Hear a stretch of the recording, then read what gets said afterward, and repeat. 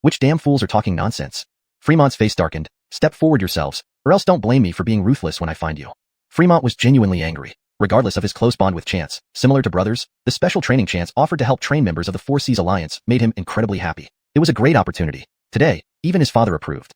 He couldn't believe these young men didn't appreciate their good fortune. Seeing Fremont truly upset, a few individuals stepped forward. We didn't say inappropriate things. We just feel. We think while Hector Baker is skilled in medicine and wealth, he might not be stronger than us in martial arts. Exactly, we just can't agree. Damn, you still can't agree. Eric spat. Those few individuals usually didn't get along with Eric, gossiping behind his back whenever he returned. Previously, Eric ignored them because it concerned himself. But now, they criticized Chance, which Eric couldn't tolerate. Rubbish, you guys still disagree? Fremont was livid. It's fine. Whoever disagrees, step forward. Chance calmly spoke. Chapter 309. Bring it all on. Many of the Four Seas Alliance members were fearlessly rebellious, not afraid of heaven or earth. Dealing with such people was straightforward. Once they were beaten into submission, they'd comply. So Chance didn't waste time on idle talk and prepared to get straight down to business. Immediately, 7 or 8 people stepped forward. More gradually joined, until a total of over 20 had stepped out. Chance laughed heartily. I thought none of you would challenge me. Those who hadn't stood up weren't necessarily convinced either. Hearing Chance's comment, a few more hesitantly joined the group. Fremont was nearly infuriated. These damned bastards were clearly trying to embarrass him. These. Hey, no need to stop them. Chance waved a hand dismissively. Fremont realized Chance was about to act, so he hurriedly smiled awkwardly. Brother, these guys are just born troublemakers. Go easy on them. Don't worry. A hulking guy nearly 2 meters tall was the first to step forward. Let me go first. Why complicate things? Let's do it all at once, Chance said casually. What? The crowd was stunned. You're not only here. I can see those who haven't stepped forward may also be skeptical. Chance beckoned the others. This is your only chance. Bring it all on. They looked towards Fremont for guidance. Fremont responded irritably. What are you looking at? If you want to come at him, do it now. Remember, if you get beaten up later, don't regret it. Don't worry, Master. We won't regret it. If we can't beat one person with our numbers, we might as well give up living. Master Baker, we will go easy on you. Unnecessary. In a flash, Chance was in front of the big man. Let's start with you. Chance was several centimeters shorter than his opponent but grabbed the other's waist effortlessly. The large man suddenly found himself immobilized, instantly recognizing Chance's formidable strength. He immediately shouted, quick, all together. Would teaming up make a difference? With a single punch or kick, several men staggered back multiple steps, collapsing directly onto the ground. The big man, held by his belt despite weighing over 200 pounds, flew sideways. In barely a minute, everyone lay sprawled on the floor, many unsure how they had been thrown aside. However, none of them were physically injured. Chance had carefully controlled his force. Did you see that? Don't underestimate me. Get up, continue. Chance bellowed, sending chills through the room. Everyone rose again, their expressions now serious and guarded. But it made no difference to the outcome. Despite their heightened caution, it merely extended the time before they were knocked down from a minute to 2. Get up, continue. Chance roared again. Reluctantly, they stood and resumed their efforts. Yet after 2 minutes, they seemed to reach their peak, never managing to last any longer afterward. Beaten, forced to stand, beaten again. This cycle repeated until an hour later, when these 40-plus men were almost in tears. This kind of bullying was unbearable. Their attacker was incredibly strong, not even using full force against them. Meanwhile, they felt worse than punching bags, constantly being knocked down and forced to rise again.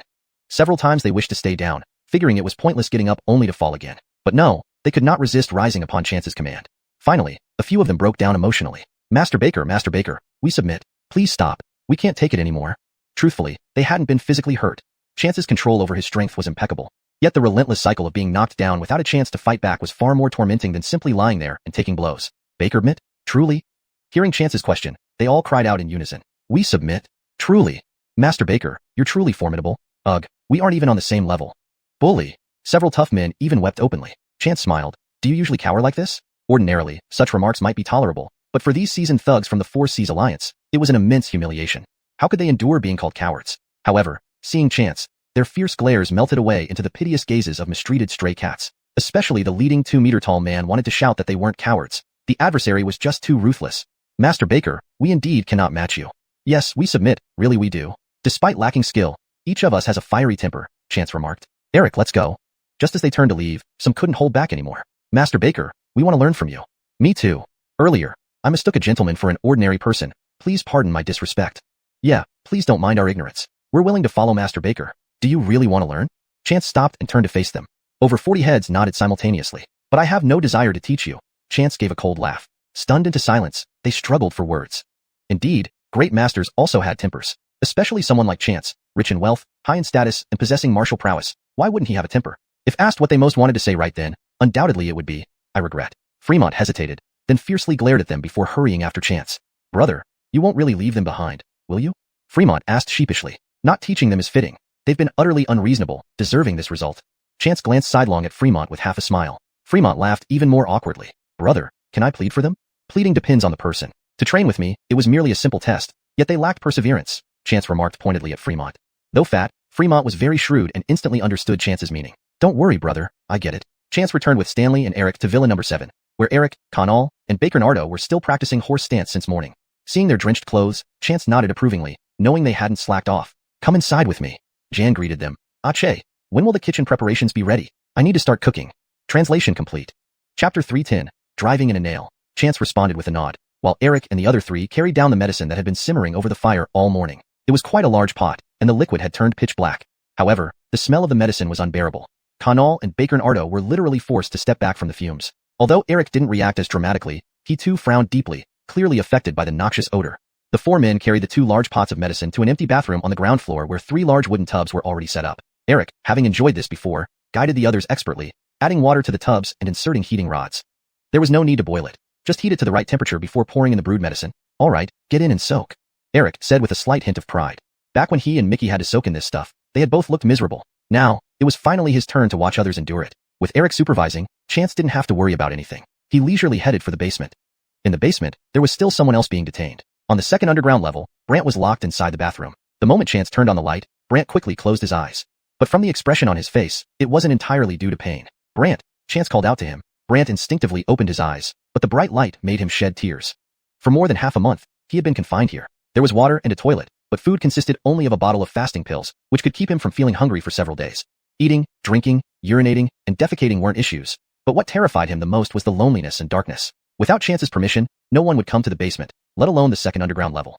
So during these past 15 days, Brant had almost gone mad. Even if he had previously hated Chance, seeing him now brought a surge of excitement. I thought your master valued you quite highly. Turns out I was wrong, Chance said with a smile, releasing Brant's dumbness acupoint. Zora hasn't shown up again. Looks like they've given up on you. No, that's impossible. Brant stuttered, his voice hoarse. The young master trusts me much more than that woman Zora, but the fact remains, she went back safe and sound, while you've been abandoned here. Impossible, impossible, impossible. Brant's voice grew weaker, and despair crept onto his face. Not seeing anyone come to save him for so long, he had already suspected this might be the case. Chance's words were merely the last straw. In fact, letting you go isn't out of the question. Brant suddenly raised his head. What are your terms? Baker admit to me as your master, Chance said coldly. If you're not my person, I can hardly think of a reason to let you go. That's impossible, If you don't want to, then fine. I'm lazy to take you in. Do you really think anyone can become my servant? Now as a society governed by law, do you think your little money can allow you to kill people randomly? You haven't seen my true capabilities yet. Don't blame me. Killing a person is nothing, and besides, even if I killed you, no one would know. Chance turned around and left, returning soon after with a piece of pork, which he threw in front of Brant. Brant looked at Chance, bewildered. Chance gave a sinister smile, pulled out a small pill, crushed it, and sprinkled it on the pork. Soon enough, the pork began to slowly melt, eventually turning into a pool of water. Do you think you're much stronger than pork? Brant began to tremble, truly frightened now. Baker's methods usually only existed in movies and TV shows. When did reality become this terrifying? Brant, have you thought it through? Brant shuddered. I've thought it through. Chance dropped 2 pills at his feet. Brant quickly backed away, afraid the pills would touch him. Eat them, and you can leave. What are these? Brant asked. I'll give you the antidote every month, but you must follow my requirements. If you fail... Chance didn't continue but gave Brant a cruel smile. Brant had no choice but to swallow the pills. One was poisonous, while the other was a restorative that immediately rejuvenated Brant. Putting on the clothes Chance tossed him, Brant quietly slipped away. How he explained himself to those behind him was none of Chance's concern. Having dealt with these matters, Chance focused on refining medicine, noticing an improvement in success rates. This improvement was thanks to carving those jewelry pieces recently. It might seem like a form of amusement, but it was actually rigorous training in controlling spiritual energy. By engraving miniaturized arrays on jewelry, he had improved his control over spiritual energy. This, in turn, enhanced his ability to precisely control the temperature while refining medicine. After refining a batch of medicines to invigorate one's essence and chi, Chance stopped because Eric came to call him for dinner. After eating, Chance closed his eyes on the sofa, ostensibly resting but actually searching for offensive techniques within the Jasperly Medicine Sect's legacy. Being called the Jasperly Medicine Sect, they couldn't just excel in medical arts. They also delved into various martial skills, possessing numerous and brutal, offensive methods. To Chance, they were indeed very brutal. Ordinary martial artists merely killed, but the Jasperly Medicine Sect had hundreds of ways to torment people, making death itself difficult to achieve. Unless a person was utterly destroyed, reviving the dead or regenerating flesh was not a problem. Of course, Chance's current cultivation level was far from reaching such heights. In the afternoon, Chance went to pick up the 2 kids again. Eric and the other 3 had soaked in medicinal baths all afternoon and were now in high spirits. Chance urged them to practice while they were still in high spirits. However, it wasn't the same comprehensive internal and external martial art passed down by Mickey but the simplest kind found within Andrea's legacy. Even so, the simplest technique within the Heavenly Medical Sect's legacy far exceeded anything outside. Being seasoned martial artists, the three recognized its value and cherished it immensely, practicing diligently throughout the afternoon without stopping. Waiting at the school gate for Colton and Andrea, Chance's demeanor darkened when he saw the two children emerge. Yesterday, he had only inquired about the fight briefly with Fremont and hadn't given much thought to the children's issues. Andrea was his Savannah after all, practicing martial arts daily, so having sparring partners wasn't necessarily bad. But today, the injuries on the two kids were worse. Even Wilson, who accompanied them, had bandages on his arm. What happened? Chance asked coldly. The severity indicated it was beyond typical childish brawls. Brother, they bullied us, Andrea exclaimed upon seeing Chance, her voice choked with tears as she found solace in his presence. Chapter 311. Alfredo the two-faced bully enabler. Bakir he had been maliciously kidnapped at a young age. Her years had been filled with hardships, and she had learned to be very resilient, seldom giving in to tears under normal circumstances. But now, in front of Chance, she was crying, showing just how wrong she felt. Beside her, Colton's eyes were also brimming with tears. Why didn't you call me? The teacher confiscated our phones. We went to find Teacher Allah, but he got beaten up too. Very well, Chance said angrily. Master Baker, I am sorry, I could not protect the two children, Wilson said, looking ashamed. He belonged to the branch alliance and naturally favored Chance. But recently, things within the branch were getting risky, with some opportunists eager to curry favor with Larry. These two children had been arranged by Fremont to enter this school, naturally becoming targets for Larry. LB, Chance instructed, call Eric over and tell him there's an opportunity for training. Eric and two others arrived quickly. Ordering this time, Bakir he and Colton stood guard like little tigers at the school gate, watching those coming out. Wilson followed Chance into the car, explaining the school's personnel structure in detail. Chance did not want to use his power to suppress people, but the principal and teachers at this school seemed unappreciative of restraint. If they only understood force, then he wouldn't need to be polite. This incident would also serve as a warning, potentially speeding up the deadlock within the Four Seas Alliance. Just halfway through their discussion, they saw Bakir he tapping on their car window. Chance immediately opened the door and got out. A middle-aged male teacher was already being held back by Conall and Baker Nardo. What are you doing? The teacher was startled when stopped by two men. Seeing Colton and Bakir he instantly realized what was happening, standing straighter. You dare to stop a teacher? Are you going to hit me? Come on, hit me. This Mr. Alfredo looked down disdainfully at Colton, lifting his chin arrogantly. Before he could finish speaking, Conall slapped him hard. Baker Nardo chuckled beside him. Who else wants this? Maybe they're just trash. Eric added sarcastically. The three showed no hesitation in either attacking or mocking. To them, Chance was no ordinary person. Not only was his martial arts prowess high, but he was also kind enough to teach them. They regarded Chance as a great benefactor. Otherwise, they would have died in that hellhole in Myanmar, with no one knowing when their families would learn of their fate. Now, someone dared to bully Chance's family, which infuriated them deeply. Especially this fatty, Mr. Alfredo, who looked thoroughly detestable, making them act without reservation. The middle-aged teacher, Mr. Alfredo, covered his face and, after several seconds, finally reacted, burning with rage. Colton, is this your family member? Baker's lack of manners, just like you. Who lacks manners? Chance, who had just gotten out of the car, heard this and froze. Conall. Slap him. While Conall had acted on his own before, feeling somewhat uneasy, now that he had Chance's command, he felt confident. He grabbed the man's collar and gave him several loud slaps. It was clear he would continue until Chance told him to stop. By the time Mr. Alfredo's cheeks were swollen and bleeding from the corners of his mouth, Chance casually opened the car door. Enough. Conall shoved the man away, eyeing his hand with disgust. Eric laughed, fetching a pack of wet wipes from the car and handing a few to the man. It was precisely dismissal time. So even though there weren't as many parents picking up kids compared to elementary school, quite a few were still around. Many recognized Mr. Alfredo, and they couldn't help but gasp at seeing him being beaten. Mr. Alfredo wasn't exactly a decent person, known for bullying the weak and sucking up to the powerful. He often ridiculed students from average backgrounds, and sometimes even hit them. However, facing wealthy parents and school leadership, he was overly accommodating, far more servile than necessary. So, someone gave him a nickname, Two-Face Alfredo. Seeing Two-Face Alfredo beaten, everyone on the surface feigned shock but secretly rejoiced. Only Two-Face Alfredo didn't notice the situation. Others clearly saw that those beating him were likely bodyguards, while the young man behind them was the real mastermind. Observing the two students, dressed normally but clean and modest, lacking the brashness typical of newly rich kids, discerning observers knew these children had exceptional qualities.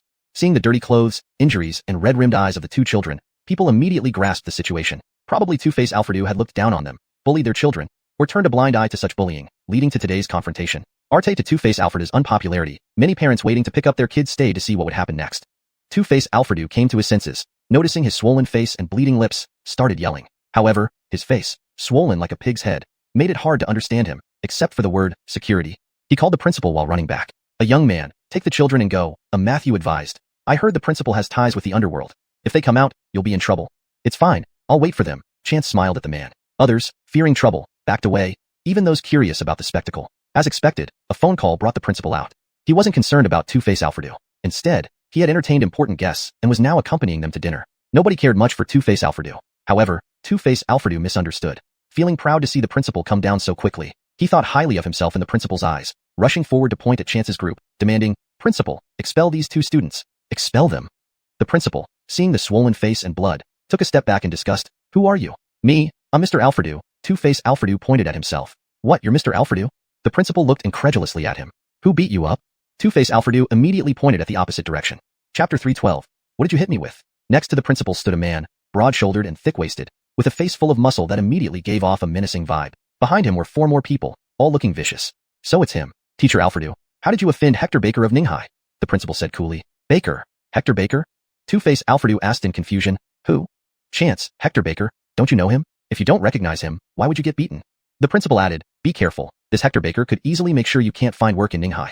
What? Two-Face Alfredo was taken aback. Over the past 2 years, Chance's name had become well known in Ninghai. Even commoners knew it, primarily because of his conflict over shares of Brick Guy Group with the Baker family. With an alleged net worth of several billion, Chance was not someone Two-Face Alfredo could afford to offend. Mouth agape, he looked at Andrea and Colton before realizing the situation. Principal, please stand up for us. Andrea and Colton came looking for trouble. Those matters were arranged by you, so please save me. Terrified, Two-Face Alfredo blurted out everything. Although his speech was muddled, Chance understood clearly, and his eyes turned toward the principal. The principal, under Chance's emotionless gaze, shivered inwardly, cursing Two-Face Alfredo's lack of resolve for selling him out. But he wasn't afraid, as the person who backed him was standing right there. Hector Marco, that young man opposite is the Chance you've been looking for, the principal whispered. Cortezumf. I've been searching for him for half a month, and he never showed up. Your method really works. It's true, hit the small fry, and the big one appears immediately. Larry chuckled, turning to look behind him. You, go bring that guy over here. Looking at Chance, everyone dismissed him as a gentle, well-mannered young man. Despite some rumors about Chance, none found him particularly threatening upon meeting him. Only 2 of Larry's 4 subordinates moved forward arrogantly towards Chance. Unfortunately, they didn't even reach him before being intercepted. Eric and Connell, along with their companions, wouldn't let them pass. Baker, do them. Chance commanded. Instantly, Connell and his team acted. These days, Eric, Connell, and Baker Nardo had been training with Chance. Although only recently receiving herbal baths after returning to Ninghai, they had already learned fundamental skills and techniques beforehand. This was now an opportunity for them to test themselves. Since they had grown accustomed to each other's strengths and weaknesses, improvement felt less noticeable. Now faced with this Chance, none of them held back. Within 3 minutes, the 2 attackers were on the ground. Turning back to Chance, he sternly remarked, too slow. 3 against 2, and it took that long? Their momentary pride evaporated, replaced by humiliation as they bowed their heads. Eric wasn't surprised, having seen Chance handle 40 men effortlessly, taking less than 2 minutes without using his full strength. Indeed, fighting 2 versus 3 was too slow, especially when neither opponent was particularly strong. Eric himself could take them down within 2 minutes. To the principal and Larry, however, the defeat was shocking. Larry's 4 bodyguards were martial artists hired by his father, Old Master Marco. Though not exceptionally skilled, they weren't easy to beat. Yet they had been easily defeated. Boy, how dare you attack my men with just a few bodyguards? You're the one being disrespectful, daring to attack Hector Baker, Eric retorted sharply, needing no orders from Chance. Though Eric had been part of the 4 Seas Alliance, he hadn't stayed long or joined the main alliance, leaving him with no respect for figures like Old Master Marco or Hector Marco. Now, his loyalty lay solely with Chance, alongside Xiaomiro and Fremont. Hearing insults from one of the underlings, Larry nearly fumed. Attack them all. 2 of Larry's remaining bodyguards were stronger, one even reaching the hidden strength level. Despite the Marcos' wealth and power, they wouldn't assign 4 such experts to Larry. That was reserved for Isaiah. After scolding the earlier losers, these 2 approached Chance, the hidden strength expert, sneering, Boy, Hector Marco wants you. Why don't you just come quietly instead of making us work for it? Right? It's your honor to meet Hector Marco. Don't think that a bit of fame means you can forget your place. Larry enjoyed this flattery, laughing loudly. Everyone knows you rose through the 4 Seas Alliance. Otherwise, you'd be dead many times over. You couldn't date the Ares girl or fight a lawsuit against your adoptive father. Aware of this history, the principal chimed in to curry favor. Did you not know that Fremont, no matter how powerful, is still our family's dog? How dare you rely on a mere? Just then, something flew out of nowhere and struck Larry in the mouth, stopping him mid-sentence. Blood splattered, and 4 front teeth fell out. Swallowing one tooth unwittingly, Larry screamed in agony as the principal rushed to help remove the object from his mouth. Expecting a rock or a baseball-sized projectile, they were stunned to find it was just a blood-soaked bandage. Larry spat repeatedly, holding the bandage in disbelief. The shock wasn't limited to him but extended to others, especially Wilson. In the car earlier, Chance had checked his injuries, reset his bones, and given him a pill. The bandage that knocked out Larry's teeth was the one Chance had just changed. A soft piece of bandage couldn't possibly be thrown more than a few meters, let alone cause injury. Who did that? Larry threw the bandage to the ground angrily. Step forward. Do you want another taste? Chance asked coolly. Instantly, Larry realized it was Chance. Yet he doubted a simple bandage could do such damage. What did you throw at me? It's just a bandage. Is that so hard to believe? Chance glared coldly. Let me warn you once, Fremont is my brother. If I hear another word from you about him, losing a few teeth will be the least of your worries. Chapter 313. Still one slap. Larry was already a rash man, and being injured further enraged him. Attack. Hit him. Disable his hands. The 2 bodyguards hesitated for a moment, but, with the command from the Master of the Valley, they naturally had to charge forward. The two who were knocked down earlier also joined in. Larry glanced at the headmaster. Someone is causing trouble at the school gate, and you just stand there watching? The headmaster immediately understood, waving his hand as the school security guards rushed out. Their school comprised elementary, middle, and high school sections, spread over a large area with more than 20 security guards. Their combined rush made for an imposing sight. However, Eric and the other three showed no fear. Brother, we want to join too, Andrea said. Beside him, Colton eagerly wanted to participate as well. Chance chuckled. Andrea could try, but Colton had merely been playing along in training sessions with Andrea. His horse stance was decent because Cortezong Elder had emphasized building a solid foundation. Seeing the children's eager expressions, Chance thought for a moment and agreed. With his current cultivation, he wasn't worried about protecting them. Excited by Chance's approval, the two quickly stripped off their school uniforms and charged into the crowd like young calves. Eric was startled by their sudden entry, glanced back at Chance, then began protecting the children, helping them fend off potential dangers. Eric and his team seemed like wolves among sheep compared to the guards. They easily overpowered the opponents, but there were too many, limiting their movements. Among them were a few experts, especially the one skilled in hidden strength techniques, too formidable for Eric and his companions, even challenging for Eric. While protecting the children, Eric took a blow directly. Eric fell out of the crowd, spitting blood. The children were terrified and ran to his side, now feeling regretful, believing they had caused trouble. Kids trying to oppose second Hector Marco? Gal Cortez, don't waste time with them. Grab that kid. I want him to kneel and apologize to me. Larry, clutching his mouth, mumbled unclearly. The onlookers sighed. After all, they couldn't match the Four Seas Alliance martial artists. Two-faced Alfredo cheered behind them. Second Hector. This guy is so ungrateful. Don't let him off. Himph, do I need you to say it? Larry replied, looking at Chance with a venomous expression. He hadn't felt such humiliation before, especially losing 4 teeth.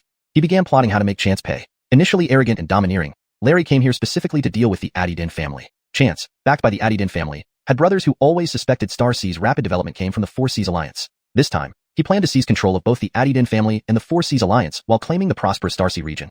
Upon hearing Larry's command, Gal Cortez, the expert in hidden strength techniques, left Eric and headed towards Chance. Chance rarely engaged in fights recently, so neither Larry nor Gal Cortez knew he possessed martial skills. Gal Cortez lunged at Chance, expecting him to be as weak as a chicken. He imagined grabbing him and tossing him before second Hector Marco, waiting to see the boy beg on his knees. But before Gal Cortez's hand touched Chance, a powerful force struck, hurling him through the air. Everyone watched as Gal Cortez flew and crashed heavily before Larry, knocking Larry over. What happened?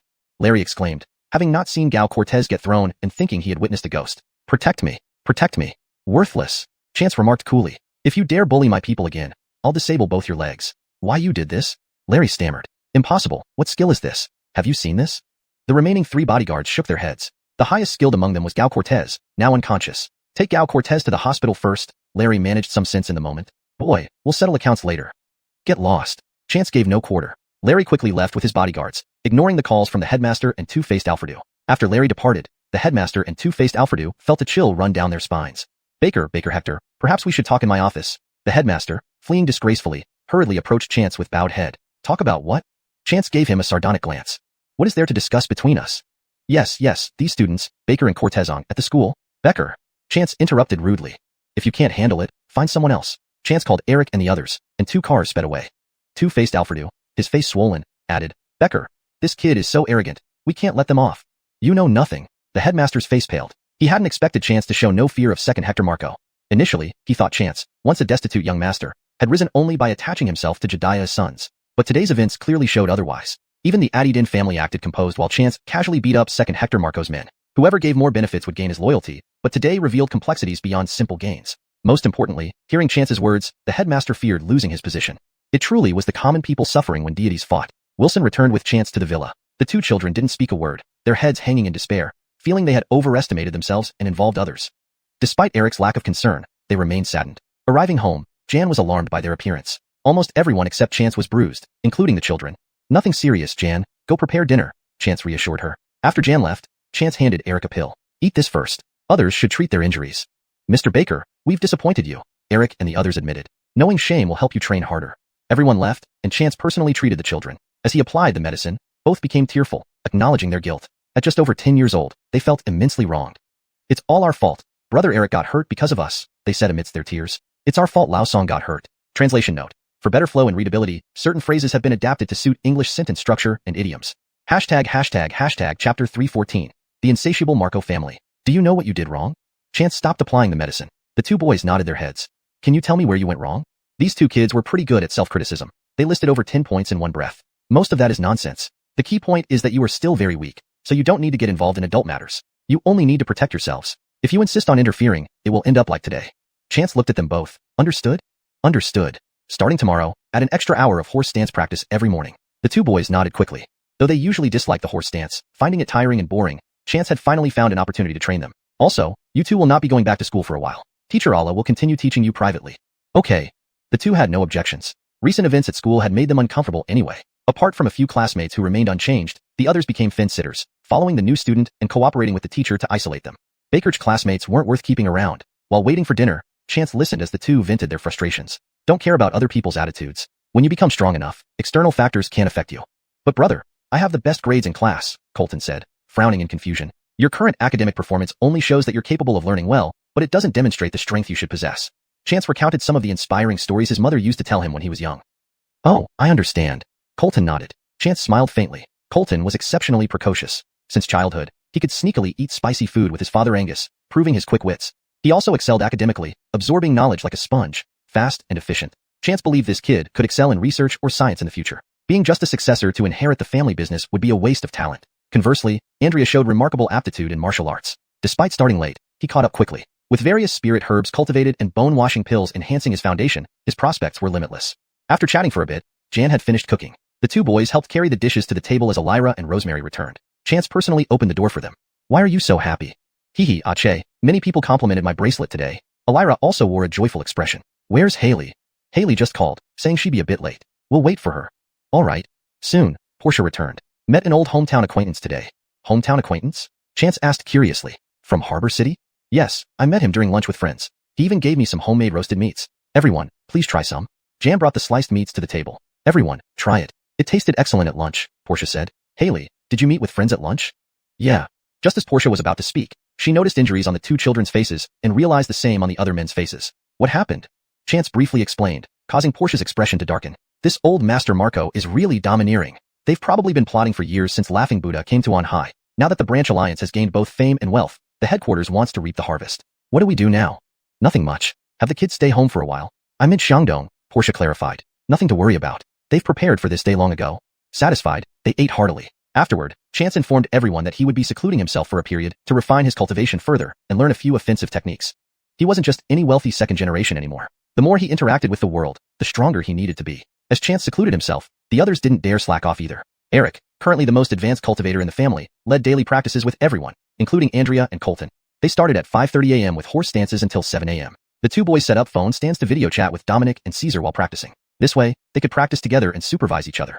At 7 a.m., Jan served breakfast, and they all took showers before eating. Portia watched her nephew with pride and affection. Despite being sore after an hour of horse stance, he showed no complaints. She sent videos of Colton's training to her father, who proudly called to commend his grandson. The next day, the kids stayed home. Although the school called to inquire, everyone felt reassured. Especially the principal and Alfredo Wong. They assumed Chance had beaten Marco's son but was actually backing down out of fear. Meanwhile, the conflict between the Adidin family and the main alliance escalated.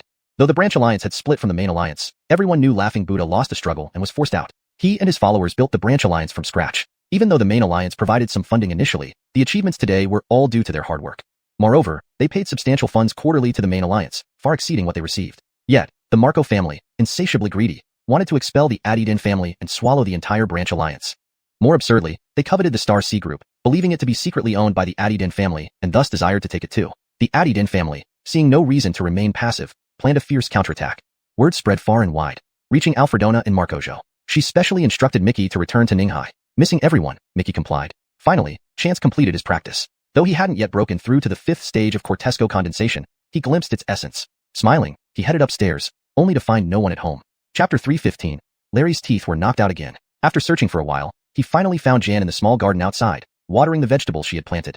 Upon inquiry, he learned that everyone else had gone to the Seahai Alliance branch. Ache, I can make you something to eat. You should have your meal first?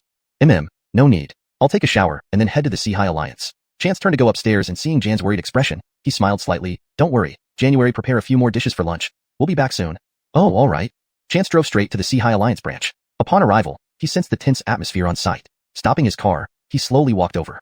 Who are you? Bystanders please. Hector Baker. This boy was instantly overjoyed upon seeing Chance. He was one of the over 40 young men Chance had beaten before. Having been thoroughly convinced by Chance, they dreamed every night of receiving guidance from him, deeply regretting their past actions. But before they could come up with a plan, news spread that Chance was going into seclusion. That left them with no choice but to wait. Today, there was a confrontation at the Seahai Alliance branch. Larry, the second son of Boss Marco, had brought people from the Wu Alliance, intending to completely disband the Seahai Alliance branch. Upon hearing the young man's rapid explanation, Chance furrowed his brows. Was Larry being unreasonable? Could it be that the relationship between the Sea Alliance headquarters and the branch had deteriorated so much? After this battle, there would be no turning back for either side. However, Chance didn't care. A break might be beneficial if it happened sooner or later. Take me there. Okay. The subordinate led Chance to the front. Even from the rear, some shouting could be heard by those in front, including Fremont and Mickey. They had heard some noise but couldn't make out the details until they saw Chance. Then waves of relief and excitement flooded over them. With Chance here, they felt like they had their backbone again. Actually, today's attack on the branch by Larry was directly related to Chance. Previously, Chance had knocked out 4 of Larry's front teeth. At the time, Larry retreated in fear, but later, as he thought about it more, he grew angrier. When had he ever lost face like that? Moreover, after Gal Cortez, the dark energy expert, regained consciousness, he was confused, not knowing who had struck him. Because Chance's movements were too fast and fierce, Gal Cortez hadn't seen what happened. An ordinary martial artist versus a cultivation master. They were simply on different levels. While Chance might initially seem weaker, the gap between him and these martial artists would only widen as his cultivation progressed. With Gal Cortez's testimony, Larry felt even less fear toward Chance. After having his teeth fixed, he demanded the Adidin family turn over Chance and hand over the Star Sea group as well. Naturally, the Adidin family refused.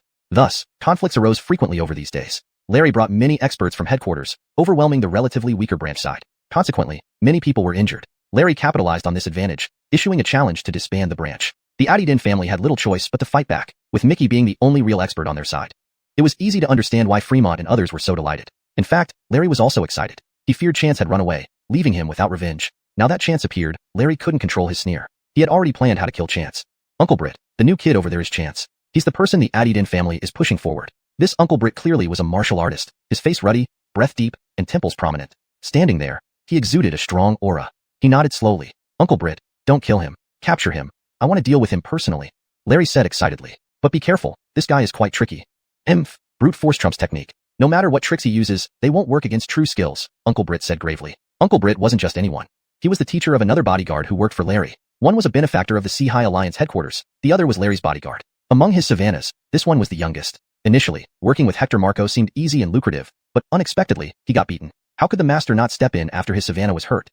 With Uncle Britt's encouragement, Larry gained confidence and gestured at Chance. Chance coldly smiled, flicking his finger. Larry screamed in pain. Everyone was startled, quickly turning to look. Larry was clutching his mouth, blood trickling through his fingers. Not only were the 4 recently fixed front teeth knocked out again, but his lips were also cut deeply. Quick, send second Hector to the hospital. Everyone rushed to help him. Ha ha ha, you wanted to hit us? Looks like you've received karma first, Mickey laughed loudly. Many on the branch side joined in laughing. The opposite side was fuming but unable to think of an effective counterattack immediately. Uncle Britt ignored the laughter, staring intently at Chance. Boy, was that you? Chance remained silent, smiling. Fremont quickly whispered information about the opponent to Chance. To serve evil and still call yourself a martial artist. Chance exclaimed.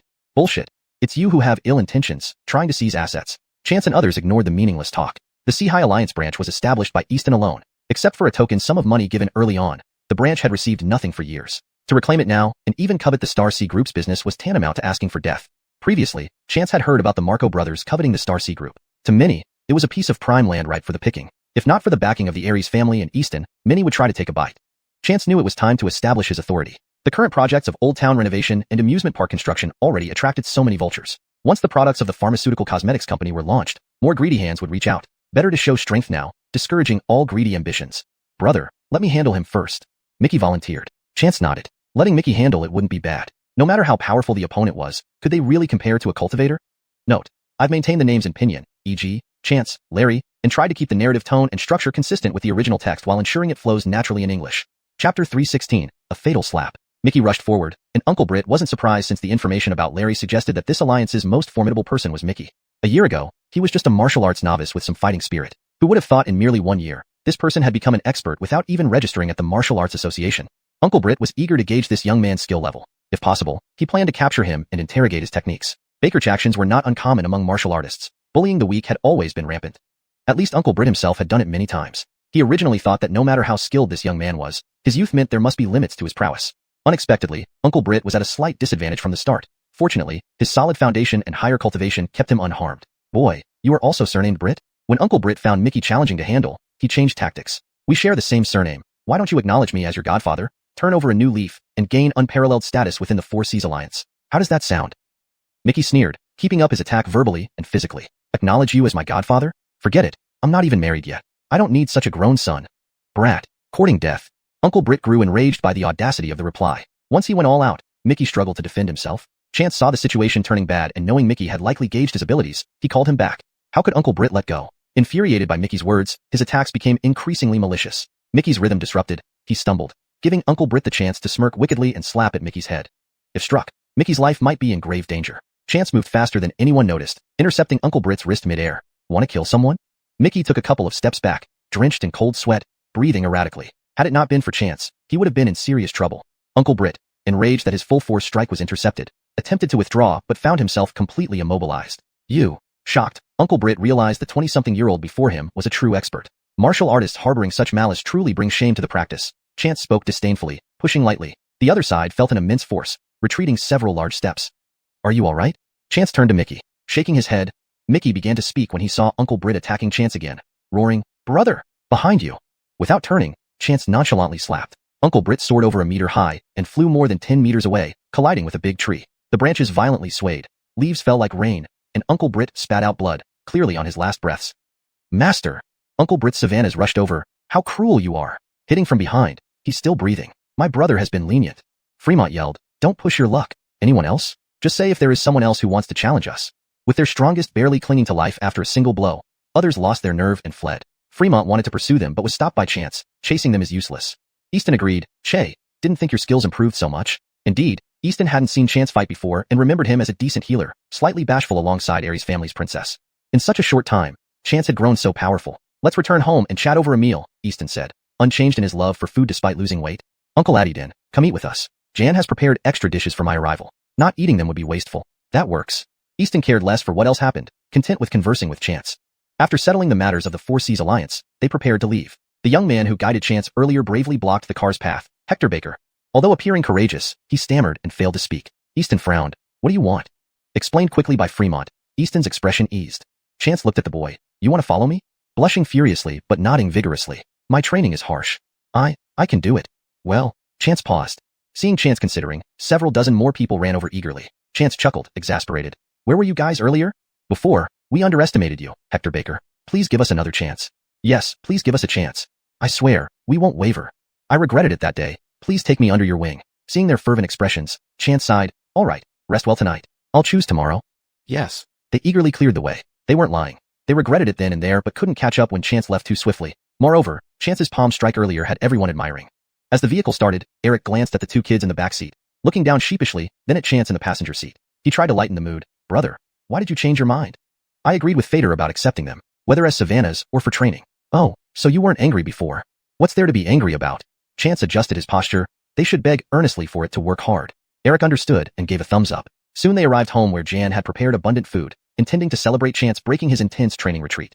Everyone sat down, and Fremont fetched some bottles of liquor. Filling everyone's cups, Easton raised a toast. "Che, here's to you." Chapter 317, Brotherly Strife. Chance chuckled and drained his cup. "Uncle Addie, no need for formalities. I'm brothers with Panger. His business is my business. If it weren't for your timely arrival today, we would have been in real trouble over here." Easton shook his head with a sigh. "That Brit Wangji who came today is an expert in innate martial arts, just half a step away from being a grandmaster. He's one of the honored members of the Four Seas Alliance, but not the strongest one. The Four Seas Alliance has its current prestige because it has several martial artists to back it up." "Tell me more, Uncle Addie." "All right."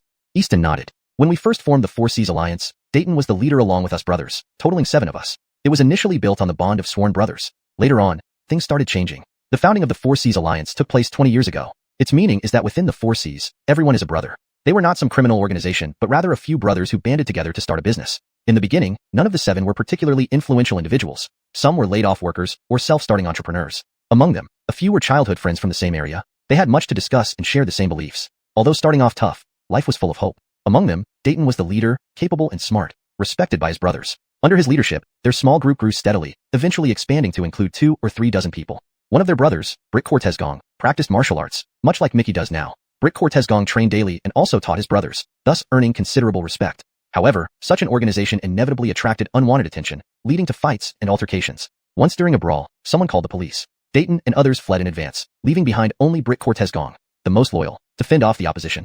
Afterward, both Brick Cortez-Gong and the other party were imprisoned for disturbing public order. Easton had not been present that day, escaping the fate. At that time, they did not realize this incident was a conspiracy. After a few more incidents, Easton suddenly realized that out of the original 7 brothers, only 3 remained. Dayton, whose position became increasingly secure, Lau Alfredu, Dayton's childhood friend who always sided with him, and Easton himself. Their former brothers were either dead, injured, or imprisoned. Those around Dayton now were not the same as before. This realization sent shivers down Easton's spine. Upon reflection, he discovered that these incidents were not coincidental. Starting with Britt Cortez Gong, Dayton deliberately orchestrated them. Among the original 7, besides Dayton, Britt Cortez Gong held the most influence. Once incarcerated, Britt Cortez Gong could no longer be compared to Dayton. The other brothers met similar fates. Easton remained untouched due to his seemingly easygoing demeanor and his disinterest in most affairs, contentedly focusing on eating and drinking. This saved him. Dayton allowed a mediocre brother to remain, which portrayed him as good to his brothers. Yet, Easton dared not stay any longer and volunteered to expand in Ninghai. Easton wanted to escape, even if it meant retreating to a smaller town. Before leaving, he brought along Britt Cortez Gong and the brothers close to him. Unexpectedly, without Dayton's suppression, Easton and his 10-odd companions gradually stood their ground in Ninghai and grew stronger. Later, Fremont, who stayed in Bakerjo province, could no longer tolerate Isaiah and his gang, and came to Ninghai, hoping to transfer here. He unexpectedly met Chance.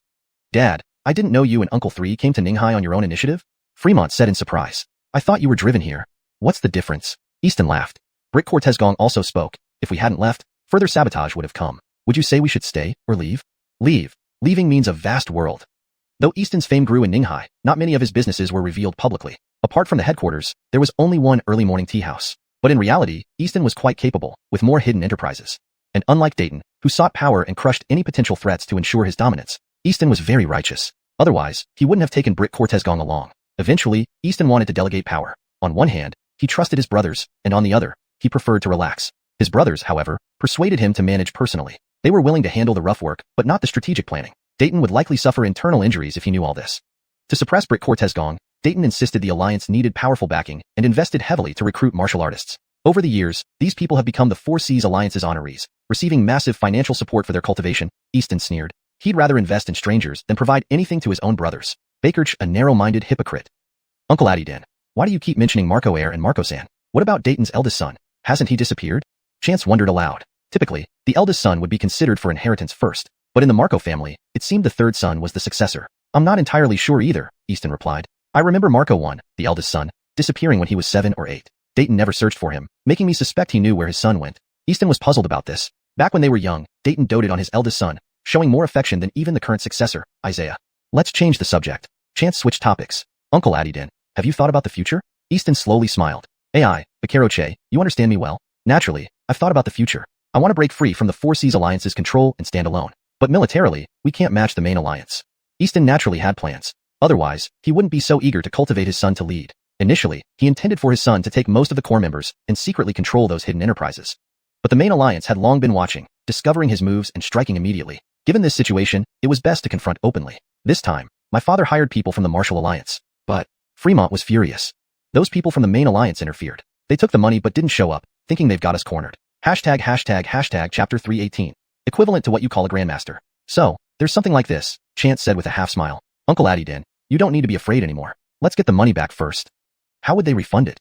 Fremont laughed bitterly. "Make them refund the money directly into my account." Fremont blinked, not understanding what he meant, but Eastoner got it, and his face lit up with joy. Still, he hesitated for a moment. I understand your kindness, but the Martial Arts Association people are hard to deal with. If not for Cortesco Alfredo and others being in Cortesgon province, I wouldn't have to put in so much effort.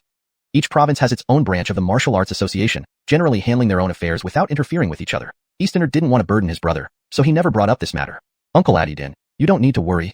Chance understood what he meant, concerned about him getting into trouble alone. "My martial prowess far exceeds these people. As Starcy grows more renowned, I also need to show some teeth appropriately." The Adiden family father and son exchanged looks, both understanding Chance's words. Eastoner cautiously asked, "So what level are you at now?" "Probably equivalent to what you call a grandmaster. The higher one's cultivation, the greater the gap between martial artists." Chance's words made everyone at the table, including the Adiden family, draw a sharp breath, except for the 2 kids and Jan who didn't fully understand. Grandmaster.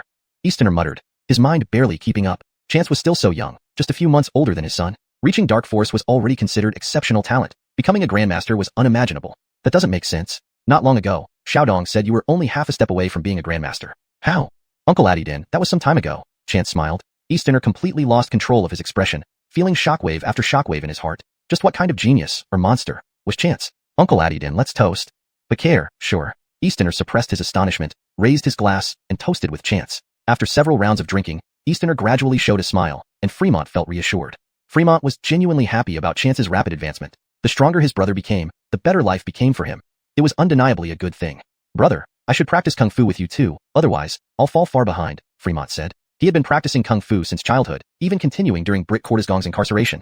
Of course, his weight gain was due to his constitution, not laziness. Which boy didn't dream of martial arts glory? Originally, his skills were on par with Mickey. But look at him now. Mickey had far surpassed him, becoming a skilled expert admired by many. Naturally, Fremont envied him greatly. Not in a rush. Fremont was eager, but Chance wasn't. Let's settle the branch alliance issue first. If it's yours, not a single cent will be lost. What about me? You're my brother. How could I let you down? Chance said. Right, hee. Fremont understood that Chance definitely had a plan and immediately felt reassured. They drank happily over lunch, yet didn't neglect the matters at hand. Easterner left, and Chance and Fremont discussed the training issues within the alliance. In the afternoon, Mickey received a call from his father, Clayton. Not having seen his son in a while, Clayton asked if he wanted to come home for dinner. He had bought lamb today. Speaking of Northwestern lamb, Chance was actually quite hungry for it, so he gestured for Mickey to go back. Mickey mentioned that Chance might join, and perhaps others as well. Clayton immediately perked up, hurriedly hung up after saying he would prepare the ingredients, catching Mickey off guard. This is... Mickey sighed. Big brother, hearing your name instantly made my parents forget about me. Everyone laughed heartily. Chance also called Rosemary, telling her to head back early. Unexpectedly, Rosemary said she could leave right now, and they planned to drive straight to Alfredadolfiki village. Chance and the others quickly packed up and set out. The family now owned several cars, with Mickey, Eric, and Eric each driving one. Everyone went together, including Jan. If not for Clayton staying at old Alfredo's place, there would have been even more people. Mickey, there isn't much here to do. After staying home for 2 days, you should return to Marcojo. I'm not too comfortable leaving I alone, Chance said. Okay, once you finish cultivating, I'll feel at ease. I can go back tomorrow, Mickey replied. Anything you need me to bring back? Go to old Alfredo's place tomorrow and see if there's anything we need, Chance thought for a moment before saying. Got it. Their group arrived at Alfredadolfiki village, where Rosemary and Elira were already there. Currently, Fred's construction workers were temporarily staying in dormitories because planting hadn't started yet. They built a large stove in front of the dormitory, boiling large chunks of lamb in the pot. Beside the fire, Rosemary and Elira were chatting happily with Brit Mother, while Clayton grilled skewers for them. As soon as Chance got out of the car, the villagers of Alfredadolfiki village surrounded him, greeting him warmly, mainly because Chance was seen as their god of wealth, and he came seldom. Especially Secretary Fiki, who asked when the planting base would start cultivation. After completing this phase, Fred's workers would move to the unfinished buildings. Those specialized tasks were beyond the village folks, so they were idling. Actually, calling Mickey today was something Secretary Fiki specifically asked Clayton to do. It's almost ready. Secretary Fiki, select 100 skilled hands for the initial phase. Don't worry if they can't plant herbs. I'll invite experts to guide them, Chance said. Oh, great. We've been waiting for your word. Secretary Fiki grinned widely, immediately spreading the news. The villagers were thrilled. They had been waiting for this. To them, it was a golden opportunity. A steady job, high wages, food provided, and close to home. Such an ideal situation was hard to find. Though starting with 100 seemed small, everyone knew this huge planting base would expand recruitment later. Other villages also sent people over to discuss future plans with Chance. Chance had already mapped out a plan. He divided the planting area into several sections near each village, assigning work to corresponding regions to avoid unnecessary travel. As for seeds, Chance intended to plant ordinary varieties initially. The rare medicinal seeds given by Herman would be personally cultivated by him first. Hashtag Chapter 319, Commencement of the Cultivation Base. Ever since the village secretaries met Chance, they had been closely following his every move. They knew about the Star Sea group he founded, the Old City renovation project, and the amusement park development. Although many of these projects were beyond their understanding, the sheer scale of the investments left them awestruck. Chance had become an almost godlike figure to them, an untouchable super-rich individual they dared not offend. Yet, he was also remarkably approachable, which only reinforced their belief that wealthy people could indeed be both capable and kind-hearted. After signing contracts with Chance, the village secretaries formed a small circle and regularly communicated with each other. Many updates on Chance's activities came from this close-knit network. Recalling how Iof had once tried to play both sides against each other and looked down on Mr. Baker, they now realized it was a mistake. Despite his brother having some money, Iof couldn't match up to Mr. Baker in the end. Even the important figures he idolized turned out to be mere underlings in Mr. Baker's organization, much to everyone's surprise. Now, Tate's construction team had been forced to disband, and Iof wasn't even a village secretary anymore. People in their village spat at them whenever they saw the brothers. The villagers also wouldn't sell their land to Chance. As they chatted idly, the meal was almost ready. Because of Chance's visit, Clayton had added several dishes with a Northwest flavor. Roasted chicken and steamed chicken, all free range from the village, were brought by villagers eager to have their chickens chosen for the feast. Chance invited the village secretaries to join him for the meal, and they quickly arranged more dishes and drinks for the gathering. The next day, the village secretaries began recruiting workers, initially hiring 100 strong, capable men for the first wave of reclaiming the wasteland. Chance allocated 1 million yuan for purchasing agricultural machinery and seeds but excluded chemical fertilizers. Pesticides were strictly forbidden in his traditional Chinese medicine cultivation base. When Mickey returned, he brought gifts from Ainsley for Apollo Alfredo and gave a detailed account of the situation in Marcojo. Previously, Chance had been too busy to elaborate when he visited Apollo Brit and Apollo Alfredo, only briefly mentioning the jade plaque before leaving. It wasn't until Mickey returned that Apollo Alfredo learned what had happened in Marcojo. He was both pleased and worried about Ainsley becoming the chairman of Goldland Group. He was proud that his granddaughter, whom he had nurtured, had finally risen to prominence. However, he was concerned about her young age and lack of support. Ainsley originally didn't plan to work at Goldland Group because she disliked business and had strained relationships with her siblings like Alfredo Alla and Alfredo High. But thanks to Brother Baker's efforts, the others were pushed aside, elevating his granddaughter to the top position. Apollo Alfredo hoped she could stabilize her footing, as having Goldland Group in her hands would be far better than letting those mediocre and self-assured people ruin the family legacy. Mickey asked Apollo Alfredo if there was anything he wanted to send to Ainsley. After some thought, Apollo Alfredo found a notebook containing his own notes from his early entrepreneurial days. Give this to Aya. These are some experiences I've accumulated over the years. Some might be outdated, but let her decide for herself. Also, Apollo Alfredo pulled out a packet of dumplings he had made. She loves my dumplings. Give her these. Although the household employed a nanny and cook, Apollo Alfredo's dumplings were a special skill that Ainsley adored from childhood. Making them specially showed his attitude toward her. Mickey flew back to Marcojo that night. Chance continued his cultivation. Everyone felt calm and steady, and the Addington family even hoped that the Four Seas Alliance would launch an attack soon. Initially, Uncle Marco didn't know about this matter.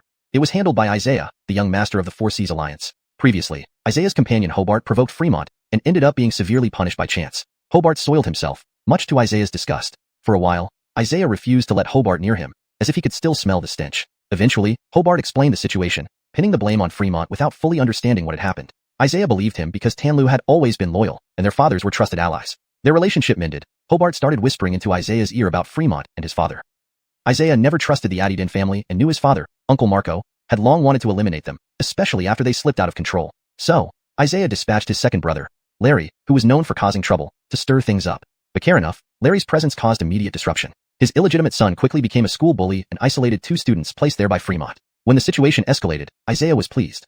This gave him a perfect pretext for a crackdown. However, things did not go as planned. Larry and his bodyguards were beaten, and even Britt Wangji, sent by Isaiah from the main alliance, was assaulted. Translation notes asterisk. I maintain the original paragraph structure and line breaks to stay faithful to the original text. Character names have been transliterated accurately according to Pinyin. Efforts were made to ensure the translation is natural and coherent with the preceding content. Chapter 320, The Kirk of the Four Seas Alliance.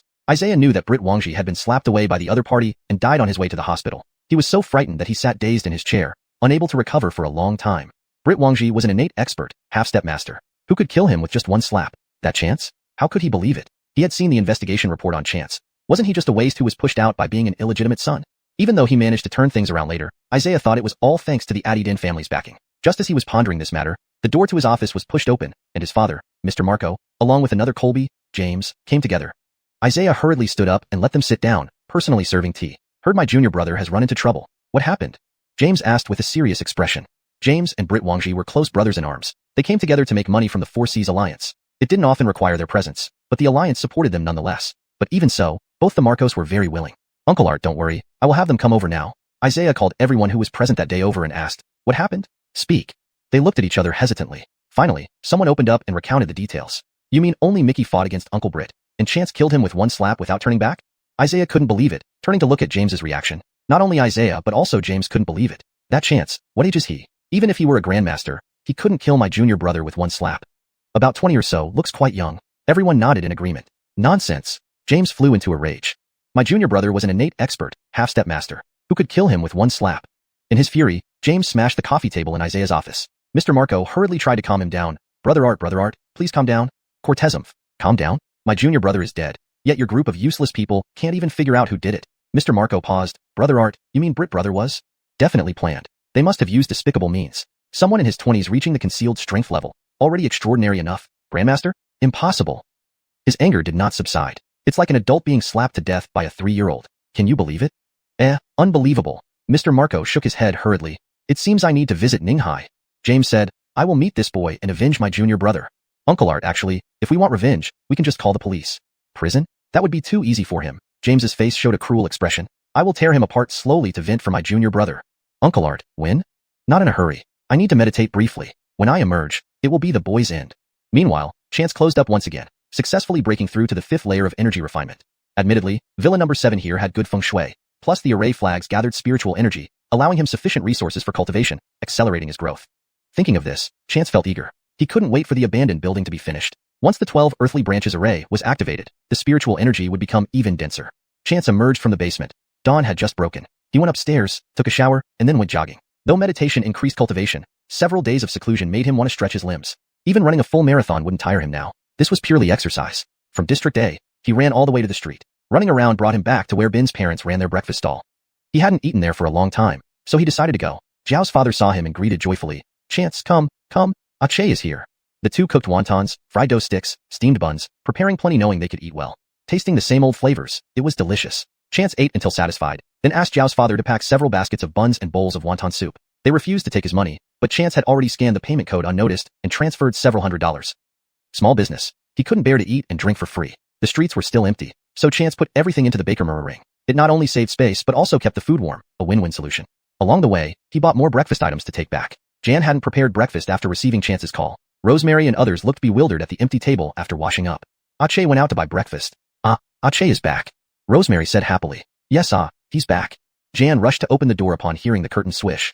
Outside, Chance had already taken out all the breakfast. Steamed buns, dumplings, wontons, tofu pudding, fried dough sticks, pan-fried buns, soup noodles.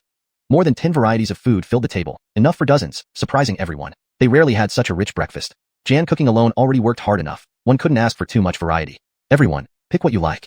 Ache, aren't you eating? I've eaten at Bin's parents' place. These are for you guys. Chance sat beside Rosemary, watching her eat quietly. Don't look at me like that, Rosemary blushed. My wife, why so shy? Eat heartily. Want anything tomorrow? I'll get it for you. How about breakfast made by you tomorrow? No problem. As the perfect boyfriend, Chance agreed readily. Chance had just reached the 5th layer of energy refinement and didn't need further practice in these few days. He needed to stabilize his aura. With nothing else to do, he rode with Rosemary to work. At the company, Chance received greetings from all sides. A bit surprised. It turns out I'm quite popular here. But care, since you only show up once a month. Plus, don't you notice it's all female employees looking at you with sparkling eyes? Note, for better reading experience, I've translated character names using pinyin and ensured fluency and coherence throughout. The original tone and structure have been preserved. Chapter 321. Won the lawsuit. Rosemary's words left Chance momentarily speechless. He hurried to explain, don't get me wrong, I didn't do anything. Rosemary looked at him. You did something, don't you remember? What did I do? I really haven't done anything. I haven't been around recently. Chance was getting anxious. Why are you nervous?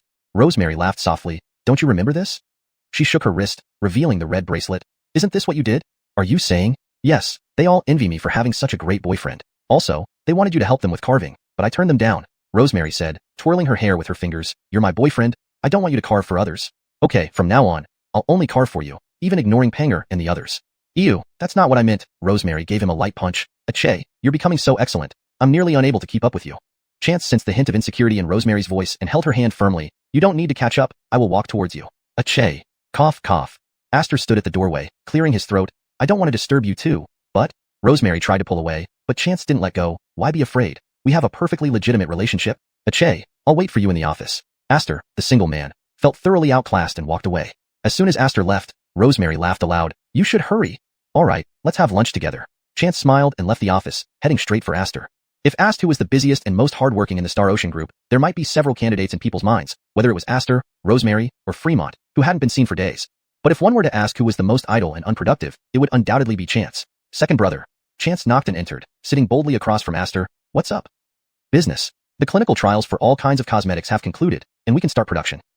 Don't just hum. The samples you sent for analysis were all made by you personally, but you can't possibly do all the production yourself, and your formula won't produce the same effect. Easy, you proceed with production as usual. I'll handle the core secret recipe separately, producing batches at a time. That works. Aster nodded. Then I'll start production. We'll need more funds here. Cortez? Is the company out of money? The company has always been financially tight, Aster explained. Star Ocean Group was essentially supported by a few young people using an empty shell, with the money slowly accumulated over time. Although the past year saw many profitable projects, making life seemingly easier, it wasn't true. They had even more expenses. Though Aster wasn't the financial manager, as a vice president, he knew the company's financial situation intimately. Hearing this, Chance winced. He knew their funds were tight, but didn't realize how tight. The two exchanged glances, and Chance thought about carving some small ornaments to make some extra cash. Just then, Chance's phone rang. Seeing it was Pedro calling, Chance remembered that Eric mentioned earlier today that Pedro called him saying a verdict would be announced soon, but he was in seclusion and missed it. Chance quickly answered, smiling as he listened to the call. After hanging up, Chance burst into laughter. What's going on? Aster asked while reviewing documents. Good news, Pedro won the lawsuit. Chance grinned. Just like giving a pillow when someone is sleepy. With Pedro handling it, naturally, it shouldn't be a problem. Moreover, winning was a certainty given the facts. Aster was also pleased. Yes, but for it to happen so quickly is still surprising. Baker's large-scale cases involving billions could easily take years, yet this one concluded in less than a year, which was quite unexpected. There must have been someone from the city government speaking up. Aster often dealt with officials and knew some inside information. I heard this from a standing committee member last time. Indeed. Chance nodded. Let's send a big gift to the officials later. Reciprocating gifts is proper etiquette. Hey, don't send random gifts. They are strict about anti-corruption. Aster warned. Don't worry. Chance assured him with a nod. Now that we have the shares, what do you plan to do? Take control of Brick Guy Group or, of course, sell them? Chance responded without hesitation. But it was your mother. My mother invested money. As for Brick Guy Group, I'm not interested. That Philip seems eager for it, so I'll give him a big surprise. Not very knowledgeable about stocks, Chance decided to consult Portia after discussing it. Portia immediately understood Chance's intention to divest Brick Guy shares and smirked. Don't worry, we excel at such things. Portia said smilingly. Major families had plenty of dirty tricks up their sleeves. If someone wanted to bail out, others wouldn't hesitate to sabotage them. Chance entrusted the entire matter to Portia, who was currently available. Previously, after Cortez Ongjai went to prison, Angus gained soul power but was busier than ever. So, he left inland affairs to his sister. She managed not only investments but also various subsidiaries and especially a sign team. Fickling Brick Guy Group was a breeze for her. However, Portia planned first to cash out Chance's shares and then suppress Brick Guy heavily. Fremont, upon learning this, provided extra insider information to Portia. Both found common ground and began collaborating. After delegating these tasks, Chance focused on the cultivation base. According to the agreement, Fremont was supposed to select and hand over chosen individuals to Chance for selection. But since the cultivation base was completed, Chance brought the 40-some people directly there for training. What are we supposed to do, Sir Baker? The leader, Hoover, a towering figure at 6 feet 3 inches, asked with stars in his eyes the moment they arrived. Do what I say to pass my test, Chance declared. But care. They all agreed without hesitation. That day, they moved bricks, lifted beams, carried sand, mixed cement, and by evening, when Fred announced quitting time, the 40-odd men felt their arms ready to fall off, utterly exhausted. Chapter 322, Intense Training. These 40-odd people were all excellent workers, and Chance had long instructed Fred to assign them the heaviest tasks, the more exhausting the better. On the other side, he also let Eric lead a few people to decoct herbal medicine. Eric was familiar with this task. After these people finished work, Eric directly led them to the public bathhouse. Everyone was so exhausted they didn't even want to talk, but considering this might be Hector Baker's punishment for them, none of them complained. Once they entered the bathroom, after everyone showered, Eric told them all to get into the large pool. Don't come out until an hour is up. Eric finished speaking and turned to leave. He knew these people would supervise each other because now was the critical time for selection. Making mistakes meant losing their qualification. The water in the pool was scalding hot, and the smell of Chinese medicine was very strong, making one feel dizzy just from inhaling it. This is too hot. Bear with it, you'll get used to it soon. But do we just soak here? I want nothing more than to lie down on the bed right now. No, what I crave most is having a meal, eating a good meal. So do I. I'm starving. Even though I ate 2 boxes of rice at noon, I'm still hungry. You guys still have the energy to chat? I don't even want to speak anymore. Hey, do you still want to keep going? Has anyone decided to quit? Someone asked. Everyone, who had been lethargic and uninterested in talking before, suddenly perked up. Quit? Impossible. What's tiring about this? You should have seen how satisfying it was when Hector Baker slapped that so-called expert flying away with just one slap. Right? I dream of becoming such an expert too.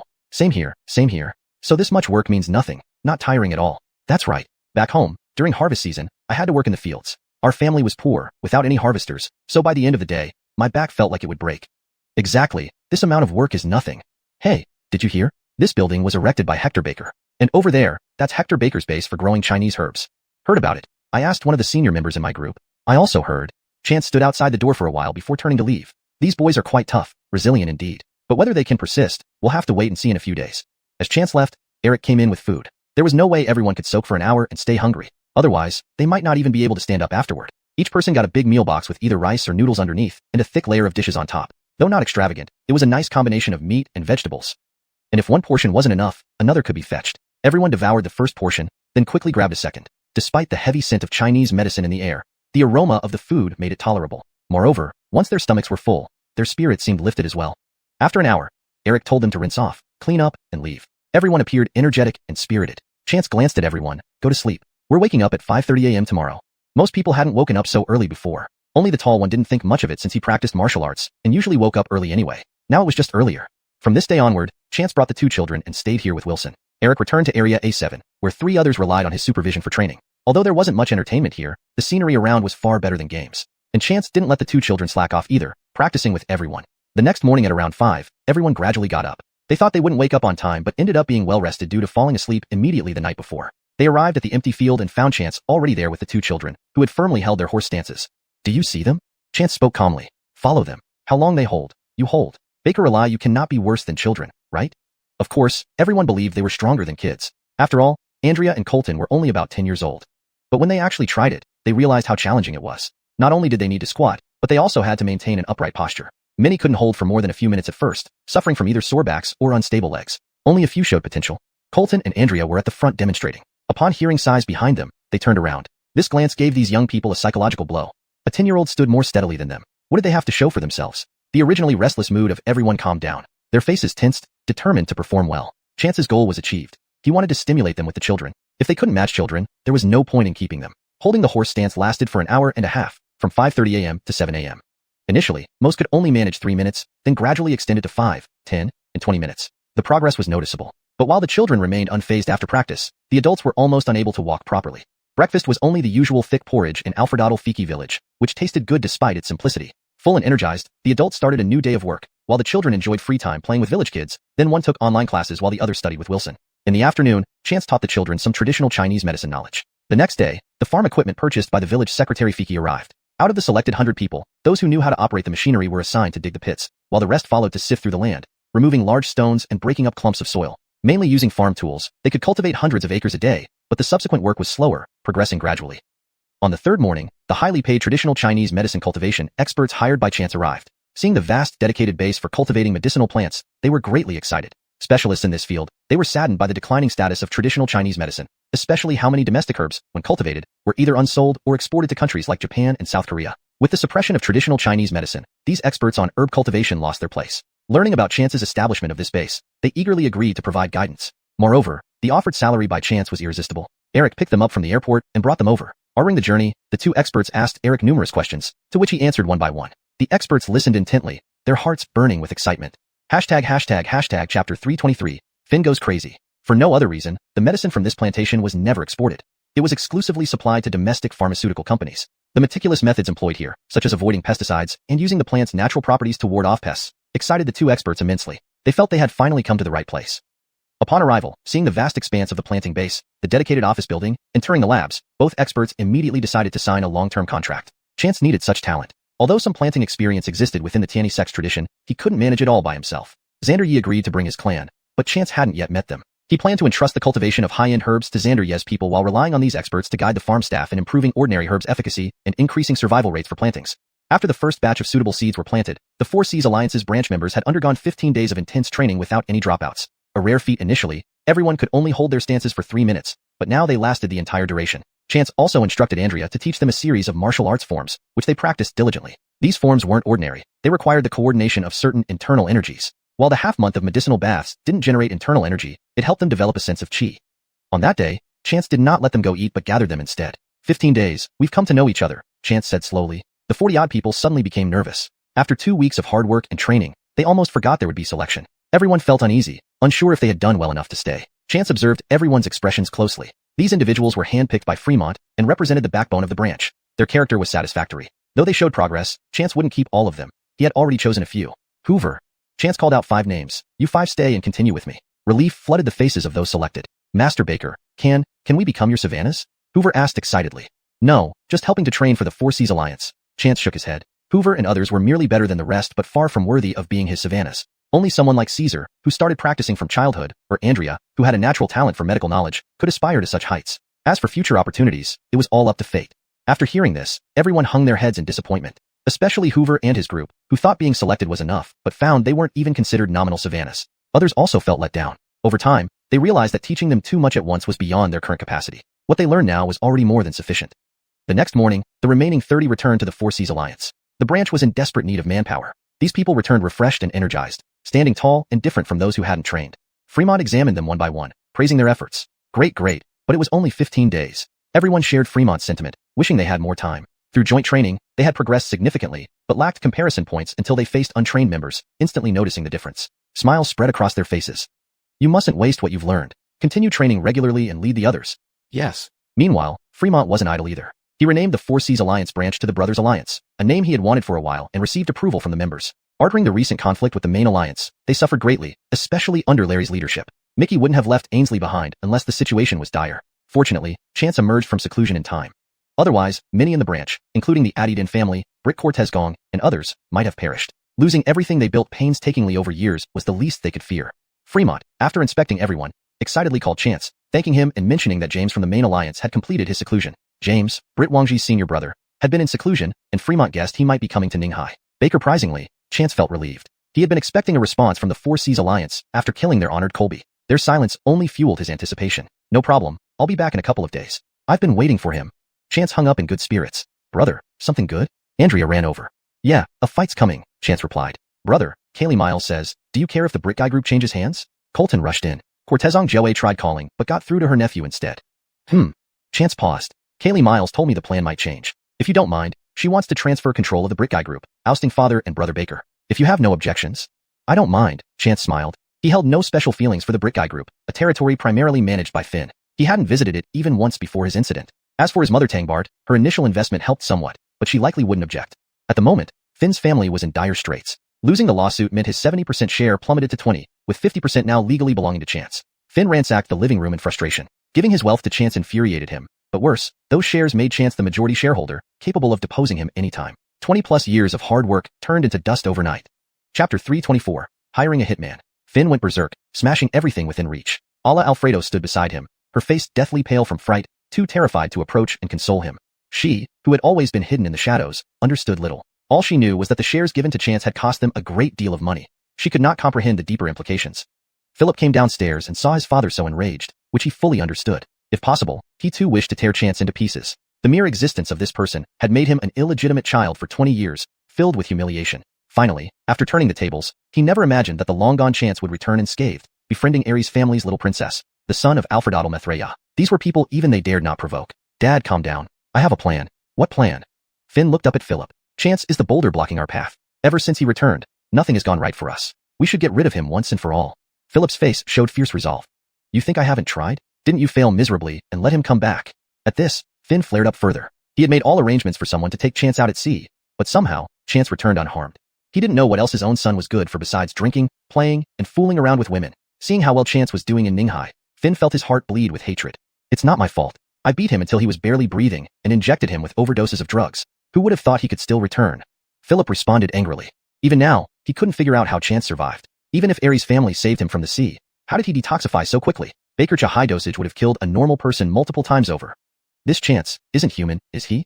Alla Alfredo suddenly said. Both Finn and Philip frowned as they looked at her. They saw her face filled with fear. What do you mean? Finn asked impatiently. As Xiaoxian described it, Chance shouldn't have survived. Have you considered that drugs alone can be lethal, and just the beating combined with being thrown into the sea? He wouldn't have been able to swim back alive, Alla Alfredo analyzed cautiously. Unless Xiaoxian didn't tell the truth. I swear to heaven, I told the truth. Philip declared staunchly. Ask Zora if you don't believe me. Don't mention that bitch. Finn swore. Philip actually didn't want to bring her up either. So, if Xiaoxian didn't lie, do you think it's possible Chance could come back? What are you getting at? Finn asked, frowning deeply. I'm saying Chance isn't human. He died at sea, and now he's back as a vengeful ghost. Alla Alfredo's face grew paler, and her voice quivered more sharply. Her shrill, trembling voice sent chills down both Finn and Philip's spines. Shut up, Finn shouted, unable to bear it. Alla Alfredo shut her mouth, but the seeds of doubt had already taken root in Finn's mind. Alla Alfredo was right. Chance had returned unscathed from a situation where survival was impossible. Since then, his life had been like a success story, befriending powerful people, founding a company, winning major projects, and even bankrupting the Adidin family due to Zora. The Gregor family had also willingly allied with him. Now, their own family was losing shares, and Finn was about to lose power. Finn squinted his eyes. When Tangbart passed away, Chance was merely a teenager, and he thought he hadn't shown any flaws. Not even he could find the contract and notarized documents. How did Chance discover them? Could it be that Tangbart had been guarding Chance from beyond? Thinking of this, Finn recalled when his son had fallen into a coma again, after waking up briefly. This time, instead of confronting Chance directly, Finn invited a master indirectly. The master diagnosed Philip with being possessed and successfully exorcised him for a hefty fee. There's indeed something wrong. Finn growled. Dad, you also think Chance isn't human? Your mother is right. If he were human, he wouldn't have returned, Finn replied. Alla Alfredo, find the master's number and tell him we'll pay 20 million this time to catch the ghost. Oh, so much money? Alla Alfredo hesitated, pained by the sum. I think 5 million is enough, like last time. You don't understand anything. Finn glared at her. Can ordinary spirits stir up such trouble in broad daylight in Ninghai? 5 million won't impress the master. Mom, please stop interfering, Philip added. If 20 million removes Chance, those shares will still be ours, worth hundreds of millions. Finn nodded, agreeing with his son. 20 million was negligible compared to billions and his position as chairman. All right. Alla Alfredo quickly found the number, and Finn called personally. Since they had done business before, this cooperation went smoothly. However, the master didn't believe Finn's tales of ghosts taking human form for revenge. Having agreed on these terms, the Baker family trio smiled at each other, awaiting the master's arrival. Meanwhile, a group had arrived in Ninghai from Bakerzhou province, led by a gaunt old man. Though plain-looking, he radiated an imposing presence, surrounded by attendants treating him like royalty. Among them were familiar faces to Chance and Fremont, including one with swollen facial features, a deep wound on his lip, looking terrified. Another was tall and handsome, a picture of aristocracy, the brothers Isaiah and Larry. There was also a well-dressed man with slicked-back hair and an ingratiating smile, obediently serving the old man. It was Hobart, the same person whom Chance had embarrassed publicly. Uncle Art, let's rest at my villa first, Larry suggested, eager to avoid Chance. His teeth were already on their second round of implants. But care. Killing him will be like slaughtering a chicken or dog. James nodded. However, Upon reaching the villa Larry had stayed at previously, they found it locked, and all their belongings had been thrown into the trash. Chapter 325. The Fearless Marco Brothers. Fremont had his men pack up the items, and he had them thrown out early in the morning. This villa was rented for Larry to live in, but since they hadn't resolved their differences and time hadn't expired on the lease, Fremont naturally wasn't kind enough to let Larry stay. Calculating the timing precisely, he had everything that hadn't been taken away by Larry's group thrown out that morning. Upon arrival, Larry found the door locked and saw their belongings dumped outside, nearly giving them all cerebral congestion. All right, these are trivial matters, Isaiah scolded after watching his Colby brother make a scene. Hobart, quickly book a hotel. However, all major hotels in Ninghai were already booked that day, forcing them into a 3-star budget hotel. It claimed to be 3-star only for reputation. Its location was remote, and cleanliness left much to be desired. Accustomed to 5-star hotels, Isaiah felt highly uncomfortable and refused to sit down. James didn't mind too much. As a practitioner, material things meant little to him. All he wanted to know was where Chance was and how his junior had been killed. Meanwhile, Fremont received information about James's arrival. Knowing they first went to the villa and couldn't book a hotel made him almost faint from laughter. The booking issue was no coincidence. Now known as Brothers Alliance, their control over Ninghai remained strong, with multiple defeats against 4 Seas Alliance increasing their influence. The Adidin family, Star Sea Group, Gregor family, Cortezong family, Aries family. The power they wielded in Ninghai was unmatched. With connections to major hotels, refusing entry to a few individuals was effortless. These people weren't worth confronting over strangers from 4 Seas Alliance. Smaller budget hotels remained available, which Fremont didn't care about. He could imagine Isaiah's discomfort in such places. Chance merely smiled at Fremont's simple amusement. How many of them came? Not many, about 10 or so, including Marco Heir and Marco San. They probably think they have it in the bag, Fremont replied thoughtfully. Brother, James is quite formidable. He hasn't shown his skills in years, yet every time he does, the opponent can't even retaliate. Be cautious. Don't worry. The next day, James visited the headquarters. Seeing the new sign, Isaiah turned pale. Fremont, you and your father are rebelling? Sorry, I don't see anything wrong with renaming what we created ourselves, Fremont laughed. This is just a branch, and you two merely manage our properties, Isaiah growled. Manage? Since we started here, your father barely oversaw anything. You only provided initial funding, less than what my father and brothers pooled together. It barely covered transportation and rent from Bakerjo to Ninghai. Fremont criticized bluntly, for Seas Alliance was meant for unity among brothers, but your father turned it into a dictatorship. Any outstanding brother would face underhanded suppression. You're spouting nonsense. Do you really think it's nonsense? How did Uncle 7 end up in prison and sustain those chronic injuries? Of course, now he's Uncle 3 to me, not you anymore. Fremont referred to Brick Cortezgong as both Uncle 7 and Uncle 3. Though Isaiah wasn't easily provoked, his superiority complex made him feel guilty and speechless when faced with undeniable truths. Enough. James interjected sternly. We didn't come to debate this. Tell me who plotted against my junior brother? Old man, watch your words. What do you mean by plotting? Fremont retorted. If anyone plotted, it was your junior for stabbing someone in the back. He deserved what he got. Ridiculous. James roared. Who gave you permission to speak? Adidin Chow. Come out. That's what you call him? Fremont fumed, thinking of the Jediah's real name. He longed to strike James but knew better. If you weren't so old, I'd knock your teeth out. Behind him, Chance chuckled. Who is this? James glanced at Chance. Why is everyone here not leaving? Larry pulled James's sleeve. Uncle Art, that laughing person is Chance. Ah, it's you. Boy, I'm looking for you. Hearing it was Chance, James walked over and reached toward Chance's chest. Be careful, brother, Fremont warned. Chance didn't flinch, allowing the claw to come closer. Fremont was anxious, while Larry, Isaiah, and Hobart silently cheered James on, hoping he would crush Chance's heart. To their surprise, as James neared Chance, an invisible barrier seemed to block his hand. His face flushed with effort, unable to advance further. Everyone around them was baffled. Uncle Art, crush him, Larry urged, mistaking James's hesitation for mercy. Isaiah and Hobart also frowned. Uncle Art, proceed. Sensing something, Fremont smirked, anticipating the outcome. Chapter 326. James kneels to beg for mercy. A faint smile also hung at the corner of Chance's lips. He wasn't playing around. He had heard that this James was a grandmaster, supposedly almost reaching the grandmaster level. Therefore, he specifically wanted to test how far his current cultivation had progressed. Although Chance knew his strength well and understood that even grandmasters were no match for him now, he had yet to put it into practice. And here, wasn't there just the best reference point right in front of him? Sweat dripped from James's forehead, and he could barely hold on. His eyes were filled with confusion. He truly couldn't understand why his hand couldn't pass through. Why you? What kind of sorcery are you using? Why can't my hand get through? Sorcery? Chance gave a cold laugh. Is it possible that your cultivation is just too low? Joke. Chance, you're really boasting. Isaiah laughed angrily. Do you know who this person is? James, the sect master, who has only one step left before becoming a grandmaster. Exactly. You dare say that sect master arts cultivation is low. Truly bold. Before Hobart finished speaking, he felt an intense pain in his face and flew sideways. From the moment he was launched until he landed heavily on the ground, his mind went blank, completely losing the ability to think. Half his face swelled up high, and not only blood but several teeth came out as he opened his mouth. Ghost. There's a ghost. Hobart, who had never seen anyone hit others out of thin air, instantly looked as if he had really seen a ghost, his face full of terror. Shut up, Isaiah growled. He was also shocked. Unlike Hobart, who lacked experience, he had encountered many martial alliance experts and fully understood what was happening right now. This Chance was genuinely a master. With a casual slap, he sent Hobart flying. That was at least half-step Grandmaster status, or perhaps more. Horror filled Isaiah's eyes. Britt Wangji was half-step Grandmaster and got killed by a single slap. What about Chance? Isaiah didn't dare think further. As Chance made his move, James also realized the situation. This young man's cultivation was not lower than his. If higher, he undoubtedly would be a Grandmaster. This person was only 20-something. A young Grandmaster? James found it hard to believe, but he could not deny it. Now, he faced a genuine dilemma. If he attacked, it would be suicide. If he backed down, it would cost him both dignity and safety. Chance might not let him off easily either. Grandmasters cannot be insulted. He had cursed and hit Chance, probably sealing his fate. Caught between a rock and a hard place, Chance showed no haste, getting up and walking forward. Fremont strutted proudly behind Chance. As Chance advanced, James stepped back repeatedly. Baker Grandmaster. James eventually capitulated. No matter how close his junior brother was, nothing surpassed his own life. This was all a misunderstanding, purely a misunderstanding. Seeing James give in, everyone else was dumbfounded. Young brother provoked you first, then you followed suit. One word, misunderstanding, finishes everything. Chance spoke lightly. James panicked instantly. My junior brother brought this upon himself. Provoking Baker Grandmaster. He deserved death. James wiped the cold sweat trickling down his forehead as he spoke. And you? I just came to check, to see. The pressure above James's head grew heavier, and he finally collapsed onto his knees.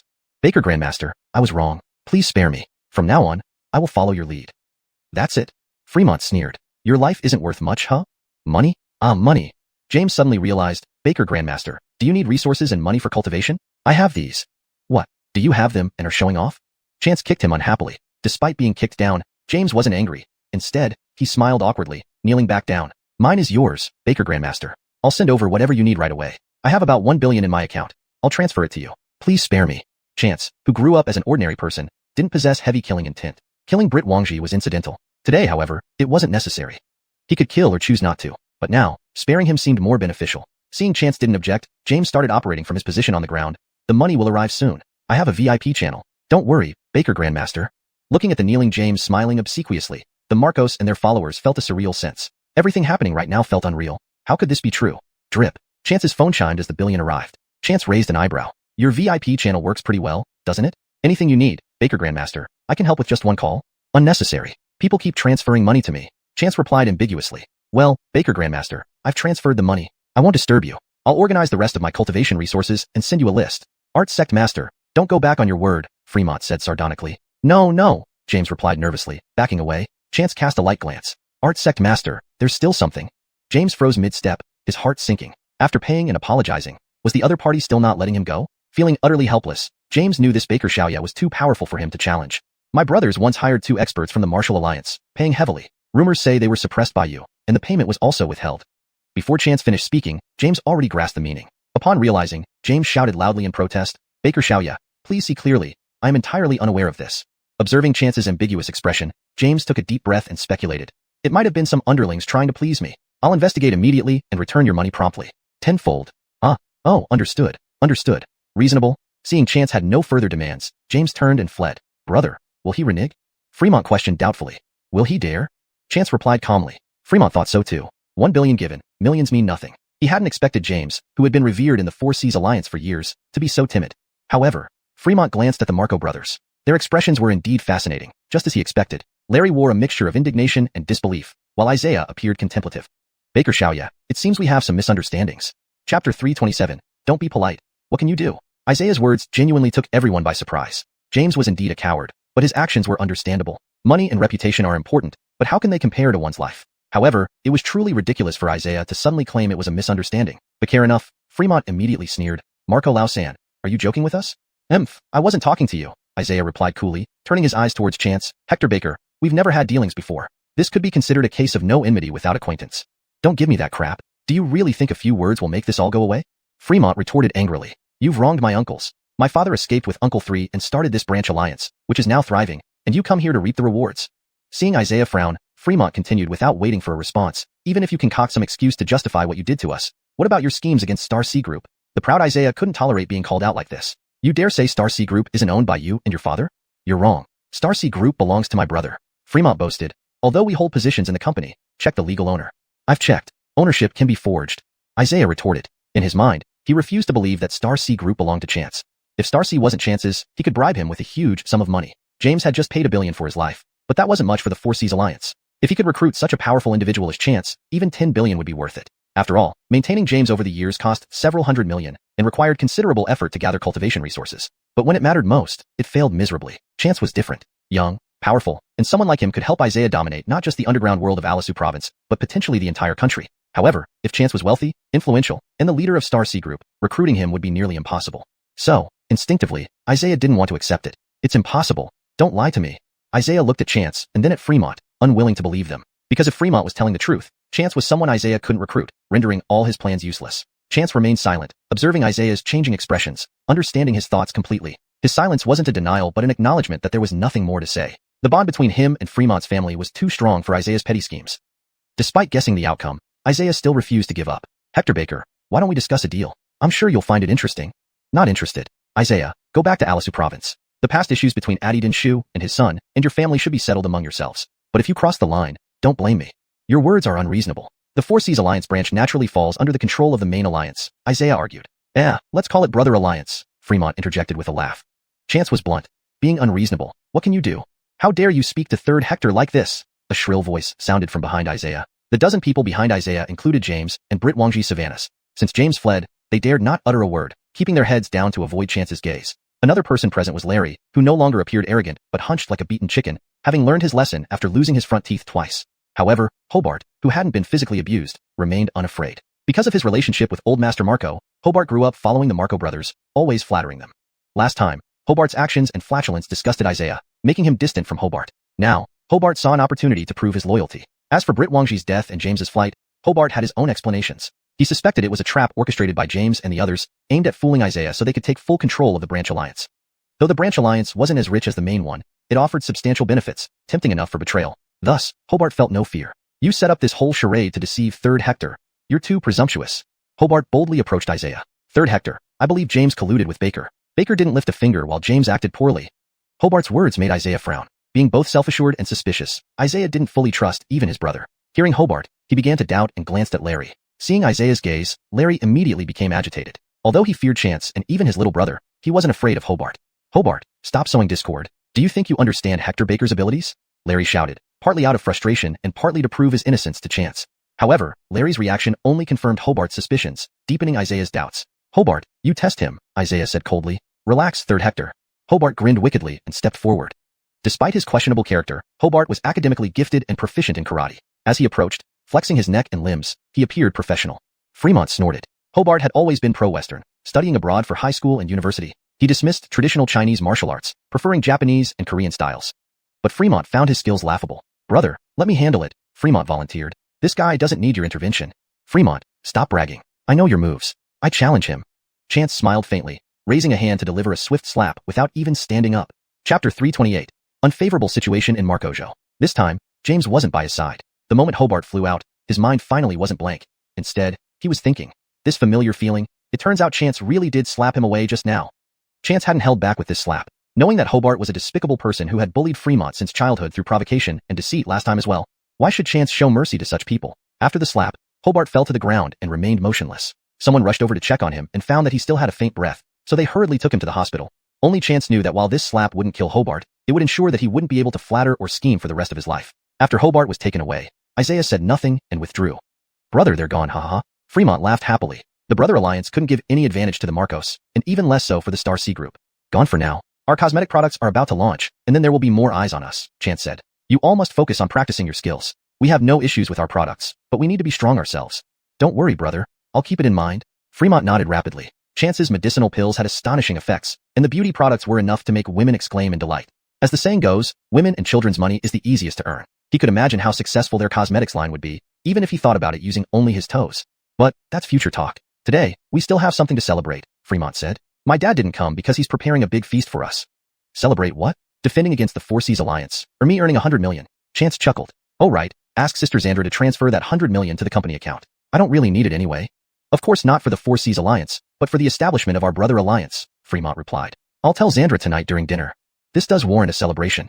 That night, they celebrated together, and the next morning, Chance, along with Stanley and Eric, returned to Marcojo.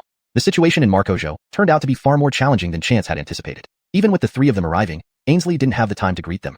Mickey wanted to come to welcome them, but Chance didn't let him. However, while Mickey didn't come, Wally arrived in person. Wally was Stanley's biological father, and there had always been unresolved tension between them. But seeing how Wally treated Stanley, Chance found it amusing. One was full of guilt, wanting to make amends but fearing rejection. The other, due to his mother's influence, had always been rebellious, yet he was inherently kind and loyal, except when faced with his father, where he refused to show any kindness. Wally was truly wealthy. To pick up his son, he even brought 2 luxury cars. Eric sat in the second car, while in the first car, they rode together with Wally and Chance. Chance intended to sit in the front seat, but Stanley pulled him into the back seat, leaving Wally no choice but to sit in front. Throughout the ride, Wally tried to talk to his son, receiving only one-word replies. Unable to continue, he turned to chat with Chance. "Mr. Baker, thank you for taking care of my son these past days. Let's have lunch together." "We still need to go home," Stanley rudely interrupted. Wally looked at Chance pleadingly. Chance smiled and nodded. "All right, let's have lunch." With Chance agreeing, Stanley, though somewhat unwilling, didn't oppose further. They dined at an upscale restaurant opposite Prodigy Corporation. "Mr. Baker, it's rare for us to have a meal together. For years, I haven't had a meal with Stanley's friends," Wally sighed. "Do you feel honored?" Stanley shot back coldly. "That's not what I meant. What I mean is, our father-son relationship has never been this close before," Wally quickly explained. "So, do you know why?" "Why?" Wally asked, puzzled. "Because I've never had friends," Stanley sneered. "Whenever I made new friends, your second son would swoop in and snatch them away, humiliating me in the process." "Got it." Stanley and Reese Brickbeo were born in the same year. Back when the mistress became pregnant with her second child, she forced Wally to divorce his wife, who was also pregnant at the time. Their birthdays were only a few months apart. Stanley wasn't raised in this city. After his mother passed away, she entrusted him to Wally, which was how he ended up here. His friends from his childhood were far away. Any friends he made here would be stolen by Reese Brickbeo, regardless of gender. Once Reese Brickbeo, the second son of Prodigy Corporation, introduced himself, everyone would flock to him. Who wouldn't want to attach themselves to a powerful patron? Though Stanley was Wally's son, Reese Brickbeo was certain that Stanley would never reveal his true identity. Listening to this, Wally's brows furrowed. Having built his fortune from scratch, he instantly understood what Stanley had endured. No wonder Stanley was always gloomy. He had suffered so much beyond Wally's sight. "For all these years, it's been like this?" Wally asked, barely suppressing his anger. "Yes. Whether male or female, anyone who got close to me would soon become your son's friend. Even the girlfriend I was considering marrying ended up the same." "Why didn't you tell me?" Wally couldn't hold back his anger. "What? Tell you that your son was bullying me? Or that your mistress treated me strangely in front of others, but was different behind their backs?" Stanley laughed mockingly. What difference would it make? Besides, recognizing those people was beneficial in its own way. Though he said that, Chance knew Stanley was deeply hurt. The wedding house decor revealed that Stanley genuinely wanted to give his partner a home. "I understand," Wally nodded. "Shoubrit, Dad has failed you. Rest assured, I will make things right. Let's drop it. I now have true friends." Stanley looked at Chance with a smile. "Old Baker, I'm counting on you to introduce me to a girlfriend. Speaking of which, Shoubrit, I was going to introduce someone to you." "Cortez? Arranged marriage?" Stanley's eyes widened. "If you force me, I'll move into Old Baker's place and never come back." No. She's a very excellent girl. Why not meet her and see if you like her?" "Who is she?" Over the years, Stanley had met many of Markazu's high society women and knew what they were like behind closed doors. "Do you know Marcodi Corporation? Their newly appointed chairwoman is a very capable young woman." Chapter 329, Forced into a Corner. After Wally finished speaking, Stanley and Chance exchanged glances and both shook their heads with smiles. "What's going on?" Wally looked at their strange expressions and couldn't help but ask. "Alfredona? She has a boyfriend already, and they are about to get married." "Oh, I see. What a pity." Wally sighed. "Well, how do you know that? Do you know Miss Alfredo?" "That's Old Baker's sister. We've known each other for a long time." Stanley couldn't help but laugh. In fact, he really liked Alfredona. She was beautiful, cheerful, educated, and intelligent, especially since she was Chance's sister. But alas, the flower already had its master. He had even eaten barbecue with her boyfriend Fred when he went to Ninghai this time. "Brother?" Wally didn't understand. "Adopted sister." Chance explained, "She is my mom's adopted daughter. So that's how it is." Wally gained a new understanding of Chance's identity. Given Wally's ability, naturally, he would investigate when his son made such a friend who followed him around for so long. Discovering that the person was capable, he felt that his son had made a good friend. Now it seemed this person's abilities went far beyond what he originally thought. The change of ownership of Markod Group had also stirred up quite a storm in the industry. Initially, Markod Group announced a partnership with Yunta Group, causing the stock prices to soar. Then, rumors arose when Yunta Group partnered with others. Some insider news surfaced, leading to an immediate drop in stock prices, and Markod Group was quickly taken over. When brothers Alfredo Ala and Alfredo High were forced off the stage, everyone was skeptical of this young lady, believing she only rose because of shares given by her grandfather. But this young lady set fires from all directions as soon as she took office, not only proving herself but also officially collaborating with Yunta Group. Everyone was left speechless. Wally, being an influential figure in Markojo, knew some of the inside story and understood there was someone behind this whole event, rumored to be close to Alfredona. Initially, Wally thought Alfredona had hired an expert. Upon hearing that Alfredona came with Chance, and remembering how Chance had caused upheaval in Ninghai, leading to a reshuffling of the 3 major families, he realized this person must be Chance. "Never thought Mr. Baker would have such good ties with the Alfredos," Wally remarked. "Please take care of Shoubert in the future." "He's my brother, naturally," Chance responded. Thank you. If you need anything, don't hesitate to let me know. In Markojo, I still have some influence. You can have all the influence, but can you match Mr. Cortezgu's?" Stanley snorted. "Mr. Cortezgu? Which Mr. Cortezgu?" Wally was alarmed, immediately asking, "How many important figures surnamed Cortizgu are there in Marcojo?" Wally took a deep breath. "I never thought Mr. Baker would know Mr. Cortizg." Wally was extremely surprised. Carey was no ordinary person. Starting from a high point in his youth due to dating a powerful businessman's daughter, he was continuously supported. But this man genuinely had talent. His group is now worth billions, ranking among the top in Marcojo. Of course, Mr. Cortizgu highly regards old Baker. Stanley divulged everything about Chance in front of Wally. Chance understood Stanley's thoughts. After years of having no friends, all of whom were taken by Reese Britbeo, finally finding one who wouldn't be taken away, he naturally wanted to show off. Honored by Mr. Cortizgu, and surnamed Baker, Wally instantly recognized him, immediately showing respect. After dinner, Wally returned to work across the street while Stanley went home to rest. Chance took Eric and 2 others to Marcotte Group. Chance had been to Marcotte Group several times before, so the receptionist didn't stop them, but the other regular employees hadn't seen him. This was perfect for observing the state of Marcotte Group. Walking around, Chance noticed something odd. These employees clearly divided into 2 groups. One consisted of energetic young people working diligently, while the other appeared lethargic and lazy. Only a small portion worked diligently, while most were slacking off. "You 4 came for an interview, right? Follow me." A woman dressed in business attire pointed at Chance and the others. Eric wanted to explain, but Chance stopped him. This wasn't a bad approach. Following the woman into an office, she pointed at a few seats. "Sit down. Are you 4 together?" "The 3 of us are together. He is separate," Connell replied. The woman nodded, noticing the strong presence of the young man in front, while the others seemed less impressive. "You're all applying for sales positions. Have you had relevant experience before?" Chance nodded, while the other 3 shook their heads. "What did you sell?" The woman asked Chance. "Pharmaceuticals, real estate, cosmetics." Eric and the others kept a straight face, but secretly smiled. "Isn't that true? Star C Group has properties, pharmaceuticals, cosmetics, and is even branching into jewelry." "Indeed, he has sold all these products, just not at the same level." "You did cosmetic sales too?" The woman was puzzled. "We happen to have cosmetics." She tossed over a sheet mask. "Tell me about it." "Let's not talk about that." Chance pushed the mask away. "I think your company's work environment isn't great." "What do you mean?" "Looking at your company, many employees just chat and watch dramas at their desks. I wonder if they don't have to work, or if they've completed their tasks." The woman's expression turned sour. "You don't need to worry about them. They will eventually be dismissed. You 4 work hard, and making 10,000 monthly isn't a problem. Why not clear them out now? With them here, aren't our hard-earned performances being split by them? It's none of your business." "In that case, I'm not interested in this job." Chance stood up, and Eric and the others followed. "Wait, don't go." The woman, unwilling to lose a seasoned employee, got up and called out. "Give it a month. These people will all be dismissed within a month. Is the company facing difficulties? Who exactly are you?" The woman finally sensed something was off. "Forget it. I'll ask personally." Chance walked straight to the chairman's office. These days, he had called Alfredona many times, but she always reported good news, not bad. Even today, when she couldn't pick him up, she said it was fine. Chapter 330. The hard gets harder. Upon arriving at Ainsley's office floor, a delivery had just been made. Ainsley's secretary knew Chance well. "Mr. Baker? Is this Aya's lunch? Ficket it over." Chance knocked and entered. Ainsley was busy working, not even looking up as she said, "Just put the lunch on the table." Chance placed the takeout down. "It's already 2 o'clock. Haven't you eaten yet?" Ainsley instantly looked up. "Brother, why did you come to the company?" "I came to see you." "Looks like things aren't going well," Chance remarked with a stern face. "Why didn't you tell me?" "Actually, it's okay. I saw it myself. Those people are slacking off. There are significant issues within the group." Chance continued. "You need time to find replacements, but you can't be so lenient, or else new employees will follow their lead." "But what should I do?" "That's easy. You're the chairman. Give them until the end of the month. If they don't perform, fire them." "But many of them were placed here by other shareholders." "Fear not. If they protest, let them argue with me." "All right, brother, with you around, I know what to do now." "Connell, over here." Chance beckoned. "From now on, you'll follow Aya everywhere. Don't leave her side unless she's home." "Rest assured, Mr. Baker." Connell saluted. They indeed seem different now. "Brother, you're amazing. Teach me martial arts too, so I can protect myself." "Not in a hurry. I'll consider it later." "Okay." With Chance in Marcojo, Ainsley found her backbone. That day, she had her secretary draft a notice for the entire company. Bakertonly, chaos erupted within the company. Many were dissatisfied, but more were indifferent. Those with backing felt no fear. Even those who initially worried calmed down after making some calls. Some spread rumors that the threat was all bluster. However, the next day, 10 penalties were issued, from regular staff to managers. None were spared. This shocked many. They realized it wasn't bluffing. Rumors soon emerged that the company was actively recruiting senior management. This genuinely alarmed some. Hiring regular staff was normal, but executive positions were few and precious. Just as panic spread, another rumor surfaced that several branches would be sold. These branches had average performance, but received funding from the headquarters each month.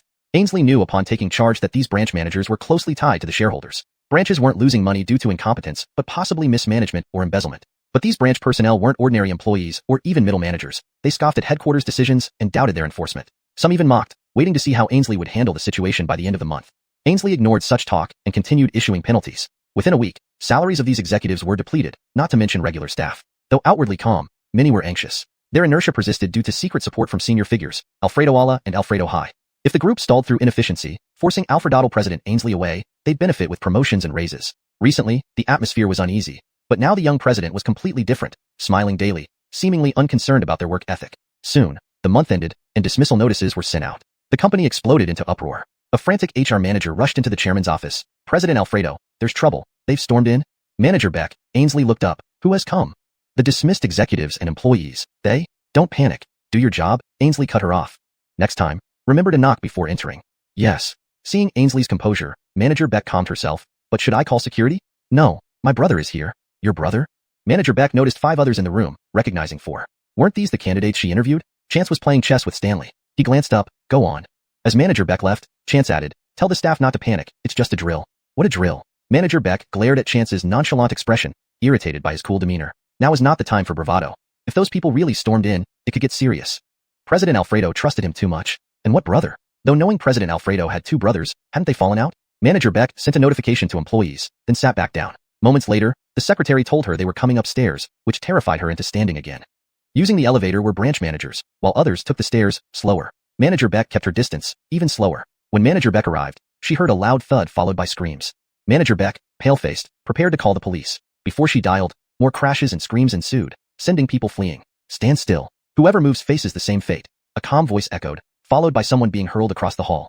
The hallway fell eerily silent. Everyone pressed against the walls, trembling. Manager Beck? Chance saw her phone clutching, petrified form. Do we need to call the police? She asked instinctively. No, go back to work, Ainsley replied. You wanted to speak with me? Come, let's talk. Connell pulled out 2 executive chairs for Ainsley and Chance. They sat, staring at the crowd. All eyes fell on those lying on the ground. Chapter 331. The Cortezon family moves in. Chance sat in his chair, playing with a small trinket in his hand. It wasn't that he wanted to use such harsh measures against these people.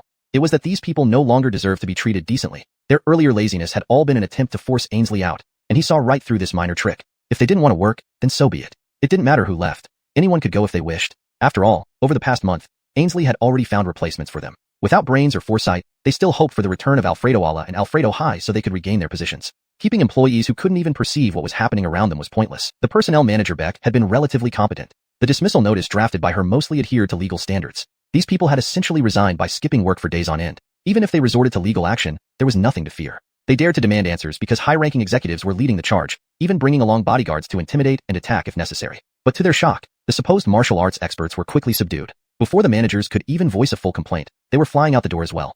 There was nothing left for them to say now. Since you have nothing to say, let me speak. Ainsley spoke coldly. You've already resigned voluntarily, but given that you are long-term employees of the company, if you submit your resignation letters now, we will give you 1 month's salary. Hearing this, everyone turned and left. There would be no good outcome if they stayed. It was better to take the money and go. As for waiting for Alfredo Alla and Alfredo High to return, they no longer held any hope. Even division managers were being dealt with. This was beyond their control. The few remaining executives watched as the employees departed en masse, feeling both angry and afraid. Ichabod, what do we do? Everyone looked at him. Don't worry. Ichabod's expression was different from the others, calm. My brother-in-law is the general manager of Yuntu in Marcojo. Let's see who dares fire me. My brother-in-law is the general manager of Yuntu? Chance remarked. Humph. Understand now? Ichabod smirked arrogantly. Previously, Marcode had not cooperated with Yuntu, but now they were in a honeymoon period. And Yuntu was the client while Marcode was the contractor, dependent on Yuntu's approval. If you dare fire me, I'll get my brother-in-law to terminate the cooperation. Let's see who can bear the consequences. Why don't you try? Chance sneered. As for the rest of you, write your resignation letters now, and we'll let this slide. Otherwise, don't listen to him. Ichabod pulled out his phone. I'll call him right now. People glanced at Ainsley and Chance, then at Ichabod, deciding to trust him and follow him out. Those lying on the ground also followed. Brother, these people are truly asking for trouble. Ainsley laughed coldly, watching their backs. They gave up on their last chance. All the better. It saves us money. Chance stood up. I expect the shareholders will cause more trouble soon. What should we do? Don't worry about it. Someone else will help with this. Knowing the situation at Marcode Group, Carrie and Wally had called, hinting they wanted to buy Marcode shares. They were targeting the shares held by those shareholders. For their interest, Chance did not refuse. Moreover, both parties were not to be trifled with. One was comparable in size to Marcode Group, while the other was worth several billion in market value. Baker's figures seeking to buy those shares meant the smaller shareholders wouldn't gain much advantage. Alfred Oakley, their antics wouldn't last much longer. Brother, today has finally come. We're not working overtime today. Let's go eat. But care. On the other side, Ichabod called his brother-in-law once downstairs. After the final ring, the other side picked up irritably. To Ichabod's surprise, rather than getting upset, his sister's husband told him off. What kind of crazy job are you trying to do? Get back to work or resign immediately. Sis, brother-in-law? Ichabod was stunned. Don't leave me hanging. Marcode Group is too small for you. They need you. Before he could finish speaking, the call was hung up. Ichabod stared blankly. A few days later, Carrie and Wally each acquired shares in Marcode. Apart from a few obedient shareholders, all the restless ones were cleared out. With no troublesome shareholders and unnecessary divisions removed, a new generation of motivated young people infused vitality into Marco Group. Although Alfredo Ala and Alfredo Hai were still persistent, they were momentarily powerless. With matters settled, Chance returned to Ninghai with Mickey. In the traditional Chinese medicine planting base, the fields were all prepared, and the villas were nearly finished, awaiting decoration. Chance deactivated the flags of Formation Number 7 and installed them in the base. Once the flags were set, the entire area transformed dramatically.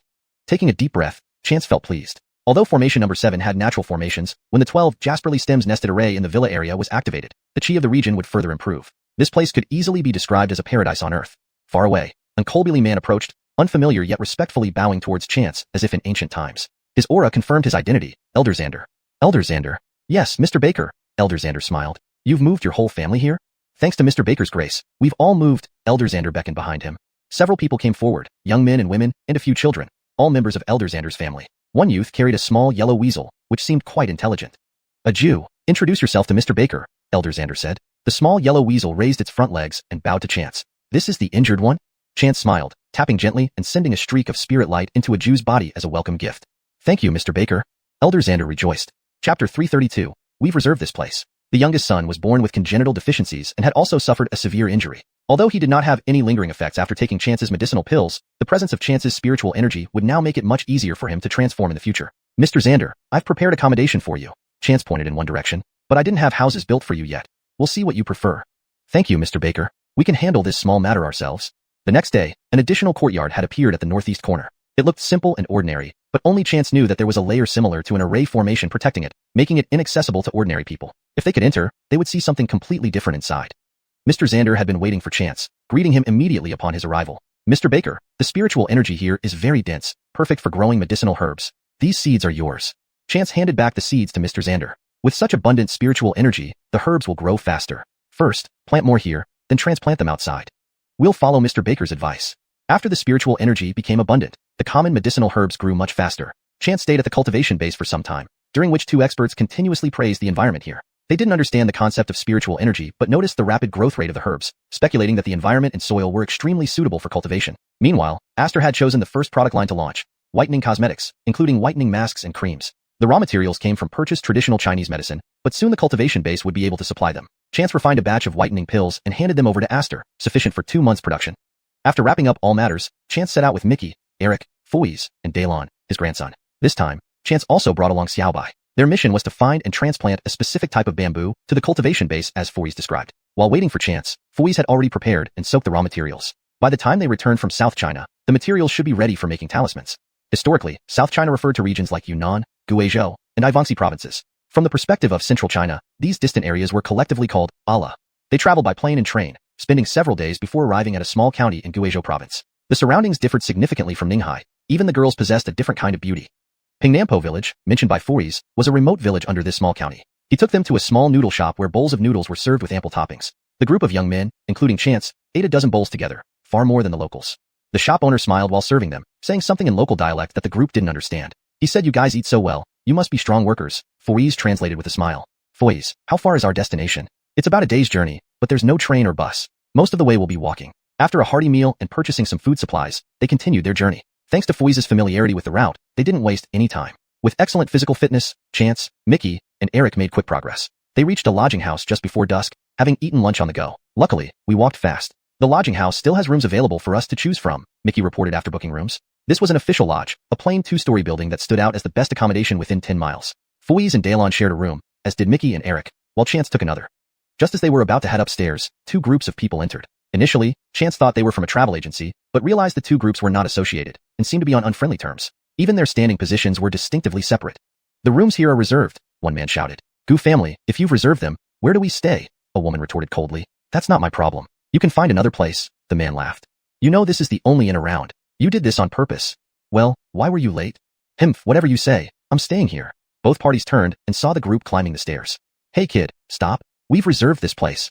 "We've checked in," Chance replied without turning around. "Damn it!" the man raged, instructing his men to evict them. The woman remained silent, showing no sympathy for unrelated individuals. Unexpectedly, those men who rushed upstairs tumbled down, followed by a single calm, "Go away," from the other party. That single word rang like thunder, leaving the aggressors stunned for a moment. "Boss, let me handle it." The woman called her bodyguard and whispered something, her expression serious. "Old Gu, there are enough rooms here. Don't cause unnecessary trouble." Chance paid no attention to them, content that they hadn't been provoked. When they settled in for dinner, the two groups occupied opposite sides, while the five of them sat centrally between them. Don't think a bit of martial prowess makes you special. The world is full of capable warriors, the man sneered. As long as you have a place to stay, why bother others? The woman defended Chance. Thick it some, feel free to stay. Johnny, don't pretend. Do you want this kid gone or not? Not at all. Seeing these handsome fellows is much better than looking at your old face. Johnny's aura matched the man's. Boss, serve the specialty dishes for these young men. Chance's group ordered a few dishes and enjoyed them as usual. After all, free food is always welcome. Seeing them eating the provided dishes, Johnny's mood improved. She approached with a cup of wine. Boys, have a drink? Where are you headed? Ping Nampo. Upon hearing this, both groups, including Johnny, froze. Hashtag chapter 333, Wu Family Village. Are you also heading to Medicine King Valley? Johnny asked in a deep voice. What Medicine King Valley? Mickey countered. Miss, we don't know about any Medicine King Valley. We're going to Pingnan Slope to look at the bamboo, Jude interjected, noticing that both parties seemed unfriendly and eager to avoid trouble. Elderly people generally prefer stability. When traveling, they try not to stir up issues. Nonsense. Looking at bamboo? Can there be a lousier excuse than that? The man sneered. Are you really going to see bamboo? Johnny asked after a moment of thought. Of course. Why would we know where some Medicine King Valley is, let alone what's so appealing about it? Eric replied brusquely. If one were to ask him who the Medicine King was, his mind instantly went to Chance. He's not just a medicine king but a medical sage. And as for their traditional Chinese medicine plantation, they had every herb under the sun, with some rare ones personally tended by the esteemed Zandari. What Medicine King Valley? In a few years, they'd have their own Medicine King base. Seeing the group's relaxed, nonchalant expressions, Johnny barely managed to believe them. Let's hope so. After finishing their meal, Chance and the others went upstairs to sleep. The next morning, the group woke up at 6 to have breakfast. They also asked the innkeeper to prepare extra food for the journey. Though Chance had ready-made fasting pills on him, which staved off hunger when taken, why would anyone choose to eat a pill when there was real food available? Just as the group set out, the two other parties also prepared to leave. Boss, what about those individual travelers? The man asked. They left just after breakfast. Oh no, the man exclaimed. Quickly, grab some food, and we'll catch up with them. Miss, what about us? One of Johnny's subordinates asked her. Follow them. Let's hurry. Chance and the group left the inn, following the path Jude had taken previously. The route was a narrow, difficult trail, but Jude wore a proud expression. This is a shortcut we discovered last time, allowing us to reach our destination earlier. We can make it to the village today. Jude, you're getting on in years. Be careful where you step. Chance reached out to steady him. Don't worry. Jude smiled. As they walked deeper along the small trail, the surroundings grew increasingly desolate. Why does it feel like we're in a primeval forest? Eric remarked, brushing aside some fallen leaves from his head. What primeval forest? It's just an ordinary forest, Daylon said from beside him. It's similar to back home. Daylon wasn't very familiar with the others yet, being rather introverted, only starting to open up these past couple of days. Where are you from, Daylon? I'm from Diennan with my grandfather, Daylon replied. It was then that Chance realized Jude was also from Diennan, which explained why there was a venomous insect in the box containing his flags. Baker-posedly, that box hadn't been opened for decades, likely carried out carelessly during Jude's younger years. Unfortunately, the insect ended up feeding Little White. Chance glanced at Little White reflexively. Since swallowing the soul-devouring worm from Colton's body, Little White had been in a coma until recently waking up. Upon awakening, Little White seemed to have grown, though it could also be due to its fuller fur making it appear larger. Originally, Little White resembled a tiny quail. Now it looked more regal and handsome, especially with a single plume growing from its head, looking somewhat goofy. When no one was around, Little White was released, fluttering about before settling on Chance's shoulder again. Upon this awakening, Little White developed a new ability. Having hatched from Chance's blood, and having evolved, it could now communicate directly with Chance through telepathy, not words.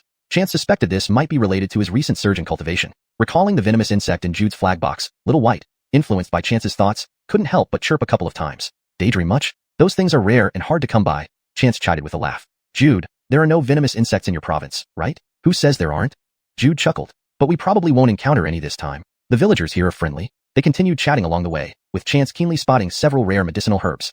However, he didn't dig any up. Although the Nirvana ring provided ample space and could keep them fresh for some time, there was no spare time now. He could always return later in the evening. By 3 o'clock in the afternoon, they arrived at the village, much to Jude's relief. Jude, it's only 3. I thought we only needed to arrive by 6, Mickey wondered aloud. Not the same at all, Jude shook his head, smiling. Locals say this forest becomes dark quickly around 4 or 5 in the afternoon, and there's poisonous fog. Ah, I see.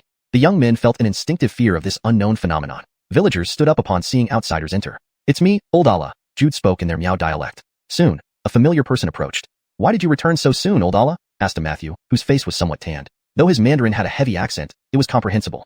Still for the bamboo, Jude replied, introducing Chance and company. This is the village chief of Wu Family Village, Archer. That's his Fiki name. Chief? Sounds like we're bandits. Archer laughed. Just call me Secretary Wu. Everyone chuckled. Archer clapped his hands and said a few sentences in Miao. Secretary Wu is telling them to prepare food for our guests. Houses in the village were stilts with the ground floor used for storage and cooking, while living quarters were upstairs. Though visitors were infrequent, accommodations for 5 people were still available. Jude and Daylon stayed at Archer's place, while Chance and the others were lodged in nearby homes. Both families had young people who spoke Mandarin, facilitating communication. Enjoying a traditional meal, they gathered to chat. You came at a bad time. We have matters in the village. After you gather some Solomon seal tomorrow, you should leave. Archer poked at the fire between them. What's going on? Jude asked. The neighboring Sterling family village has been trying to annex us. Many have been swayed, and there will be a public vote tomorrow. Chapter 334. Ancient Feng Miao Medicine. Why should we merge? Can't we refuse? Chance asked. All the villages in our Pingnampo rely on Yawang Valley for livelihood. But ever since Enoch from Sterling family village became a savanna of one of the Colbys at Yawang Valley, they stopped buying our medicinal herbs. We lost our income.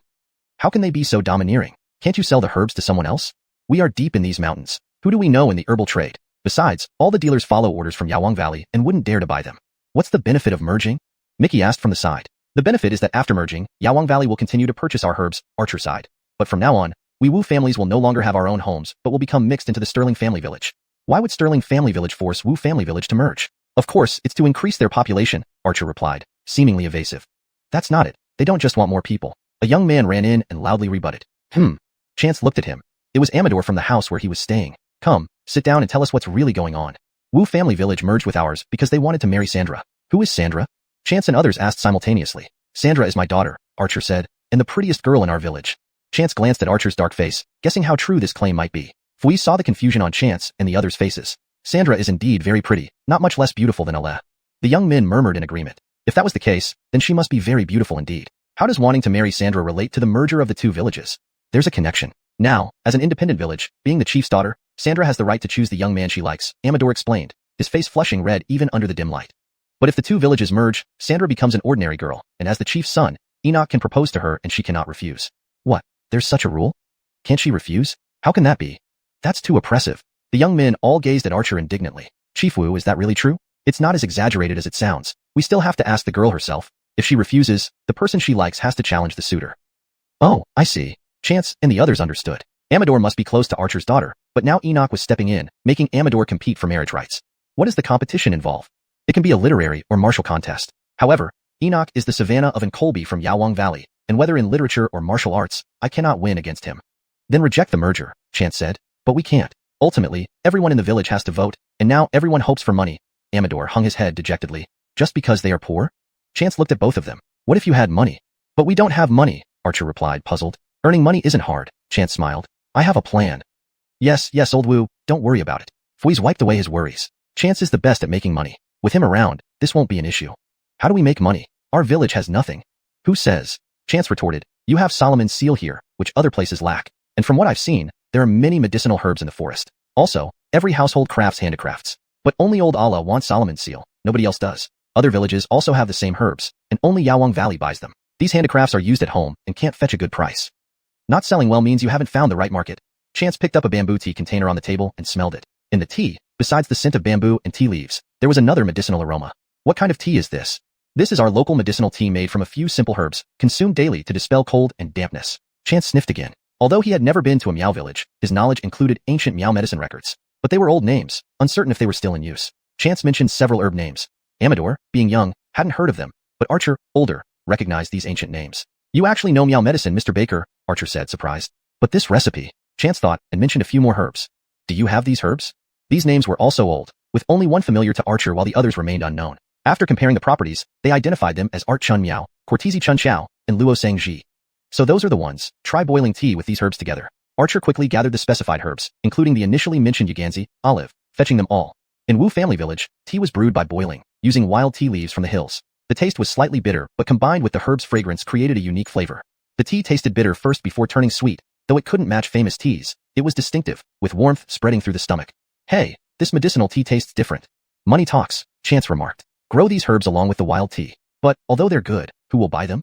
Just plant them. I'll pre-order 10 million worth of herbs, Chance said calmly, and give you 1 million as deposit up front. What, 10 million? Archer jumped up, knocking over his small stool. Mr. Baker, are you serious? Chris, sit down. 10 million is nothing to my brother, Mickey laughed. This wasn't even a significant amount for Star Sea Group. Although the billion sent by James was credited to the group account, James, truly frightened, had the Martial Arts Association return Fremont's payment after returning home. Fremont originally transferred 1 million as deposit, and now James was refunding 10 times that amount. Tenfold return, certainly no joke. This money would serve perfectly for pre-ordering goods. Thank you so much, Mr. Baker.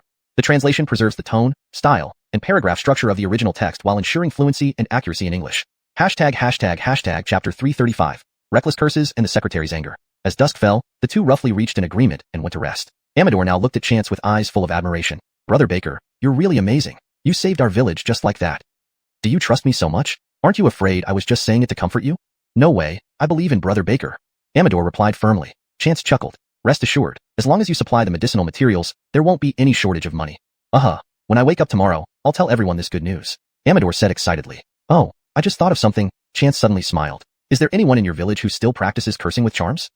No. Amador hurriedly shook his head. If someone were to recklessly place curses, the secretary would get angry. Chance was speechless. Was this an admission or a denial? After a sound night's sleep, Chance woke up amidst the chirping of birds and fragrant flowers. The ecological environment here was excellent, with bird calls all around, vast bamboo forests in the distance, and early risers already cooking breakfast. Chance came downstairs, and Amador greeted him warmly. Brother Baker, you're awake? Chance nodded. This young man in his late teens was indeed full of passion and energy. After freshening up, Amador led him to Archer's stilt house. Along the way, he saw villagers who all had grateful smiles on their faces. Alfred Oak Amador, they were mostly warm and simple people, and after hearing this news today, none of them doubted it. Instead, they were very happy. Indeed, while they were eating, many people brought various foods, showing great enthusiasm. This simplicity left a deep impression on Chance and his team, making them even more genuine in wanting to help. However, not everyone was grateful. Soon, a few Colbys approached. Secretary, is what Amador said true? An order worth 10 million? That sounds so unreliable. Are you sure this isn't just someone you hired to pretend, so we wouldn't merge with Sterling Family Village? Nonsense. Why would I do such a thing? Archer's face turned stern. The last person speaking was about the same age as Archer, and clearly did not get along well with him. The other two seemed more neutral, and were prepared to listen. The three asked Chance many questions. For the first two's questions, Chance patiently answered, but he didn't bother indulging the last one's deliberate provocations. Why aren't you answering, boy? Woodbang, be polite to Mr. Baker. Archer said sharply. The other two Colbys also looked at Ricardo, their expressions displeased. Chief Elder Tim, don't believe Archer. He looks only in his 20s. How could he possibly have that much money? Chance didn't say anything. He directly opened his mobile banking app and showed the bank account balance to the two Colbys and Archer. It was far more than 10 million. Actually, Chance didn't need to show them, but this was the fastest way to dispel doubts. After the two Colbys and Archer had seen it, Chance put his phone away. Do you have any more doubts? No, none at all. We don't, not at all. When can we sign the contract, Mr. Baker? The three were very excited. A 10 million contract was just the total purchase amount. As long as they could afford the initial 1 million deposit, there was nothing to worry about. Seeing how cordial the conversation between the three and Chance was becoming, Ricardo became restless. Chief Elder, Tim, our merger with Sterling Family Village. No merger. Previously, our young people lacked money and jobs, making it hard to find partners. Now with Mr. Baker's orders, as long as they work hard, there won't be a lack of money. Why would we need to merge with Sterling Family Village? But, elders. Ricardo panicked, quickly looking at the two Colbys. The two Colbys remained expressionless and calmly spoke. I see no reason for a merger. Ricardo left with a pale face. Archer, however, was delighted and led Chance to inspect the area carefully today. Standing on the back hillside, one could see the entire Wu family village. The environment was indeed good, and the medicinal plants grown in the mountains were comparable to wild ones. Chance and Archer spent half a day walking through the entire Wu family village. They didn't just walk, they confirmed which herbs were needed. Chance also updated the names of some meow medicines from his lineage and discovered a few very useful ones. For example, a recipe for enhancing male virility required several meow medicines. Another recipe for rheumatism also mainly used common meow medicines. Chance placed large orders for all the necessary herbs. Even conservatively estimated, this first batch alone would cost at least 3 to 5 million yuan. Archer, being a practical person, immediately gathered everyone to announce this matter. Just as everyone was carrying stools over, a group of people arrived. At the front was Ricardo, accompanied by another young man. Ricardo, hurry up and sit down. We're waiting for you to start the meeting. Archer naturally recognized the young man next to him. It was Enoch. Just right. I've brought Hector Sterling here to discuss the merger. Enoch, you're here at the perfect time, Archer replied boldly. Tell your father that the merger is off. Chris, this can't be easily dismissed, can it? Enoch smirked. My master is in Colby of Medicine King Valley. Without his approval, you cannot sell your herbs outside. Bullshit. When did Medicine King Valley have such a rule? Archer was furious. Cortesumph. Who dares oppose Medicine King Valley? Unless they don't want to stay in Pingnampo? You guys are too tyrannical. Yes, how can you do this? What are we supposed to do now? Medicine King Valley is powerful. I fear this deal will fall through. Sigh, we finally had some hope. Even Medicine King Valley doesn't have the right to monopolize this market, does it? Chance smiled and asked Archer. Regardless, I'll transfer the deposit first. Secretary Wu, improve everyone's living conditions in the village. Mr. Baker, thank you so much. Archer gratefully responded, then clenched his teeth. If Medicine King Valley doesn't want our herbs and won't let us sell to others, we will do this business anyway. Right. Secretary Wu is right. Great. Once the deposit arrives, our lives can go on. Agreed. Seeing the joy on the villagers' faces, Enoch was enraged. How dare you defy Medicine King Valley? What do you mean? This is a normal business deal. There's no defiance involved, Chance retorted with a half smile. If Medicine King Valley isn't satisfied, bring 1 million yuan. The sky had already darkened when both parties reached an understanding and went to rest. Amador looked at Chance with eyes full of admiration. Brother Baker, you're really something. Just like that, you saved our village. Do you trust me so much? Aren't you afraid I might just be bluffing to appease you? No way. I trust Brother Baker, Amador said firmly. Chance chuckled lightly. Rest assured. As long as your supply of medicinal herbs is stable, not a single cent will be withheld. Bakir, sure. Tomorrow morning, I'll share this good news with everyone. Amador spoke excitedly. There's something else. Chance suddenly smiled. Are there still people in your village who practice cursing? No. Amador hurriedly shook his head. If anyone curses recklessly, the secretary gets angry. Chance was left speechless. Was that an admission or a denial? After a night of sound sleep, Chance woke up amidst the chirping birds and fragrant flowers. The ecological environment here was fantastic, surrounded by various bird calls and distant bamboo forests. The aroma of cooking from early risers also wafted in the air. Chance came downstairs, and Amador greeted him enthusiastically. Brother Baker, you're awake? Chance nodded. This 19-year-old young man exuded warmth and vitality. After freshening up, Amador led him to Archer's stilt house. Along the way, villagers greeted them with smiles of gratitude. Just like Amador, the villagers were mostly warm-hearted and simple. After hearing the news today, they felt genuinely happy without any hint of suspicion. As expected, while eating, many people brought various snacks and treats, showing their utmost hospitality. This simple and honest place made Chance feel increasingly favorable toward helping them more sincerely. However, not everyone was grateful. Soon, several Colbys came over, asking questions. Secretary, is what Amador said true? A purchase order worth 10 million sounds unreliable.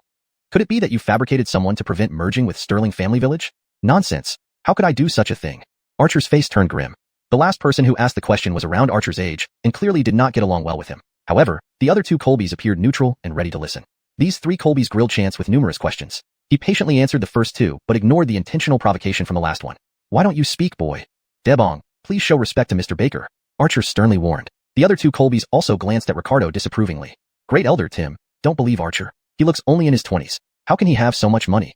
Chance remained silent, then opened his mobile banking app to show the Colbys and Archer his bank balance. It exceeded 10 million yuan. Chance didn't need to show them this, but it was the fastest way to prove his credibility. After the Colbys and Archer saw it, Chance put away his phone. No more doubts now? Nope. Not at all. Mr. Baker, when should we sign the contract? All three were very excited. A 10 million contract was merely the total procurement amount. As long as they could afford the initial deposit of 1 million, they had nothing to worry about.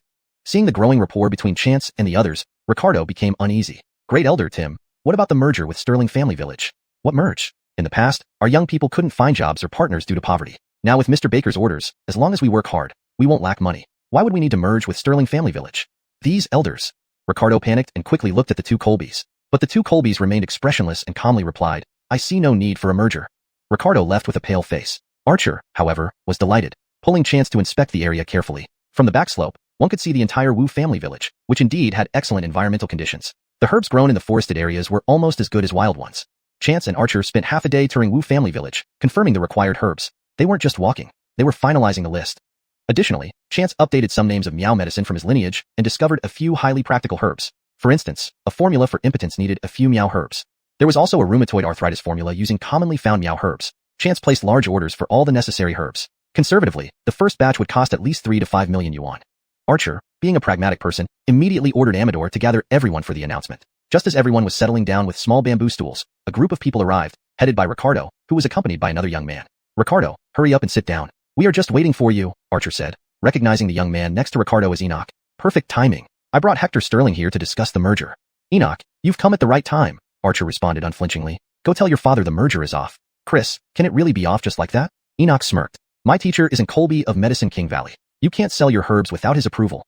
Bullshit. When did Medicine King Valley make such demands? Archer fumed. Humph. Who dares oppose Medicine King Valley? Unless they want to leave by Nampo. You guys are too oppressive. Right, how can you do this? What can we do now? Medicine King Valley has too much power. I fear this deal might fall through. Alas, we had hoped. Even if it's Medicine King Valley, they have no right to monopolize everything, Chance said with a smile to Archer. Regardless, I will send the deposit first. Secretary Wu, improve the living conditions in the village. Mr. Baker, thank you so much. Archer was immensely grateful and then clenched his teeth. If Medicine King Valley doesn't want our herbs, does that mean we can't sell to others? We'll do this business regardless. Yes. Secretary Wu is right. Fantastic. Once the deposit comes through, we can manage. Agree. Seeing the Wu family village people beam with joy, their worries gone. Enoch was furious. How dare you oppose Medicine King Valley? Your statement implies this is just a normal business transaction. Where's the opposition? Chance retorted. If Medicine King Valley isn't satisfied, they should also put forward 1 million.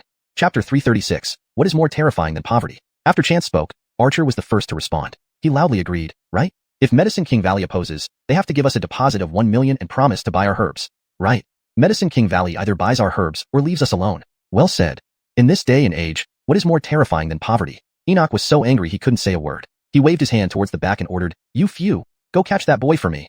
Enoch had brought quite a few people with him. Most were young and strong, mostly from Sterling Family Village, and some had also joined Medicine King Valley, though their status didn't compare to the savannah of Elder Enoch. At Enoch's command, these people lunged at Chance. The people from Wu Family Village were shocked and wanted to rush forward to protect Chance, but it wasn't necessary. Mickey alone took everyone down. Seeing the dashing figure of Mickey, many girls in the village looked at him with admiration. You dare hit my men? You wait." Enoch's legs trembled as he only dared to blurt out those words before running off with his people. "So much for a paper tiger," Mickey laughed heartily. Preparations for lunch had begun early, with many families working together to prepare the meal, each bringing out their best ingredients. Rice cooked in bamboo, cured meat, wild mushrooms from the mountain forest, and roasted chicken and fish. Chance and the others enjoyed a hearty meal. Fuiz joked, "When I came before, the food wasn't nearly as good. Looks like I'm reaping the benefits of your presence." That day, Chance signed a contract with Archer and transferred the 1 million deposit. 1 million meant nothing to Chance, but he knew that it would greatly stabilize the entire Wu family village. Chance and the others decided to stay a few more days in Wu family village. They planned to harvest the mature herbs, dry them slightly, so Chance and his team could take them away. Archer and the 2 Colbys were highly respected in Wu family village. Upon hearing this news, regardless of gender or age, the villagers sprang into action. Those who knew herbs went to gather them, younger children collected mushrooms, dug for wild vegetables and bamboo shoots, while a few older boys caught fish. A portion of the villagers had already started plowing and used land under Archer's leadership, preparing to plant herbs. But just as the smoke curled up from the chimneys, unexpected guests arrived again. Chance saw Enoch in the distance and muttered, "These people are endless." "Brother, what's going on?" Mickey asked. "Another batch of leeches." "Pfft, an unruly mob." Mickey glanced over, and then turned his attention to another matter. "Brother, you missed it earlier. Wu's secretary's daughter, Randy, returned. She's really beautiful." "Really that impressive?" "Indeed, take a look." Mickey pointed out. But care enough, there was a girl around 17 or 18 cooking by the side. She had an outstanding figure. Chance chuckled, "Haha, indeed. The deep mountains produce graceful birds." "Mr. Baker, what are you all chatting about?" Archer approached with a smile. "Just discussing how beautiful Randy is. She must resemble her mother," Chance replied. "Haha, indeed. My daughter looks like her mother. It's a pity that my wife passed away a few years ago. Otherwise, she could see the prosperity of the village." Archer sighed. "So young? What illness did she have?" "Ah, just some chronic diseases. Let's not talk about it." Archer waved his hand dismissively. "Wu's secretary, isn't this near Medicine King Valley? Didn't you seek medicine there? How easy do you think that is? We can't even afford hospital visits, let alone Medicine King Valley." Archer narrowed his eyes and stood up. "Why are these people coming back?" Enoch, along with his group, was now getting closer. Many people in Wu family village noticed and got to their feet. "Enoch, what are you planning to do?" "Enoch, we won't merge with Sterling Family Village anymore." "Exactly, don't pressure us with Medicine King Valley. Mr. Baker has already agreed to work with us." People were furious. However, a man beside Enoch stepped forward. "So it's you again, boy." His voice was sinister. Chance raised his head and acknowledged him. "So it's you all." "Boy, I chose not to deal with you last time. Don't think too highly of yourself." Enoch interjected, "Damien, it's this boy. Help me get rid of him, and I'll have my master speak highly of you to the ensign." "Do you mean it?" Damien's face lit up. "Don't worry, it's on me. Griffin, it's yours." Behind Damien, a Matthew nodded. His aura indicated he possessed internal strength cultivation and was no doubt a formidable fighter. "What are you planning to do? Don't harm our distinguished guest in Wu family village." Randy was the first to rush forward. Others also gathered behind Chance, their eyes red. Medicine King Valley's bullying was unbearable. They clearly didn't want the villagers to live. "Don't hurt Randy." Enoch hurriedly stopped her. "Damien, she will be my future bride." "All right, Griffin, seize those few boys." The bodyguards responded and charged without waiting for the Wu family village people to react. Mickey intercepted Griffin while Eric faced several bodyguards. Eric's martial skills weren't something ordinary bodyguards could match. They were quickly taken down. But Griffin and Mickey were evenly matched, with Mickey having a slight advantage. "Who are you, boy?" Griffin was startled, surprised that a young lad could match him. Moreover, his opponent was full of vigor, and if they continued fighting, he would inevitably tire out first. "Which martial arts association do you belong to?" "Ha, you're mistaken. I'm not part of any martial arts association," Mickey smirked. "Your association just bullies the weak and only cares about money, devoid of martial virtue." "You, brat, how dare you?" Griffin was enraged, but this rage disrupted his breathing, causing his moves to falter. Mickey instantly seized the opportunity and pushed him back. Griffin stumbled several steps back and fell on his bottom. This loss left Griffin humiliated. He rose and repeatedly exclaimed, "Boy, dare you tell me your name?" "Hey, see, Mickey. Anytime, anywhere." Mickey reported his name without hesitation. "Good." Griffin turned and left despite Damien shouting after him. The people from Wu family village were enraged. They considered themselves one big family, united in spirit. Now, they rushed to attack Enoch and his group. Their anger wasn't misplaced. The locals here were rugged and fiercely loyal, sometimes engaging in fights between villages. But this time, Enoch crossed a major taboo by seeking outsiders to attack them. Chapter 337. The entire village was cursed. This Enoch has gone too far. Fortunately, we didn't merge with the Sterling family village. Look at their arrogant attitude. If we had merged, wouldn't we have been bullied to death? Exactly. Too outrageous. Forget about them. Is the meal ready? Let's serve it quickly and not starve our distinguished guests. The meal is ready. Let's eat. That night, everyone laid out all the dishes for everyone to enjoy. Archer also brought out his fine wine, which he had kept for years, to entertain the guests. Brother Baker, thank you. If not for your arrival, we would have merged with the Sterling family village. Sandra also came over to toast them. All of Chance's party drank. Brother Baker, you guys are amazing. Did you use martial arts? Yeah, Mickey laughed. Anyway, we're staying here for a few more days, so I'll teach you a few moves. Great. After a hearty drinking session, everyone slept soundly. Alfredaddle did they know that when they woke up in the morning, Chance sensed something was wrong. First, Mickey seemed dazed, barely able to open his eyes. Then Eric couldn't be woken up. After getting up, Archer felt dizzy and began vomiting after taking just a few steps. Chance noticed that this wasn't an isolated incident. Most people in the village were like this, as if everyone had come down with a high fever overnight. Could they have caught a chill last night? Oddly enough, Xiao Gregor, who was beside Chance, was incredibly excited, chirping nonstop since morning as if he had discovered something. What's going on? Why are you so worked up? Chance wondered aloud. Chirp, chirp, chirp. Chance paused. You mean someone cast a curse? This wasn't a trivial matter. Chance immediately checked Archer's pulse and found something indeed off. Since the symptoms looked like a common cold or fever, he hadn't realized it was a curse at first. However, dealing with a curse was simple. Although Chance could remove the curse himself, he had an even simpler method. Xiao Gregor. Indeed, upon receiving Chance's command, Xiao Gregor immediately chirped happily and pecked Archer's forehead. Sandra, unaware of what was happening, thought Chance was trying to harm her father and tried to intervene by shouting. But how could they stop Xiao Gregor? With one peck, it pulled out a small black worm. Chance then casually took out a medicinal pill to replenish vital energy, dissolved it in warm water, and fed it to Archer. With the curse removed and the medicine taken, Archer quickly recovered. Mr. Baker, what happened to me? I should ask you the same thing. How did everyone in your Wu family village suddenly end up like this? Even my companions were affected. Chance said meaningfully, who cast the curse? A curse? See this. Chance opened his palm, where the small black worm was still wriggling. This? Archer's face changed dramatically. How could this be possible? Don't believe it? Follow me. Chance led Xiao Gregor, treating Sandra and Alabo upstairs as well as Little Dong, who were similarly affected. Baker surprisingly, the worm on Sandra wasn't black but pink. Seeing this worm, Archer's face darkened. It's the Sterling family village. It must be them. How do you know? Chance asked. First, let's treat everyone else. Chance took out another bottle of pills, dissolved them in warm water, and made sure everyone in the village had some. While Chance and Xiao Gregor were removing curses, Archer and Sandra hurriedly gave the medicine to the villagers. When Mickey and Eric recovered, they were furious. Brother, this can't be left unpunished. Once everyone regained consciousness and understood what happened, anger surged among them. Definitely the Sterling family village. It's them. Party Secretary Wu, why are you all so sure it's the Sterling family village? In fact, both the Wu family village and the Sterling family village descended from the same ancestor. Party Secretary Wu sighed. We share the same lineage. Later on, one branch inherited through the maternal side. Blood brothers? Yes, though it's been many generations. We have been disputing who is the main lineage and who changed surnames, a debate lost in time. The senior Colby explained. Because we share the same ancestry, only they know about. He stopped mid-sentence. Chance nodded. There must be a special reason behind it. He knew these ethnic minorities placed significant importance on lineage, making it understandable. Since we share the same ancestry, our methods of casting curses are the same. However, the black worms aren't part of our line. Only the red ones are. Archer grimaced.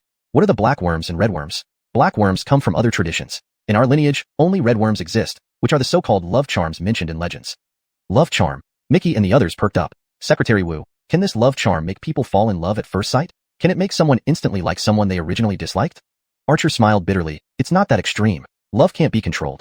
The fame of the love charm comes from its aphrodisiac effects. The faces of Chance and others changed instantly. An aphrodisiac? Using it on a girl? So despicable. What about these worms? Chance's vial already contained dozens of black worms and one red one. Would killing them affect anyone directly? These are offspring worms. Killing them doesn't harm the parent worm, but if the parent dies, all offspring will die too. But we need to identify which type of worm this is. We should get an expert to check. Get an expert? Mr. Baker, yesterday you asked me about that solitary house in the back mountains. Now, I can tell you. Archer said, it's the residence of our great doctor. Great doctor? Alfred living in seclusion, the great doctor is highly respected by the villagers and isn't usually disturbed, Alabo explained quietly. Archer, along with the two Colbys, took the vial of worms to meet the great doctor. As outsiders, Chance and company couldn't go, so they prepared to visit the Sterling family village. Almost being killed required an explanation. Before they left, Archer returned alone, looking oddly. Archer looked at Chance, hesitating to speak. What's wrong? That. Mr. Baker, our great doctor requests a meeting with you. Chapter 338, The Great Physician. Not only was Chance surprised, but the other residents of Wu family village were even more astonished. The great physician never met outsiders and rarely interacted with the villagers themselves. He spent most of his life in his house, only taking on a savannah when he grew old to pass down his medical knowledge. However, Chance was quite curious that such a revered Colby wanted to meet him, so he followed Archer. It seemed close from a distance, but the journey took some time. Upon arriving at the door, Chance found the village's head Colby and second Colby standing there. Mr. Baker, please come in, they said together. Chance didn't press for details, nodded, and entered the house. From the outside, The house looked as if it had no windows, presumably damp and dim inside. But in reality, it was dry and not too dark. "You're the outsider they mentioned, please sit." A frail voice spoke, yet its slow pace was surprisingly comforting. "Go on then." A middle-aged woman beside them nodded and left. She must have been the great physician Savannah, the next great physician. Chance sat opposite the great physician on animal hides that kept the ground dry and warm. "Sir, where are you from?" "Ninghai, in Baker Province." "Ah, yes, I know it. Have you been there?" "No, our great physician never leaves the village. But I've heard about it from the children." The great physician smiled. "Try this medicinal tea. I've heard you've encouraged our villagers to grow herbs and develop medicinal teas. Thank you on their behalf. Their lives are hard." "Don't thank me. I stand to gain as well," Chance smiled. "Why did you ask me here?" "Actually, I need your help." "Please continue." "The one who just left is my Savannah. But she isn't my first," the great physician sighed. 10 years ago, I had another." "What happened to him?" "That traitor stole my master goo and disappeared." The great physician paused. "The master goo has been passed down through generations. Without it, other villages dare to curse us openly." Seeing Chance silent, the great physician continued, "Mr. Baker, I heard from Xiao Sterling about your methods against curses. You understand the ways of goo, so I beg you to find the master goo." "With so many people around, I'm afraid it's beyond my capabilities," Chance frowned. "Don't refuse so quickly." The great physician opened a wooden box behind him and pushed it toward Chance. "As a token of gratitude, please accept this. Whether you find it or not, it belongs to you." "What is this?" Chance opened the box to find a pearl the size of a longan. "This has been passed down among the great physicians. No one knows its origin, but last night it glowed." The great physician's wrinkled face showed a smile. "I knew its owner had arrived." Chance caressed the pearl. Even without records, his intuition told him it was valuable. He couldn't let the favor go unrewarded, so he agreed, "All right, I'll help you search. However, it's like looking for a needle in a haystack. Do your best." The great physician smiled wider and produced a small insect. "Take this, it will detect the traitor within 100 miles. Chance examined the insect, which resembled a small beetle, finding no issues, and allowed it into his palm, leaving a red on his finger. After explaining, the great physician returned all the insects to Chance except for a black one and the red one, letting his own insect devour it, causing both to die. The great physician also coughed up blood. "Mr. Baker, take care." The Savannah appeared silently to bid farewell. Chance left, giving the bottle of insects to Xiao Gregor as snacks. That night, faint crying sounds echoed through the village. "What's happening?" Chance descended the stairs, seeing Amador's eyes red. "The great physician has passed." "What?" Chance exclaimed. In the afternoon, the great physician merely seemed colbially, with no sign of death. "It was for revenge. The curse master who cursed us died," Archer explained. "With the master goo, other villages wouldn't dare touch us." The village fell into silence. Fouise suggested leaving at dawn. Archer understood and agreed. They planned to seek justice from Sterling Family Village. Before leaving, Sterling Family Village attacked, along with Medicine King Valley. "Archer, you dared to harm Medicine King Valley's Colby. Your days are numbered." The first to speak was Ricardo. "A fair fight with curses, yet you defy our ancestors' teachings." Archer shouted. "You knew everything, traitor." Realizing Ricardo's betrayal, the villagers were enraged. "On the brink of death, yet you remain defiant." Ricardo stepped back. "Stand aside if you wish to live. There will be no Wu family village after today." Eyes burning with anger, the villagers grabbed their weapons. They would rather die with dignity than live in shame. Behind Ricardo, Enoch, Damien, and several others approached, showing signs of martial arts prowess. Their aggressive stance was clear. They meant trouble. Randy whispered to Chance, "Mr. Baker, follow me. I'll get you out." "No need." "Mr. Baker, leave now. They mean harm," Randy urged. "My father will return the money." "Don't worry, nothing bad will happen," Mickey smirked. "We don't fear these people." "Who spoke?" And Colby slowly opened his eyes, fixing his gaze on Mickey. "You pests again. Robert, deal with him first." Damien yelled. Chapter 339. Attack on Medicine King Valley. Robert was the protector of Medicine King Valley, considered to be at the pinnacle of martial prowess. The people he brought along were all his Savannahs, and they were all skilled fighters. Enoch couldn't contain his smirk. "Robert is at the Grandmaster level. You killed my master and ruined my plans. Prepare to die." Apsel also looked very pleased, sneering at Chance and company. "You could drive away Griffin, but Robert will handle you like dealing with mere chicken and dogs." Mickey and Eric didn't wait for more chatter. They charged forward immediately. Indeed, Robert was at the Grandmaster level. His palm wind was robust, easily forcing Mickey back. Mickey was only at the hidden strength level and couldn't defend himself. Chance placed a hand on his shoulder. "Leave it to me. Pretty boy. Do you deserve to face off against Robert?" Enoch jeered loudly.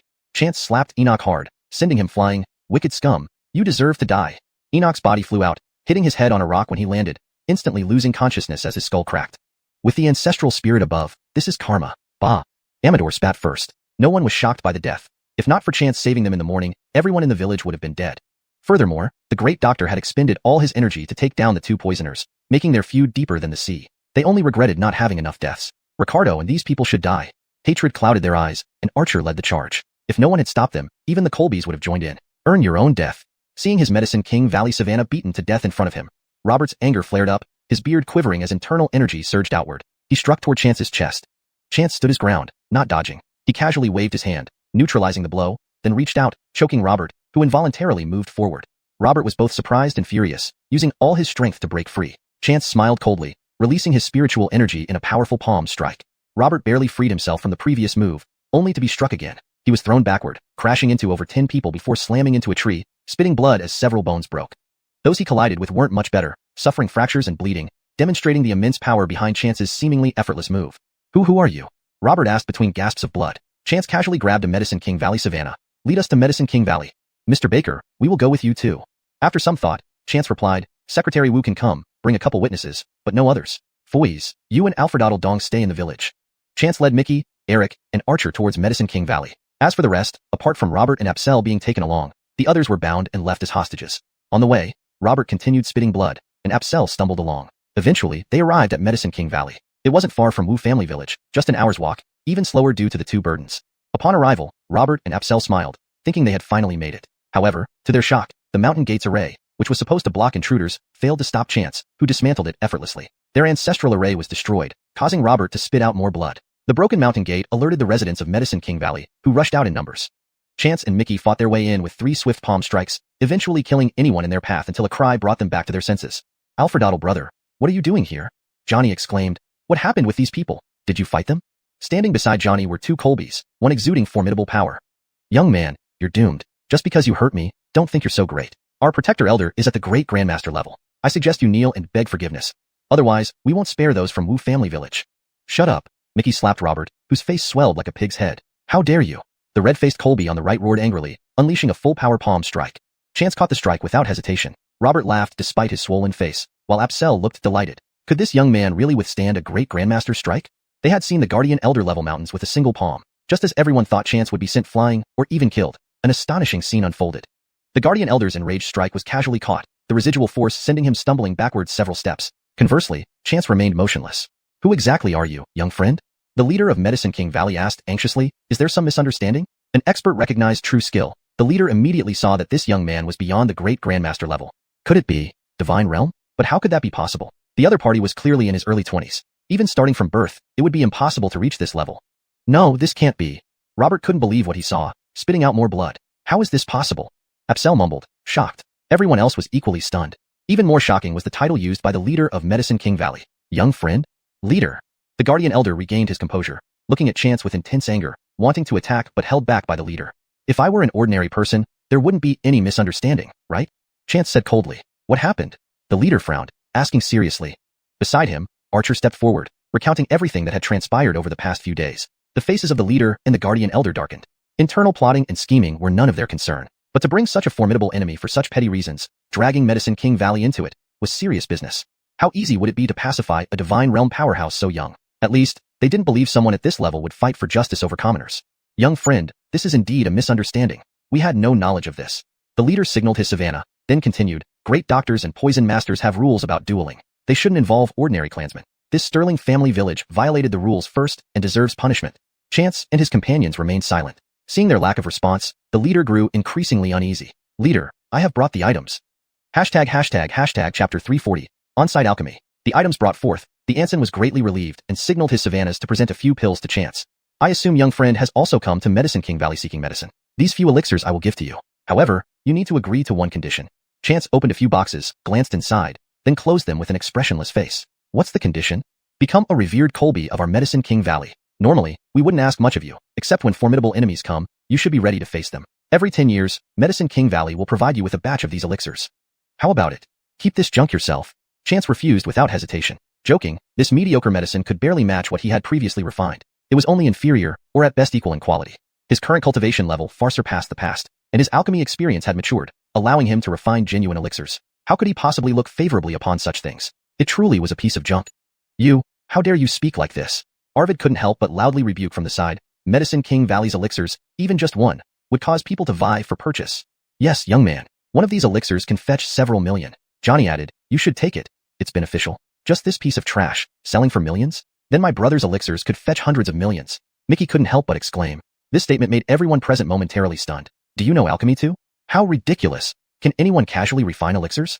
This boy, though high in martial cultivation, is talking nonsense regarding alchemy. Everyone knows these are unrelated matters. I don't believe it either. For someone so young to have such high cultivation already, if he could refine elixirs as well, I would suspect he is some old monster reincarnated. The Medicine King Valley's guardian Colby also looked displeased. I cannot agree with this young friend. In this world, only Medicine King Valley can refine elixirs. No other sects can do so. Ha, does he need to notify you on his skills? Eric also sneered. Cortesmph, impossible. The Anson was also unhappy, unless you demonstrated on sight. Refine on command? What if you secretly learn from it? Mickey said boldly. Me? Secretly learn? The Anson laughed 3 times. Dare to make a bet? What kind of bet? Chance became interested. Whatever you want, I will give it to you. The Anson arrogantly stated. If you fail, you must commit suicide right here to atone. Who knows what you have? Eric muttered, not worried that Chance would lose. If I win, Medicine King Valley submits to me. How about that? Chance astonishingly suggested. It took everyone a while to regain their voices. Insolent. Too bold. Young man, how dare you speak like this? But these people only dared to shout. They did not dare to attack physically. Even the guardian Colby wasn't a match for him. They were no different from mere chicken and dogs compared to Chance. However, there were smarter ones among them. Anson, agree with him. This kid must be afraid of death and is using this speech to intimidate us. So it's like this, I understand. Others realize this too. Agree with him. The Anson felt more confident after hearing this. Very well, I agree. When do we start? Let's start now, Chance indifferently replied. Given Medicine King Valley's level, he could easily refine some elixirs that would surpass their capabilities. Taking out the alchemy furnace and corresponding herbs from his bottomless ring, the scene startled everyone. Where did these items suddenly appear from? But Chance ignored them, sat down on the spot, and began processing the herbs one by one without needing any provided space for alchemy in the Medicine King Valley. Seeing Chance's composed and calm demeanor, the Anson's heart raced. It's going bad. Refining elixirs in Medicine King Valley was a sacred process requiring careful preparation of materials, setting up a sealed chamber, followed by bathing and changing before beginning. The success rate was low. 1 in 10 was already considered not wasteful. If it reached 2 or 3 in 10, it was regarded as top-notch mastery. Only the Anson could achieve a 30% success rate. Seeing Chance's effortless alchemy process, the Medicine King Valley people changed expressions. Some approached with ill intentions. However, Mickey and Eric immediately flew them away before they could act. Archer led a few young people from the village to guard Chance closely. They knew Chance was their only hope. If Chance failed, everything would turn sour. Before the Medicine King Valley could react further, Chance rapidly performed over a dozen seals, officially beginning the extraction of the elixir. Refining elixirs openly aimed to shock everyone. Moreover, he was not afraid of disruptions. Not only were Mickey and Eric guarding him, but even if the Anson and the guardian Colby personally intervened, he was not afraid. The medical lineage's heritage far exceeded anything a small sect like Medicine King Valley could compare to. Even before opening the alchemy furnace, an indescribable fragrance filled the air. Johnny deeply sniffed twice and whispered, so fragrant. The Anson sniffed as well, his expression drastically changed. Opening the furnace, 3 white elixirs emerged, and Chance took them out. Seeing the 3 elixirs, the Anson's expression changed again. He clearly saw that only one set of materials was prepared, yet 3 elixirs resulted. The alchemy skill surpassed his own significantly. Sir, may I examine these elixirs? Why not? The Anson carefully examined the elixirs, licked a little with his tongue, closed his eyes, and sensed thoroughly before opening his eyes. These aren't minor essence-nourishing pills, are they? These are essence-nourishing pills, 10 times more potent than minor ones. Indeed. Tears welled up in the Anson's eyes as he stepped back and bowed. Old fool I am, willing to submit to sir. The guardian Colby similarly agreed. Old fool I am. They were genuinely awed by Chance's prowess. As members of Medicine King Valley who dedicated their lives to studying herbs and refining elixirs, they never expected a young person to effortlessly achieve what they had strived for but never accomplished. With such a person as their new Anson, Medicine King Valley would surely gain greater recognition. Moreover, even if they disagreed, it wouldn't change the outcome. Chance's combat strength far surpassed theirs, capable of destroying mountain gates with a single strike, repelling grandmasters with a palm. If enraged, he might slaughter everyone in Medicine King Valley. It was not beyond possibility. Better to behave properly. Following the Anson and guardian Colby, all other savannas knelt en masse. Hashtag chapter 341. Seizing control of Medicine King Valley. Apsel, who had been watching the scene unfold, was stunned. The situation had taken an unexpected turn that he hadn't anticipated at all. Johnny was also dumbfounded. However, she hadn't offended Chance and had even spoken to him a few times. She suddenly felt something stir within her, and her face showed a peculiar expression. But Chance thought differently from everyone else. He didn't want to be the head of Medicine King Valley. Instead, he intended to make Medicine King Valley work for him. He already had a traditional Chinese medicine plantation at home, but many herbal medicines were better suited to cultivation in South Ala. Thus, after hearing the head's words, he had a sudden inspiration to take control of Medicine King Valley. I have no interest in being the head, Chance said. Everyone looked up in surprise. You can continue as the head, but you must obey me from now on.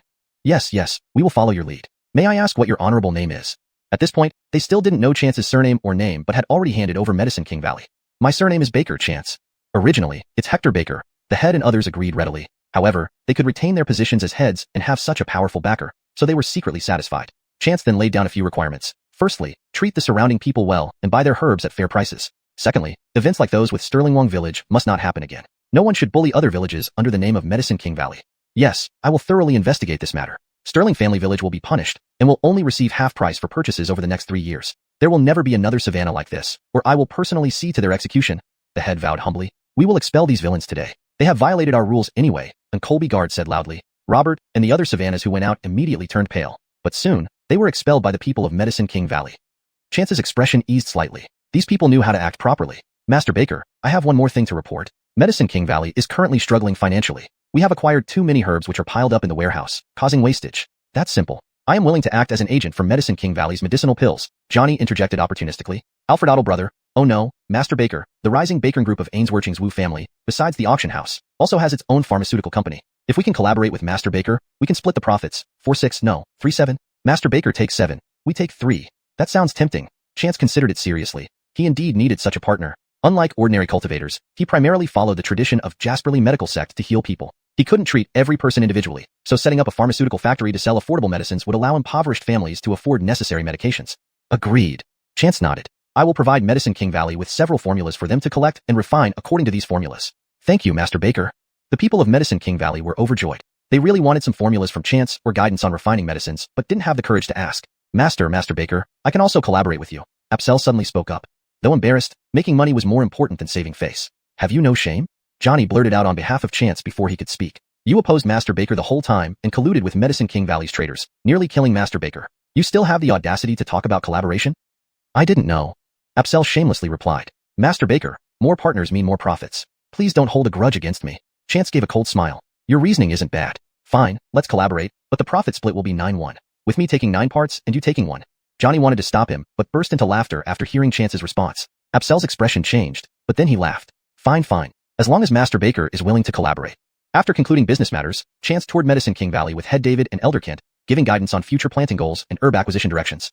Finally, he gathered several valuable herbs from the warehouse. These items didn't mean much to the people of Medicine King Valley. Although the herbs were good, they couldn't use them at present.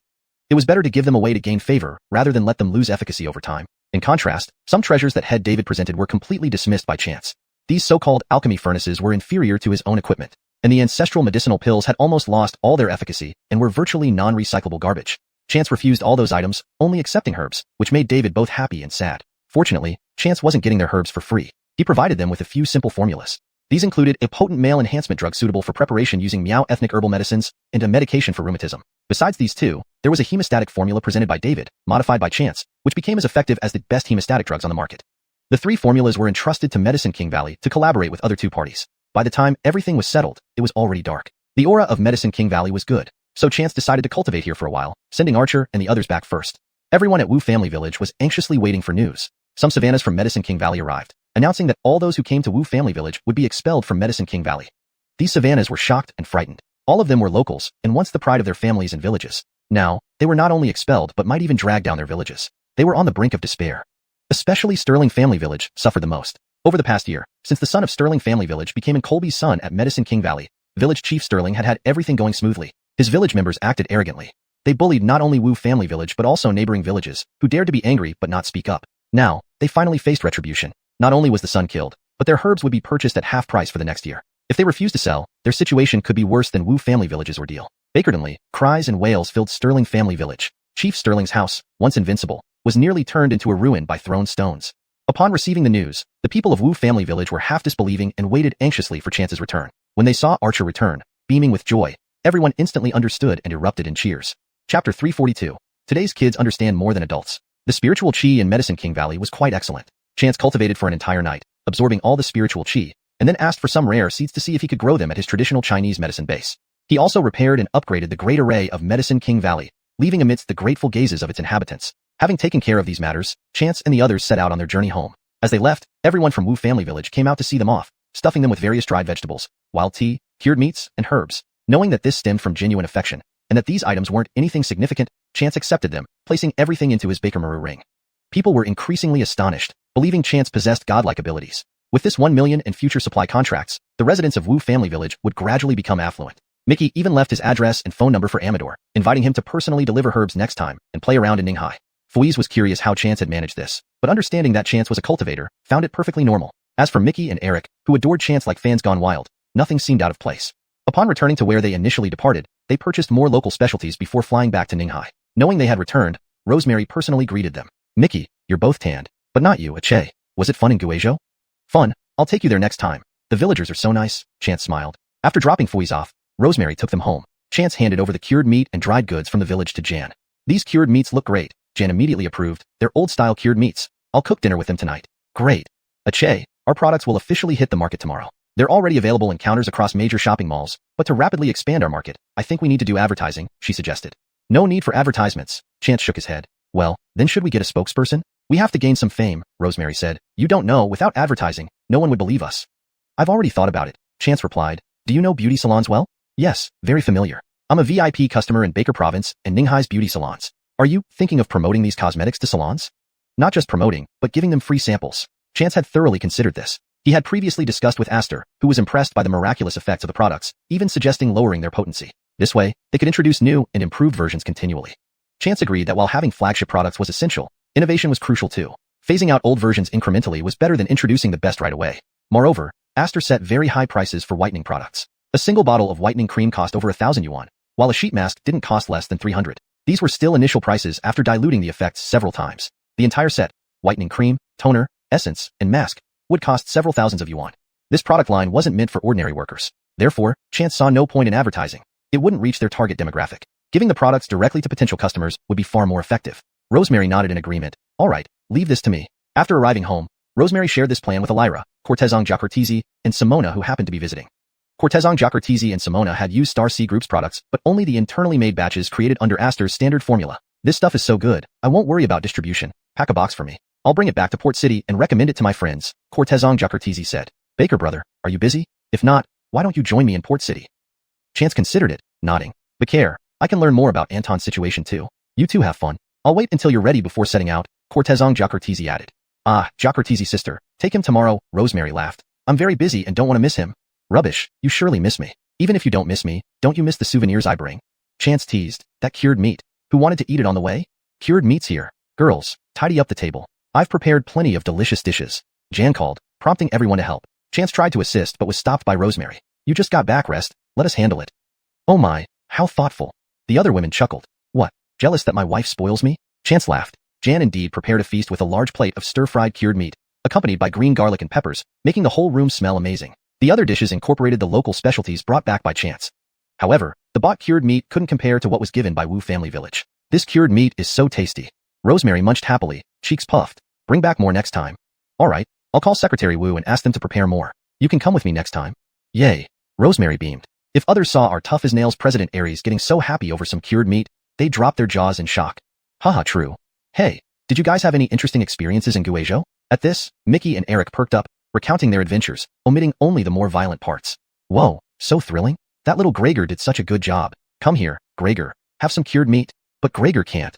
Chance warned. Too late as Gregor already ran off with the meat, drinking lots of water later that night. Look at your greedy bird. Isn't that for humans? Careful, or your feathers will fall out. Gregor quickly pecked Chance several times in alarm. Brother, can Tina come back with us tomorrow?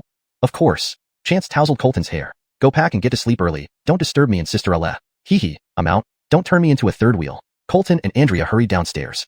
Why are you telling kids nonsense? Corrupting them. Rosemary complained. Today's kids know more than we do. Know what? Rosemary laughed. Come closer. I'll tell you. Chance grinned widely. I won't budge. Then I might have to grab you myself. Chapter 343, Brother Dane's Boast. After a bout of laughter, the two settled back into their seats. Hey Che, we've been getting busier lately, Rosemary sighed. Just 1 or 2 more years. Once everything runs smoothly, we'll move to Shao Fiki Village. Blue skies, white clouds, green mountains, and clear water. Just thinking about it makes me happy. But care, we'll get your grandfather to come over then. I guarantee he'll live to be 100. That sounds good, but how long will it take? Not much longer. Have Draper's team work on some designs. Don't let them idle. They're not idle at all. They've carried the whole design department with just a few people. We're now preparing to expand because there's too much work. All right, you decide. We should have the place ready for moving in by year end. Got it. The next morning, Chance, Portia, Simona, Eric, along with Colton and Andrea went straight to Harbor City. Simona handled the tickets, but only 2 first-class seats were available. Chance let Portia and Simona take those since business class was still comfortable. Everyone except Portia and Colton was visiting Harbor City for the first time. On the way, Colton puffed his chest out, promising to show Andrea around Harbor City. I'll take you to Disneyland. No way. Ninghai is building its own amusement park soon. I want to go to Ninghai. Andrea, who was rescued by Chance, admired him greatly. Ever since learning Chance would build an amusement park, Andrea had no interest in other Disneylands. What fun can Ninghai's little park offer? It's just a small town. An adjacent passenger sneered in heavy Harbor City accent. Country bumpkin. Exactly. Ninghai is so small. What kind of amusement park can they build? Just a publicity stunt, added a woman sitting next to him. Excuse me, sir, you are mistaken. Colton turned and earnestly corrected. Harbor City has a land area of 1,110 square kilometers. The small city of Ninghai you mentioned has 1,356 square kilometers. You, Alfredaddle brat, don't talk nonsense. The flamboyantly dressed woman retorted angrily. Oh, what does a child know? Harbor City might not have a large land area, but it has sea areas, the Harbor City man added. How knowledgeable. Are you from Harbor City? The woman flirted. You're wrong again. Harbor City sea area is 1,649.69 square kilometers. Ninghai is also a port city with a slightly larger sea area than Harbor City, Colton explained using hand gestures. Chance chuckled silently. Anyone trying to argue these facts against their little scholar Colton would lose. So if Ninghai builds an amusement park, it may not be bigger than Harbor City's Disneyland, but it won't be small. In my heart, it will be the best. The best? What do you, a kid, understand?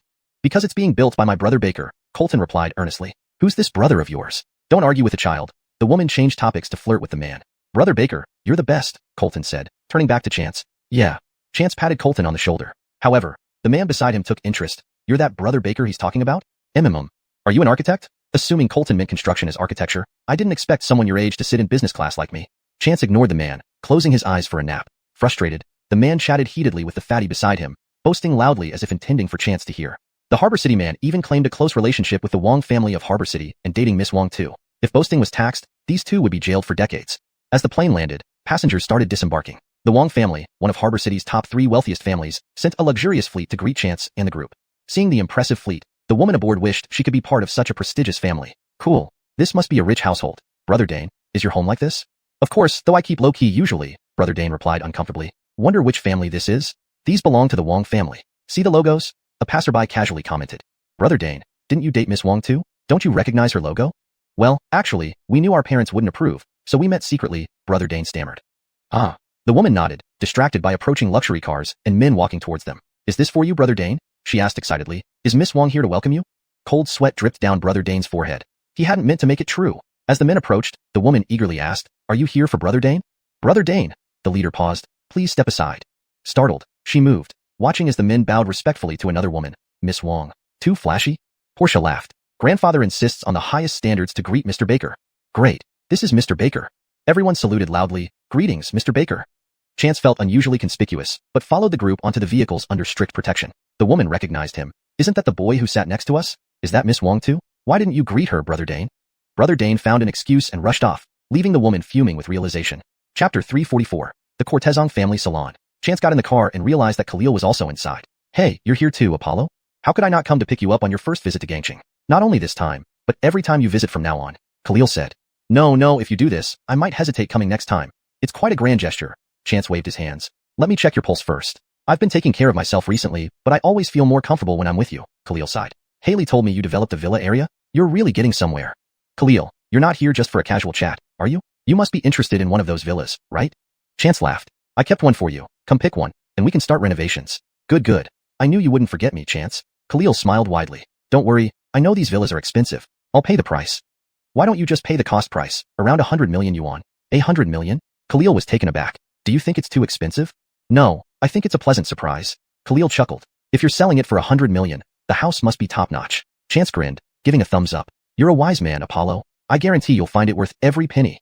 This time, Chance didn't have any official business in Gangcheng. His main purpose was to check on Khalil's health and revisit some old matters. That night, the Cortezong family prepared a lavish dinner. Angus and his wife greeted their long-absent son enthusiastically. Seeing him now lively, confident, and much healthier than before, they were incredibly grateful to Chance. They were also very affectionate towards Andrea, who was around the same age as Colton, preparing an adjacent room for him. But the two boys insisted on sleeping together, and the bed was large enough for both. The next day, Angus wanted to take a leave to accompany them, but others persuaded him otherwise. Khalil was still focusing on recuperation, so Portia and her sister-in-law, Ansley, took the children around Gangcheng for a few days. Chance reluctantly joined them for a day but went out alone the next day because he found plenty of spiritual energy between the mountains and sea in Gangcheng, perfect for practicing at night. After several days, Chance had swept away most of the spiritual energy in Gangcheng, and it would take about 10 to 15 days to recover. By then, everyone was almost done playing, and Portia started discussing serious matters with her sister-in-law. When she returned, Portia gave Ansley a set of internal cosmetics. Ansley was initially dismissive, but the next morning, she was utterly impressed. Had they not been busy entertaining guests, she might have lost control by now. After Portia proposed the idea, Ansley immediately came up with a plan. This is simple. We invite my rich lady friends for a salon. The courtesans were at the peak of their influence, and many people wanted to build connections with them. Hearing that this aunt-niece pair was organizing a salon, everyone showed up. The invitees included high society ladies, the daughters of prominent Hong Kong figures, and famous celebrities, some from Gangcheng and others from Oucheng. Many brought their husbands or male companions, totaling nearly 100 people. Thankfully, the courtesan's mansion in the mid-level hills was spacious enough. Baker Shi, why did you gather us all here? Do you have some good news? Yes, you rarely organize such a grand event. And you too this time. Could it be that Haley has found a boyfriend and is ready to get married? Are you guys gossiping again? Portia laughed. Today has nothing to do with me personally. Then is it Alexandra? Maybe you're expecting another baby? Ansley just smiled and shook her head. In fact, today I have something wonderful to show you. What? Did you buy some jewelry? Or something even better? Well, there is jewelry, but let's save that for later. Portia quickly replied, knowing that Chance's jade pendants were excellent and the talismans worked wonders. Being from Gangxing, she understood that both the wealthy and commoners believed in such things. These products might make Chance a fortune in Gangxing. So what is it? It's a cosmetic product, Portia said confidently. Contrary to her expectations, the crowd reacted indifferently, showing little interest. Everyone present was wealthy, using high-end brands and exclusive products unavailable on the market, so they naturally had little interest in an unknown brand. However, they were curious what kind of brand made Portia and Ansley host this event. Haley, did you create this brand yourself? No, it was created by my good friend, Alfredotto Brother Baker. Oh, he's a man? They must have a special relationship. Haley, admit it. Oh come on, it's really not like that. Don't believe me? Ask him yourself. Portia called Chance from the room, pulling him out with headphones on. This is Alfredotto Brother Baker, much younger than me. Chance used to be attractive, even considered the campus idol at Ninghai University. After cultivating, although his features changed only slightly, he became exceptionally handsome. Combined with his transcendent aura and flawless skin, even in casual clothes, he left everyone in awe. If these people weren't dignified, they would have reached out to touch Chance's skin. You're too handsome. Several young women whispered excitedly, while a few noble ladies gazed with admiration. He's my friend from mainland China, a Ninghai native. Don't underestimate him just because he's young. Despite being in his early 20s, he's worth more than $1 billion on his own earnings, Portia explained, pleased with everyone's astonished looks. Chapter 345, On-Site Trial. Portia deliberately boosted Chance's reputation, but if one were to calculate his worth seriously, it wouldn't be far off. The lawsuit with Brick Guy Group had been won, and 50% of the shares in Brick Guy Group were valued at about $500 to $600 million. However, due to years of suppression, the value would likely be slightly less. Additionally, there were the old city renovation projects and amusement park projects, which, though currently in deficit, showed great potential and were expected to break even within 5 to 6 years, turning into highly profitable ventures. There was also the Chinese medicinal herb planting base and the personally developed villa district, each villa price starting from $100 million. Not to mention that Star C Group had other projects, including pharmaceuticals and cosmetics, each like golden eggs-laying chickens, with immeasurable value. Upon hearing Portia's words, everyone in the room looked at Chance with incredulous eyes. Everyone present was either wealthy or influential. Being a billionaire wasn't rare. But someone who became a multi-billionaire starting from nothing, especially someone as young as Chance, was astonishing. It seemed he started making money right out of the womb. Although people were stunned, some doubted it. If Chance were truly so capable, he should already be world-renowned rather than obscure. Some suspected Portia and her sister-in-law Ansley might have been deceived but didn't voice their doubts. None present were fools. They knew what to say and not to say. Questioning Chance face-to-face wasn't just insulting him, it was insulting the Cortezong family. With the Cortezong family thriving, no one wanted unnecessary enemies. However, not all second-generation rich were smart. One couldn't hold back. Is that true? You look younger than me. Are you really that amazing? Could it be you made your fortune by hooking up with a rich woman? The second gen laughed heartily, finding himself very witty. No one else laughed, not even his girlfriend, who instead pushed him awkwardly. Who is this? Ansley said without looking at him, asking the butler. This gentleman came with Miss Alfredon, the butler respectfully replied. Miss Alfredon was his girlfriend. Her recent rise to fame only qualified her for lower-class events, but recently she had caught the eye of an influential figure, leading to invitations to high-class gatherings to enhance her role experience. Thrilled, she brought her boyfriend along. Though her boyfriend's family was also respectable and gaining prominence in Hongqing and high society, they were still considered nouveau riche. I apologize, Mrs. Cortezong. This youngster came with me. A seasoned female celebrity interjected. Xiao Alfredon, this place isn't suitable for you. Leave now. Miss Alfredon paled, mumbled an apology, and dragged her boyfriend away. The second gen hadn't expected such treatment, having been pampered recently due to his family's sudden wealth. He began causing a scene.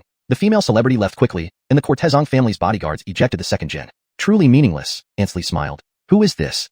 The butler whispered something in her ear. Ah, a nouveau riche. No wonder. We need to put them in their place. The butler bowed and left. Others chimed in, some flattering the Cortezong family, others genuinely despising such foolish behavior. The atmosphere quickly warmed up again. Portia smiled. Don't look down on little brother Baker. He's a great benefactor to our Cortezong family. We treat him as an esteemed guest. Everyone asked curiously how so. Portia and Ansley kept smiling enigmatically, increasing everyone's curiosity. Portia steered the conversation back to cosmetics. I know it's hard to believe what I say outright, but look at me. Can't you see any changes? They scrutinized her closely. Some noticed differences they hadn't seen before. Haley, you aren't wearing makeup? A wealthy heiress remarked. Portia nodded. Though from a noble family enjoying luxurious living, Portia's skin, due to her artistic pursuits abroad, wasn't as flawless as those indulged in regular beauty treatments. Makeup could cover flaws, but these were usually exposed without makeup. Yet now someone claimed Portia was makeup-free. Impossible. That porcelain skin, those virtually poreless cheeks? Several close friends rushed over. Wow, really? Just mascara and lipstick. Unbelievable. Incredible. Your looks are unbeatable. Everyone was amazed. Portia was in her mid-30s, yet looked like she was just 20. Cortezishui, tell us your secret. We're best friends. You must share. I've told you, but you didn't believe me. Portia laughed. Told? What do you mean? The heiress's gaze shifted to the cosmetics on the table. You weren't joking? I don't joke about this, Portia said seriously. Then, I want to try to. All right, Aaron, go wash your face first. Portia said, Alfredaddle Brother Baker, would you help? Haley, you do it. Chance waved off. Come on, cutie. I'm not scared. Neither should you be. Aaron grinned. Aaron returned quickly. Being a close friend of Portia, she was around the same age. She maintained herself well, but long-term makeup use left residual products and enlarged pores, despite spot treatments. Aaron, I'll apply one side for comparison, but care. Portia opened a bottle of essence water to apply. Wait. Chapter 346. The insect charm trembles. Chance stopped Portia. Her skin has a lot of residue, so it's not suitable for application. Some people present smiled secretly, thinking that Chance's trick was about to be exposed. First, he claimed how powerful his product was, and then stopped to say that the other party's skin was unsuitable, thus shifting potential blame to them if the effect wasn't satisfactory. Clearly, there were more than a few people who thought this way, as everyone had an indescribable expression on their face. What should we do then? Portia paused her action. Use that one first, Chance said, pointing to the center of the box. It was a teardrop-shaped capsule. Portia suddenly remembered, oh yes, I used this before too. But little brother Baker, you're so stingy. How can just one capsule per box be enough? Using it sparingly is enough, considering its high production cost. Chance smiled faintly. This item was specifically designed for cleaning. It was a perfect combination of Chance's formula and modern cosmetics. To put it simply, it was a peptide mixed with a cleaning pill. Portia applied half of it to Aaron's face and carefully stored the rest. Wait a moment. How long will it take? It'll be fine in a bit. Soon, bubbles started forming on Aaron's face. This wasn't unusual, as most people remained composed except for a few men who showed curiosity. Seeing that the time was right, Portia took a wet wipe. Come, wipe your face. Aaron held the mirror offered by Portia and began wiping her face with the wet wipe. She couldn't help but gasp after just one wipe. What is this? The wet wipe was covered with yellow-brown substances, looking extremely repulsive. Is something wrong with the wet wipes? Someone frowned nearby. I have some. Use mine. Someone handed over their own wet wipe. Portia didn't stop her. Aaron wiped a second time, and even more gunk came off. But after 2 wipes, most of her skin was already revealed, and people around her exclaimed, Wow, Aaron, your face. Aaron rushed to look into the mirror, and the sight of her smooth, delicate skin stunned her. Is this my face?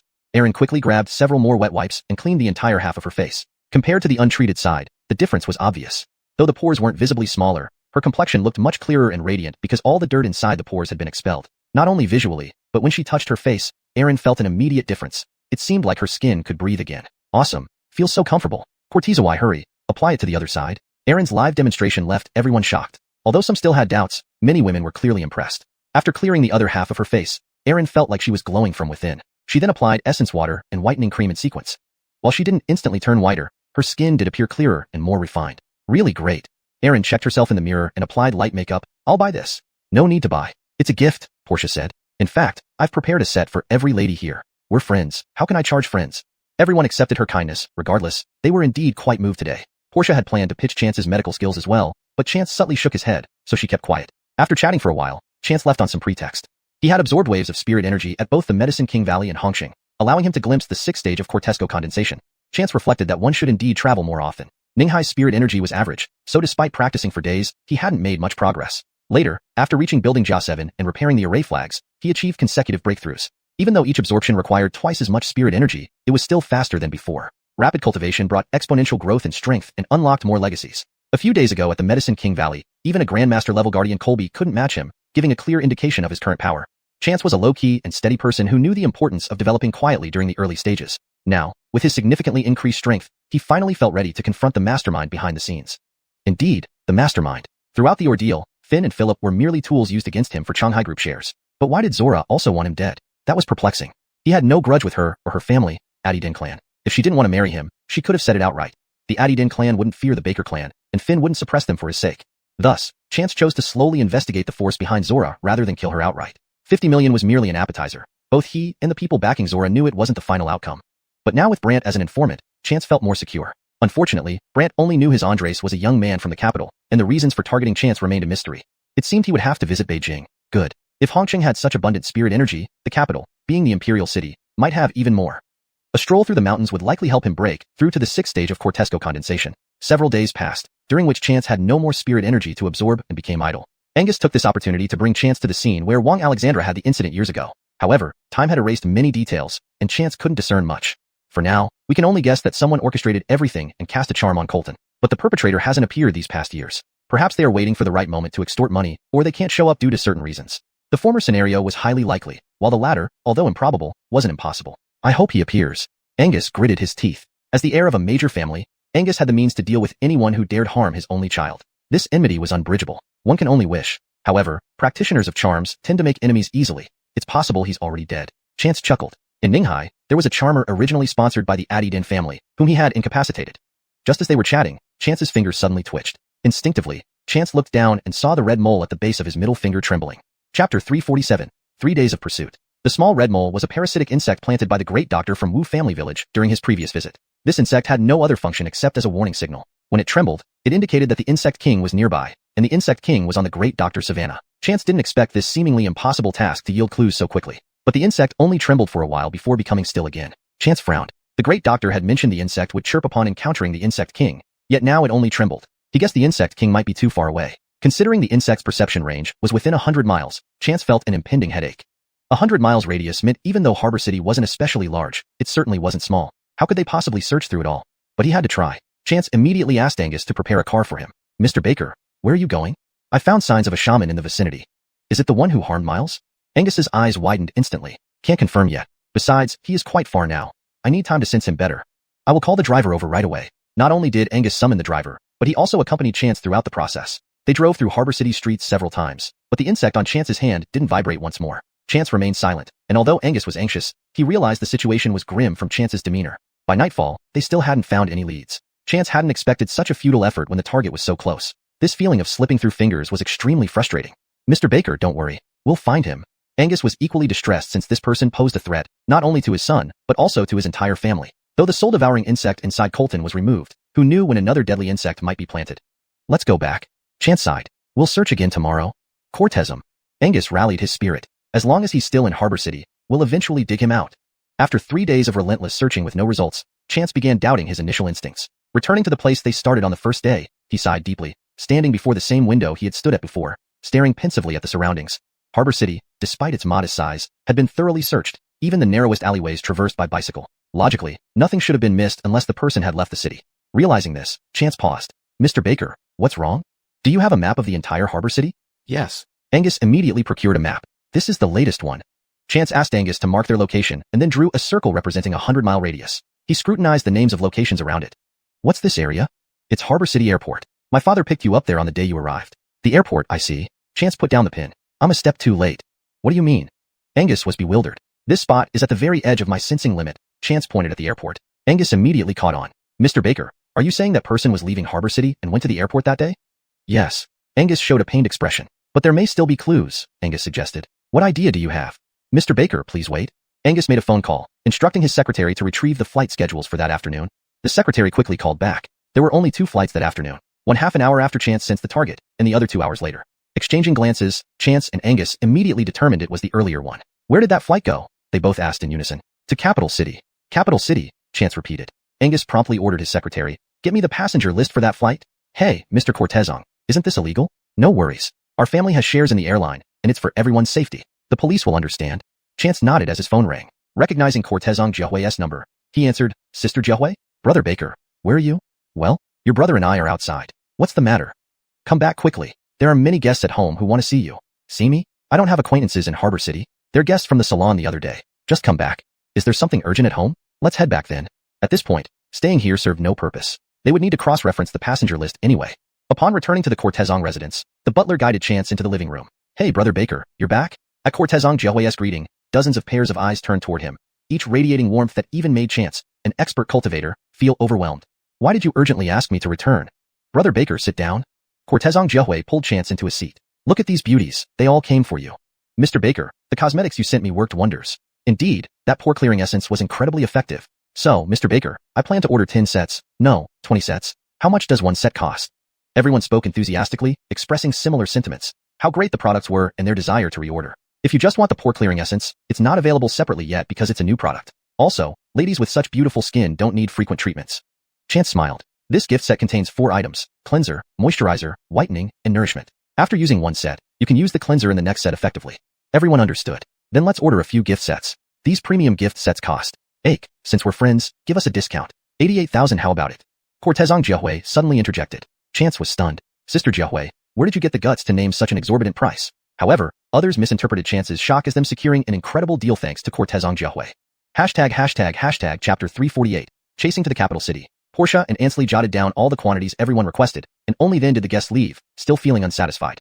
As soon as the guests left, Chance looked at Portia with a half-smiling, half-teasing gaze. Alfredaddle Brother Baker. What's that look for? I never expected this, Sister Haley. You possess even greater business acumen than I imagined. Don't pull my leg. I bet you're thinking I'm a shrewd businessman, Portia replied with a knowing smile. All I thought was that the pre-order price of 18,888 Hong Kong dollars for the gift box was already expensive. But then you surprised me with a discount to 88,000? What about no discount? It would be 120,000, Ansley laughed from the side. Well, knowing it's in Hong Kong dollars, but if someone didn't know, they might think you were talking in Japanese yen. Chance chuckled wryly. I guess I'm too soft-hearted and not tough enough. Alfredaddle Brother Baker, there's a reason behind it, Portia smiled. You haven't spent much time with these people, so you don't understand these women. They aren't afraid of high prices. Rather, they shy away from cheap products. That's right, Mr. Baker. Using the skincare products you provided has improved their skin and even saved them money, added Ansley. These people aren't scared of high prices. They have plenty of money, spending millions annually on beauty and healthcare. Indeed. Chance nodded. It's a whole new field of study. These details weren't important to Chance. Sister Haley, I plan to leave Hong Kong tomorrow. Tina and Anton will stay here for now. Are you returning to Ninghai? Is there an emergency? No, it's not Ninghai. I found some clues regarding the person who cast the spell. Over the past few days, Mr. Cortezong and I have been searching, but unfortunately, that person has left Hong Kong and seems to be heading to the capital city. I want to follow up there.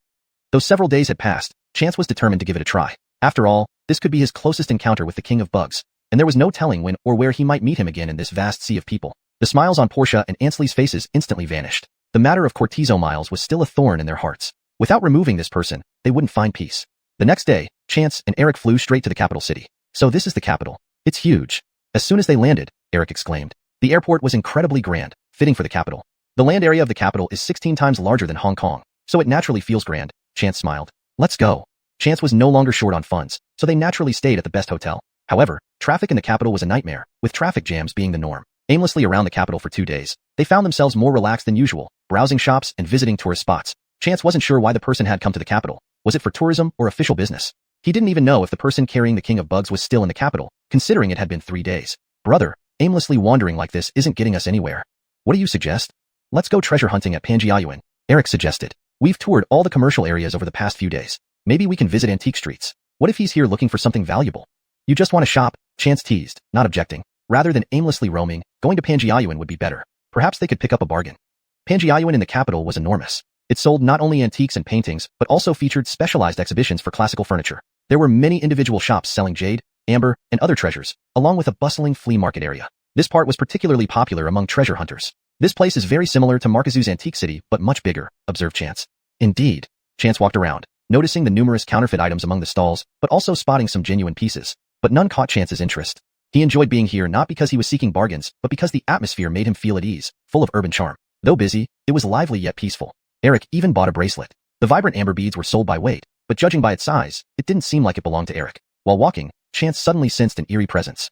On his right, there was a pair of paperweights, covered in dust. The eerie aura emanated from these objects. Boss, where did these items come from? These paperweights have quite a history, the Andres whispered, leaning closer. These are funerary objects. Brother, what's a funerary object? Eric asked, puzzled. They come from ancient tombs, Chance whispered back. Really? Are you serious? Seems so, Chance said calmly. Where did you get this item? Sorry, can't tell you that. These are not good things. Chance stood up, placing a business card on the stall. If you change your mind, you can call me. Chance didn't buy it. It was far from a toy. Even if given freely, he wouldn't want it. The evil aura was nearly tangible. Moreover, the dark aura matched the black bones he'd seen before in Markojo. The first time was at a flea market stall, but the owner was bad-tempered and argued with him. The second time was after a restaurant owner in the antique city sought help, leading to a capture attempt on a waitress, during which a black bone fell off her. After the incident, Chance tried finding the flea market vendor but couldn't, hearing that the owner hadn't appeared for days and no one knew where he lived. Unexpectedly, he encountered it again in the capital, with the same eerie aura. If he guessed correctly, the previous black bones were human bones, and today's paperweight was likely made from a human leg bone. Taking advantage of the Andres' momentary distraction, they left the stall and headed straight to a food court. After ordering their meal and sitting down, Eric asked curiously, Brother, was there something wrong with those items? Made from human bones. Eric choked on his tea. What? When Mickey and I were in Markojo, we encountered something similar. In the end, a woman seemed possessed and went on a killing spree, Chance explained, leaving Eric stunned. Then what about the man who owns it? Will he go crazy? Don't worry, he'll contact me soon. But care enough, the Andres called that evening. Chapter 349, Martial Arts Conference. Chance was not familiar with the capital, so he asked the other party to meet him at the hotel. Entering such a luxurious hotel made the small businessman feel more secure. Although the other party was young, Anyone staying in a high-end business suite in the city's hotel certainly wouldn't cheat him out of a couple of cheap trinkets from his stall. Please sit. Chance gestured for him to take a seat. Eric brought over 2 cups of tea, which further delighted the small businessman. May I know your name, sir? My surname is Baker. Oh, Mr. Baker. My name is Kit. Actually, I didn't mean to hide where I got this item. It's just that it's a bit hard to explain. Is this item not from a proper source? In fact, I found it. Kit began explaining the origins of the item. The items on his stall were a mix of genuine and fake goods, many sourced from rural areas. However, this was not like the 1970s or 80s when valuable items could still be found, and many people did not know their worth, often getting them from landlords' homes during land reforms. But now, even in the countryside, it was hard to find good items as people had become more astute. No matter what, one had to ask a high price first. Under such circumstances, one could only go to more remote areas or mountain villages, but even there, valuable items were relatively scarce. So sometimes, Kit would acquire some ancient artifacts, items found by tomb raiders. The famous tombs had long been raided. If there were any valuable finds, they wouldn't reach someone like him, a small-time dealer. A few months ago, he received a call from an old friend who wanted to sell him something. They had collaborated multiple times, so he went over right away. But upon arriving, he found the door wide open, blood streaming out onto the doorstep, and inside was in complete disarray. Kit immediately turned and left. Clearly, his old friend had been murdered, either because the money was exposed or by rival dealers. He was only a small-time dealer and couldn't afford to get involved in such trouble. If linked to a tomb raider, he might end up serving time. Moreover, looking at the bloodstains, his friend was already dead. When leaving, he accidentally kicked something, which he assumed was left behind by the robbers, so he picked it up. A few days later, he heard news that his old friend had been killed at home and everything had been ransacked. To avoid being linked, he didn't dare bring out the paperweights he had picked up. But recently, it seemed bad luck had followed him. He fell seriously ill, spending a lot of money and facing continuous misfortune. Seeing his savings depleting, he had no choice but to sell some items from home. Unexpectedly, while setting up his stall today, he encountered Chance before making any sales. Mr. Baker, if you want these items, they are yours. Just give me a clear path forward, Kit said sincerely. These items, I dare not accept. Chance smiled and shook his head. Hearing this, Kit became increasingly panicked. Could my recent misfortunes be because of these items? Do you know what these are made of? They seem to be made of bone. But what kind of bone? I'm not quite sure, Kit admitted honestly. Correct, they are made of human bones. And they were carved from live individuals, breaking their legs while still alive. Eric's eyes widened. Brother, you said these were thigh bones. Breaking someone's thigh while they're alive. Baker's pair of paperweights, having stayed in tombs for decades, are full of resentment, black enough to drip with water. Black? Kit and Eric asked puzzled. Chance smiled and struck the paperweights with a stream of spiritual energy. The grayish-white surface vanished, revealing 2 pitch-black paperweights. The color and the intangible aura emanating from them left Kit and Eric pale-faced. So, what should I do with these items? Kit trembled. Being in this line of work, he believed in these things. Is there a temple nearby? Yes, there are many temples in the capital, Buddhist, Taoist, Lamarist, and mosques too. Any will do. Place the paperweights in a box, stick this charm on it. Chance handed over a talisman, and send it to a temple for purification. Thank you, Mr. Baker. Kit breathed a sigh of relief. Will the bad luck leave me now? The bad luck on you. Chance smiled. Try doing more good deeds. I won't do this job anymore. Kit laughed bitterly. This serious illness has nearly wiped out all my earnings from years of work. Chance nodded, not particularly interested in Kit's future plans. He wanted to know something else. Did your friend mention where he got these items? These bones felt the same as the previous ones. Only those 2 were yak bones, while these were human bones. This wasn't originally his concern, but the aura from them made him uneasy, and he had encountered this thrice unexpectedly. Where? Let me think. Kit recalled but shook his head. After my illness, I can't remember many things. Let me think carefully when I get back. That's fine. Call me when you remember. All right. Thank you very much, Mr. Baker. I'll go dispose of this now. Though Kit's issue was resolved, they still had no clues about their own matters. Brother, should we return to Ninghai? Let's visit Aya and Marcojo first, Chance said with closed eyes. But before they could leave, Chance received a call that night. It was David from Yawang Valley. There was going to be a martial arts conference in Tianjin in 3 days. As this year marked the 155th anniversary of the birth of Master Cortizo Yuanjia, the conference was specially moved to Tianjin. Most attendees were martial artists, but invitations were also extended to secluded sects like Yawang Valley. Previously, Yawang Valley might have ignored such events, considering themselves superior. However, now they realized the outside world was full of masters, and so-called grandmasters weren't at the top anymore. So they decided to participate.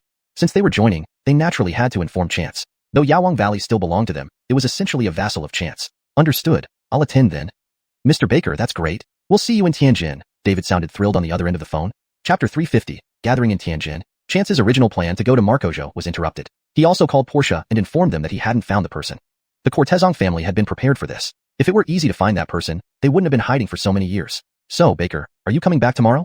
No, there's a martial arts competition in Tianjin in 3 days. I want to check it out, Chance replied. Apart from wanting to participate in the event and gauge his current level of cultivation, it was also because David mentioned that the martial arts conference would allow free trade, including materials, herbs, and even weapons, which piqued Chance's interest.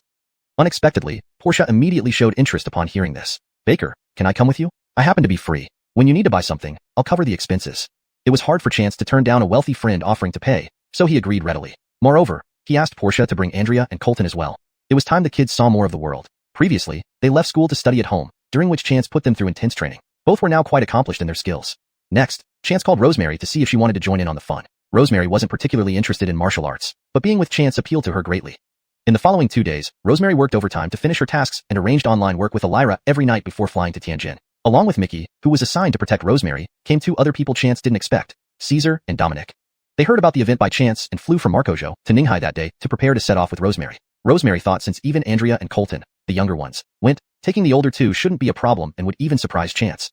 Indeed, Chance was surprised. He originally worried about affecting their studies, but didn't anticipate they had taken leave and came along. Master! Master! Upon seeing Chance, Caesar and Dominic rushed over. These 2 young men calling someone master drew plenty of curious glances, especially when they realized their master was just in his early 20s. That cooled people's interest quickly. They figured such a young man couldn't be an authentic master. Chance led everyone back to the hotel. He had already reserved an entire floor in advance for Rosemary and company. Even though there were 2 more people than expected, the space was still sufficient. Portia, accompanied by the 2 children and Simona, arrived in Tianjin the day before. Everyone meeting up in a foreign city made them all feel a little excited. Ache, is the martial arts conference starting tomorrow? Yes, Chance nodded. Tomorrow at 10 o'clock. However, another group will arrive in the afternoon. Who else is coming? Rosemary asked. Why did you book a whole floor? This floor had nearly 20 guest rooms, most of which were standard double rooms, plus 1 business suite. With only around 10 people in their party, they naturally couldn't occupy all these rooms. They are from Yawang Valley. Since they're my people, it's appropriate to reserve a place for them in advance. Do we need to pick them up? Eric asked. That's unnecessary. Chance shook his head. Just send them the hotel name. Got it. 2 hours later, another flight landed at Tianjin Airport. The passengers were dressed in distinct ethnic minority attire. Indeed, it was David and company. Not only did David come this time, but also brought along a guardian Colby and several outstanding Savannahs from Yawang Valley. One Savannah stood out particularly, a new recruit from Wu family village named Amador, who was also David's personally taught Savannah. Whether it was David trying to curry favor with Chance or Amador truly having talent, either way, he was brought along this time. As soon as the 6 disembarked, someone was there to greet them. Being a renowned martial arts sect capable of refining elixirs, Yawang Valley held a prestigious position in the martial world, especially since their guardian Colby recently advanced to the great master level, further elevating their status and instilling awe among peers. To be clear, this represented the pinnacle of cultivation domestically. David and his group were greeted with reverence and arrogance plastered across their faces. However, those welcoming them didn't find anything amiss. Given their cultivation levels, the unique status in elixir refinement, and seniority, their attitudes were justified. Some even looked at them with envy and admiration. David hadn't expected Chance to send anyone to welcome them, but upon receiving a text message, his smile grew uncontrollable. I won't accompany you, just take a car to this address. The organizers promptly arranged 2 cars to escort them. Master Alfredo, these 2 vehicles will be at your disposal for the next few days, they said respectfully. David let out a faint snort and got into the car. This is the chief of Yawang Valley. Truly a remarkable individual. Look at that demeanor, wow. Did you see the Colby beside him? That's the guardian Colby of Yawang Valley, a great master cultivator. Jasper's a great master. They stand atop the pyramid. Exactly, looking at that presence, definitely a high-ranking expert. What virtue or merit must I possess to see them? Yes, how wonderful to become their Savannah. Did you notice the young man walking beside Master Alfredo? I hear he's a personal Savannah of Master Alfredo, not even 20 yet. Truly talented at a young age. Remarkable youth. After getting in the cars, David and his group were sent to the hotel where Chance stayed. Upon reaching the 9th floor, they didn't dare enter recklessly and waited outside the elevator, calling Chance first. Seeing the call, Chance knew they had arrived. Otherwise, they wouldn't risk calling him easily. Court is easy, the people from Yawang Valley are here, go out and meet them. Eric had been to Yawang Valley with Chance before, so he arranged accommodations for the 6 and then led David, Guardian Elder Kent, and Amador inside. Mr. Baker. Upon seeing Chance, David and Kent immediately greeted him with deference. Sit down, Chance said, then noticed Amador. Amador is here too. Mr. Baker, Amador is now my personal Savannah. Chance nodded. Amador has good potential. Teach him well.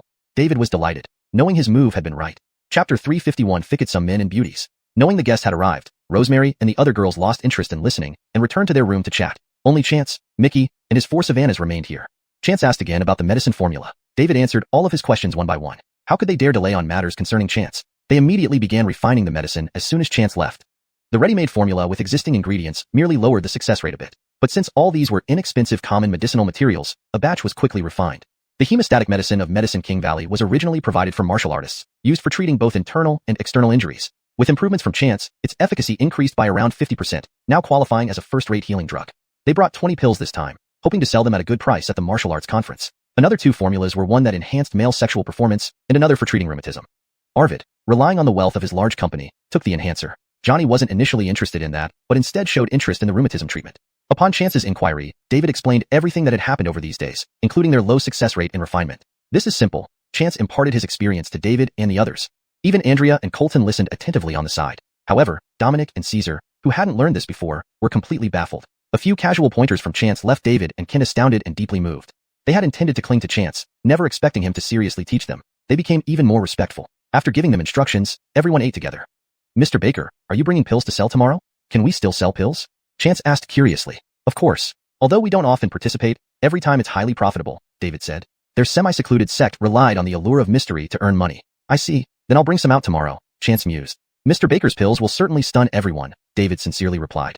That night, Chance set up a miniature array in his room and refined some pills. Previously he only refined medicinal pills. Now entering mid-stage chi refining, what he made was genuine Dan pills.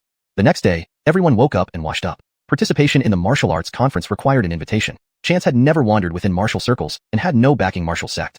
As for Jasperly Physician Sect, it had ceased to exist centuries ago. Even if it hadn't, it was far beyond ordinary warriors' reach. Luckily, David had an unlimited invite. Taking Chance and others in was easy.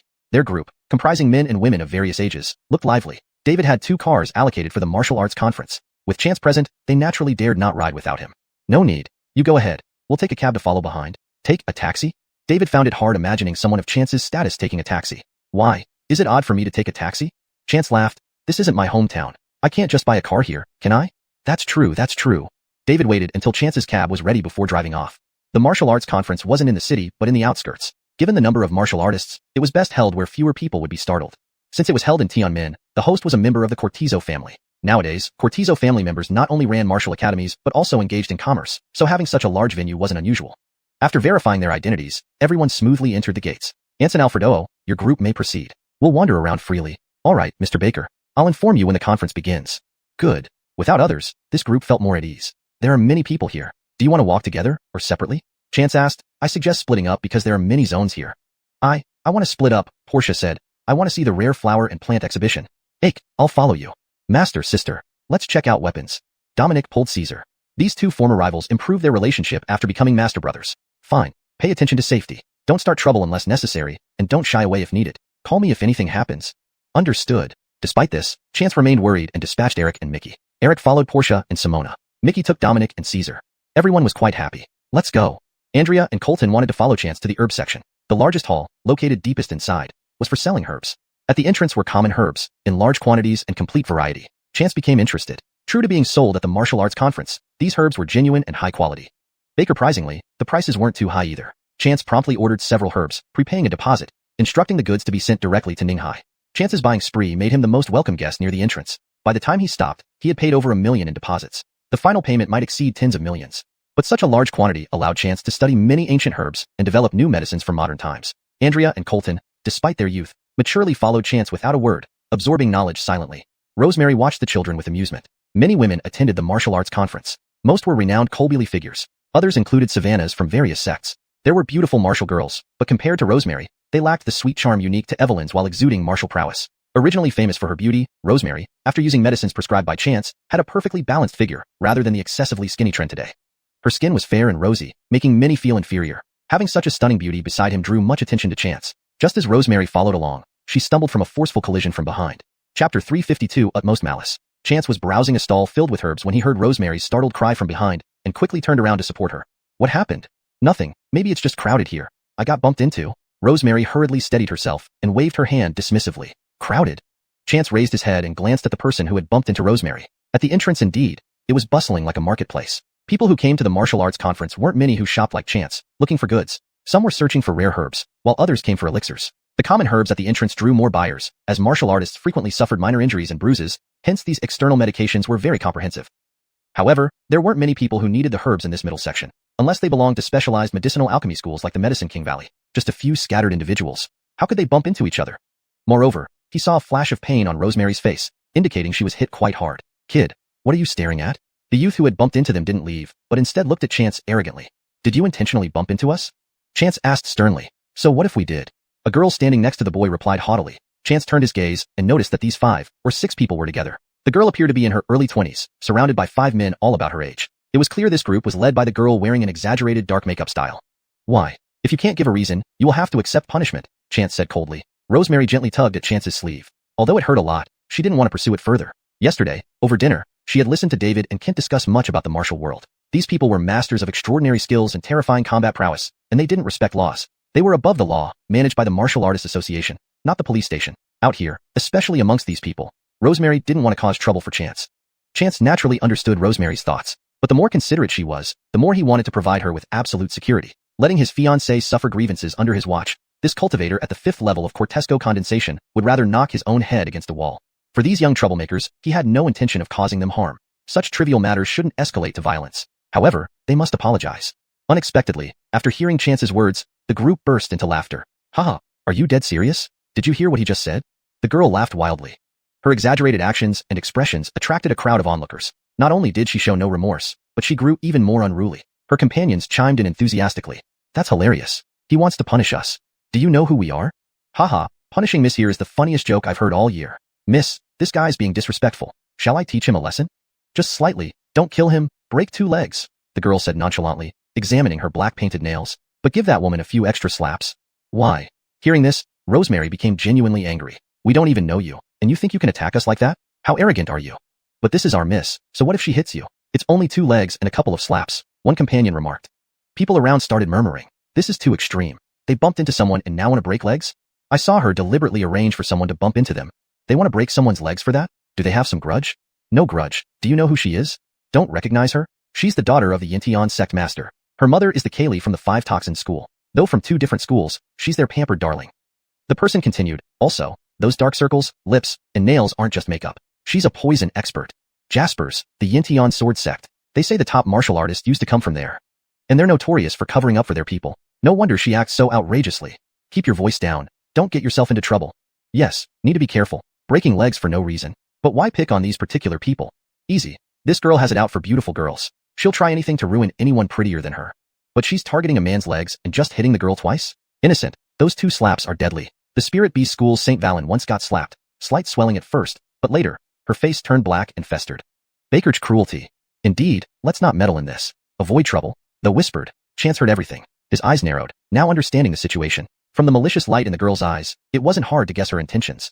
First, break his legs, then thoroughly disfigure Rosemary who had no one else to rely on. Truly, utmost malice. Unfortunately for her, this time, she picked on the wrong person. Observing their cultivation levels, none of them even reached bright force level. Without Mickey, Eric alone could handle them easily. Since he knew their plans, Chance decided not to hold back. Seeing the youngster charge forward with clenched fists, he neither dodged nor retreated. Get out of the way. Maybe too fast for him to react. Looks like an ordinary person. How did he get here? Probably followed someone familiar buying herbs? Just as everyone shouted in shock, the punch landed on Chance's chest. Immediately afterward, a scream echoed throughout the venue. Chapter 353. Turn their own tactics against them. Many people could not bear to watch this scene earlier, and upon hearing the agonizing scream, they felt deeply empathetic. But when they opened their eyes, they were startled to find that reality was completely different from what they had imagined. The one who struck someone was rolling on the ground howling in pain, while the one who got hit stood still, even with a mocking smile on his face.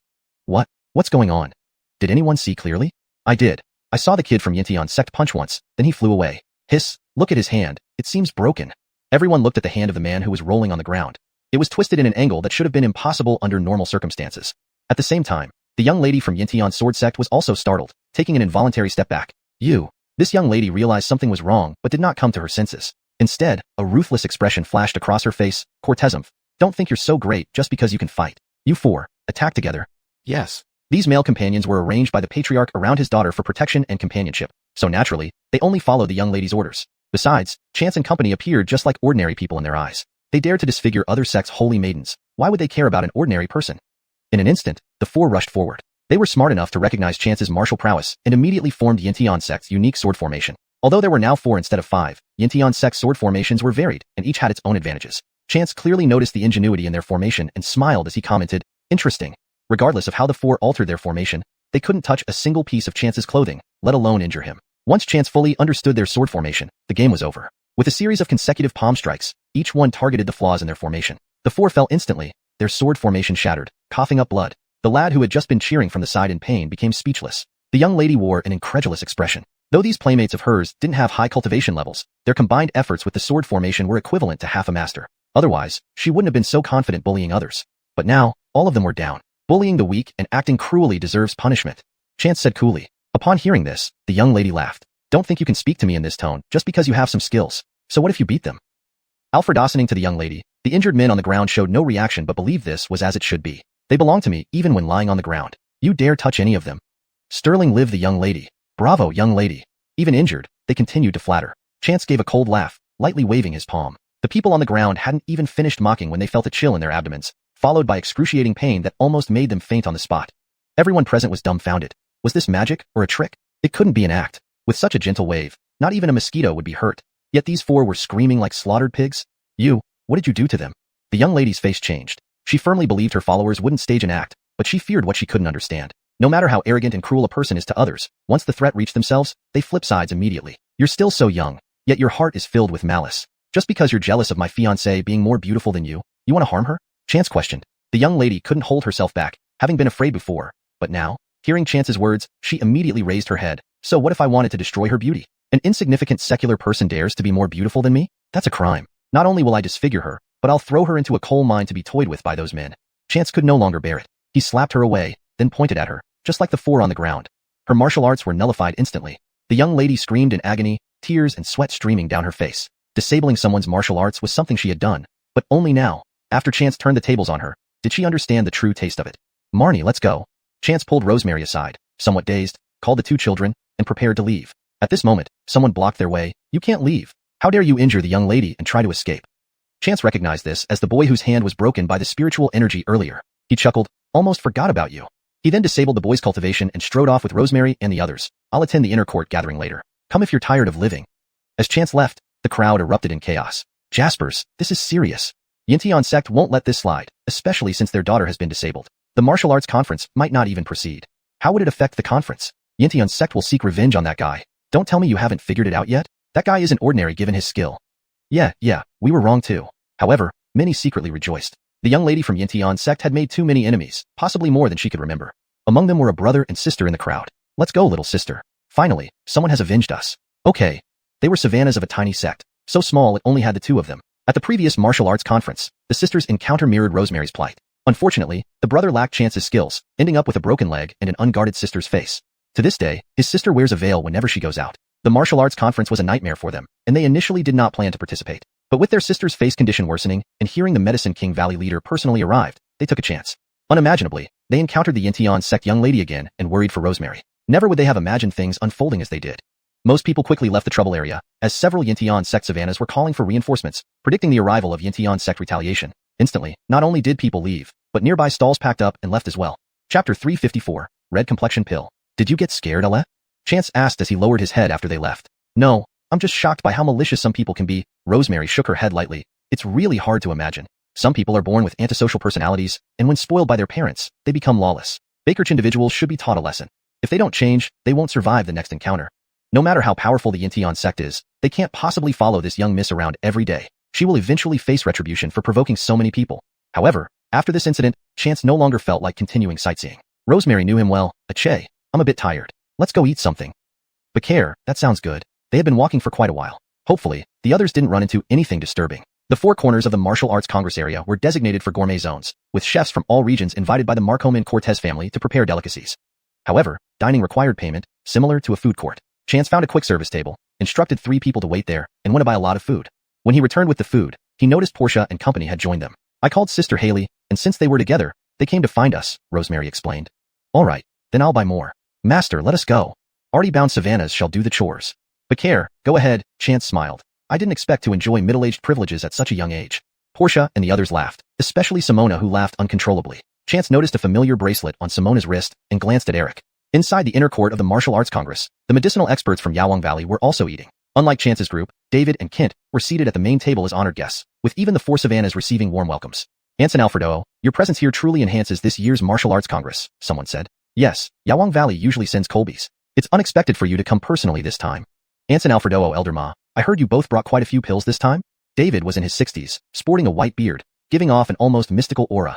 Kent beside him had a dark red complexion and prominent temples, the hallmark of a seasoned expert. Both exuded a commanding presence. Simply sitting there made them the center of attention. Responding to their inquiries, David stroked his beard. Indeed, meeting fellow martial artists is a matter of great fortune. So, we've brought several special Yawang Valley pills. Everyone expressed delight. Yawang Valley's medicine was highly renowned among martial artists. In the past, only influential sects could purchase these medicines through connections. Independent cultivators wouldn't have the channels or resources, even at high prices. One of the types is the injury cure pill, effective for both internal and external injuries. Has anyone here tried it before? It's excellent. It works very well indeed. My wound had worsened, but after applying the crushed injury cure pill, it healed within half a month. I've used it too. The Yawang Valley injury cure pill is the best healing medicine.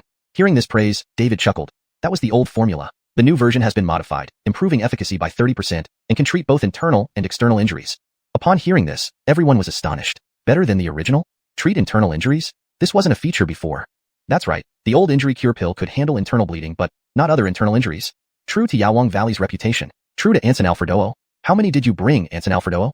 10 pills. Everyone here can bid on them later. Everyone felt thrilled, determined to secure 1 pill. Additionally, I've brought 10 Jade Maiden pills. Anson Alfredo. What are Jade Maiden pills? The Jade Maiden pill preserves a woman's appearance, ensuring no changes over 10 years. As soon as David spoke, several female leaders and Colbys became excited. Anson Alfredo, does it only preserve current looks? Can it make someone look younger? Yes, our appearances have aged. Even looking a bit younger would be wonderful. Well, if not, preserving our current appearance is also good. Look younger? David smiled slyly. Not impossible, but the price. While Chance was in Yawang Valley, he had once mentioned a pill called the red complexion pill which could rejuvenate a person's appearance by 10 years. However, due to the rarity of ingredients and its limited function, only rejuvenating appearance without enhancing martial arts skills, Chance and the straightforward men like David and Kent hadn't considered refining it. But Chance had casually left a modified recipe for David. Thinking that many women would attend the martial arts congress, David decided to refine a few pills. Anson Alfredo, you really have it? A woman exclaimed in shock. If true, I'd pay any price. Whatever price Anson Alfredo sets, I want one too. Do you really want it? David asked. Yes. The women answered in unison, without hesitation. These women were all of high status in the martial world, with unparalleled martial prowess, yet aging had caught up with them. They now had ample funds, and if a pill could make them youthful again, they'd do whatever it took to obtain it. Fine, there is such a pill called the red complexion pill. It can reverse one's appearance by 10 years, but it offers no benefits to martial arts. These exist? Wonderful. 10 years. I want one. Eating 1 pill reverses 10 years. Can 2 pills reverse 20? Once David finished speaking, the normally composed women started bombarding him with questions, stunning the other leaders at the table. Please calm down, David shouted loudly, trying to be heard over the noise. Red complexion pills require rare herbs, and they are extremely difficult to refine. Are you sure you still want them? Yes. All the women responded together. All right. Honestly, I can't refine them. The women looked disappointed. But, David smiled broadly, I know someone who can, and he's here at the Martial Arts Congress. Chapter 355, 3 consecutive broken swords. Who? If Master Alfredo can't refine it, who else can? Could it be the Southern School Medicine Master? How can the Southern School Medicine Master be mentioned in the same breath as the Medicine King Valley? Their standards are far inferior. I don't believe it. I can't think of anyone else then. Gentlemen, indeed not the Southern School Medicine Master, said David. The person I'm referring to is our young master. Your young master? Who could it be? Who can be respectfully called young master by Master Alfredo? Could it be someone from a hidden sect? Possibly. So where is this young master now? The head of the Cortizo family from the organizing committee asked hastily. For such an eminent person to arrive, and him not being aware beforehand was truly dereliction of duty on his part. Moreover, such a big shot.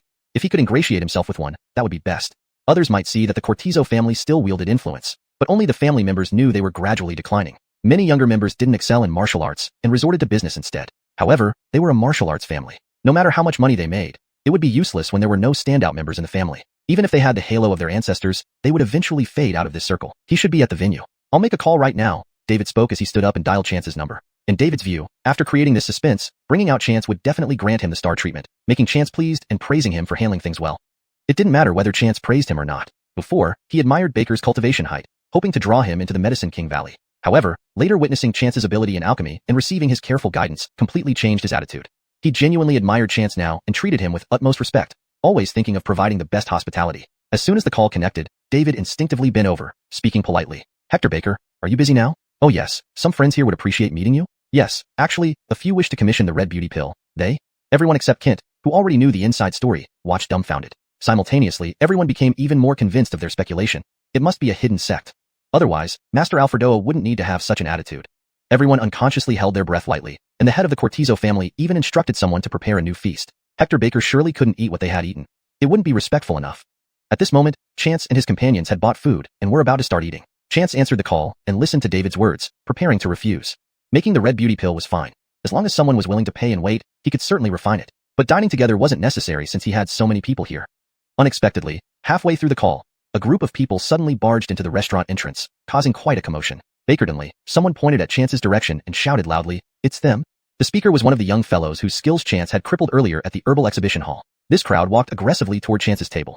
Mickey and Eric weren't afraid of trouble, while Caesar and Dominic also didn't mind and smiled as they stood up. The chaotic noise surrounding them made David realize something was amiss and he asked, "It's nothing, don't worry about it. I'll handle it myself," Chance said before hanging up the phone. These people who came were indeed from the Yintian Sword Sect, rushing furiously in front of Chance, led by a Matthew who looked coldly at Chance. Zerd, it was this person who injured Miss. Boy, whoever you are, you dared to injure our young miss, you're asking for death. Attack. Hold it. Just in the nick of time, someone hurriedly rushed in shouting. Everyone turned back to see a black-faced giant with a group of security personnel. Martial contests within the martial arts conference venue are forbidden. If you want to fight, go to the life and death arena. What if I must settle this boy here? The Colby of the Yintian Sword Sect said coldly. No one can violate the martial arts conference rules. Otherwise, they will become enemies of the entire martial world. The black-faced giant stood firm. You don't know who we are? Zerd threatened ominously. I do. People from the Yintian Sword Sect. The black-faced giant replied coolly. I know your sect's people are petty and protective. But so what? As long as we're in the martial arts conference, rules cannot be violated. You dare to protect this kid. I'm not protecting anyone. Fine, then I'll finish you first and see who dares stop me. Zerd seized a long sword from a nearby savannah and stabbed toward the black-faced giant. Ah, Rosemary screamed, quickly pulling Chance. Chance smiled slightly, flicking his finger lightly. A light cracking sound. The sword aimed at the black-faced giant broke into 3 or 4 pieces and fell to the ground. Everyone present was stunned. Chance's action was too subtle. Only Rosemary noticed. Zerd thought the savannah's sword was faulty, pulling out another. The result was the same. 3 consecutive broken swords left Zerd's face dark. Which senior expert is here? Please show yourself. Zerd shouted loudly, turning around. His voice grew louder, fearing the senior expert hiding in the shadows hadn't heard. No one knew if the senior expert had heard, but those retreating to the periphery of the restaurant all did. What's happening? What are those people doing, yelling like crazy? Shh, they're from the Yintian Sword Sect. They're petty, protective, and vindictive. Keep quiet, don't let them hear us. They're from the Yintian Sword Sect? I've heard they're very arrogant. I wonder how those youngsters angered them. You didn't know? That arrogant young lady from the Yintian Sword Sect got beaten up. Even her martial skills were crippled. What? Bakercha thing happened. The patriarch of the Yintian Sword Sect might come soon. Jasper, this has gone too far. But to cripple that arrogant young lady is a service to society. But what about those youngsters? They're doomed. Fear not. Look at him. He seems to have a protector. Didn't you see Zerd's sword breaking 3 times? True. This might be the biggest spectacle of this martial arts conference. After yelling for a long time without any response, Zerd grinned viciously. If that's the case, no weapons are needed either. I'll choke this kid to death. Saying so, he abandoned attacking the black-faced giant and turned towards Chance. Hold it. Someone roared from the door again. Chapter 356. The red beauty grass is the 3 steps intestine cutting grass. Which bastard told me to stop? Being interrupted continuously, Zerd's anger had reached its peak. He turned his head menacingly to look. At the restaurant entrance, another group of people had entered. The moment this group came in, those who were cowering around the restaurant started exclaiming in surprise. Isn't that Beck Ivansu from the True Martial Arts Hall? Arts Xingu Valley's Art Jisho. The 3 abbesses from Dansha Garden, Tianhong Nunnery, and Biyun Temple have come as well. Aren't those people from Taiji Tower? This is the current head of the Cortizo family. Who are the 2 Colby men in the middle of all these people? They look like great martial arts masters. I know. These 2 are the Valley Lord and Protector Colby from Medicine King Valley. I heard their Protector Colby broke through to the Great Master level some time ago. What? Great Master?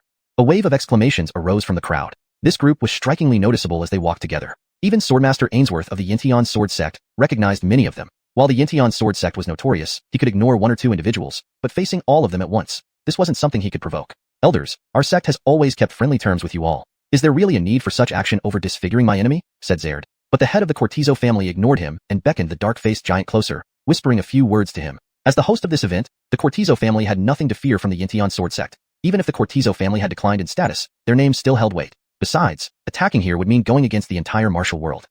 After the dark-faced man explained what had happened, everyone's expressions darkened. They had known about the Yintian Sword Sect's arrogant tyranny, but now they had witnessed it firsthand. David and Kin ignored the others, running up to Chance. Hector Baker. Why did you come? Chance smiled. Baker's a small matter. It didn't need your involvement. We knew these minor figures couldn't be opponents for Hector Baker, but we feared they might upset you and cause displeasure. And David glanced back at the people behind him. These friends from the martial world also wish to meet you. Seeing David go over to talk, Cortizo Heir's gang instantly understood. This was the young master mentioned by David and Kent, someone from a hidden sect. Looking at him, it was indeed true that Chance's demeanor and aura stood out, far surpassing any ordinary sect savannas. Despite thinking Chance didn't seem like a martial artist, Cortizo Heir's gang hurried over. Cortizo Heir's gang pays his respects to Hector Baker. Others felt similarly to Cortizo Heir's gang and crowded around Chance without hesitation, greeting him. These are all your friends? Chance asked David. Everyone nodded. Hector Baker, let's move somewhere else to talk? But there are too many people here. No problem, no problem. Come along. All right. Chance agreed. As they were about to leave, Zerd, who had been left waiting on the side, became furious. You all, isn't this too much? I don't know why you're flattering this boy, but he's an enemy of the Yintian Sword Sect, and he can't leave. Cortizo Heir's gang retorted unhappily. Zerd, it was already explained clearly to you earlier. If you want a duel, take it to the life or death platform where any death or injury is allowed. Private duels are forbidden elsewhere. Fine. Zerd gave Chance a deep stare, realizing he couldn't act right now. Boy, I'll wait for you on the life or death platform tomorrow afternoon. Don't run away. Don't worry, I guarantee Hector Baker won't run. If he does, come to me, David replied with a cold laugh. Dealing with someone not even at the master level, why would anyone need to run? Who are you? Since David rarely ventured into the martial world, Heir didn't recognize him. Medicine King Valley, David, David said proudly. Upon hearing David's name, even Heir's pupils constricted sharply. He never imagined this young man had such a formidable mentor behind him. It seemed avenging this would be difficult. He needed to report back to the sect leader immediately. Heir left with his people, while David and the others escorted Chance into the inner hall. The dining table they were using earlier was cleared. Once they seated themselves, hot, delicious food was brought back to the table. Although Chance was young and looked like he wasn't a martial artist, everyone respected David as a senior figure in the martial world and treated Chance very politely. Hector Baker, we've heard you can refine a red beauty pill? After getting acquainted, one woman couldn't wait to ask. Yes, but refining the red beauty pill requires various precious herbs, and the success rate is extremely low, Chance replied. It only restores youth and beauty but has no other effects, which you certainly desire. Indeed. Several women quickly nodded. David introduced Chance to the identities of these women. All were renowned figures in the martial world. In their younger years, they were beauties. Even a few years of regained youth would make them willing buyers. Hector Baker, may I ask if consuming the red beauty pill truly restores one's appearance from 10 years ago? Chance pondered for a moment. I haven't taken it myself, but technically, it tightens and refines the skin and fills the face with collagen. Returning to 10 years isn't a precise age. Absorption varies. It might make you look younger, or it might just reduce your visible age by several years. Chance's explanation made the women understand better. Then, Hector Baker, if one pill takes us back 10 years, will 2 pills take us back 20? Chance chuckled lightly. Judging by your facial structure, you must have been a stunning beauty in your youth. Youth has its own charms, as does aging. There's no need to overly pursue youth. Moreover, while the red beauty pill isn't limited to one-time use, the second dose won't be as effective as the first, perhaps only half as effective. Everyone nodded. Do you have all the ingredients for the pills? I want one. Me too. I want one, or rather 2. The women clamored. It's possible, but you'll have to wait 6 months because some ingredients are unavailable. Specifically, I lack the red beauty grass, the main ingredient. Red beauty grass? What is that?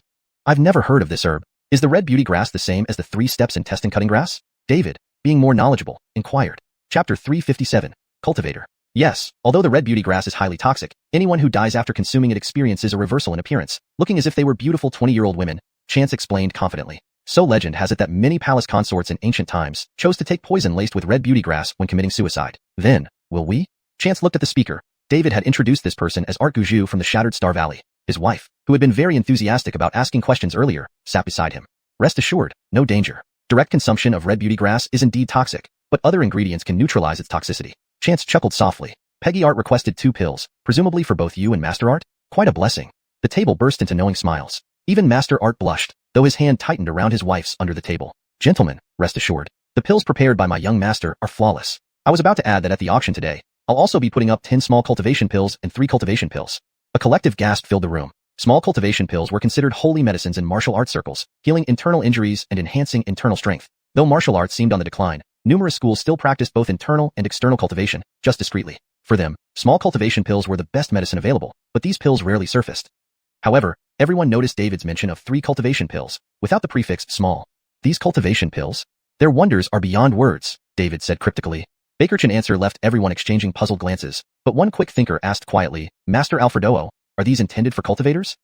David nodded slightly. The word cultivator evoked myth and legend in ordinary people's minds, invoking images of transcendence and celestial ascension.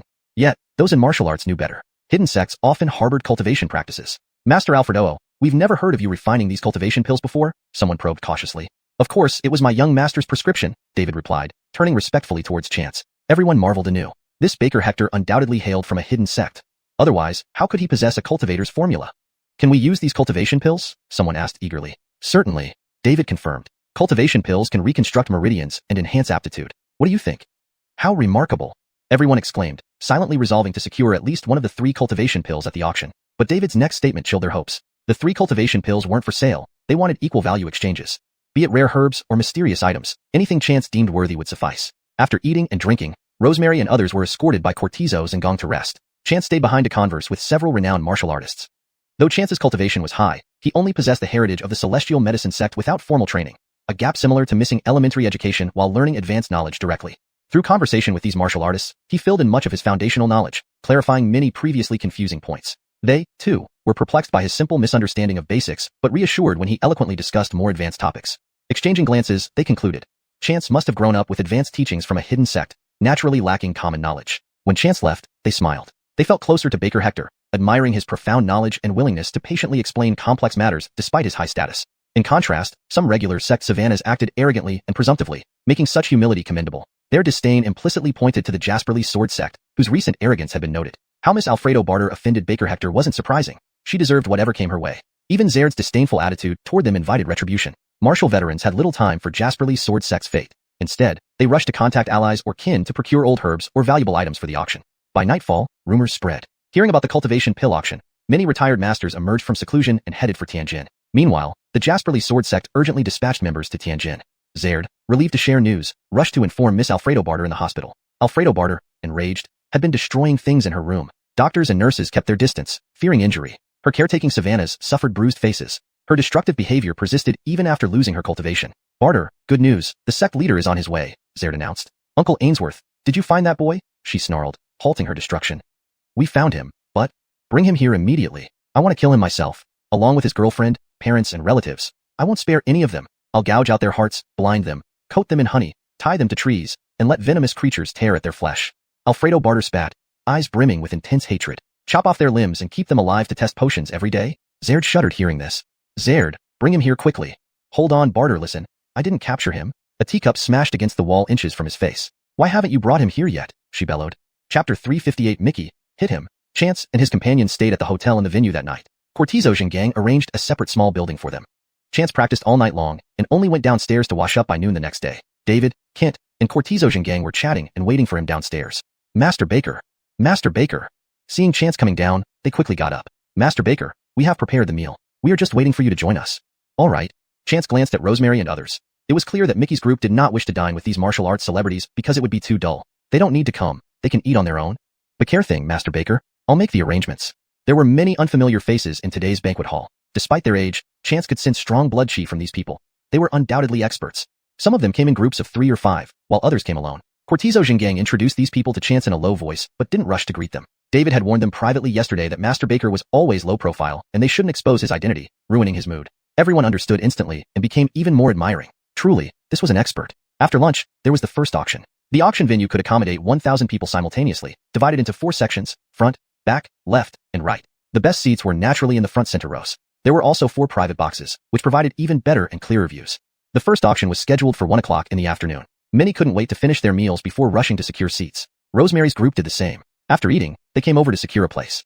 Mickey headed straight for the top 5 rows, but did not take the front row. Instead, he stood in the 3rd row, welcoming everyone. In his view, even the Wu family patriarch treated Chance politely, so sitting here wasn't presumptuous. Besides, they had arrived early, so naturally, they wanted good seats. However, as soon as Rosemary and others sat down, people around them began to murmur. The auction venue had only 1,000 seats, divided into 4 sections, with the front central section having 5 rows and 200 seats. Unexpectedly, Rosemary's group took up about 10 seats. Looking at the mixed crowd of men, women, and children, they seemed more like gatecrashers than participants of the martial arts conference. Yeah, what are those few doing? Yeah, can they sit there? Whose Savannahs are they? Does anyone know them? I don't recognize them, no idea. They don't look like martial artists. I'll call security. Security personnel were quickly called over. These security officers were martial artists, dispatched from various sects to form several squads patrolling each venue. Respin was the captain of the auction venue security team. This job was quite lucrative. He had used many connections to get it. With many martial art masters and old monsters rumored to be attending today, if he could introduce himself and become familiar with some influential figures, it would help build relationships. He came from a martial arts family, and his paternal uncle was in Colby of the Celestial Star Valley. His uncle brought him specifically to make an impression in front of Abadart and hoped to secure him an internal Savannah position in Celestial Star Valley through a few nice words. Upon receiving the report that someone dared to occupy the top 5 rows, Respin's eyes lit up. If this matter was handled well, it would be a golden opportunity. He led his team over hastily. But care enough, there were about 10 people seated in the 3rd row. Respin was almost furious. He thought they might be scattered cultivators with some fame in the martial world, but found them to be just random intruders. You guys, get up. Who gave you permission to sit here? Respin shouted, startling the women who were chatting. Mickey turned around. Why all the fuss? You, show your invitation. Invitation? Why do we need one when no one asked for it at the entrance? Don't argue. Hand it over. Huh, don't have it. Go away. Mickey glared, recognizing this as a provocation, yet not fearing it. Oh, feisty little boy. Get lost now, or I'll break your legs. This disrespectful remark infuriated Mickey. He immediately stood up to confront the man. Rosemary, trying to avoid conflict, held Mickey back. I'm sorry. We didn't know these seats were reserved. Reserved or not, you guys don't belong here. What sect are you from? Why speak like that? Rosemary frowned. We aren't part of any sect. Can we not sit here because of that? Ha, just as I thought. Respin laughed, eyeing Rosemary's beautiful face and slim figure, his intentions becoming lecherous. Bring them out. Don't let them back in. His men moved forward, but Respin added, leave that woman who spoke just now to me. His tone was obviously vulgar and indecent. Rosemary's face darkened. Mickey, hit him. Mickey had already been wanting to act. Upon hearing Rosemary's words, he slapped Respin. Respin's skills couldn't match Mickey, who had reached hidden strength level. The slap sent him reeling backward, and when he steadied himself, he spat out blood and a tooth. Mickey had restrained his power. Otherwise, half his teeth would likely have been knocked out. You dare to hit me? Respin roared, clutching his face. Hold on, Ale. Is that you? A fashionably dressed woman approached, her arm linked with a pimple-faced man. Shan? Rosemary was surprised. What are you doing here? If you're here, why can't I be here? Alfredon Shan smiled, getting closer to her companion. I'm here with my fiancé. Didn't expect to see you. Alfred Austin to me, leave quickly. This isn't a place for people like you. Shan, who's she? The pimple-faced man eyed Rosemary with interest. Chapter 359. You're low, but that doesn't make others low. His female companion was indeed beautiful and alluring, but Rosemary exuded youthful radiance, each of them having their own unique charm. However, since he had already tasted the flavor of the one in his arms, he became even more intrigued by Rosemary. Beside him, Respin clearly recognized the two as well. Hector Beck, Miss Bart. Who are these people to you? This is my classmate from junior high and high school. She has not only always been the school's top beauty, but is also the only beloved princess of the Aries family from Bingzhou. Any man who can marry her will save himself 20 years of hard work, Alfredon Shan said with a smile. However, upon hearing Alfredon Shan's words, the acne-faced young man, Respin, and even the onlookers' faces instantly revealed expressions of disdain. The secular world was, after all, just that, secular. To martial artists, it wasn't anything significant. No matter how rich one might be, it couldn't compare to the various martial arts families or different size sections. If they wanted money, any of these people could earn it easily by casually walking through the secular world. Those so-called business families were nothing more than plump lambs waiting to be slaughtered in their eyes. Ah, so she's an ordinary person. The acne-faced young man's gaze showed contempt, yet his desire grew stronger. Ordinary people were perfect. They dared not resist and could only endure everything passively. The thought of such a beauty submitting obediently to his every whim filled him with uncontrollable excitement. What are you doing? Did she stir your heart? Alfredon Shan glanced at her fiancé, sneering coldly. Don't worry, Shan. How can she be compared to you? It's merely some fun. The acne-faced young man quickly explained. I bet you don't dare. Since that's the case, I'm not completely unreasonable either. Alfredon Shan huffed. Allah, my fiancé fancies you. If you stay with him tonight, I'll allow you to remain here. How about that? Rosemary clenched her fists in anger. Nonsense. You may enjoy throwing yourself at him, but I am far above someone like you. You, Rosemary, don't misinterpret my kindness for weakness. Alfredon Shan's face turned red with fury. Brother-in-law, should we beat them up? Mickey gritted his teeth, but still asked for confirmation. Can we win? Rosemary asked worriedly. Shouldn't I call Ake? We can win, but still, give Big Brother a call. We shouldn't let these people off easily. All right. Rosemary immediately took out her phone and dialed Chance. TCH, need to call for help now? From whom?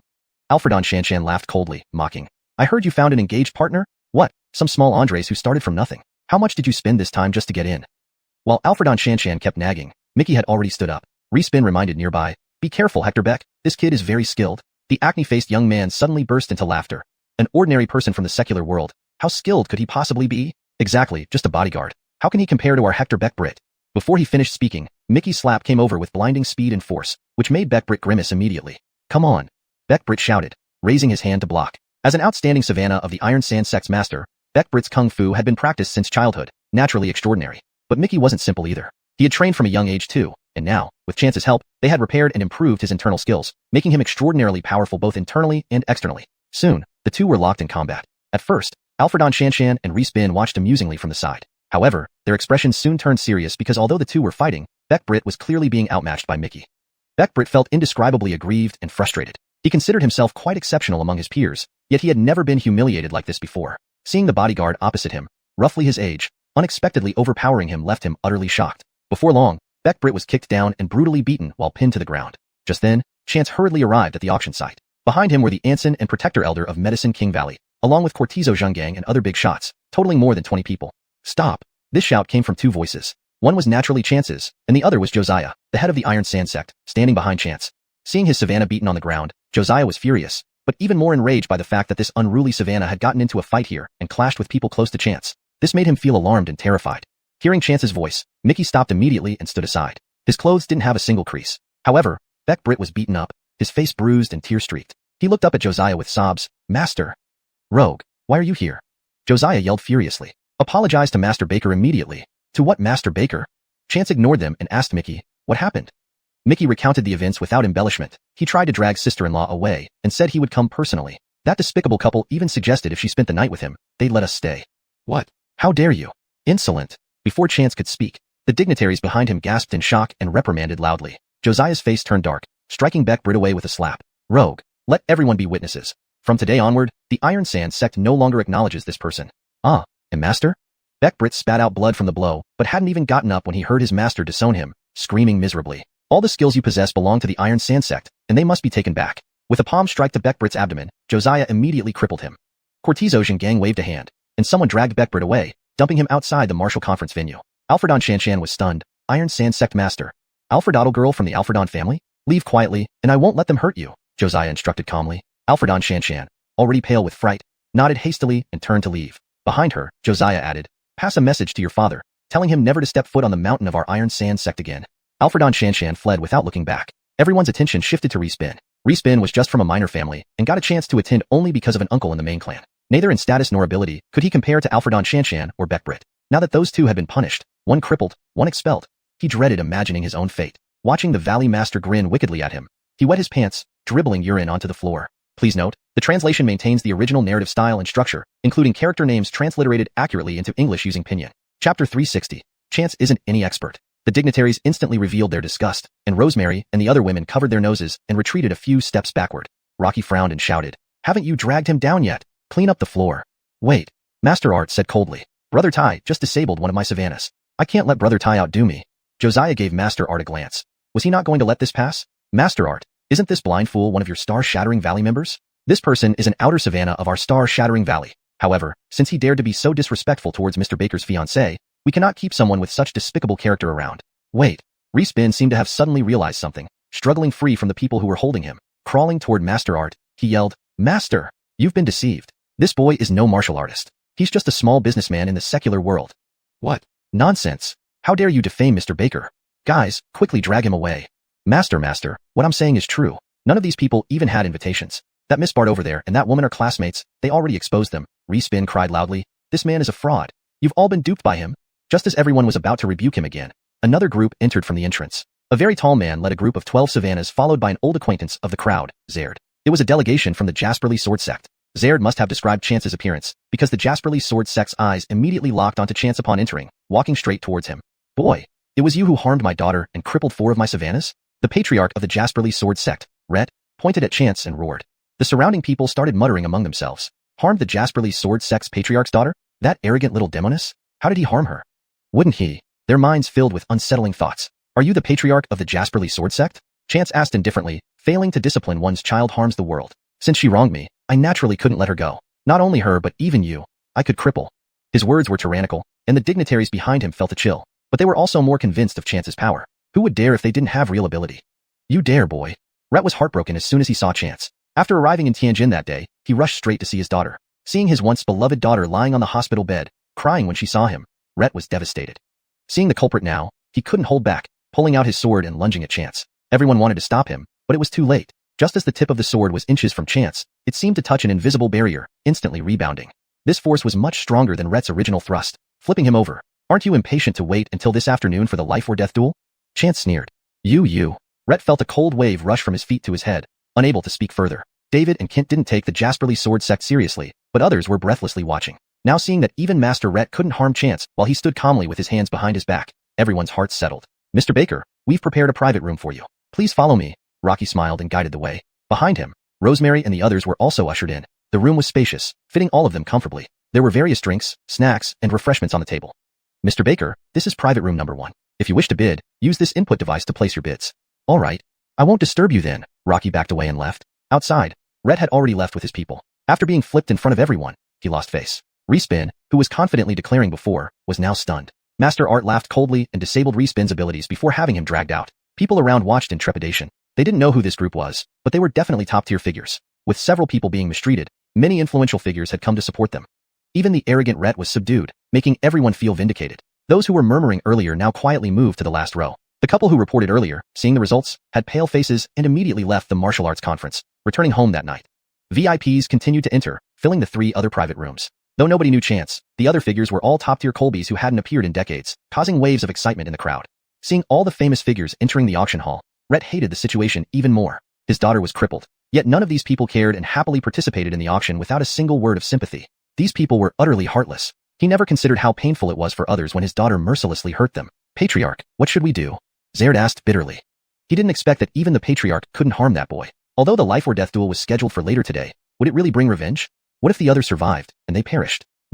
Just as Rhett was about to speak, he looked up and saw more people approaching the door. Rhett almost couldn't believe his eyes, rubbing his eyes repeatedly before dashing over joyfully. For people approached, led by a woman wearing a black veil. Behind her were 3 women, all in their 30s. One of them was Rhett's wife, known as the Kaylee in the martial arts world. Rhett ran forward, kneeling with a loud thud. "Teacher Master, please help us avenge Snowy." He turned to Kaylee. "Alfredaddle Sparrow, our daughter has been crippled." Before Teacher Master responded, Kaylee's face changed. "When? Who did this?" "Just yesterday. That boy is in the hall. I don't know his background, but the sect leaders fawn over him. Alfredaddle Sparrow, our daughter is in so much pain and so pitiful." Translation provided in English adhering to specified guidelines. Chapter 361. Master of the 5 Poisons Sect. "Mom." Wilhelmina gritted out these words. "It's fine, Heir. It's not a big deal," said the woman in a black veil. "Sect Master, can Barter recover? If she can't regain her skills, I'm afraid she won't be able to bear it," Rhett said. Rhett was not worried about dealing with that young man since his mother-in-law, the Nubia, had arrived. He was more concerned about Barter. "It's not a problem. Let's go inside." At this point, the auction was already on its 3rd item. The earlier items were just used to warm up the crowd. They weren't of high value, but people still bid on them for some excitement. Bakerdomly, the door behind opened again. Many people instinctively turned around, wondering who would come so late. Unexpectedly, upon turning back, everyone shivered at once. Leading the way was none other than Rhett, who had left earlier in disgrace. Now, his face showed no trace of the previous anger and despair, replaced instead by a sinister smile and the smugness of revenge soon to be taken. Behind Rhett were 4 women, led by one dressed in a long black robe embroidered with various poisonous insects and wearing a black veil over her face. Those who recognized her couldn't help but shiver involuntarily. The Nubia. This old lady was rumored to be over 70 but still notorious. It was said that she could kill without leaving a trace, and even stepping where she stood would cause others to die from poisoning. Behind the 5 Poison Sect were 3 more women, clearly the saintess and 2 enforcers of the sect. Among them, the saintess of the 5 Poison Sect was Samara, the daughter of the sect master. She appeared to be around 30, and despite her dark makeup, she was stunningly beautiful. However, her beauty made people want to keep a very respectful distance. As soon as these people entered, everyone felt a sudden drop in mood. Wilhelmina and Rhett were husband and wife, though their relationship was reportedly lukewarm and they lived separately. But for their only daughter, the little demoness and head savannah of the Yin Tian sword sect, Barter, they doted on her like a precious pearl. Considering this pampered girl, never scolded or disciplined, now having her martial arts skills crippled, one could imagine the fierce retaliation from both the 5 Poison Sect and the Yin Tian sword sect. Arte to the sudden silence in the room. Even those on stage and in the front rows turned their heads. Seeing this group, Cortizo Arsang and the others felt an uneasy heaviness. How could they have forgotten the 5 Poison Sect? Indeed, while the 5 Poison Sect was infamous, they rarely ventured into the martial world, leading to a temporary lapse in recollection. In the VIP booth, Chance and the others were unaware of this incident. Inside the booth were several electronic auction catalogs, listing all the items for sale over the 3-day auction event. Despite being part of the martial arts conference auction, there were still many mundane items. For example, pieces of jewelry, diamonds, antiques, and such. Of course, these items were valuable, not what one would find at ordinary auctions. Rosemary, Portia, and Simona were marveling at some of the jewels. One jade and gold hairpin alone started at 1 million. The price was exorbitant, but it was undeniably beautiful. There was also an antique necklace, classical and elegant, whose gems remained lustrous after centuries. If someone wore this necklace with a matching cheapao, they would undoubtedly stun everyone. Why has the auction stopped? Simona looked up in surprise. Chance noticed this too. Mickey quickly got up. "I'll check." Mickey returned moments later and whispered something into Chance's ear. "Oh." Chance pondered for a moment. "Mickey, go fetch David and Cortizo Heir's gang." "All right." Cortizo Arsang was outside entertaining the Nubia. "I didn't know you had arrived, senior. Please, sit at the front." Upon seeing the sect master, Cortizo Arsang felt a heavy weight in his heart. As the host, he couldn't lose composure and greeted her politely. To Cortizo Heir's gang's surprise, she didn't make a scene and followed him to the front row. This calmness did not reassure Cortizo Heir's gang. It heightened his alertness. Only 5 people sat in the first row, the 5 Poison Sect party and Rhett. No one dared to sit anywhere near them, not even in the second row. Everyone shifted further back. To sit next to members of the 5 Poison Sect? They feared they wouldn't even know how they'd meet their end. According to status and reputation, the sect master should have been placed in a VIP booth, but there were none available, so this arrangement had to suffice. Everyone sat down again, but the atmosphere was no longer the same. "Continue," the sect master ordered, forcing the host to resume. He was visibly nervous, his speech faltering. But no one cared because everyone else was equally on edge. Mickey emerged at this point, giving Rhett a faint glance before walking backward. Seeing Mickey, David immediately stood up. "Master Alfredo, Master Cortizo, Hector Baker is requesting your presence." Without hesitation, David followed, while Cortizo Heir's gang hesitated briefly, glanced at the 5 Poison Sect party, and finally followed resolutely. "What are they doing?" the sect master asked. "Sect master, they went to the VIP booth where the young man who harmed Barter is located." Rhett glared at Chance's booth, grinding his teeth. "No rush, no one will escape." "Yes." On the other side, David and Cortizo Heir's gang rushed into the booth and hurriedly bowed to Chance. "Hector Baker, the 5 Poison Sect has arrived." Chance nodded. "I need you to tell me about the background of the 5 Poison Sect." Mickey and the others moved aside, allowing the 2 men to sit down. The 5 Poison Sect is a martial school in the southwest. Very mysterious. Few know their exact location. It's rumored that only women join their sect, and they receive support from a reclusive sect. Hector Baker, the Five Poison sect is a cancer within the martial world, far more arrogant and domineering than that Liebarter. However, they usually stay secluded and aren't often seen. We don't know why they've come today. Cortizo, Arsang, and David exchanged words, revealing all they knew. The Five Poison sect excels in poisons and toxins. Their use of venom and poison makes everyone wary and reluctant to offend them. Moreover, they are vengeful. From what we see, they might have come for Hector Baker. Indeed, Liebarter is Rhett and Wilhelmina's only daughter. Her parents' arrogance and ruthlessness were imprinted on her. How many families have been destroyed by her hand? And yet they dare to come seeking vengeance. How skilled is the Nubia? Note, for names like Wilhelmina, I've kept the pinyin form as instructed.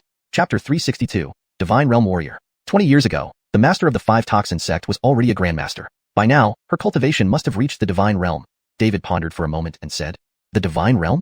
He had previously discussed the ranking system in martial arts with David and others. Grandmaster and Supreme Grandmaster were still within the realm of martial arts. However, the Divine Realm transcended this category. Warriors in the Divine Realm were both internal and external cultivation experts. Their internal true chi had transformed into spiritual energy, allowing them to cultivate by absorbing the spiritual energy of heaven and earth. Chance understood this when he first heard about it. Essentially, Divine Realm warriors were cultivators, albeit possibly not those who had entered the proper path of cultivation. After all, according to the records passed down by the Jasperly Medicine Sect, cultivators had abruptly vanished 1,000 years ago. The only sect with a complete lineage of cultivation should be their own, the Jasperly Medicine Sect. Mr. Baker, you must be very careful. Seeing Chance's relaxed expression, David hurriedly warned him. All right, I understand. Thank you. Chance thanked him with a smile. Why don't you two watch the auction from the private box? Let's go out instead. The two looked at each other and sighed. Chance's suggestion was tempting, but they didn't want to intrude on the women in the private box. Brother, are you sure? Should we prepare in advance? Mickey asked. A Divine Realm expert sounded terrifying. No worries. Chance wasn't nervous. If it were another cultivation sect, he might be more anxious, but the Five Toxins sect and its Divine Realm experts held no threat over him. With his cultivation increasing exponentially with every rank in the Cortesco condensation stage, he was probably already above the Divine Realm. Moreover, the Five Toxins sect specialized in poisons and insect charms. The Jasperly Medicine Sect was their natural nemesis. Not only could the Jasperly Medicine Sect neutralize any poison, but they also specialized in poison usage. The only relatively weak point of the Jasperly Medicine Sect might be insect charms, but they were certainly not inferior to the Five Toxin Sect. Plus, Xiao Gregor, the bane of insect charms, was by Chance's side. Hence, Chance always took Xiao Gregor with him because he might encounter a charm master at any time, and having Xiao Gregor around was the safest option. Thinking of this, Chance whispered a few words into Mickey's ear, and Mickey left. Now, Chance was not afraid that the Five Toxin Sect would come. Rather, he feared they wouldn't. Items were auctioned one by one, with most being sold while a few remained unsold. Soon enough, it was the necklace Rosemary and company had seen earlier. Emery had a great figure, not thin and frail but curvaceous and well-proportioned, perfect for exuding elegance in a cheapao. Most men appreciated such figures, slightly plump but not overly so, looking graceful in a cheapao.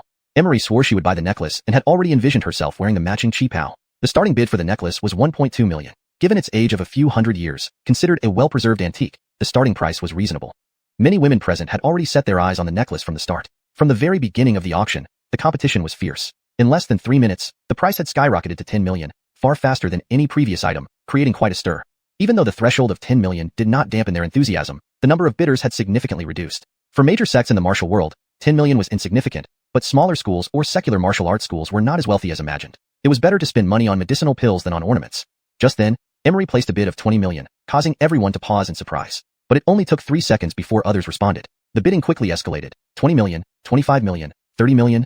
Eventually, only Emery and another woman were left. After Emery bid 35 million, the other woman finally gave up. The price had caught the attention of many. Spending millions to please a woman was something many rich people were willing to do, but spending tens of millions was too much for most. Smiling, Emery waited for the hammer to fall. But just before the final strike, Wilhelmina suddenly called out, 45 million.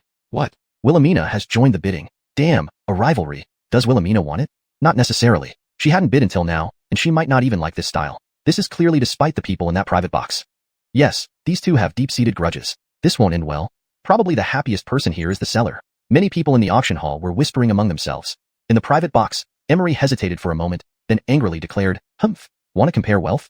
Feifei, bid 50 million. Emery was rich beyond measure. As for Wilhelmina, no one knew how rich she was, but she definitely had plenty of money. Thus, the bidding continued, rapidly escalating to 80 million. Just as Wilhelmina bid 90 million, Chance stopped Emery. Jiajueji, that's enough. Don't bid anymore. Why? I still have money. Emery retorted, genuinely furious at Wilhelmina. It's unnecessary. If you stop bidding, I can guarantee you'll get the necklace without spending a cent. How does that sound? Really? All right, I trust you, little brother Baker. Hearing Chance's words, Emery's anger subsided. She pressed the withdrawal button resolutely. Outside, people eagerly awaited the first billion-dollar item of the day. Seeing the private box withdraw from the bidding caused an uproar.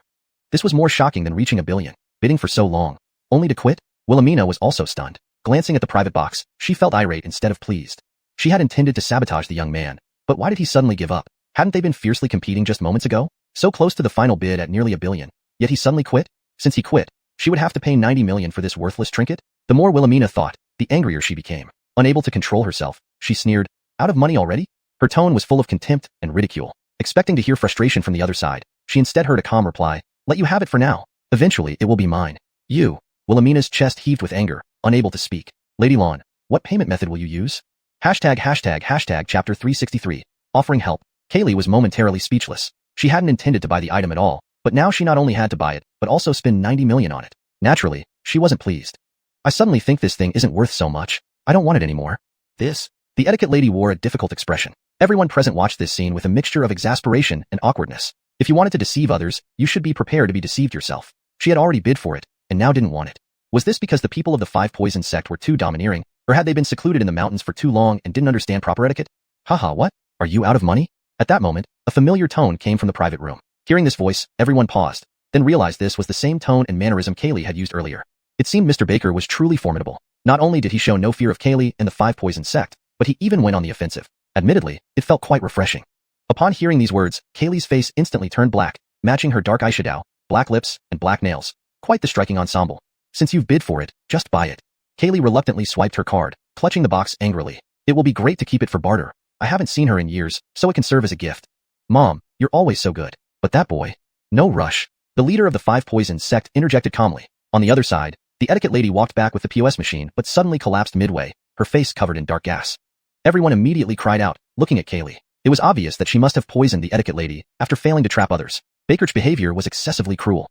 Baker's a woman, how despicable. Cortizo Zenging's face darkened. These etiquette ladies weren't ordinary people from the secular world. They were female savannas of the Cortizo family martial arts school. "Angelica, isn't that going too far? Poisoning an innocent woman?" Cortizo Zenging said sternly, but those who knew him well could see from his expression that he was genuinely furious. "What has it got to do with me?" Kaylee smirked triumphantly. "Maybe she ate or drank something toxic by herself. How can you blame me? Do you think I'm easy to bully?" Just then, Mickey returned with a white bird perched on his shoulder, about the size of a sparrow. Mickey understood the situation as soon as he arrived back at the private room and recounted it. That poor girl suffered unjustly. Chance took out a small bottle and dispensed the pill. "Here, give this to that young lady." Mickey took the pill and found the girl being carried away by several fellow savannas. They were her classmates, each trying hard to hold back tears, knowing their sect master couldn't obtain the antidote. The girl would likely die. "Hold on," Mickey called out, swiftly walking over and putting the pill into the girl's mouth. "Ah, what are you doing?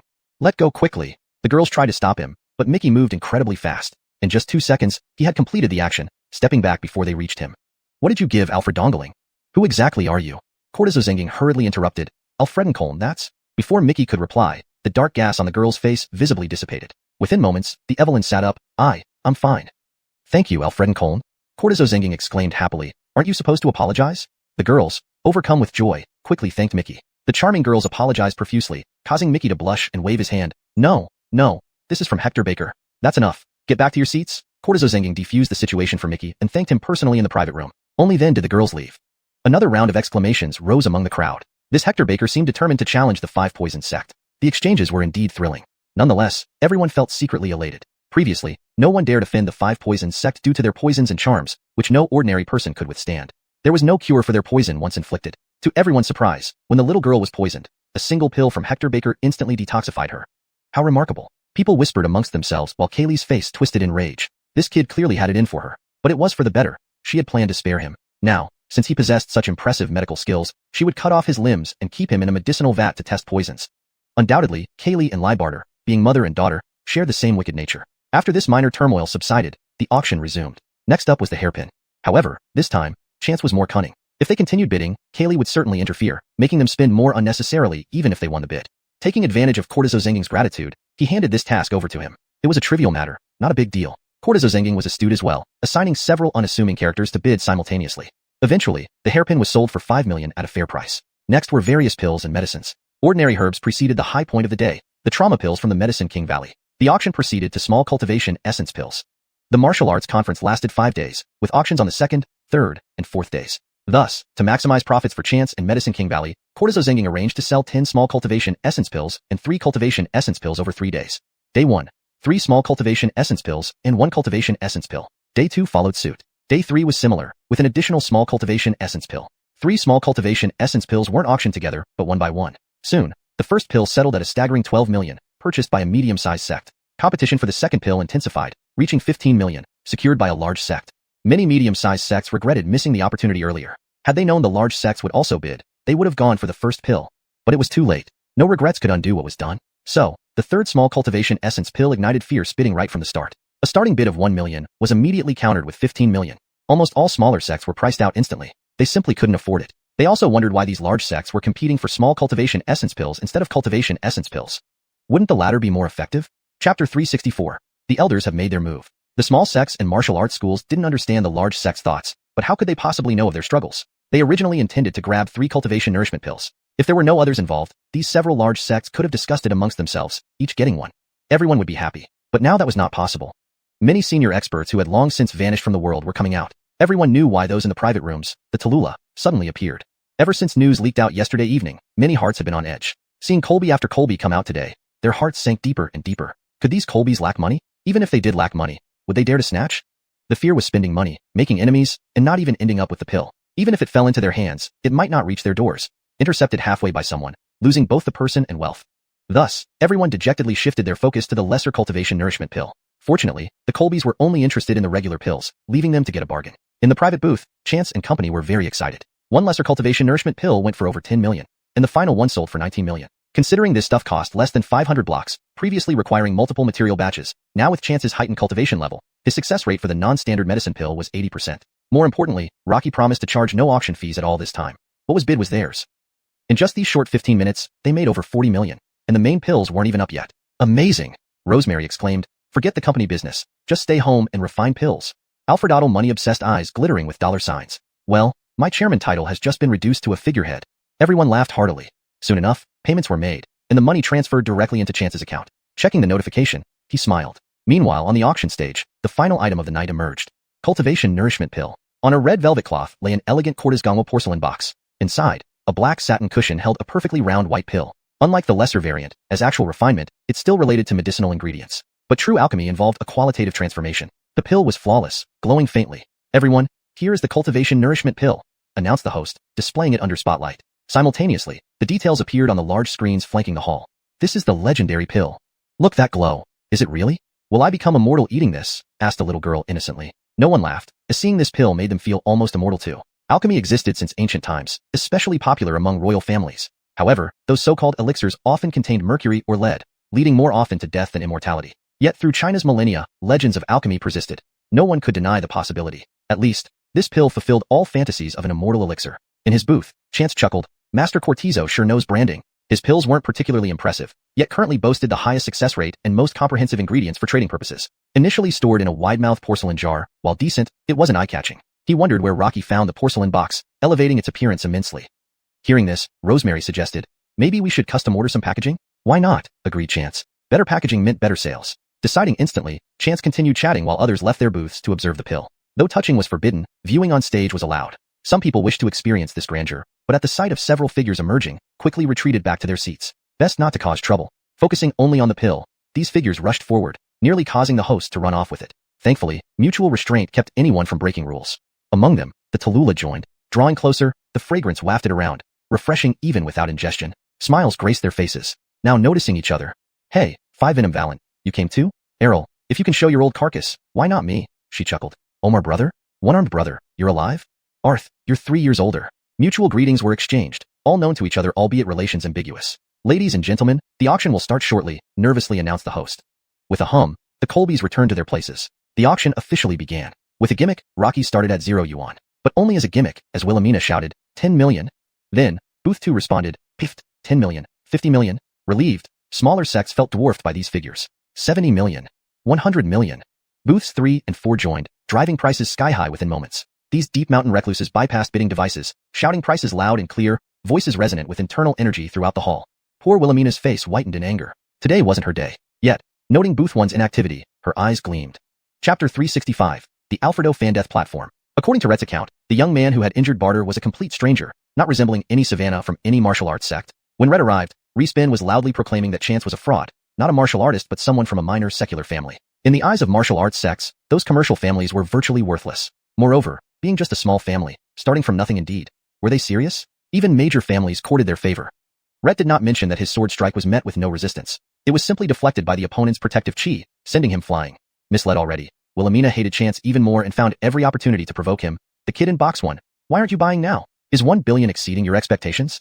Just earlier, this kid had stopped at 90 million, leading Wilhelmina to believe her miscalculation was due to his lack of funds rather than his cunning strategy. Chance chuckled softly. He didn't intend to speak because these medicinal pills were originally his, and everyone present knew it. Raising the bid himself would seem rather shameless. But since Wilhelmina brought it up, he couldn't be blamed for responding. It was she who forced him to bid. He then said aloud, 2 billion. Wilhelmina froze, then flushed with rage. Patriarch Cortizo, I demand this kid's financial review. I suspect he doesn't have 2 billion and can't afford this pay-you-on pill. None of Cortizo Airsang's row expected Wilhelmina to suddenly challenge Chance to bid again. After all, this was originally Chance's pill. Why would he need to raise the price? Unexpectedly, Chance did bid. People quickly understood. It was Wilhelmina forcing Chance to raise the bid. Chance must feel quite helpless too. Baker's a refined gentleman wouldn't do something like this on his own accord. Everyone felt both amused and exasperated. Cortizo Airsang suppressed a laugh. No need for verification, Baker. Mr. Baker's assets are sufficient. Are you sure? I am sure, and I am willing to vouch for him. Cortizo Airsgang declared solemnly. Selling his own pill required no payment. He could bid 10 billion without fear. He even hoped Chance would win the bid so he could buy it back privately. Others in the row joined in support. We will also vouch for Mr. Baker. If Mr. Baker lacks the funds, we will pay. Mr. Baker can certainly afford it. Wilhelmina was taken aback. Why were they flattering this kid, paying for him? Would they still pay if the pill reached 10 billion? Cortezum. Enraged, Wilhelmina turned away. The price of pay-you-on pill kept rising due to its immense potency. These senior masters were stuck at this cultivation level, longing to enhance their talent and progress smoothly into the foundation establishment stage. This level was much harder to break through compared to advancing from Cortesco condensation to foundation establishment like Chance did. They were all determined to secure this pill. In the end, Chuck from Box 3 won the bid for 3.5 billion and immediately swallowed the pill, surrounded by Savannahs guarding him as he prepared to refine it on the spot. The auction ended, and people began to leave, anticipating tomorrow's session with similar pills available. Even without pay-you-on pill, getting smaller versions or medicine from Yawang Valley would be good. As attendees exited, 3 private boxes remained stationary, including members of the 5 Poison Sect. Cortizo Airsang and other Marshal Colbys watched nervously, uncertain of what would happen next. Kid, come out. Wilhelmina stood and shouted towards Box 1. Her sharp voice made others uncomfortable. What is all this noise? And Colby from Box 2 emerged, displeased but refraining from further comment out of respect for the 5 Poison Sect leader. People from Box 4 also came out, looking disdainfully at the 5 Poison Sect before leaving. Chuck's eldest Savannah emerged from Box 3. Please keep quiet. My master is cultivating. You, Wilhelmina, known for her temper, was about to start yelling. The 5 Poison Sect leader stood. Silence, let's go. Mama. Wilhelmina persisted, but as the leader left, accompanied by the left and right protectors, both far stronger than her. Seeing their leader leave, Rhett hurriedly pulled Wilhelmina. Heir, let's go. Aren't you going to avenge our daughter? No, we can't handle it ourselves. We have to rely on the sect leader. Rhett replied. Wilhelmina finally left with Rhett. Chance and his group also exited, ignoring Wilhelmina's shouts. Go ahead first. I'll check out the Alfredo Fandeath platform. Chance smiled. Ache, I'm worried about you. Don't worry. Go find some food, Chance replied. All right, be careful. But care. Patriarch Cortizo, thank you for escorting them. Prince Baker, take care. Cortizo Airsang and others bowed. Rosemary and others were escorted back, leaving only Mickey and Eric with Chance. As they passed Box 3, Chuck Savannah watched Chance and warned, provoking the 5 Poison Sect means certain death. Leave the martial arts conference now. Chance paused and glanced at him. His expression was sincere. Chance nodded and smiled. I see. Thanks for the advice. After Chance left, another Savannah remarked, Brother, that kid seems arrogant. He might not heed Master's warning. Let him be. It's none of our business, another Savannah replied. The eldest Savannah watched Chance's retreating figure and shook his head. Let's focus on protecting Master. Understood. Elsewhere, Chance, Mickey, and Eric were blocked by Rhett. Rhett grinned maliciously. Kid, you're doomed? Oh. Know how I plan to kill you? By chopping off your limbs and soaking you in medicinal liquid, Rhett cackled. But don't worry, you won't die within 10 years. Oh. Chance casually responded, walking away. Stop. You think you can run? Chance halted. Isn't it time for the Alfredo Fandeath platform? Chapter 366. Let the world know the consequences of opposing the 5 Toxin Sect. Seemingly hearing the mockery in Chance's tone, Rhett looked at Samara. Cortis Goer, look at him. He's right. The Inna spoke up. If we're going to fight, let's go to the life and death arena. In front of all the heroes under heaven. If we deal with him that way, no one can say anything. Mom, do we care what others say? Samara pouted. But yes, as Mom says, I'll defeat him on the life and death arena and let the whole world see what happens to those who oppose our 5 Toxin Sect. The Inna replied approvingly. Chance and his 2 companions walked ahead while the 4 people from the 5 Toxins Sect plus Rhett followed closely behind them, passing by a crowd of onlookers nearby. Chance and his group walked leisurely, their expressions relaxed and carefree. Looking at Rhett following behind, he who was once considered a powerful and influential leader of the Yintian Sword Sect now appeared like nothing more than an attendant or a lapdog, looking rather sleazy. As they passed by, more people followed. To be able to make the leader of the Yintian Sword Sect enter the life and death arena for a duel was not an ordinary feat. They were curious about how powerful this person must be to enjoy private rooms, even with many important figures around. Brother, should I spar with him first? Mickey eagerly suggested. Chance waved his hand. I brought you two here to observe and gain some practical experience. You are not his match. There's no need to take risks. Understood. Mickey and Eric obediently agreed. If Chance didn't want them to fight, they would wait below. Soon, after sending Rosemary and her group back to their lodging, Royce Gang arrived. Though the leader of the Yintian Sword Sect was renowned in the martial world, his cultivation was merely at the master level, famous mainly for sword formations. David wasn't worried at all. Even someone of great master level like Kent wasn't Chance's match. A mere Rhett was nothing. Neither Samara nor Rhett could discern Chance's cultivation because he looked like an ordinary civilian who couldn't practice martial arts. However, the Inna wasn't as naive as her daughter and son-in-law. For so many top figures to respectfully stand behind this young man, he must have extraordinary abilities. Her daughter might be at a disadvantage. As for whether Rhett would be at a disadvantage, she didn't care. Yet Samara didn't believe her mother. Mom, rest assured, I will definitely bring down this kid. So, who's going to fight? Chance coldly interrupted the couple's chatter. Me. Ignoring Samara's reaction, Rhett immediately flipped onto the life and death arena. Kid, come up. His graceful lightness skills earned enthusiastic cheers from the spectators. After the cheers died down, everyone looked at Chance, wondering if his skills were even more impressive since Rhett's were already amazing. Even Mickey and Eric couldn't help but feel excited, having never seen Chance use such skills before. Chance smiled slightly and walked up the steps. The crowd suddenly groaned in disappointment. Damn, it's my first time seeing someone walk up. What did I expect? Game over. Just walking up like that? He already lost. Not only did the crowd voice their thoughts, but even Rhett thought the same. Kid, I thought you had some major skills, causing such a huge fuss. Turns out you're just a nobody. You think I can't win? Chance raised his head and countered. Do you want to bet? Bet. Rhett was taken aback by Chance's move. Mr. He, can you place bets on the life and death arena? Mr. Baker, to be honest, betting is allowed on the life and death arena. We just didn't dare start because we feared you wouldn't approve, Royce Gang admitted candidly. Do it. Chance said without hesitation. First, 1,000,000 credits on me winning. A million, Mr. Baker? Royce Gang hesitated. Was this amount too small? Did he fear winning too much that they couldn't cover the losses? Rhett and Samara burst into laughter. Ha ha ha, 1,000,000. 1,000,000. So you really are a pauper, offering such a petty sum? Mr. He, place 10 million on Rhett winning. Fine, Royce Gang extended his hand. What are you doing? Samara frowned. The money. Is a mere 10 million something you'd worry about not paying back? Rhett roared angrily. Royce Gang ignored his displeased expression and lifted his chin. In gambling, money changes hands instantly. If Chief Lai is short on cash, then it's a forfeit. Rhett and Samara couldn't endure such humiliation and immediately took out a card. Charge it. Only Chance and Rhett were fighting on the life and death arena, so everyone's attention focused on them. Many knew Rhett, but no one recognized Chance. Not everyone attending the Martial Arts Congress could enter the inner venue or the auction house, but someone surprisingly recognized Chance. Hey, isn't that kid? I know him. Who is he? Tell us. I don't know much about him, but I know his name. Arth, we know his name. Everyone rolled their eyes. Meanwhile, the casino displayed both names along with the electronic odds for reference. How could anyone miss such huge characters as Chance? I mean, I saw this kid clash with that little devil from Yintian Sword Sect. That's why he got called to the life and death arena by Chief Lai. That explains it. This kid is dead meat. Heard that lady is hospitalized due to him? Wow, putting her in the hospital? Looks like he has decent skills? Not necessarily. I heard she was far from him, impossible to harm her from afar. True. People, search this name on Gregordu. Why? What did you find? Is this guy a celebrity? Everyone whipped out their phones and started searching. After reading the results, they were stunned. Damn, they expected him to have some impressive background. Turned out he was just a second-generation rich kid from a small city, with a melodramatic backstory. Some found gossip about his parents' estrangement, his mother dying early, an illegitimate brother older than him, and marrying into wealth. All sorts of tabloid fodder that had nothing to do with martial arts. The audience was left amazed but puzzled, finding no martial arts relevance in any of it. Chapter 367. I bet 4 billion on Chance winning. What the heck is this? Someone asked in utmost disappointment. Probably just an ordinary civilian who stumbled in here by mistake? Maybe? This is boring. I thought we'd see a big spectacle. From the moment he placed his bet, you could tell it was off. In the secular world, 1 million is still money, but for martial artists, a mere 1 million means nothing. But this is actually a great opportunity, someone said with a sly smile. What do you mean? Others asked, puzzled. This guy doesn't know anything. He's just a rich second generation who has learned something like karate. Now he has offended Yintian Sect and even stepped onto the life or death stage. Isn't it clear he's come here to die?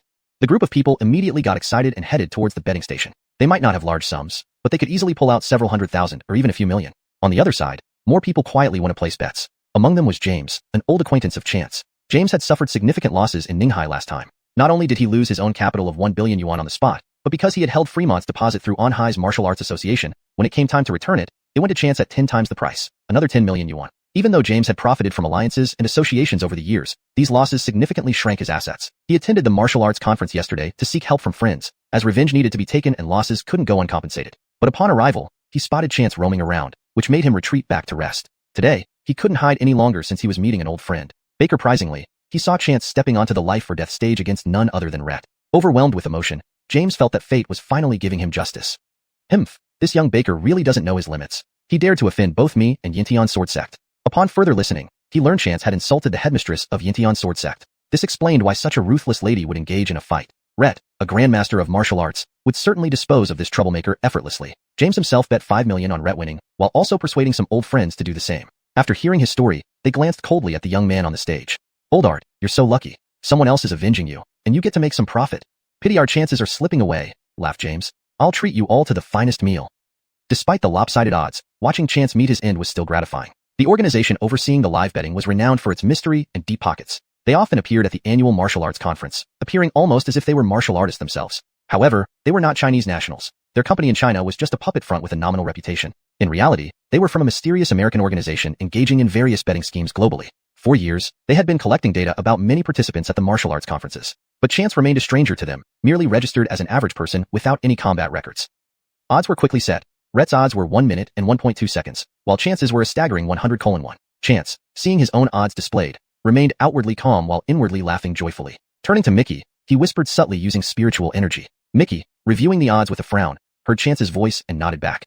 Seeing Chance's high-risk odds, Alfredo Obauyuan was enraged and impulsively rushed to the counter. Who do I bet on? The clerk automatically asked despite knowing the outcome. On Chance winning, 1 billion yuan. The clerk froze, stunned. Did you say correctly? I'm telling you, Chance, 1 billion yuan. Chuckling mockingly, she assumed he made a mistake. Despite her good-hearted reminder, he seemed rude. She processed the transaction hastily and threw the receipt at him. No refunds, no exchanges once the bet is placed. Alfredo Obauyuan confirmed everything was correct, then left with a snort. Bah, you'll cry later, the clerk muttered disdainfully, thinking Alfredo Obauyuan didn't understand. Bystanders watched in amusement. Ha ha ha, that old man bet on the baker kid. Huh, he must have bet wrong. You probably heard wrong. I heard clearly. The old man insisted on Chance despite the clerk's kind warning. That old man sure gave the clerk attitude. He deserves it, haha. Wait, how much did the old man bet incorrectly? How much? Everyone asked together. 1 billion yuan. At this number, the crowd of penniless talkers fell silent. Together they barely summed up 2 million. After a pause, one person remarked, that old man sure has money. Do you know who that old man is? Who? Cortezumph, don't faint now, the Medicine King Valley's Lord Alfredo, the maker of bruise pills. People nodded rapidly. So he made those pills? Why is he doing such a losing business? Before anyone could answer, Cortizo Heir's gang, another sect leader, and many others arrived loudly declaring they wanted to bet on Chance. Bets comparable to Alfredo Obauyuan's were quickly made. Finally, Mickey joined. I bet 4 billion on Chance winning. Chapter 368, Samara's Backfire. 400 million. This number stunned the entire venue. Not only were the onlookers taken aback, but even the staff had never handled such a huge transaction before. 400 million. In previous years, the total annual turnover was barely over 1 billion. A single transaction of this size broke all records. The staff member looked at Mickey, stuttering, Sir, you really want to bet 400 million? Yes. Mickey confirmed decisively. Please wait a moment. With such a large transaction, I need to consult with my superiors. Why? Have you never received such a big order? Or are you afraid to take it? Mickey's eyes filled with ridicule. He hadn't missed the staff member's mockery of Elder Alfredo just now. So, they were scared by 400 million? Or do you actually favor Chance and are worried about losing too badly? The crowd burst into laughter upon hearing this. Young man, you really have confidence in that Chance. Haha, he actually doubts if the betting company has enough money. Boy, this betting company is incredibly well capitalized. You're worrying too much. Exactly, not just 400 million, they would dare to take 40 times that. Ignoring the crowd, Mickey kept his gaze on the staff member. No matter how angry she was, she didn't dare make such an important decision without approval. She quickly made a call, and soon a group arrived, led by a stylish and efficient career woman named Diane. What happened? The staff member rushed over and quietly explained the situation. Diane was momentarily stunned when she heard the figure of 400 million. She specialized in managing the wagers for the martial arts conference. Although there had been large bets before, the highest was only 100 million, and that was just once. 400 million was unprecedented, not just for her, but possibly for the entire Asian region. Were these martial artists really so wealthy? However, Diane wasn't concerned. Turning toward Mickey, she smiled. Sir, you want to place a bet of 400 million? Yes. Okay, let me process it right away. Please note, such a large transaction will cause the odds to drop. Diane sat down and entered her system to handle the transaction for Mickey. While each transaction earned a commission, the junior staff member dared not interfere with a sum this massive. Any mishap could be fatal for her. The crowd was already in shock. It wasn't until they heard the ding sound indicating successful payment did they regain their senses. Amazing. He has so much money. Indeed, to come up with 400 million, this person must have assets worth billions. So much money. I'm so envious, truly impressive. What's impressive? Someone nearby sneered. He's just gambling with wealth that doesn't pain him. At his young age, does he really have 400 million? Must be from his ancestors. Friends, don't let our children become like him. Right, my friend, you speak the truth. Amidst the chatter, Mickey and his party returned to the edge of the Alfredo Death Arena, with Mickey nodding to Chance. On the platform, Rhett and Samara had long grown impatient. Kid, when will you be ready? Are you afraid to die? Relax, I promised I won't kill you. I'll send you to my wife as a medicine slave. Being used as a medicinal slave was highly dehumanizing. Only someone backed by the Five Poison Sect, like Rhett, dared say such a thing. Below the platform, Blue Phoenix flashed a smug and cruel smile. Not likely. Even if you beat me to death, someone will still collect my remains. If you don't kill me, you can't take me away. Chance glanced at Rhett. Leader Cortizo, correct? Cortizo Arasuang was very cooperative. Correct. You can beat him to death, but you can't take him away. How can you take me away then? Rhett hadn't expected this twist. Killing the kid outright felt too merciful. Unless we raise the stakes. Chance pretended to be indignant. I stake myself. What will you stake? Rhett thought for a long time, unsure what else he had to wager. The necklace, worth 90 million, should suffice to match you, Samara said. You wanted it so badly, didn't you? A measly necklace to compare with me? Kid. Looks like you want to get us angry for a quick death? Rhett snarled. Leader Cortizo, it's settled. If we win, he goes with us. If he wins, the necklace is his. Samara promptly tossed the necklace over. After Cortizo Arasuang verified it, he nodded to Chance. Fine. Chance grumbled reluctantly. The three judges were already in position. Two of them were senior masters from VIP rooms, while the third was slightly weaker in cultivation but high in rank. As for the leader of the Five Poison Sect, she was not invited due to potential conflicts of interest. Besides, Cortizo Arasuang and others never intended to invite her. Though the other few people were unconventional, bordering on unorthodox, they were considered righteous to some extent. But the Five Poison Sect had never been seen as orthodox throughout history. A brass gong signaled the start of the duel. In David and Kent's minds, Chance's skill was far beyond theirs, easily handling Rhett within half a minute. But the actual fight left David and Kent nearly speechless. Chance and Rhett fought blow by blow for a solid 30 minutes without a clear winner. Yet, Chance was often in danger, almost getting slapped off the stage several times by Rhett.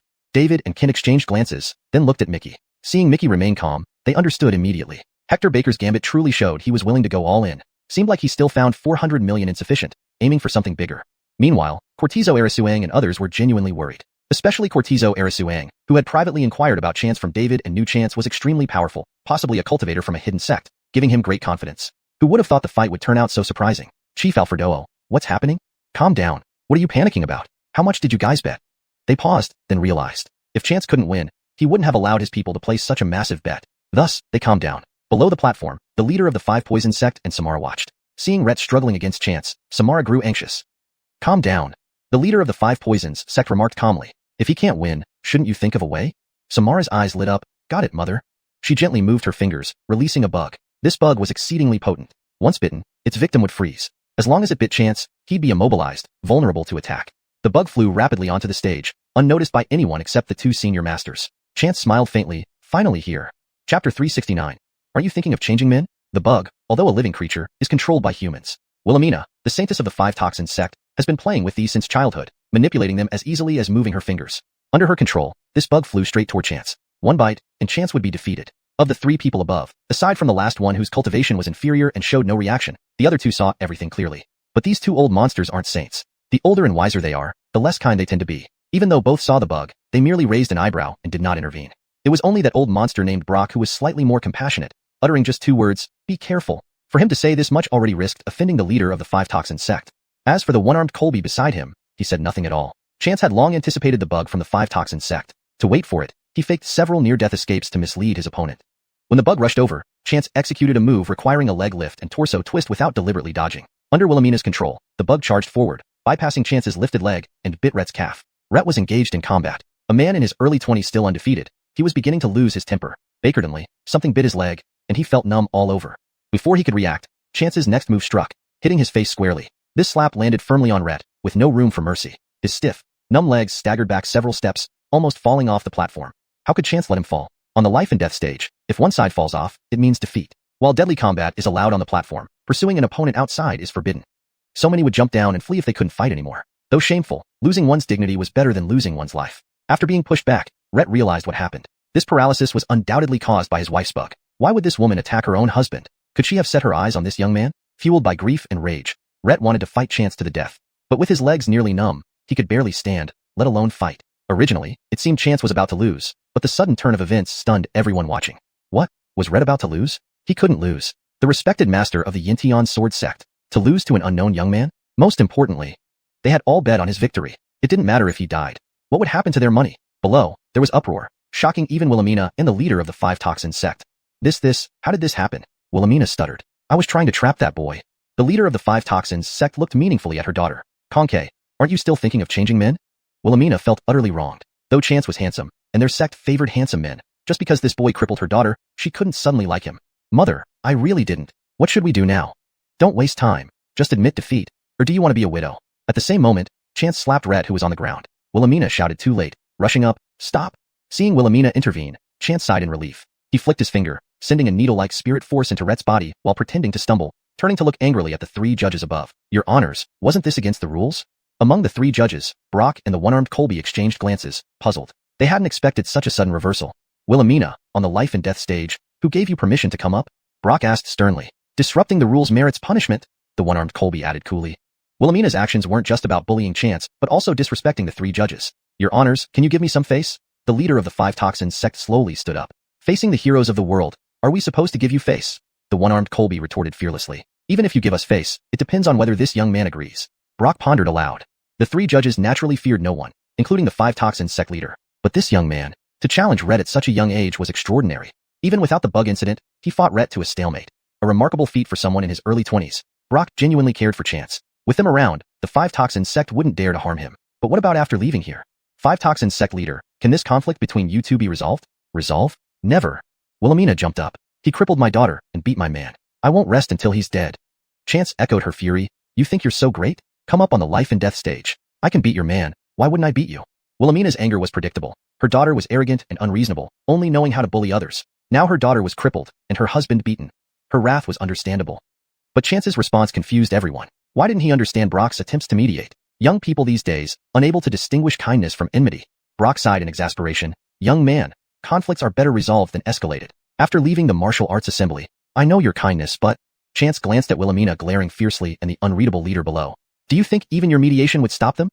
No. Brock knew the answer. Ah. Brock sighed. The one-armed Colby looked at him. Brock, do you have any thoughts? Brock shook his head, saying nothing more. Wilhelmina, seeing Brock stepping back, became triumphant. Boy, you're dead? It's you who's dead. Since you're on the life and death stage, do you want to fight me now? Wilhelmina was delighted. Fine. Since you asked for it, I'll take you on. There was an uproar below. Is this boy tired of living? Chapter 370, Wife, go out and spend. Cortizo Heir's gang was also stunned for a moment, but stepped forward. You two, even if you want to compete, it can't be today. You need to determine the winner first so that they can settle the bets over there, he said, pointing behind him. Samara was straightforward. Seeing Rhett holding his stomach in pain, he felt it was necessary to take him away for healing. He then said, Boy, consider this round as your win today. But tomorrow, I hope you come on time. With that, Samara took Rhett and left. The crowd below was baffled, and then someone shouted, Damn it, how could Lai lose? I bet 50 million. It's all gone now. You only bet 50 million? I bet 80 million. I staked everything, 3.2 million, and just thought of making some small profit to buy my goddaughter a few more bags. Damn, I just realized, I bet $1,000 on Chance winning. Now it's 10 times that. Wah wah wah wah. I also bet 1,000 on him. Why are you crying? 10,000 shouldn't make you so excited, right? Do you know anything? I bet 1,000 on Chance, but I bet 1 million on Rhett. Inside and out, I still lost 900,000. Regardless of how many were crying among the onlookers, Cortizo Heir's gang and his group burst into laughter. Even though Mickey had reduced the odds to 76 to 1 by betting 4 billion, their bets were substantial. They each bet several million at the least and tens of millions at the most. This single round made them all suddenly wealthy. Even for the Medicine King Valley, or the Cortizo family, 10 billion was a huge sum.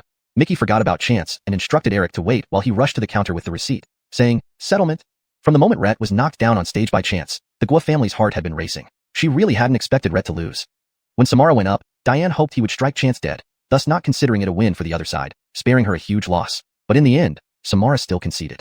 Just this one transaction by Mickey amounted to 3 billion, a sum equivalent to several years of their income combined, not to mention the others. Although there were also several hundred million from those who bet on Rhett, compared to the billions being paid out, it was just a drop in the ocean. Seeing Mickey come to collect the money, Diane's face darkened. They had the funds and paid quickly. At least they couldn't let the company's reputation suffer. As for the money, Diane glanced at Chance on the distant stage. She swore she'd make him pay it back. As soon as Chance came off the stage, he was surrounded by David, Cortizo Heir's gang, and others. This battle had brought them too much money, and everyone was smiling widely. However, everyone was also slightly concerned. While Rhett was okay to handle, Samara's cultivation was similar, but he was an expert in poison and goo, a dangerous opponent. How would tomorrow's fight go? Master Baker, tomorrow? Chance didn't speak, but David understood. It was a sure thing. As everyone prepared to leave with Chance, he stopped and asked, Where's the necklace? Oh yes. Cortizo Heir's gang quickly fetched it and handed it to Chance. You guys go exchange your winnings before the betting company goes bankrupt. Everyone was shocked when they heard this. Previously, they weren't worried. But this time, just Master Baker's bet alone required hundreds of billions. They really needed to act fast. Diane, standing afar, almost broke her pin upon hearing these words. Damn brat. She wouldn't let him off. When Chance returned with Eric and Mickey, Rosemary and the others had already heard about the match results, but not about the hundreds of billions he won. Seeing Chance enter, Rosemary rushed over. H.A., are you okay? I'm fine. Here, wife, take this card and spend it. Chance placed the card given by Mickey into Rosemary's hand. Why are you suddenly giving me a card? Go buy bags, cosmetics, jewelry. H.A., have you gone crazy?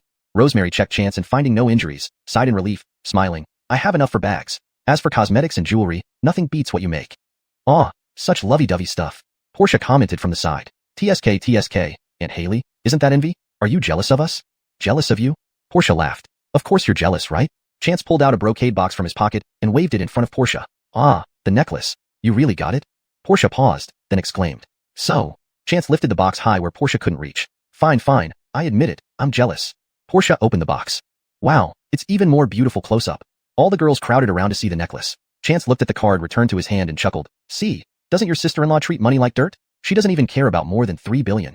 Mickey and Eric nodded seriously. What do you mean, more than 3 billion? The girls asked. That card has more than 3 billion. Baker brother just won. What? The three girls gasped in disbelief. Chance showed them the bank app on his phone with the settlement notification. After staring for a long time, they finally snapped back to reality. The Aries family was a billion-dollar conglomerate, and the Cortezong family even had a trillion-dollar empire. But those were accumulations over generations, including fixed and intangible assets. For Chance, it was pure cash. Take it. This time, Rosemary didn't refuse, blushing as she held the card nervously. Is it right for me to hold so much money? It wasn't a few million. It was hundreds of billions. How could it be wrong? You're my wife. Or, Chance suddenly sounded fierce. Do you want to break our engagement?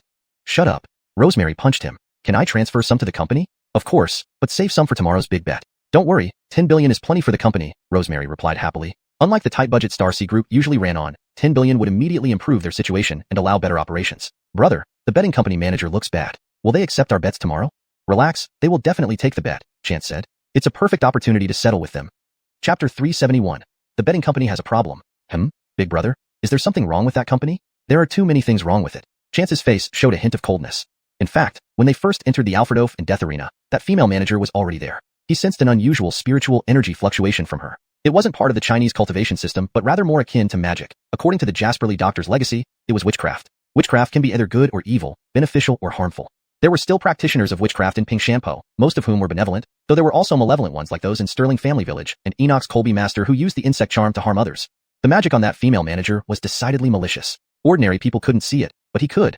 She had a thick layer of dark energy covering her body. This dark energy wasn't just due to her cultivation but carried other implications as well, such as being responsible for human deaths, whether directly or indirectly, and not just one. Regardless of where the lives on her conscience came from, the mere presence of this Western witchcraft practitioner in China didn't bode well. If he could legally win their money, he would have no qualms about it. They celebrated for a while before going to the restaurant for dinner. However, soon after, Cortizo Arsang knocked on the door, his face bearing a trace of unease.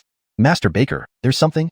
Oh, you guys go ahead and eat. I'll go check it out, Chance said as he stood up. Following Cortizo Arsang to another private room, he was surprised to find someone else inside besides Art Gufu and others. It was Brock, one of the 3 old experts who served as judges earlier. Elder, you? Cortizo Arsang clearly hadn't expected him to be in their private room. Looking at how nervous Cortizo Arsang and the others were, Chance understood that Brock had invited himself in uninvited. Is Elder here to see me? Brock nodded with a smile. Sit, you all please leave us. It was quite presumptuous of anyone to ask others to leave their own private room, yet Cortizo Arsang and the rest dared not disobey, leaving without any sign of discontent.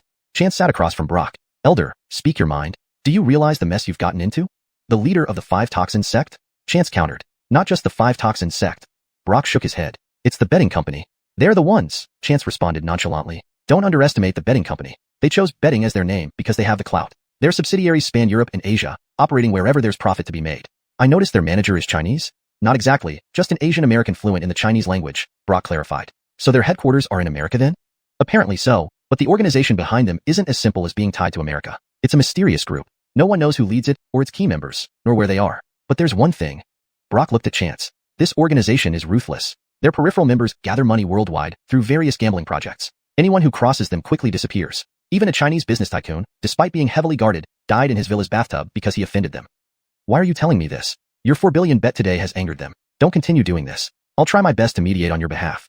Mediate? Chance carefully observed the other man before finally speaking. Elder, do you want something from me? Brock was speechless. Kid, you sure are confident, Brock said helplessly. I'm trying to save you. Saving me must have a reason. What do you see in me, Elder? Chance smiled. Upon closer inspection, Brock appeared spirited, but was actually nearing the end of his lifespan. Chance deduced he sensed this, and wanted to ingratiate himself for treatment. I won't beat around the bush, Brock admitted. Not one for subterfuge. I want to take you as a savannah. Are you willing? Chance was genuinely stunned.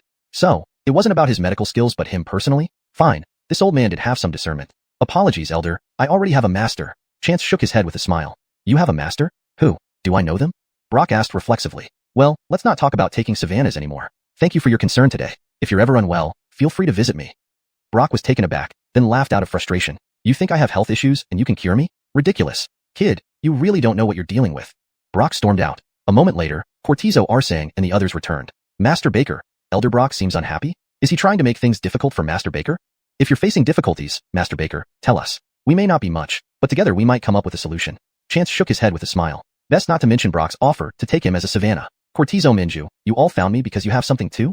Yes, there is. Cortizo Arsang grinned. Thanks to you, we made a good profit today, so we should pay tribute. Chance waved his hand. Your bets on my victory were due to your own judgment. There's no need to give me money. However, don't participate in the bets tomorrow. Chance meant well. Based on what Brock had said, this betting company was dangerous. Cortizo Arsang and the others shouldn't risk trouble for small gains. We understand, they all nodded. In truth, they intended to place even bigger bets tomorrow, confident Chance would win again. But hearing Chance's advice, they calmed down, remembering rumors about the betting company, breaking out in cold sweat. You don't need to fear. If the betting company makes any moves, they'll target me. Tomorrow, I'll deal them a fatal blow. How so? Master Baker, surely you're not thinking of betting all 300 billion? They stared wide-eyed. It was possible. Let's not talk about that. We brought you here because there's something we need your help with.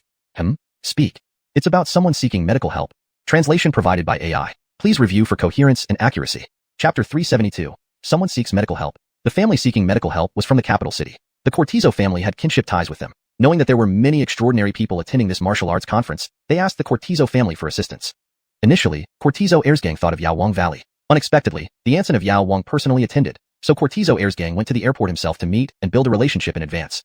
However, when mentioned to David today, David laughed and said he really didn't recognize talent when he saw it. With Hector Baker here, why would they need to seek him out? Cortizo Heirsgang indeed didn't realize that alchemy and medicine should be taken seriously. Only after David pointed it out did Cortizo Heirsgang come to invite Chance. What's the problem?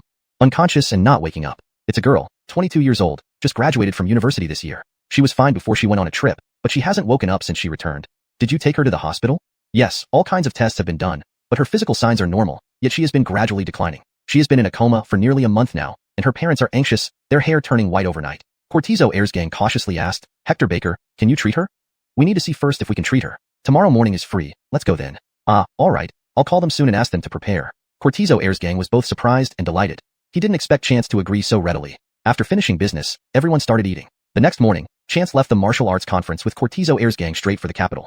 Sitting beside Chance were Andrea and Colton. These two kids were learning medical skills from Chance, so it was natural to bring them along for such a case. Cortizo Heirsgang didn't understand why Chance brought two 12 or 13-year-old kids, but thought it might be necessary and didn't ask. They set off early and arrived at the host's home around 10 o'clock. Seeing soldiers guarding the gate as they drove through the entrance, Chance lightly exclaimed, Your relative isn't an ordinary person. Cortizo Heirsgang felt embarrassed. I didn't dare tell you in detail yesterday. They are government officials? It's fine. Different matters shouldn't interfere with each other. After entering the courtyard, the car stopped in front of a 3-story villa. An Colbily man with graying hair waited at the door. Cousin, I've brought a master, Cortizo Heirsgang said upon getting out of the car. The Colbily man hurried down the steps to greet them, but seeing Chance and his companions coming from behind, he paused in surprise. Which one of these three people is the master? And they look younger than him combined. Cousin, this is Hector Baker, a great master, Cortizo Heirsgang whispered. Hector Baker, this is my cousin Britt Mingren. Hector Baker, please come in. Britt Mingren quickly invited. At this point, no matter whether he trusted them or not, with a mindset of treating a dead horse as if it were alive, he had to let them try. Once inside, Cortizo Heirsgang noticed several others already in the living room, one monk, one Taoist, and a few others dressed peculiarly. Cortizo Heirsgang frowned. Cousin, who are these people? These are arranged by your sister-in-law, saying they will help Clarissa invoke her soul. What? Isn't this nonsense? Cortizo Heirsgang flared up. If it were just him, it would be fine, but he had brought Chance here. Inviting others like this wasn't disrespecting him. It was also insulting Hector Baker. Cousin, what did I say yesterday? Britt Mingren's heart raced, showing obvious anxiety. This is truly unexpected. I didn't know either. Heirsgang, please explain to the master. Yesterday over the phone, Cortizo Heirsgang warned them repeatedly to pay attention to their attitude and show utmost respect, without any slowness. But today, his sister-in-law suddenly brought in a group of monks and Taoists performing rituals, which he couldn't stop. Especially, part of him hoped someone among them could wake his daughter. Mr. Baker. Despite being angry, Cortizo Heirsgang couldn't leave. He turned to Chance. It's fine, Chance responded nonchalantly. Since we're here, let's find a place to sit. But care. Please sit. Britt Mingren agreed and hurriedly seated Chance and his companions, serving tea himself. Meanwhile, Britt Mingren's sister-in-law, having just arrived, got her tea from the nanny. Seeing this situation, she felt her guests were neglected. Brother-in-law, are you favoring some over others? What? Britt Mingren turned. Why do you serve only young ones water while the venerable masters here are being ignored? The sister-in-law complained. If you don't like it, leave. Cortizo Heir's gang, talking to Chance, spoke rudely hearing her complaint. Given that Hector Baker was far more qualified than the charlatans, not to mention Cortizo Heir's gang's status surpassing Britt Mingren's. Who are you? How dare you speak like that? These are venerable masters like Daliang Dashi, Barchu Junren, and Cortezong Dashi. If they are masters, why not attend the martial arts conference? Cortizo Heir's gang retorted. What martial arts conference? The sister-in-law didn't understand. The monk, Taoist, and which exchanged glances. Who says we aren't attending the martial arts conference? We're actually from the martial arts conference in Tianjin this year. We didn't think secular people like you would know about it. Do you qualify to inquire about the martial arts conference? Humph. Cortizo Heir's gang scoffed, amused. Have you attended the martial arts conference? Do you even know who the organizer is? Young man, testing us? Trying to boast using information from us? There's no harm in telling you. This year's martial arts conference organizer is Master Cortizo Heir's gang of Cortizo family. The monk finally answered, bowing toward the left. Now Britt Mingren understood. He knew who his cousin was. Calling Cortizo family's master and not recognizing the person right before them. Clearly frauds. Ah, Catherine, take your masters away. Translator's note. Character names have been romanized according to Pinyin. Chapter 373. Prepare a bottle of Alfredicore.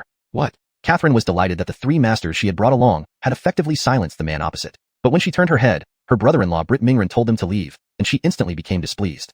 Brother-in-law, what are you doing? I invited 3 experts here, and you not only don't show gratitude but also want to drive them away? Go quickly. As they were speaking, footsteps could be heard from upstairs, and a woman came down. Elder sister. Look at brother-in-law. Catherine reported. Lao Britt. Mrs. Britt looked over. Britt Mingren went up to her and whispered a few words. Mrs. Britt immediately understood. Ifin, you should take these guests away quickly. Mrs. Britt then ignored Catherine and walked toward Chance. You must be Master Baker. Thank you for your help this time. Chance looked at Mrs. Britt, who was in her early 50s with white hair. It's fine. Can we see the patient now? Please follow me. Everyone, including Chance's group, followed Mrs. Britt upstairs, leaving Catherine and the 3 experts behind. This is too outrageous. The monk couldn't hold back first. Layperson Wu, since it's like this, I'll take my leave. Ah, Lemuel. Cortezumph, if I'm not welcome here, I'll find somewhere else. The Taoist also turned to leave. Ah, what's happening here?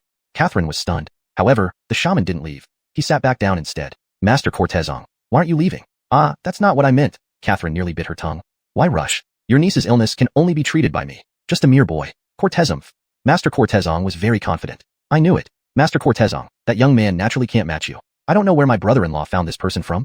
Oh right, I ask you. What did that man do just now? That man seems to be a relative of my brother-in-law. Ha, every family has a few poor relatives. Especially since my brother-in-law is an official, many poor relatives come asking for favors. He appears to be a martial artist? Shouldn't be. He probably just overheard a few names. Among my brother-in-law's relatives, only he has made something of himself. I see. Master Cortezong closed his eyes and remained silent. Meanwhile, after Chance's group went upstairs, Mrs. Britt led them into a bedroom. There were some monitoring devices in the room, and as expected, all the data was normal but slightly lower than average, just as Cortizo Arsang mentioned earlier. Mrs. Britt had already explained this while going upstairs. Initially, the readings were normal, but they had been gradually decreasing, and now they were at the lowest end of the normal range. If the girl didn't wake up soon, the situation would be dangerous.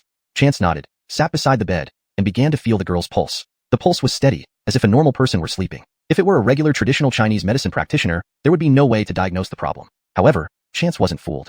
Especially when he caught a faint trace of alcohol scent, Chance guessed the cause. After about half an hour, Chance slowly withdrew his hand. Mr. Baker, how is my daughter? Britt Mingren and Mrs. Britt asked simultaneously. Not a big deal, Chance said calmly. That's great. My daughter can be saved. Britt Mingren was excited. Mrs. Britt, however, seemed hesitant. Their daughter had been in a coma for almost a month, and both traditional and Western medicine couldn't help. How could this young man examine her and suddenly say he could treat her? His age made her doubt. Sister-in-law, Master Baker is truly a master. Cortizo Heir's gang noticed what Mrs. Britt was thinking and quickly said, if Master Baker says he can treat her, Alfred Dongling will definitely wake up. Then please help her, Mr. Baker. Mrs. Britt's eyes were red. Not a problem. However, I need some preparations. What do you need, Mr. Baker? I'll have someone get it ready. A bottle of strong liquor and a small stove to heat the liquor. Ah. Britt Mingren and Mrs. Britt exchanged glances, unable to figure out how these items related to treatment. But they didn't waste time wondering. They quickly got the items ready. Chance turned and beckoned Andrea and Colton, giving them instructions in a low voice. The items weren't difficult to get, and the couple returned with them soon. Mr. Baker, are these things okay? A bottle of Wulyangya and a small glass kettle. Mr. Baker, is this alcohol alright? I didn't know which type you needed. Fine. Family members, please wait outside. Chance said, Xiaoha Miles, you two go out too. Okay. Everyone prepared to leave. Hold on, Master Cortizo, please stay and assist. Everyone left, leaving only Cortizo Heir's gang and Chance. Pour the alcohol into the kettle. Tisk, it's actually Wulyangya, what a waste. Chance laughed, then discreetly took out a stick of incense from his bag. If Mr. Baker likes it, I'll bring you 2 boxes later. I'm not much of a drinker. Chance smiled as Cortizo Heir's gang poured the wine. Alfred the fire. Cortizo Heir's gang poured the alcohol, and lit the incense as instructed by Chance. You walk around the room. Don't stop until I tell you to. Alright. Cortizo Heir's gang obediently followed the instruction, though he was puzzled. Just walking around didn't seem to require his presence. His cousin surely wanted to stay. Some secrets are better kept hidden from ordinary people. Yes. Seeing Chance focused, Cortizo Heir's gang felt uneasy. The room soon filled with the aroma of alcohol, mixed with an indescribable fragrance, creating a peculiar blend. When Cortizo Heir's gang wanted to speak, Chance raised a finger to stop him. For half an hour, the girl showed no changes, making Cortizo Heir's gang increasingly anxious. Chance continued playing with a silver needle without showing any impatience. Vacantly, the sleeping girl's arm lifted. Cortizo Heir's gang nearly bit his tongue in shock. She wasn't awake yet. Why did her arm move? The silver needle Chance had been holding shot out like lightning, piercing the girl's arm. Cortizo Heir's gang gaped in astonishment. Was this acupuncture? The needle was almost half inside. Master Baker, this? Cortizo Heir's gang stopped mid-sentence. The silver needle stuck in the girl's arm caused a lump about the size of a soybean to rise under the skin. As Cortizo Heir's gang watched, the lump started moving, arching as if trying to break through the skin. Chapter 374. How did you wake up? This is impossible. Alfredottle thing. No matter how cunning you are, I'll still catch you. Master Baker, is there a living creature inside? Yes, it's a little one. I'm going to take it out. Chance said with a chuckle. I'll go get a knife for you. No need. Chance sliced the girl's arm open with his fingers like a blade, and then used another silver needle to pry out a small red beetle. The insect tried to run as soon as it was out, but it darted straight toward the glass pot with burning alcohol. Chance ignored the insect and took out a tube of light green ointment, applying a thin layer on the girl's wound. Master Baker, what is this thing? This is called a wine origin bug, a very rare type of insect, but it has another common name, alcoholic. Many people who love drinking are called alcoholics. In fact, it means they are possessed by this bug. Always drunk, unable to stay away, Chance explained with a smile. But if used properly, it can be quite useful. What use does this tiny beetle have? It would be nice if it didn't cause trouble. Rocky laughed wryly. It's very useful. This thing loves staying in alcohol, and any alcohol it stays in becomes richer and more mellow. Of course, the wine origin bug had many other uses, which he didn't need to explain in detail to Rocky. While they were talking, the wine origin bug hovered above the glass pot, trying to descend but finding it too hot below, so it frantically circled around. That's enough. Stop circling. Chance grabbed a bottle of alcohol, removed the cap, and waved it near the wine origin bug, which immediately rushed into the bottle. Chance shook the bottle. This time we did well. Let's go. Cortez? Rocky paused. Don't we need to take care of my niece? She'll wake up soon. Let's go outside first. Rocky trusted Chance completely and immediately followed him out. Britt Mingren and his wife had not left, waiting anxiously by the door. Seeing Chance and Rocky come out, they asked urgently, Mr. Baker, how is she? Yes, you can go in now. As Chance and Rocky went downstairs, Britt Mingren's sister-in-law Catherine also rushed up, sneering when she saw her niece still motionless on the bed, before descending the stairs again. You two, playing these tricks, and what result? She's still unconscious. Catherine seized the chance to attack Chance and Rocky. What do you young people do for a living, conning and deceiving? You won't be leaving today. I'm calling the police right now to help rid society of pests. What are you doing? Rocky frowned. Oh, aren't you fierce? I haven't even spoken yet. Catherine put her hand on her hip, poking her finger at Rocky. You teamed up with a con artist to swindle my brother-in-law's money. Do you think you'll get away with it? My brother-in-law, such an important official, is not someone you poor relatives can cheat. If you say another word, I'll... Rocky couldn't help but rebuke the shrewish woman. Ouch, are you going to hit me? Sister, brother-in-law, everyone, come quick, they're trying to kill us. Catherine cried out. What are you doing? Britt Mingren poked his head down from upstairs. What's all the noise about?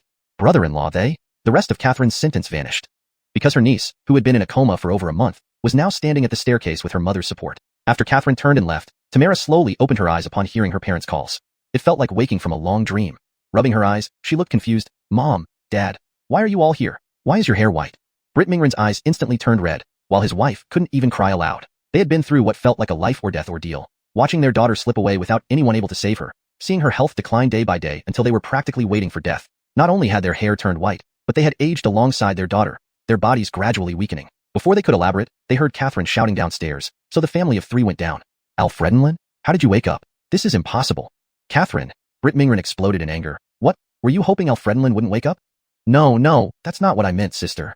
Catherine, Alfredenlin has woken up. There's nothing more for you to do here. I don't need to escort you out. Britt's wife coldly stated. What, sister? I've been working hard for Alfredenlin, Britt Mingren didn't want to bring up these issues just after his daughter woke up, but his sister-in-law's incessant antics over the past days had worn him out. Hearing her attempt to justify herself, he couldn't hold back. For Alfredenlin's good? How thoughtful of you. You secretly hoped Alfredenlin would remain comatose, didn't you? Every day you came here, reassuring me and your sister that Alfredenlin not being around doesn't matter because your daughter can come over. Pa, your daughter can't compare to mine. Plus, you brought your daughter's stuff over early. Each time you brought dubious people who couldn't wake Alfredenlin but asked for $50,000 or $100,000. I suspect you're all in on this scam. Britt Mingren was usually calm as a leader, but now that his daughter had awakened, the weight on his heart was lifted. Seeing Catherine still causing trouble, his emotions burst forth. Beside him, Britt's wife gently comforted him but didn't look at her sister, only calling out to the Val, Ainsworth, see our guest out? Catherine looked at her sister and brother-in-law, then at her niece who stared at her in disbelief and disgust. Her face flushed red, and she stammered, unable to speak. She was then forcibly escorted out by the Britt family's Val. Wait. Tamara suddenly spoke. Alfredinlin, believe me, everything I did was for the best. Ainsworth, throw that box of things out too. Tamara pointed to the suitcase Catherine had brought. The Val unceremoniously tossed the items out. Then everyone turned to look at the black-robed man sitting on the sofa. What kind of master are you? Rocky coldly addressed the yellow-robed master. Aren't you leaving? Or do you want me to throw you out? Humph, naive. Do you really think this little girl is truly cured? Chapter 375. Are you blind? What do you mean? Britt Mingren was startled. Mrs. Britt also turned her head to look at her daughter. Alfredning, are you feeling unwell anywhere? Tamara felt herself carefully, cortesangry. Mrs. Britt was stunned for a moment before she smiled helplessly. Alfredottle Ainsworth, hurry up and go buy some groceries. Buy more today because we have distinguished guests. The nanny responded and went out. Rocky also looked at Chance and whispered, Master Baker, is there any problem? Chance just smiled without answering. However, his eyes revealed a hint of warning as he glanced at Master Cortezong. But Master Cortezong did not look at Chance. Instead, he raised his chin high. Your daughter's fainting is not simple. Someone has drugged her. What? The three members of the Britt family were startled and all looked at Chance, hoping to hear his opinion. Chance picked up the teapot on the table, took out a pill the size of a soybean and dropped it into the teapot, pouring 3 cups by himself. 1 cup for each of you 3.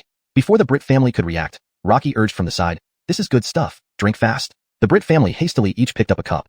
Don't drink. Master Cortezong suddenly interjected, be careful, he might have drugged it. There was already medicine in it. I just put it in. Chance sneered, are you blind? Tamara couldn't help but laugh. Ignoring her parents, she drank it down first. This handsome young man spoke kindly. She was willing to drink. Seeing her daughter drink, Britt Mingren and his wife also drank down the tea.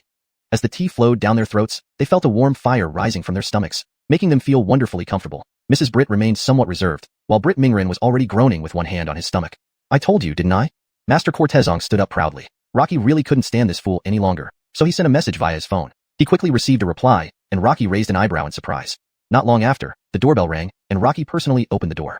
Several uniformed people entered, immediately fixing their gaze on Master Cortezong. Are you Cortezong Weishin? You are under arrest on suspicion of fraud, the leader said, showing a warrant. What wait? What's happening? I really didn't try to scam anyone. The uniforms didn't listen and handcuffed him without delay. Wait. Master Cortezong panicked. Report to the government. I have something important to say. The leading officer was surprised for a moment, then chuckled with a sly smile. I didn't expect it. Still coming back for a second time? No worries, let's chat inside. With that, Master Cortezong was taken away. The nanny returned, and now the Britt family finally regained their senses from the heavenly comfort. What happened just now? It felt so wonderful. I feel like my whole body is light and floating. Dad, Mom, your hair. Tamara exclaimed. Britt Mingren and his wife exchanged glances and were shocked to find each other's hair had turned black again. Not only black but shinier and healthier than before. Your hair turned black. So did yours. Mom, Dad, that's great. Tamarag rejoiced. Mama Alfredon, your complexion looks much better too. Tamarag's cheeks were rosy, looking incredibly healthy. Master Baker, what about that tea? Rocky asked in shock, turning his head after seeing the changes in his cousins. Just a vitality pill. Will this pill be auctioned off too? Do you want it? Chance glanced at Rocky and tossed him a thumb-sized porcelain bottle. There are 3 pills left inside. Take them all. Master Baker. Rocky was both flattered and moved, clutching the little bottle like it was his most precious treasure, even afraid to put it in his pocket. Britt Mingren and Mrs. Britt whispered for a moment, and then Mrs. Britt retrieved a card and slid it towards Chance. Master Baker, thank you so much for saving our daughter. This is a small token of our gratitude. Please don't refuse. Sister-in-law, how much is this? Rocky asked with a smile. We don't actually have much money. Recently, Catherine brought this master and that divine figure who swindled us tens of thousands. Here is 500,000, all we have left. Mrs. Britt said humbly. Put it away. Chance said gently. It was sect leader Cortizo who invited me. If there's payment, it's from him. Right. If there's payment, it should come from me. Rocky instantly grinned widely. How lucky it would be to have a chance to give Master Baker money. Besides, did Master Baker need money? Certainly not. Just one move from him would involve billions. But, Britt Mingren protested urgently, this is our heartfelt gratitude. We accept your kindness. Chance signaled to his 2 young Savannas, sect leader Cortizo, it's time for us to return. Yes, it's past 11 already. We must get back quickly. Master Baker, if you don't want the money, stay for a meal. My wife will cook some dishes. Britt Mingren urged. No need, cousin. Master Baker loves his wife and has to rush back for lunch with her. Rocky smiled, politely declining on Chance's behalf. They left the house together. Tamara hurriedly caught up. Master Baker, you saved my life. Could you add me as a friend? I don't mean anything by it. I can never repay your kindness, but next time you come to Beijing, please let me host you. Tamara said this with the utmost seriousness. Chance thought for a moment. All right. Their car sped back to the martial arts conference, arriving around 1 o'clock. As soon as they arrived, several people from the Jasperly sword sect were staring at them. These people are truly petty. Colton snickered, looking out the window. Seems worried teacher might run away. Andrea nodded. In the front seat, Rocky shared the same disdainful expression. Tisk, these people, unobservant. Then he patted the little porcelain bottle in his hand, wearing a full smile. For Master Baker to treat his cousin's family, it was giving him face. He had to find a way to repay him properly. Giving money wouldn't work. No matter how much worldly wealth he offered, Master Baker wouldn't care. He had to think of another way. As the car stopped, they got out. Rhett rushed over. You dare to come back, Baker boy? Why shouldn't I? There's so much money waiting for me. Chance passed by him, lightly patting his shoulder. I advise you to find a valuable item soon, or else your wife might not be as lucky. Only after Chance walked far away did Rhett regain his senses. But he didn't attribute it to chance, but rather believed it was due to the lingering effects of yesterday's poison. Chapter 376, Reap What You Sow. It was already past 1 and close to 2. Rosemary and the others had long finished their meal. Moreover, today's auction was about to begin, so Chance decided to head for the private room in advance. He was personally attended by Rocky, who asked the kitchen to prepare a few signature dishes for Chance and sent them over to the private room. Upon entering the auction hall, the senior brother who had advised him to leave yesterday glanced at Chance with an odd look. I didn't expect you to be so deeply hidden, but Samara and Rhett are different. She excels in poisoning and using charms. You need to be more cautious. The man had a stern expression and spoke in a cold tone, yet his words were clearly laced with concern. Chance found it amusing. Thank you for the warning. The senior brother glanced at him once more before turning around and re-entering the private room, as if he had been waiting specifically for him. Once Chance and the others entered the private room, the food was soon delivered. 6 dishes and a soup, all quite impressive considering the short time it took to prepare. Chance slowly enjoyed his meal while the children dove into a platter of fried chicken. The auction outside had already started. It was the second day, and today's items were even better than yesterday's. After all, some people hadn't arrived yet. Chance ate while gesturing for Rosemary to bid on the herbs and other items he needed. Nowadays, they had plenty of money, and since it seemed to come effortlessly, they acquired almost everything they fancied. Today, there were no members from the Five Venom sect present, so no one disrupted the proceedings. As for those at the auction, anyone who knew Chance wouldn't dare compete against him for anything. He was someone even Rhett dared not provoke. However, nothing is absolute. A man who entered mid-auction got into a conflict with Chance. This man came in late and had his eye on an antique vase. Chance also wanted the vase. People nearby advised the man to give up and not compete with Mr. Baker, but instead, the man sneered and loudly proclaimed, Mr. Baker, right? Others may fear you, but I do not. Let me make this clear. I'm taking this item. He waited smugly for Chance's response. Chance didn't deign to respond. He had merely noticed that the vase emitted a dark aura similar to the bones he had encountered earlier. He wanted to acquire it to prevent harm to others. Ignoring the intruder, Chance continued eating. Rosemary and Portia, however, were displeased. Especially Rosemary, who, despite her usual playful relationship with Chance, couldn't stand anyone speaking ill of him. The 3 women promptly decided to teach the man a lesson. Meanwhile, Rocky, David, and others turned back in surprise, unsure where this new individual had come from. Without needing to confer, they began bidding competitively. The originally modestly priced vase quickly escalated to a valuation of tens of millions, leaving everyone in the audience astonished. This shabby thing? Worth 10 million? Nonsense. But, with so many big shots bidding, more people joined in, not to win, but just to join the excitement. In the future, they would have something to brag about, having participated in an auction with Mr. Baker, Master Cortizo, and the Valley Lord of Medicine King Valley. The newly arrived man, growing ever more pleased with the increasing bids, didn't realize he was being outmaneuvered by martial arts experts. By the time the price hit 90 million, the man was nearly bursting with excitement. Onlookers viewed his expression with bewilderment. Who gets happier as the price climbs unless it's theirs? Gradually, most stopped bidding except for a few prominent figures at the front. The price skyrocketed past 100 million, and the man eagerly raised his paddle again. I'll offer 150 million. Silence fell over the crowd. The few leaders calmly set down their bidding paddles. In private room number 1, there was complete silence. After several seconds, no one bid further. The auctioneer repeated the question, and the man panicked. Why aren't you bidding? We don't want it anymore. This item is ordinary. Seeing how much you desire it, we'll let you have it. The leaders smiled ambiguously. Why aren't you bidding, Mr. One? Didn't you want it badly? The man panted nervously. Aren't you rich? Please bid. I can let it go. No need. Upon closer inspection, this item is only worth 20 to 30,000. Thanks for letting me bid impulsively, Chance replied with a gentle tone. You. Up on stage, the auctioneer finished his 3rd round of questions and dropped the hammer. 150 million. This man had bid against himself for his own item. Though he didn't have to pay for it, the auction required a commission, which was exceptionally high at 1%. 150 million meant a 15 million commission. Not only had he failed to sell the cursed object, but he also lost 15 million. Realizing this, the man felt a stifling pain in his chest and spat out a mouthful of blackish blood. Everyone watched in shock. How much did he love this item? To be so excited upon winning that he spat blood? Just the color of that blood was alarming. So dark. Translation ends. Chapter 377. We can make an exception. The man was carried away by others. What happened next was no longer the concern of everyone, as there were even more exciting items to come. Chance successfully bid for 5 herbs, all several decades old, in substantial quantities. Although it cost him a significant amount of money, it was still a mere fraction of his current account balance. After tallying up the herbs he had obtained, Chance was pleased to find that he had acquired everything needed for the beauty pill except for the red beauty grass. As for the elusive red beauty grass, he might ask Ben upon his return. This guy specialized in toxic plants and flowers. Perhaps he could provide some leads. With each item successfully bid for, the auction soon moved on to the elixirs. If earlier sections were open to all participants, from this point onwards, only major factions could truly compete. The trauma pills had been auctioned off the previous day. Last night, Chance had called David into his room and imparted some guidance. Working through the night, David refined another batch which turned out even better than before. This new batch of 12 trauma pills fetched a price even more impressive than the previous days. Next came the small essence cultivation pills, followed by the essence cultivation pills. Only one essence cultivation pill was available per day, totaling 3 over the course of the event. Yesterday, Walter had secured 1 pill. Today, the 5 poison sect master did not attend, leaving just the Fritz and Anselm to compete. Ultimately, the Fritz prevailed, acquiring the essence cultivation pill at a price of 320 million. With only 1 pill left, Anselm felt somewhat dejected. Just then, a commotion erupted from one of the private booths, followed by raucous laughter from within. Upon hearing this noise, everyone in the room stared wide-eyed at the booth. Walter emerged with a beaming smile. The essence cultivation pill really works. It actually helped me break through. David was inside Chance's booth when he heard the commotion and went out to investigate. Returning with a look of shock, he asked, "Master, is Walter now considered a cultivator?" Beyond the Grandmaster stage lay the Divine Realm martial artist. Once they discovered the crucial point, they could officially be termed cultivators. Closing his eyes to sense, Chance chuckled. He has barely scratched the surface. Manchang Funga Shou Shirbach. / edited for fluency and consistency. Closing his eyes to sense, Chance smiled lightly. He has only just begun to grasp it, barely qualifying as a cultivator. At this level, one could only just perceive spiritual energy and channel it into their meridians. Very rudimentary indeed. Without a genuine cultivation method, attempting to advance to the foundation establishment stage on one's own would be near impossible. Nonetheless, transitioning from martial artist to cultivator was an achievement in itself. Hearing Chance's words, David felt a surge of excitement and looked eagerly at Chance. "Master." Smiling faintly, Chance replied, "Work hard, and your achievements will far surpass his." "Yes." David beamed, flattering, "Rest assured, Master. You need only direct us, and we will follow without fail."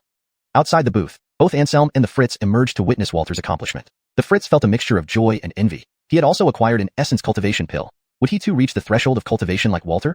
Anselm, however, felt despondent. Having missed out yesterday and today, only 1 pill remained. Missing this opportunity. With these thoughts, Anselm sighed and left first. Following Anselm's departure, the Fritz discreetly slipped away as well, needing a safe place to take the pill without being disturbed. Once they were gone, Walter prepared to leave, having achieved his goal of obtaining the essence cultivation pill. As he walked, a group approached, none other than the 5 poison sect master and his party. "Brother Walter." The 5 poison sect master stopped and invited, "Let's talk somewhere private, shall we?" "But care."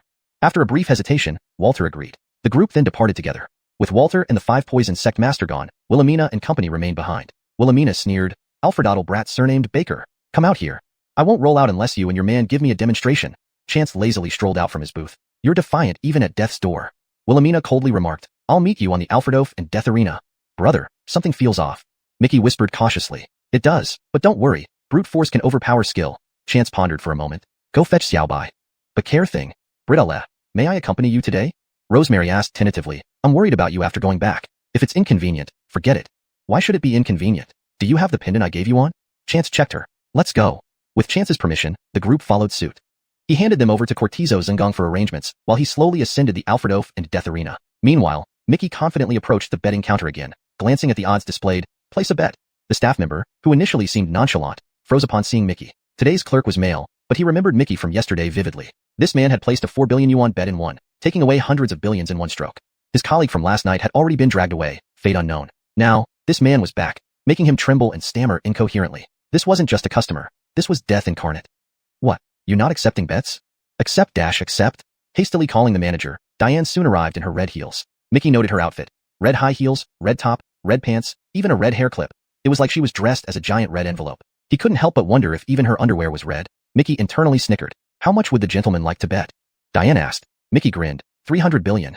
The crowd nearly fainted at his audaciousness. 300 billion, not a few thousand or 300 yuan. Some recognized Mickey as yesterday's 4 billion yuan bettor. Winning hundreds of billions from that, betting another 300 billion didn't seem outlandish. Whispers rippled through the crowd as they eyed Mickey with envy and bewilderment. With so much money, why risk it further? Diane smiled. "Sorry, our maximum single bet limit is 10 billion. But as she finished speaking, her expression changed as a new instruction came through her earpiece. "However, if the gentleman insists on placing the bet, we can make an exception." Chapter 377. We can make an exception. The man was carried away by others. What happened next was no longer the public's concern, as there were more interesting events to come. Chance successfully bid for 5 types of herbs as he had wished. All were several decades old, and the quantities were substantial. Although it cost him a significant amount, it was still just a drop in the ocean compared to his current wealth. After calculating the herbs he had acquired, Chance was pleased that all the ingredients needed for the Red Beauty pill were secured except for the Red Beauty grass, which would be challenging to find. He could ask Ben upon returning since this fellow specialized in toxic plants. Perhaps he might have some leads. One item after another was auctioned off, and soon it was time for the pills. Previously, everyone had participated, but starting from the pills, only major sects could afford to play the game. Yesterday, Brew's pills were already auctioned off. Last night, Chance had tutored David on some techniques in his room. After a sleepless night spent refining, David produced another furnace of pills with even better effects than before. This batch of 12 Brew's pills sold at an even higher price than yesterday. Next came minor nourishing essence pills, followed by nourishing essence pills. Only one nourishing essence pill was available each day, totaling 3 pills over 2 days. Errol had bought one yesterday. Today, the 5 poison sect leader did not show up, leaving only the Fritz and Brock to compete. In the end, the Fritz slightly outbid Brock and purchased the pill for 320 million. Seeing that only one pill remained, Brock felt dejected. Bakerdenly, commotion erupted from one of the private booths, followed by a burst of laughter. Hearing this, everyone present stared wide-eyed at the booth. Out stepped Errol, his face full of joy. The nourishing essence pill is indeed marvelous. It actually helped me break through. At that moment, David was inside Chance's booth. Hearing the commotion outside, he went to check and returned with a look of astonishment. Master, has Errol become a cultivator? Above Grandmaster was the Divine Realm Warrior. Once they reached a critical point, they were considered cultivators. Chance closed his eyes, sensing for a moment before smiling. He's barely scratching the surface, so he can be considered a cultivator. At this stage, one could only vaguely sense spiritual energy and incorporate it into their meridians. Very basic stuff. Without proper cultivation methods, advancing to the foundation establishment stage on one's own was almost impossible. But turning from a martial artist to a cultivator was still quite an achievement. Upon hearing this, David felt inspired. Eyeing Chance eagerly, Master? Chance smiled gently, do your best, and you'll surpass him. Understood. David grinned, flattery evident in his voice. You can rest assured, Master. If you tell us to go east, we won't go west. Outside, Brock and the Fritz also emerged to see what was happening. Observing Errol's aura, one felt joy while the other felt melancholic. The Fritz felt hopeful because he had also obtained a nourishing essence pill. Could he too reach the realm of a cultivator? Brock, however, was disheartened. Missing out on both pills today, with only one remaining. With a sigh, Brock left first. Following him, the Fritz quietly departed as well. Unlike Errol, who had Savannahs to protect him, he needed a secure place to take the pill. Just as they left, Errol, having achieved his goal of obtaining the nourishing essence pill, prepared to leave. But as he took a few steps, he encountered the 5 poison sect group again. Errol, brother. The 5 poison sect leader stopped. Shall we chat somewhere? All right. Errol hesitated briefly before agreeing, and they floated away together. With Errol and the 5 poison sect leader gone, Wilhelmina and her companions remained. Wilhelmina sneered, Mr. Baker, come out here. I won't crawl out. How about you and your man demonstrate first? Chance strolled lazily out of his booth. You're still being disrespectful at the brink of death. Wilhelmina scoffed. I'll wait for you on the Alfredof and death platform. Brother, something doesn't feel right. Mickey whispered. Indeed, but don't worry. Raw strength always prevails. Chance pondered for a moment. Go fetch Xiao Gregor. But care thing. Ai Che, can I come along? Rosemary asked carefully. I'm worried back home and want to watch over you. If it's inconvenient, forget it. Why would it be inconvenient? Is the pendant I gave you on? Chance checked. Let's go. Receiving Chance's permission, everyone followed him. Chance entrusted them to Rocky while he slowly ascended the Alfredof and death platform. On the other side, Mickey sauntered back to the betting counter and glanced at the odds. Place a bet. The staff member, initially indifferent, froze upon seeing Mickey. Today's staff member was a man, but he remembered Mickey vividly from yesterday, the person who placed a 4 billion bet in one, taking away over 300 billion in a single stroke.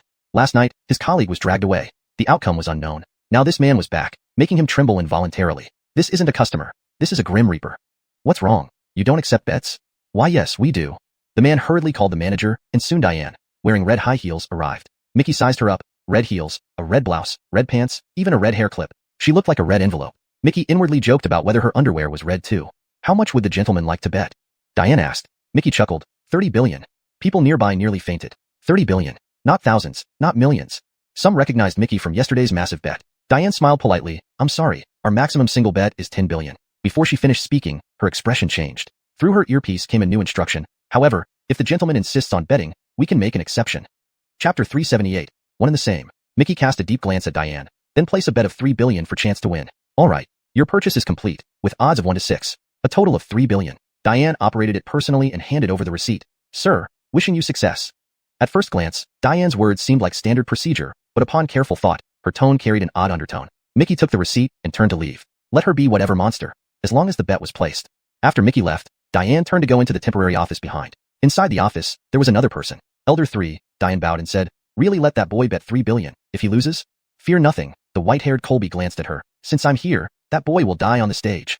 Yes. Soon after, they received another large order, not quite matching Mickey's, but still reaching 300 million. Bet on Kaylee winning. On the life or death stage, Chance and Kaylee both stood ready, while Rhett sat below. Just as the host was about to announce the start, there was another commotion from afar. It was actually the Lizette and Walter, who had just reached the cultivator's threshold, arriving together. The two chatted happily as they walked and sat down in the audience. Those around fell silent, worried for Chance. This was clearly a hostile move. Today's hosts were still 3 people, but the one-armed Colby was replaced by someone else. With a clang of the gong, the battle began. Kaylee made the first move. As the 5 poison sect saintess, every technique she used was taught by the sect leader herself, possessing the strength of a grandmaster. Upon her attack, a cloud of blue poisonous mist spread out. The blue poison mist was Kaylee's signature move, supposedly extremely toxic, capable of bringing even a grandmaster to their knees. Upon seeing this mist, Those in the audience quickly covered their noses and mouths, only to realize the poison only lingered around the stage, not exceeding its boundaries. Everyone couldn't help but marvel. How powerful. Truly beyond mastery. To control poison so precisely, only the Five Poisons sect can do this. Worthy of being the Five Poisons sect saintess. They always say Kaylee's talent isn't great. Well, not great compared to whom exactly? The crowd marveled. Rosemary and others didn't understand until they realized it was poison. Then their faces immediately showed anxiety. Only David and Kent remained calm. The entrance array of Medicine King Valley included various venomous insects and mists. The exterior of Medicine King Valley also had toxic fog. Yet Chance led them through without any trouble, breaking the proud defenses of Medicine King Valley as easily as tearing paper. Why would he fear this little bit of poison? Indeed, Chance coughed a few times on the stage. What are you doing? It's all smoky and hazy. With a wave of his hand, all the blue smoke vanished, nowhere to be seen. Kaylee frowned. Her blue mist contained toxins from 49 different venomous flowers and insects. Those who encountered it wouldn't instantly drop dead, but would be corroded by the mist unless completely shielded and not opening eyes, speaking, or breathing. Chance, however, waved it away effortlessly, making Kaylee nervous. It seemed this boy wasn't as simple as he looked. No wonder he managed to cripple her daughter and many savannas and nearly killed Rhett. He had been feigning weakness all along.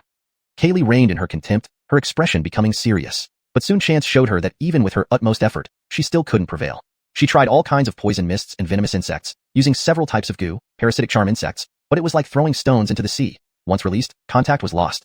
Kaylee grew fearful, sensing imminent disaster. But admitting defeat wasn't an option. Determined, she patted her chest repeatedly and spat out a small creature. This thing moved incredibly fast, disappearing from view instantly. Peacock. The Lizette straightened up abruptly, her face under the black veil changing drastically. Kaylee's charm insect was no ordinary one. It was her life-bound charm. Under dire circumstances, releasing it could mean severe injury or death if the charm insect died. Walter. Don't worry, I'll protect her. Walter gently patted the Lizette's hand. Hey, you have more? Chance caught a tiny golden bug with ease. What's this one? Seeing Chance grasp her life-bound charm, Kaylee panicked as if her neck were in Chance's grip, almost unable to breathe. You? Who are you really? Chance. Haven't you guys investigated me these past few years? Chance laughed lightly. And he wasn't hard to investigate. Lots of information was available online, easy to find. It can't be. Those profiles must be fake. Kaylee nearly vomited blood in rage. Some petty rich second generation, some illegitimate son from a stepmom drama, some Baker family brick guy group. Bah, what nonsense. None of it related to martial arts at all. What was this person's real background? Her daughter was crippled, her man beaten. Despite her best efforts, she couldn't even hurt him, and now he had the upper hand. Hatred blinding her mind, Kaylee threatened recklessly. Let go right now. If you harm a single hair on my body, the Five Poison sect will wipe out your entire family, your girlfriend's family, and your friends' families, leaving not a single chicken or dog alive. Not good. The Lizette's heart sank. Kaylee was spoiled, and with her life in someone else's hands, threatening was unwise. But care enough, Chance's face darkened upon hearing this. Truly all the same, fearless to the end. Chance squeezed, ready to crush the charm insect. Behind the crowd, seeing Kaylee showing signs of defeat yet daring to challenge Chance, Diane's face changed. Elder 3. No rush, wait and see. Elder 3 waved his hand. The Lizette won't let her daughter come to harm. The Colby's prediction was accurate. Just as he spoke, the Lizette stood up. Boy, dare you. As she spoke, she unleashed a palm strike toward Chance without reservation. Whether due to urgency or desperation, this palm came with overwhelming force and a subtle fragrance. If faced by anyone else, severe injury was likely. Chance sneered, one and the same. He slapped back, sending the force directly to Kaylee across from him. A shrill scream rang out. Kaylee, like a discarded sack, spewed a mouthful of blood and collapsed on the edge of the stage. Chapter 379. 3 Streaks of Golden Alfredot. If Kaylee had fallen off the stage, she could have been taken away immediately for treatment. However, she was still on the platform. It was unclear what poison the Harmony's palm contained. It was colorless and faintly fragrant. Upon striking Kaylee, her appearance changed drastically. Her originally black hair turned white, her dark fingernails became ghastly pale, 2 of which fell off, and her lips, once black, lost all color as well. The woman who once donned a dark makeup style now instantaneously transformed into a white-haired demoness. Now she looks more pleasant to look at. Chance laughed, no longer intending to crush the golden insect in his hand. Instead, he casually tossed it downwards. As the insect was thrown out, the previously enraged face of the Harmony twisted into a sneer. Twisting her waist, she flew onto the life or death platform. Boy, by discarding the insect, you've sealed your own fate. Hold it. Brock roared in anger. You disregard the martial code too much. This is the life or death platform. How dare you come up here? Brock was furious. This group from the Voodoo sect was trampling the rules. Yesterday, Kaylee interfered, and today, the Harmony blatantly attacked, coming up to bully a lesser opponent. If they succeeded, who would follow the order from then on? Walter, the one-armed old man, the Harmony, Brock, and others were about equally matched in cultivation. Although the Harmony's methods were ruthless, Brock's cultivation was a bit deeper. Ordinarily, the Harmony might have hesitated, but now she feared nothing. Seeing Brock interfere with her attempt to kill Chance, she shouted down from the platform, "Haven't you acted yet? Here I come." Having just touched the boundary of the cultivator realm, Walter flew onto the life or death platform. Brock, this matter has nothing to do with you originally. If you step aside, it'll be better for both of us. Otherwise, you know the gap between us. Walter's words sounded kind, but publicly saying so was akin to stripping Brock's dignity before stepping on it. Since that's the case, let me take a lesson from you.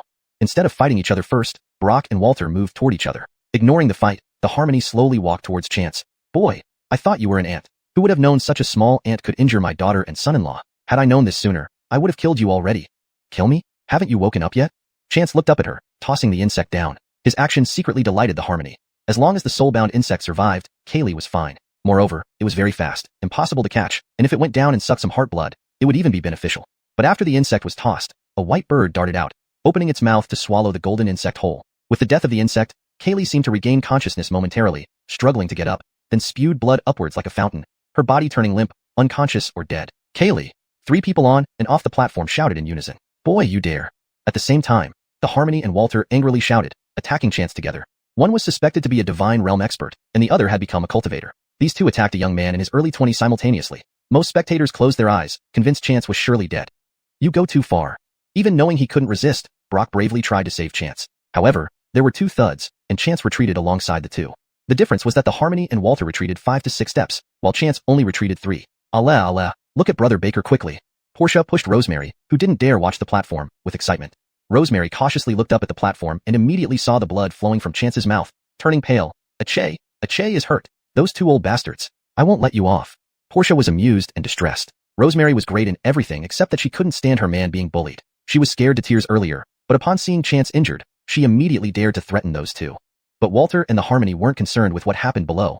They looked at Chance in horror. What kind of monster was this? Facing both of them alone, he still had the upper hand. Even though Chance's mouth dripped with blood, implying injury, they were also injured, but they swallowed the blood to maintain their pride. Who are you really? Walter's voice trembled.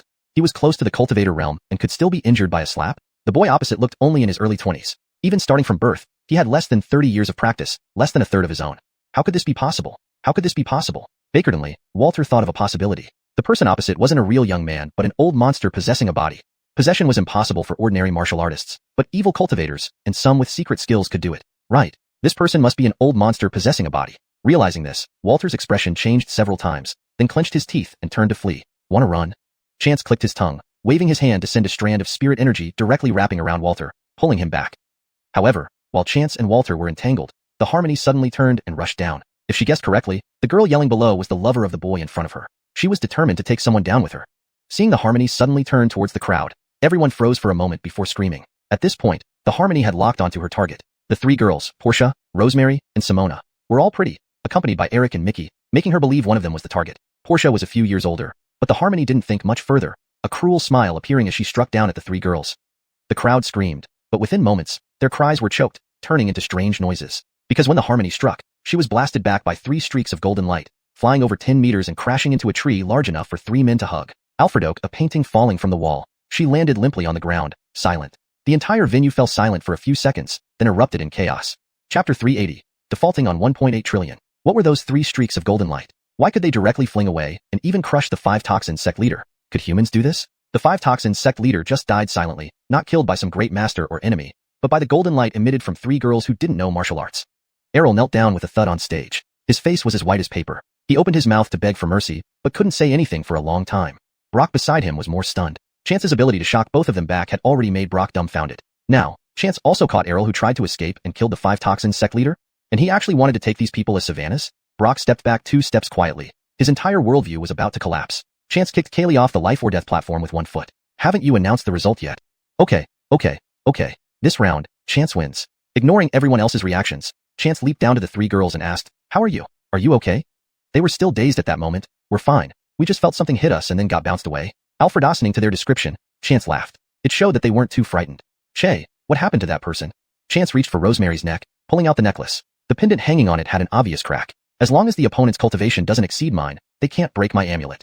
The 3 girls looked at the crack on the amulet and nodded vigorously. Mickey and the others finally recovered and let out a long sigh. "Brother, we were negligent." They felt very guilty. They couldn't beat the 5 toxin sect leader, but failing to react quickly made them feel terrible. Knowing that you've been negligent, go practice harder. Chance thought that he should put pressure on the 2 boys as they were getting a bit cocky recently. "Yes. Go exchange the money," Chance instructed. Mickey nodded and left. Master Baker, Cortizo, Heir's gang, and the rest surrounded him while Errol was still kneeling on the life or death platform, not daring to run away.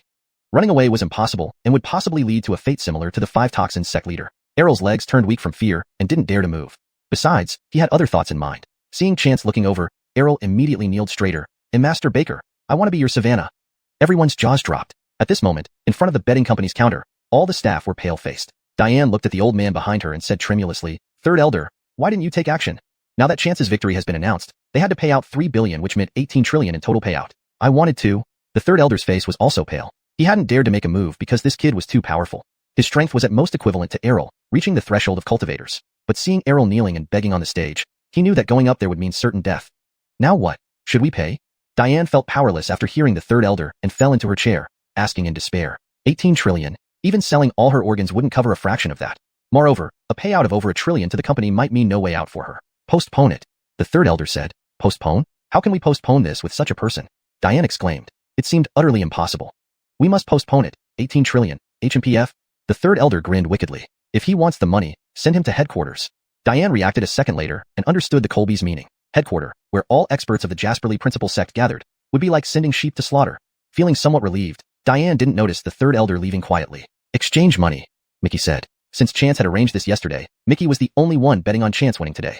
Diane composed herself. Sir, exchanging money is no problem, but due to our branch's lack of funds, 18 trillion cannot be paid all at once. What do you mean? Mickey's eyebrows shot up. Trying to default on the debt? No, we will not default on the debt, but our branch really does not have that much money. After paying out the $3 billion from yesterday, we're nearly broke. Diane explained quickly. Would installment payments work? Or you can come to our headquarters. Headquarters? Where is it? It's in America. Mickey, what's wrong? Chance approached with others. Brother, they want to default on the debt? Mickey accused Diane. Diane's body hair stood on end instantly. No, Mr. Baker. We are not trying to default, but our branch really doesn't have that much money. Is that so? Chance half smiled. Diane was too nervous to meet Chance's eyes, feeling that their petty schemes were seen through by Chance. Is that so? How much can you give now?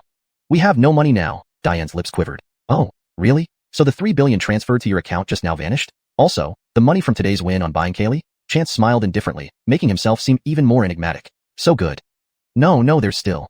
Diane couldn't stand the pressure anymore. This money is here, but the rest? Then transfer it quickly. Mickey shouted. All the previous bets, plus today's nearly $500 million from winning Kaylee, were transferred to Chance's account. That still leaves me $1.495 trillion. Give me a loan note. You don't need that. You can get paid at headquarters. Just write it. Dare to play tricks again and see what happens. Mickey threatened again. Okay, I'll write it right away. Diane wrote a loan note swiftly, thinking viciously while signing it. Go ahead. You're dead when you arrive. Chance glanced at the note and stored it in the Baker mirror ring. Miss Gua, I hope we have the chance to cooperate again. Chance left with his group. Diane spat after watching their backs. Cooperate again? Spit. Packing things up. We're leaving the martial arts conference. Chapter 381. Can I become your disciple? Behind Chance, not only were David and Cortizo Arsang present, but Walter and Dakari were also following along. However, Dakari felt awkward and quietly slipped away, while Walter had no such qualms. What did face matter when life was more important? Moreover, by staying with Chance, he might go even further. As for the idea of apprenticing to a young man in his 20s, Walter didn't care at all. He firmly believed that Chance was an ancient immortal who had taken over a new body and could have been alive for centuries. In comparison, being just over 80 years old, Walter still considered himself quite young. If Chance turned out to be genuinely young, better yet, Walter didn't believe he couldn't handle a kid. He'd seize the opportunity to escape and find a way to retaliate. Chance didn't engage much with them. He indeed needed to heal from some injuries. Cortizo Arsang and others left, but Walter stayed at the door. Even after David received some instructions from Chance, Walter remained there. Why are you still here? David asked coldly. Walter ignored him. Though these people were less skilled than he was determined to do what he intended. Plus, there was something crucial he must persist with.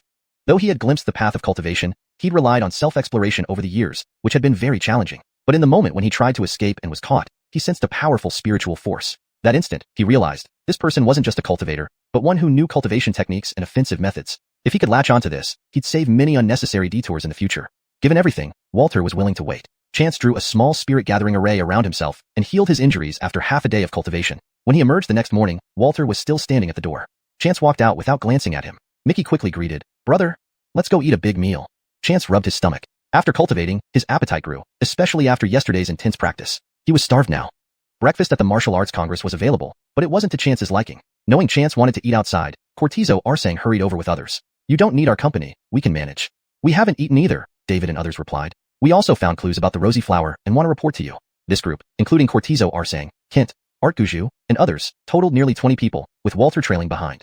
Cortizo Arsang, being a local, knew several good restaurants and chose one that specialized in Tianmin buns, paying to secure the entire place. 20 people filled the small restaurant as the owner and his son served up buns and porridge. Despite not being part of their group, Walter was given buns and porridge too, sitting separately. Then Dakari arrived, surprised to see the scene. Baker, sir. Come, join us, Chance gestured, turning to him. Though somewhat obstinate, Dakari had a good heart and had shielded Chance during a critical moment. Dakari was taken aback but quickly sat down, finding space at Walter's table. These martial artists had huge appetites, though none compared to Chance. After eating their fill, Rosemary and others expressed interest in shopping. Since arriving in Tianmin, they hadn't had the chance to enjoy the city, heading straight for the Martial Arts Congress. Chance agreed, sending Mickey and Eric with them. Once Rosemary and her group left, Cortizo Arsang and the others relaxed and began complimenting Chance enthusiastically. Smiling, Chance asked, "Boss, is the money enough?" "Yes, plenty. Here's your change." "No need." Rising, Chance looked at Cortizo Arsang and others. "Let's find somewhere to talk." "I know a good place, sir." Following Cortizo Arsang to a private club, converted from a grand residence, Chance admired the view of historical landmarks from the rooftop. Feeling cheerful, he decided this was the place. "Good, I'll have tea brought up." Cortizo Arsang noticed Chance's mood. The Tianmin pastries called babua tasted excellent with varieties like red date paste and paired well with tea. After a few sips of tea, Chance looked at everyone. "You've been holding back. Speak your minds." They exchanged embarrassed smiles, realizing their intentions weren't hidden so well. "I'll start," David said confidently, as he was already under Chance's protection and promised a path to cultivation. "Yesterday, I spoke with Master Cortizo and Master Art. We have a lead on the Rosy Flower in Dien Randy, and we plan to investigate." Cortizo Arsang added, "Baker sir, many people wanted to meet you yesterday, so they came to me. Should you see them?" "Not necessary. The leader of 5 Poison Sect is dead. Samara survived but fled with the left and right protectors. Should we pursue? Why chase them?" Another Colby responsible for the auction interjected, "Baker sir, today we will auction 4 small Yuan cultivating pills and 1 final Yuan cultivating pill. As per your wishes, the last pill will be exchanged for valuable items." "Fine." Each person reported their updates until everyone fell silent. Chance looked around. Anything else? Their faces revealed lingering issues. Finally, Cortizo Arsang spoke up, Baker sir, can you take us as Savannahs?" He cleverly used us, so they would share the same fate. "To be my Savannah." Chance chuckled, glancing at Walter nearby. "Must have learned from this old man, right?" Then looking at Dakari, he asked, "Senior Dakari, what brings you here?" All eyes turned to Dakari, whose weathered face flushed. A respected Colby in the martial world, highly ranked in cultivation, struggled to speak. He wanted to say it outright like Cortizo Arsang but hesitated. "Baker sir, I made rash remarks yesterday. Please don't hold it against me." "It's fine." Chance understood Dakari referred to wanting to become his Savannah. "Well, can I become your Savannah?" ####Chapter 382. He is truly a young man. After saying this, Roger felt his face burning, but he also felt relieved. At least he had spoken his mind. There are thousands of great paths and countless minor ones. Cultivation routes are not limited to just one path, so you all don't need to be bound by my methods. Chance declined. If so many old men were to bow down and call him master, anyone unfamiliar would think that some ancient monster lived inside him. He was genuinely young. The Tianni school aimed to preserve its legacy, but from ancient times until now, it always adhered to high standards, never admitting Savannahs simply to fill numbers. As the successor of the Tianni school, Chance naturally followed this tradition. Since he began cultivating, he had already taken on several Savannahs. Alfredo Caesar, Dominic, Andrea, and even Colton, all could be considered half Savannahs, but none of them were official Savannahs of the Tianni school. They were only named Savannahs who stayed close to him. The one who truly caught Chance's eye was only little girl Riley. She had a natural talent for cultivation, and with careful guidance, she would surely achieve great things in the future. But even little Riley did not yet meet Chance's criteria to inherit his legacy. However, he was still young, and such matters didn't need to be rushed. Seeing Chance refuse without hesitation, everyone felt a bit disheartened, yet it was also expected. Given their age and aptitude, it wasn't surprising that Chance didn't consider them suitable. "Master Baker," Art Valley Lord's wife suddenly asked, looking at Chance. "How old are you this year?" "Wife." Art Valley Lord was startled and wanted to stop his wife. Does Lady Art suspect an ancient monster lives inside him? Ha ha ha. Chance had long known someone might speculate as much. All the information online is true. What? Is Master Baker really telling the truth? So you're really only in your mid-20s. Unbelievable. Seeing everyone's stunned expressions, David said proudly, "Look at your shocked faces. Master Baker has exceptional talent and is a Savannah of a hidden sect. Isn't it normal for him to have high cultivation?" "Oh yes. That's right. Not being a prodigy wouldn't make him a Savannah of a hidden sect." "What hidden sect?" Chance was puzzled. When had he ever mentioned being part of a hidden sect? Everyone misunderstood, thinking Chance didn't want others to know about it, so they immediately stopped talking about it. "Master Baker, since you're unwilling to accept me as a Savannah, I'll willingly serve you as an old servant," said Walter unashamedly. Initially, Walter was hoping to learn cultivation techniques from Chance, but upon learning that Chance was from a hidden sect, his intentions changed.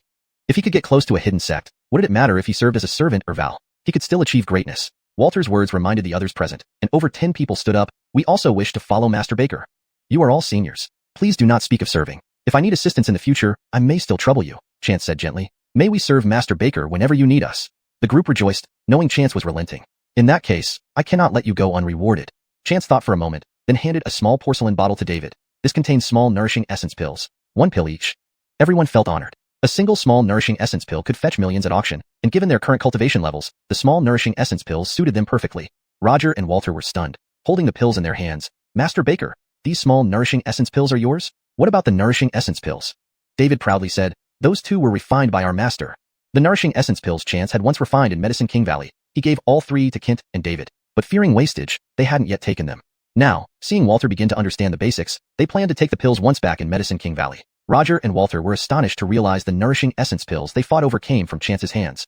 After concluding business, Chance continued waiting in the sunroom with Alfredato White. Yesterday, Alfredato White swallowed Kaylee's soul insect and slept the whole day, only recovering today. It was evident that Kaylee's soul insect wasn't extraordinary, or possibly Alfredato White's cultivation increased after devouring the soul-devouring worm. Chance dared not leave Alfredato White alone in the martial arts conference, as the little creature eyed the wine worms he had caught. Even though the wine worms were in bottles, there was no guarantee that crafty Alfredato White wouldn't coax them out to eat. Just before lunchtime, Rosemary and the others returned. There wasn't much to buy locally, so they mainly enjoyed different cityscapes. The group dined at a Tianmin-style restaurant within the club before returning to the martial arts conference. Today was the last day of the martial arts conference and the final day of the auction, and everyone was excited. Though other matches took place during these days, they paled in comparison to Chance's presence, thus mostly overlooked. The afternoon auction underwent significant changes. Poison Sect's leader died, Kaylee survived but was barely alive. Poison Sect's left and right guards, along with Red, dared not stay in Tian City and fled with live barter overnight. The one-armed Colby hid away to cultivate after purchasing medicine yesterday and did not return today. Walter and Roger did not enter the VIP room but stood guard outside like two guardian deities. Yet, nobody glanced their way, knowing it was Master Baker's room. That man who felled two experts with one slap, forced Walter to kneel with one move, and killed Poison Sect's leader with a charm. Nobody dared provoke him. However, just before the auction started, Rocky received a call and quickly ushered in two groups of people. These two groups seemed to know each other but refused to walk together. The group on the left was led by a man, and from their mannerisms, everyone guessed they might be military personnel. The other group dressed more casually, led by a woman under 30. If Chance had been there, he would recognize her. Each group entered separate VIP rooms. Soon, the auction began. Chance was not short on money, bidding on everything he liked. Others noticed when Chance bid and generally refrained from competing against him, partly because they couldn't match his wealth, and partly because they dared not antagonize him. Thus, Chance smoothly bought several items at low prices, usually at first offer. Quickly, the small nourishing essence pills were up for auction, followed by the nourishing essence pills. The host announced today's auction rules. The two groups in the VIP rooms were momentarily confused. What? Today's auction doesn't use money? Chapter 383, Bartering. Seeing the new rules today, Walter and Dakari both heaved sighs of relief. They were fortunate. One had already made a purchase, while the other had connected with Mr. Baker. Otherwise, they might not have gotten their hands on the goods today. The two newcomers hadn't bid for anything previously. It was clear they were here specifically for the Payuan pills. As expected, immediately after the announcement of the rules, the man spoke up. I have two plants that are 200 years old, one ginseng, and one FOT. As he spoke, someone brought out the herbs and placed them on the podium's tray. The herbs were housed in wooden boxes, especially the ginseng, which had impressively thick roots. This seems a bit sparse. I also have two ginseng plants, only 150 years old each, but I can offer an additional 100-year-old golden flower grass. Golden flower grass for heat clearing and detoxification? Do we really need a 100-year-old one? A 3-year-old would suffice, the man sneered. Well then, I also have a South China Sea natural pearl. The woman opposite him presented a pearl. Everyone gasped at the sight of the pearl. It was almost as large as a ping-pong ball, though not perfectly round, which would make it even more valuable otherwise. Is this enough?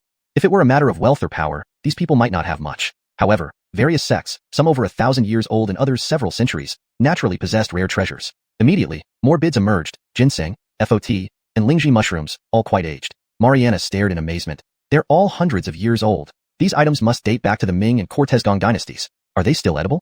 Yes, I thought decades-old herbs were good enough. Have they become spirits after growing for so long? Chance couldn't help but laugh at the women's remarks. Plants don't easily become spirits. Look at the trees in the old town. Many are hundreds of years old. Are they spirits too? Do they still have medicinal value?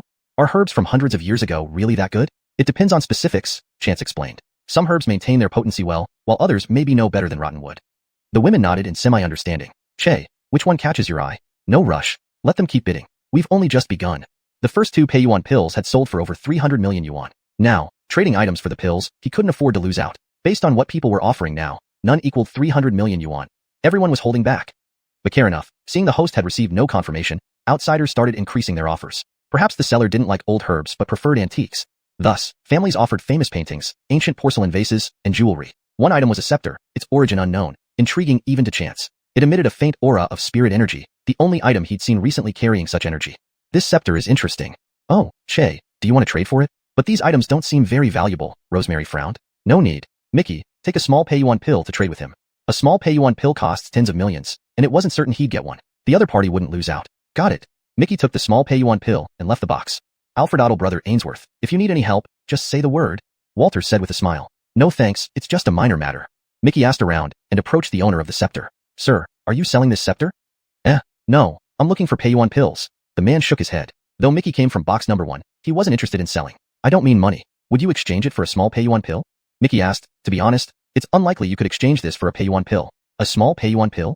The man pondered. He intended to acquire some medicine for his father, but despite the gems on this item, it only fetched 2 million at an auction house. A small pay-you-one pill was worth at least 30 million, sometimes 40 million, a price impossible to match elsewhere. He agreed without hesitation. I'll trade. He accepted the small pay-you-one pill and promptly left the Wu Dao conference. Mickey returned to the box with the scepter. The crowd buzzed. How did Mr. Baker get a small pay-you-one pill? He didn't bid for it. To exchange a useless antique for a small pay-you-one pill, that's indeed a good deal. My family has useless items too. I'll have them send photos. As many people reported their items, Chance remained silent. Seeing the host unresponsive, the man grew impatient and stepped out of the box. Who's selling the pay-you-one pills? I need to see him. He had already put forth all he had, yet the other party still hadn't agreed. What's your rush? They need time to consider. Without a suitable offer, they might not trade. The woman joined in. Bah, this person is insatiable. So many items, and still won't trade for this little pill? The man had been sent here on short notice, dismissing all talk of elixirs as superstition, believing traditional Chinese medicine to be mere folklore. If you think it's not worth it, why wait? I can always offer more. What else can you offer? The man mocked. You've played all your cards, haven't you? Not yet. I have one last card. The woman looked at the overhead camera. Owner of the pay-you-one pills, I have something else. If you agree, we can trade. She displayed a small jade slip under the camera's gaze. What's this? Jade? So small? It doesn't look like jewelry either. I can't tell. Chance suddenly sat upright. A jade slip? A jade slip was used by cultivators, storing information readable only through spiritual sense. Normal people couldn't use it. What shocked Chance was recognizing the woman. He had chatted with Alma before. Her younger relative had died unexpectedly, leading her to find Chance's friend, Calvin. Thus they met. Alma was the only cultivator Chance knew outside of himself. Meeting her here was unexpected. Since they were acquaintances, Mickey, notify the host, I'll trade. Chapter 384, Hidden Sects. What? Why can hers be accepted? The man immediately flared up. My medicinal ingredients are clearly older than hers, and you didn't approve them just now. Is it because of that little jade piece? If you like jade pieces, I can give you a cartload. Well, this probably isn't about the jade piece. The hostess took a tentative step back, looking somewhat frightened. Leave him alone. The items belong to you. Where is the pay-you-one pill? The seller requests you to meet at the back. Then let's go. Alma nodded. Wait for me outside. I'll be right back. The angry man grunted and left with his team. Those who came with Alma stayed behind.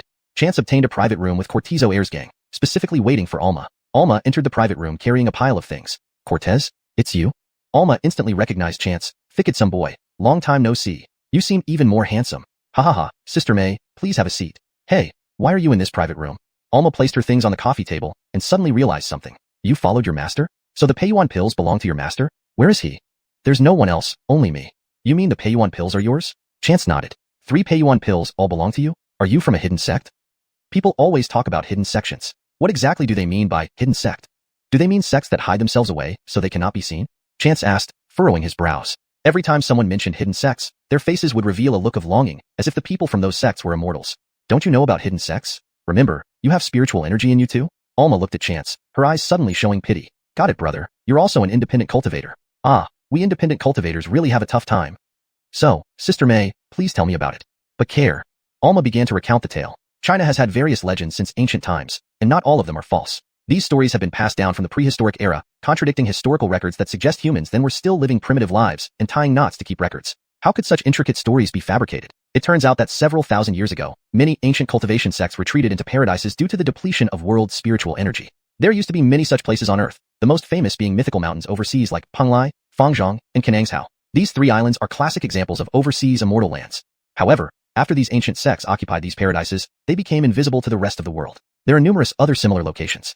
Ancient geography books like the Shan Hai Markog, classical Chinese book, recorded many such places. While some geographical features and species match current reality, there are still considerable omissions. Arte to solid documentation, Emperor Cortezgan Sure Cortezon once sent Bart Fu to find these places, hoping to break through the barrier and release spiritual energy for the benefit of the world. Alfredadel did he know that Bart Fu was a fraud and ended up in Japan instead of Kanangsao. A fraud accompanied by hundreds of innocent children founded a despicable nation. Later emperors also searched, but whether it was for finding immortal lands or seeking eternal life remains unknown. Over time, the written records faded, turning history into myth, losing people's interest. Legends say that thousands of years ago, human lifespans were extremely long. Even ordinary people could live for centuries.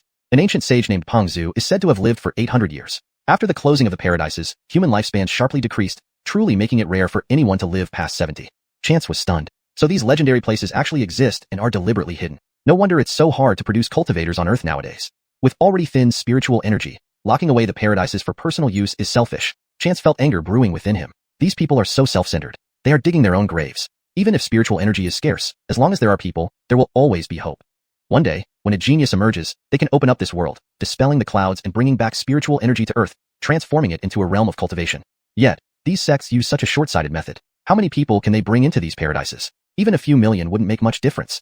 From a broader perspective, their selfishness also prevented sects like Jasperly Medicine from finding successors, leading to several hundred years of vacancy. Do these paradises really disappear forever? How can we find them? Who knows where they are? Alma sighed. But every century, some people from the paradises come out. Because they have access to spiritual energy, their cultivation levels are very high. In the eyes of ordinary people, they are no different from immortals. Sister May I ask, which sect do you belong to? You are the only cultivator I've ever met. Alma sighed. Actually, my ancestors were from a paradise. Later, my ancestor and his junior sister fell in love and secretly left the paradise. This story has been passed down through our family, but without spiritual energy, we descendants are powerless. I see. All right, brother. You asked so many questions. Since you aren't from a hidden sect, what sect do you belong to? Jasperly Medicine Sect. Jasperly Medicine Sect? Never heard of it. Alma shook her head. That's normal. Our sect is very small and low profile. Even if known, it's usually only the names of some individuals. Chance then mentioned a few founding ancestors' names, which immediately caught Alma's attention. Wow, they are from your sect? Wow, this one too? He was incredible. My ancestors' records mention him. Alfredossining to several names, Alma was dumbfounded. Indeed, though your sect isn't well known, everyone who comes out is a great figure. So, these Payuan pills were also inherited from your ancestors? I refined them myself. Brother, you're amazing. Alma chuckled after a second. Worthy successor of the Jasperly Medicine Sect. All these items are yours. Next time, remember to keep me in mind when you have good things. Of course, Chance smiled. Where does this jade slip come from? It was brought out by my ancestors from a paradise. Have you seen what's inside it? Alma laughed bitterly. If we could see it, would we exchange it for goods? It's useless, so we might as well use it. I see. Alma checked her watch. Oh, we've chatted for over 2 hours. My subordinates must be anxious waiting. I need to get back. Brother, don't rush to leave. Once we reach Beijing, I'll treat you properly. Sounds good.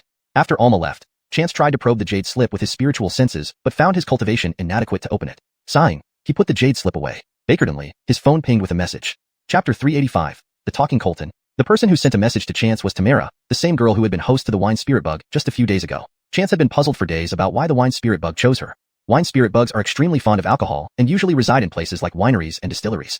In the past, some old alcoholics also harbored them because these bugs love the scent of alcohol and thrive in a drunken stupor. Once they settle in a person, it creates an unquenchable desire to drink until intoxicated. But Tamara didn't fit this description at all. She was only in her early 20s and clearly not a heavy drinker. Moreover, if she did attract a wine spirit bug, a normal person would feel an uncontrollable urge to drink every day, not to sleep constantly. It wasn't Tamara who slept. It was the wine spirit bug within her. When the bug fell into a deep slumber, Tamara could only follow suit, her vital signs gradually weakening. So, Chance used specially prepared incense to awaken the bug and warmed alcohol to stimulate its activity. Coincidentally, just as he was finishing this task, Tamara invited him to meet, saying there was something urgent. Chance immediately agreed. That night, Chance and his group returned from Tianjin to Beijing. Most of the martial artists had already left, leaving only a small contingent in the area. However, things were lively on Chance's side. Besides their own dozen or so people, many others followed along. Errol, an enigmatic figure with no affiliation to any school, booked rooms for everyone, even reserving an entire floor. Hotels in Beijing were far more expensive than in Tianjin. Booking a whole floor could cost hundreds of thousands per day. Yet Errol didn't bat an eye. Chance, though wealthy himself, couldn't help but inwardly scoff at Errol's extravagance. David and Kent had already departed for southern Yunnan with the art dancing couple. Cortezong Jiahui would return in a couple of days. Rosemary's job kept her very busy. Even visiting here for a couple of days required squeezing out time. Chance felt heartache. Why do we work harder as we get wealthier? Once the company is stable, we'll hire professional managers and live in Shaofiki village. I'll teach you cultivation. Really? That's wonderful. I've been looking forward to that day. Rosemary hugged Chance tightly. It's exhausting, and even meeting feels like stolen moments. Indeed. Soon enough, I'll find trustworthy people to manage our business. Chance consoled her, holding her close. Well, I'll go shopping with Jiahui tomorrow and return to Ninghai the day after. Sounds good. I'll head back in a couple of days too. The next day, Rosemary, Cortezong Jiahui, and Simona went shopping with Mickey and Eric accompanying them. Chance, worried about their safety, sent Brock to protect them until they returned to Ninghai. Brock was thrilled, preferring Chance giving him tasks to being ignored. As for Errol, Chance had reservations about him. Associating with the Five Poisons sect leader made him seem suspicious. He needed further observation. Caesar and Dominic broadened their horizons at the martial arts conference. Moreover, Chance's prowess excited the boys, making them obsessed with cultivation. They refused to return to school until Chance angrily had Mickey book plane tickets and sent them off first thing in the morning. With only 2 young Savannahs left, Chance took charge, planning to leave with Rosemary and the others the next day. Tamara had reserved a room in a tea house and waited anxiously. Upon hearing a knock, she opened the door joyfully. Mr. Baker, you're here. Oh, these 2 children are with you too. Andrea remained silent, but Colton glanced at her. Don't you want us to come along? Of course not. Tamara smiled awkwardly. I didn't think it through properly. Tamara called for a waiter, ordered tea, and specifically requested snacks. Even Xiao Gregor received a serving. Colton and Andrea found the snacks quite tasty and sat quietly eating. Why did you ask me here? Chance asked, glancing at the children eating peacefully. First, to thank Mr. Baker for saving my life. And second, I have another request, Tamara whispered. Her face flushed. Colton eyed her warily. My master already has a wife. No funny business. Chance chuckled inwardly at his devoted Savannah. No, Tamara blushed deeper. That's not what I meant. Good, Colton continued eating. This is related to my coma, Tamara explained. Where did you go before your coma? I traveled with my best friend, then came back feeling drowsy, falling into a deep sleep, she said hesitantly. True. Actually, Tamara paused, then shook her head. I accompanied my friend to a place. Where? In Ganzhou City, Alaxi province. My friend had a dream. Tamara's best friend was Wu Bartning, both born and raised in Beijing, as close as sisters. About a month ago, Wu Bartning had a vivid dream where she met a man under unusual circumstances. Their relationship developed like a romance novel, progressing from misunderstandings to a sweet ending. The man was tall and handsome, fitting Wu Bartning's ideal perfectly. They planned a future together. However, the night before their wedding, the man vanished without a trace. Dream Wu Bartning became distraught, unable to comprehend his sudden departure. Months later, a stranger delivered a letter from the man explaining he was taken away for reasons beyond his control. To see him again, Wu Bartning must go to a specific temple in Shijiang City, Alaxi province, and bring him back. Waking up in tears, Wu Bartning realized it was just a dream. She had no boyfriend in real life. Yet, the dream remained vividly clear, except for the blurred image of the man. Every detail stuck with her as if it were a real memory, almost lifelike. Chapter 386 Narrow Corridor. Wu Bartning found Tamara after she woke up and told her the entire story. Tamara laughed uncontrollably, saying it was just a dream and couldn't be taken seriously.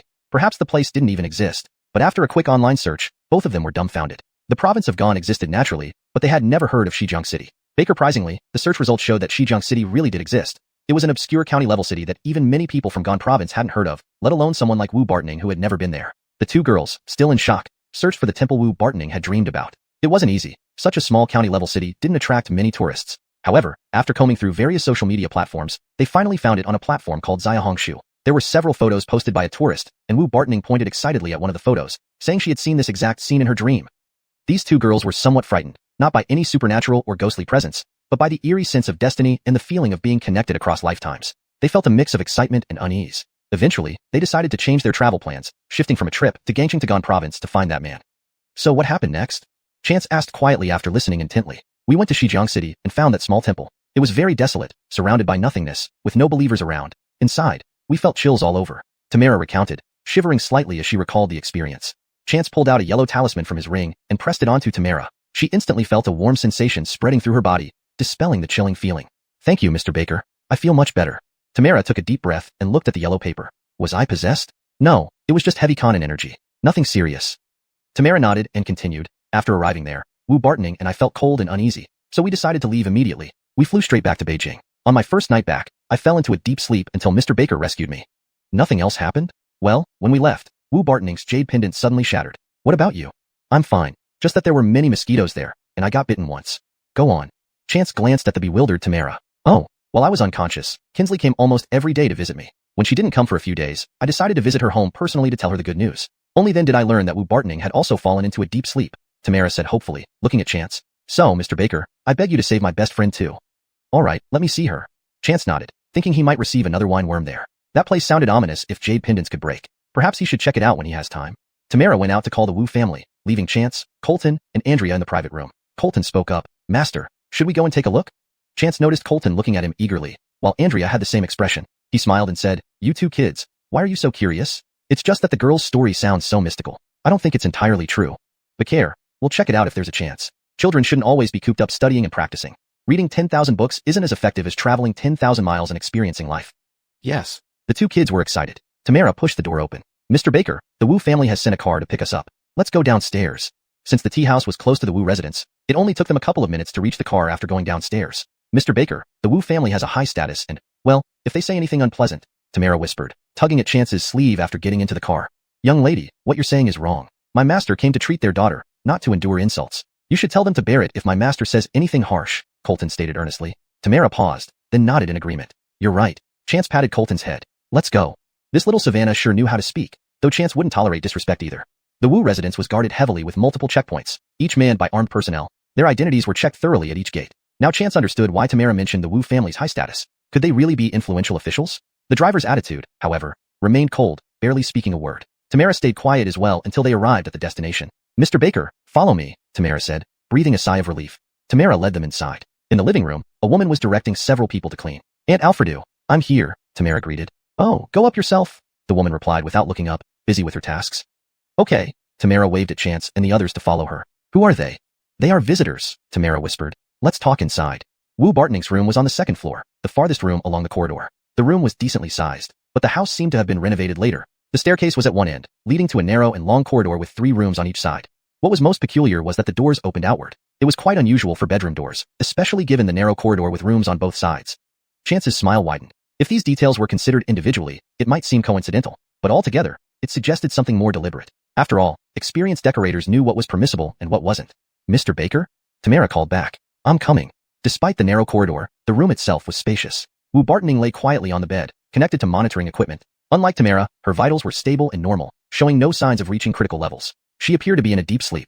But even so, it was odd that no caretaker was present. Tamara's parents had stayed by her side constantly. Chapter 387. Entering the dream to save her. How many people are in the Wu family? Chance asked casually. A 3-story standalone villa with this many rooms on just the second floor. With so many people, they can't spare one to take care of her? It's okay I guess. Besides Uncle and Ingrid, there are 3 sons, and Kinsley is the only daughter. So many children?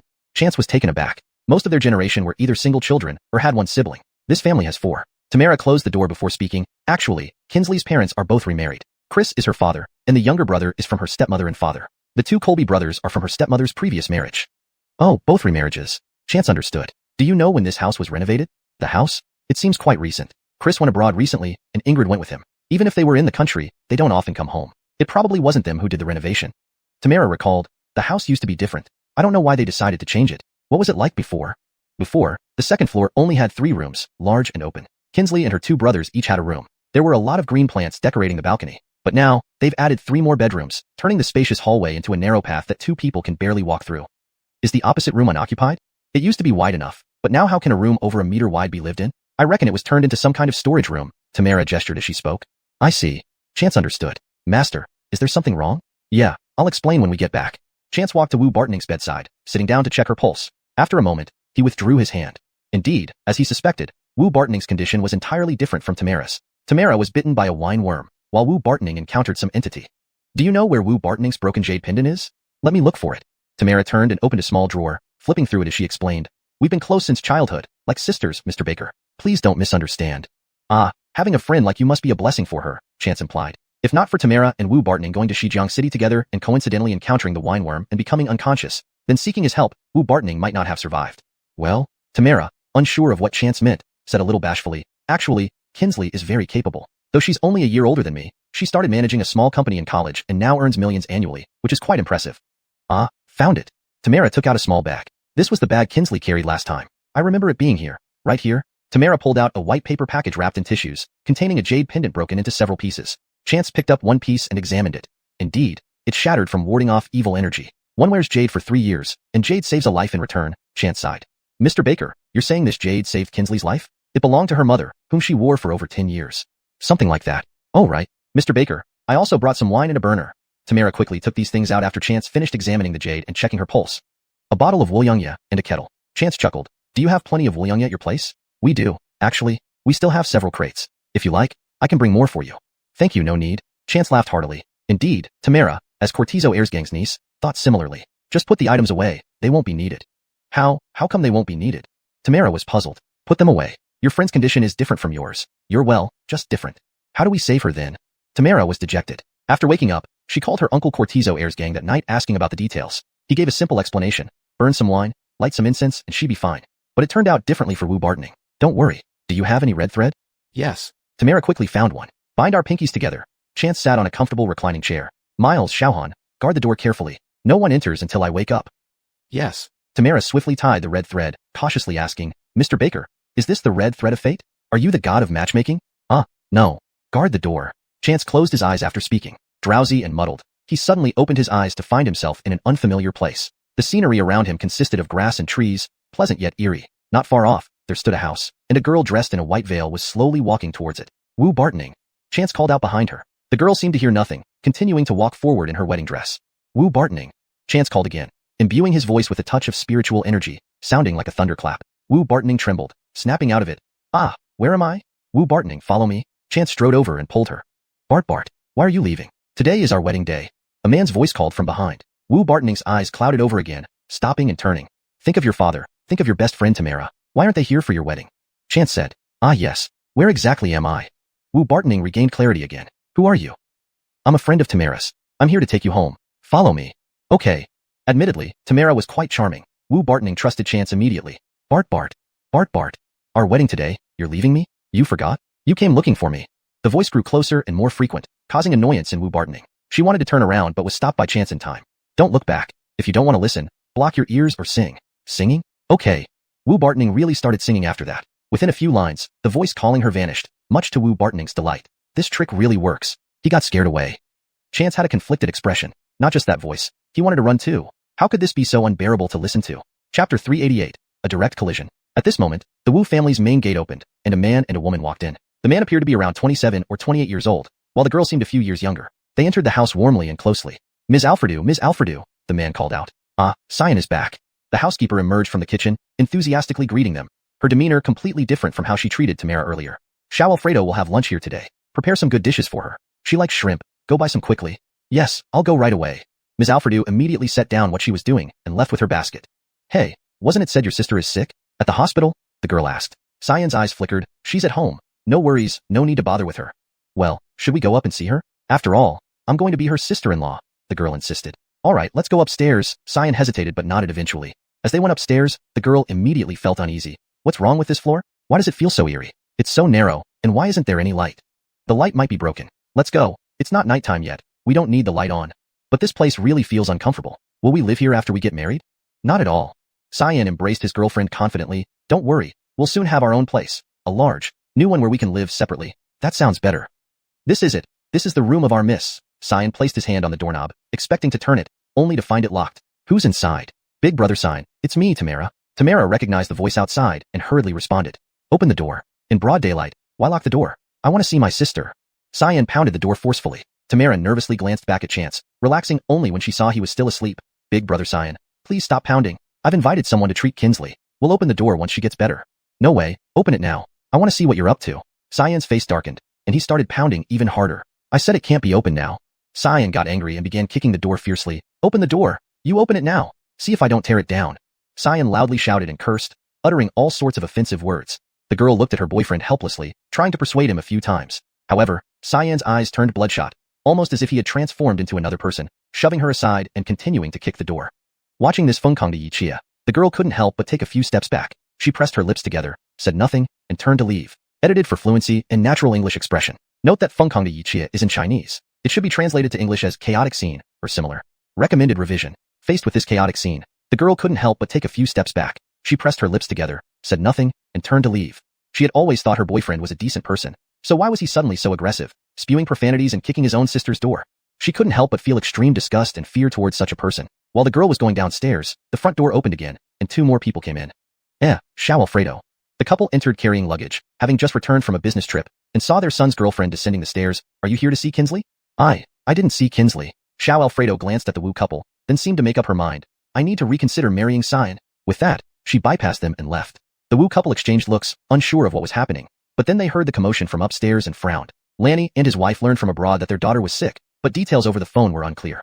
Unexpectedly, upon returning home, they first saw their future daughter-in-law leave without a word and then heard noises from upstairs, mistakenly thinking the children had fought in their absence. Let's go up and see. They hadn't reached the second floor when they couldn't help but frown. The area had become very dim. There was no time to think as they heard Cyan shouting and apparently kicking a door at the end of the corridor. F***CKU. Open the damn door. Watch me beat you until you're dead. The Wu couple's chests heaved with anger. Baker and Gang, what are you doing? Baker and Gang froze, then saw his stepfather and mother approaching. Dad, Mom, why are you back?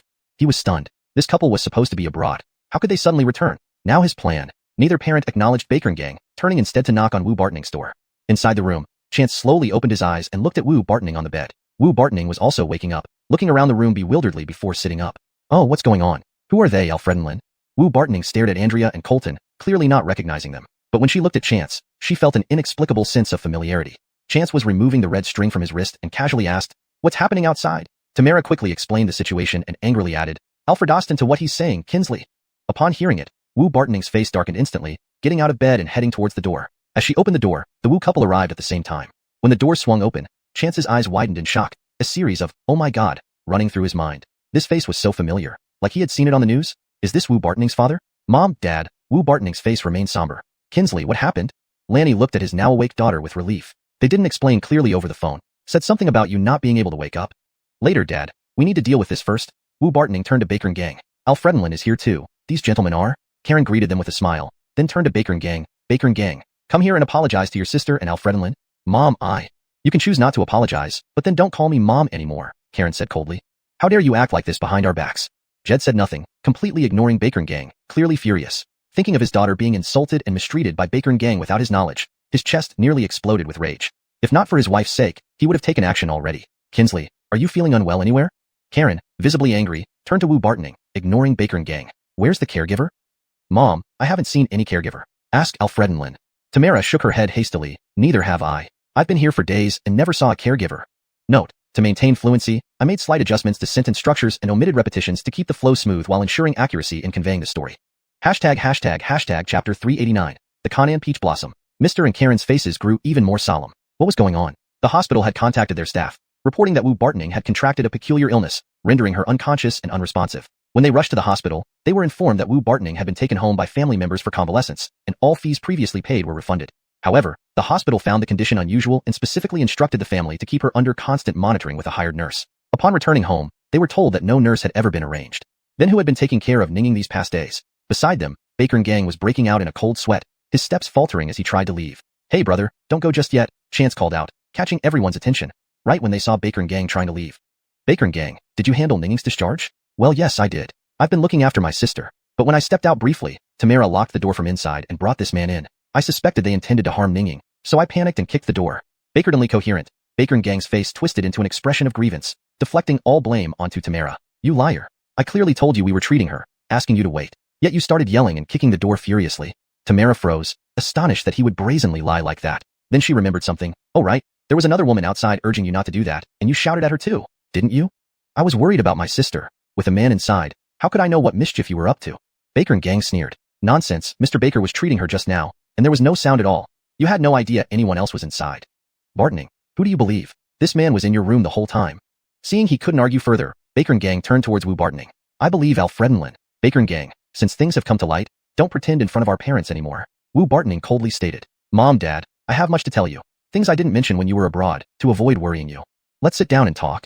Jed, concerned for his daughter and mindful of their guest, suggested they move to a more comfortable area, but Chance, along with the two children, wasn't prepared to stay longer. Mr. and Karen, I came here at Miss Britt's request to treat Miss Wu. Now that Miss Wu has awakened, my job is done. I must take my leave. No, please stay, Shao Baker. We still need to consult about Ninging's condition, Jed earnestly said. Back then, the hospital had reported Wu Bartoning suffering from a strange illness, seemingly in deep sleep but showing no other abnormalities. Despite consultations with top doctors, they remained baffled. After wrapping up their visits abroad, they hurried back due to concern over Wu Bartoning's condition. They never expected their daughter to have woken up already. They trusted Tamara, who had grown up alongside their daughter like sisters.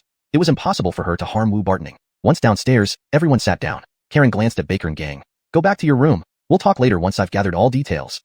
Wait, Jed intervened. What happened upstairs? Who did that? Recalling the second floor, Karen frowned. It was dim and narrow, making her uncomfortable. Yes, it was me. Baker and Gang's eyes darted nervously. I just wanted more rooms. For when I get married, and my brother has kids. Bunkum, how can you turn a corridor into a house? Karen scowled, disbelieving his explanation. All right, off you go upstairs. With the sound of a door closing upstairs, Mr. and Karen turned back to Wu Bartoning. Ninging, tell us what happened. Kaylee, let me start first, Tamara began, recounting the dream Wu Bartoning experienced during their trip to Gon Province. As she described the footsteps following them and the jade pendant shattering, both Mr. and Karen instinctively moved closer, feeling a chill. Then Tamara mentioned her own month-long coma. Hold on, Alfredenlin, you were also in a coma? Jed asked in surprise. Yes, Tamara nodded, but mine was different from Ninging's. My vital signs were declining, while Ninging was in a deep sleep these past few days. This, I can only explain better with Mr. Baker's help. Chance shared what he could with the Wu family. Karen and Wu Bartoning listened gravely, while Wu Bartoning herself believed every word. Although she couldn't recall the part where she was supposedly called to a wedding, hearing Chance describe her being trapped in a nightmare made her remember vaguely having such a dream. Someone luring her into a room before she was somehow saved. So, this is a nightmare trap? Karen asked. Something like that, more accurately called Conan Peach Blossom. If one truly enters such a dream, waking up might be impossible. Jed felt a heavy weight settle in his heart. His only child, the legacy of his late wife, almost fell victim to this evil scheme. Seeing Jed's grim expression, Tamara thought he didn't believe them. She softly said, Chris, please trust Mr. Baker. He was recommended by my Uncle Cortizo Zhanggang. Oh, your Uncle Cortizo is? My Uncle Cortizo is named Rocky. He organized the martial arts conference. Baker's information was known within the family. It's Master Cortizo from the Cortizo family. Jed nodded, understanding the significance. Given Rocky's endorsement, there was no doubt about Chance's credentials. So, is my daughter all right now, Shao Baker? For now, yes, but the renovation on the second floor must be dismantled as soon as possible. Ideally, seek experts for the removal, Chance pointedly advised. Don't worry, Shao Baker. We'll see to it. Jed acknowledged, realizing the potential spiritual threat linked to the second floor's renovation. Is there anything else? Chance asked Wu Bartoning. Do you remember the name of the man in your dream? Chapter 390, Big Client. Wu Bartoning looked down, trying to recall, then raised her head with some difficulty. Mr. Baker, is this really important? Very important. I need to go to Gan Province to eliminate him. Otherwise, he will continue to harm people. The Wu couple immediately gave him a thumbs up. Young Baker, you're truly righteous. I really don't remember. All I recall is calling him Ferris in my dream. Wu Bartoning's face turned beet red. Reflecting on what had happened before, she felt so embarrassed that she wished she could dig herself into the quadrangle courtyard. How cliché. She couldn't believe how obsessed she had been, even dragging her best friend along, nearly costing them their lives. All right, I understand. Chance saw that asking more would be futile and got up to take his leave. He knew that the Wu family still had many things to sort out. Oh, all right, how should your fee be settled? Wu Bartoning asked Chance. Can you leave me some contact information? The intervention fee is 100,000 per operation. My account details will be sent to Miss Britt's phone shortly. Can you at least give me a phone number? I feel like I've seen you somewhere before. Wu Bartoning finished speaking and reached up to touch her forehead. Chance smiled. Of course they have met. Wu Bartoning's soul had encountered him, which was why she felt instinctively close but couldn't remember where they had met. Seeing that Chance did not respond, Wu Bartoning felt disappointed and could only nod. All right, I'll transfer 100,000 yuan to Mr. Baker's account. Alfred Otto Baker, Wu Brick suddenly spoke up. Do you have any amulets for sale? The jade pendant previously on his daughter had been a gift from his father-in-law's family. Now that it was broken, he wanted to find another one for her. Chance was clearly no ordinary person. Despite being young, he was powerful and confident. Perhaps he had access to these items. Yes, I do have them. But the price? The price isn't an issue. Karen replied without hesitation. She had already figured out that Wu Bartoning's situation was probably related to her son. In her heart, she felt both hatred and helplessness. When Wu Bartoning's biological mother passed away, Wu Bartoning was just an infant. She had raised her day and night, treating her no differently from her own child. Now that such an incident had occurred, it pained her deeply. My jade pendant costs 1 million each and can withstand 3 lethal attacks, regardless of the attacker. 1 million might seem exorbitant to an average person, but for the Wu family, it wasn't a problem. Mom, Dad, I have money. I can buy it myself, Wu Bartoning said. Silly girl, keep your money for yourself. Karen said. We're here too. Alfred Otto Baker, we'll buy it. Chance nodded, pretending to pull out several pendants from his pocket and laid them before Wu Bartoning. Choose one. The Wus were experienced enough to recognize that these were jade pendants. While the quality was average, the craftsmanship was top-notch. Pity about the quality, but this craftsmanship is superb, Wu Brick remarked. Otherwise, just for the craftsmanship, it would be worth quite a lot. I carved them myself. The jade also comes from my sources. Chance glanced at the trio's expressions and explained further. These are protective charms. They become useless after withstanding 3 dangers. Using high-quality materials isn't worthwhile. The 3 members of the Wu family understood. Karen excitedly chose one for her husband, and Wu Brick, taking charge, bought all the pendants available, giving one to each member of the family right then and there. As soon as they wore them, they all gasped lightly, instantly feeling lighter and more comfortable. Although they didn't understand what spiritual energy was, they could feel its effect. Wu Brick looked at Chance with deeper respect, smiling. Alfred Otto Baker, these pendants aren't ordinary. Chance smiled but remained silent. At that moment, his phone rang. It was Alma calling him. Brother, where are you? I'll pick you up.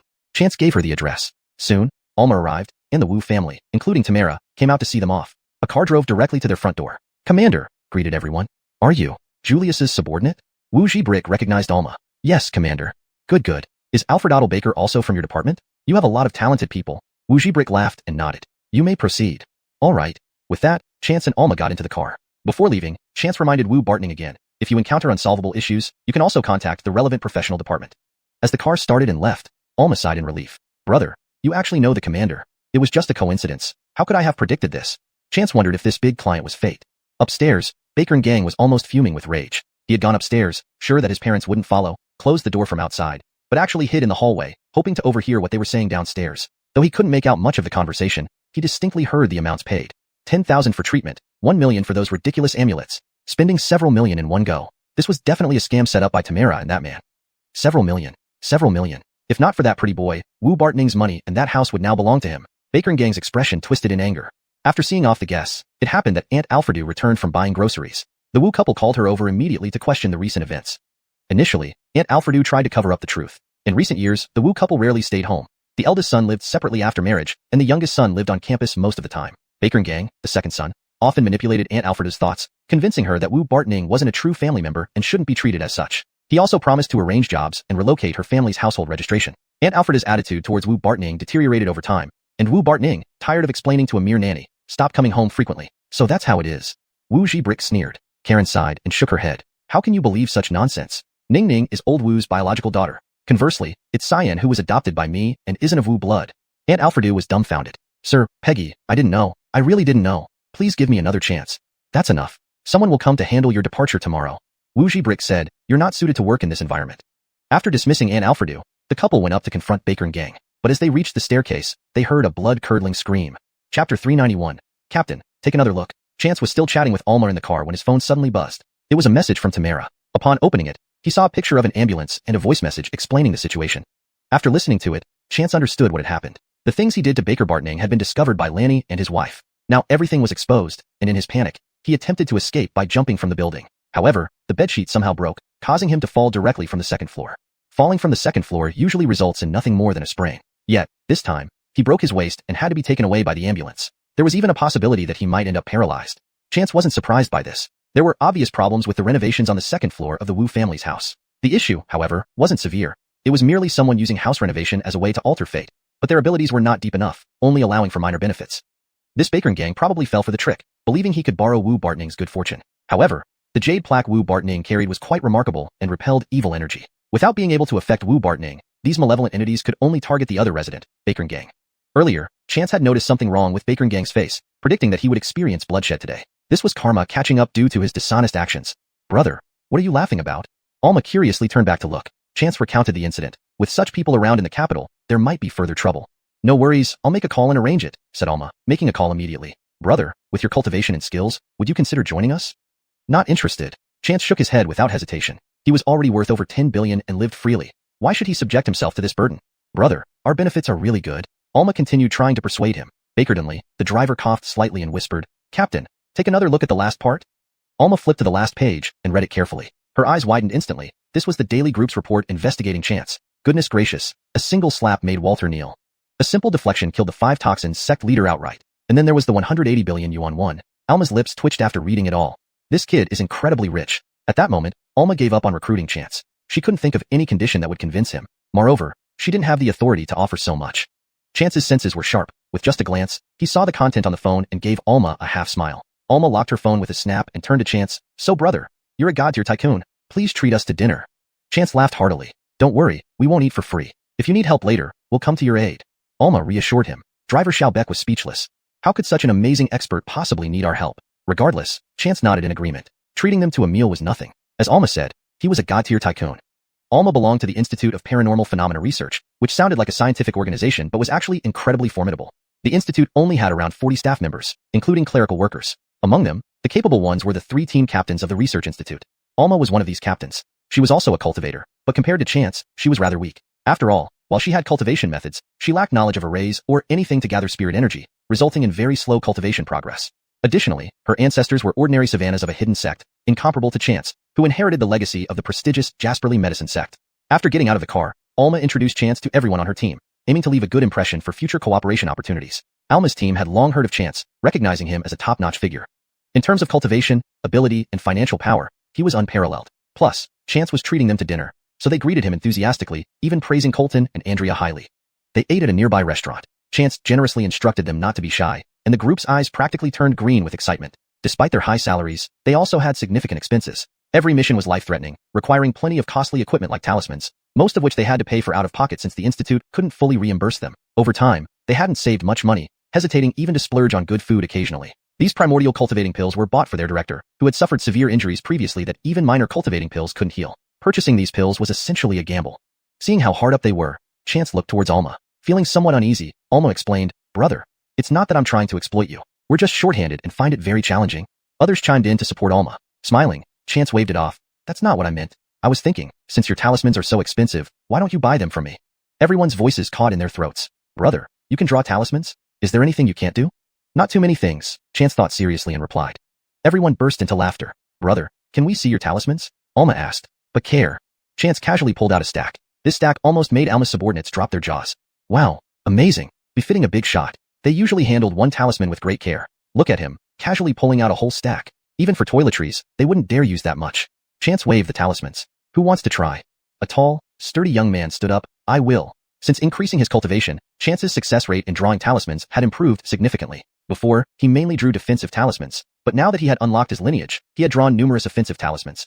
These low-level talismans weren't very useful, especially given his current high level of cultivation, which allowed him to draw simpler offensive spells directly in the air. Now, he drew talismans primarily to gain experience and increase his success rate. He had accumulated quite a few recently.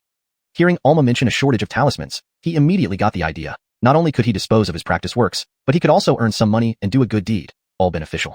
The tall and sturdy young man tested a talisman with another companion. Accordingly, a fireball appeared and hurtled towards his companion. Everyone froze in shock before hurriedly standing up to rescue him. Even the young man who threw the fireball was stunned, never expecting it to be so powerful.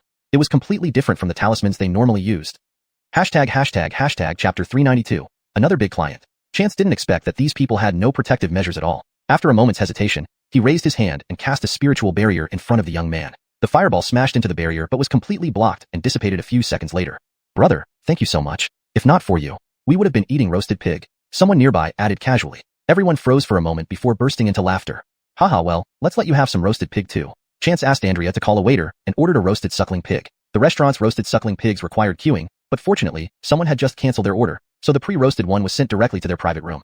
Unexpectedly, when the roasted suckling pig arrived, another person followed. Chance looked up and saw the defiant man who had competed with Alma for the pay-you-on pill. Alma, I didn't expect to see you dining here, the man said, placing his hand on the door. Jean Cortez Gong, we don't welcome you here. Please leave, Alma replied rudely. Alfred Adelbeck, sitting next to Chance, whispered to him, this John Cortez Gong is our captain's old rival. They are from another department, and some of their work overlaps with ours. They often snatch jobs from us. This time, they even tried to grab our institute director's pay-you-on pill. Fortunately, our captain acted quickly and put up her dowry. That was Sister May's dowry? Chance felt something odd. How old is your director? Our director? She's over 40. She used to be a renowned martial artist. Later, she founded the institute and dedicated her life to this cause. Hasn't Sister May married? Yes, their relationship is. Xiao Beck. Alma, who was glaring at Jean Cortez Gong, suddenly heard their whispering and turned back angrily. Alma, you can never beat me. Jean Cortez Gong left after dropping this sentence. You're mistaken. From now on, you'll always be eating our dust. Alma shouted at his retreating figure. Then she turned to Chance. Brother, we will take all your talismans. I'll report to the director right away.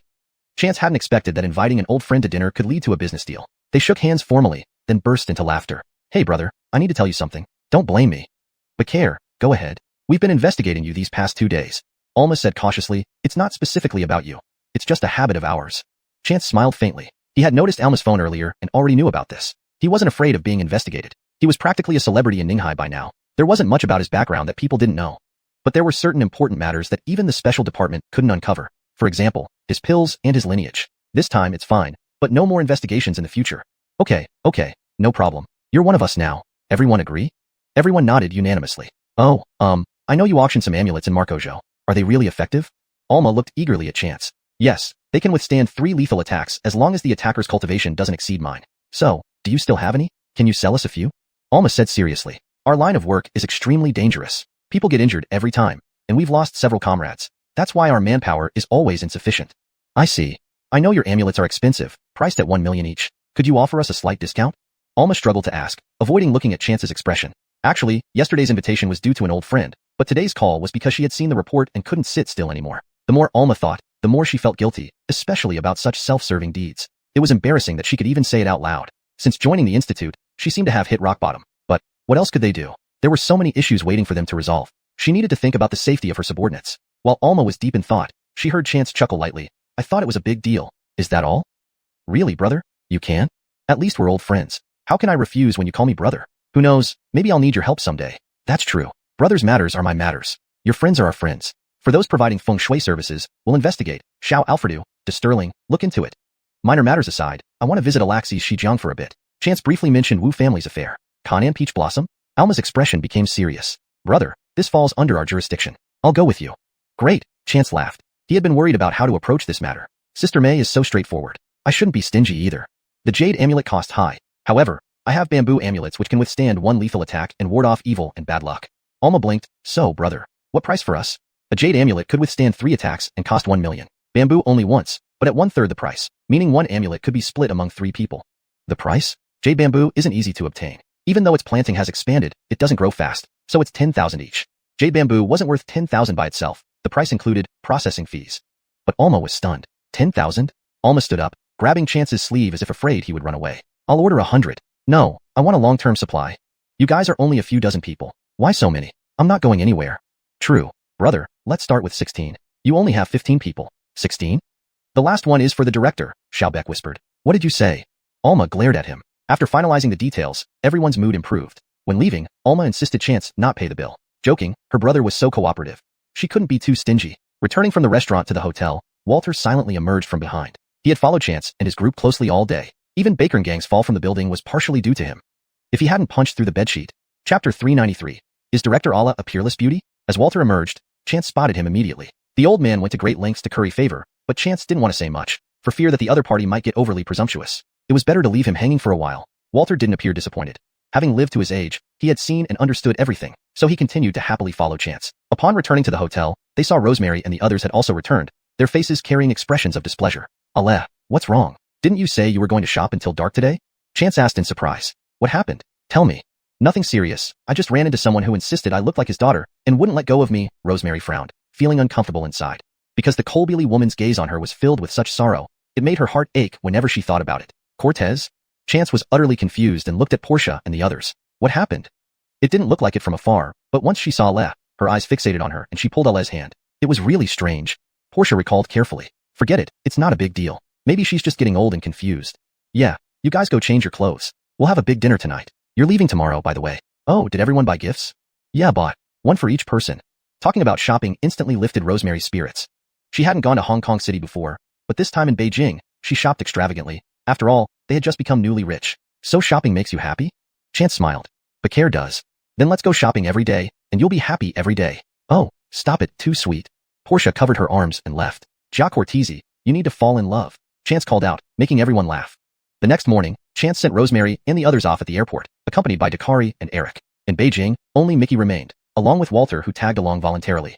Chance originally planned to visit Xizjiang City in Gan Province, as the alcohol worms previously found on Tamar originated there. Yesterday's visit to Wu Bartoning's house revealed that the alcohol worms were a minor issue. The more serious matter was the Conan Peach Blossom summoning Wu Bartoning in her dreams. Conan Peach Blossom was something he had never heard of before. Although the Jasperly Medicine Sect covered many areas and excelled in solving certain issues, this clearly fell into a more specialized domain. Following Alma and her colleagues would ensure everything went smoothly. But last night Alma called, saying that their director had broken through a restriction and successfully advanced. This time, the director wanted to join them but needed one more day due to her mother's birthday. She even specifically invited Chance through the phone. Chance was curious to meet this director, agreeing readily. He also wondered what kind of beauty could mesmerize Sister May to the point of giving her dowry away. At 10 o'clock, the Alla family's car arrived. Chance took Mickey and glanced at the pitiful-looking Walter, allowing him to come along. Walter was almost dumbfounded by the favor, sitting in the front passenger seat and repeatedly thanking those in the back. His words sincere and varied, leaving the driver stunned. The director of the Non-Normal Phenomenon Research Institute was named Julius, from the Alla family in Beijing. From the driver, Chance learned that the Alla family was no ordinary clan, being a prominent one. Many members of the Alla family served in the military or politics. Julius was the youngest son of the Alla family. According to Beck, a subordinate of Alma, Director Alla was born with innate Conan Ainsworth sight and had exceptionally high martial arts talent. Since childhood, he had been taken as a savannah by the celestial master of Stirlinghu Mountain and established the research institute after his studies.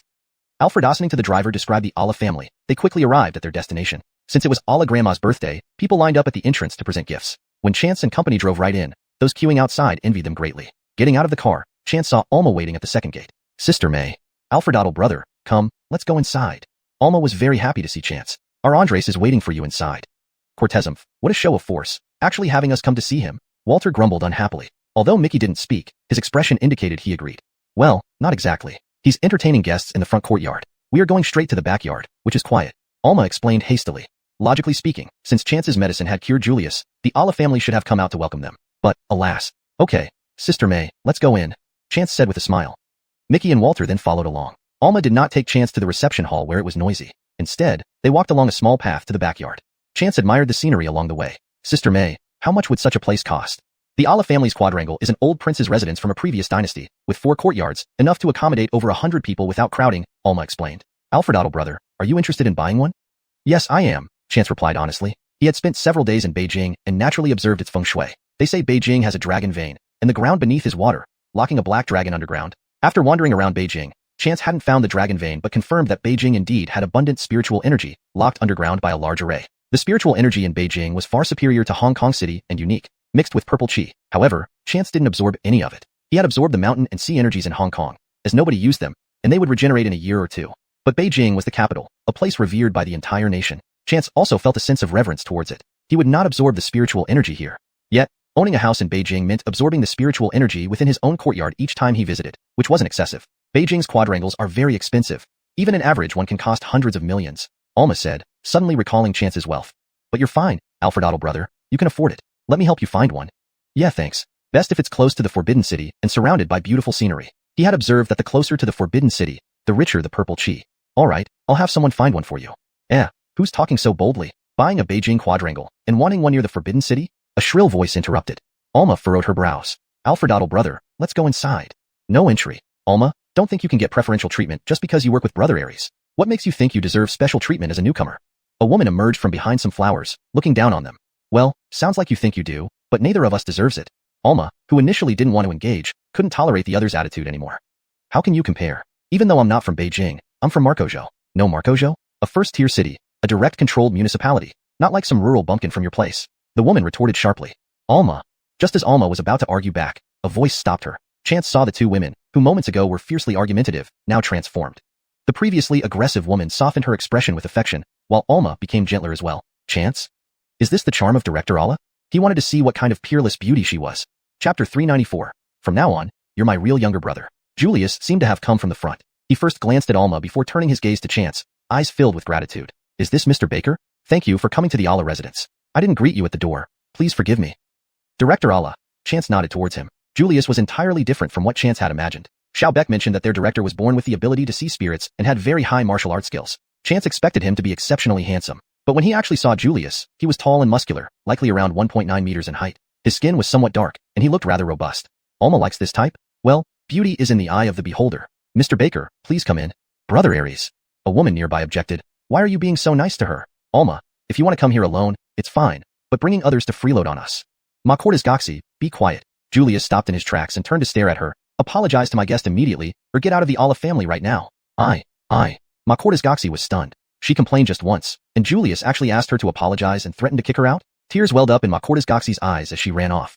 Julius's face was dark. She's just ridiculous. Mr. Baker, she's a relative. I'll ask her to apologize later. There's no need for an apology. I don't wish to see her again, Chance said, originally not minding someone like her, but since she disrespected Alma, he was happy to push her away. I'll make sure she leaves immediately. Julius turned to press the intercom by the wall, giving some instructions. Alma looked at Chance and gave him a thumbs up. Chance smiled. Mr. Baker, let me inform them inside. Please wait a moment. Julius went inside, while Chance and Alma sat down at a stone table near the entrance. Someone brought tea and snacks to them. Since it was the birthday of Julius's mother, Chance had prepared a small gift. Earlier, Chance had carved many pieces of jewelry for Rosemary and the others. To match these pieces, Big Cade had gotten him several elegant boxes.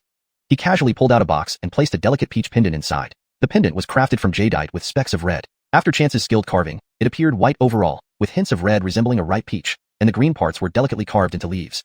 The pendant looked exquisitely lifelike. Baker's pendant could fetch hundreds of thousands at auction, especially given Chance's enchantments. Seeing Chance take out such a pendant, Alma's eyes widened. She pulled Chance aside. Young brother, this is too precious. Alma had no ties to the Allah family and didn't need to flatter them. Chance's gift was clearly meant to support her. They had only met by chance, yet Alma felt deeply moved. Why do you look like you're about to cry? I have plenty of these, Chance laughed. His ring contained thousands of pieces of raw jadeite. Most of those high-quality stones were jadeite, and after selling those of lesser quality, only the finest remained. By now, he had only used 100 or so, practicing control and array techniques. Though peaches were special, they weren't particularly valuable. Alma wiped her eyes, smiling. Young brother, from now on, you're my real younger brother. Julius soon returned to invite Chance inside. It was the 80-year birthday of the Colbily lady of the Allah family. Despite sitting there, she seemed to force a smile, looking slightly sorrowful. Upon seeing Chance's gift, she paused, then smiled. Who's this child? So well grown, and such a fine present. Julius was taken aback. Mr. Baker, why should you bring a gift? Please take it back. He then turned to the Colbily lady. Mom, this is my benefactor, Mr. Baker. The old lady closed the box. If he's Xiao Aries' benefactor, we can't accept this. Old madam, please keep it. It will be good for your health. Chance smiled. At least I call Alma Ricky. Cameron, come sit with me. The old lady, knowing her son's intentions, quickly agreed. Alma obediently walked over. Julius wanted to say something more, but Chance waved him off. No need. Thank you, Mr. Baker. Please rest here. It's quiet. I'll come invite you when the banquet starts. The small courtyard was peaceful with lush greenery. Mickey and Walter didn't enter the house and chatted in the yard. Julius asked someone to bring them some snacks. Chance stayed inside to chat with the Colbily lady. He had never had grandparents or great-grandparents and had a fondness for the Colbily. After chatting for a while, the Colbily lady sighed, noticing Alma's cautious demeanor. Cameron, you love Xiao Aries so much. Why haven't you married him yet? I haven't managed to win his heart yet. Alma blushed and spoke softly. What? The Colbily lady was puzzled. But, he said you two have been dating for years. What? Alma also looked surprised. When did we start dating? We've never even held hands. The Colby lady was silent for a moment. He said you found him ugly, so you wouldn't hold his hand. Silence filled the room. These two silly children. The Colby lady chuckled, patting her leg. Chance looked at the Colby's leg and asked her to put on the pendant immediately, with Alma helping. Not long after, the Colby lady exclaimed, "Oh, I feel lighter all over, and my legs don't hurt anymore. This is because of the pendant. Baker brother is an expert," Alma explained. Chance smiled. "On your birthday, perhaps the gods have blessed you with health and longevity. You're so sweet." The Colby lady smiled, shaking her head. "But although I'm old, I'm not senile. Since wearing this pendant, I feel incredibly light. Cameron, tell me." Not wanting to diminish Chance's efforts, Alma explained the pendant's benefits. She mentioned the effects and prices of Chance's previous pendants, and how many influential figures sought them eagerly. Chapter 395. Who threw the chicken bone? Old Lady Alla was stunned. "It's that valuable? But yes, it's worth $1 million given its effect. Old lady, you should wear it every day without taking it off. Wear it for over a year, and I promise your body will transform," said Chance. "Yes, fine, I won't take it off." Old Lady Alla was in high spirits. The three of them chatted more warmly. Arching the conversation, Old Lady Alla looked at Chance and liked him more and more. "Do you have a girlfriend yet? If not, I know many young ladies who are pretty, well-built, and gentle. Would you like me to introduce a few to you?" Chance burst out laughing. "Introduce a few? It's one husband, one wife these days." "Old lady, my brother has a girlfriend and is about to get married," Alma added. "Oh, what a pity," Old Lady Alla sighed. Today, there happened to be a few Evelyns coming here. Alma and Chance exchanged amused glances. It seemed that Colby people loved playing matchmaker. After chatting with the old lady for a while, the banquet started. Julius invited Chance and Alma to dine in the central courtyard. Old Lady Alla was escorted away by Julius's two Colby brothers. In another courtyard, Makorta's Gomii, who had run away earlier, was wiping her tears. "Sister, you must help me." "How can I help? You're an adult but don't understand anything. What kind of day is today for you to cause trouble?" The woman in front of Makorta's Gomii, who looked around 40, rubbed her temples lightly. "Forget it. Just stay in this courtyard. Julius won't really throw you out."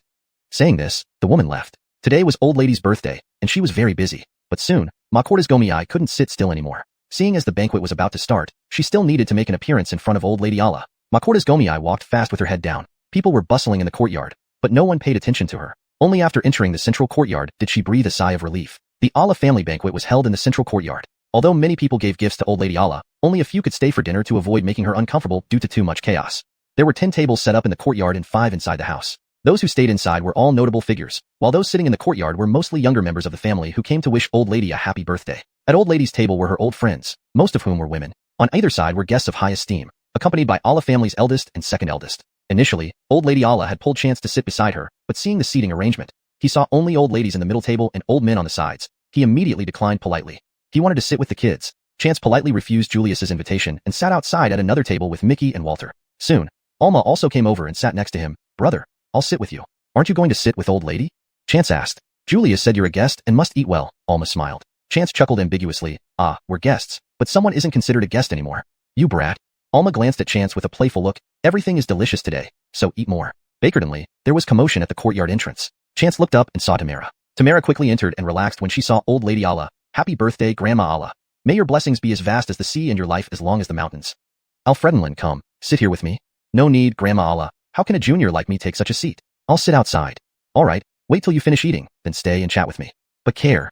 Tamara left her gift and came out with a smile. She looked around the courtyard, intending to find an empty seat. There were many young people in the central courtyard, descendants of families friendly with the Allas, whose Colbys were in military or politics. Tamara's father was part of this circle, so everyone was familiar with her. At her prime beauty, many of the second-generation Scions secretly admired her and hoped she would sit at their table.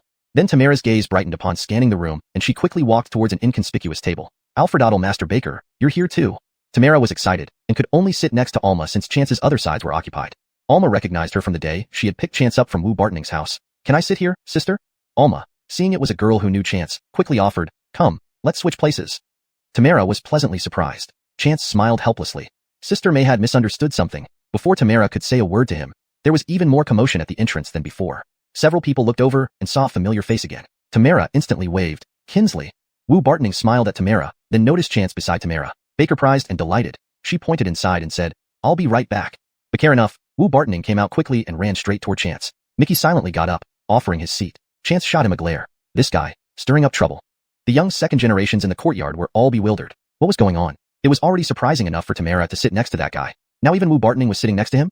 Considering Wu Bartoning's father was nearly vice-national level, this young lady was exceptionally beautiful and had a stellar background. They dared not approach her, only able to give polite smiles and greetings. Moreover, Wu Bartoning was very low profile, rarely appearing in public. If not for Old Lady Alla's birthday, they wouldn't have a chance to see her. The atmosphere in the central courtyard cooled considerably as everyone watched this table. Dishes were quickly served. Both Tamara and Wu Bartning, ignoring their own plates, kept using communal chopsticks to serve Chance. Besides Chance and the 4 others, the rest at their table of 10 people knew each other. One man, watching Chance flanked by 2 beauties, felt uneasy. He muttered to his companions, "These days, pretty boys really do well." His companions whispered in agreement, looking at Chance oddly. They thought their voices were low, but Chance and his group weren't ordinary people. Hearing this, Alma's face darkened, dropping her chopsticks. Just as she was about to act, Chance shook his head slightly at her, then glanced at Walter. Walter chuckled, finally getting a chance to act. He flicked his finger, and the man opposite him yelped, clutching his mouth. When he removed his hand, he found a small piece of chicken bone and a missing front tooth in his hand. Who threw the chicken bone? Step forward.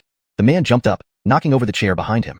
Chapter 396, The Information Behind the Scenes. Although it was Errol who acted, could an expert of such caliber's move be easily detected by others? Besides, the attention of the onlookers had been focused on Tamara and Wu Bartning. The sudden outburst echoed across the courtyard, silencing everyone mid-laughter as they turned to look at the man. Even the guests inside the rooms had heard. "I'll go check." Olabrick, the second son of the Ala family, stood up with a smile though he felt quite unhappy inside. Someone dared to cause trouble on his mother's 80th birthday?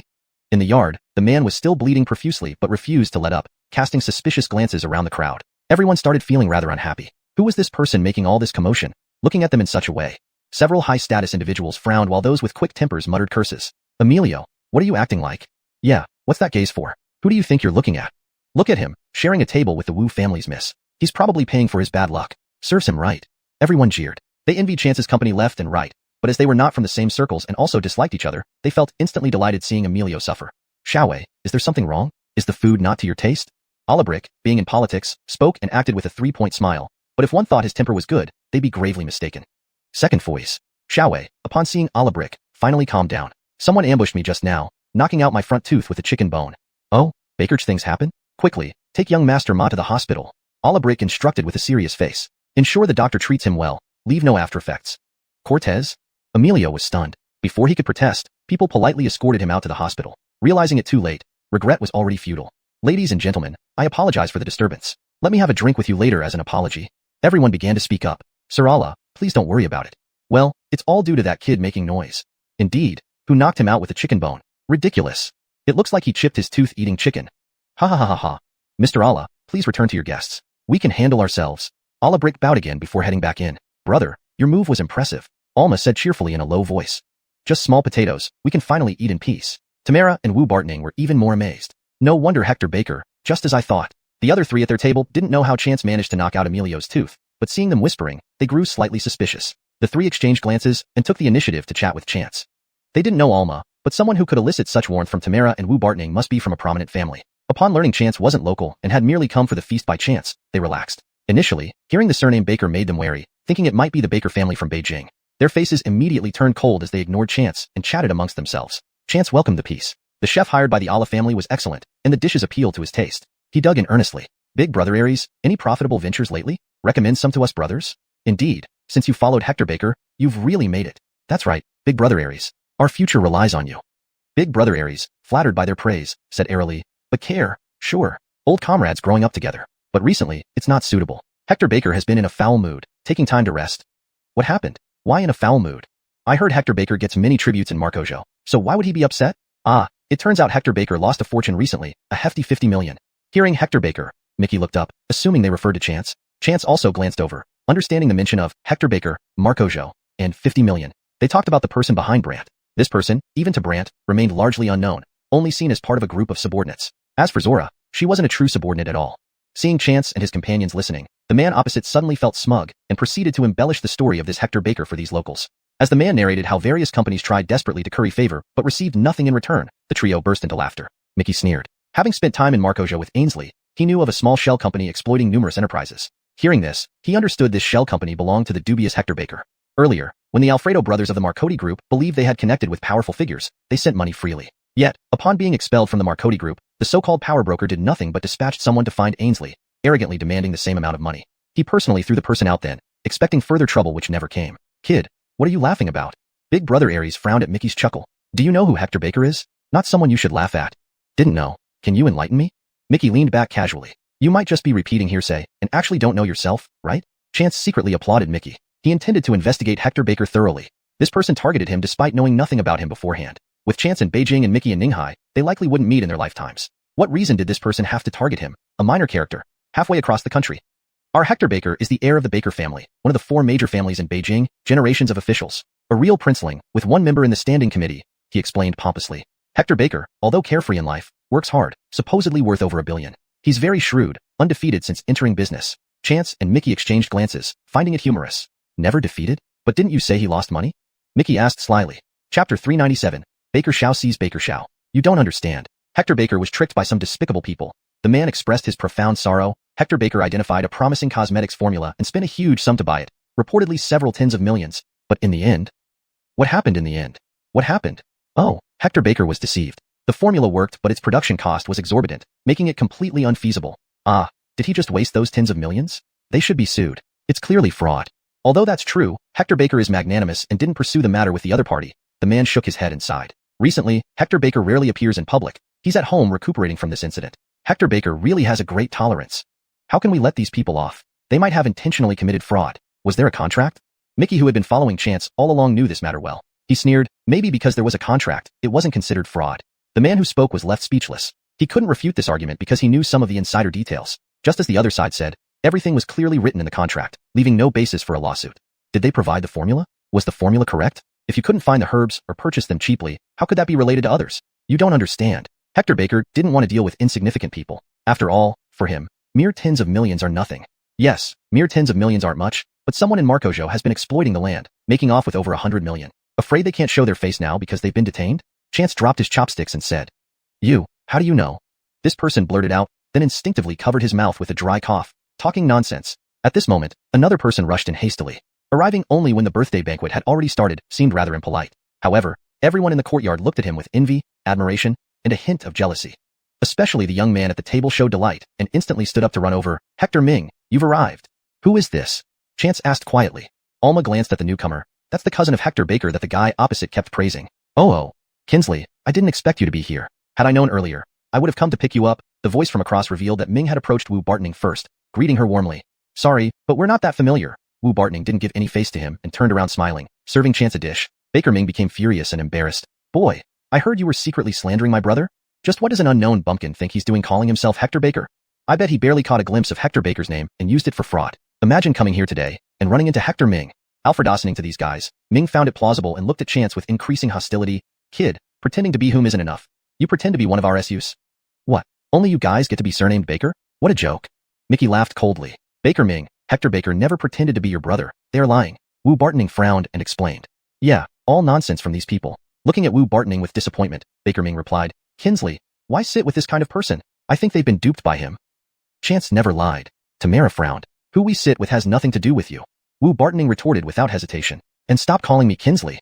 Unable to argue further against 2 women he couldn't offend, Wu Bartning and her best friend Tamara, Baker Ming vented his frustration on Chance. Alung, throw this imposter out. Don't touch him. Who dares lay a hand on him? Julius just entered the inner courtyard. Hearing this, his face darkened. He was irritated after being entangled by Ma Corta's Goamii again. He told the steward to kick her out and never let her enter the Ala family again. Rushing here right after, he overheard someone speaking disrespectfully about Chance. So it's you from the Baker family. No matter how powerful your family is, you can't meddle in my Ala family's affairs. Fuis 3. Baker Ming frowned but still addressed him. I came to wish grandmother Ala a happy birthday. If you came to celebrate, then go inside. Don't order around our guests. Julius sternly stated. Unlike Alabric's diplomatic style, Julius was stricter and gave no face to anyone. Just then, Alabric emerged, trying to smooth things over. All right, old 3, it's mother's birthday today.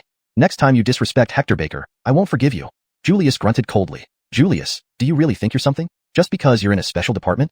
Baker Ming sneered. My Baker family is at the height of power, while your Ala family is declining. Believe me, the funding for your little institute will be cut off tomorrow. Hearing this, Alma's expression changed drastically. There had always been 2 factions regarding the institute, supporters and opponents, the latter advocating against giving them special privileges. Even more, someone named Jean Cortez Gong had formed a faction to redistribute their power. Seeing Alma's changed expression, Baker Ming smirked arrogantly. But now you still have a chance. Hand over that boy, and we might cooperate with your family. Old 3, let's do it.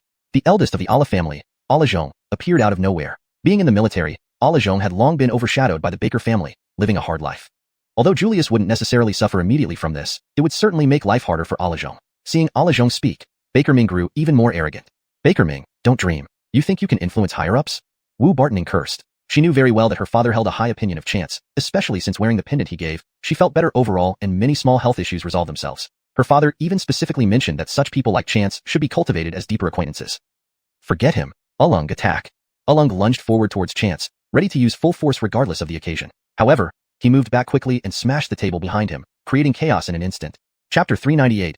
Brothers Not United. The guests attending Pegai Allah's birthday banquet were all dumbfounded. Everyone from the younger generation knew who Brecken was. He was a Muay Thai expert who had fought in underground boxing and achieved an impressive 10 consecutive victories. 10 straight wins might not seem extraordinary at first, but when it came to underground boxing, it meant something very different. Everyone who participated in these matches was a skilled fighter, and such underground competitions didn't have rules like ordinary matches. Every bout involved bloodshed and injuries. Many reputed fighters outside of the underground scene would only end up getting beaten once they entered this world. Once, there was a young master from Marcojo who hired an imposing foreign bodyguard said to have won a newcomer championship overseas. He looked incredibly formidable. However, after clashing with the young master from Marketcheng, they arranged an underground boxing match between their bodyguards. The outcome was brutal. The large, intimidating bodyguard was killed by the opponent, reportedly suffering over 30 fractures before dying in agony. It was rumored that the young master responsible was Baker Ming, and the person who had brutally killed the foreign bodyguard was none other than this Brecken. This was why Baker Ming behaved so arrogantly, as he had such a powerful bodyguard by his side. So when Brecken took action earlier, everyone subconsciously thought the young man on the other side was doomed. Who could have predicted the result? In just one exchange, Brecken was sent flying back. Breaking the table was minor compared to seeing Brecken lying on the ground, twisted and broken. Much like how that foreign bodyguard died 2 years ago. He looked like a ragdoll that had been roughly handled. Baker Ming stood frozen for a few seconds before rushing over. Brecken. Mr. Ming, get help. Brecken's head slumped to the side, closing his eyes. It was unclear whether he was still alive. Everyone held their breaths in shock. They had no idea who had defeated Brecken. Did you see clearly? I didn't see clearly. I didn't dare look. I did look, but I really couldn't see anything. The crowd buzzed with whispers, growing more terrified the more they discussed it. Today is the birthday of this Kolbili madam, so we will spare your lives for now. Errol cackled, his voice harsh and grating, yet no one dared object. Only then did people notice him. A man in his 50s or 60s, dressed in traditional Chinese attire, unremarkable looking. They hadn't realized this old man was with Chance. Relieved that no one was dead, the Colby brothers of the Allah family quickly called for an ambulance. A death during a birthday celebration would be extremely unlucky. Mr. Baker, I'm truly sorry about what happened today, Julius said apologetically. It's fine. I enjoyed the food, Chance replied as he stood up. I'm full and should be heading back. Mr. Baker, let me walk with you. Mr. Baker, count me in too. Tamara and Wu Bartning both spoke up. Alfredottle brother, why don't you come over and sit for a while? We were busy eating yesterday and didn't get to talk much, Alma added. That's right, Mr. Baker, I haven't even had the chance to meet you. Today, I have some matters to discuss with you, Julius said sincerely. Very well, Chance nodded after considering it. Hold it. Just as they were about to leave, elder brother of the Allah family interrupted them. To attack someone here in my Allah family residence, and then simply leave, this isn't proper, is it? His face was dark and stormy. He had planned to use his mother's birthday to strengthen ties, especially with the influential Hector Baker Ming, whom he had invited specifically. But now, everything was ruined by this unknown young man. Instead of gaining allies, he had offended them. Thinking about the discrimination he faced under the Baker family's umbrella, he dreaded the consequences after this incident. So he looked at Chance with a gaze filled with hatred. Really? And what do you need? Elder brother, this incident was solely instigated by Baker Ming. What does it have to do with Mr. Baker? Julius interjected firmly. No, Mr. Baker. In this city, which other Baker family deserves such a title? Elder brother snarled. I specially invited Hector Ming, and you've completely ruined everything. I can't even imagine what the Baker family will do to us. Elder brother, I understand your difficulties, but if you think that aligning with a spoiled brat from the Baker family can solve your problems, you're mistaken. Why don't you work on establishing yourself independently? Julius responded, disappointment evident on his face. If the Baker family has issues, come to me. Hector Baker, please. The group left without further ado. Seeing that the meal was disrupted, many guests began to leave, especially after Brecken's attack shattered tables and stained many with grease. Pegai Allah watched in anger as her party disintegrated. She wanted to call out to Chance and his companions again, but the Kolbili lady stopped her. Let the guests go. Mom. Elder brother turned, bewildered. They're leaving. How are we going to explain to the Baker family later? Pegai Allah smiled coldly. Explain? Explain what? They came to celebrate my birthday, they are my guests. Why should I explain anything? Mom, not to us, but to the Baker family. The Baker family's grandson started a fight at my birthday banquet, and we need to explain ourselves to them?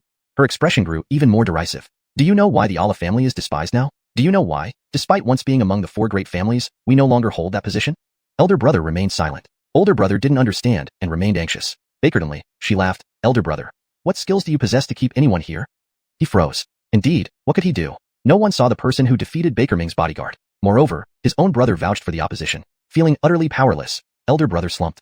Chance and company weren't bothered by what happened at the Allah household, except for disrupting the Kolbili lady's birthday. I'm sorry, Director Allah. We've messed up the birthday banquet. To his surprise, Julius shook his head and chuckled. It's fine. My mother might even thank you. Cortez? How so? Chapter 399. Caesar and Baker Ming. Julius briefly explained, and everyone then realized that the old lady never wanted to celebrate her 80th birthday. Many Colbys tend to avoid celebrating their birthdays on the actual day for good fortune, such as picking auspicious dates like June 6th or August 8th. This practice follows folk customs, hoping to deceive the king of hell about the Colbys' real birthday so as to achieve longevity. Today was indeed her birthday. She wasn't originally willing, but the eldest Allah insisted and organized a grand celebration for her despite her reluctance. The opportunity allowed him to receive gifts and handle his own affairs under this pretext. Furthermore, the old lady preferred solitude and disliked such fusses. She wished only for her family to be present, especially her grandchildren, to keep her company. Mr. Baker, look at my eldest and second brother's children. They're all abroad and didn't even come back for Grandma's birthday. What kind of birthday is this? Julius sneered. Chance finally understood. No wonder the old lady didn't seem happy today. It turned out she was just a figurehead in this charade. Her sons had ulterior motives and weren't genuinely wishing her well, which naturally made her unhappy. Chance shook his head and ceased concerning himself with this matter. He simply advised Julius, if the Baker family causes trouble, inform me directly. Mr. Baker, there's no need for you to worry this. No, I must know. Chance patted him on the shoulder. He was curious to see what the shadowy Mr. Baker would do. Would he confront him openly or continue scheming behind the scenes? Mr. Baker, I have some cultivation questions, Julius interjected, snapping Chance out of his thoughts. All right, let's discuss inside, replied Chance. Elsewhere, an ambulance took Brecken to the hospital. Baker Ming did not accompany him, returning home instead. The Baker family was larger than the Allah family, with 4 brothers in this generation. Isaac, Zong, Ming, Conan. Baker Ming, being the third brother, referred to his second brother, Caesar, when he mentioned his older brother. Baker Ming looked like a bullied child rushing into Caesar's courtyard, face full of grievances. Caesar was practicing calligraphy in his yard, not for tranquility, but because he was under house arrest. Reflecting on recent events, Caesar realized he had been too hasty. Financial losses were expected. If his subordinates hadn't overstepped in extortion, things wouldn't have escalated. Still, he suspected Chance's involvement. Chance seemed born to oppose him. Even without knowing who was behind it, exposing Caesar's vulnerabilities wasn't surprising. He needed to be more cautious around Chance. What happened? Caesar continued writing, not looking up. Brother, I was bullied. Baker Ming stood in the courtyard, looking pitiful. By whom? Who could bully you? Caesar laughed. Aren't you the small tyrant of Beijing? Let Brecken deal with them. At worst, Uncle will scold you. Brecken has been incapacitated and might not survive. Baker Ming paused before speaking. What? Caesar lifted his head. Who did this? Brecken wasn't just any bodyguard. He was a Muay Thai expert hired by Caesar for a high price. Known for its brutality, it was rare to see someone best Brecken. How badly was the other person injured? Caesar asked. If not seriously, he might consider recruiting him as a replacement. Seems uninjured, said Baker Ming. Caesar frowned. That capable? I didn't even see who did it. An old man spared his life. That's how I knew. Old man? Caesar sneered. Are they martial arts veterans? How did you fight an old man? Were you both eyeing the same girl? Though confined, he was still aware of outside events. No, because that guy slandered you. Baker Ming fumed. Aries Yong, your subordinate, told me this kid spoke ill of you, so I confronted him, only to find he was tough. Did you hear what they said? About me? No. Isn't Aries Yong your subordinate? Baker Ming scratched his head. Idiot. Caesar scoffed. You've been used.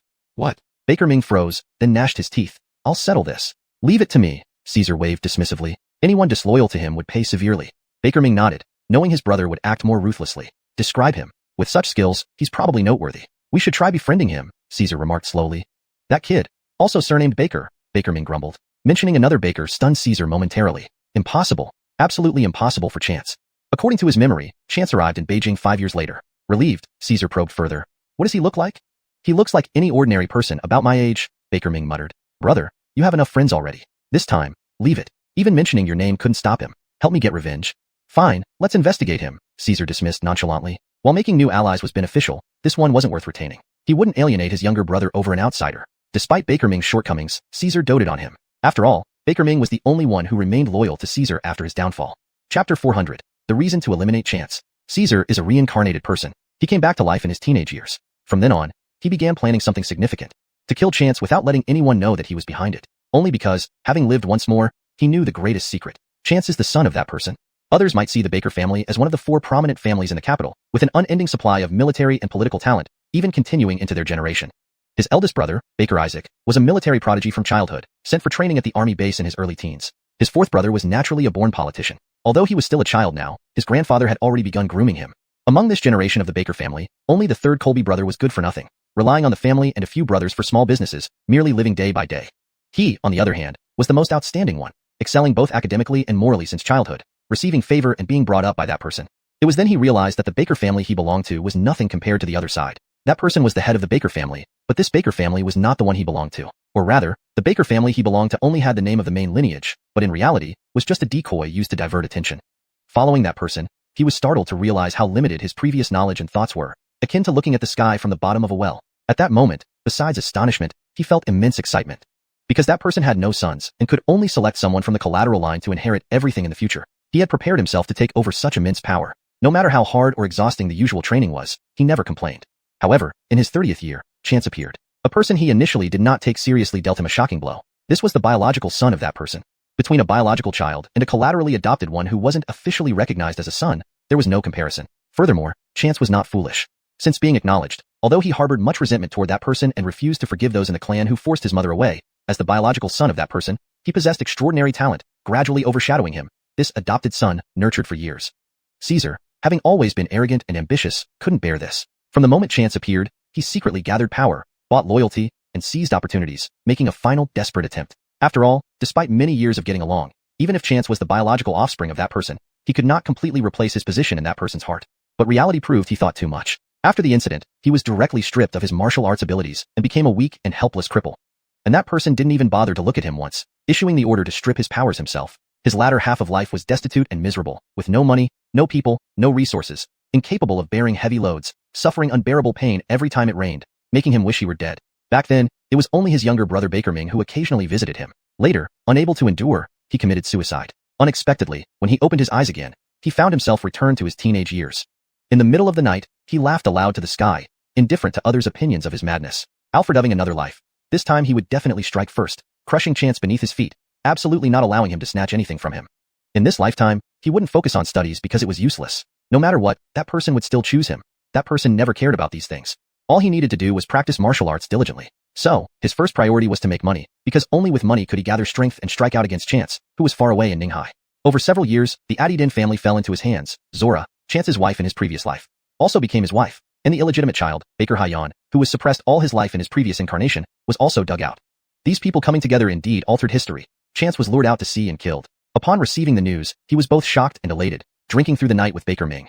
But shortly after, events took a turn, and Chance survived. Caesar nearly destroyed the house in frustration. At that time, that person, who had long kept him close, began to suspect him. To clear suspicion, he dared not make any moves against Chance again. Because if that person knew about Chance's existence, his fate would be no different from his previous life, only ending sooner. Caesar glanced at the small courtyard confining him, where the sky above was vast and blue. But to enjoy the sky freely, he must break free from this courtyard. And Chance was that courtyard. Baker Ming soon found out which hotel Chance was staying at, thanks to information from the Allah family. This was because they sent a car to pick him up from the hotel early in the morning. Knowing Chance's whereabouts, Baker Ming arranged for people to surveil the area. Now, while Chance was at the research institute run by Julius, they dared not act. First, Julius was an expert, and secondly, he worked for the state. They surveilled for almost a whole day until evening when a vehicle finally dropped Chance and his party off at the hotel entrance. The surveillance team immediately reported the news but received orders to hold off. It turned out they had just received internal intel that Chance and his party were leaving Beijing the next day. This suited them perfectly. Acting outside Beijing would avoid alarming anyone else. After entering the hotel, Chance exchanged glances with Errol, who nodded before departing. Naturally, Chance and Errol were fully aware of the surveillance. Those people thought they were stealthy experts, undetected, but their breathing was painfully obvious to Chance and Errol. Moments later, Errol returned, whispering into Chance's ear. "All right, noted. Rest well. We leave tomorrow morning." Chance nodded. Errol's eyes lit up. This was the first time Chance spoke so many words to him. Errol knew that though Chance hadn't truly accepted him yet, at least he wasn't as averse as before. That was enough. He just wanted to stay close. That night passed quietly. The next morning, a vehicle from the institute arrived, a 7-seater, with the driver being Xiao Beck from the other day, Alma, Julius, and another team member. Chance and 2 others got in, heading straight to the airport for a flight to Xizang City in Gan Province. With Chance's presence, Mickey extravagantly booked first-class seats for everyone. Of the 8 available seats, they occupied 7. Once on the plane, Xiao Beck and the other team member got excited. "Wow, Hector Baker, this is amazing. So luxurious and spacious." They acted like monkeys let loose for the first time. "Look at yourselves. Act appropriately." Alma laughed and scolded. "Don't embarrass Hector Baker." Chapter 401. Trailing all the way. This was Alma's first time traveling in first class. Previously, they couldn't afford it. Sometimes they didn't even take the high-speed train, opting for regular trains or even hitching rides on freight trains. By comparison, their past experiences seemed utterly miserable. "Mr. Baker, following you has its perks. I don't think I'll be able to bear returning to how things used to be." Chance chuckled inwardly. Mickey scoffed at them both. "You think this is something? Let me tell you." Mickey began recounting his past trips with Chance, leaving the 2 youngsters staring in awe and envy. It sounded too good to be true. They had done plenty of work, but hadn't missed out on any enjoyment either. They wished for the same. The 2 glanced resentfully at Julius, only able to sigh inwardly. There was no way around it. What could they do when their Andres was so poor that he couldn't attract any sponsorship? The upper management's power struggles were intensifying, continually weakening their authority and funding. Forget traveling like Chance did, soon they might not even get paid. Alma felt the same way. Their superiors were gradually squeezing their space for survival. In contrast, Jean Cortesgong's department got all the support it needed, financial and material, which drove them envious. Privately, Jean Cortez Gong had also approached some of their team members, trying to lure them away. Other squad leaders complained that several members had already been convinced and were getting restless. Though Alma's team members stayed loyal, this wasn't a sustainable solution. Without pay and basic security, the institute would eventually disband. Meiji, what are you thinking about? Oh, nothing. Alma shook her head. Chance noticed she was preoccupied but didn't push it. He continued discussing cultivation techniques with Julius. Bakertonly, Chance paused mid-sentence. Julius looked at him questioningly, but Chance simply shook his head slightly and resumed chatting moments later. At that moment, an attendant emerged from the front, pushing a meal cart. The meals in first class naturally differed from those in the economy section. Many of the dishes were ordered ahead of time. Mickey had already taken care of meal orders when booking tickets yesterday, since these people weren't picky eaters. Beck and another member, Addie Den, sat together, their eyes widening as various dishes were served before them. Was this too lavish? Beef, shrimp, and fruit salad. This felt more like a restaurant than a flight. They discreetly took photos and posted them on social media. First class not only provided exquisite lunch, but also offered a variety of beverages and wines. Chance chuckled at the bottle of red wine before him. Julius usually abstained from alcohol during missions. But Chance said, Director Allah, have a glass. It's really good. Really? Okay, then give me a glass too. The attendant quickly fetched a bottle and poured a glass for Julius. Everyone else followed suit except Alma, who chose orange juice. Paired with red wine, a delightful meal filled their stomachs. Chance and Mickey even ordered extra steak, while Beck and Addie Den, though tempted, didn't feel comfortable asking. Everyone savored the meal, complimenting the food and drinks. Whether it truly tasted great, or merely seemed delicious due to the ambience, no one could tell. Full and satisfied, Chance yawned, claiming exhaustion. The attendant immediately adjusted his seat for sleeping, and Chance soon drifted off. The first-class area fell silent. The attendant cleared the garbage with a sneer. Not long after, the attendant returned to check if everyone was truly asleep before shutting the cabin door. No sooner had she left than Chance opened his eyes, nudging Julius beside him. Julius instantly opened his eyes, looking at Chance, silently asking, "She's gone?" Receiving confirmation, Julius turned and checked the seats behind him. Chance handed him a small bottle of pills, saying, "One each." Julius nodded, giving a pill to Alma, Beck, and Addie Den. When he tried to give one to Mickey, Mickey suddenly smiled. "Director Allah, no need." Mickey's sudden wake-up startled Julius, but he understood immediately. Mickey was Chance's man and wouldn't forget the antidote. Errol remained unperturbed, not bothering to open his eyes. A little poison couldn't faze him. Chance thought they would act quickly, making him pretend to sleep. Surprisingly, they didn't move until they landed. Not only Chance, but Mickey and Errol found these people unusually timid. However, if they didn't act on the plane, they surely would outside. The sedative given by the attendant wasn't simple. Once consumed, drowsiness set in almost immediately. Despite being drugged, Chance and his companions still pretended to yawn as if they had stayed awake all night. 7 people got off the plane and transferred to a long-distance bus. Shijiang City, being a small town, had neither an airport nor a high-speed rail station, just a regular train station. Chance deliberately chose the long-distance bus, not to save money but to facilitate the attack. But care enough, after boarding, a few individuals trailed them. When these people boarded, Beck sensed something was up. Beside him, Mickey slapped his face. "Oh, there's a mosquito." Covering his face, Beck retorted, "Bro, let it finish biting first. I don't mind losing a bit of blood." Mickey laughed heartily. The new passengers eyed them strangely before sitting at the back. On the bumpy ride, Chance and the others grew increasingly drowsy. "Hey, we're stopping at a service area. Those needing the restroom should go now," the ticket agent announced. "We won't stop at the next one. Departure is at 6:10 a.m. sharp. Don't miss it." Passengers disembarked, including Chance and company. Exchanging glances, they acted accordingly. After using the restroom, Beck and Addie Den left, with no reaction from the followers. Similarly, when Julius came out, nothing happened. Only when Chance was left alone did 3 individuals act. One watched the door, one exited a stall, and another casually blocked Chance's path. Finally, without uttering a word, the trio lunged at Chance. Seconds later, a janitor entered the men's restroom, carrying cleaning supplies. ##### Chapter 402, Arrival in Shijiang City. Seeing Chance come up alone, Julius approached. "Hector Baker, were those people after you?" Where are they? I'll call and take care of it now." Julius wasn't worried about Chance's safety. According to his investigation, this person could even kill a Grandmaster-level expert. As for the few individuals who had followed them, though their skills were decent, they were insignificant. Gone. Gone? Julius didn't understand. Did they run away? No, gone, as in they're no more. Chance blew into his open palm, turned to ashes. Julius chuckled awkwardly, assuming Chance was joking. How could humans turn to ashes? Unbeknownst to him, at that moment, the service area's cleaning staff was cursing. "Damn it, who did this, spreading so much ash on the ground? How hard is this to clean? Should I call the airport then?" "They've long gone." Chance shook his head. They were small fry. He didn't mind them. The only regret was that the 3 men died too quickly without revealing anything. But the target was clear. It could only be the person from the Baker family. Chance felt he had overestimated the opponent. Someone who had been plotting against him for years should have deeper machinations. But now, just after Chance revealed himself in Marketcheng, the opponent sent assassins. Wasn't this impatience showing? Chance found this convenient. With the opponent in Marketcheng, it was difficult to make a move directly. Even if his cultivation was high, it wasn't high enough to defy the state. The other party being from a prominent family would lead to a nationwide manhunt once something happened. With family, friends, and businesses, he couldn't risk a direct confrontation. It was better if the opponent went crazy and left Marketcheng, allowing Chance to eliminate him discreetly. Most importantly, He wanted to ask the opponent why they had it out for him. Having resolved the minor troubles along the way, the group hurriedly made their way to Shijiang City. Shijiang City was not large, but the temple there was an ancient building, a tourist spot, and even a popular internet check-in location. Visitors came daily, making it bustling and lively. Not exactly what one would expect from a typically solemn and tranquil temple. Upon arrival, Chance and company understood the reason. This place had a young abbot who looked like a celebrity, but exuded an aura of dignified serenity. Girls who saw his photos online or on social media flocked here like demons chasing after Tang Monk. Note: I removed Thung, as it is not necessary in English, and repeated Monk to ensure clarity and fluency. With too many people around, Chance's group toured but found nothing, so they decided to return at night. That evening, they came back. The temple, now devoid of the daytime crowd, felt eerily quiet and sinister. Being professionals, Julius and the others began searching immediately. Chance and Mickey wandered around looking for the Jiuyuanchong, wine larva. Fickling the Een peach blossoms was Julius's job. Chance came purely for the wine larvae. The wine larvae could make someone obsessed with drinking, but when used correctly, they were incredibly useful. For instance, placing the larvae in new wine could turn it into aged liquor within 3 months, with an exquisite taste. In medicinal wines, these larvae enhanced potency remarkably. However, catching just one wasn't significant. If he could cultivate a colony, Chance couldn't help but lick his lips excitedly. Brother, what exactly are we looking for? Seeing Chance wandering around the temple, Mickey asked, puzzled. To find a cute little insect. Chance circled around and zeroed in on a spot, pulling out an alcohol stove and a bottle of wine from his ring of holding. I'll do it. Mickey took the items and started heating. Bakertonly, Chance pulled Mickey back, hiding in the shadows. Mickey waited but saw nothing, wondering aloud, only to hear a buzzing sound and see a swarm of black beetles flying out. What is that? Mickey's voice turned hoarse. Good stuff. Chance held out a net, larger than the ones children used to catch butterflies. One sweep and most of the beetles were captured, leaving only a few escaping.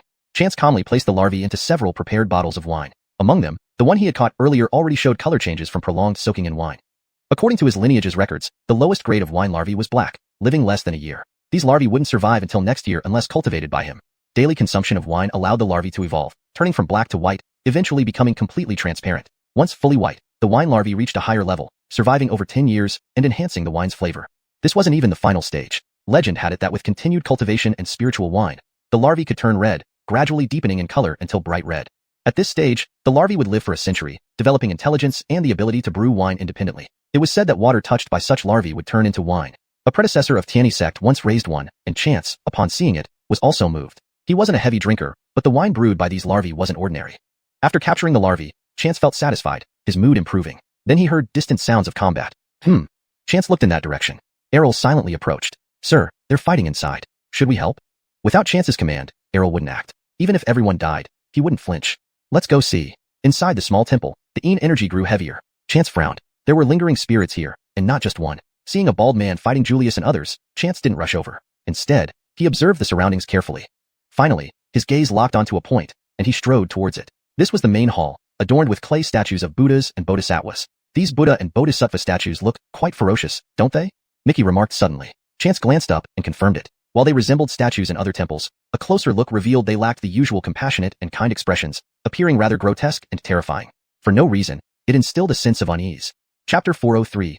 Can heal Cortezmans, can also heal ghosts. Actually, not only were the mud statues off, but everything here was off. It was a chilling cold, an icy atmosphere that sent shivers down one's spine. Even though Mickey didn't understand much about Een energy, his instincts told him this place felt wrong. These aren't ordinary mud statues, Walter said from behind, and this place isn't Buddhist. Then what is it? Mickey turned to look at Walter. Although Walter wasn't a good person, his age and cultivation level were indisputable, and he surely knew more than they did. If I'm not mistaken, these mud statues should be tributes to an evil god in Southeast Asia. Look closely, these statues appear like the bodhisattvas we usually see, but their expressions and attire are all opposite. Mickey quickly pulled out his phone to compare, realizing Walter's words were indeed true. So it's Crabclaw. Chance felt for a moment. Let's split up and search before they finish. Elder brother, what are we looking for? Anything unusual, you'll know when you encounter it. Chance sensed someone watching him. Of the 3 people, only Mickey had weak cultivation. The other 2 were extremely powerful. Chance didn't go to help because he intuitively felt someone was observing him. If Chance stayed still, so did the observer. But if he joined the battle, the observer would also intervene immediately. The best course of action now was to find where the opponent existed first to address the root problem. Pretending to stroll around, Chance carefully noted every detail, as did Walter. Mickey, however, remained oblivious and clueless about what they were searching for. Bakertonly, he felt a jolt run through him, as if cold ice water had drenched him from head to toe. With sudden insight, Mickey realized this must be the unusual place Chance mentioned. Not daring to linger, Mickey quickly found Chance, with Walter following suit. Chance felt it too, and gave Mickey a reassuring nod before pushing forward. Mickey hesitated. Elder brother, is there? Before he could say door, he saw the wall disappear, replaced by a half-open door pushed outward. Hit this. Go inside. Walter gave him a nudge from behind. As Chance stepped in, a sinister laugh echoed in his ears, and a bone-chilling aura instantly surrounded him. These were the lowest level spirits, dangerous to normal humans but suicidal against chance. He held a yellow talisman in each hand. Flames erupted, accompanied by piercing screams, forming 2 large fireballs. Mickey and Walter were dumbfounded, standing motionless at the doorway. Damn, what was going on here? Isn't this place haunted? After disposing of everything, Chance brushed his hands off. It's fine, come in. Through the door, Mickey discovered an entirely different world, filled with indescribable objects. At the far end, there were many yellow papers attached to the wall, resembling the yellow talismans Chance used but even more yellow. Upon seeing this, Chance's face darkened. Mickey, tear all these talismans down. Yes. Mickey always executed Chance's orders without hesitation. While Mickey tore them down, Chance joined in, and Walter cleverly followed suit. As the yellow papers were removed, things in the room began moving by themselves. Mickey couldn't help but shiver and looked at Chance. Chance had already stopped, picking up something from the ground and drawing something. By the time the last paper was gone, Chance had drawn a complete pattern and placed a pendant he once carved into its center. Instantly, a golden light flashed. Mickey, wide-eyed, was chilled to the bone by the sight. Why were there so many people in this room? There were originally only 3 of them, but now over 20 men and women had appeared. They were all stunningly handsome or beautiful, but they were all semi-transparent, allowing Mickey to see through them to the wall behind. At that moment, Mickey understood. These were ghosts. Despite telling himself not to be afraid, his teeth chattered involuntarily, stuttering, "Elder brother, are these ghosts? Why are you calling me elder brother now?" Chance glanced at him. Beside him, Walter chuckled silently. This kid, scared silly. Let him be arrogant in front of me all the time. Chance looked at the nearly transparent souls, signaling them not to panic. If he hadn't guessed wrongly, these people were killed by this temple's evil god and then trapped here, forced into servitude. Initially terrified and uneasy, they had been confined to the wall. Despite wanting to break free, the layer of talismans made touching the wall feel like being burned, keeping them enslaved. But now they finally escaped, although each soul was becoming increasingly transparent, nearing disappearance. Stand in the circle, don't move. Chance ordered. This circle can heal your souls and give you enough energy to reach the netherworld. The spirits were doubtful. How could anyone heal souls? However, as the formation activated, their forms gradually solidified. Not only Mickey and Walter stared in disbelief, but the souls themselves were amazed. Chance smiled. Jasperly doctors, indeed. They could treat even deities. Healing mere souls was child's play. As the talisman shattered and the souls broke free, the bald monk outside noticed. He attacked Julius fiercely, hoping to force them back and rush over. But Julius knew Chance's plan. As Chance entered, he whispered instructions to preserve strength and engage the enemy. Now, Julius fought with full strength, evenly matched, especially with 3 helpers. When the souls were fully healed, they knelt before Chance, crying and expressing gratitude.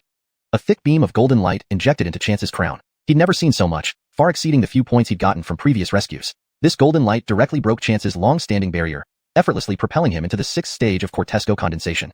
Feeling abundant spiritual energy, Chance turned to see Errol and Mickey also glowing with golden light, which would greatly benefit their future cultivation, reducing the chance of mishaps. Grateful benefactor, we will soon be reincarnated in the netherworld, a soul spoke. But we have one last task. Do as you wish. You've committed sins here, driven by others, yet punished in the netherworld. Chance smiled. So, why not do more? Chapter 404, Lost Contact. Chance's words enlightened the group of spirits, and they bowed deeply to Chance again as if they had achieved enlightenment. Then, they turned and vanished. Hey bro, those people are gone. Did they go to reincarnate? Mickey asked curiously. Before Chance could respond, an extremely mournful scream came from outside, sending shivers down everyone's spine. Mickey couldn't help but hug his arms and muttered, "This scream. It's like being torn apart by 1,000 ghosts." Chance glanced at him without a word, while Mickey froze in place. And no, it can't be that bad, right? Mickey hurriedly ran outside. Outside, Julius and others wore expressions that were both bizarre and terrified. The bald man before them was indeed covered with over 20 spirits, each with vicious faces, biting and tearing at him. Mickey looked once, then immediately turned away. Julius and the others couldn't see the scene, but just hearing the screams made them feel uneasy. "Mr. Baker," Julius quickly greeted Chance when he saw him come out. "What's going on here?" "Revenge for their own wrongdoings," Chance said calmly. "This person is a Crabfoot gang member from Southeast Asia. Notify your people. There should be more than 20, possibly more corpses. I don't know where they are, though." "Don't worry, Mr. Baker, we can handle it," Schaubeck replied. "Can you make him stop screaming?" Chance looked at the bald man, and the spirits slowly rose up. As spirits, they had taken their revenge to this extent. The biting had already harmed the bald man's spirit. They stood up again, bowed collectively to Chance, and then disappeared. This time, they truly left. "Kid, they're gone. You can open your eyes now," Walter said, looking at Mickey beside him, clearly exasperated. "Grow up." Mickey glanced at Walter, not fully trusting the old man, and turned to look at Chance. "Bro? Gone." Phew. Only then did Mickey sigh with relief. Today, I've really seen something. The subsequent matters didn't require Chance's attention. Julius, being from the government, had special privileges and could mobilize local manpower at any time. Chance and his companions returned to the hotel to sleep. It wasn't until the next afternoon that Julius and company returned, collapsing into bed upon arrival. Chance and the others could only check news updates on their phones. Wow bro, just as you said," Mickey showed Chance his phone. "They really dug up bodies from that temple." However, the news only had one sentence. As the saying goes, the fewer the words, the bigger the story. It was true this time too.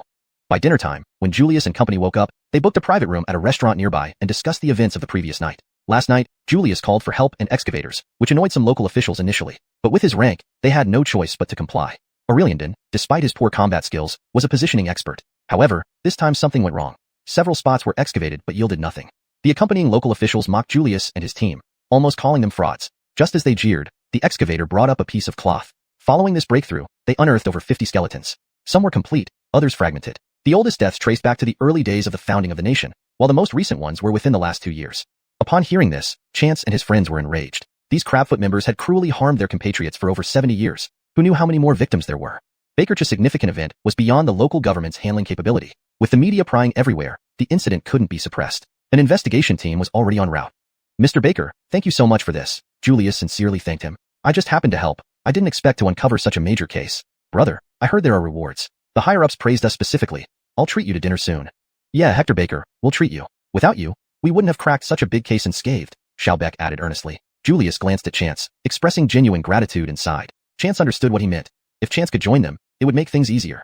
In the past, Chance would never agree. It wasted time and offered no benefits. He'd rather help people medically or practice cultivation. But now, Chance thought differently. With all the golden light he obtained, he felt it was worth it. If such an opportunity arose again, he would be happy to help.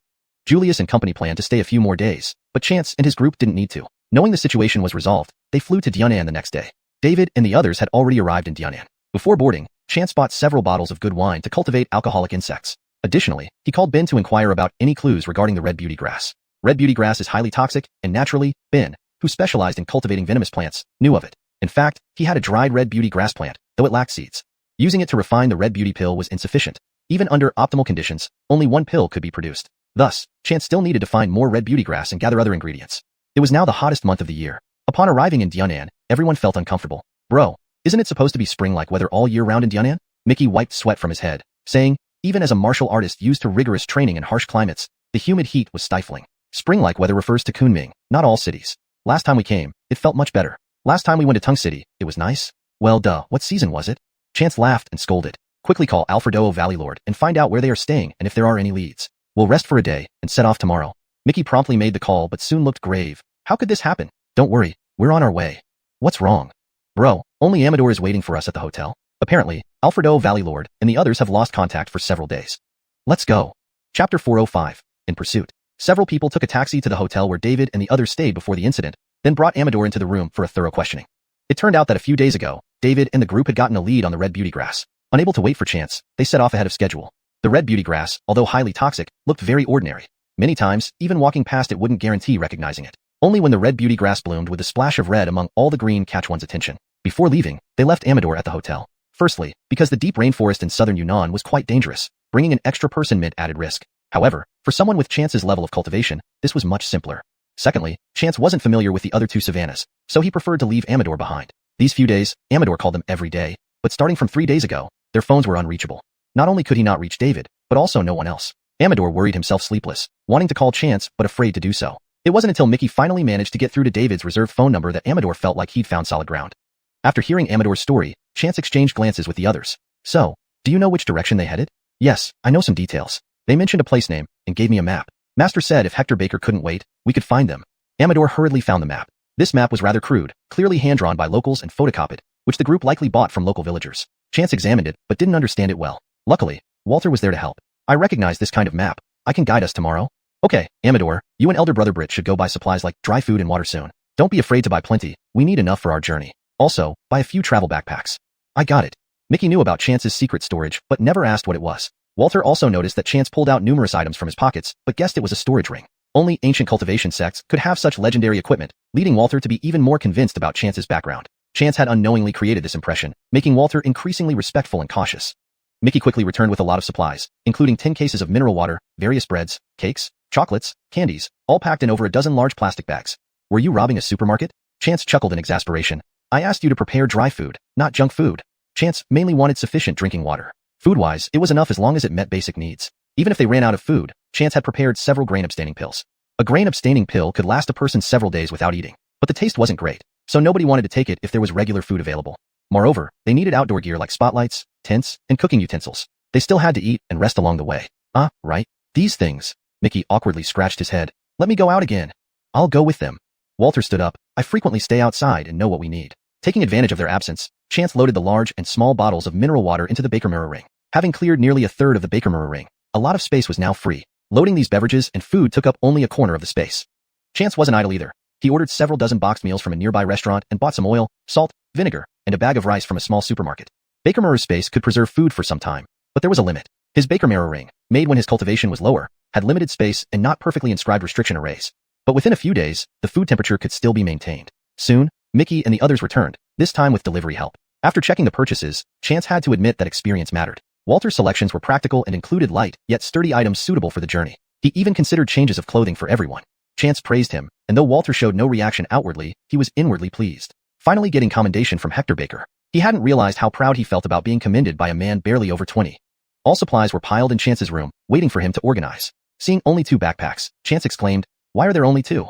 Well, old man Wu doesn't carry stuff, and neither does brother Britt, so only we 2 will carry. 2 bags are enough."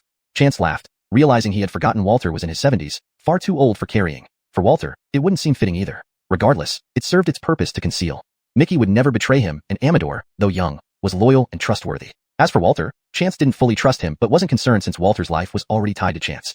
"These supplies, pack well. The rest I'll handle." Chance divided the items between them. "Let's eat and get a good night's rest. We leave early tomorrow." After a peaceful night, the 4 set off just after 6. They kept the rooms, paying for 10 days as temporary storage. The minivan they'd booked was already at the door.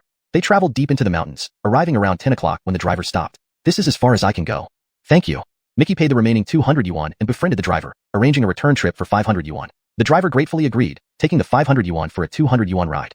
Off the van, each person shouldered their backpack and proceeded on foot. Despite needing to hike, everyone had martial arts training, even Amador who grew up walking mountain paths, finding it easier than the others.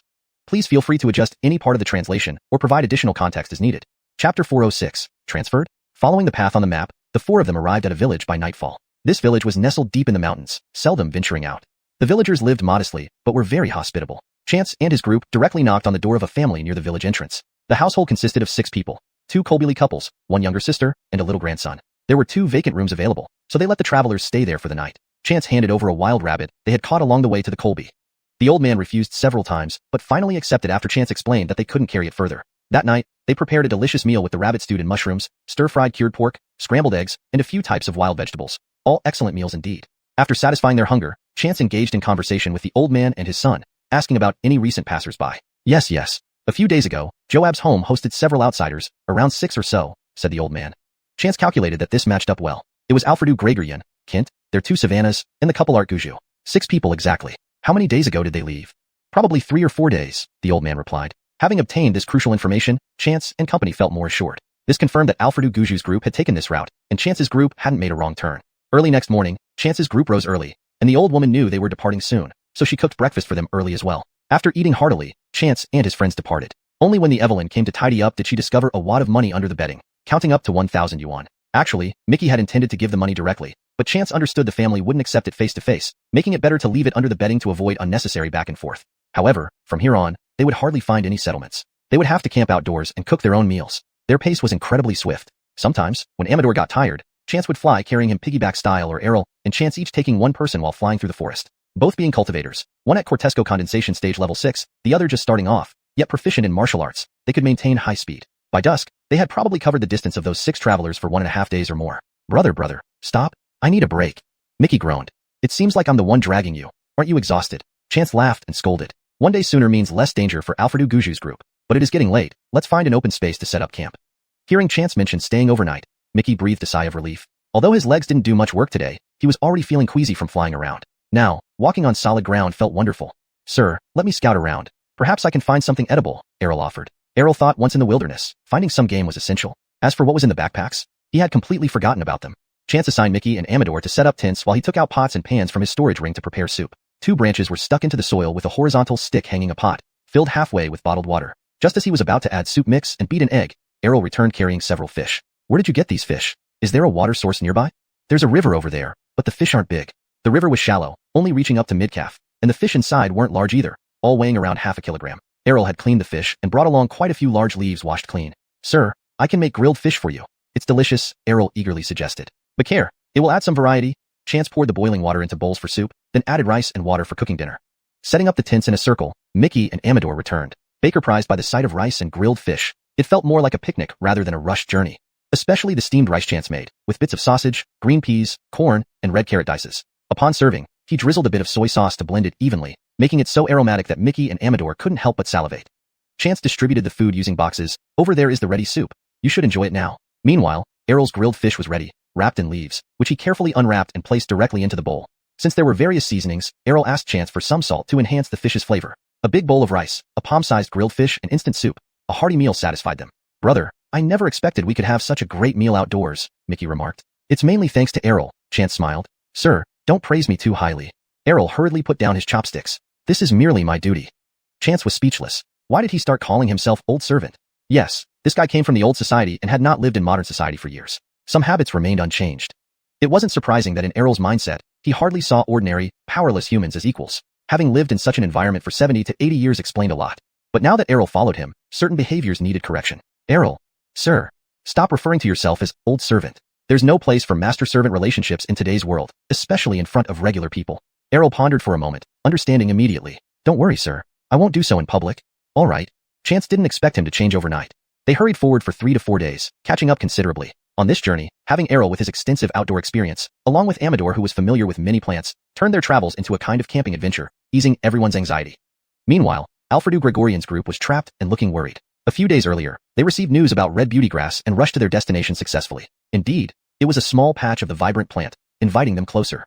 In their excitement, they overlooked potential dangers and surged forward. As they moved, they instantly lost consciousness, blacking out. When the 6 of them regained awareness, they found themselves entrapped. Chapter 407, Trapped in Despair. This was a very strange place. Apart from the area of about 100 square meters where they stood, everything else was shrouded in dense fog so thick that nothing could be seen. Initially, the group cautiously explored the mist. As experienced adventurers, they knew better than to recklessly enter. Instead, they used sticks and stones to test the boundaries. However, when they tossed the stones into the mist, they vanished like pebbles cast into an endless sea, yielding no sound or response. The sticks were even more terrifying. After being extended into the fog for just a few seconds and then pulled back, the parts exposed to the mist had turned completely black, thoroughly corroded by the deadly toxins within. If the withdrawal was slow, the sticks would melt away entirely. Under such conditions, none dared to take a single step into the fog. But the next day, the group discovered waiting was futile because the fog was slowly advancing toward them. Although it didn't encroach rapidly, it was visibly shrinking their space with every passing moment. The original 100 square meter space was now reduced to barely over 10 square meters. The 6 people huddled around a large tree at the center. More critically, the provisions they brought were long exhausted despite meticulous rationing, leaving their stomachs rumbling incessantly. I never thought we'd end up dying here. Who knows where we actually are? I wonder if Master Baker will come to rescue us. By now, he should be heading towards Dien Randy, right? What's the point even if Master comes? We don't know where we've fallen into. How can Master find us? Yeah, where exactly did we fall into? Master, did you hear something? A savannah of Kent suddenly spoke. Everyone held their breath and indeed heard rustling sounds. Not good, something is crawling toward us. Everyone, get up quickly. As the most proficient among them in cultivation, Kent was especially sensitive to these noises, having dealt with snakes and insects frequently. David quickly scattered some insect repellent powder around them. They had been using this powder daily, but now they had to use all that remained to prevent the oncoming swarm. Everyone, up the tree. Kent called out, and everyone immediately reacted. He grabbed 2 savannas and leaped upwards. Art Anson also carried his wife while David, who only had 1 handful of powder left, hurriedly climbed the tree as well. At the exact moment Kent reached the tree, the rustling became clearer. Countless snakes, bugs, and other vermin appeared before them. Seeing the densely packed creatures covering the ground, everyone felt a chill run down their spines. Alfredo, throw the powder. David chuckled bitterly. If they feared this powder, they wouldn't have rushed in. Everyone's faces fell. We can't just sit here and let them win. Whoever can attack, do so. Otherwise, the venom from these creatures will eventually corrode the tree, and we'll be done for. What's the difference between dying sooner or later? A savannah murmured despairingly. Don't give me that bullshit. Kent slapped his savannah. Until the last moment, don't give up. What if Master finds us? He's no ordinary person. These words invigorated everyone. Yes, Master was still out there. If he could find them, they could survive. Their current task was to stay alive as long as possible. They took turns attacking the snakes and bugs trying to climb up, slapping them down as they ascended. Some even took out lighters and threw them among the creatures, striking again to ignite flames, burning a significant number of them. Initial victories brought excitement, but as their lighters ran out and the onslaught of venomous creatures continued to grow, the light in their eyes dimmed.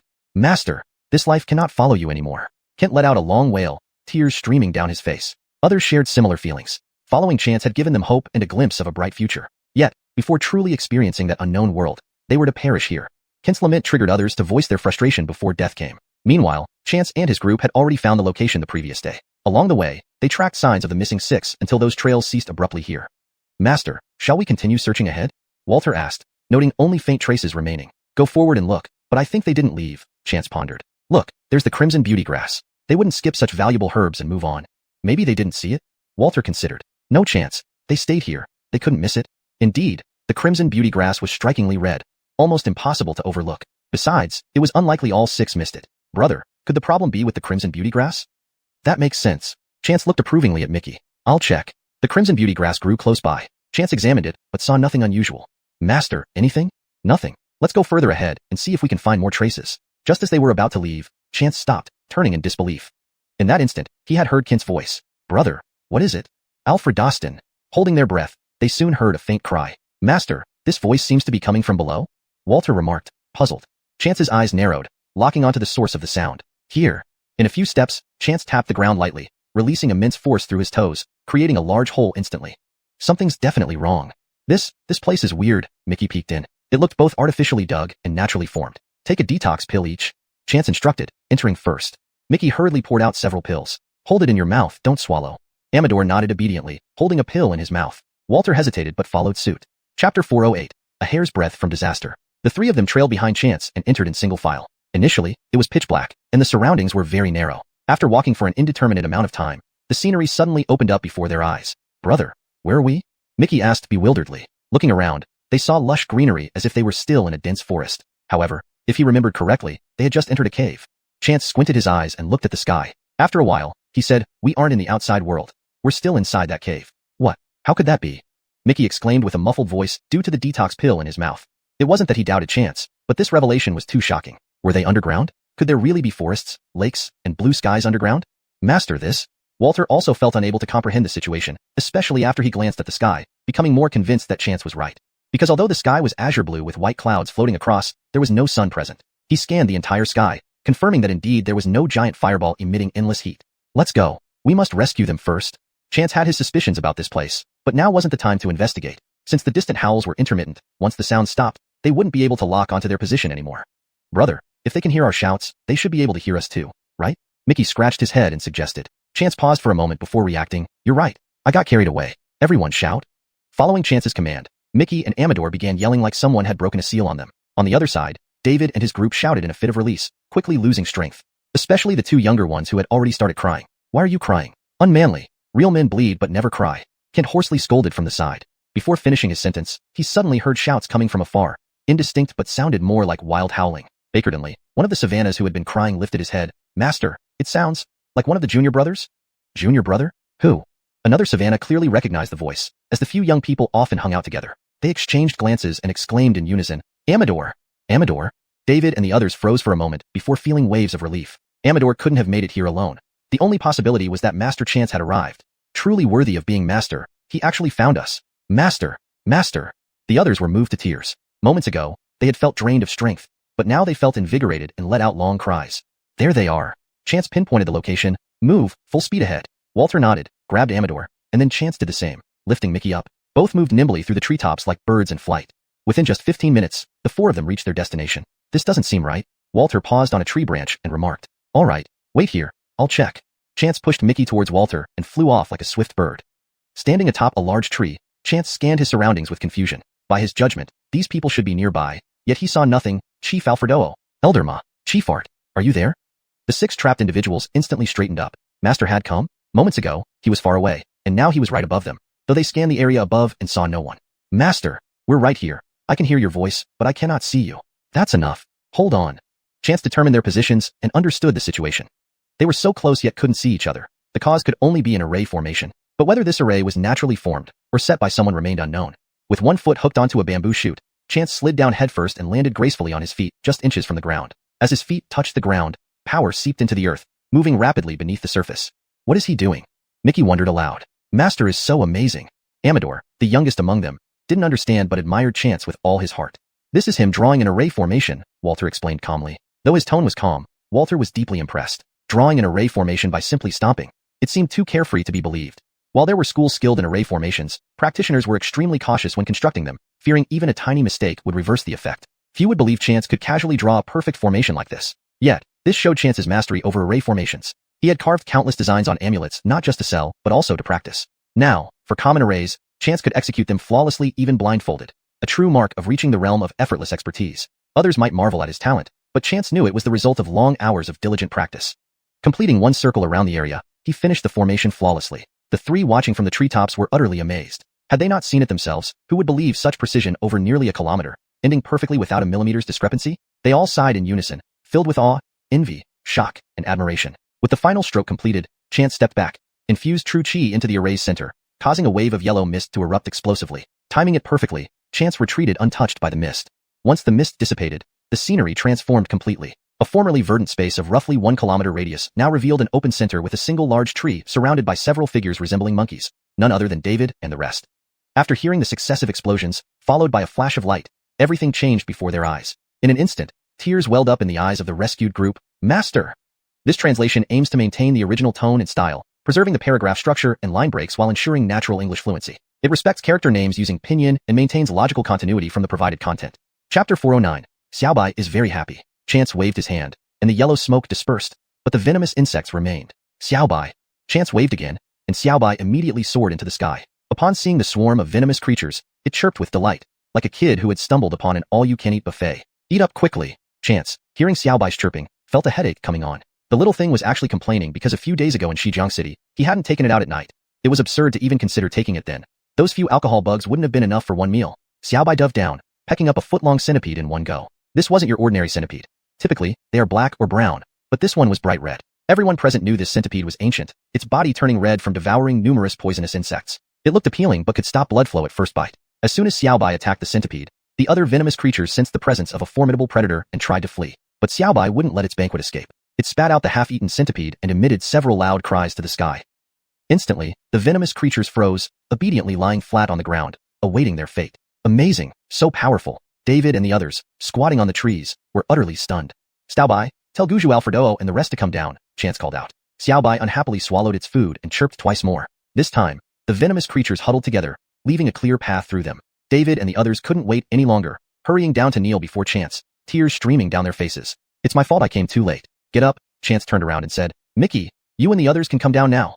Heir led the two down. Chance took some packed meals out of his storage ring, then asked Mickey to boil water and make a pot of soup. After being without food or drink for a day and a night, the 6 people devoured their meals ravenously. Slow down, Chance glanced at Xiaobai eating leisurely. Let's have our meal too. We can rest while Xiaobai finishes. Xiaobai, busy eating, still managed to lift its head and chirp once. Yes, don't rush. Eat slowly. The meals Chance brought were packed from small restaurants, randomly selected. These past 2 days, Mickey and the others had been eating similar dishes, so they weren't surprised. Although David and the others were inwardly astonished, they didn't speak. Chance had already surpassed their expectations. Even if he summoned a local deity now, they wouldn't be overly shocked. After gobbling down a few bites, David and the others' anxiety gradually subsided. Strange how they had felt incredibly anxious before tasting the food, yet the moment they started eating, the anxiety lessened significantly. Subsequently, a joyous feeling of surviving a life or death ordeal emerged. At critical moments, even these martial arts experts resembled ordinary people, equally panic-stricken. Chance, ever thoughtful, waited until they finished a whole box of food before bringing out other snacks, bread, cookies, luncheon meat, to change their palate and continue eating. If it were ordinary people, they would need time to digest such a large meal, but for these individuals who hadn't eaten in a day and a night, it wasn't much of an issue. Finally satisfied and well-fed, Chance inquired about what had happened. David recounted the entire story, with others chipping in. Meanwhile, Mickey excitedly shared their experiences outside, but everyone was puzzled by the fact that despite falling from the same spot, they ended up far apart after landing. Truly, we don't know what place this is. Master, please enlighten us, David said. In truth, I also don't know exactly where we are, but I have a theory, Chance replied slowly. What is it? Heir and the others asked curiously. Do you know about hidden sects? Yes. Everyone nodded. These hidden sects are actually some ancient cultivation clans. Arte to the gradual thinning of Earth's spiritual energy, they took over some realms of paradise and completely sealed them off. Really? So that's what hidden sects are like. How selfish. They only care about their own sects, not others. Master, do you mean? Some of the wiser ones began to understand. Chance nodded. This place can't be seen from the outside, clearly making it an isolated microworld. But we still need to investigate further to confirm this and find a way out. Upon hearing this, David and the others looked ashamed. To rescue them, Chance had jumped in directly. If they couldn't find a way out, how could they face him? Look at you all. Chance smiled and stood up. Have you rested well? Next, we'll look for a suitable place to set up camp. Yes. The other 9 got up in response. Meanwhile, Xiaobai continued feasting. After circling around, Chance saw the little bird had already consumed at least a fifth of the insects. All the colorful ones were gone. Eating so much, won't you get stuffed? Chance observed Xiaobai, whose size remained similar to a small quail, yet it appeared vibrant and strong, its feathers gleaming. Despite consuming so much, its tiny belly didn't bulge at all. Hearing Chance, Xiaobai struggled to lift its head, looking unhappy. It flapped over to Chance's shoulder, appearing dispirited. What's wrong? You ate the buffet but still aren't happy? Chance pinched the little bird's beak, smiling. Chirp, chirp, chirp, chirp. Chance laughed uncontrollably, almost crying tears of laughter, stopping only when Xiaobai nipped at his ear. Even then, tears welled up in the corners of his eyes. You little glutton. We'll stay here for a while. If you can guard the insects and keep them from running away, they're all yours. Hearing this, Xiaobai tilted its head to look at him, seemingly trying to verify if Chance was serious. Absolutely, absolutely. I'm not going to trick a bird. We'll call you once we find a suitable place. Xiaobai finally cheered up. Soon, Mickey and the others found a good spot and set up their tents. Chapter 410. Signs of Cortezman presence in the small world. Chance called on Errol, and the two set out from the same point, searching for any dangers in opposite directions. To Chance's relief, this place was teeming with flora and fauna, but they were mostly small creatures, at least in the area they had searched. However, on the first night, Chance still arranged for everyone to take turns keeping watch. Everyone agreed. Chance knew that David and the others hadn't had proper rest for days, so he let them begin the first night's watch. The first half of the night was handled by Mickey and Amador, while the second half was taken over by Chance and Errol. When David and the others woke up the next day, it was already broad daylight. Chance and Errol were busy cooking porridge. I didn't expect I would sleep so deeply, David remarked apologetically after washing up and sitting down. He had intended to wake up in the middle of the night to replace Chance on watch, but Master lit some incense, Errol explained beside him. Besides repelling poisonous insects and snakes, it also aids in sleeping. Now I understand, David exclaimed. Master truly uses medicine like a god, added Mrs. Art, the wife of Valley Lord Art. She was the only woman among their group of 10, also an expert martial artist. While Mrs. Art admired Chance like the others, her reason was different. When Chance once complimented her facial features, stating she must have been a beauty in her youth, she regarded him as a true confidant.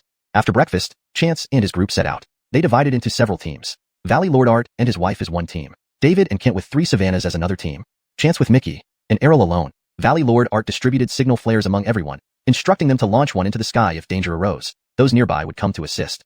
Brother, will there really be danger here? Mickey asked, following Chance. Their mission was to cover the farthest distance compared to Errol. I'm not sure either. What I want to know now is whether this small world was overlooked or if there are still people here, Chance said solemnly. Since entering yesterday, he noticed that the spiritual energy here was exceptionally dense, at least 10 times more concentrated than outside. If this place belonged to someone, hidden away by ancient cultivation sects back then, he would conquer the people here and restore the spiritual energy to Earth. If unclaimed, it would be easier to simply break through.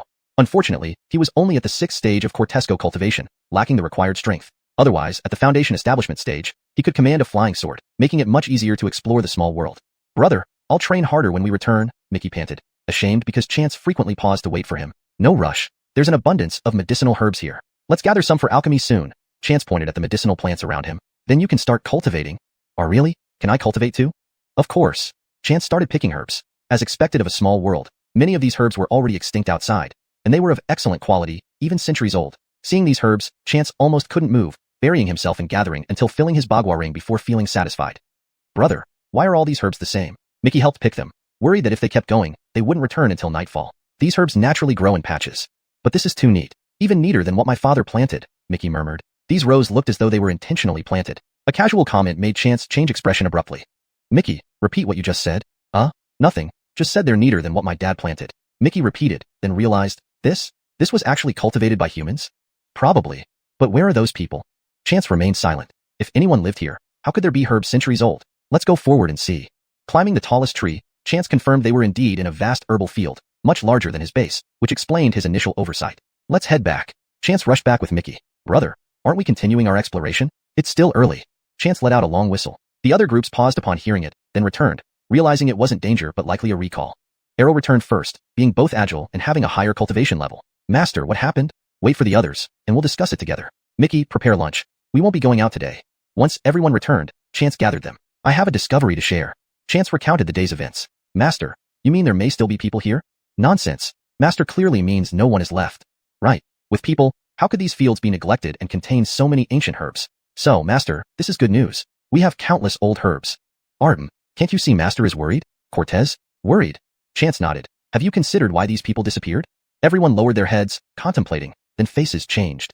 These ancient cultivators who went into seclusion were far stronger than anyone now. After their departure, remaining martial art schools declined, many inner techniques lost or unable to continue due to the lack of spiritual energy. If the ancient cultivators vanished, what about the simple survival in such a complex small world?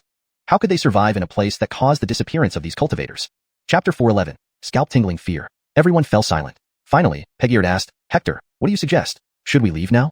Yes, that's what I mean, Chance nodded. Though the abundant spiritual energy here is conducive to cultivation, the potential dangers are too many. We must leave as soon as possible. Everyone nodded in agreement. They couldn't afford to take risks in a place that had wiped out ancient cultivators. Then tomorrow, we'll start looking for our way back. Let's find the cave we came through. I speculate it might be a crack in this small world. The next day, Walter led everyone to find the cave they arrived through, while Chance helped Xiaobai collect the remaining venomous insects. Many of these insects could be used medicinally, so Chance kept a good number for himself. Xiaobai watched closely as Chance worked, squawking whenever he felt Chance was being too stingy. Okay, stop being so petty. Chance pinched Xiaobai's beak with a teasing grin. Can't you give me any at all? Xiaobai tilted its head, pondered for a moment, and then chirped twice in reluctant agreement. Don't worry, I won't touch those precious ones. Even if you offered them to me, I wouldn't dare to use them, lest I be poisoned. Indeed, among these venomous insects were species long extinct outside, some possessing extremely potent toxins without antidotes available externally. However, Chance couldn't help but collect a bit more venom, reasoning that it might come in handy someday. Seeing Chance collecting more venom, Xiaobai began flapping its wings and pecking at his hand. Don't be troublesome, I'll just take a little. Do you really think your tiny stomach can hold all this? Moreover, I can help you transport them out. This bit counts as a service fee. Chance chuckled, but Xiaobai persisted, pecking him again and chirping anxiously, sounding unusually agitated and fearful. Chance finally looked up, sensing an impending danger, an overwhelming sense of being stalked by something perilous. Without hesitation, he grabbed Xiaobai in one hand and stowed the collected insects into his bakermere ring with the other, swiftly climbing onto a large tree several hundred meters away. Only then did he feel safe from immediate danger, but he didn't leave immediately. Being bold and skill meant courage. Although Chance sensed danger, curiosity got the better of him. He wanted to know what kind of danger lay ahead. After about half an hour on the tree, a strange rustling sound became audible. Chance looked down, and instantly, his scalp tingled. Dense clusters of venomous insects, scorpions, centipedes, snakes, and various kinds of toxic bugs were crawling methodically towards where he had been standing just moments ago. These creatures covered hundreds of meters of ground, extending for miles, leaving behind a trail of poison that turned plants black and rapidly decayed them.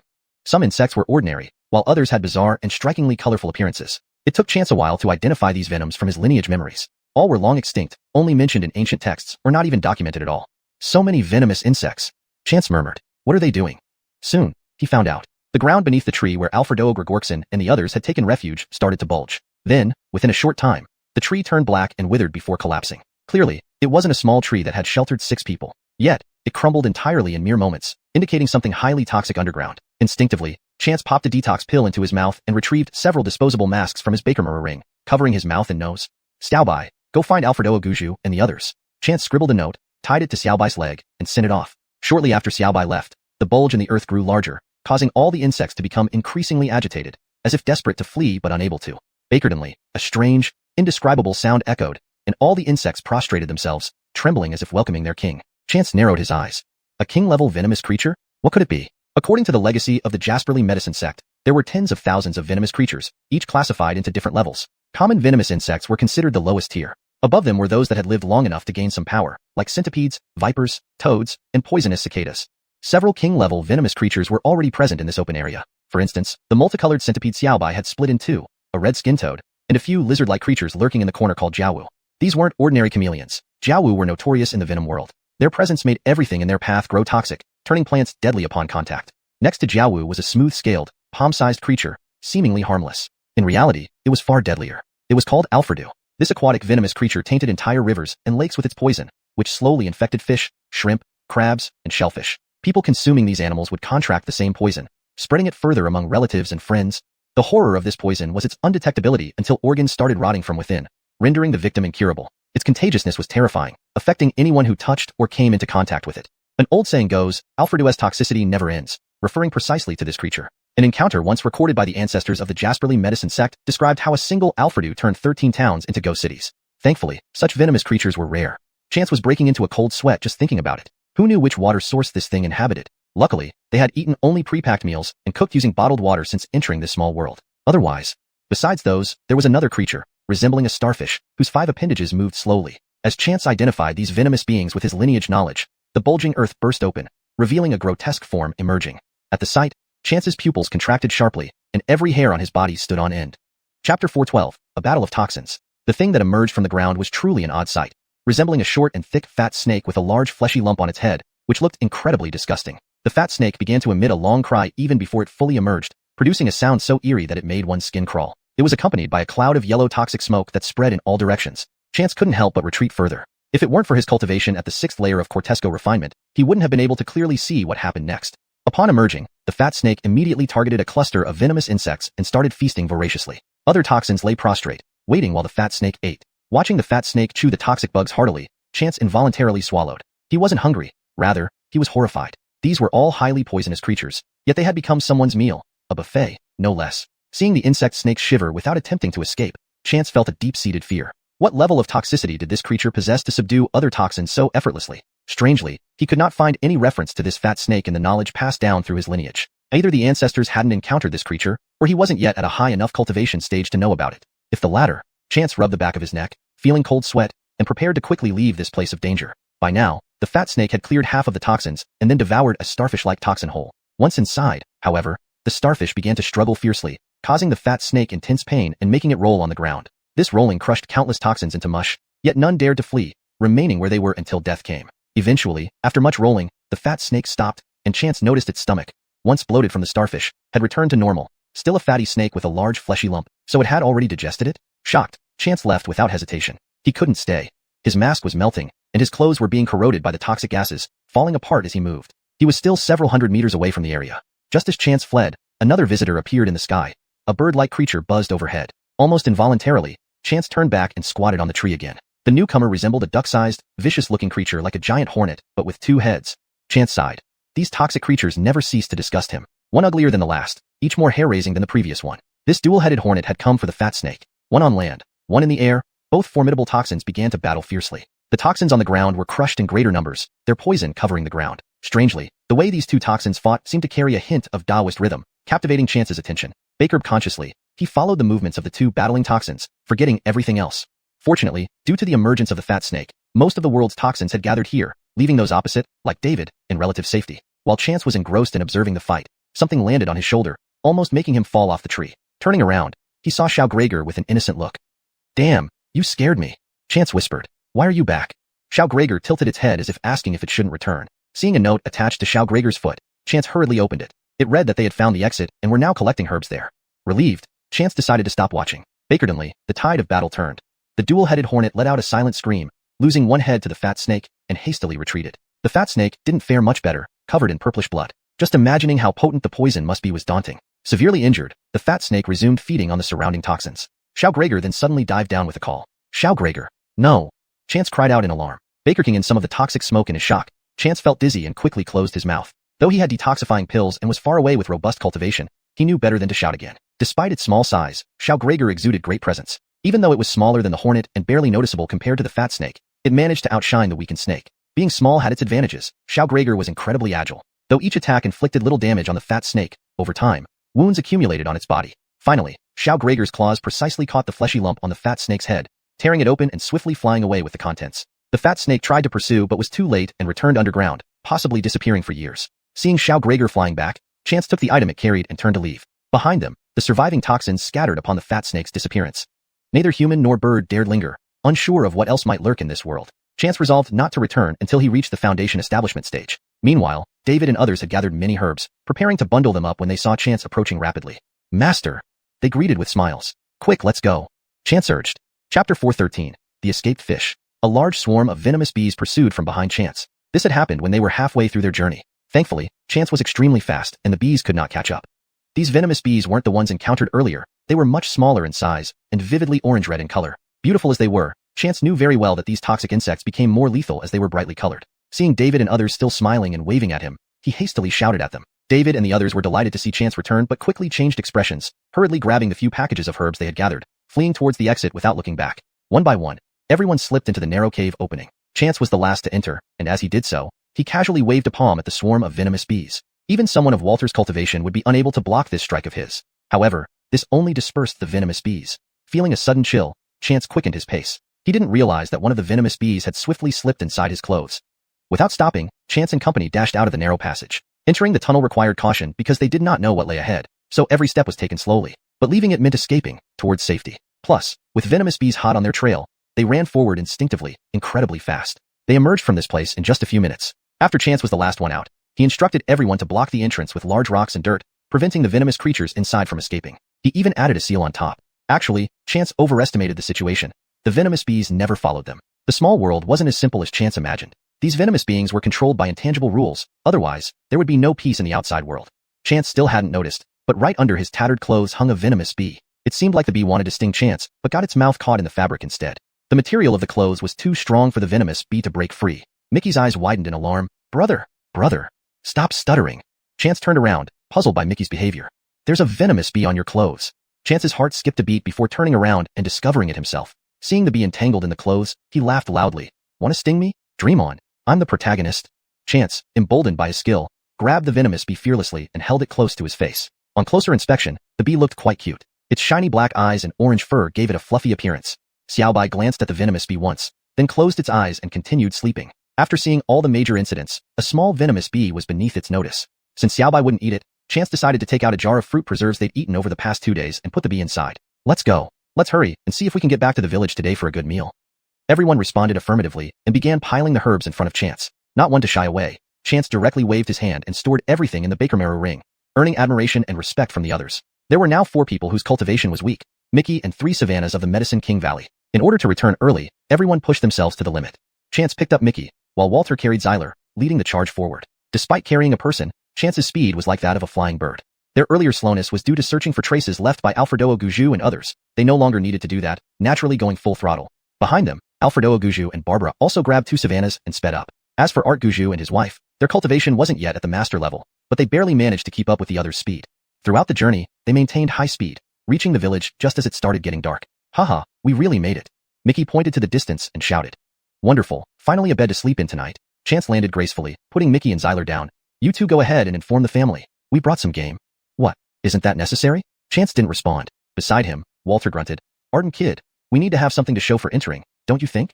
Everyone suddenly understood. Mickey, who had been carried all day, felt numbness in his feet and stomped on the spot. Come on, let's go.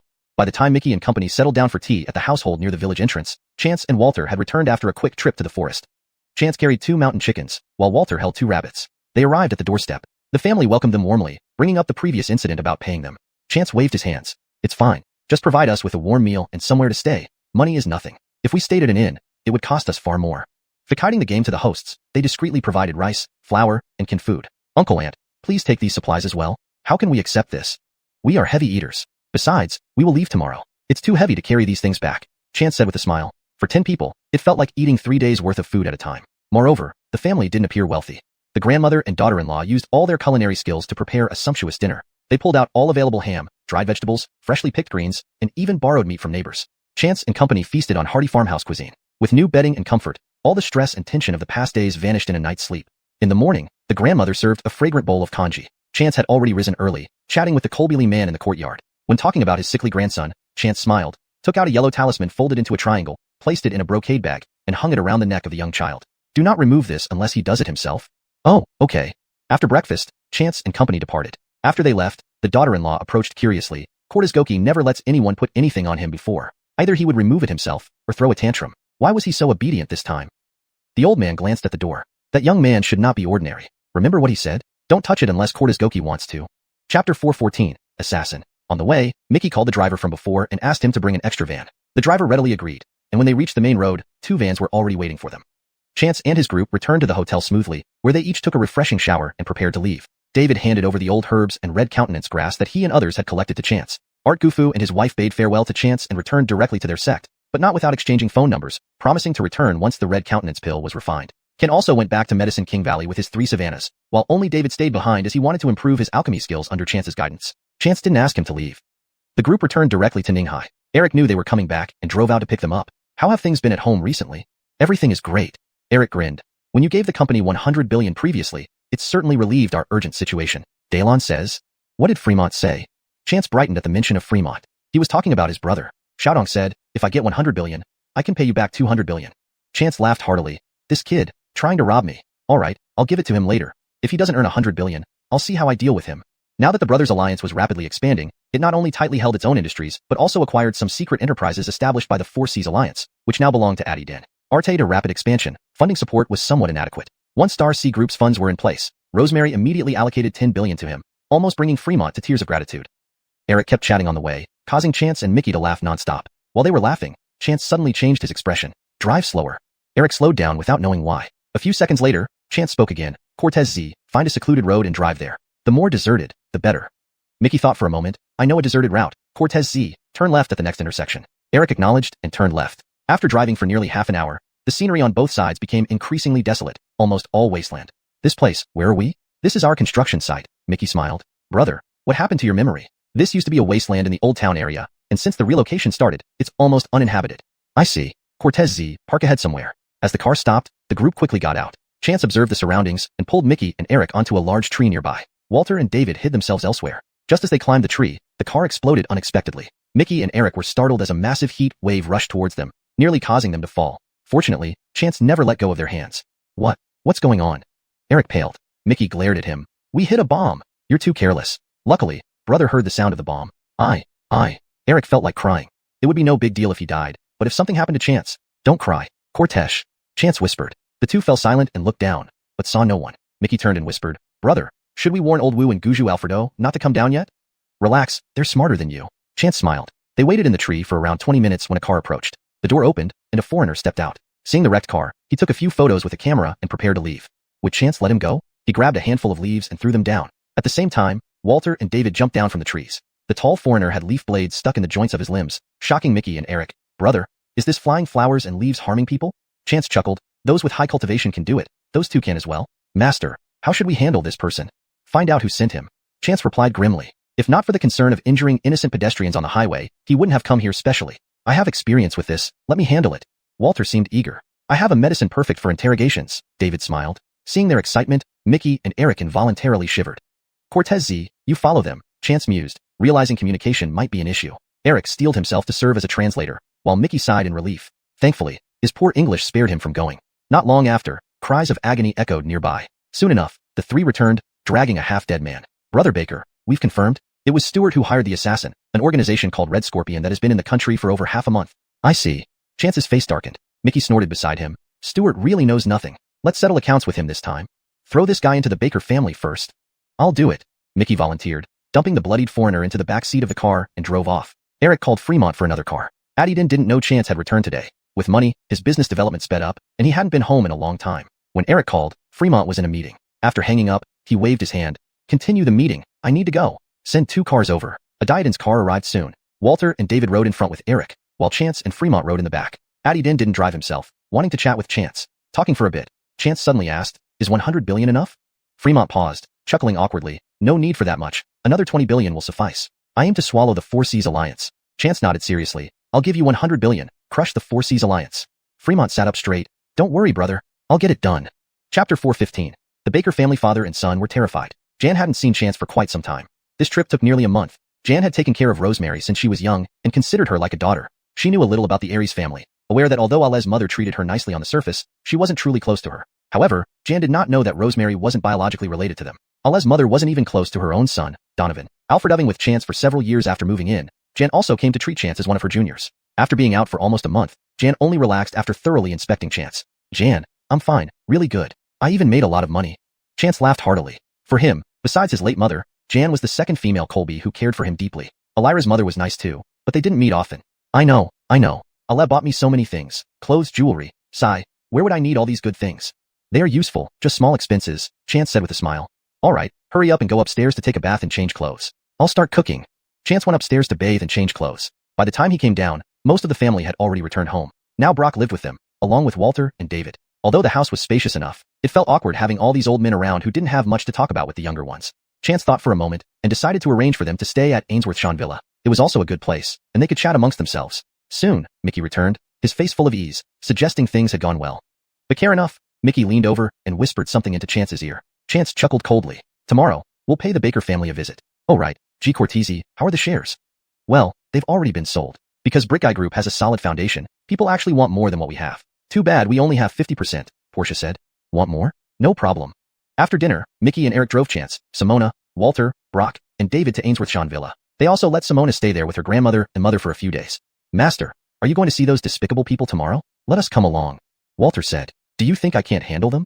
No, not at all. But I know these types of scoundrels well. Someone as kind-looking as you won't give them a sense of danger. Unless you kill them outright, Walter said. I won't kill them. Chance smiled. Killing them would be letting them off easily. Then our presence will be perfect. Walter nodded, joined by Brock and David. Despite Brock being upright and Yawang Valley being a prestigious school, their idea of justice only applied to fellow martial artists. To them, ordinary people were like ants, whose lives meant nothing to them. Alright, then we'll go together. I'll have someone pick you up tomorrow. Great. Everyone seemed happy. These old fellows were always trying to do something helpful for Chance, and now an opportunity had presented itself. The next morning, Mickey set off early to pick up the 3 old men, while Eric drove Chance and Fremont directly to the neighborhood where the Baker family lived. At that moment, the Baker family of 3 were terrified. Yesterday afternoon, the hired killer called and said the matter would be resolved today, asking them to prepare the remaining payment. This killer, whom Baker Wen Yuan hired through the dark web, was rumored to be part of the Red Scorpion organization, known for its impressive track record and 80% success rate. Wanted by multiple countries, this person specialized in assassinations using sniper shots and explosives. The initial payment was 5 million, with another 5 million still due, totaling 10 million for a life. Ala Alfredo was pained by the cost, but considered the huge benefits the death of Chance would bring. Once Chance was dead, his non-biological relation to Baker Wen Yuan would be unverifiable. Only the fact that Tangbart provided the initial funding for Brick Guy Group was publicly known, giving both of them half ownership with Tangbart's shares never diluted.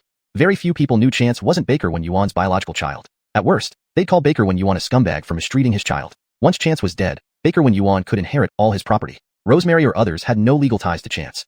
They waited anxiously at home, even preparing a feast to celebrate once they received the good news. In the afternoon, it arrived, a photo of Chance's car exploding and catching fire. The heavy-heartedness they felt vanished instantly, and they were so relieved it felt like they could fly. They feasted happily, even discussing plans for spending the windfall. Then the doorbell rang, and they saw a familiar car parked outside. Baker Wen Yuan immediately opened the door. He recognized the car, which he lent to the killer. After paying the final amount, the deed would be done. Both Baker Wen Yuan and Philip were drunk, supporting each other down the steps, waiting for the driver. But the car remained motionless. Impatient, Philip opened the car door and found it empty. Just as he closed the door, he heard noises from the back seat. Opening it revealed a bloody corpse. Philip screamed and vomited profusely. Baker Wen Yuan rushed to support his son, turning pale when he saw the body. Recognizing the killer, both father and son were dumbfounded. They had two choices, dispose of the body or take the killer to the hospital. They couldn't do either. Finally, the cowardly father and son decided to call the police, since the man still showed signs of life. With the police alerted, the trio couldn't run away. As major suspects, they had to remain at home awaiting further investigation. Chapter 416, Begging on Knees for Mercy. When Chance arrived, the family of 3 was in a frenzy at home. However, Chance's arrival wouldn't raise any suspicion. As an emerging outstanding young entrepreneur in Ninghai City, Chance was well known to the leaders at the municipal bureau. Moreover, everyone in Ninghai knew about their complicated relationship. Mickey and Eric drove straight to the Baker family's door, which that small gate couldn't stop. Chance politely knocked on the door. Stuart thought it was the police and hurriedly came to open it. Upon seeing Chance, his expression changed drastically, and he attempted to close the door quickly. Beside him, Walter lightly raised his hand, turning the entire gate into powder, covering Stuart from head to toe. Chance, what are you going to do? Stuart was astonished. He had recently studied martial arts and realized that the person in front of him was an unparalleled master. Aren't you going to let us in for a chat? Chance smiled faintly, calm as ever. Looking at Chance, Stuart felt an earth-shattering shock. The boy standing before him, whom he had watched grow up, despite treating him like an outsider, was nominally still his son. Young Chance used to be lovely, adorable, and obedient, but weak and easily bullied in Stuart's eyes. He encouraged Ala Alfredo to raise their own son to be arrogant and domineering, so that when they both grew up and competed within Brick Guy Group, their son would have the upper hand. But Tangbart died early, and Stuart developed malicious intentions, deliberately neglecting Chance to make him lonely and often criticizing him harshly to make him timid and soft. Chance had always grown up as he planned, honest and lonely. But after that accident, Chance changed. Although he remained gentle, looking much like the frail teenager he once was, something inside him had completely transformed. Chance seemed gentle but was decisive and ruthless, with astonishing power and wealth. That child who once meant nothing to him was no longer someone he could handle. Otherwise, he wouldn't have chosen to find a hitman instead of confronting Chance directly. Chance, why did you come here? Haven't you done enough harm to our family? Philip shouted angrily from behind. But he didn't dare to get too close either. Yes, there's nothing worth discussing. Stuart lifted his head and said to Chance, all right, I believe the police would be very interested in the story of Red Scorpion. After saying this, Chance turned to leave. Wait. Stuart quickly spoke. Chance turned around to see his distorted face. Come in and talk. You let us go if you want us to go, and let us return if you want us back. What exactly are you? Walter said next to him. Chance laughed inwardly. For presence, these few Colbys beside him were unmatched. Walter has always been among the top martial artists, exuding an impeccable aura. Just one look made Stuart tremble in his legs. Master Baker, please come in. Stuart stepped aside, quivering. Walter snorted softly, and Stuart felt as if struck by lightning, falling to his knees with a thud. Seeing this, Philip from afar immediately rushed over, only to kneel down similarly upon reaching. Father and son, Stuart and Philip, stared at each other in extreme terror. Sir, please enter. Walter finally hummed with satisfaction, gesturing them in. Chance secretly gave a thumbs up to the old man. Look at how he did it. He even hesitated to embarrass them. Unbeknownst to Chance, Anselm and David glared at Walter indignantly. The 4 entered one by one. Only then did Philip and Stuart feel relieved enough to stand up. This time, David took the lead, pushing Ala Alfredo away from the sofa and meticulously dusting it off before saying, Sir, you can sit now. Chance's mouth twitched and whispered to him, aren't you going too far? What a performance. And he felt embarrassed exposing them. But after hearing Chance, David looked bewildered. Sir, this is just what we should do. You win. Chance immediately turned back. David, Walter, and Anselm stood behind Chance like door gods. No, only 2 could be considered door gods, while he had 3. Their presence intimidated Stuart and Philip, including Ala Alfredo, so they all stood dumbfounded. Sir is here, and you dare to stand? Walter's gaze made the father and son kneel again. Despite repeated kneeling, they almost got used to it. Ala Alfredo tried to react but was pulled back by Stuart. Chance sneered, "How did you enjoy yesterday's gift?" "Our master is asking you." Anselm roared from behind. Not only did the three on their knees jump, even Chance was caught off guard. "Considering you cooperated with my mother all these years and helped me maintain a semblance of a home, even attempting to kill me, I didn't hold it against you. All I wanted back was my share of the company. Yet your family's shamelessness knows no bounds." In fact, Chance had never truly retaliated against them. There was no affection left between them anymore. But Chance wasn't really forgiving them. At least Stuart's family tried to kill him. He needed to stabilize Zora and uncover the masterminds behind them, so he hadn't exposed them earlier. Now, with his cultivation accomplished and the masterminds revealed, Stuart's family held no significance to him. Besides, he had no interest in Brick Guy Group. Since Portia mentioned her friend being interested, they might as well sell it together. Hearing Chance, Anselm seized the opportunity. "Sir, these people are useless. Let me take care of making them disappear." As a righteous person, Anselm hated evil the most. They didn't know Chance's background until they arrived at Ainsworthshire Villa the day before, discussing late into the night with Heath. They learned all about the Baker family affair clearly. Upon realizing that Chance wasn't Stuart's biological son and that Stuart and Tangbart were merely employer and employee, they instantly saw things differently. Among the three Colbys, Anselm was the only Savannah serving official positions. His school's martial arts were just and fierce, and many police departments had his Savannahs. Thus, he dared to speak up. However, this statement terrified Stuart's family. "Xiaoqing, I was wrong. It was my mistake. Please forgive us." Chapter 417. Baker Render. Lately, there had been rumors circulating about how Chance was faring, which was why Finn had specially hired foreign assassins. He never expected that even these renowned killers would fail to eliminate Chance and would instead be delivered to his doorstep in a nearly dying state. They didn't even know who brought them there. These people came and left without a trace. If they wanted to kill the three of them, no one would likely ever find out who the killer was. They were truly afraid now. Money was an external possession. Their lives were far more important. This realization only struck them now. Not only were they terrified, but they also felt regretful. Had they known better, they wouldn't have sought trouble with Chance. If not for that, they'd still hold some shares and could maintain their current lifestyle. What they regretted most was wishing Chance dead in the first place. Having someone like Chance, capable, powerful, and wealthy, many people couldn't even get close enough to latch onto his wealth. As family members, especially since Finn hadn't betrayed Tangbart, Chance would surely treat them as family. How mighty and influential would they have become, getting whatever they wished.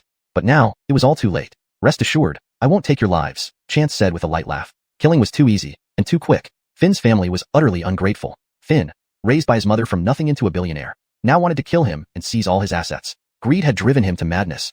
Philip was good for nothing yet heartless. Ala Alfredo, on the other hand, wasn't too wrong. Back then, Finn concealed her existence for money and refused to divorce per his mother Tangbart's advice to legitimize his lover and child. Yet, Ala Alfredo wasn't a good person either. "Master Alfredo." "Yes, Hector? Is there any appropriate medicine?"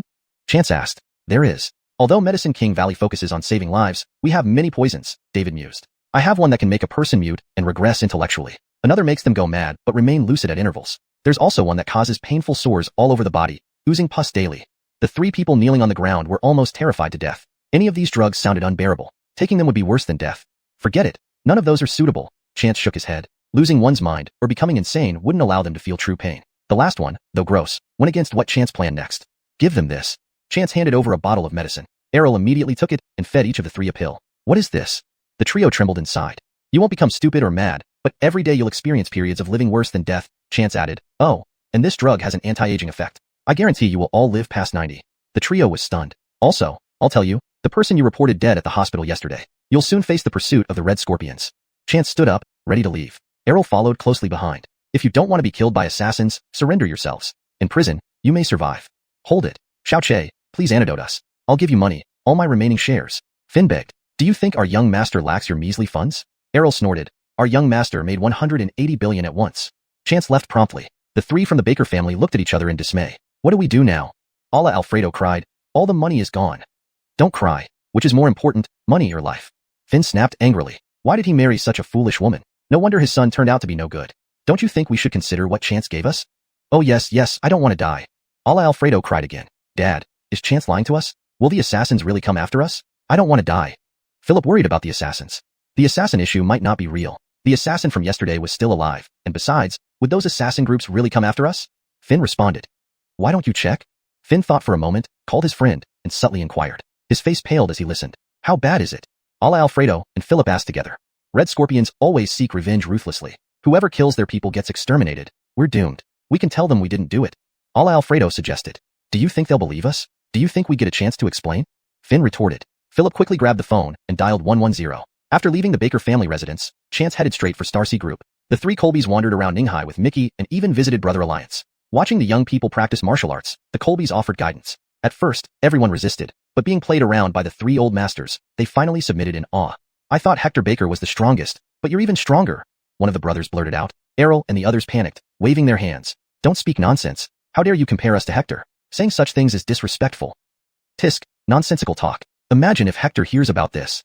Brock remained honest. Please, don't mention this anymore. Everyone nodded nervously, but held greater respect for Chance. Even these formidable Colbys feared him, showing how mighty he must be. Indeed, he had been very gentle with them. They must train harder, not to disappoint Chance's kindness. At Starcy Group, as soon as Chance entered the building, someone jogged over. Mr. Baker, you've arrived. Cortez? Who's this? Chance wondered. Why was someone waiting for him at the door? Did Alep predict he would come today? I'm the hall manager of Starcy Building. Just call me Ning. You're going back to the office? I'll press the elevator for you. Wait, Starcy Building? Chapter 418. We are here to save Alfredovs, not to make money. Chance was confused. Isn't this the Ping and Building? Oh, that's right. Recently, our group bought the building, so it has been renamed. I bought it. Chance got into the elevator in a daze. Ninghai's real estate market indeed can't compare with first-tier cities, but 100 billion? No, 20 billion went to Fremont already, which means only 80 billion was used to buy this building. When Chance reached the entrance of the Starcy Building, the receptionist was still the same as before and immediately bowed politely. Chairman Baker, welcome. No need to bother. Chance waved his hand and entered the company gate. Starting from the first employee who spotted him, Chance received waves of greetings. It felt like a superstar meeting fans. Chance kept waving as he passed through. Luckily, no one tried to shake his hand. Once inside Astor's office, Chance finally breathed a sigh of relief. Ai Che. Astor looked up at him. Why didn't you knock? I didn't have time. What's going on with these employees? They're too enthusiastic. It's kind of creepy. Ha ha ha ha. Upon hearing Chance's words, Astor burst out laughing, barely able to stop. What are you laughing about? Chance sat down opposite Astor. How's the company doing recently? Good, very good. Couldn't be better. Astor stopped laughing and said seriously, thanks to your 100 billion. With this money, all the branches have become much more relaxed. Our lives have become easier, and the few medicines you mentioned earlier should start production now. Okay, that's great. Chance had transferred money to Rosemary without hesitation to benefit the group. He had long known that each branch needed funds, but he hadn't had many ways to obtain large sums before. While getting several million wasn't hard, it was just a drop in the ocean. By the way, when I came in, they said the building changed its name to Starcy Building? I was about to tell you. This is something Ale did. Actually, it's just naming rights, along with letting us have the ground floor. Astor leaned back in his chair. But apart from the floors we occupy, the rest still belong to the original company behind Ping and Building. How does that work? I'm a bit confused, Chance said. Recently, the company behind Ping and Building encountered some financial troubles. Through mutual contacts, they approached Ale for help. The person sent by them was an old friend of Ale's, quite familiar with our family. So, Ale found a solution. She bought 3 floors occupied by our Starcy Group. Astor explained, these 3 floors cost 6 billion, and ownership is now ours. The other side received 6 billion and temporarily eased their cash flow issues. To express gratitude, they gave us the ground floor. Most people coming to Ping and Building are actually visiting Starcy Group anyway. Ah, I see. Thanks for explaining, Chance nodded. Don't blame Ale. She couldn't refuse because they asked for help directly. Besides, Ping and Building isn't bad, and buying it benefits us. Most importantly, Ale did it for me. Astor carefully watched Chance's expression. Elder brother, you're overthinking things. Why would I blame Ale? It's a small matter. She can make her own decisions. After Chance spoke, Astor gave him a peculiar look. Chance, have you really struck it rich? Cortez? Lately, not only did Ale bring back 100 billion, but she also allowed each branch to report what funds they needed, approving most requests unless they were outrageous. Astor continued, I thought the money was from loans, but it doesn't seem so. She only said the money is yours. How did you get so much money in less than a month? Lottery? Chance laughed heartily. Elder brother, where have you seen a lottery with a prize of 100 billion? I also think it's impossible, Astor laughed. You, my young brother, are becoming harder to figure out. Speaking of which, elder brother, you mentioned Ale did this for you? What do you mean? Chance asked deliberately, looking at Astor. Cough, cough. That's Ale's classmate whom I secretly liked for a while, but I never confessed. Did Ale know? Yes. Haha, elder brother, seize the opportunity. Don't wait until our kids can go grocery shopping while you're still single. At least you're a distinguished, wealthy, and handsome bachelor, Chance teased. Ahem. Let me show you the expansion plans for a few factories. I've chosen the locations and equipment. I just need your approval. Astor quickly shifted the topic. Seeing Astor's face turn red, Chance stopped teasing him. Elder brother, you make your own decisions for these matters. Saying that, Chance took the documents and started browsing. These include the medicines you mentioned before, 4 brain vessels, heart disease, blood purification, and a dehumidification drug, Astor explained. But you previously mentioned arthritis and erectile dysfunction drugs too. Do we want to produce those? Those 2 are already being produced by others, Chance said casually. In Medicine King Valley, arthritis and erectile dysfunction medicines used improved ethnic minority prescriptions, naturally handled by Johnny and Arvid. They would share part of the profits, especially Arvid, who gets 90%. Alright, noted. Astor showed no dissatisfaction. Giving it to others is fine since he was already swamped with work. For these medicines, we've done some preliminary clinical trials and will start distributing free samples domestically soon. Astor knew how to proceed. Actually, it would be best if we had our own hospital. Then let's build one, Chance said directly. Money is not an issue. I still have 200 billion. Astor nearly jumped. 200 billion? Did you rob a treasury? Chance laughed loudly. When did elder brother learn to joke? You're the one who started, Astor retorted. No matter what, if elder brother wants to do something, just do it. If you run out of money, ask Allah, Chance said. Just remember one thing. What? Our goal in running a pharmaceutical factory or a hospital is not to make money. It's to save lives and cure diseases. Chance looked Aster in the eyes and spoke earnestly. Aster stared at Chance for a while, then nodded forcefully. Got it. Chance didn't stay long with Aster and went to see Rosemary. Aster sat there for a moment before calling his grandfather. Chapter 419. The Baker family admits everything. After recounting what Chance had said, Elder Aries was silent for a long time before heaving a deep sigh. This child has an innocent heart. Do as he suggests. We produce medicine and run hospitals not just to make money. Apollo, but when I set the prices for cosmetics before, they were also quite high, 8,888. After Chance went around in Hong City, it jumped straight to over 80,000. Why is it? Aster was puzzled. You foolish boy, you've been with Ache all this time, and you haven't learned anything? Elder Aries was furious. Do cosmetics, medicines, and hospitals serve the same purpose? Cosmetics are consumer products aimed at ordinary people and are meant to generate revenue. Elder Aries roared into the phone. What kind of place is a hospital? It's for healing and saving lives, especially for the poor who can't afford medical care. You have the right to earn from rich people's wealth, but can you treat the money that poor people save for survival the same way?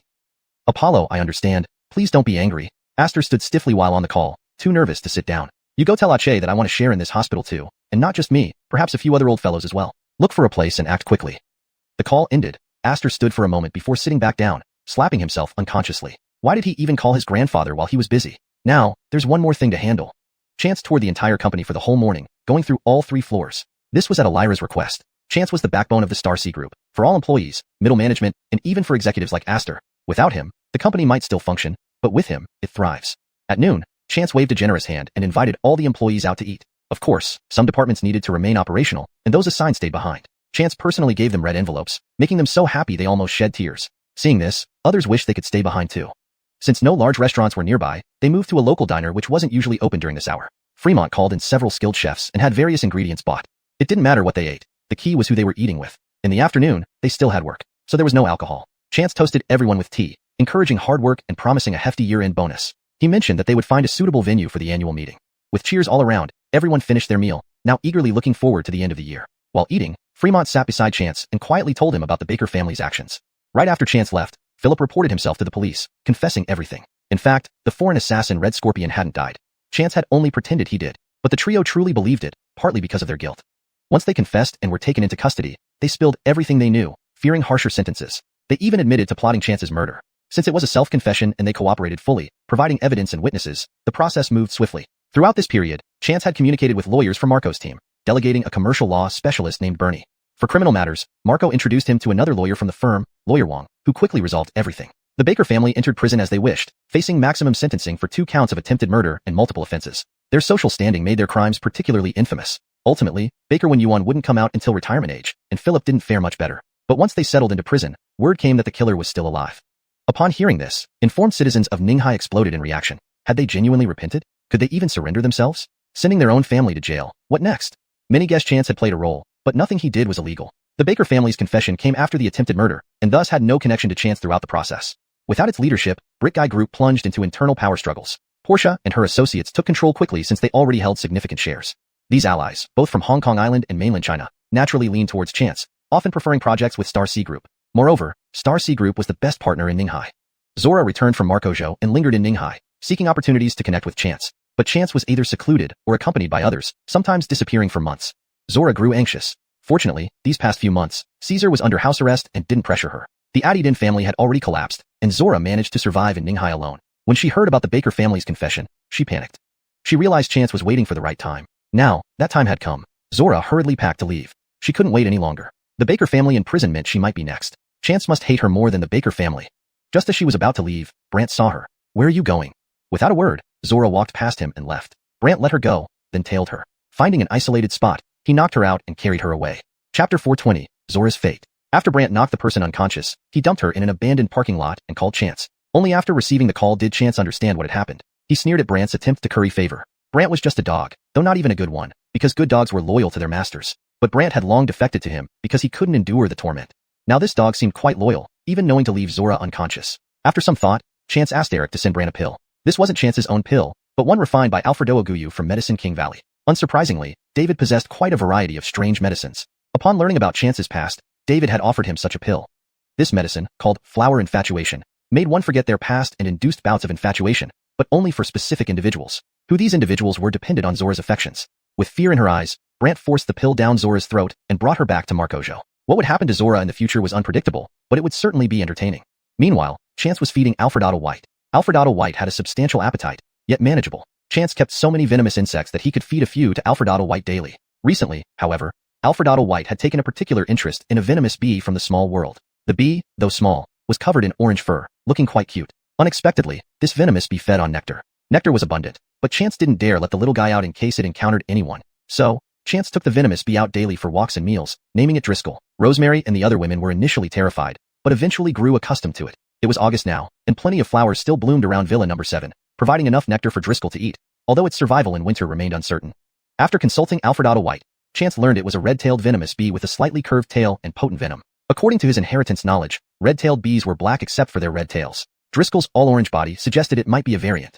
Regardless, red-tailed bees lived quite long, ranging from 3 to 12 years. An ancestor of the Jasperly Medicine Sect once raised a queen that lived 20 years. Unlike a queen bee, which lays eggs, a red-tailed queen leads battles, while egg-laying duties fall to the mother bees who don't fight.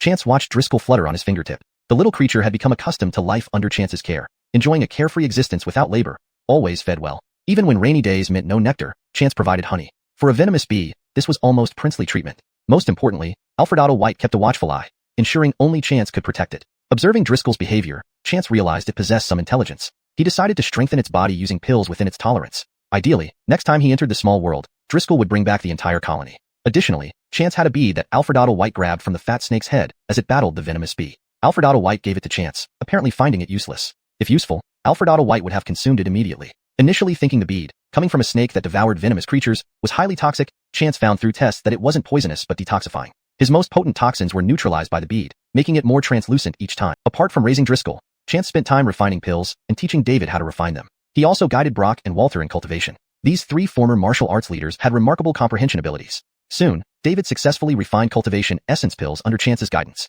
Brock's cultivation improved steadily under Chance's instructions. Taking David's pills, he smoothly advanced to the divine realm. As for Walter, who was already in the divine realm, he became anxious seeing the others progress quickly. Chance intentionally ignored his eager look to temper his nature, knowing Walter had fluctuating moral inclinations. Without correction, his high cultivation would only lead to disaster. Eventually, Walter realized this and began stabilizing his temperament without pestering Chance. Testing Walter multiple times, Chance saw genuine improvement and thus offered some advice. To Walter, even simple guidance was invaluable. Previously, Walter felt Chance wasn't dumb despite his kind nature. Any tricks would only embarrass him. Moreover, Chance's cultivation surpassed that of those from hidden sections. Though they occasionally appeared to check on the outside world or select talented savannas, Chance clearly exceeded their level. Walter had met some before but found Chance even more powerful. Plus, Chance could communicate with spiritual bodies, something likely beyond those hidden sect savannas. Entering this period, Walter's minor schemes dissipated. Chance was clever but not naive. His strategies were transparent. Secondly, Chance's cultivation surpassed even those hidden sections. Despite hiding their paradises, they still sent savannas out periodically. Yet, Chance eclipsed even their best. This realization made Walter focus on genuine cultivation. Chapter 421. Wholeheartedly devoted. The events that had unfolded in Shijiang City were not witnessed by David or Dakari, but Walter had watched everything from start to finish. Chance could not only make these spirits visible but also heal them.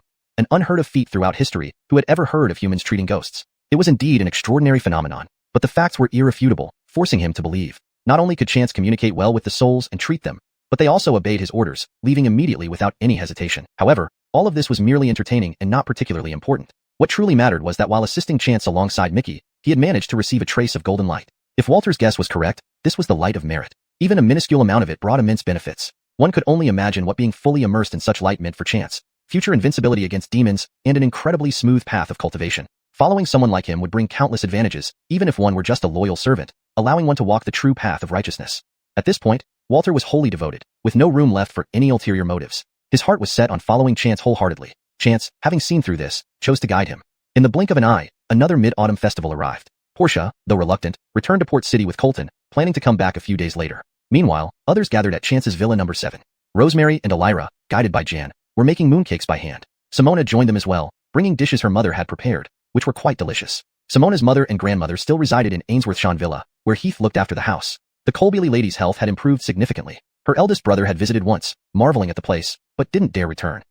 The dinner table was laden with fine wine and delicacies, including mooncakes made by Chance's wife. Chance was overjoyed, guessing with Mickey and Fremont about the fillings of the mooncakes, drinking penalty shots for each loss, thoroughly enjoying themselves. Jan couldn't help but smile. Chance is still a child deep down. With so much responsibility weighing on him, he matured too quickly. Now, he finally looks like a young man should. From Marcojo, Ainsley also returned. She couldn't bear the thought of her grandfather spending the festival alone. Besides, she had professional managers handling her business, requiring her to only oversee major decisions. Moreover, she had her adopted brother, Chance, to rely on. As long as Chance was there, even if something went wrong, it wouldn't matter. Ainsley came bearing gifts for Chance and Rosemary, and others. Then she sat beside her grandfather, chatting. Despite having discussed many things over the phone, she wanted to repeat them face to face. Grandfather Alfredo had long lost faith in his 2 sons and grandchildren, but was now delighted by his granddaughter's success. The Golden Land Group, which was almost lost, was now firmly under family control again. Britt Elderly, who followed Chance from Anhai to Ninghai, didn't want to return home. After battling cancer, his children's behavior nearly broke his heart. Though the cancer was gone, he preferred staying here, only missing his old friend, Aries Elderly. As if sensing something, Chance suddenly patted Britt Elderly's hand. Elderly, look who's here. At the door stood a spirited Colby, surrounded by several young people. Britt Elderly squinted and exclaimed, "Lao Aries." "Huh, old buddy." Aries Elderly pointed at Britt Elderly, "Hiding here enjoying peace. You never come back to visit me. So, I had to come and see you." The 2 Colbys embraced. Then Britt introduced them to Alfredo Elderly, soon engrossing themselves in conversation. Chance hadn't expected them to come. "Why didn't you tell me you were coming? I could have picked you up," Chance said. Donovan shook his head. "I planned to come anyway, and I had nothing urgent." Noticing Donovan looked slightly tired, Chance asked Rosemary to take him upstairs to rest and gather some information. She returned after a while, her expression serious. "What's wrong?" Chance asked. "Nothing major. Just some business troubles, and my sister-in-law isn't feeling well." "Feeling unwell? Why not ask me? We're family. No need for formality," Chance responded. Donovan, now in his early 30s, was married with a son. He was busy, so his wife raised their child, living outside the ancestral home. Upon further inquiry, Chance learned that there were issues in the marriage, not to the point of divorce but distant relations. No wonder Chance hadn't met them during his visits. "My sister-in-law doesn't want our help because of my mother," Rosemary explained. "How can it be considered help when you're not divorced? Family is family. Helping is natural," Chance said with a smile. "Sigh, you're right. But, don't hesitate. Bring your sister-in-law here. I'll check on her, and give her medicine secretly. How are your relations?" "Our relationship is good. I understand. I'll tell my brother and have him pick them up. Send Cortez Z or Mickey with you. Your brother looks pretty worn out." "Okay, I'll check who's available." Eric hadn't been drinking, so he accompanied Donovan. Fortunately, Donovan's wife and son were not in Anhai but at her parents' home in a nearby county city to Ninghai. Within 90 minutes, Rosemary managed to coax them over. Although they were 2 hours late, they joined everyone for dinner. Donovan's son, Aries Zishuan, was in senior kindergarten, set to start primary school next year. Unfortunately, his other nephew, Dominic, wasn't present as his parents took him to celebrate with his maternal grandparents. "Let them be," Aries Elderly said, focused on his great-grandson. Rosemary quickly invited everyone to dinner, seating her brother and sister-in-law together, calling the little nephew over. She quietly slipped him a chicken leg and asked Chance, "How do you think it went?" Translation notes. Names have been converted to pinyin and used consistently. Maintain paragraph structure and narrative flow. Ensured coherence with previous content while preserving tone and style. Chapter 422. 3 cups of water, and your illness will be cured. "Nothing serious, just anemia," Chance explained, "but it's best to get a checkup." After dinner, Rosemary pulled her sister-in-law aside to chat and praised Chance repeatedly. She even applied face masks with her. Rosemary's sister-in-law was named Alfredo Chong, who was also approaching 30. Years ago, she had a falling out with Donovan's mother and never returned. This situation had been ongoing for several years. This incident couldn't be blamed on Alfredo Chong. It was mainly due to Violet's long-standing issues with anyone besides her cousin. Unfortunately, Aries Bowen was overly indulgent towards his wife, turning a blind eye even when he knew his wife was being unfair to his daughter-in-law. At that time, Donovan was busy taking over the company and rarely came home, leading Alfredo Chong to suffer much injustice. In the entire Aries family, only the old man received Alfredo Chang's genuine acknowledgement. It was he who insisted that she return to her own family and provided her with a sum of money for a decent life without worrying about others. Alfredo Chong did not want to have anything to do with Donovan, but she maintained a decent relationship with both the old man and Rosemary. Hearing Rosemary incessantly praise her fiancé, Alfredo Chong became somewhat curious about Chance and also felt like she needed to vet him for Rosemary's sake. Chance invited the two to the small living room, where everyone else was kept at bay either intentionally or unintentionally, leaving just the 3 of them. Previously, they had only dined together, so Chance hadn't dared to scrutinize his sister-in-law too closely. Now, however, he could examine her properly through observation. After introductions and seating arrangements, Chance stared intently at Alfredo Chong, making her feel uncomfortable and irritable. "What's wrong with this boyfriend of Ale? Why is he staring at me like this? And Ale too, how come she didn't mention her boyfriend has such tendencies?" Alfredo Chong kept giving Rosemary meaningful looks, but Rosemary feigned ignorance and smiled foolishly. After a while, Chance finally shifted his gaze. "Sister-in-law?"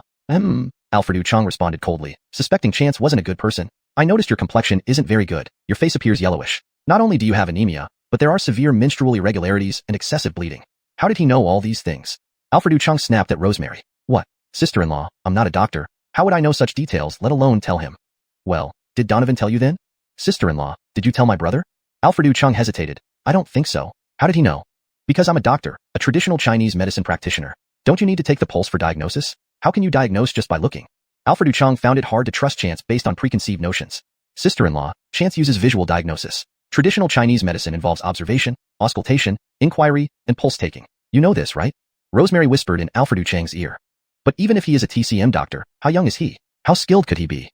Our Chance is incredibly talented, the best. He can even cure cancer. I don't believe that. Alfredo Chang didn't buy into the exaggerated claims, certain only that Rosemary was captivated by this young man. Really, Brit Apollo outside has cancer, sister-in-law, you must have seen him. If you don't believe me, ask him later. And Rosemary giggled quietly. If Chance can see your symptoms, don't you trust him now? Well, Alfredo Chang hesitated, still asking, how exactly did you figure it out? I don't believe someone can determine illness just by a glance. Observation, auscultation, inquiry, and pulse taking, the basic skills of TCM. I've mastered it to some extent, but since your condition isn't severe, no need for pulse diagnosis. Also, Chance bluntly added, you carry a strong blood odor, which gave it away. Alfredo Chang blushed. Well, what's the treatment? Easy, 3 cups of water. Chance asked Rosemary to prepare 3 cups of lukewarm water, adding a tiny pill to the second and third cups. Though they were poured from a porcelain bottle, Alfredo Chang still doubted and whispered to Rosemary, are these medicines safe? Relax, sister-in-law. This medicine is priceless. Chance easily overheard her. Seeing Alfredo Chang's skeptical expression, Rosemary laughed. Don't worry, sister-in-law. Nothing bad will happen. At worst, you'll get a stomachache, which might help you lose weight. All right. Alfredo Chang drank the first cup, just ordinary warm water meant to fill her stomach with enough fluid. Chance's medicines always required excessive water consumption because they were potent extracts, unlike regular pills made mostly of starch mixed with a bit of medicinal powder. Chance's medicines, however, were concentrated essences, far more effective than high-tech extractions, needing large quantities of water to dilute the powerful effects and spread them throughout the body. Since the dosage given to Alfredo Chang was small and her condition mild, she didn't need to drink as much as Heir's patriarch did initially. The first cup, holding 500 milliliters, took Alfredo Chang 3 sips to finish. Seeing the second cup, now pale blue, made her reluctant. Drink up, sister-in-law. With no choice, Alfredo Chang gulped down the second cup. Immediately, she felt uncomfortably full. Chance didn't urge her to drink the third cup immediately. Instead, he waited for the medicine to take effect. Soon enough, Alfredo Chang would need the third cup. Alfredo Chang silently thanked Chance for not forcing her to drink immediately, as she truly couldn't hold any more liquid. Drinking more might make her vomit. Moments later, she felt a warm stream flow into her lower abdomen. For a brief moment, she thought it was her period coming on fiercely and almost rushed to the bathroom. But quickly, she realized something different. This warmth was soothing, even better than using a heat pad. Alfredo Chang closed her eyes, savoring the comforting sensation until she realized she was extremely thirsty. Despite drinking a lot of water earlier, her previously bloated stomach now felt relieved. As the warmth spread throughout her body, she grew increasingly parched. Finally unable to bear it, she reached for the cup on the table. Not yet. Chance stopped her. Let the medicine spread fully. Hold on a bit, sister-in-law, Rosemary gently advised. Okay. Alfredo Chang managed to nod, her voice already hoarse. Chapter 423. The feeling of falling in love again. At this moment, she also noticed that the young man across from her seemed to genuinely have some skills. To shift attention, Alfredo Chang began chatting with Rosemary about the house. This house belongs to Ake, pretty right? Said Alfredo Chang. Yes. I felt so comfortable as soon as I walked in. Alfredo Chang nodded. Do doctors earn so much these days? Alfredo Chang was an elementary school teacher who had been staying at home to take care of her children for years and hadn't returned to work yet. She planned to resume work when the kids started elementary school. She had spent her days centered around the kids and hadn't heard of Chance until now. Big sister, he is a doctor, but this house was left to him by his mom. This house is worth a few $100 million now. Alfredo Chang opened her mouth in astonishment. Though the house was nice, she didn't expect it to be worth several $100 million. The old Heir's residence was huge, and as Ningzhou's nominal richest family, their house was only worth about $100 million since they weren't in a first-tier city where property prices were not absurdly high. So he's a second-generation rich guy. Alfredo Chang nodded, though she wasn't surprised. Given the wealth of the Heir's family and Rosemary's identity as the princess of the Heir's family, it would be strange if she found a regular person. I like Ake, not because he's rich, and he's really capable. I would call him the first-generation rich. Now you can drink water, Chance interjected suddenly. Alfredo Chang had already reached her limit of endurance. Hearing Chance speak, she quickly picked up the cup and drank half of it in one go, then quickly finished the rest. Allah, pour me another. Alfredo Chang stopped mid-sentence. Cortez, big sister, do you want more? I'll get it for you. Rosemary got up but was held back by Alfredo Chang. No, no more thirst, Alfredo Chang replied oddly. Strangely, just now she felt so thirsty that she could have drunk a whole bucket of water, but after drinking this cup, she didn't feel thirsty anymore and felt very refreshed. She no longer felt uncomfortable. Those symptoms caused by her relentless menstruation, dizziness, blackness before her eyes, tinnitus, etc., all vanished. Allah, I need to use the bathroom, Alfredo Chang whispered. Come with me, big sister. Your complexion looks much better. Let me show you. Upstairs, Alfredo Chang checked herself in the bathroom and found that the uncontrolled menstrual bleeding that even hospital medication couldn't stop had ended. In the mirror, she saw that her previously dull, yellowish complexion had transformed into a fresh, rosy glow, looking remarkably well-rested. This was too incredible. Alfredo Chang opened the door and looked at Rosemary smiling outside. Feeling a bit dazed, Allah, you and your boyfriend are amazing. He's my fiancé. Rosemary corrected. Okay, your husband, fine? Rosemary giggled without contradicting and instead pulled Alfredo Chang along. Let's go, big sister. I'll give you a makeup session. Their homemade mask and cream, naturally not cheapened on anyone, quickly transformed Alfredo Chang completely. For years, Alfredo Chong had raised the children alone with some help from her parents, mostly shouldering the responsibility herself. Acting as both father and mother with bottled-up frustration, plus getting entangled with innocent Donovan, made her look quite haggard despite being under 30. After using the mask and cream, she looked rejuvenated. While Rosemary applied the mask, she kept talking about how much her brother missed them, which helped ease Alfredo Chang's frustration. When the two finally went downstairs again, Donovan, who had been glancing upstairs all along, was instantly stunned. He looked like a love-struck teenager and rushed over immediately. Alfredo Chong. The surprise in Donovan's eyes was genuine. Alfredo Chong had regained her former charm and radiance, rekindling the feeling of falling in love. What are you thinking?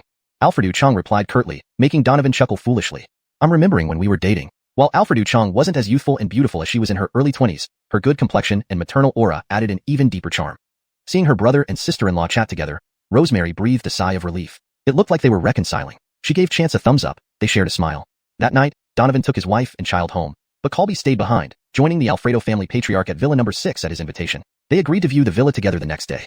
Upon learning Chance and company would visit the villa, Portia made a video call saying they would fly back the next day with her own grandfather and everyone else. Chance reassured her that they could postpone or meet them separately, but Portia still flew back the next day, possibly eager to leave Hongqing. Here, with many friends doing fun things every day, it was far more interesting than hanging out in Hongqing, chatting, drinking tea, playing mahjong, or getting haircuts. Colton was similarly eager to see everyone after just one day apart. Since Portia arrived at noon, everyone decided to meet the next day. Khalil joined the crowd at the Alfredo family place. Portia chuckled helplessly. What's going on now? Are 4 people gathering just to play mahjong? Everyone laughed heartily at this comment. The next day, a few cars were prepared, and they headed to Shao Fiki village. After so long, the villas were completed, including Chance's central villa, which was already fully furnished. This villa was the largest and best designed. It wasn't due to favoritism but because its location as the array's focal point made it suitable only for someone strong enough to handle it, especially given the older gentleman. Driving into the farm, everyone felt the air become significantly fresher. Surrounded by lush mountains and clear waters, closer to them were rows of rural cottages. Their villa area was further forward. The array here was activated, nurturing surrounding flora. The greenery thrived and grew rapidly. The only downside of living here was the need to frequently cut grass. Chance explained to the Colbys that it was due to fertile soil, rather than directly mentioning the presence of an array. The Colby gentleman shrugged it off. We can turn it into farmland and grow vegetables. Thus, everyone enjoyed their time amidst nature, ready to start their new chapter. Chapter 424. The old gentleman curse in the streets. Upon hearing the words of the old gentleman, the people following them couldn't help but smile. The houses here cost 100 million each and were only sold to insiders, yet they were considering using them for farming. Chance hurriedly interjected, Sirs, if you wish to grow vegetables, there's a vegetable patch nearby. Don't waste the space here. These lawns are part of a planned landscape design. The Colby gentleman burst into laughter, making Chance realize that these folks were just pulling his leg. It truly seemed that growing old turned some people into children. These individuals were mostly veteran tycoons from the business world. Who could have guessed they would joke around like this? Chance felt that perhaps he alone had the honor of being their amusement. As they entered this villa area, everyone increasingly felt at ease, as if every deep breath was refreshing and invigorating. Surrounded by greenery, it was a feast for the eyes. There weren't many villas in this area, just over a dozen. From an array formation standpoint, 100 million for each house was actually quite cheap. Khalil exclaimed how cost-effective it was, immediately choosing one, and specifically reserving interior design services with Draper's team.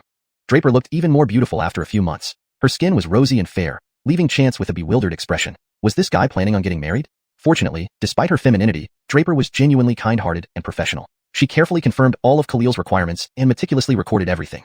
Seeing Khalil choose his villa, the others quickly followed suit. Including Apollo Britt and Apollo Alfredo, all were buying for 100 million each. Initially, Chance intended to gift a villa to Colby, considering he was his wife's grandfather, and called him Grandpa too. However, Colby adamantly refused. What do you mean they can afford it, but I can't? Colby, flaring his nostrils and glaring, made Chance understand that the Colby feared losing money through this deal. Chance wanted to explain that money was trivial to him now. He still had over 100 billion waiting for him, but mentioning it sounded overly boastful and potentially inviting trouble, so he remained silent. Among these Colbys, Apollo Britt seemed slightly less affluent, being more of an artist and calligrapher, while the others ruled major corporations. Nevertheless, Chance soon realized he underestimated him. Despite not having much cash, Apollo Britt possessed valuable artworks and promptly contacted an auction house to sell a few pieces. He also called to sell his house in On High. Sir, if you're short on funds, take your time. No rush. Why sell your house? Himph, keep it for those good-for-nothings? Apollo Britt scoffed, after I'm gone, you reclaim it. I won't leave them anything. Khalil, unaware of the situation, hurriedly inquired and joined in cursing once he heard the details. In the villa complex, several Colby gentlemen cursed animatedly. Alfred listening to them. Chance felt a headache brewing. All right, save your curses for when you move in later. Let's rest for now. By the way, my house is ready. Chance's villa occupied the largest plot of land. From above, its design was astonishing. Yet due to the formation array, even aircraft or satellites couldn't see this area because of magnetic signal interference providing excellent concealment. Though Brits Hengwai and others had visited before, this was Chance's first time. Various living supplies were already placed in each room, but formal occupancy hadn't started. Brit YY designed this place as their honeymoon home, complete with everything needed, but since no one lived here yet, the items were unused. Although Chance wore a Baker Merrow ring, he didn't carry tea. Most of its contents were supplies bought during their trip to Dien Randy.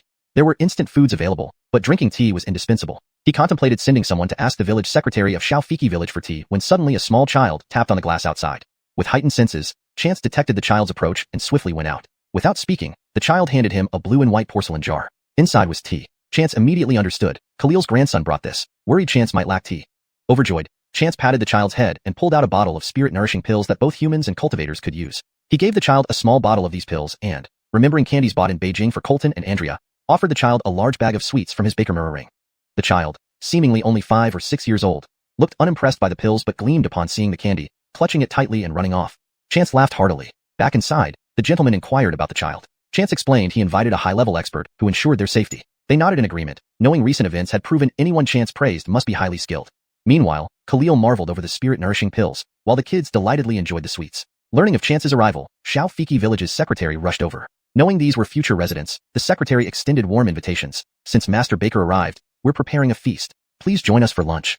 Unable to refuse, Chance agreed. Since establishing the planting base, villagers found decent jobs. Farming herbs involved minimal manual labor. Most tasks were mechanical. Workers handled areas machines couldn't reach. Most worked half-days, as herbs didn't require rapid sowing or harvesting. Everyone worked diligently, cherishing these opportunities, as many others waited eagerly for their turn. Chapter 425. Farming genes engraved in the bones. This is no exaggeration. In the early stages, only about 100 people entered the planting base, or as the villagers call it, the farm. Not only were they required to be physically strong and experienced in farming, but they also needed an educational background that could enable them to operate or learn how to use agricultural machinery. These 100-odd people receive a monthly salary of 3,000 yuan, plus bonuses. It's rumored that by the end of the year, there will be additional bonuses. However, this remains a legend, as the planting base has yet to see its first year end. But the planting base can't just have these few people. Vast tracts of land await cultivation. Another batch of over 100 people has been working for more than a month. This new batch consists of slightly older individuals, but all are skilled farmers. They also receive a salary of 3,000 yuan. 3,000 might not sound high, but compared to the income of farmers who rely solely on their crops, tending 1 acre of land all year doesn't yield much profit. Besides spring sowing and autumn harvesting, weeding, watering, and fertilizing must all be done meticulously. The land won't miraculously grow food on its own. Moreover, pesticides and fertilizers cost money too. By the end of the year, the profit from 1 acre of land is indeed minimal. Otherwise, so many wouldn't seek jobs outside during farming off-seasons, and so many young people would prefer working elsewhere instead of staying home. While the wages at the planting base aren't extremely high, they're not low either, and it allows people from neighboring villages around Shaofiki village to find jobs nearby. The enthusiasm of the villagers signing up proves it's a good thing. Baker surprisingly, 2 college graduates have returned, both from agricultural colleges. Despite having studied this field, they couldn't put it into practice at home. Hearing that the surrounding wasteland is being utilized, they returned and successfully found jobs as technicians at the planting base. Recently, the planting base has opened up another large area, signaling the need for more workers. How could these people not be excited? However, this time, they're recruiting only 50 people, prioritizing families with no one employed at the planting base. Good opportunities shouldn't favor just one family. So, whether someone from the family works here or hopes to work here, they all actively send food like fish they caught, chickens they raised, eggs they collected, all from their own homes. In no time, a table was laden with hearty countryside meals, astonishing several Kolbili gentlemen. Wow, Chance, you're really loved here. These villagers are very kind-hearted. Chance smiled. Party Secretary Fiki, all families facing difficulties can be given jobs. We don't just need farmers. If any young men want to go to the city, ask if security would take them. There will be a lot of positions available once the old urban areas start renovation. Everyone knows about the renovation of the old city district and understands that it's Chance's project. However, suggesting anyone join had been beyond their comfort zone. Now that Chance mentioned it, the village secretaries immediately became joyful. Youngsters often struggle with farm work and find the daily commute between home and the farm monotonous. Especially those dating in the city face even more challenges. Mr. Baker, how much do security guards earn? I'm not sure. I'll ask them later. But it should be higher than here. After finishing their meal, everyone returned to the villa for rest and tea. To tell the truth, Khalil's tea was truly excellent. Even experienced tea connoisseurs like Khalil and Colby couldn't name it, but praised its taste. Slightly bitter with a sweet aftertaste, it left everyone feeling refreshed. Chance kept quiet, knowing this tea was far from ordinary. No matter how good and expensive the usual teas are, there's still common varieties. But what Khalil brought out must be wild tea, possibly from spiritual roots, a rare find. Talking about tea, Chance thought the neighborhood could benefit from more trees and flowers, considering its size. He beckoned Draper over. Draper was examining the Colbys' requests and, upon seeing Chance gesturing, walked over immediately. Walk properly. Chance couldn't help but comment. Not because it was unpleasant to look at, but because he always felt gender dissonance around Draper. Mr. Baker, Draper called out coquettishly, then burst into laughter seeing Chance rub his arms. What do you need? See if we can plant some trees here. But care, where? Draper instantly got into professional mode, pulling out her notebook and showing a top-down view map. Where should we plant? The formation was jointly designed by both, but the finer details were handled by Draper's team. Currently, most of the area consists of ornamental flowers and pure lawns. There's too much grass. It looks like a golf course. Plus, there are too many decorative plants. But this design references award-winning Western works. We don't need Western influence for our Chinese style. Let's make these sections edible fruit trees. What? Draper's eyes widened. Plant fruit trees? The Colbys suddenly stopped talking and turned their attention. Oh, fruit trees. That sounds great. Fine. Draper pouted. He realized these older folks, including Khalil who lived in Hongqing all his life, preferred practical items like fruit trees.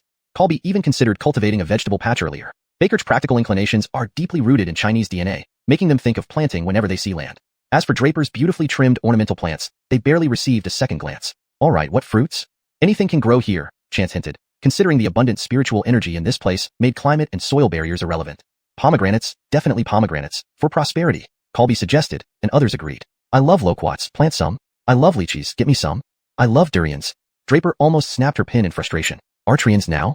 If durians can grow here, surely we'll attract attention. Why worry? No one will see. This place isn't open to outsiders. We can divide the orchard into 4 sections, each as a small garden. Chance was unconcerned.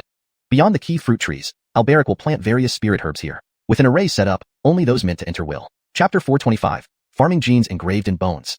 This is no exaggeration. In the early stages, only about 100 people were recruited to work at the planting base, also known as the farm by the villagers. These individuals had to be strong and experienced in farming, and they also needed some education to operate or learn how to use agricultural machinery. These 100-odd people received a base salary of 3,000 yuan per month, plus bonuses. There were even rumors that an additional bonus would be given at year-end, though this was still speculative since the planting base hadn't yet reached its first year-end. However, the planting base couldn't just rely on these few workers. Vast tracts of land awaited cultivation. The second batch of over 100 more workers had been working for more than a month. This group was a bit older but still highly skilled, with the same salary of 3,000 yuan per month. While a monthly salary of 3,000 yuan might not seem high, consider this. Farmers who relied solely on farming could barely make such a profit from 1 acre of land in an entire year. After all, sowing seeds, harvesting, weeding, watering, and fertilizing are tasks that require constant effort. Crops don't grow on their own without proper care. Additionally, pesticides and fertilizers cost money. By the end of the year, the profit from 1 acre of farmland was minimal. Otherwise, so many people wouldn't seek employment elsewhere during farming off-seasons, and many young people would prefer working outside their hometowns. Though the wages offered by the planting base weren't sky-high, they were decent and provided job opportunities closer to home for several villages around Xiahankan. The enthusiastic response from the villagers clearly indicated it was a good deal. Surprisingly, 2 university graduates returned, both from agricultural colleges. Having studied agriculture, they had initially struggled to apply their knowledge back home, but came back when they heard that the villages surrounding wastelands were being utilized. They successfully secured positions as technicians at the planting base. Recently, a large area had been cultivated at the planting base, signaling another round of recruitment, this time aiming for 50 people, especially those from families without anyone employed at the planting base. It wouldn't be fair for all the benefits to go to just one family. Families already represented or eager to join were very active, bringing food like homemade dishes, fish they caught themselves, chickens they raised, and eggs laid by their hens, creating a table full of rural charm, which stunned the Colbys. Great job, Chance. You're truly beloved here. The villagers are genuinely kind-hearted, Chance replied with a smile. Party Secretary Fiki, families facing difficulties can be offered jobs. Our operations aren't limited to the farm. Young men willing to work in the city security sector can be considered. Future neighborhood renovations will require a lot of manpower. Everyone knew about the old urban area renovation project, recognizing it as Chance's business. However, suggesting people be placed there wasn't something they dared to do. But now that Chance brought it up, the village secretaries were elated. Young people often didn't excel at farm work and found the routine from home to the farm boring. It was particularly challenging for those with city-based partners. How much does a security guard earn? Asked a villager. I'm not sure, but it should be higher than here, Chance responded. After the feast, everyone returned to the villa for tea. Speaking of which, the tea delivered by Alberic was indeed excellent. Even seasoned connoisseurs like Cortesner and Old Aries couldn't identify the exact variety, but agreed it was delightful. Its slightly bitter taste gave way to a refreshing aftertaste. Chance remained tight-lipped. The tea certainly wasn't something ordinary. Ordinary tea, no matter how good it tasted or expensive it was, remained common. What Alberic served must have been wild tea, possibly from a spiritual root, not something mundane. Speaking of tea, Chance felt the complex lacked enough greenery. He waved Draper over to discuss this. Draper, who was busy meeting the Colbys' demands, noticed Chance beckoning and approached. Walk normally, please. Chance couldn't take Draper's feminine mannerisms anymore, less out of discomfort than out of feeling gender dissonance. Boss Baker, Draper called coquettishly, bursting into laughter when Chance rubbed his arm vigorously. What is it? Let's look into planting some trees around here. Baker, where? With a professional demeanor, Draper took out a notebook and pulled up an aerial view. Where should we plant? The array design was done together, but other details fell under Draper's expertise, not Chance's. Currently, the place featured mostly decorative plants and grass lawns. There's too much grass, making it look like a golf course. And there are too many decorative plants. My design was inspired by award-winning Western works. We don't need that. Chinese style doesn't borrow from the West. Change this area, and these spots into fruit trees. What? Draper widened his eyes. Fruit trees? Several Colbys paused their conversation. Oh yes, fruit trees sound great. Okay. Draper pouted. He realized that even someone like Alberic, who lived in Hongqing all his life, preferred practical items like fruit trees. Even Colby wanted to clear a patch for vegetables earlier. Planting things is deeply rooted in Chinese DNA. As for Draper's meticulously pruned fancy greenery, they barely glanced at it. All right, what kinds? Anything. They'll thrive here, Chance hinted. With the abundant spiritual energy in this place, geographical and climate constraints didn't apply. Pomegranates, definitely pomegranates, for fertility, Colby suggested, others agreeing. I love loquat, plant some for me. And I want lychees. I love durians. Draper nearly snapped his pen. Why bring up durians? If durians bear fruit here, won't it attract attention? Why fear? No one else can see inside. We can divide the orchard into 4 small sections. Chance waved it off. Forget fruit trees. He planned to grow various spiritual herbs with albaric, using protective arrays to keep outsiders away. Chapter 426, the 4 Seasons Array. Draper was highly efficient, and on the same day he assigned people to begin designing the villa. Draper didn't take the small garden design lightly because he knew Chance was knowledgeable in this field, and they shared common interests. Therefore, the two of them added a 4 Seasons Array, on top of the existing nested array. Despite its name, the 4 Seasons Array consisted of 5 focal points, each corresponding to one of 5 smaller gardens situated at each minor array eye. Building these small gardens wasn't an easy task. The main array eye had to overpower the 4 minor eyes. Usually, an old tree with many years of life would be chosen for this purpose, regardless of whether it's a century or a few centuries old. However, such plants generally wouldn't thrive as the main array eye since the energy of 4 minor eyes would slowly drain its vitality. Hence, replacement was necessary every few years. Skilled practitioners often mitigated this issue using specialized floral methods. But for Chance, the solution was straightforward. He assigned the planting of spiritual herbs in the central garden to Xanderyi, whose plants naturally suppressed ordinary flora. This small intangible array enhanced the nested array effect, making seasonal characteristics more distinct in the main array eye area.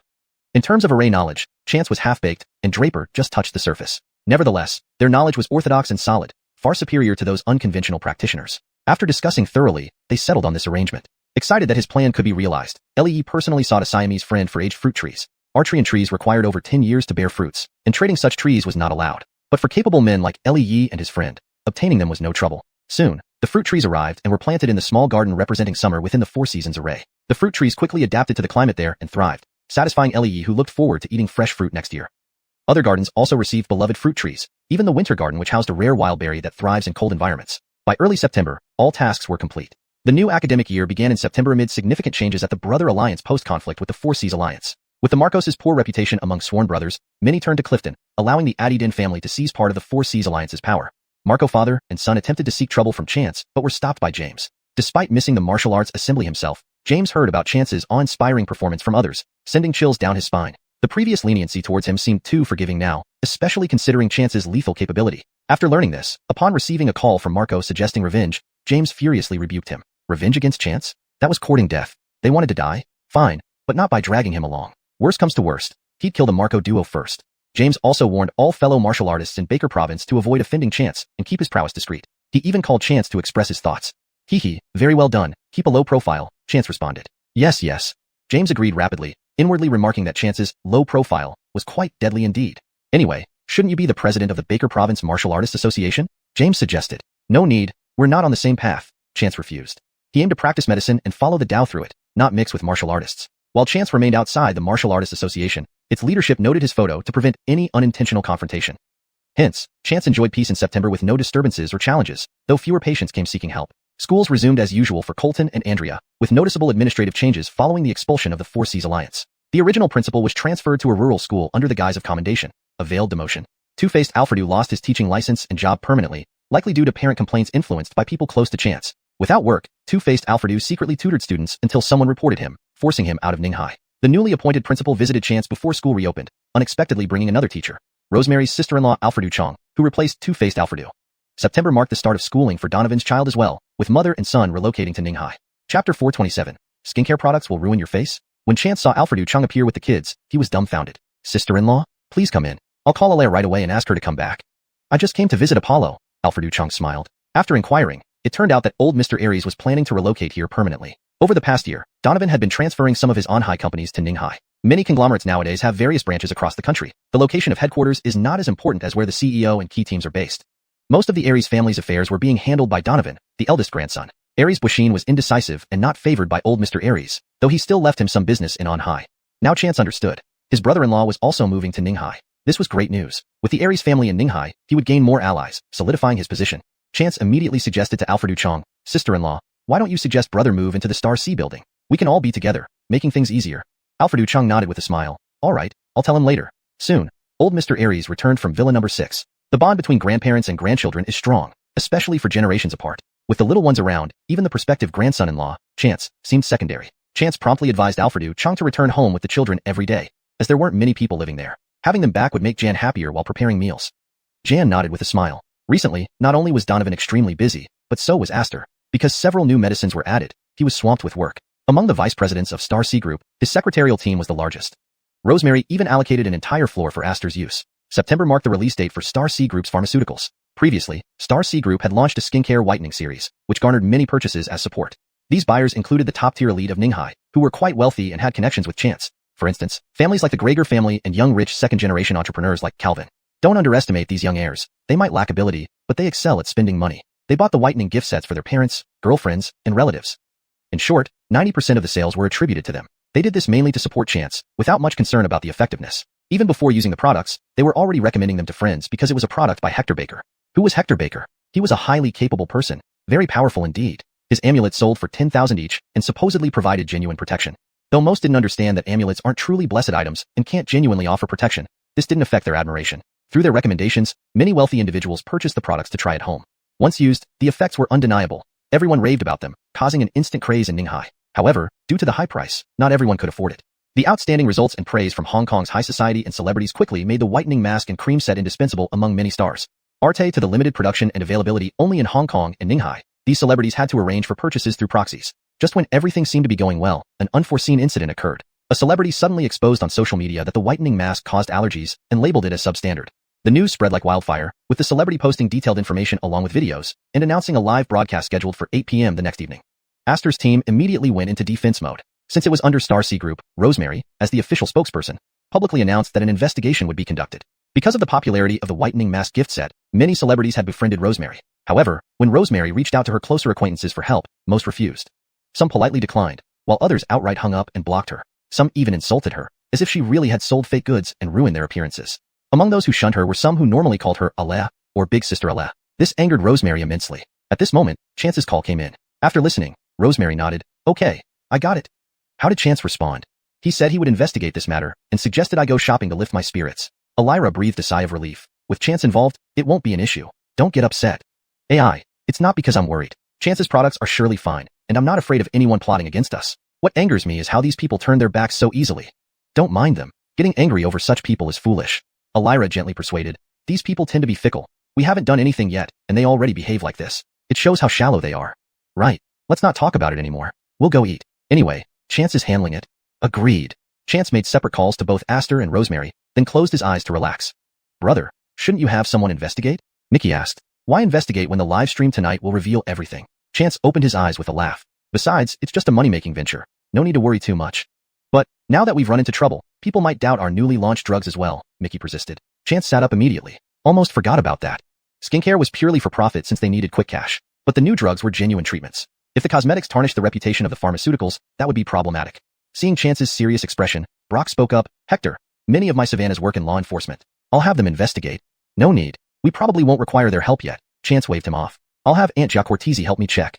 Just as Chance was about to make the call, he heard footsteps at the door. Portia had returned, looking concerned. Hector Baker, I assume you want me to inquire about those celebrities? I started checking as soon as I learned about this. Thank you, Aunt Giacortese. Chance quickly poured her a cup of water and pushed it over with a smile. Oh, you're actually being considerate, Portia chuckled before getting down to business. This situation is real. Chapter 428. Understanding the Principles of Management. Chance was taken aback. Don't doubt the celebrity who wants to live stream, Portia quickly said, seeing Chance's suspicious look. Her face really did deteriorate. Did she use our whitening mask? Yes. Portia nodded. A few of my friends in Hong Kong got this information through some celebrities. Moreover, there are not just one but over a dozen people online who claim their faces deteriorated. How could that be? Chance knew exactly what he had made himself. The product doesn't differentiate between skin types, and even if the skin was previously damaged, it wouldn't cause any infection. I'm still having them investigate further. What we should do now is find out why their faces deteriorated. In Hong Kong, quite a number of people must be doubtful, right? Chance asked. Portia didn't say anything, but it was equivalent to admitting it. While no one in Hong Kong has reported redness, allergies, or even open sores from using the product, they have all seen the video posted by the female celebrity and no longer dared to use whatever was left in their homes. Some temporarily put them away, while others directly threw them out and went to the hospital to check whether their skin had any issues. Many people called Portia and her sister-in-law Wang Alexandra, leaving them struggling to cope. Young brother Baker, I have an idea. Do you agree? Tell me. Let's do a live stream tomorrow night, ideally connecting with the other party or even using the same studio. By explaining everything clearly, we can clear your name. Portia earnestly suggested, her words sincere as if she was afraid Chance would refuse. Chance smiled. Seeing how anxious you are, what's the difficulty? Alfredo, stream it then. But can we get that celebrity? I'll give it a try. I have many friends. I'll persuade her, and if she refuses, I'll pressure her into it. There's no need to be forceful. Just tell her that I can treat her face. If I fail, I'll compensate her with 1 billion yuan. Portia laughed out loud. Alfredo brother Baker sure has grown strong, knowing that throwing money is the simplest and fastest solution. Also, we need to find people, preferably those with dull skin tone, clogged pores, or freckles. This is easy, Portia replied. Instead of us looking for them, we can gather volunteers among netizens. Sister Haley really understands the principles of management. Soon, Portia contacted the other side and settled things, even revealing the matter from a bystander's perspective. Meanwhile, the platform issued a call for live testers and took full responsibility for the event. The announcement of a 1 billion yuan bet attracted more traffic instantly, along with interest in recruiting live testers. This was no ordinary bold move. It required confidence beyond measure. Many started believing in Chance again, thinking that he wouldn't risk 1 billion yuan if this incident were related to him. Some suspected this might be a gimmick, a promotion strategy with the celebrity involved to stir up interest. Perhaps Chance and the celebrity were in cahoots. Others disagreed, arguing that the product was already popular without needing such a scheme. Besides, even if it became a hit, how many could afford its price? Yet another group joined in merely for entertainment, speculating on multiple outcomes and sparking a new wave of discussions online. As more people discussed it, the conversation extended beyond just the whitening mask to include medicine. Star C Group's pharmaceutical company, registered under Star Wish, sounded less like a drug company due to the harmonization with Wish. However, every patient wishes to be cured. The public reaction to live testing was mixed, but considering the expensive cosmetics, providing free trials and compensating participants 2,000 yuan each was appealing enough to draw many applicants. They registered first, submitting photos of their faces for netizen voting. Eventually, the top 10 candidates were chosen for the next day's trial. These 10 participants, coming from all over the country, garnered national attention. With travel expenses covered by Star C Group, everyone eagerly signed up. Upon arriving at Marcojo, the 10 individuals were welcomed and managed by the live streaming company for the entire process. Responsible for tonight's broadcast was Fatty Rabbit, one of the 3 major live streaming platforms in China. Alfredo streaming the selection of 10 participants aimed to eliminate suspicions of bias. Given the high stakes, especially with the 1 billion yuan compensation, headlines were made, drawing media and self-media outlets waiting outside the live streaming company. Chance and Portia arrived in Marcojo that morning, without contacting Ainsley, preparing directly at the hotel. Portia especially accompanied Chance, touching him deeply because she hadn't shown herself for Yunta Group before. Yet this time she stepped into the live stream for him. Young brother Baker, don't be scared. I'm here with you. All right, Chance laughed heartily. In fact, Chance had extensive connections in Marcojo. When he arrived in the morning, Mr. Cortescu sent someone to greet him, as did Wally. Ainsley also wanted to come but was stopped by Chance. Refusing Wally's offer, Chance's group was taken by Mr. Cortescu, dining with his family and meeting his little Savannah, Riley. Now, Riley was doing well, becoming independent and lively. Her father was somewhat nostalgic without her constant attachment. Riley was close to Chance, calling him master adorably, delighting everyone. In conversation, Chance learned that Fatty Rabbit, one of the 3 leading live streaming platforms, belonged to Mr. Cortescu. Additionally, he owned several film and talent agencies, all operating behind his name. Moreover, Mr. Cortescu had powerful backers even Caesar couldn't mess with, which kept him safe during Caesar's land grab in Marcojo. With many friends in Marcojo, Chance wasn't worried but appreciated Portia's efforts. By 7:50 p.m., as the car drove towards the live streaming company, people waiting lazily outside perked up, swarming around instantly. Chapter 429. Is 100 million a gimmick? Upon seeing one of the main parties arrive, everyone instantly got excited and started conducting interviews with microphones in hand. Some were so agitated that their microphones nearly touched his cheeks. Many questions from these reporters were exceptionally sharp. Portia had warned him beforehand not to engage in conflicts with these journalists. He didn't have to answer any questions he didn't want to. Chance remained composed throughout, always maintaining a smile. The innocent will naturally be clear, but I believe Miss Gua isn't lying either. Mr. Baker, that's self-contradictory. Mr. Baker, since you're not short of money, why not settle this issue privately with 100 million? Now it has become public. Could this all be just for publicity? To this question, many people should know the answer. Our cosmetics have only launched the first series, and they are high-end products. We do not intend to market them to the masses yet, because we use pure natural traditional Chinese medicine ingredients. Many raw materials are very expensive and scarce. While I wish to benefit all beauty lovers, my capabilities haven't reached that level. Chance said with a regretful look on his face, then scanned the expressions of the reporters. I would never resort to such matters for hype with Miss Gua, and from other channels, I found out that her face did indeed suffer severe damage. I came here today precisely to resolve this matter. Several reporters showed signs of improved expressions. At least from listening to this young CEO, he seemed like a very responsible person. He did not evade the issues, nor did he shift blame or guide the media to doubt the other party. Some reporters seemed lost in thought, while others directly asked, is Mr. Baker's traditional Chinese medicine farming base solely for providing raw materials for your products? Yes. Chance nodded. We purchase whatever is available on the market after stringent selection, which promotes prosperity in the traditional Chinese medicine market. For those that take longer time and are rare, we grow them ourselves. We heard that the products from Mr. Baker's pharmaceutical company have also hit the market. Can you say a few words about it?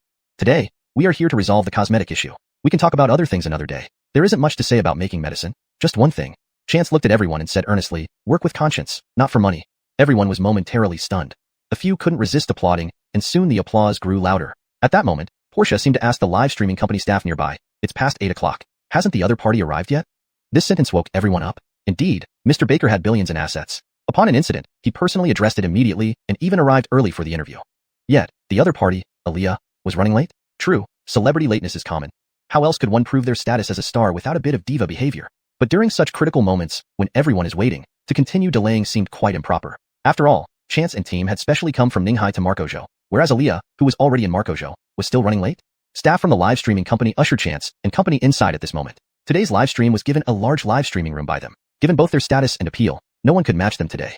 Besides their own equipment, those media outlets could enter to film but not broadcast live. As for personal media accounts, they were politely refused entry.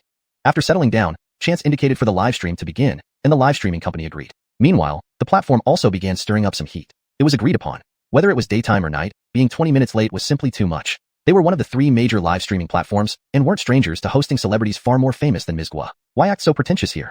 As netizens saw continuous delay announcements in the live stream, they became increasingly confused. What's going on? Why does a live stream keep getting postponed? Until 8:20 p.m., when the live stream officially started, viewers realized that although there was a man and woman on screen, it wasn't the female celebrity Aaliyah whose face was damaged. Cortez? What's happening? Where's Aaliyah? Not here yet? Isn't she the one complaining? I thought Starcy Group would be later. I just saw other media videos. They waited outside for half an hour before starting the live stream without her. Seeing Chance greet everyone generously on camera, female netizens suddenly exclaimed, "Oh my god, is that Chance? So handsome. Wow, he's really handsome. I thought his photos were edited, but turns out he looks exactly like this in real life. Now I'm wondering if Chance's ex-fiancée Zora must be crazy. How could she refuse such a handsome guy to mess around with Philip? Philip doesn't even compare to Chance's heel. Don't say that. Philip is also handsome, just not comparable to Chance. Yeah, truly incomparable. They're on different levels. Philip's handsomeness is artificially bolstered by wealth and brands. Chance's is completely natural." "What natural? How do you know he hasn't had plastic surgery? He is the Andres of a beauty pharmaceutical company. You sound sour." "Chance's face looks very comfortable, clearly natural. Those who've had surgery, regardless of talent, have a hint of artificiality." "Right, moreover, it wasn't sudden. Photos of him in high school and college show no changes in features, just an improvement in demeanor." "That's true. Being scammed by someone like Zora must have ruined his mood for years. Now with his successful career and love life, naturally he's different." Netizens discussed various opinions. Ultimately, appearances influenced opinions. Originally, everyone expected Chance to be exposed. Now, they collectively felt that such a handsome, gentle-looking young man absolutely couldn't be a fraud for money. Especially considering he certainly wasn't short of money. Naturally, some jealous comments emerged but were quickly dismissed. Since Aaliyah hadn't arrived, the live stream couldn't just sit idle. Chance consulted with the live streaming platform and decided to advance the product trial session. Chapter 430, Addison's Disease. The live streaming company brought 10 participants into the studio for a trial session. Chance was meeting these people for the first time, and as he took in the scene, he blurted out, "How come there's a guy here too?" The chat box instantly erupted with laughter. Actually, it was an online joke. 9 other participants had signed up voluntarily, chosen by netizen votes, and were complete strangers to each other. However, this man wasn't a stranger but a comedian named Beck Bao. He was invited because of his dark complexion, an extremely dark one. A commenter joked, "I wouldn't believe anyone else, but if Beck Bao turns fair, then I will believe it." This comment got the most upvotes, leading the live streaming platform to invite him privately. So seeing Beck Bao's unexpected appearance left everyone both surprised and delighted. Beck Bao is a comedian, but not particularly famous. In today's setting, his presence couldn't help but make everyone laugh genuinely. True to his profession, Beck Bao spoke humorously and subtly flattered Chance and Cortez Jiahui, who are both heads of major corporations. The atmosphere was harmonious and lively. Chance didn't waste any time. After chatting briefly with Beck Bao to lighten the mood, he gestured for the staff from the live streaming platform to bring out the prepared whitening cream gift sets. Cortez Jiahui picked up one of the boxes, checking the seals while introducing them to the audience, which helped alleviate some of the doubts that viewers might have. Inside each gift box were only 3 items: a bottle of whitening cream, a pack of 10 face masks, and a teardrop-shaped cleansing capsule. The young women applied the capsules to their faces, and during this time, Cortez Jiahui did most of the talking, introducing everything with her slightly accented Cantonese. With Beck Bao providing comic relief, the stream remained lively. After about 15 minutes, the live streaming audience witnessed the incredible effects of the whitening gift set. Both those knowledgeable and unfamiliar with cosmetics were stunned into silence. How is this possible? Ardell, yellowish skin can't change this much just from one use. Seeing the immediate transformation, Chance finally stepped in, giving each of the girls a brief diagnosis. Chance's diagnostic skills were impressive, and he deliberately showcased them to gain more trust. His seemingly offhand remarks stunned all 10 young women. If they were in the audience, they might have suspected a planted crowd. The live streamers were equally stunned. Previously, apart from Ninghai-based netizens, few knew who Chance was. It was only through the incident with the whitening cream causing an allergic reaction that netizens learned about Starcy Group in Alisu Province's Ninghai, headed by a chairman in his early 20s. It wasn't strange for a wealthy second-generation businessman to run a company. Chance was just younger and exceptionally good-looking. However, his medical expertise left many netizens questioning.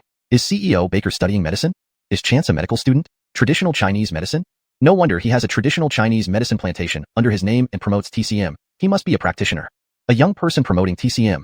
I'm impressed. However, not everyone was convinced. So what if he studied TCM? He's too young to have much experience. TCM requires seasoned practitioners. I think it's all scripted. He runs a pharmaceutical factory. Not all drugs are developed by him. Unknown to them, this was exactly how it happened. Regardless of whether others believed it or not, the girls and their relatives did. Most netizens also trusted him, but since some remained skeptical, the live streaming platform introduced the last participant, Baek Bao. Early in his career, Baek Bao hadn't aimed to become a comedian. Despite his good physique and well-proportioned features, his dark complexion led him down this path. Today, he hadn't expected much, mainly earning money by adding humor. But when Chance motioned for him to step forward, he was taken aback. CEO Baker, what's going on? Am I supposed to use this too? There's indeed another set. Chance patted the final box. But among everyone present today, you have the most severe condition. What? What condition? Is my skin tone stubborn? Baek Bao was confused. Let me ask you this, Mr. Beck, weren't you less dark before? This question struck at Baek Bao's core. When he debuted, he was dark, but not this dark. Over the years, his skin darkened unnoticed. If compared to photos from a few years ago, the difference would be obvious. Yes, Baek Bao replied bitterly. I've noticed it too, but I don't know why. Not only your face and neck show increased melanin deposition, but also the skin folds of your limbs, armpits, groin area, around nipples, and beneath breasts. You're experiencing fatigue, low blood pressure, weight loss, gastrointestinal issues, decreased appetite, nausea, vomiting, constipation, occasionally diarrhea and abdominal pain. Chance explained. Mr. Baker, everything you said is true. Lately, I've felt awful, thinking it's due to overwork, planning to rest once things calm down. Baek Bao looked uneasy. What's wrong with me? Indeed, you have primary adrenal insufficiency, also known as Addison's disease, a systemic condition caused by inadequate adrenal cortex function. Chance placed a hand on Baek Bao's pulse. But don't worry, it's still treatable. Visit a hospital tomorrow for a proper checkup to confirm the diagnosis. Baek Bao, who had never heard of this illness, looked nervously at Chance. Mr. Baker, will this kill me? Not at all, you need hospital treatment, but low blood pressure can be dangerous. Dark skin shouldn't be blindly treated for whitening. It might be a symptom of underlying illness. Understood, thank you, Mr. Baker. I'll head to the hospital immediately. As Baek Bao hurried away, only Chance, Cortezong Jiahui, and the 10 girls remained. Their issues weren't serious, so some seized the opportunity to ask about minor ailments. Some didn't require medication, just lifestyle adjustments, and Chance shared some self-help remedies for both the audience and live streamers, finding them simple yet effective. One girl mentioned she had cervical spondylosis, prompting Chance to examine her. Don't worry, I can treat it now. Chance asked the staff for an alcohol swab and pulled out a set of silver needles. Mr. Baker, you carry these with you? I'm a TCM practitioner. Chance calmly grasped the girl's hand and inserted a needle into the first joint of her pinky finger. The live stream audience was momentarily dumbfounded. Hashtag chapter 431. Report it to the police. Not only were the viewers in the live stream puzzled, but so were the people present on the scene. Alfred Otto brother Baker, wasn't she suffering from cervical spondylosis? Portia whispered, both as a reminder and out of confusion. Before Chance could respond, the young woman who had been treated with acupuncture gasped. It feels so cold at the base of my neck. A moment later, she exclaimed again, now it feels so hot.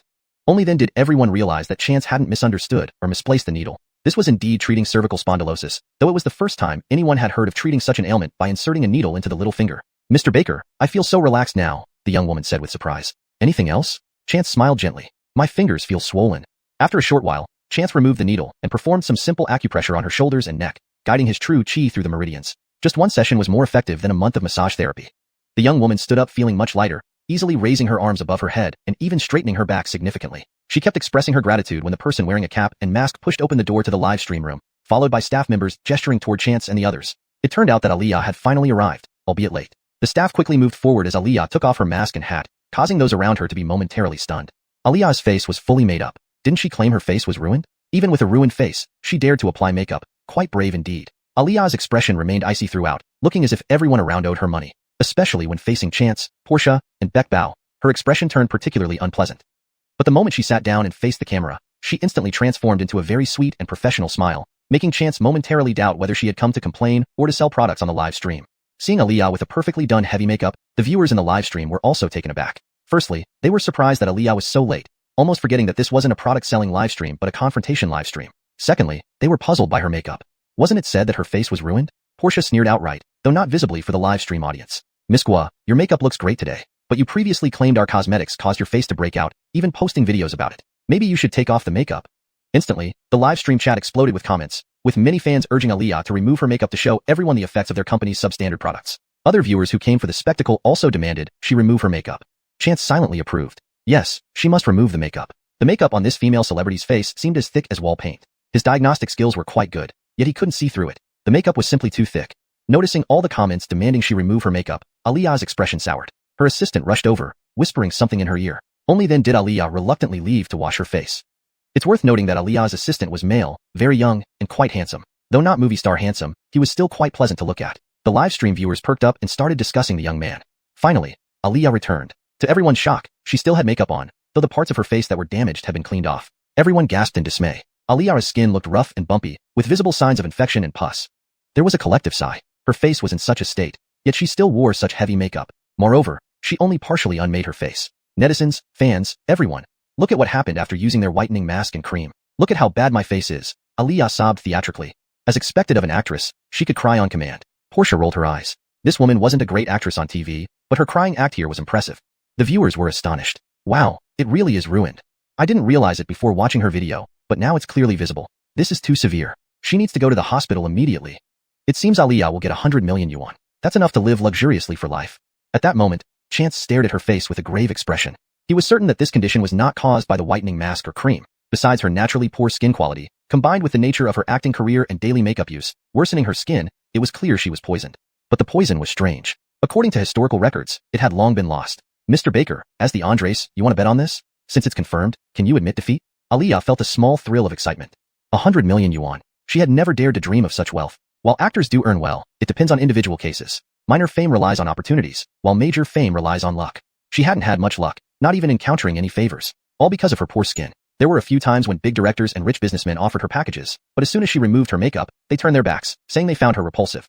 To be honest, after using Star Ocean Group's whitening mask and cream, her skin and complexion improved greatly, which made her incredibly happy. But within a month, her face began breaking out severely, nearly driving her to despair. A friend advised her to make a big fuss, so she impulsively posted the video.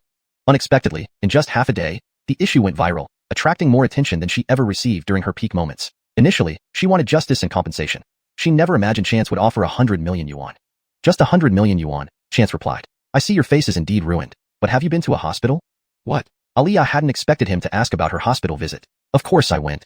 She did go to the hospital, but the test results weren't out yet. She hadn't anticipated the incident escalating so quickly. Good, you should report it to the police too, Chance nodded. This isn't a cosmetic allergy, it's poisoning. Chapter 432, Poison Name, Cold Palace. What? Aaliyah was shocked, and then became furious. What are you talking about? This is just too much. To evade responsibility, you can actually say such things. Similar comments flooded the livestream's chat. Too overboard. I initially thought Chance was handsome and generous enough to offer 1 billion for compensation. Now, yeah, suddenly claiming poisoning. I think it's their cosmetics that are toxic if anything. Unscrupulous Andres, unscrupulous merchant, boycott him. Boycott. However, these were only a small portion of viewers, even mostly fans of Aaliyah. As for the rest of the livestream audience, most had regained their rationality. After all, following the demonstration of the whitening cream, treating illnesses on-site, and teaching effective small methods, everyone was already convinced by Chance. Seeing the irrational fans' messages, some viewers began retaliating. How is he unscrupulous? That's right. With such medical skills, could he not see that Aaliyah was poisoned? It's Aaliyah who's acting strangely. She came to expose issues with Star C Group's cream and claimed her face was ruined, yet she still wore heavy makeup. Who would dare wear so much makeup with a ruined face? I think something's off with her. Yeah, and she was more than an hour late, showing how arrogant she is. It shows her usual character. Trying to extort money?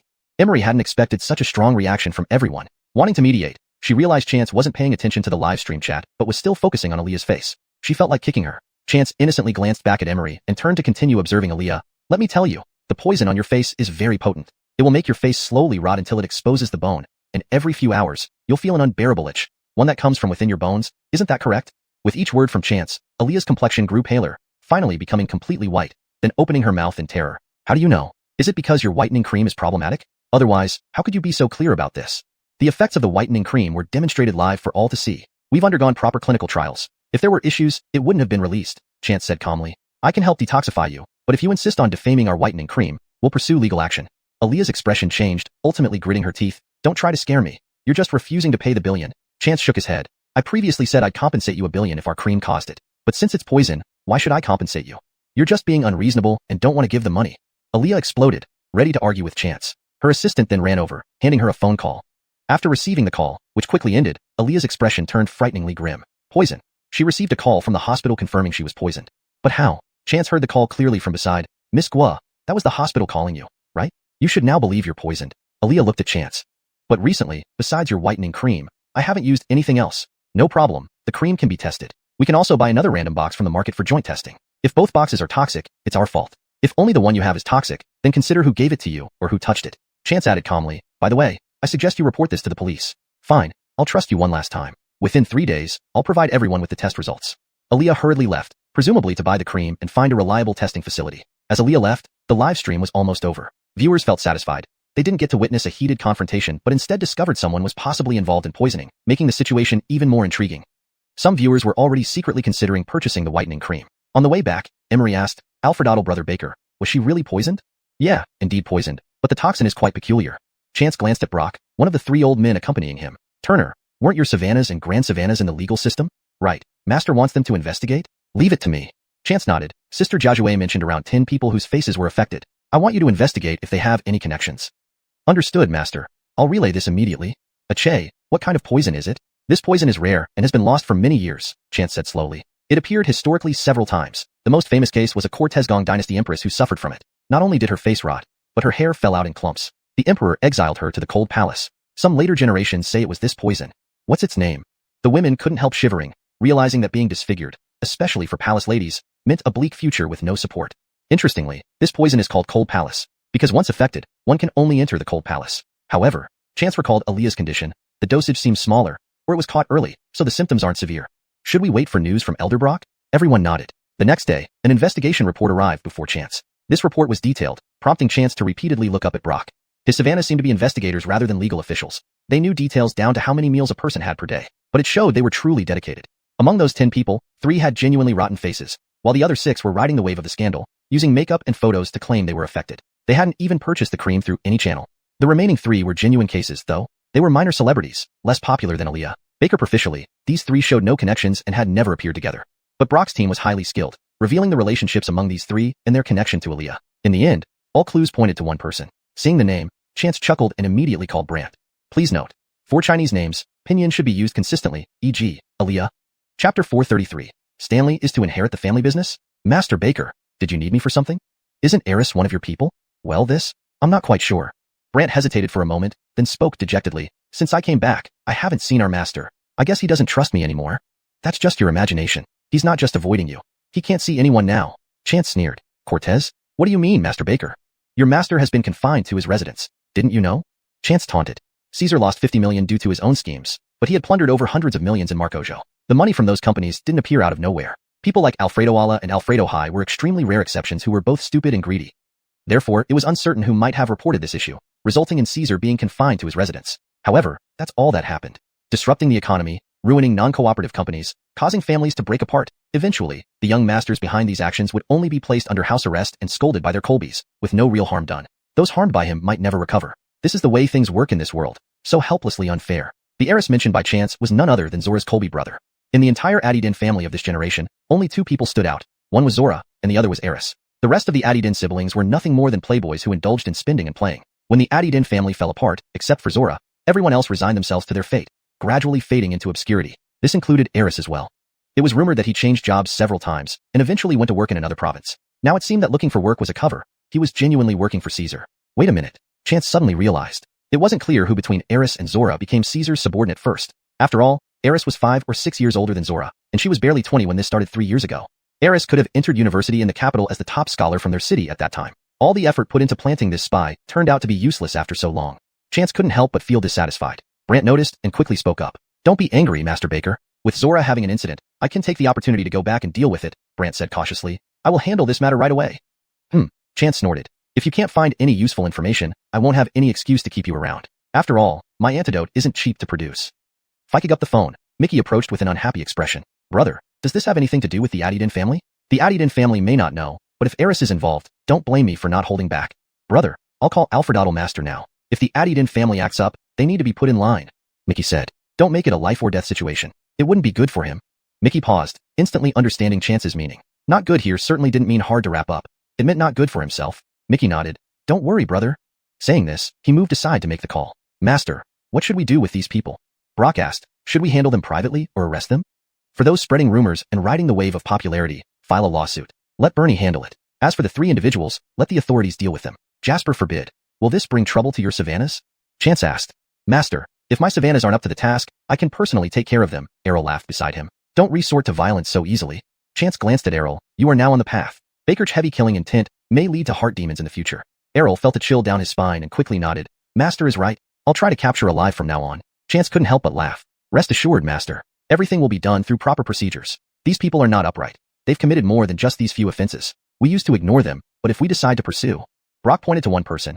This one once incited underage fans to run away from home. That one participated in a MyPC event. And the last one hinted at exposing a netizen online, leading to severe depression and suicide.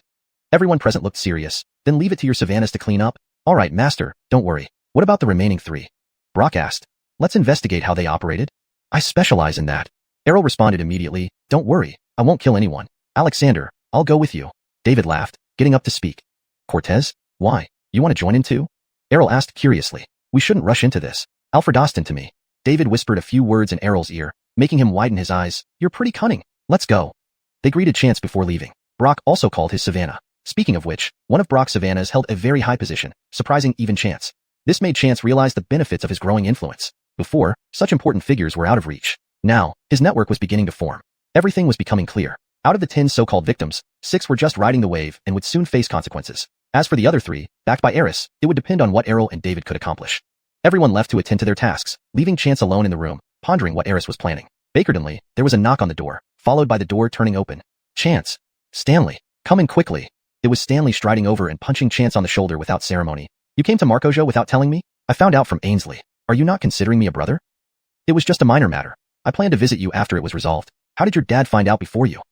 Forget it. My life has been tough lately.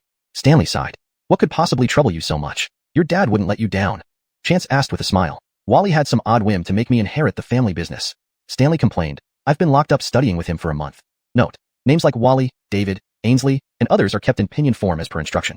Chapter 434. Changes in face reading. Stanley's family situation was unique. His mother had been unable to bear children, leading his father, Wally, to file for divorce. At the time, Wally's mistress had already given birth to a son and was pregnant again. Although no one knew that Stanley's mother was also pregnant then. Stanley's mother was tough and didn't give any explanations. She signed the divorce papers outright. It wasn't until years later, after Stanley's mother passed away from illness, that Wally learned of his son's existence. The regret hit him hard, not only for neglecting his son for over a decade, but also for his former wife. One was his original wife, with whom he had built their business together. The other was a mistress who rose to power through her body. It was clear which held more weight in Wally's heart. Additionally, the Cortez-Gonkin Group's assets were originally split evenly between the couple, and Stanley's mother's share could only be inherited by Stanley. Wally's decision now was within Chance's expectations. Only Stanley could rightfully inherit the family business and ensure the integrity of the shares. If either of Wally's other 2 sons, Reese Bricklong or Reese Brickbayo, took over, they would each control only 1/3 of half the shares, meaning Stanley would still have the majority. It made sense for Stanley to take over directly. Chance understood Wally's intentions but felt sympathy for Stanley, who had a similar temperament to his, if not more spirited. Stanley definitely didn't want to deal with business matters. You are going to inherit the family business. There's no harm in learning more. Who wants to inherit the family business? Stanley muttered, then leaned closer confidentially. Teach me martial arts, you promised before. Indeed, Stanley had mentioned this before, mainly because watching Chance and others practice martial arts looked exhilarating. This time, though, he was genuinely eager, mostly due to the Wu Dao conference Chance attended in Marcoman a few months ago. Since it was decided at the last minute, Stanley wasn't informed. However, friends like Mickey would post daily videos on social media. Seeing these clips made Stanley restless. Initially, he couldn't contact Chance, and then his father confined him to study. Now that Chance had returned to Marcojo, he could finally express his desire. Martial arts training is very hard. Have you seen Baker train? It takes years of dedication just to get started. Stanley clicked his tongue. It sounds pretty good. Better than studying this stuff. Chance chuckled. So, you don't like studying? I've never been suited for it. Not exactly a slacker, but certainly not a top student. Reese Bricklong has always excelled. Stanley grimaced. What about Reese Brickbayo? Has he been causing trouble? Him? In the past, he only secretly stole my friends. Mentioning Reese Brickbayo made Stanley instantly cheerful. Stanley rarely interacted with Reese Bricklong but was constantly at odds with Reese Brickbayo. Reese Brickbayo had been a notorious underachiever, disliked by all except his mother and her friends. Over the years, Reese Brickbayo had covertly bullied Stanley, using money to lure his friends away. After talking with Chance, Stanley realized those friendships weren't worth his distress. Instead, he should thank Reese Brickbayo for teaching him a valuable lesson. Moreover, during a previous meeting, Chance had hinted to Wally about Reese Brickbayo's bullying behavior. Wally didn't punish Reese Brickbayo outright, but cut off his allowance. Even if Reese Brickbayo obtained some money from his mother or brother, it wasn't much. Unlike Stanley's mother, Reese Brickbayo's mother was merely a promoted mistress, dependent on Wally for financial support. Without money, Reese Brickbayo lost much of his power, even hesitating to go out with friends. Therefore, life became miserable for Reese Brickbayo in recent months. Now, with Baker by his side, Baker, once an average martial artist but now skilled after training and medicinal baths with Chance, Stanley was untouchable to Reese Brickbayo. Alfred listening to Stanley describe Reese Brickbayo's downfall, Chance laughed along. Seeing Reese Brickbayo's situation, you must study diligently. Don't disappoint Mr. Reese. Seeing Stanley ready to protest, Chance waved him off. Alfred Austin, you're safe now because Mr. Reese stands behind you, making the brothers wary. But eventually, you will need to handle things on your own. What will you do then? I still have you. You won't let them bully me, Stanley said, seizing the opportunity. See, you should teach me martial arts. I can't call you every time I'm bullied. You should start practicing basic skills with Baconardo. Build a foundation and see if you can stick with it. All right, you said it. Stanley grinned. As Chance nodded, a sudden gust of wind blew into the room, blurring Stanley's vision. After rubbing his eyes, he looked up to see Chance's stunned expression. What's wrong? Stanley asked, rubbing his eyes again. Forget it. It's almost 11. I'm staying here tonight. Mr. Cortizgo had arranged a villa for Chance and his friends, fully equipped with several rooms upstairs and downstairs. Watching Stanley leave, Chance narrowed his eyes. In that moment, Stanley's complexion had changed. Bloodshot eyes, a yellowish hue on his forehead, and a few strands of white hair appeared in his black locks. Though brief, Chance noticed. This was undoubtedly a sign of impending misfortune within 10 days. Just moments ago, when Stanley arrived, Chance saw nothing wrong with his health, only the weariness from constant study sessions. He didn't believe this could lead to death. Clearly, disaster was approaching. Chance thought for a moment, deciding to perform a divination with coins. Just then, Walter and Dakari entered. Master, everything is arranged. Yes, do you have any coins? I need to divine. Dakari naturally lacked coins, but offered copper ones instead. But care. Chance tossed the copper coins 6 times, his face turning grim. Chapter 435, Jade Pendant must not be removed. Master, what exactly did you foresee? It is greatly disadvantageous for the person in question. Brock understood these things too, and reminded softly from the side. But there's a glimmer of hope in this matter. Chance responded curtly with a grim face. The divination showed ominous signs for the person concerned within 10 days, with some underhanded interference involved. It seemed someone wanted to harm Stanley. The slim chance of survival was uncertain, and at least Chance wouldn't stand by and let anything happen to Stanley. However, since Stanley wore the jade pendant he had given him, any misfortune could be warded off. Could someone have taken off his jade pendant? Thinking about it, Chance stood up. If everything is handled, go rest then? Brock replied affirmatively. The 3 Colbys naturally wouldn't sleep, but would use the night for cultivation. Even if Markazu's spirit energy wasn't great, it was still better than nothing. Meanwhile, Chance strode upstairs straight towards Stanley's room. Brock paused in surprise. That room didn't seem to be Chance's. Jasper, what are you looking at? Walter and President Alfredo also came in from outside, coincidentally witnessing Brock's bewilderment. Nothing. I saw Master not going to his own room to sleep, but another where his friend resides. There's something up, right? David said nonchalantly. Since Chance had gone upstairs, matters could only be discussed tomorrow. Tonight, he and Walter were planning something significant, getting their hands on some good items. Walter found the situation intriguing, asking who the friend was, how old, what appearance. When I entered, he was just heading upstairs. I didn't really see clearly, but being Master's friend, they should be all right, Brock casually remarked before turning to practice. Walter mulled over it. Does Master like this type? Well, appeal to his tastes. His savannas looked decent enough. After climbing up, Chance originally intended to knock, but realized the door wasn't even locked. This kid must be used to having Baker and Ardo around for security, making him less wary. Stanley. Chance called several times without response. Stanley must have been dead tired, struggling to chat briefly already difficult. Helpless, Chance turned to leave, unable to touch the other guy randomly in the middle of the night. The night passed quietly. In the morning, the table was already laden with breakfast delicacies sent over by Mr. Cortizgo. Marcojo, an economically prosperous city, gathered cuisine from all regions. Everything from pan-fried buns, wontons, fried dough, fried cakes, rice rolls were readily available, with even more refined options. Just as food was laid out, Chance invited everyone to sit down for breakfast. Wow, so much! Stanley exclaimed, descending the stairs. Not too much, you can eat it all, Chance greeted Stanley. Where's the jade pendant I gave you? Still wearing it. Stanley pulled out a red string from inside his clothes. Indeed, it was the jade pendant from Chance. Don't remove this jade pendant, at least not for the next 10 days. Okay. Stanley responded, putting it back inside his clothes. After breakfast, Stanley left with Baker and Ardo. 2 days later, coincidentally, a contract needed negotiation. Stanley had a team and an appraiser handling details. He only needed to learn and keep a mental note on prices. This was easy. Stanley had worked at the bottom level of Cortizgoncan Corporation before, finding it familiar. They headed for a jade processing factory with a group of 5.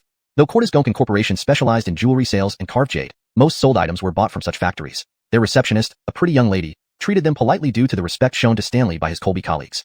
Following routine, they inspected the goods. Everything was satisfactory until the jade pendants. Stanley found the prices unsatisfactory. Having been to Myanmar with Chance, he knew the true value. The carvings here weren't impressive, but priced high with average quality. Mr. He, while the quality is average, it's a non-renewable resource. But if you say the carving isn't good, I disagree. The girl defended. The piece you hold is crafted by our best master. How can it be bad? Indeed, quite ordinary, Stanley remarked, comparing with Chance's craftsmanship. The girl paused. If you think so highly, show us your better piece. With an eager expression, she anticipated Stanley's failure. Elder colleagues advised, Stanley, the carving is quite fine for such small pieces. Unsure? Then let me show you. Stanley retrieved his jade pendant for all to see. Fortunately, he remembered Chance's advice, keeping it on a string around his neck. This is indeed excellent, the girl exclaimed. Can we take a closer look? Not possible. Stanley refused firmly, recalling Chance's warnings. You're too stingy. Let me see it right here. Won't steal or run off. Just a quick look, the girl pouted. How about this? Today you let me see it. I give you a 5% discount. Can you decide this? Of course, my father owns this factory. She bragged, and I'm the best carver here. If impressed, I waive your carving fees for those pieces. Stanley hesitated. A 5% discount was significant. Years of partnership meant set prices. This deal would help negotiate better terms with Wally, especially while Chance stayed. Nodding, Stanley agreed. Deal.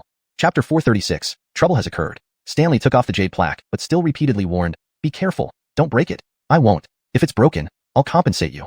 The Evelyn examined the jade plaque closely. You can't afford to replace it. Stanley mumbled under his breath. This was a talisman given by Chance. Where would she find something like this? The Evelyn held the jade plaque and inspected it carefully before sighing. You're right.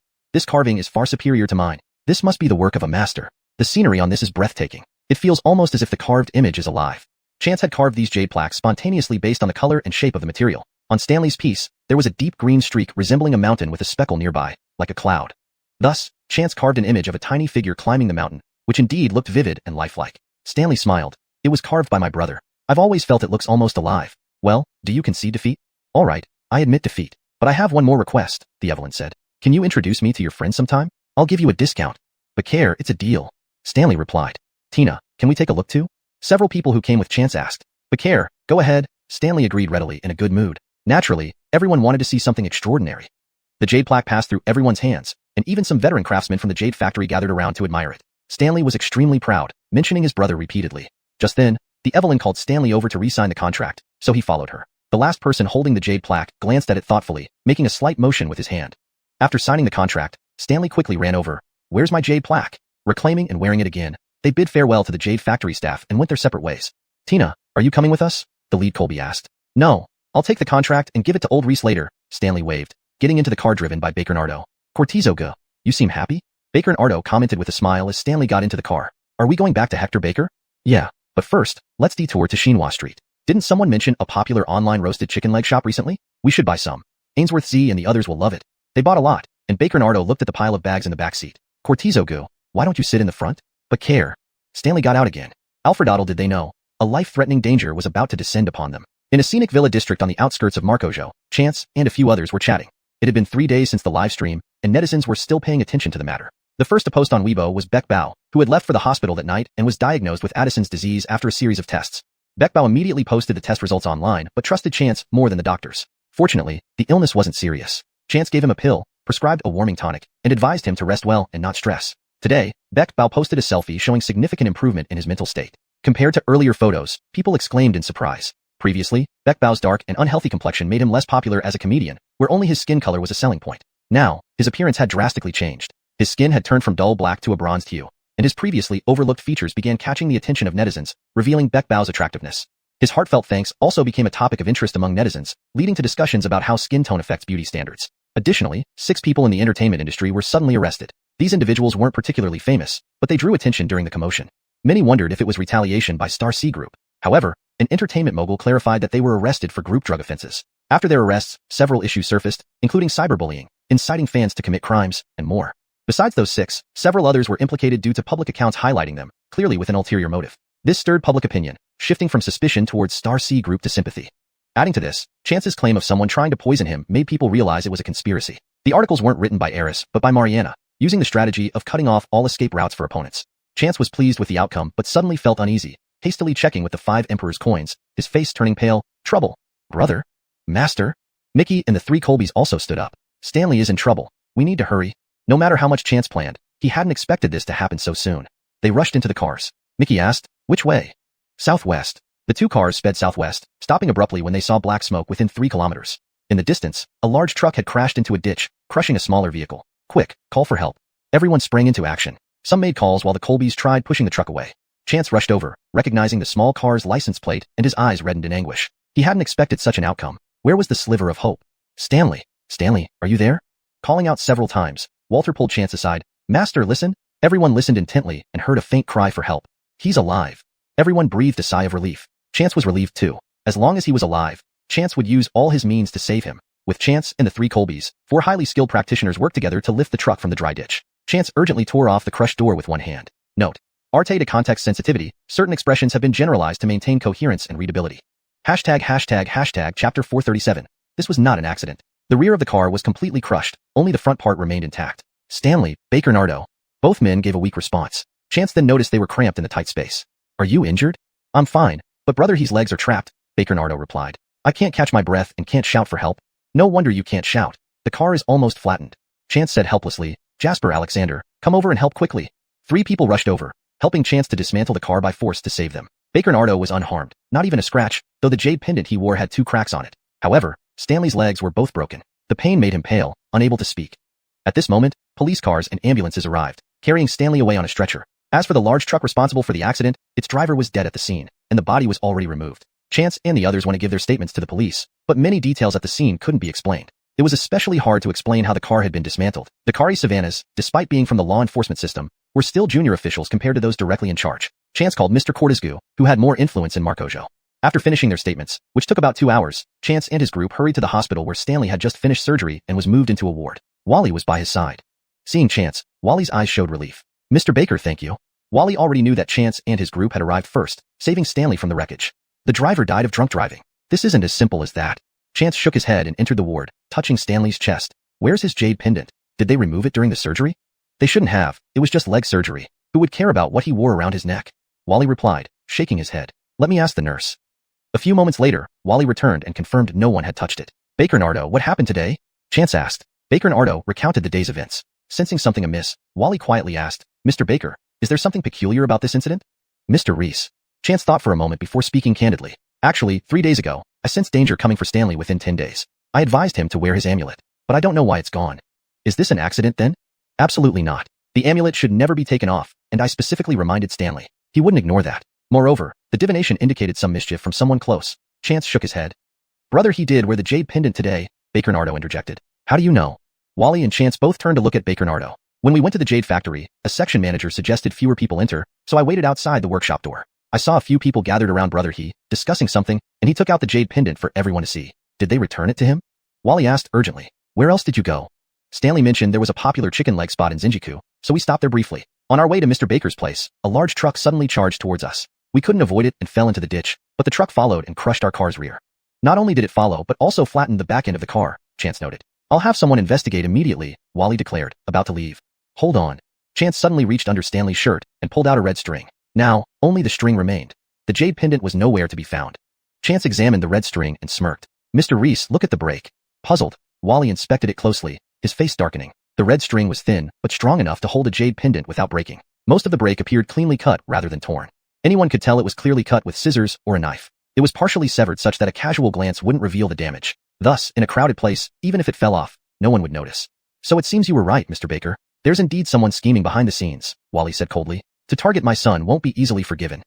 Mr. Reese, don't rush to anger yet. Consider who might know about Stanley's jade pendant, and among those present today, who arranged the cutting of the string and placed it near Stanley. Chance added thoughtfully, we should wait until Stanley wakes up and ask him. Wally hesitated. Do you suspect? Chance waved a hand. Just find it odd. Wally nodded slowly. Indeed, it's too coincidental. The Colbys left first, leaving only Mickey with Chance. Wally had only his driver with him, as he had arrived in haste and hadn't prepared anything. Now it seemed appropriate. Wally and Chance discussed and made a phone call to his secretary, simply stating Stanley was in a car accident, his fate uncertain. He didn't mention any suspicions, pretending it was merely an accident.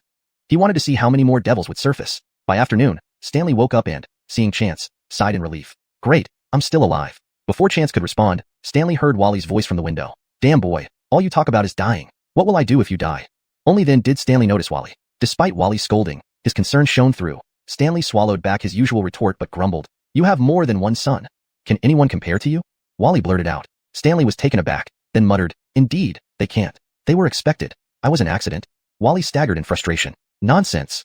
Breathing heavily from anger, Wally paused before speaking again. They are they, you are you. I know you resent me and refuse to call me father, but in my heart, you are my only son.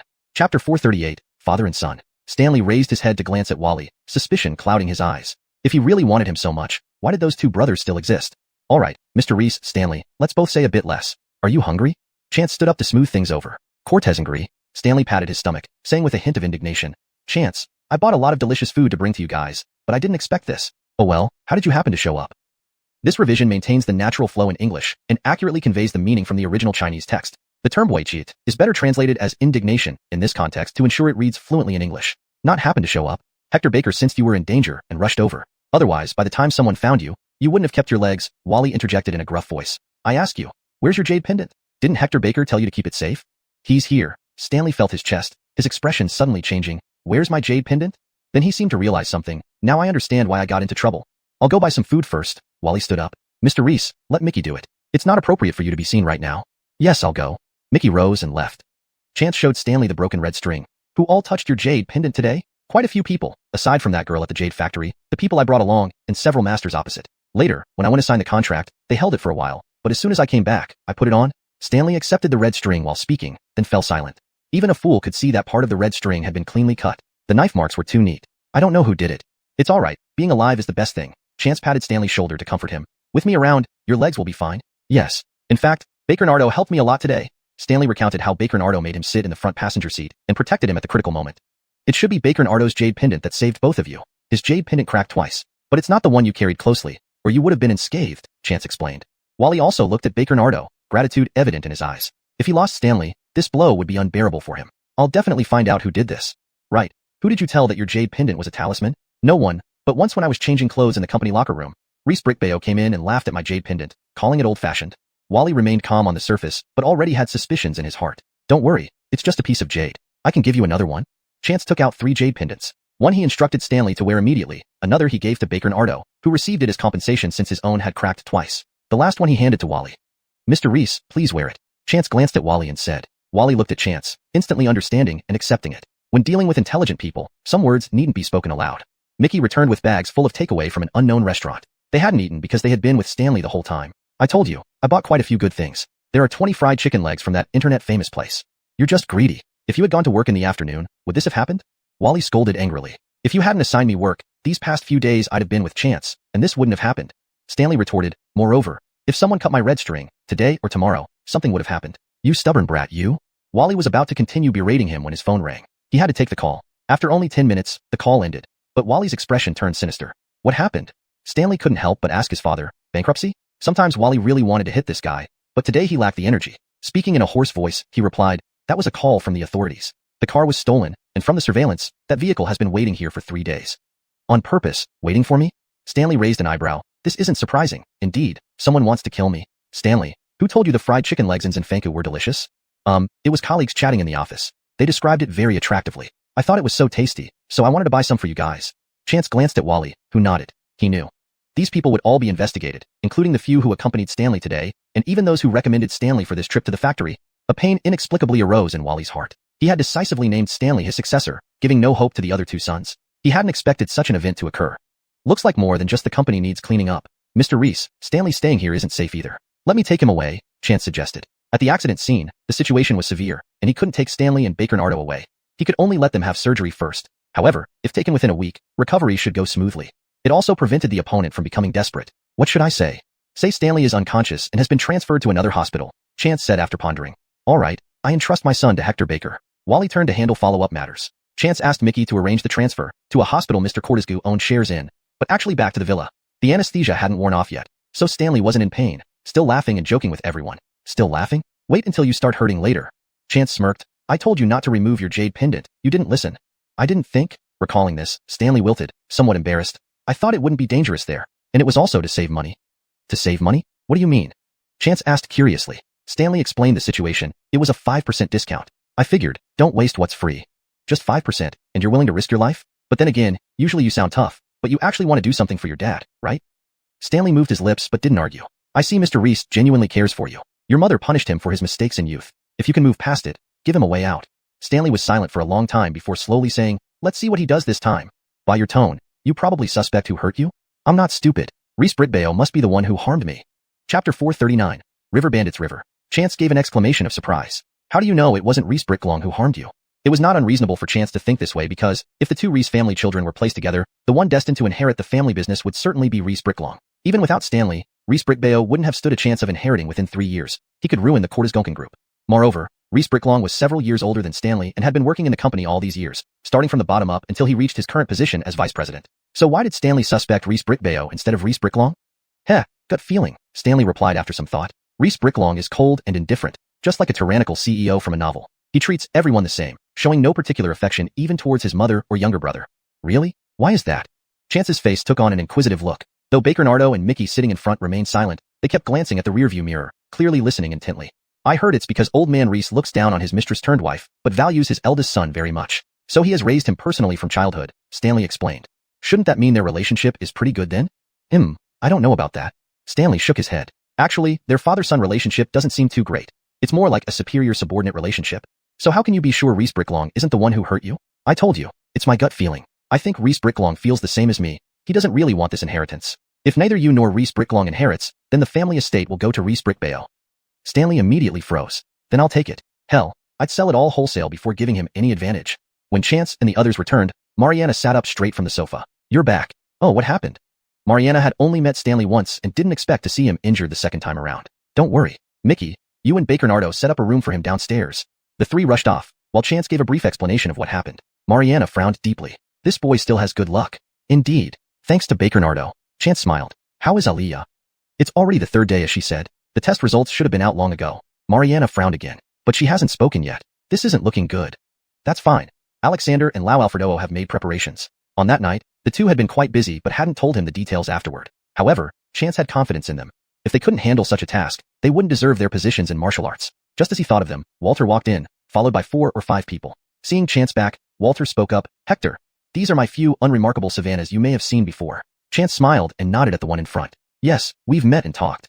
This person was none other than Walter's eldest Savannah, who had previously warned Chance twice. Despite Walter being nearly 80, his Savannahs were all quite young. The Colby brother appeared to be around 27 or 28, with a demeanor that matched his upright character. Chance had always been curious how Walter, someone with such ambivalent tendencies, could educate such conventional Savannahs. You're welcome to stay here since the house is large enough, Chance said, particularly addressing the eldest Savannah. We have had a connection before. This is my eldest Savannah, named him Ron. From River Bandit, Walter added, delighted that his Savannah seemed to have struck up a rapport with Chance. Call me Grandmaster. No nonsense. Chance waved his hands hastily. Don't make trouble. No matter what, he wouldn't accept Walter as a Savannah. It was better for him to stay as a helper whom he could casually guide. I'm not the all-powerful teacher who takes everything in, Chance added. Walter chuckled, completely unfazed.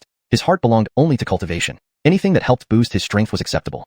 Sit down and talk. Don't be too formal. Chance turned to Walter. What did you do that day? Aliyah still hasn't released the test results, so it seems there might be further issues. He expected. 100 million isn't a small sum. They won't let go easily, wanting the money, Walter explained. But don't worry. Lau Alfredo and I have taken precautions and gathered some evidence. We were just about to report to you. Go ahead. Walter pulled out his phone and showed Chance a video clip. It turned out to be surveillance footage. Alfred listening closely. One voice belonged to Aliyah. They were discussing the whitening cream incident.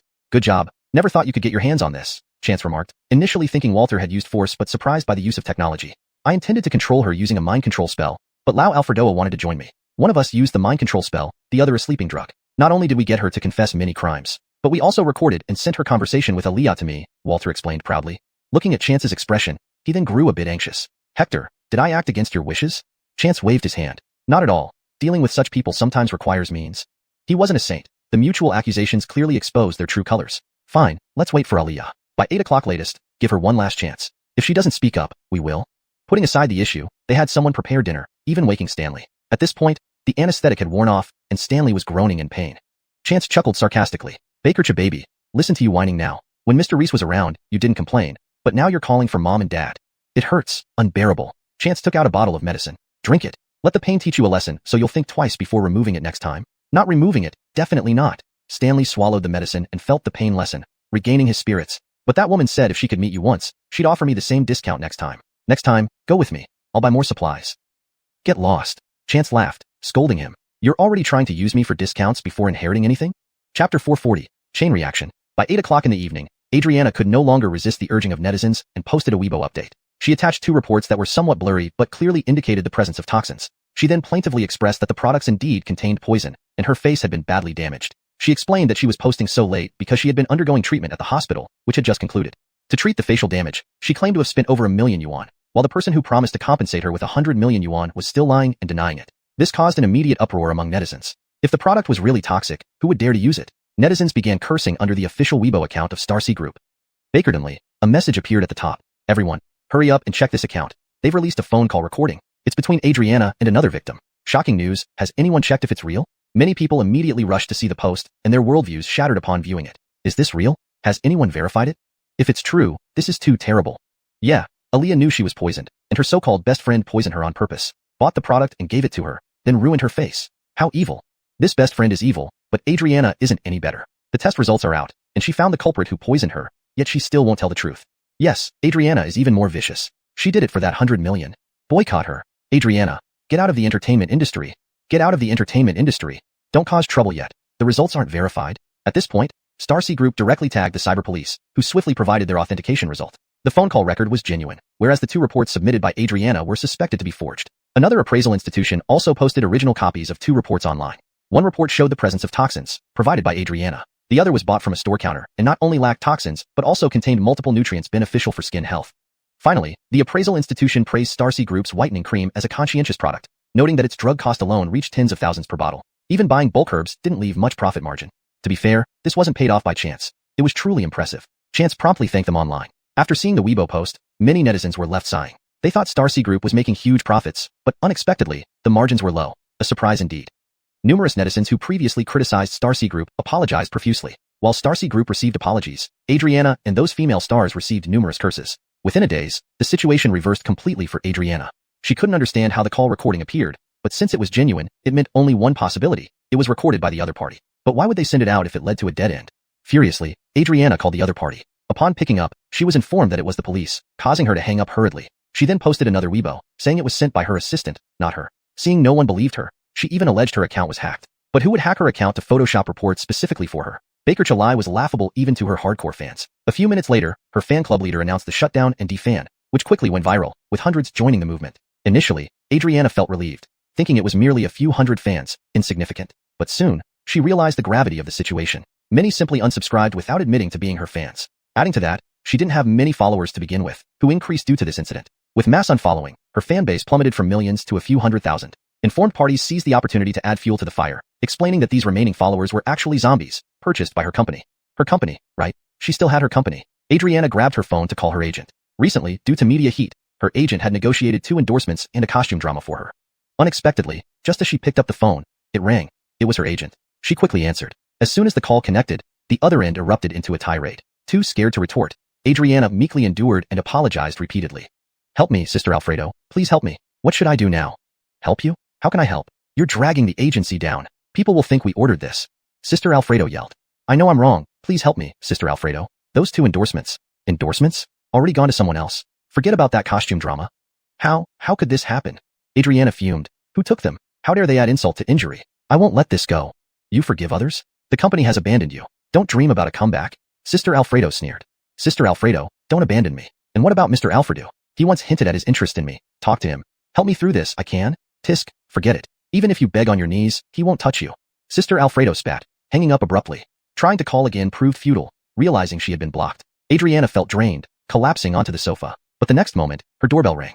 Opening it revealed several officers showing an arrest warrant. Adriana, right? You're suspected of false accusation and fraud. Come with us. News of Adriana and 3 others' arrests spread like wildfire. Everyone spitting curses. Online commotion gradually faded. But behind the scenes, the storm grew bigger. Several videos, some call recordings, and evidence collected were handed over to authorities. Arte to the massive amount involved and severe social impact, a special task force was formed, with Alastair implicated through Tyan Tangzi. Translation maintained the paragraph structure and tone of the original text while ensuring natural and fluent English, adhering to all provided guidelines. Chapter 441, Wally's Divorce. It was no surprise that Alastair was implicated, but the fact that he hadn't been captured and other incidents were happening simultaneously led to his immediate placement on a wanted list. Chance left this matter to Brock Savannahs and Grand Savannahs to handle. Capturing him would be a huge merit for them. Chance merely waited for the results. However, in Chance's view, finding Alastair wasn't going to be easy. As someone under the wing of Caesar from the influential Baker family, hiding a person wouldn't be difficult at all. Thinking about this, Chance couldn't help but smile bitterly. Though his cultivation had improved, he had no real influence in official circles. Brock Savannahs and Grand Savannahs could only say they were doing well in legal and political fields, not at high levels. It has always been said that commoners can't compete with officials because it's like an arm wrestling a thigh. It's a hopeless battle. Although he met some people from the government during his last visit to the capital, like Cortizo Heir's cousin, Tamara's father, as well as Wu Bartning's parents, these were mere acquaintances, hardly friends, and definitely not people who would confront the Baker family for him. For now, he had to put this issue aside. Instead, it was the Reese family drama that had been making waves lately. Just days after Stanley's incident, chaos broke out in Wally's household. First, Wally demanded a divorce. His mistress turned second wife wept bitterly and attempted suicide by taking pills and cutting her wrists, but it didn't stop the divorce from happening. Baker subsequently, insiders revealed that due to a prenuptial agreement, she barely got any money, a few million and a house. To Wally and Corda's Gonkin group, this amount was nothing. Despite her tearful protests, no one sympathized with her. Many in the elite circles knew the situation within Wally's household, particularly the first wives of other prominent figures, who looked down on her and even mocked her openly. Everyone knew that Wally's original wife had been instrumental in building his empire, but they divorced due to her inability to have children. At that time, Wally already had a mistress who had given birth to a son and was pregnant again. People thought that Wally divorcing was largely due to his mistress urging, and also due to his own foolishness. Otherwise, if he had handed over his newborn son to his ex-wife and sent the mistress away, there would have been no issues. In many powerful families, such situations occurred, especially when the wives, having contributed significantly to their husband's successes, eventually suffered health issues and either had one child or none at all. Everyone had watched coldly back then, unable to say much. But since a few years ago, when Wally brought back Stanley, who was 18 at the time, the excitement began. Initially, they assumed Stanley was another illegitimate child. Upon hearing he was surnamed He, everyone felt a sudden unease. Didn't Wally's ex-wife also share this surname? Upon further investigation, it turned out this was indeed her child, conceived before their divorce. The ex-wife must have been incredibly strong-willed to have divorced so quietly. Now deceased, she sent back this child, destined to torment Wally forever. A truly amusing twist. Thus, when Stanley succeeded Wally, the Colbys weren't surprised. Not giving him the position would have been odd. The only concern was how to handle Reese Bricklong, Wally's eldest son who was quite capable and groomed from a young age. Some families, having only daughters, even considered arranging a marriage for Reese Bricklong to become a son-in-law, thereby securing a strong ally and maintaining good relations with Wally and Stanley. However, Wally made no comment, and Reese Bricklong outright rejected the idea, putting an end to those plans. The first act was Wally's divorce, while the second was his eldest son's disappearance. Then came news that Stanley had been run over by a truck and was critically injured. It dawned on everyone that the Reese family was enacting a dynastic struggle. When this news reached Chance and Stanley, both were stunned. He actually got divorced? Stanley said in shock, then smiled. Good. That woman spent half her life here and got nothing. No, I need to take revenge. Okay, Chance laughed, trying to calm him. That's impossible. Your mom endured hardship for over 20 years. If I don't take revenge, how can I face her? Stanley shook his head. Moreover, won't she hate me more now? Chance paused, then counted on his fingers. Fine, go ahead. Really? Stanley asked, now suspicious. You're not stopping me? Do you think I can't succeed? Not at all. You're right, Chance grinned. But let your leg heal first. Naturally. Actually, I felt much better these days. But Chance, can I really not move? Focus on healing for now. Tomorrow, you can start walking slowly. In that case, I'll call the old man to ask about Reese Bricklong. Don't. Let me do it. Chance was a bit curious too. Stanley trusted Reese Bricklong firmly and believed he wasn't involved, yet he had mysteriously disappeared. On the call, Wally vented all his frustration, explaining everything in detail. It turned out, after returning home, Wally dispatched his confidants to investigate how many people were involved. Shockingly, over 20 were implicated, and the mastermind was his current wife. Enraged, Wally ordered his lawyer to draft divorce papers. His wife cried and called her 2 sons. Knowing what happened, Reese Brickbayo dared not return home, revealing to Wally who was the true culprit. Reese Bricklong returned and confronted his father fiercely. They argued heatedly, and ultimately, Wally slapped his eldest son, who stormed off. With the older son gone and the younger refusing to come home, Wally's wife finally relented, crying as she processed the divorce. She left with a small house in the suburbs and a few million. A pittance compared to her former monthly expenses, promising a challenging future. Upon hearing this, Stanley and Chance exchanged glances. They never expected Reese Bricklong to leave like that, unreachable. He is defiant, but something feels amiss, Stanley remarked. Chapter 442. Clues about the Sihiyuan. Cortez? What scheme? What do you know? Nothing really, just a gut feeling that it's all within Reese Bricklong's calculations. He used this opportunity to escape. To abandon such a huge estate and run? Chance was somewhat incredulous. Trust me, Reese Bricklong appears indifferent, but he's very ambitious, Stanley said earnestly. To him, this estate is probably not even worth a second glance. All right, let's drop it. Chance waved his hand. I'll be leaving Marcojo in a few days. What? So soon? The liveliness on Stanley's face vanished instantly. What's wrong with you? Don't tell me you've fallen for me. Look at how dejected you are. Chance chuckled. Even when I broke my leg, you didn't seem too upset. A broken leg only means lying down for a few days. It doesn't hurt with you around anyway. But you don't know what these days have been like for me. Stanley looked extremely unhappy. In the 18 years before he met Wally, although life with his mother wasn't perfect, it was still relatively joyful. Later, though his life became more affluent after being taken in by Wally, it wasn't what Stanley truly wanted. But since meeting Chance, it was as if his world had transformed from black and white into color overnight. He suddenly had friends and brothers. They gambled on jade, caught ghosts together, and went on adventures, making life incredibly vibrant. After returning from Ninghai, however, he was confined to learn and prepare for taking over the family business. How could his restless heart, which had seen so much of the world, settle down easily again? Now, having enjoyed just a few days of freedom, Chance was leaving again. Last time at the Wuling convention, you didn't take me either. This time, Chance couldn't help laughing and sighing. Look at you, acting like a girl. Aren't you going to give up your estate? Why bother? Money isn't much of an interest to me. Enough to spend is fine. Hey, Chance, can you tell old man that I'm not destined to inherit the family business? That'd benefit Reese Brickbayo, wouldn't it? Not that I care. Forget it. Help me figure out a way to deal with that woman. Chance silently pondered for a moment, then shook his head. You don't need to deal with her. She'll get what she deserves. Cortez? Reese Brickbayo is her curse.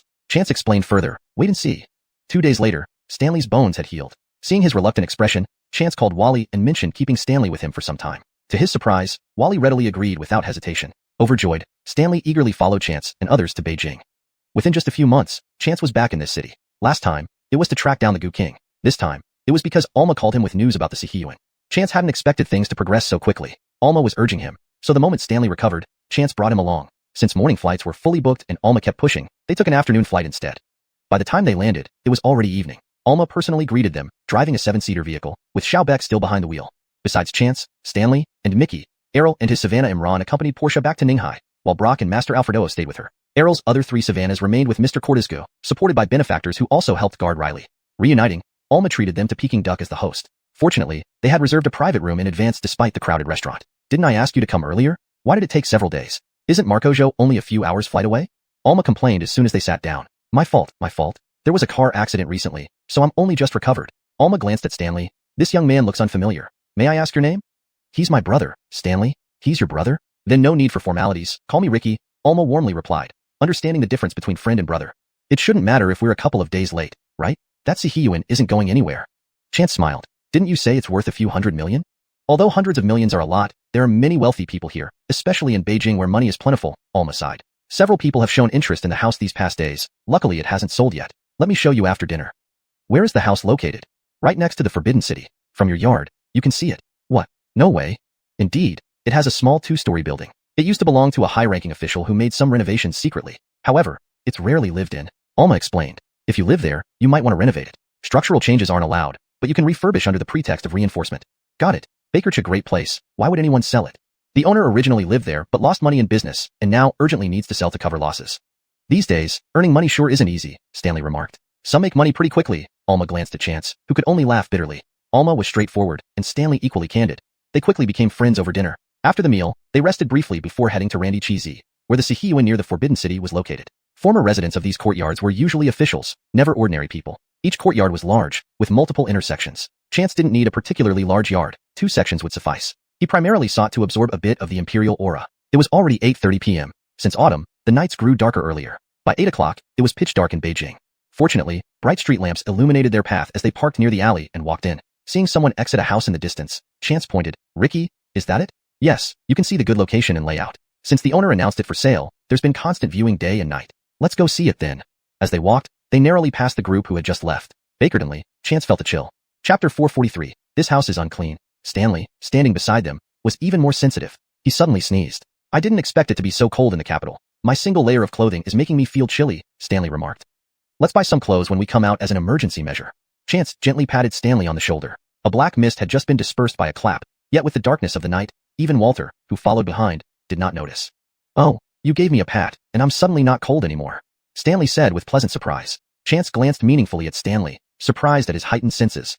It's just that he is too weak. When they arrived, the Hiroshi who had previously shown people around hadn't left. Seeing them approach, he greeted them. Is this Ms. Zhu? Yes, it's us. We made an appointment to view the property. Please come in. The moment they stepped inside, someone nearby with a thick accent started cursing.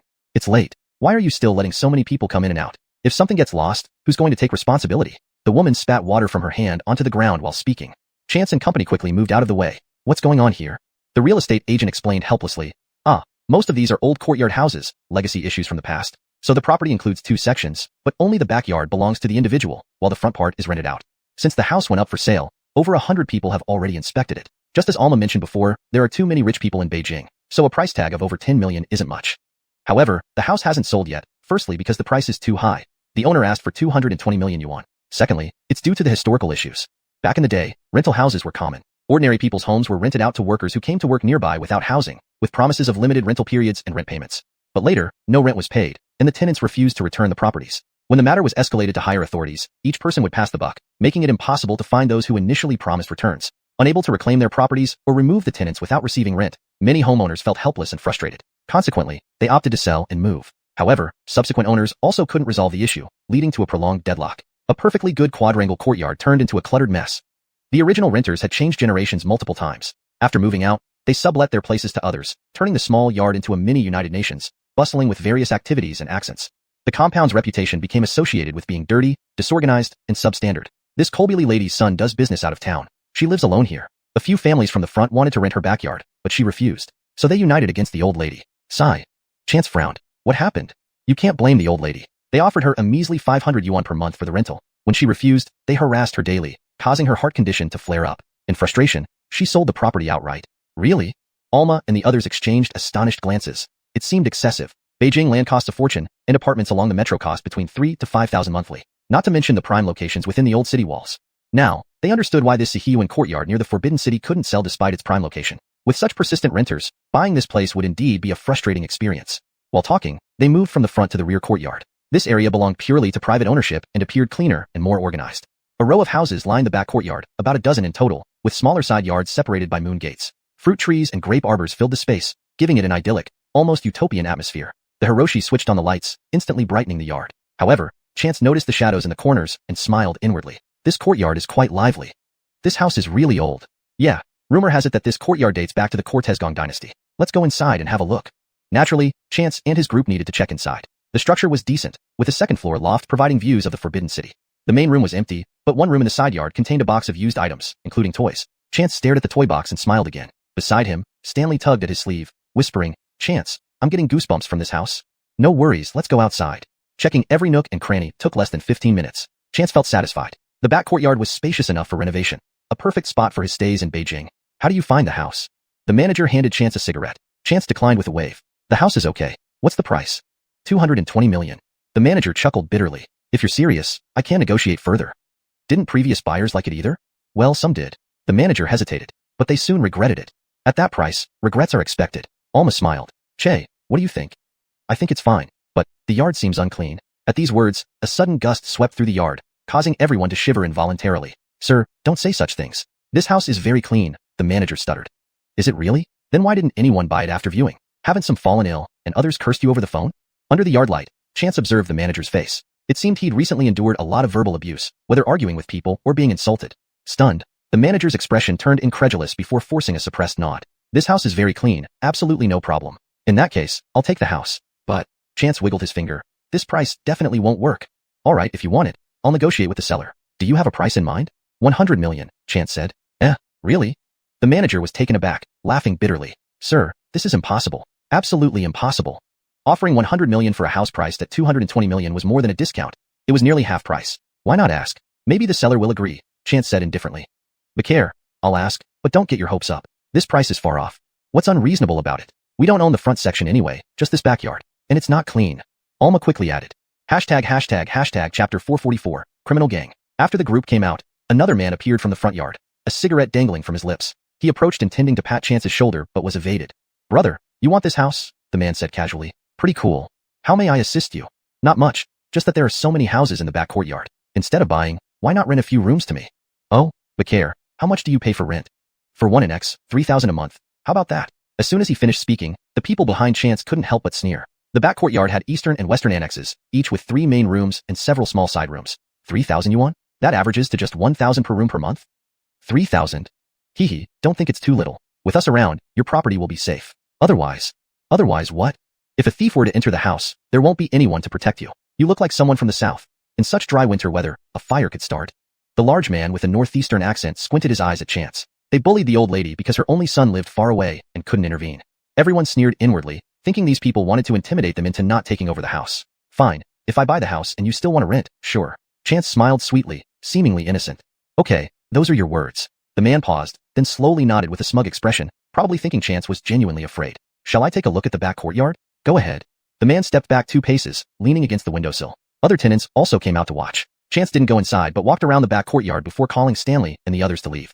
At the alleyway entrance, Chance stopped the agent and said, "Tell the old lady this. I will drive everyone out, whether they are human or not." Finished, Chance and company left. The agent stood bewildered, wondering what that meant. But when he called the old lady the next day and repeated it, she fell silent for a long time before saying, "Arrange a meeting." Chance hadn't expected the seller to want to see him again, especially after hearing she had gone south to find her son. After some thought, Chance agreed. He didn't bring many people, just letting Alma introduce a hospital where Mickey could get the metal plate and Stanley's leg removed. He chose not to have Stanley undergo surgery in Marcojo to avoid revealing too much information. However, in the capital city, it wasn't an issue. Chance only took Walter to meet the old lady. They met at a tea house. The second floor consisted of private booths from which they could hear storytelling or crosstalk performances downstairs. The tables were set with tea and snacks, perfect for eating and listening simultaneously. Yesterday's agent waited for them at the entrance, guiding them upstairs, introducing the 2 men before leaving. The old lady surnamed Wu looked to be in her 70s but was well-dressed, appearing neat and tidy.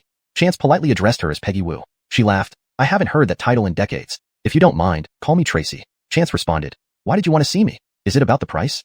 "The price is not a problem. The house isn't worth 200 million yuan, Tracy said with a smile. "I invited you here to ask what you meant by what you told Xiaobrit." Xiaobrit was the manager of the real estate agency. It means exactly what you think it does, Chance replied with a slight smile. Tracy fell silent. Really? Yes. Elder sister, my young master doesn't lie. It's just that the place has some unclean spirits, and some people occupy the front yard. No big deal, Walter proudly added. Chance frowned slightly. What Walter said was true, but addressing Tracy as Colby's sister seemed a bit disrespectful. Tracy paused. Hector? That's a rare title now. Are you serious, or is this a name? Just a title. My young master is very capable, Walter said. All right, then I'm relieved, Tracy nodded. Be careful when dealing with those people. They're part of a gang. What? A gang? Tracy, can you explain more? Tracy nodded, recounting all she knew. This story differed from what Schaubrit from the real estate agency had said. The harassment of Tracy to rent out her house started later. When this group moved in, they had clear intentions. Though the residents in the front yard appeared diverse, they were actually one group. They had already learned that only Tracy lived in this large house. Although she had a son, no one had ever seen him, probably living abroad. First, several young adults tried befriending Tracy, even attempting to call her godmother or great-grandmother. Their goal was to gain control of the property. A Beijing Sihiyuan courtyard house was worth tens of millions, sometimes even over 100 million. Baker's huge deal made it worth risking everything. They would try every possible way to charm the Colby person, making them confused and setting themselves as guardians. Once they got the guardianship, problems would arise. They would ensure the Colby person established a legal will. Afterward, the fate of the Colby would be predictable. Only death would allow them to get their hands on the property. Some Colbys might happily gift the property beforehand, inadvertently saving their lives. Tracy saw through their scheme early on and refused to be fooled. Unable to get the house, they changed tactics, forcing her to rent it to them at a low price. In reality, they didn't want her to sell the house. Hence the insults, water throwing, and threats yesterday, all intended to scare Chance away. These were common tactics they used to deter potential buyers. Chapter 445. Is Old Wu worried too? Relax, I don't take those people seriously, Chance said with a smile. They should be moving out within a week. That's no use. Once they move out, a second wave will come soon enough. With an estate worth hundreds of millions, many eyes were watching. Don't worry, I'll address the root cause. Chance had already thought it through. This fine house shouldn't be marred by the chaos in the front yard. Moreover, property worth so much money couldn't simply go to waste because of ruffians. Therefore, he planned to reclaim the properties in the front as well. He felt a bit uneasy about the idea that these were ordinary people who couldn't afford homes and relied on their ancestral properties to live. But when faced with what kind of fiends and devils were currently occupying the place, he would have no mercy. Since you say so, I won't try to dissuade you then, Mora nodded. There's one more thing. What did you mean by what Schaubrit told me yesterday? What do you think it means? Chance replied. I don't know, the old lady said with a smile. If you really didn't know, you wouldn't have set up a ghost locking formation around your home. Chance mentioned this casually, and Mora's smile immediately vanished. Who exactly are you? Just a tenant looking for a place to buy. Chance shook his head. You need not be alarmed. You must sell this place now. Why is that? The eye of the ghost locking formation has loosened. If I hadn't come, it wouldn't hold for another month. Staying here any longer could result in being affected adversely. I guessed as much. You are indeed someone from the Taoist school, Mora sighed softly. I also need to leave. I was supposed to go 3 years ago but waited for the right person. The right person? Chance believed he was that person. Just that 3 years ago, he didn't know anything yet. Shao Baker, now that you're here, can the ghost locking formation be reinforced? With only a month left, I'm quite worried. Relax. Without me, there's a month left. With me here, all the ghosts could break free in just 3 days. Cortez, that's reassuring. Wait, what did you say? Mora didn't catch it, responding absent-mindedly. When she finally realized what he said, her face showed surprise. Shao Baker, was that a slip of the tongue? No, not at all. I mean to release them.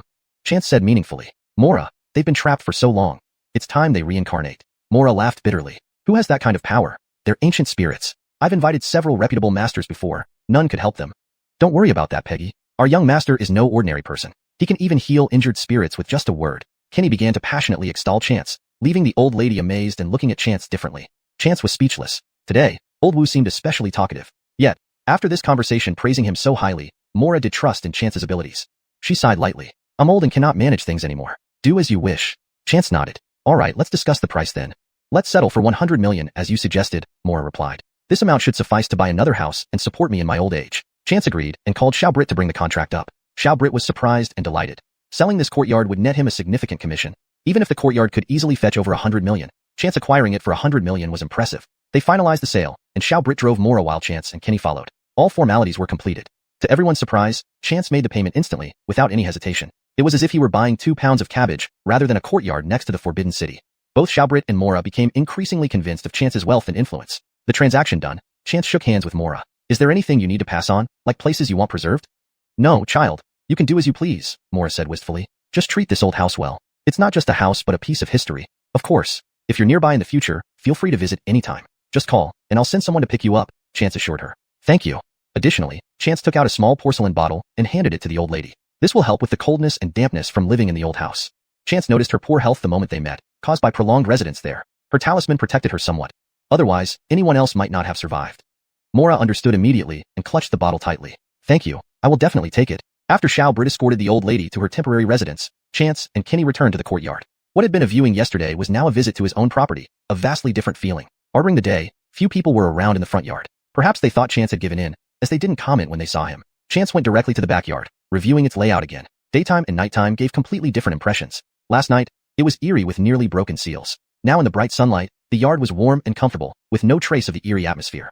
Thank goodness we came at night last time, Chance muttered. He first inspected the side courtyards, retrieving 2 military shovels from his storage ring. These were bought during the last trip to Yunnan. Chance positioned while Kenny dug, quickly uncovering 9 copper coins in the yard. Master, what are these coins for? Kenny asked, holding the coins. Be careful, these items carry heavy energy, Chance warned. Before he finished, Kenny dropped the coins, chilled to the bone. His arm tingled, and goosebumps rose on his neck. There must be ghosts on these coins. Chapter 446, the 28-star locking ghost array. Chance laughed heartily. Not really, but these objects are used as talismans. There are 28 of them, all absorbing in energy over a long period of time. Not just anyone can touch them.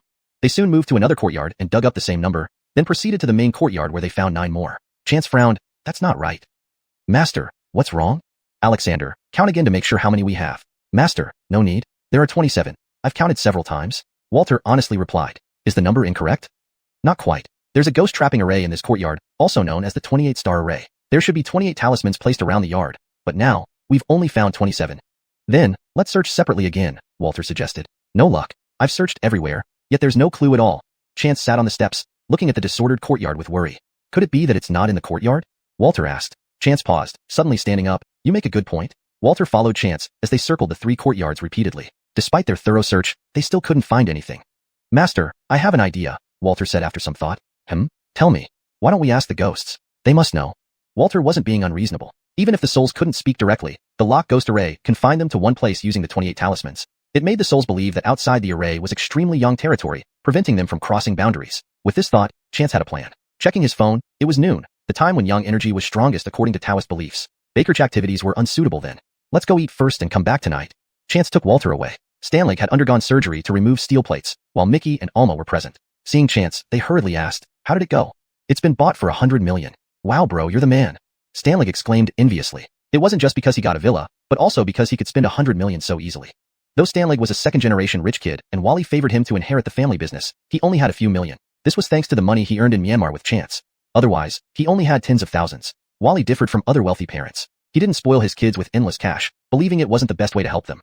When Stanley needed money for legitimate reasons, though, he got whatever amount necessary. Alfred Oak when Stanley went to Myanmar with Chance, Wally gave him 20 million yuan. However, this depended on who it was. Because Stanley enjoyed such treatment, others like Reese Bricklong and Reese Brickbayo didn't. Reese Brickbayo received a few 10,000 yuan monthly, while Reese Bricklong received more due to his own salary. This was insufficient for Reese Brickbayo, who often relied on his mother and brother for financial support to maintain face among friends. Stanley had a bit more, receiving about 10,000 yuan monthly, along with small incomes from properties his mother left him. But compared to Chance, this was negligible. Chance didn't say much but checked on Stanley. The surgery went well. He can leave the hospital this afternoon. Originally Chance intended to move Stanley to a better hotel environment and free up the bed for patients who might need it more.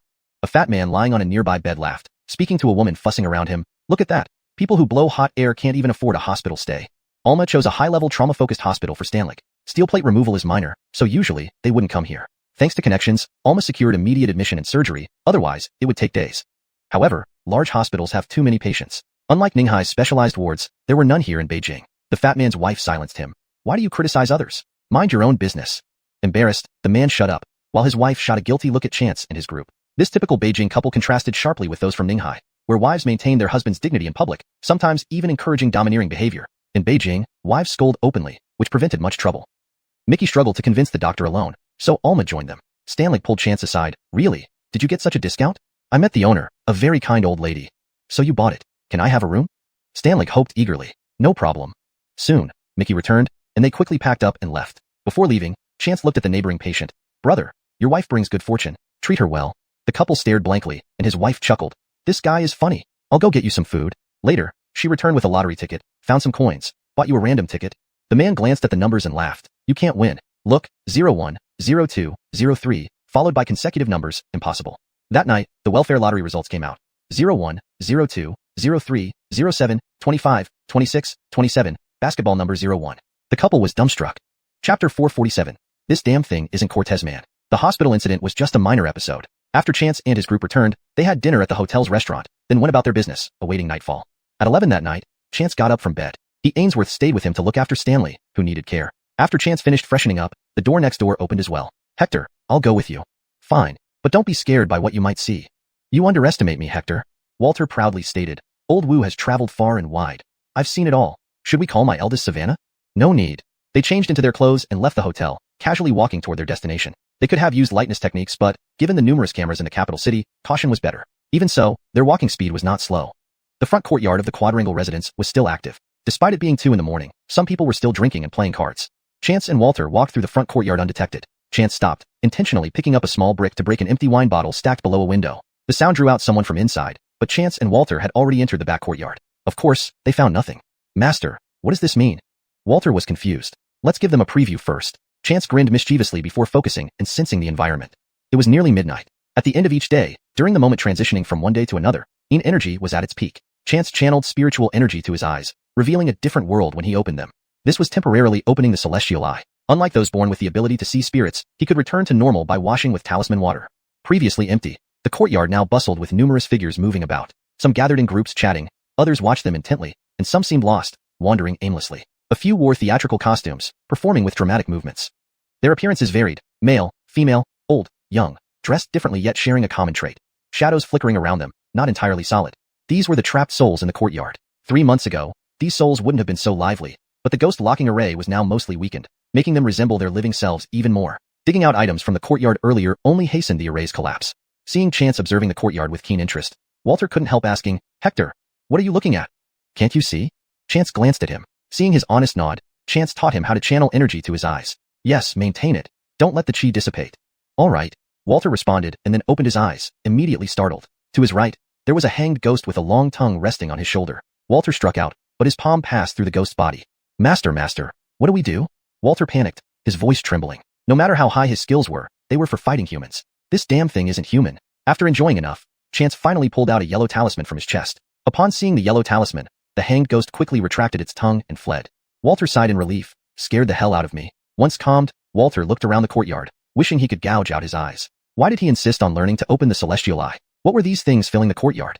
Seeing even one of these ghosts in broad daylight would scare anyone half to death, regardless of their beauty or ugliness. Their clothing alone was peculiar. There were ancient women in traditional attire, Courtisgong-era men with long braids and Changshan robes, and even students in school uniforms. The most bizarre was a man dressed like an eunuch.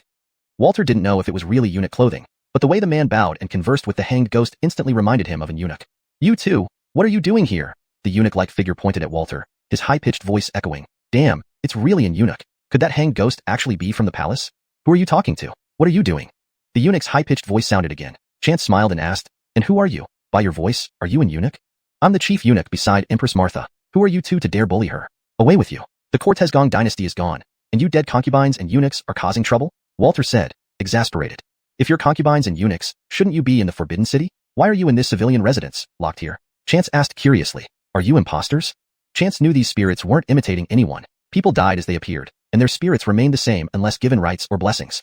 But since these ghosts had been here for years, ordinary rituals wouldn't work, explaining why Mora couldn't send them away. Nonsense, why would we impersonate? We. The eunuch couldn't respond.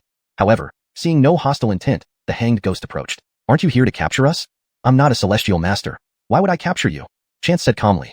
He practiced medicine and cultivation, not Taoism. Even among Taoists, not everyone could catch ghosts. Besides, we came here during the day. Didn't you see me? Empress Martha and the eunuch paused, then summoned other spirits from the courtyard, over 100 in number. Instantly surrounded by hundreds of old ghosts, even Chance felt uneasy. Oh, the pressure. Looking at Walter, he was already closing his eyes. Chance fumed. This old man really knew his tricks, out of sight, out of mind? After thoroughly examining Chance and Walter, a spirit finally spoke. It's him. It's definitely him. Chapter 448. Oh no, we got ourselves into trouble. As soon as the ghost spoke, the others all nodded in agreement. It's him. I didn't dare to show myself back then, but I could vaguely see him. Yes, he dug out the artifacts that suppressed the ghost sealing array. What a good man. Young man, whose descendant are you among us? Are you here to rescue your old ancestors? The Fabian said with a smile as he looked at Chance and Walter. Right. Check who among us might be related to you? Chance was stunned for a moment before spitting furiously. Bah! Related to none of you. Open your eyes and tell me, could any of you have produced someone like me? Chance was thoroughly infuriated. He had not checked the calendar today, and first, he got taken advantage of by Walter in the morning, and now, he was getting teased by these old ghosts in the evening. When Chance spoke like this, the surrounding ghosts immediately became awkward. So, you're not here for us? Then why did you come here? Yes, what are you doing here? Chance pointed at the ground and then at the houses. I bought this place, understand? And I don't need you. The ghosts fell silent. After a long pause, one of them quietly replied, Cortezmans and ghosts do not disturb each other. Although you've bought this place, you can't drive us away. As this ghost spoke, the others around it began nodding in agreement. Chance looked up and noticed this ghost was on the outermost circle of the old ghosts surrounding him. Upon closer inspection, Chance was quite surprised. This ghost appeared different from the others. Firstly, its appearance was much clearer than the others, with distinct features, just like a living person. Additionally, it wore armor and carried a long sword on its back, appearing tall and imposing. Since Chance had limited experience with souls, he couldn't determine what kind of ghost it was, but he sensed it was stronger than the others. What are you? I'm a ghost. Chance wanted to slam the table. What do you do? Also, why are you all in this courtyard? This courtyard wasn't historically significant, nor had it housed any famous figures. It was only a modest two-court house, certainly not a prince's mansion or an official residence. Famous residences would usually be preserved today with plaques marking them. None of us came here willingly. We were brought here against our will, the young ghost answered. Other old ghosts echoed in agreement. Were you all imprisoned here? Why? Chance asked, puzzled. The ghost started explaining, and Chance finally understood what had happened. These were originally wandering spirits who lingered in the human world for various reasons. They were drawn to this house by some mysterious force. Once they arrived, they realized too late that they were trapped here. Unable to leave, they remained for 100 years. How strange, Chance murmured. How many of you are there? A total of 99. Chance didn't quite grasp the significance of the number. You really can't reincarnate? We mostly died naturally, but were prevented from leaving due to being restrained. A few met violent deaths and had no one to guide them into the afterlife, so they lingered here. The armored ghost explained. But this place confines us, so we must stay here. Chance pondered for a moment. I can break the seal, but I haven't found the last sealing artifact. Do you know where it is? The old ghosts shook their heads. Do you have any places you dare not go? Chance asked again. This time, the ghosts turned their heads in unison towards the rear part of the courtyard. Chance followed their gaze and instantly understood. Hey, how did I miss this? They had searched the entire backyard during the day without finding anything because they were looking in the wrong direction. The roof, Walter also noted. They hadn't considered searching there at all. Let's go, Chance said, leaping up to the second floor. Walter quickly followed, his skills making the jump look graceful. The ghosts below cheered. Chance chuckled, thinking they were putting on a performance for these old ghosts. Once on the roof, Chance scratched his head in confusion. He had expected the final coin to be hidden deeply, but instead, it was placed in plain sight, on the roof. However, it wasn't made of copper but carved from wood in the shape of a coin. To think something so simple could serve as a sealing artifact. This wood must be special, and the craftsman must have been skilled. This thing. Sir, just break it off. Walter suggested, seeing Chance's hesitation. Looks like that's the only way. Pity to destroy such a fine piece of work. Chance sighed, reaching out. Wait. Walter suddenly shouted. What's wrong? Sir, should I say this or not? Walter hesitated. Old Walter, this isn't like you. When did you become so hesitant?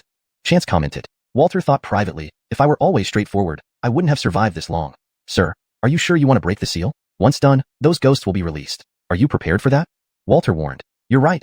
Chance became solemn. Almost forgot about that. Chance hurriedly flew down and spent some time busying himself before returning. Okay, it's ready now. Chance wiped the sweat from his brow in the cold. Good thing you reminded me, old Walter. Sir, what did you do? Hee, better not spoil it. You'll see soon enough. Chance chuckled and pulled off the wooden coin. Instantly, a strong wind whipped through the courtyard, filling it with black smoke, making visibility drop to zero. Chance and Walter sat on the eaves, watching the black mist gradually clear. The courtyard was filled with eerie wails, resembling hell. Walter paled. We've done it. Those experts sealed away dangerous spirits here. We've caused a major disaster. Ha ha ha! A chilling laugh emerged as a ghost stepped out of the smoke. You finally understand, but it's too late. To thank you, I'll devour you two as my final meal. Chapter 449. A well-placed bet. The old ghost who had spoken lifted his head and looked at the two people sitting on the eaves. Chance and his companion realized that this talking old ghost was the same one who had smiled and asked if they had come to rescue their ancestor. Unexpectedly, this old ghost turned out to be the very malevolent spirit trapped within. Errol's face paled, but seeing Chance standing dumbfounded next to him, he resolutely said, Hector, you must go now. I'll hold him off. Old Woo, you? Chance turned his head in surprise to look at Errol. When did you become so loyal? This old eccentric hadn't feared death back then when he wanted to recognize Chance as his master and sought to be his Savannah. Now, facing danger, he actually thought of sacrificing himself to cover Chance's escape. Oh, Hector, I've long understood. You're a man of great fortune, while I'm just a small fry. Courtesy up and leave. Perhaps someone will help me take revenge in the future. If we all die here, there will be no hope, Errol said with a mournful expression. Moreover, you've been good to me, providing food and shelter, even guiding my practice. There's little I can do to repay you. My old life is for them to fight against. I never thought you, this old monster, had a conscience, Chance remarked, feeling moved. But no need to throw your life away. We can just enjoy the show. Chance comfortingly patted Errol on the shoulder. Errol sighed quietly in relief. Damn it, my bet paid off. This kid indeed had a trick up his sleeve. He had been confident that Chance had a plan and seized the opportunity to prove his loyalty, which turned out to be successful. Now, Errol felt more at ease, ready to watch the commotion unfold. Down below, chaos erupted as the speaking old ghost charged into the crowd of ghosts, intending to devour the others. The other ghosts scattered in panic, soon cornered by the malevolent spirit and its minions. Stop, A ghost stepped in front of the others, blocking the way. Chance took a closer look and recognized the young man who had carried a sword earlier. With the seal in the courtyard lifted, many of the old ghosts regained significant power. Initially, Chance thought the ghosts' auras were similar, but now he noticed vast differences. The strongest was the old ghost, followed by a thick black fog trailing behind him. Next was the young ghost carrying the sword, followed by the group behind the old ghost. The auras of the remaining ghosts remained unchanged from before. After some thought, Chance understood the logic. The 28 constellations locking ghost array likely suppressed stronger ghosts more heavily, and this old ghost, being the primary target of the seal, had been most affected. It explained why, despite a century of confinement, this old ghost hadn't managed to devour the others, as everyone was on an equal level. He could only remain hidden. Now that the seal was broken, he was back to full strength. The young sword-carrying ghost blocked the old ghost, and they immediately engaged in battle. Chance and Heir sat atop the eaves, watching the spectacle unfold. Previously, the ghosts were watching humans perform. Now the roles had reversed. Hector, what are we waiting for? Heir whispered beside Chance. For reinforcements from the netherworld, Chance replied. Or else, can you fight? I can't fight. But don't you have talismans? Use them to explode them. Sigh, this is a ghost-on-ghost matter. Why should we intervene? Someone else will handle it. Besides, they haven't yet realized they can't escape. To prevent these spirits from escaping, the old ghost had secretly ordered his minions to surround them even before Chance dismantled the last restraining object. Those spirits couldn't escape, unaware that they still couldn't leave the courtyard due to the change in the array from the backyard to encompass the entire yard. Thus, the old ghost and the young ghost fought, moving from the backyard to the side wing, then to the front yard. The regular ghosts, seeing the old ghost away, scattered, chased by the minions across the yard. The scene was noisy and chaotic, with sounds of wind and clashing objects. Whenever an exciting moment occurred, Chance pulled Heir from the backyard roof to the front yard roof to follow the action. Heir, accustomed to this, sat on the eaves and joined Chance in watching with amusement. However, those living in the front yard heard the commotion and came out to investigate. What's going on? Why is it so chaotic? A strong wind? But why do I hear fighting? Bottles are shattered everywhere. Is someone intruding? Everyone rushed out to see, and they instantly froze. Over 100 people had appeared in the yard, running in all directions, crying and howling. These people wore various attire, from ancient Chinese costumes to Cortez Gong dynasty court officials. In short, none of them looked like living humans. Seeing this group together during the day would already be terrifying. It was even worse at midnight. Alfredoving in the main house, side rooms, and outer rooms were over 20 people who watched in horror as the ghostly figures rushed toward them, passing right through their bodies. Through their bodies? Everyone was momentarily stunned. A chill ran from their toes up to their necks. What the hell is this? Damn, these aren't humans. How did they pass through my body? Help. It's haunted. The front yard was filled with cries and screams. No matter how tough or strong the residents were, they could only scream, frozen in place, unable to move or control their bodily functions. From atop the roof, Chance and Heir found it hilarious. Well, let evildoers be punished by others. Heir spat. Old Karen lived alone here, but these people tried to forcefully take her property. This was karma. Now, they deserve whatever happens, Heir continued. Hector, you removed the seal just to watch this chaos unfold, didn't you? Heh. Chance chuckled, not explaining further. The commotion continued for a long time, until the people on the ground lay either unconscious from fright or exhausted from the ghosts passing through them. Meanwhile, Chance turned to glance at the nearby darkness, sensing something powerful about to emerge, sending chills down his spine. Heir, lacking Chance's heightened senses and lower cultivation, still felt breathless. Finally, two figures emerged from the darkness. Chapter 450. Take them away, into the cauldron. In the darkness stood two figures, both dressed in white robes. They were slender and tall, but their faces seemed obscured by something that hid their features. Chance could guess who these two were. They were likely to be the black and white impermanence deities or similar soul-collecting officials. These two patrolled the courtyard once, and the ghosts immediately formed an orderly line behind them as if strung together by a rope. Then Chance noticed the black-robed man drawing a circle of light and preparing to step inside it. Wait. Chance quickly jumped down from the roof. Can you see us? The expression on the black-robed man darkened, and he demanded. Did you detain all these souls here? No. Chance shook his head. These souls being here have nothing to do with me. I only bought this place today. It's indeed not him, the white-robed man said. However, did you stop us for a reason? Noticing something different about Chance, the white-robed man maintained a relatively gentle attitude. I was wondering why you're only taking some of the souls. What about the others? Behind these two officials were most of the souls, except for the old ghost, the sword-carrying young ghost, even Ralph and the eunuch. A few subordinates of the old ghost were there, standing obediently with lowered heads. They are not on our list. We cannot take them away, the black-robed man sternly replied. Not on the list. So they didn't die naturally? Didn't you break the barrier here? We sensed it after you broke it. But we can't just act however we like. Not every kind of soul can be taken back. The white-robed man explained gently. So, can these souls reincarnate on their own? Chance frowned. They can't. They're not registered in the Netherworld's records, so they can't go to the underworld. Strange. Then does it mean those who died violently can't go? Chance furrowed his brow deeper. When I was in Shijiang City in Gan Province, I saw people killed by crab claws, and they all moved on. What? The white-robed man was stunned and calculated for a moment. It's you. Chance instinctively stepped back, cautiously asking, did I do something wrong? Not really. Those souls, although they died violently, their deaths were documented. In other words, it was a fated tribulation for them. Moreover, they experienced unique events. The white-robed man further explained, But these few, let's talk about this one. He pointed at the timid old ghost not far away. No matter how ferocious this guy was earlier, he now dared not get close to the officials. That guy wasn't a saint in life. See the black aura around him? He has at least 30 human lives on his conscience. Hiss, Chance drew a sharp breath. Then why don't you take him away, throw him into the oil cauldron? We can't take him, the black-robed man coldly stated. Doesn't that mean he'll cause trouble if left in the mortal world? Chance asked anxiously. There's no one who can set up a ghost locking array now, and my current limitation can only hold him for 3 days.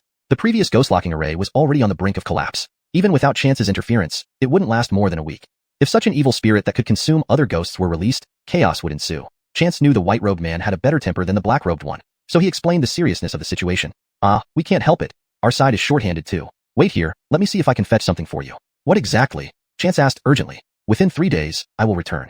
With that, the white-robed man left with the black-robed man and the string of ghosts. The front courtyard suddenly became eerily quiet. Errol then jumped down from the roof. Young master, who were you talking to? Chance was confused. Didn't you see? No. Errol looked puzzled. What's going on with these people? Chance stared at Errol. Do you remember why we came here? Yes, to dismantle the array, and then? Errol tapped his head. I can't recall. Don't try if you can't remember. Chance realized the two officials must have tampered with memories, probably making the lying crowd forget everything come morning. However, how would he get rid of them if they forgot everything? As Chance pondered, several Colbyly ghosts emerged from hiding. The old ghost regained his arrogant demeanor, though only 2 subordinates remained. The sword-wielding youth also came out, bringing along 3 ghosts, a male, a female, and a woman in a Republican-era student uniform, besides Ralph and the eunuch. These old ghosts lined up on either side. Errol reinfused spiritual energy into his eyes, vaguely recalling what happened but having no memory of the 2 officials. Kid, unlock this restriction immediately or else. The old ghost sneered, and his subordinates menacingly growled. Chance laughed coldly. Want to escape? Still so defiant? Dream on. The old ghost instantly flew into a rage, waving his hand to send 2 subordinates charging at Chance. They moved incredibly fast, leaving Errol unable to react in time. But at that very moment, Chance emitted a flash of brilliance, flinging the 2 ghosts away. Ordinary people couldn't host ghosts without severe repercussions. The heavy Kanan energy would seriously harm their bodies. Even those possessed in the courtyard wouldn't fare well. The old ghost planned to have his subordinates possess Chance to make him beg for mercy before letting them out. But his plan went awry. His subordinates failed to possess Chance and were instantly flung away. Both lay prone on the ground, their spirits visibly weakened. The old ghost was shocked. What's on you? Himph, do you think you can touch our young master? Errol laughed gleefully at the scene. The old ghost glanced at his incapacitated subordinates, hesitated, and finally grabbed them to flee. Chance didn't chase. They wouldn't get out of the courtyard anyway. His array was still effective for 3 days. He hoped the white-robed man kept his word. Otherwise, he'd have a headache. Chapter 451. The people we wronged have come back for revenge. Just as Chance was about to leave, he remembered that the courtyard wasn't just occupied by the old ghost and his 2 henchmen. You can come out now? Chance called. When the old ghost's henchmen attacked him earlier, a brilliant light flashed around Chance, which had frightened them away. Upon hearing Chance's voice, the 4 ghosts reappeared, but their expressions were visibly filled with fear. Initially, they had assumed he was just an ordinary person who could break their formation and see them. They didn't pay much attention and even approached closely to examine him. But that burst of golden light terrified them immensely. It was brighter than noonday sun, and it felt like their bodies were being scorched. The dimming of those 2 henchmen's spirits was testament to its power. The young sword-bearing ghost tried to maintain his composure. What are you going to do to us? Behind him, the 3 others began crying. 2 female ghosts and 1 eunuch. The scene looked bizarre, making Chance feel more like a thug forcibly taking from the common folk. At the thought, Chance shuddered involuntarily. Don't worry, I won't do anything to you. Just stay here for 3 days and wait. Whatever result they give will be your fate, Chance said to the old ghosts. And help me keep watch over the house. Keep these people away.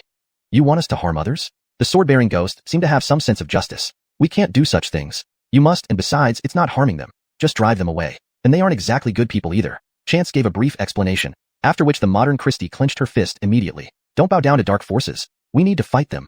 Martha, who appeared to be in her late teens, also peeked out from behind the eunuch, mimicking the Christie's gesture and shouting, Fight them! Whatever Martha did, the rock followed suit with a servile smile. Soon, all 3 turned against the sword-bearing youth. The young sword-bearing ghost sighed helplessly. All right, we know a bit about this matter too. Since it's for you, we'll help you out. Thank you. Chance nodded. You're injured, right?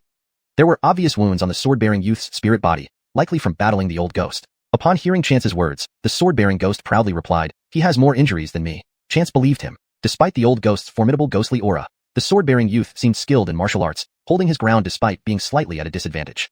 I'm asking if you want to be healed. Chance raised his hand and drew a small healing formation in the air, directing it towards the sword-bearing youth. But care enough, the torn wounds began closing slowly. Ignoring the astonished looks from the other ghosts, Chance left with Errol to continue sleeping, without returning to the place for the next couple of days. Unbeknownst to him, when everyone woke up the next day, they were confused. The men had clearly overdrunk, causing chaos, but it was odd for women to sleep outside in the yard too. There was another bout of commotion among them. Soon after, everyone fell ill, not seriously, but they were weak, lethargic, and dazed. They needed to lean against walls even for short trips to the bathroom. Neighbors joked that they must have been very active the night before to still be exhausted the next day. But seeing everyone in the yard like this, gossip spread rapidly. By afternoon, rumors began that the yard was haunted because of last night's noise. Though the neighbors couldn't see or hear the ghosts, they heard crashing sounds and faint cries of terror. With everyone looking pale, shaky, and eyes bloodshot, anyone would guess it was haunted. Those people themselves vaguely recalled what happened, feeling inexplicably scared and uneasy. Looking at each other, they thought, could this house really be haunted? Once the thought of ghosts entered their minds, they couldn't shake it off. Even in daylight, they were haunted by thoughts of it. Cortezed in bed, they trembled, afraid to close their eyes. Even the rustling of trees outside made them shudder. This was partly due to their guilty consciences, having killed numerous colbili over the years.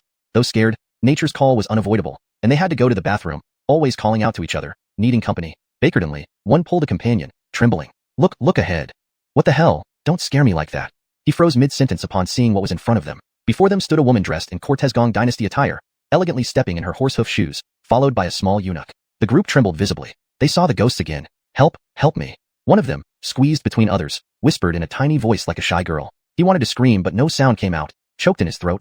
Cortezing each other, tears streamed down their faces uncontrollably. Then, the Cortezgong dynasty woman suddenly turned and smiled at the men. Martha was actually quite beautiful, having been selected for the palace at 17 or 18, but the men couldn't appreciate it. Her smile only reminded them of the colbili they had wronged. The sight caused them to faint once more, and inevitably, they wet their pants again. When discovered in the yard the next day, after being revived, they were found in a daze, eyes full of terror, mumbling repeatedly, "The people we wronged have come back for revenge."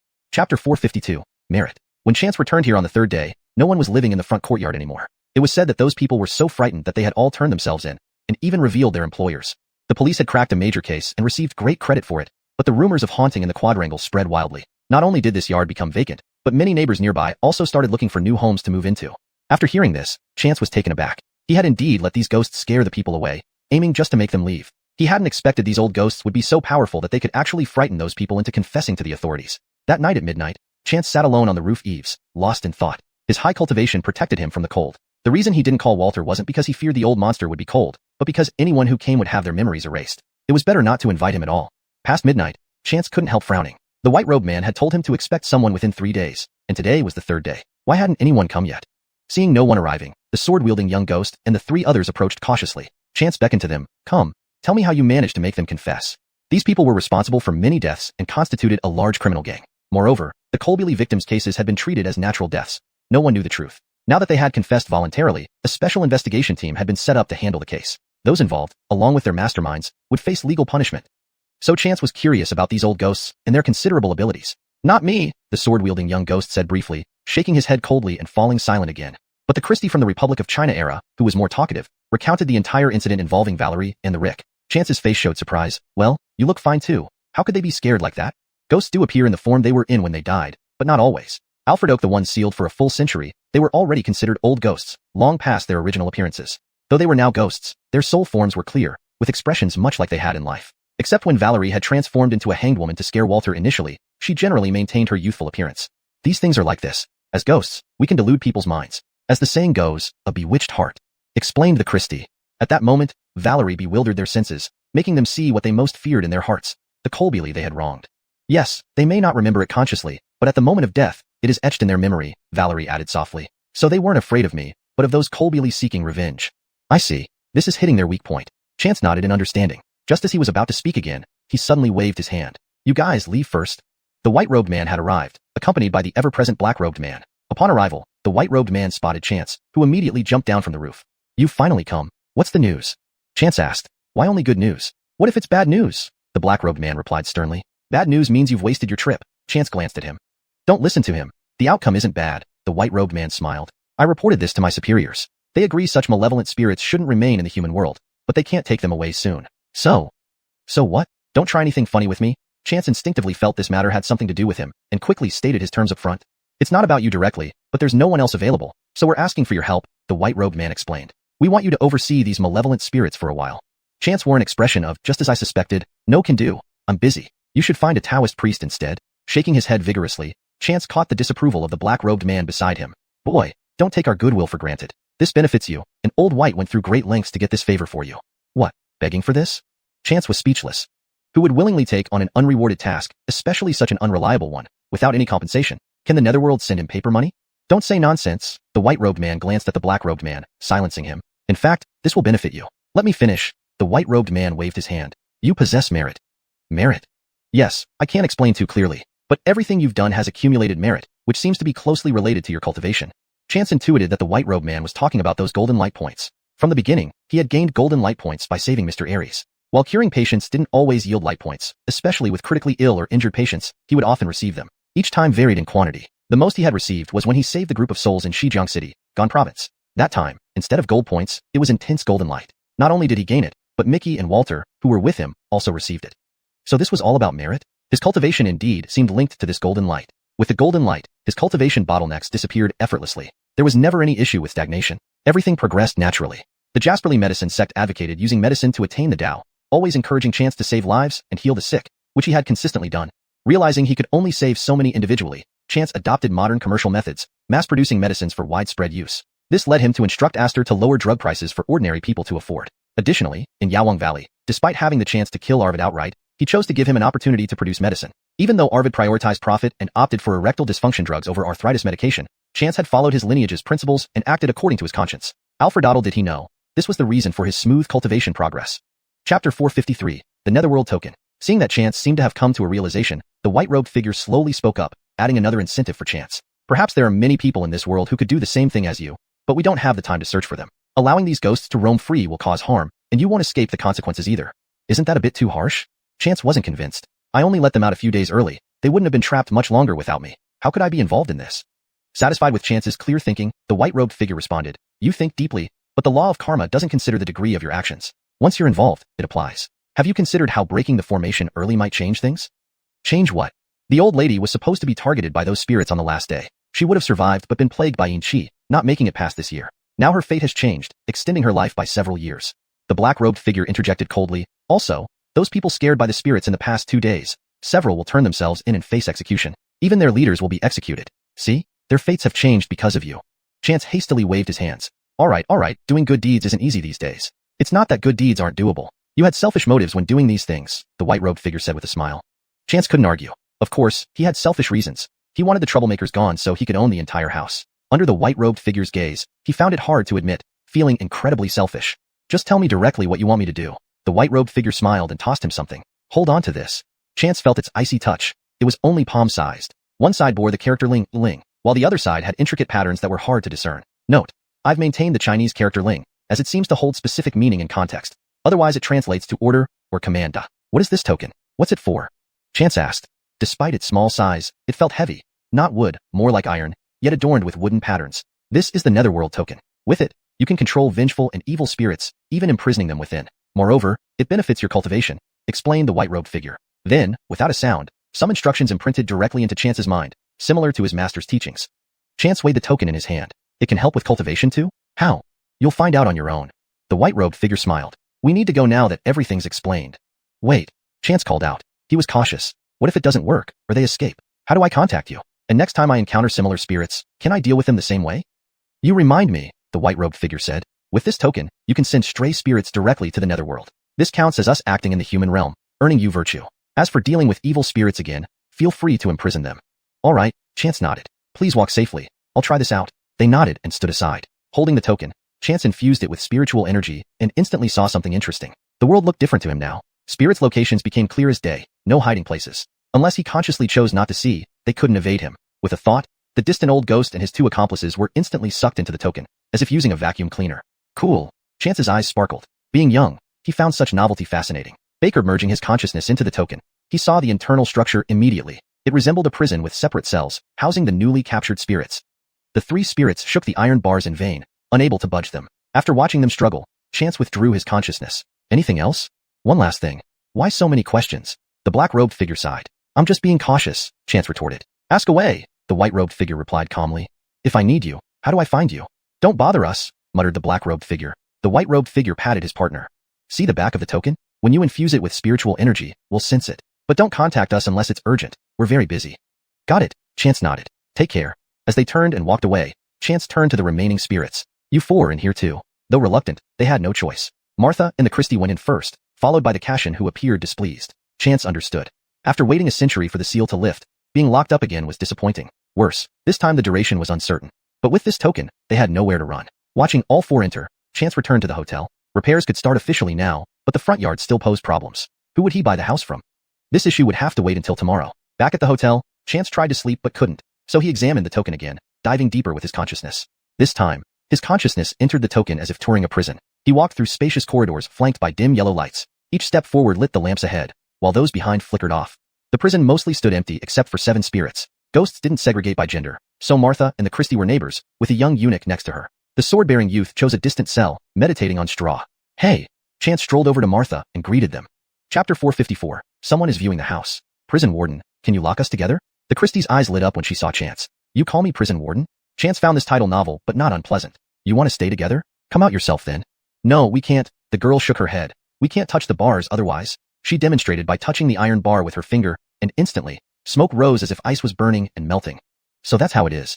It must be to prevent escapes. Chance lifted his hand to heal the girl's injury, then touched the iron bars himself. Finding it ineffective on him, he opened the iron gate. Come out, I'll take you over. Seeing that Chance could reunite them, The Rock also started making a fuss about wanting to live with the 2 female ghosts.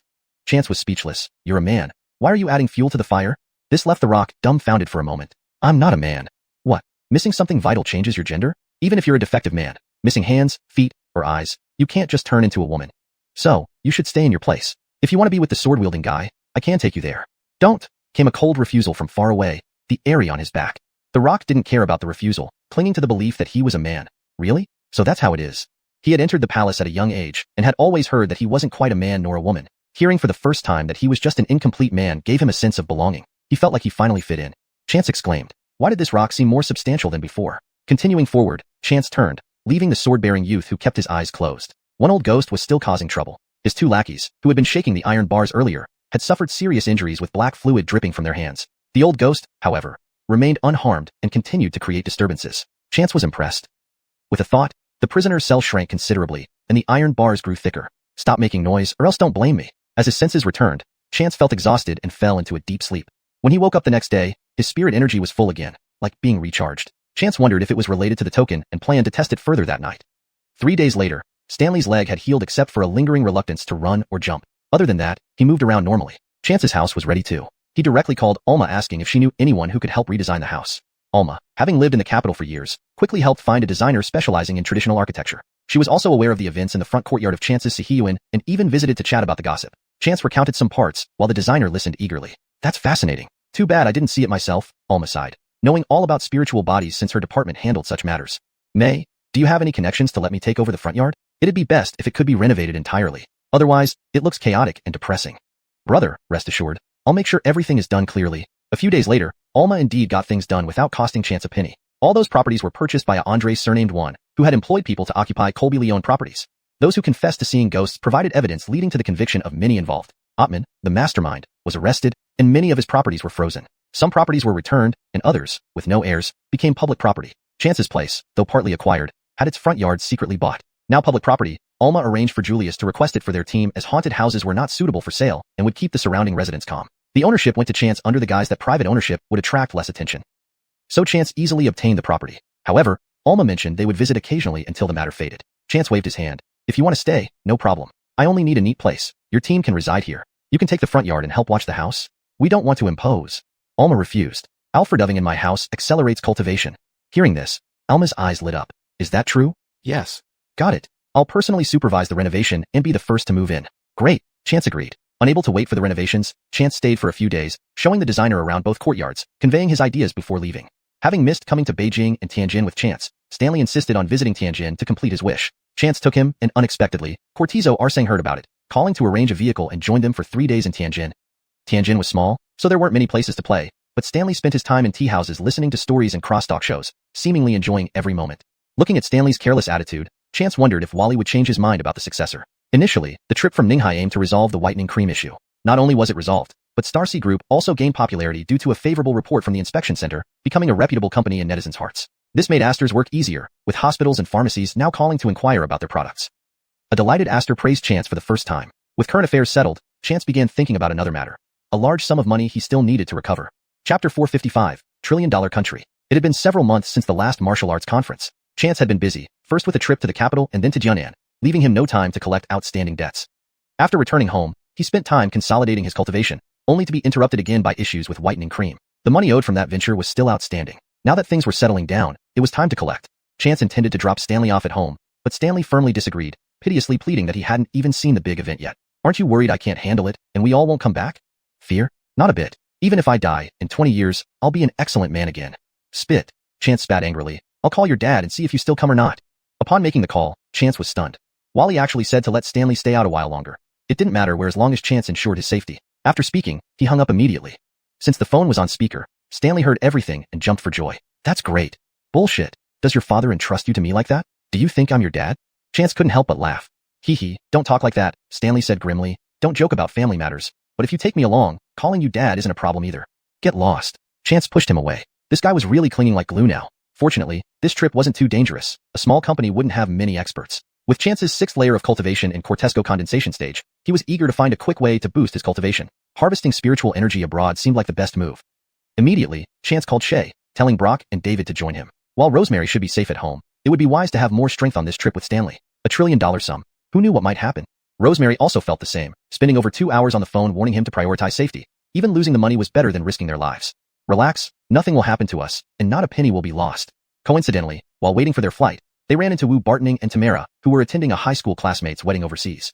Their classmate studied abroad in university and married a wealthy second-generation heir, possibly from a multi-generational wealthy family. Their friend's husband was rumored to be part of such a lineage, and the family had once produced notable figures. Seeing Chance, they were very excited and chatted enthusiastically, discovering they were on the same flight. Is young Master Baker going abroad as well? For business or pleasure? Both, I guess, Chance smiled. Meeting you here is quite unexpected. Yeah, so surprising. Which city are you heading to, young Master Baker? Los Angeles first. Of course, we're all heading in the same direction. They checked again.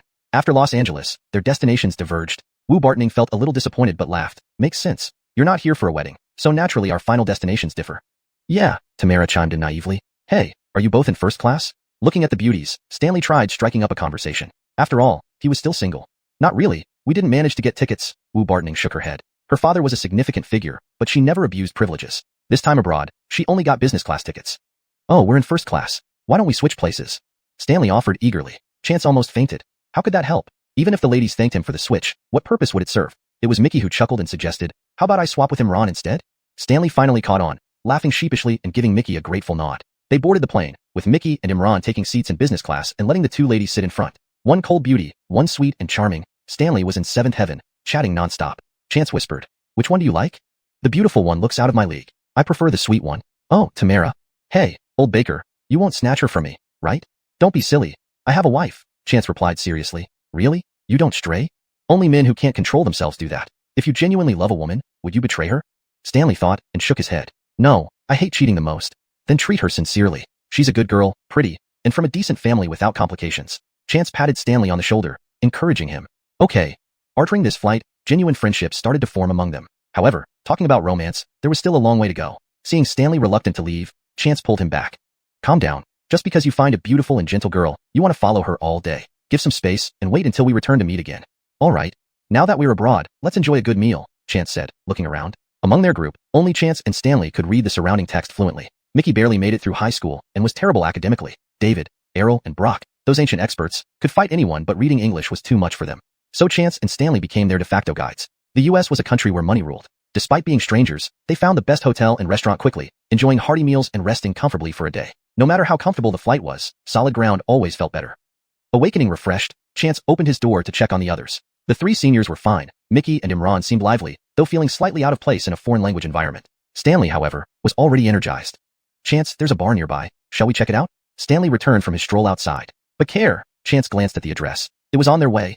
They hailed 2 taxis, with Chance and Stanley each in one. Otherwise, communication would be impossible for the others. Vacantly, Chance looked up and realized the car in front was gone. He asked the driver, where did the car in front go? Why is it missing? Where are my friends? Hashtag chapter 456, robbed. The big man glanced at Chance with disdain, seemingly looking down on this skinny young man. He told him not to worry. He would meet them shortly. Mickey noticed something off about the tone of the big man. That malicious tone was all too familiar to him. Chance acted as if he hadn't heard a word and simply nodded.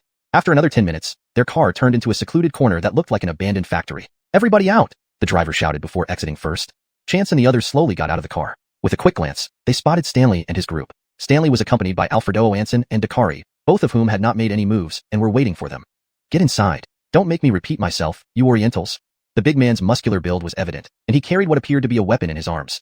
The 3 exchanged glances and decided to go inside to see what these people were up to. However, Just then, a group suddenly rushed in, yelling at the big men in rapid speech. The language was too fast for Chance and Stanley to understand, but they could make out a few words, indicating these two groups were enemies. The difference was that this new group looked more Asian. Hey, are you Chinese? Chance's eyes lit up as the person spoke Mandarin, albeit with a strange accent. Yes, we're Chinese. We arrived yesterday and took a taxi today, which brought us here, Chance explained briefly. So that's how it is. The leader was a young man with jet black hair and fair skin, looking quite handsome. Upon hearing Chance's explanation, he instantly became furious and started yelling at the other group. Despite being around the same height as Chance, he was fiercely aggressive. Eventually, the big men backed down and waved Chance and his companions away. The young man snorted and turned to Chance. Follow me. Chance and his friends exchanged looks, finding it rather amusing to encounter such an incident in a foreign country. Though the big men were strong, they posed no real threat and Mickey could easily handle them. Nonetheless, they appreciated the help extended. They had no time constraints for their trip, so making new friends and gathering information here seemed like a good idea. The handsome man led them through winding streets until they reached another street. The atmosphere there felt immediately more comfortable. Though the signs and shops looked somewhat outdated, like a version of China from 10 years ago, everyone around was unmistakably Chinese. This warm, familiar feeling was different from home. Encountering it abroad felt especially endearing. Is this Chinatown? Mickey asked beside him. The handsome man was followed by 7 or 8 others, their hair dyed in various colors, reminiscent of the Shamate style. Yes, this is Chinatown. Where did you fly in from?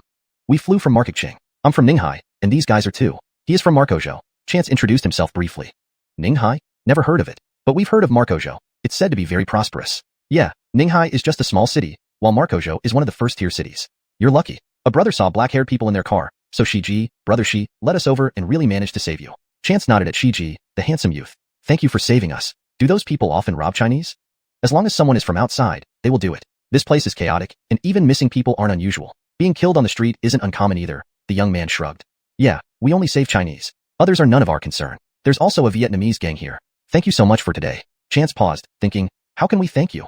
Ah, we're all descendants of the Yellow Emperor. No need for thanks. Are you here for tourism? Why did they target you? Do we need to ask? Look at your fancy clothes, rich tourists, right? Probably, Chance thought. We went straight to the Sills Hotel after landing. They say it's the best. Haha, one of the best, but definitely the fattest sheep. So, they targeted you.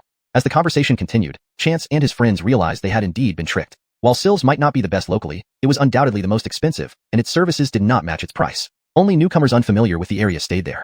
In short, it was a hotel for easy targets. Especially since half of Chance's group looked like Colbyly gentlemen, and Stanley and Chance themselves were slender and bookish. Only Mickey looked slightly built, but nothing compared to the big men earlier. Chance and his friends were straightforward and eager to make connections, quickly bonding with the new group. They ended up at a hot pot restaurant in Chinatown, settling in for a meal and chat. Ah, it's so much better eating our own food, Walter remarked satisfactorily. Since boarding the plane and having breakfast that day, they had eaten Western cuisine, even fast food. Steak was tolerable, but bread and burgers were truly unpalatable to them. To them, these foods were suitable as snacks, not as main meals. Hot pot wasn't something they ate frequently before, but now they found it excellent. Chance and Mickey, who often enjoyed skewers in Ninghai, naturally had no complaints. Stanley, being from Markozhou, preferred milder flavors compared to Chance and Mickey, but the heat level in Chinatown was manageable, so he enjoyed it too. As they ate and drank, they grew closer and learned each other's names. The leader of the opposing group was Stevie, a handsome young man, and the 4 others were his childhood friends. Chapter 457, The Jasperly Reason Sect. Stevie is 24 this year, 1 year older than Chance and Stanley, and a bit younger than Mickey. After exchanging names and ages, Stevie asked Mickey in surprise, you are older than him, so why do you call him brother? Mickey glanced at Stevie. Aren't the 4 of them also calling you brother Shi? It's the same principle. Stevie glanced at Chance, unless, do you have some special skill? Yes, I'm exceptionally good at fighting, Chance said with a smile. It was already this point in time. There was no need to hide anything anymore. While he didn't plan on revealing his identity as a cultivator, he wouldn't need to hide the fact that he knew martial arts. Upon hearing Chance's words, Stevie froze, sizing up Chance from head to toe. Want to spar? But care. Chance put down his chopsticks, and the 2 of them moved to the empty ground behind the hot pot restaurant. True masters didn't require much space for sparring. Just a few moves were enough to gauge each other's abilities. Stevie was evidently quite famous in Chinatown and very skilled. Many people stopped to watch as he prepared to fight a stranger. Stanley, Mickey, Imran, and Stevie's 4 brothers all came out as well. Only the 3 Colbys remained inside. Stevie got into position and gestured to Chance. Ready? Chance observed Stevie's movements. They weren't just flashy but showed genuine hard work and dedication. Let me attack first. I'll attack while you defend. Do you specialize in defense? Stevie changed his stance and attacked Chance. Chance stood relaxed with hands hanging loosely by his sides, appearing full of vulnerabilities. However, when Stevie attacked, he found that despite seeming wide open, Chance was impenetrable. He chose an angle at random but was easily evaded. Then, Chance grabbed his wrist. Stevie was startled by Chance's speed and reactions. However, his combat experience was solid. He altered his move and aimed a side elbow strike towards Chance's abdomen. In mere seconds, they exchanged 3 or 4 blows, drawing gasps from the onlookers. Chance noticed that though Stevie looked handsome, his attacks were swift and powerful, specializing in offensive techniques. His moves were particularly aggressive, focusing on punches. While Chance wasn't an expert in martial arts forms, the three Colbys were watching from inside through the glass window and offering commentary. That move was clean and efficient. Hemph, this kid practices white eyebrow fist, and he's pretty skilled. But compared to young Master, he falls short. Master Wu, Hector isn't here, so stop flattering him. You're right, what you're saying is redundant. Even we old guys can't withstand Hector's single move, let alone this kid. Who would have thought such authentic kung fu overseas? Wonder which lineage it comes from. This style has many practitioners, but only a handful domestically achieve this level of mastery. Probably had a good teacher. As the trio discussed, Mickey felt a bit itchy inside. Brother, let me try. Okay. Chance quickly caught Stevie's wrist and gently guided him toward Mickey, whispering, Stevie, switching opponents. Stevie felt like he was walking on cotton as everything blurred before his eyes. In the next moment, he was face to face with Mickey. Mickey and Stevie were of similar levels, and their exchange was intense and even until Chance stepped in between them, grabbing each one by the arm with a laugh. All right, enough. You'll end up eating your own flesh if you keep going. Mickey and Stevie were pulled apart involuntarily. Mickey felt indifferent, but Stevie was left astonished, unable to speak as he stared at Chance. Brother Shi, you're impressive. So is Brother Ainsworth. Yeah, Brother Baker is pretty formidable too. No wonder they call him brother. The younger brothers offered praises as Mickey and Stanley were escorted back inside to continue eating. Chance and Stevie lagged behind. After hesitating for a moment, Stevie chuckled bitterly. I didn't expect you to be so strong. I thought I was doing a good deed by rescuing someone, but turns out you didn't need our help. Don't say that. We really appreciate your help. Without you, we'd be lost in this unfamiliar place, especially with guns involved. That wouldn't have been good. Stevie smiled at Chance, understanding he was giving him face. He slung an arm around Chance's neck. We're all Chinese. Let's not mince words. Come on, back inside for more drinks. But care. Several bottles of white liquor later, everyone became more lively and chatty. Stevie learned that Chance and his companions had business in San Francisco and patted his chest. Need any help? Just ask. I'm pretty well connected around here. From their earlier conversation, Chance understood that Stevie belonged to a Chinese gang and held some power locally, explaining why those big men hadn't dared trouble them. Chinese communities in Chinatowns overseas were tightly knit. Well, in that case, I won't hesitate. I indeed have something I'd like to ask. Chance took out a piece of paper with an address written on it. Do you know how to get to this address? Although he had a map, the area around this address was blank, leaving Chance confused. Stevie casually took the note, but upon reading it, he straightened up, rubbing his eyes and scrutinizing it closely. His expression turned grave. Brother Baker, are you sure this address is correct? Why are you going there? Well, someone owes me money, and I'm going there to settle accounts, Chance replied curiously. Is there something wrong with this place? Of course there is, seriously wrong. Are you sure this isn't a setup? You shouldn't go there. Stevie said with a bitter smile. His younger brothers peeked over curiously, their intoxication fading instantly. They stared at the paper as if it were something terrifying. To set me up? Probably not. Is this place some kind of den of dragons and tigers? A den of dragons and tigers? Not even close. That place is far more dangerous, Stevie laughed bitterly. That location is rumored to be the headquarters of the Jasperly Reason Sect. Jasperly Reason Sect? What's that? Chance frowned. The Jasperly Reason Sect is a religious group, quite mysterious. It's said they have tens of thousands of followers just in San Francisco alone. Tens of thousands of followers were indeed a significant number. The population of beautiful Americans of Asian descent, was relatively small. The entire city of San Francisco barely reached 10 million residents, whereas many cities back home surpassed this number easily. Hashtag chapter 458, heading to the Tianli sect. They aren't powerful because they have many followers. Rather, it's because their sect harbors a lot of formidable individuals. Stevie shook his head and said, I know of a few big names who are just council members, not even Colby-level figures. The only Colby I know is Callan. Who is this person? He's the Andres of a commercial family, Stevie explained. His family assets reportedly amount to tens of billions. He's one of those people whose influence in San Francisco makes the ground tremble, and someone like him is just an ordinary Colby. So what about the Grandmaster of the Tianli sect? Do you know anything about them? I don't, and neither do most people. It's likely only the Raymondship of the Tianli sect has met them. How mysterious. When discussing the Tianli sect, others also chimed in with what they knew, but much of it sounded unbelievable. For example, rumors that the Tianli sect was visited by heavenly deities and their Grandmaster could fly, or that their headquarters was hidden deep in the mountains, containing a grand palace with golden splendor like those from fairy tales. Some claimed that the Tianli sect possessed 10% of the wealth of the entire United States. Of all these pieces of information, Chance only believed the part about the sect being very wealthy. Because they controlled the gambling industry, even their domestic branches were openly named gambling companies, which showed their arrogance. Given that such a cult existed, it was certainly affluent. But owning 1/10 of the US's wealth, Chance found that hard to believe. After losing over $1 billion, they still owed money. How could they be rich? Their meal extended from morning till afternoon, nearly depleting the hot pot restaurant's supply of meat. They ate more than any group the shop had ever seen.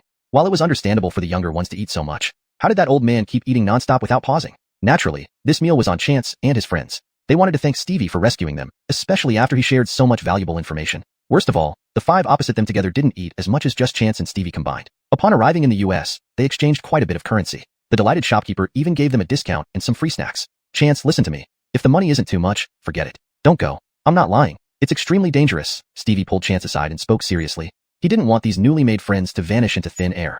Forget it? That's out of the question. Chance quickly calculated the amount in his mind. At most, he wouldn't accept any penalties. Why so much that you can't let it go? From your demeanor, you don't seem to be short on money. Stevie was puzzled. $1,000 meal wasn't an issue for them. Their attire was also impeccable. Why would they risk their lives? Just over 10 million. 10 million what? Stevie drew in a sharp breath. Over 10 million RMB was equivalent to about 2 million USD, a significant sum. But life was priceless. Dollars. Chance calmly delivered the final word. What? Stevie almost jumped up, questioning if eating too much lamb had affected his hearing. Brother, you heard right. Chance patted him on the shoulder, knowing Stevie wouldn't believe him. Indeed, no one would believe this figure. All right, if you insist on going, there's nothing I can do, Stevie sighed dejectedly, as if Chance and his friends might never return. Give it a few days. You need to prepare before you set off. It's a long journey to the canyon, and supplies will run low after the first day. Prepare food, water, and fuel. Agreed. So, Chance and his companions stayed at Stevie's home, which wasn't small. In the US, houses weren't necessarily the most expensive items, and generations of hard work ensured everyone had a place to live. Stevie lived with his mother, who was only in her early 40s and looked even younger. Seeing Stevie's mother, Chance understood why Stevie was attractive. He inherited her beauty. Despite her age, she retained the charm that made hearts flutter upon seeing her. Even someone like Chance, engaged to be married, couldn't help but blush when looking at her. This wasn't a matter of loyalty or age. She was simply breathtaking.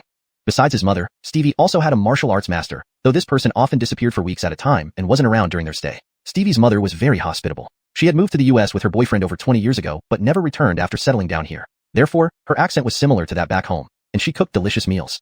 Unfortunately, they didn't enjoy her cooking that night due to having eaten too much lamb. The next day, Chance, along with Mickey and Imran, went shopping with Stevie. They bought 2 well-performing second-hand SUVs, stocked up on food and drinking water, and filled up with gas. Stevie also advised them to purchase weapons. Although they weren't American citizens and couldn't buy legally, San Francisco had a black market. Curiously, Chance brought Mickey and Stanley to the black market, where they not only acquired several good weapons, but also bought a few crates of ammunition. Prices were steep, but required no paperwork. Everything was prepared, except the food, which wasn't to their liking. The local diet was foreign to them, and even in Chinatown, they couldn't buy enough to sustain them long-term. Fast food from nearby shops was greasy and left them feeling unsatisfied. Each of the 3 Colbys could polish off 5 or 6 burgers in one sitting and still complain about feeling hungry. Chance regretted not buying more food from China, wondering what those who immigrated were chasing. 3 days passed quickly, and Chance finished preparations. Before leaving, Chance spent a night talking with Stanley. The next day, he left Stanley and Imran under Stevie's care. Wait for us here, eat well, and take care of yourself. Chance left most of their funds with Stanley. If you need anything, ask Stevie, but always keep Imran with you. Okay, come back soon, Stanley agreed, not insisting on joining them. Knowing his limitations, with his injured leg just recovering and no martial arts skills, he acknowledged that he'd only be a burden. With nothing holding them back, Chance led the group in bidding farewell to Stevie and setting off. Chapter 459. Snipers. According to the map Stevie provided, it would take at least 3 days from their current location to reach the headquarters of the Jasperly Reason sect. The first day's journey went relatively well, but for the subsequent 2 days, they hardly encountered any signs of human habitation. After they left the view of others, Chance retrieved and repacked the supplies he had laid out earlier. Leaving so much food, gasoline, and weapons in plain sight was too conspicuous. Only a few backpacks remained in the vehicles, making them look more like tourists.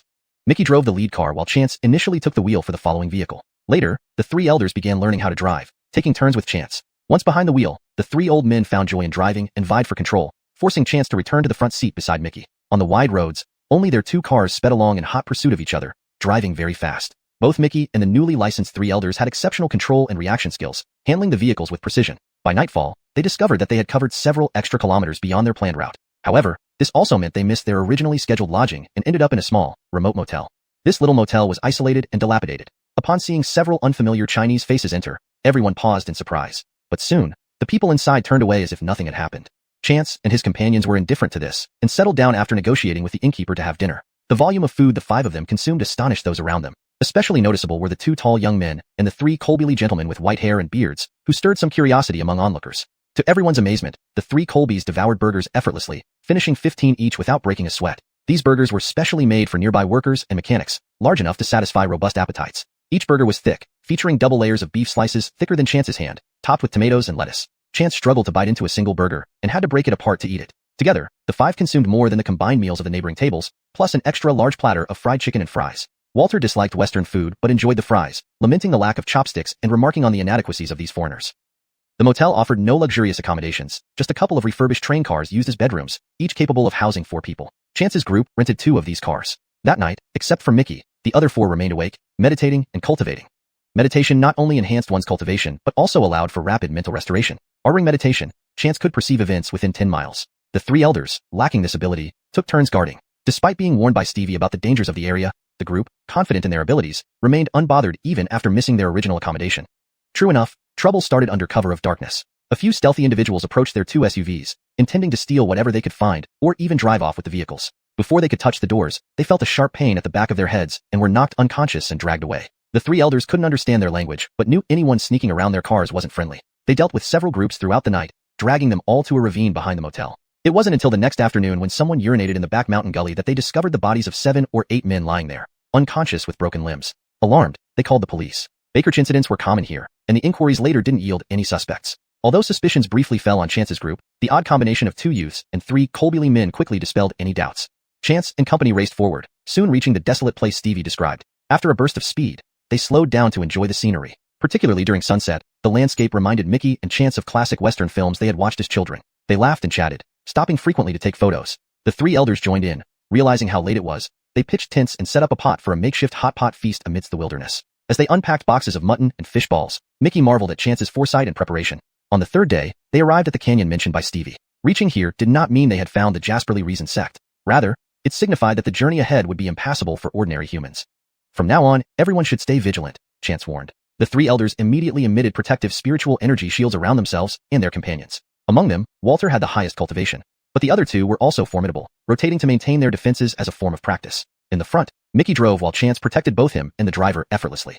Stevie's warnings and Chance's caution proved prescient. The moment they entered the canyon, a bullet suddenly struck their vehicle. It pierced through the door and hit Mickey, but thankfully, his protective spiritual energy shield stopped the bullet inches away from his body. The cold shot startled Mickey, causing him to lose control of the car momentarily. When their car finally stopped, the following vehicle halted as well. The 3 elders noticed the impact on the car almost instantly. In the blink of an eye, they reacted, emitting protective spiritual energy shields around themselves. At that moment, about 10 individuals appeared from both sides, opening fire on them. After a few minutes, the shooting ceased, leaving the cars riddled with bullet holes. Seeing no movement from inside, the leader signaled to surround the vehicles. Just as one of them reached for the door handle, the long-contained 3 elders burst out, twisting the necks of 6 men within moments.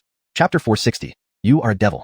These 3 were not people to be trifled with. Walter was unpredictable, both righteous and wicked, with countless lives on his hands. Amadeo was also not someone to be messed around with easily. Among them, David might sound like the most benevolent one since Yawang Valley produced various medicines and had saved countless lives. However, in reality, David wasn't much of a good person either. Otherwise, the villages surrounding Yawang Valley wouldn't fear them so much. When these individuals unleashed their anger, they didn't hold back at all. They had unknowingly opened Pandora's box. Those inside would be fatal adversaries. Fortunately, Chance came down from the front car in time, or there would have been no survivors left. Leave some alive, Chance shouted, dragging the captured aside for interrogation. Chance took charge of questioning, while Walter handled the physical side of it. Despite these burly men appearing tough with muscles all over, they crumbled under just a little pain, confessing everything right away. Sir, what did they say? Our path is correct. Take one along, tie up the rest and wait for their reinforcements. Chance squinted as he said this. According to what they confessed, this was indeed the headquarters of the Jasperly Principal Sect. These people were responsible for the outer perimeter, ordered to kill anyone who entered without higher orders.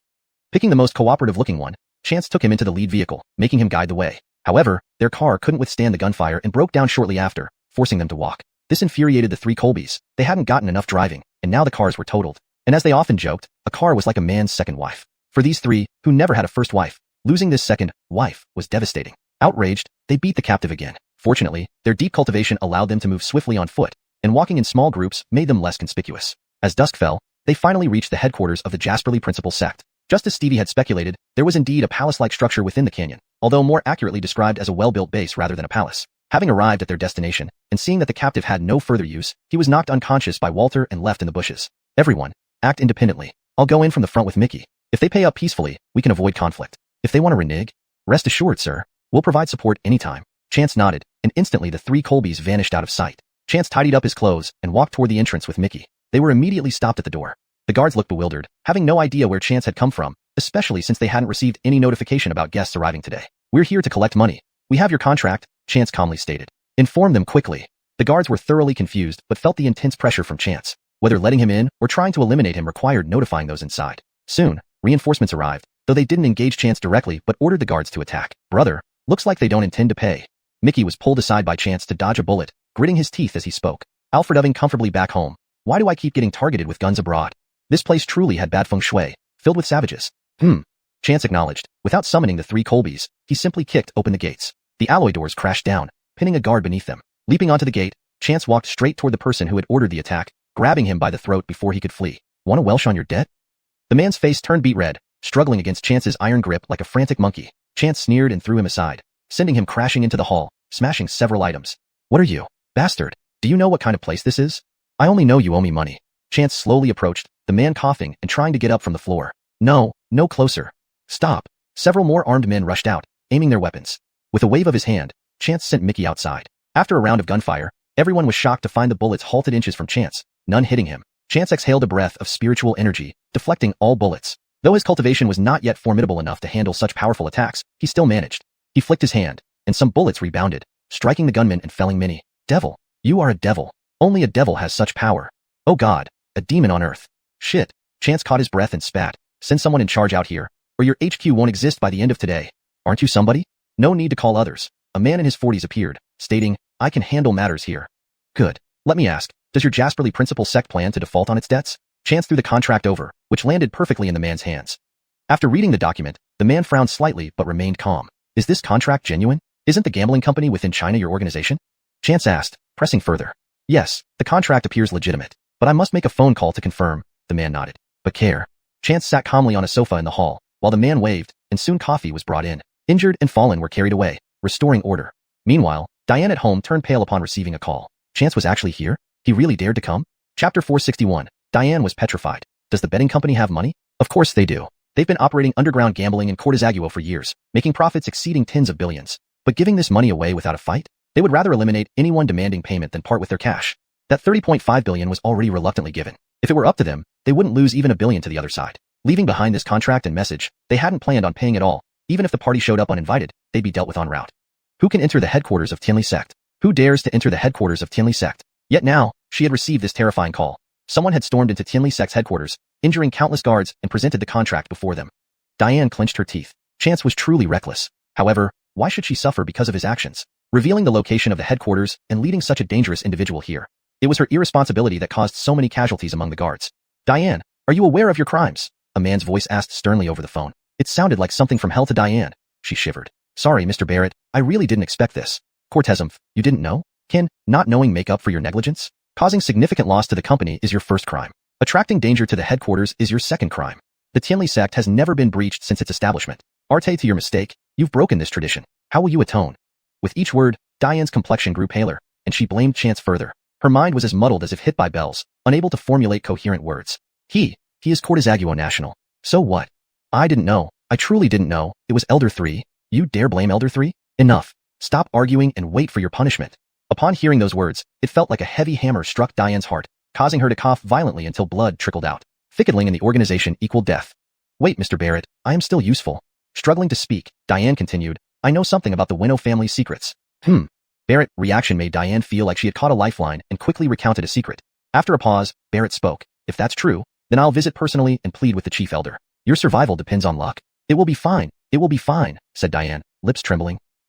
Even if death can be avoided, punishment cannot. This debt is due to your mistakes. The sect won't pay anything for it. Actually, we don't need to spend either, Diane replied. Eliminating Chance would save us from this payment and reinforce Heavenly Sect's authority. Idiot. Do you have no self-awareness about the level of enemy you've attracted? He wiped out 6 of our 24 guards in one move. Barrett raged. What? Diane exclaimed in surprise. She had always thought the guards were just those at the entrance. Although they were skilled, they weren't special within Heavenly Sect. But the 24 guards were the core protection. Besides the Colbys and the leader, they were the most powerful. Unbelievably, Chance bested them with one move. Bakertonly afraid, Diane realized how extremely dangerous Chance was. Although he did not participate in the martial arts competition, defeating Walter and killing the leader of 5 Poison Sect made him arguably the foremost martial artist. No wonder Elder 3 compromised, having her pay and escaping secretly. Realizing the other's strength far surpassed his, he couldn't handle it. In the past, any person beyond their control would have been eliminated immediately by Elder 3. Reflecting on this, Diane hastily explained herself. That's enough. Don't think too highly of your position here. Isn't Colby for you to criticize? Yes, Mr. Barrett, I know my fault. We can invite Tim or even Chief Elder to deal with him. Is that your concern? Barrett hung up, starting to consider Diane's words.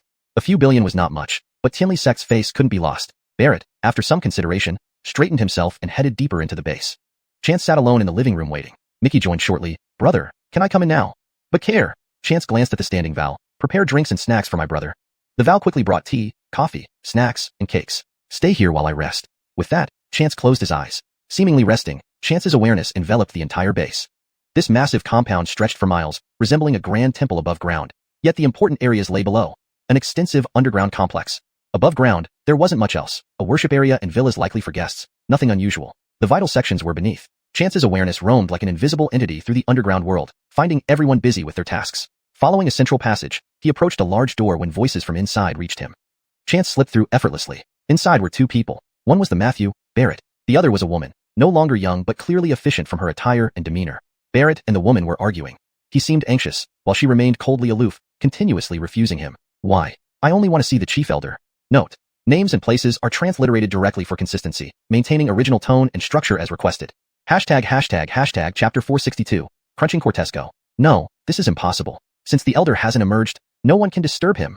The woman refused once again. Compared to a bit of money, the elder's cultivation is far more important. All right, Barrett had no choice but to turn and leave. Barrett, the woman called out to him. If you can keep them here for a few more days, we might be able to wait until the elder emerges from seclusion. This I'll try. Barrett walked back with noticeably lighter steps. Chance knew that Barrett would definitely come to see him again and decided to withdraw his spiritual awareness. But care enough, Barrett returned soon after, talking earnestly about how they had verified the outstanding debt. However, transferring such a large sum all at once was not easy, and they needed time to negotiate with the bank. Chance watched Barrett with an ambiguous smile, neither objecting nor commenting, just staring silently. Barrett soon felt uneasy under Chance's gaze. Confronted by a powerful martial artist who could withstand bullets, he lost the usual sense of superiority he normally felt. So? Chance asked coolly. So, could Mr. Baker please stay here for a few days? Barrett explained hurriedly, fearing Chance might be suspicious. As soon as the bank releases the funds, I will immediately transfer it to you. Please believe me. This matter? All right. Barrett hadn't expected Chance to agree so easily. Was he really that easy to convince? But meeting Chance's eyes, Barrett quickly changed his mind. This person was extremely dangerous, and it was better not to cause any further trouble. He would wait until the elder finished his cultivation. But I'm very picky, and if I'm uncomfortable here, I won't be polite about it. Mr. Baker, please let us know your requirements, Barrett said. His sole thought now was to ensure Chance stayed. Prepare a comfortable large room for me, and lots of delicious food. No problem, Barrett responded without hesitation, giving immediate instructions. But care enough, Chance was soon guided to a villa in the back area, one of the foremost ones. These villas looked luxurious, not just opulent but with a sense of history and design, suggesting intentional decoration rather than actual age. Inside, it was a 3-story villa, with a master bedroom on the 3rd floor and 5 or 6 additional rooms on the 2nd. After touring the place, Chance returned to the 1st floor and sat down. Staying was not just Barrett's objective, it was also Chance's intention. From the moment he entered the canyon, he felt the dense spiritual energy here, even denser than his villa in Alfredo Fiki village and surpassing Villa number 7. Chance had been eager to indulge in this abundant energy. He finally found a reason to stay longer when the other party offered it first. It truly felt like finding a pillow just when you're sleepy. Chance sensed no cameras or surveillance. This wasn't surprising since these were guest accommodations. The Jasperly Doctrine sect wouldn't be petty enough to monitor their guests. Soon, a lavish meal arrived, prepared in abundance, enough for 10 hearty eaters. Perfect for the 5 of them. After the Vals set the table, Chance asked them to leave and not return until the next day. Not long after, the 3 elders entered the house. Master, come, let's eat first. Afterward, everyone should rest. There won't be any danger in the coming days, and the spirit energy here is strong, so you should focus on cultivating.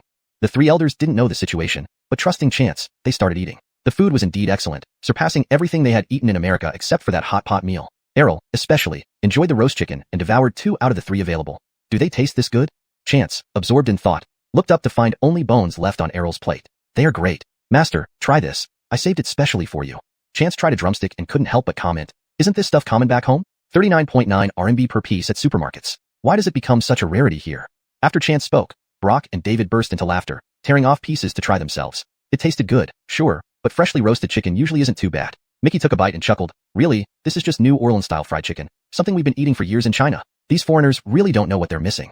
Yeah, decades ago, we chased after their development. But now, our country is powerful, and our living standards are on par with theirs. People who go through hell to immigrate have clearly lost their minds. They abandoned their citizenship for nothing, and now they'll regret it. Mickey patted Errol on the shoulder. Old Woo, I'll treat you to some roast chicken when we get back, exactly like this flavor. I promise you'll love it. Deal, you little scoundrel. I guarantee it. Mickey slapped his chest confidently. After a satisfying meal, mostly meat was devoured, leaving only some untouched vegetable salads. These guys are all carnivores, someone remarked. Rest for a while before cultivating, Chance instructed, and everyone left to retire. Picking up a leftover caramel pudding from the table, Chance took a bite, savoring its sweetness. Late that night, everyone began cultivating. However, Chance didn't practice inside the villa. Instead, he quietly ventured outside. In Alfredo Fiki village and Villa number 7, he never practiced this way because it could severely deplete the local spiritual energy. But here in America, he had no qualms about exhausting the surrounding energy. What did it matter if it took years to recover? Thus, Chance flew deep into the canyon, finding a secure spot. He drew a massive spirit gathering array on the ground and then sat down contentedly, preparing to crunch the spiritual energy. Chapter 463. There must be a special reason. The cultivation method of the Jasperly Medicine Sect is aimed at enhancing one's cultivation level. Absorbing spirit energy also contributes to this enhancement.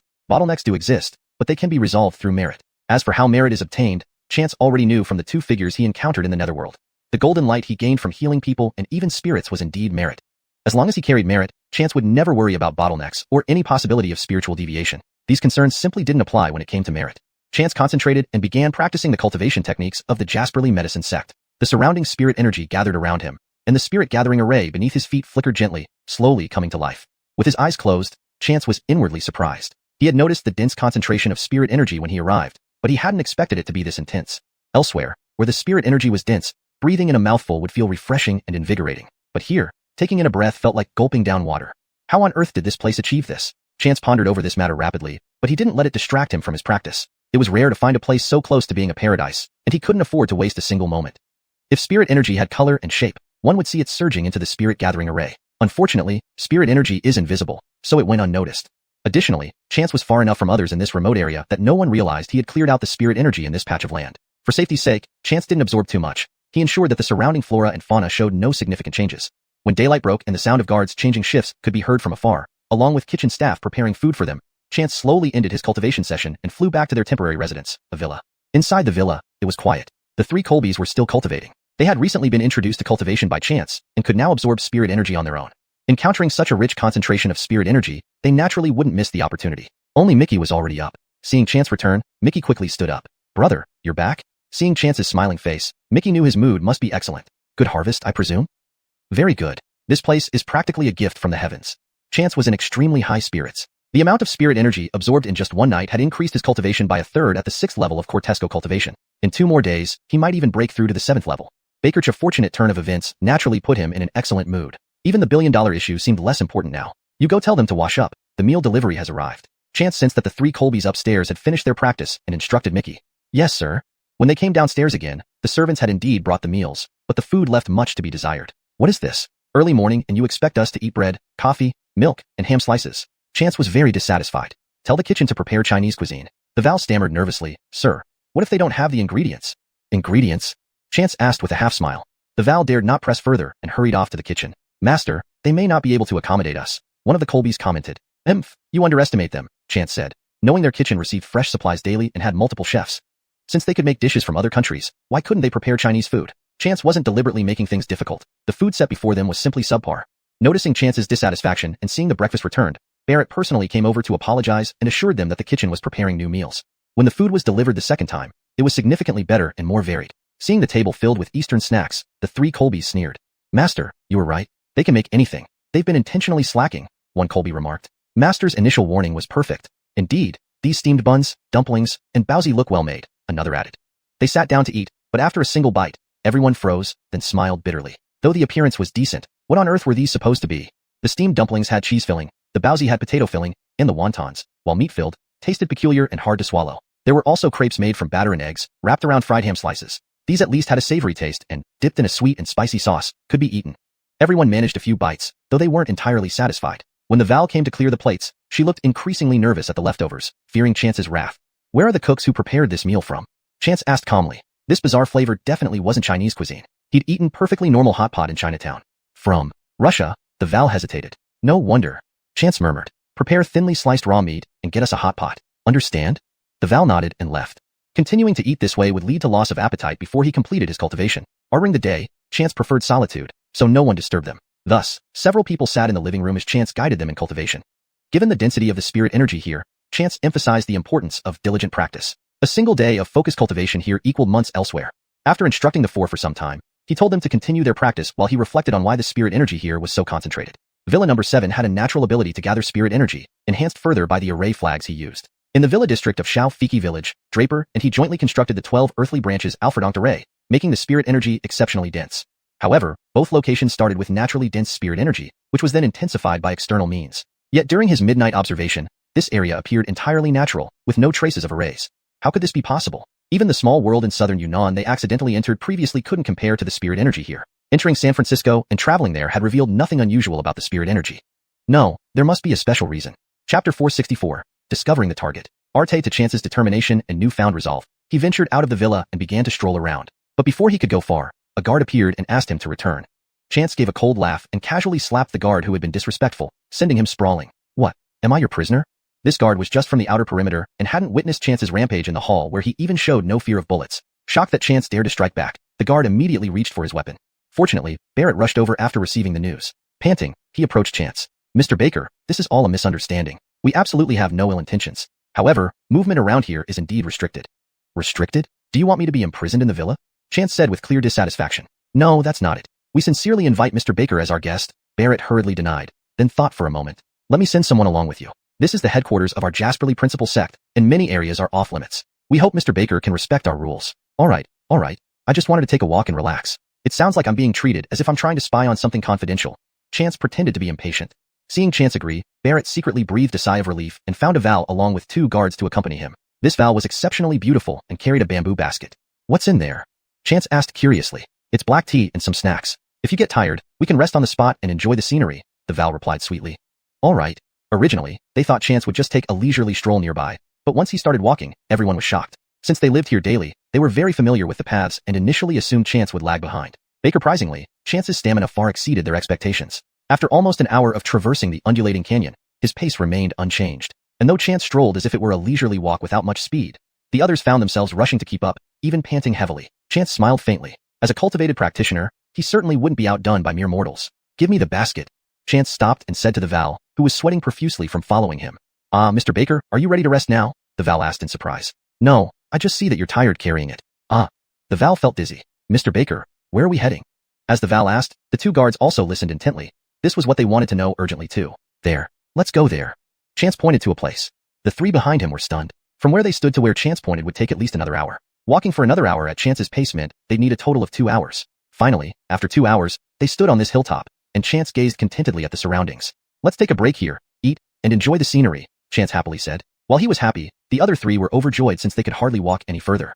The Val quickly laid out a soft cloth for Chance to sit on and took out the black tea, cake, and cookies. Initially, they thought this would just be a casual stroll and an opportunity to charm Chance and possibly glean some information. Instead, they walked for such a long time without Chance giving her a chance to speak. Now that she had a chance, the Val poured Chance a cup of tea and handed him a small cake. Mr. Baker, try my homemade snack. Chance gracefully took the tea, sipped, then placed it down before taking the cake. Very good, Chance commented. He liked cakes that were soft and moist with a thick layer of cream but not overly sweet. What's over there? Chance pointed to a nearby location. Hearing this, the Val and guards were startled. Not again? Is he going there next? Does he plan to traverse the entire canyon today? The Val trembled. There's nothing special over there. They say it's just a primeval forest. Oh. Chance's face lit up with interest. We'll have to check it out sometime. Hearing this, the 3 breathed a sigh of relief. At least he wasn't planning to go today. That was a relief. At this point, the 3 were too exhausted to care about anything else and focused on regaining their strength. Chance hadn't come here aimlessly. As he walked, he followed the increasing concentration of spiritual energy. Based on his observations, the spiritual energy grew denser the more he moved in this direction. Especially in this area, the spiritual energy was incredibly dense. And the direction he pointed to was not randomly chosen either. The spiritual energy there was even more concentrated than where they were now. However, it didn't look like there was a proper path, more like an untouched wilderness. After having 2 cups of tea, 1 piece of cake, and a couple of biscuits, Chance stopped eating. He wasn't particularly thirsty or tired. Don't you want to eat? Chance casually asked. All these are prepared especially for Mr. Baker, the Val explained. Well, I can't finish it anyway. Seeing Chance really didn't mind, the 3 quickly drank the remaining tea. They were genuinely parched. 2 hours later, the 4 returned to the villa. Brother, did you find anything? I did have some findings, but let's check again tomorrow. Mostly, I'm craving lunch right now. He hadn't eaten much for breakfast, so Chance couldn't stop thinking about the hot pot for lunch. He didn't know if the kitchen could prepare it, but as long as they had a pot and ingredients, it would be fine. He had the hot pot seasoning on him. Breakfast was at around 7, and it was already 11:30. After showering, he went back downstairs to find that the kitchen had already delivered the ingredients. Perhaps because hot pot had become popular worldwide, the kitchen provided a wide variety of rich ingredients, including a yin-yang hot pot, one side red oil, the other white broth. Wow, quite professional. Chance laughed. Yes, brother, I checked, and both the ingredients and the broth base are excellent. Many of the ingredients are top-notch. So, let's have a good meal. Upon hearing the hot pot was ready, the 3 Colbys came down quickly. The 5 of them finished the abundant ingredients and were still left wanting more.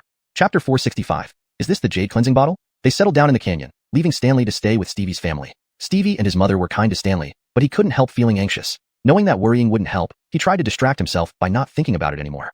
The best way to shift his attention was to chat with girls. Stanley had recently met a wonderful girl named Tamara, who not only had great upbringing but also possessed a gentle character and sweet appearance. Baker's a charming girl is what every man desires, and Stanley was no exception.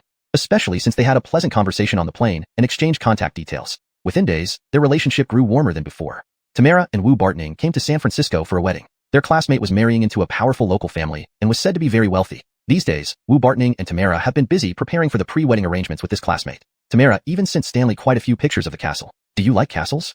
Stanley pondered for a moment and asked. Not really. Though the castle here is magnificent, it's so huge that it doesn't feel cozy, Tamara replied. I don't want a house too big, I hope it feels warm and intimate. It would be nice if I could see my loved one just by turning around.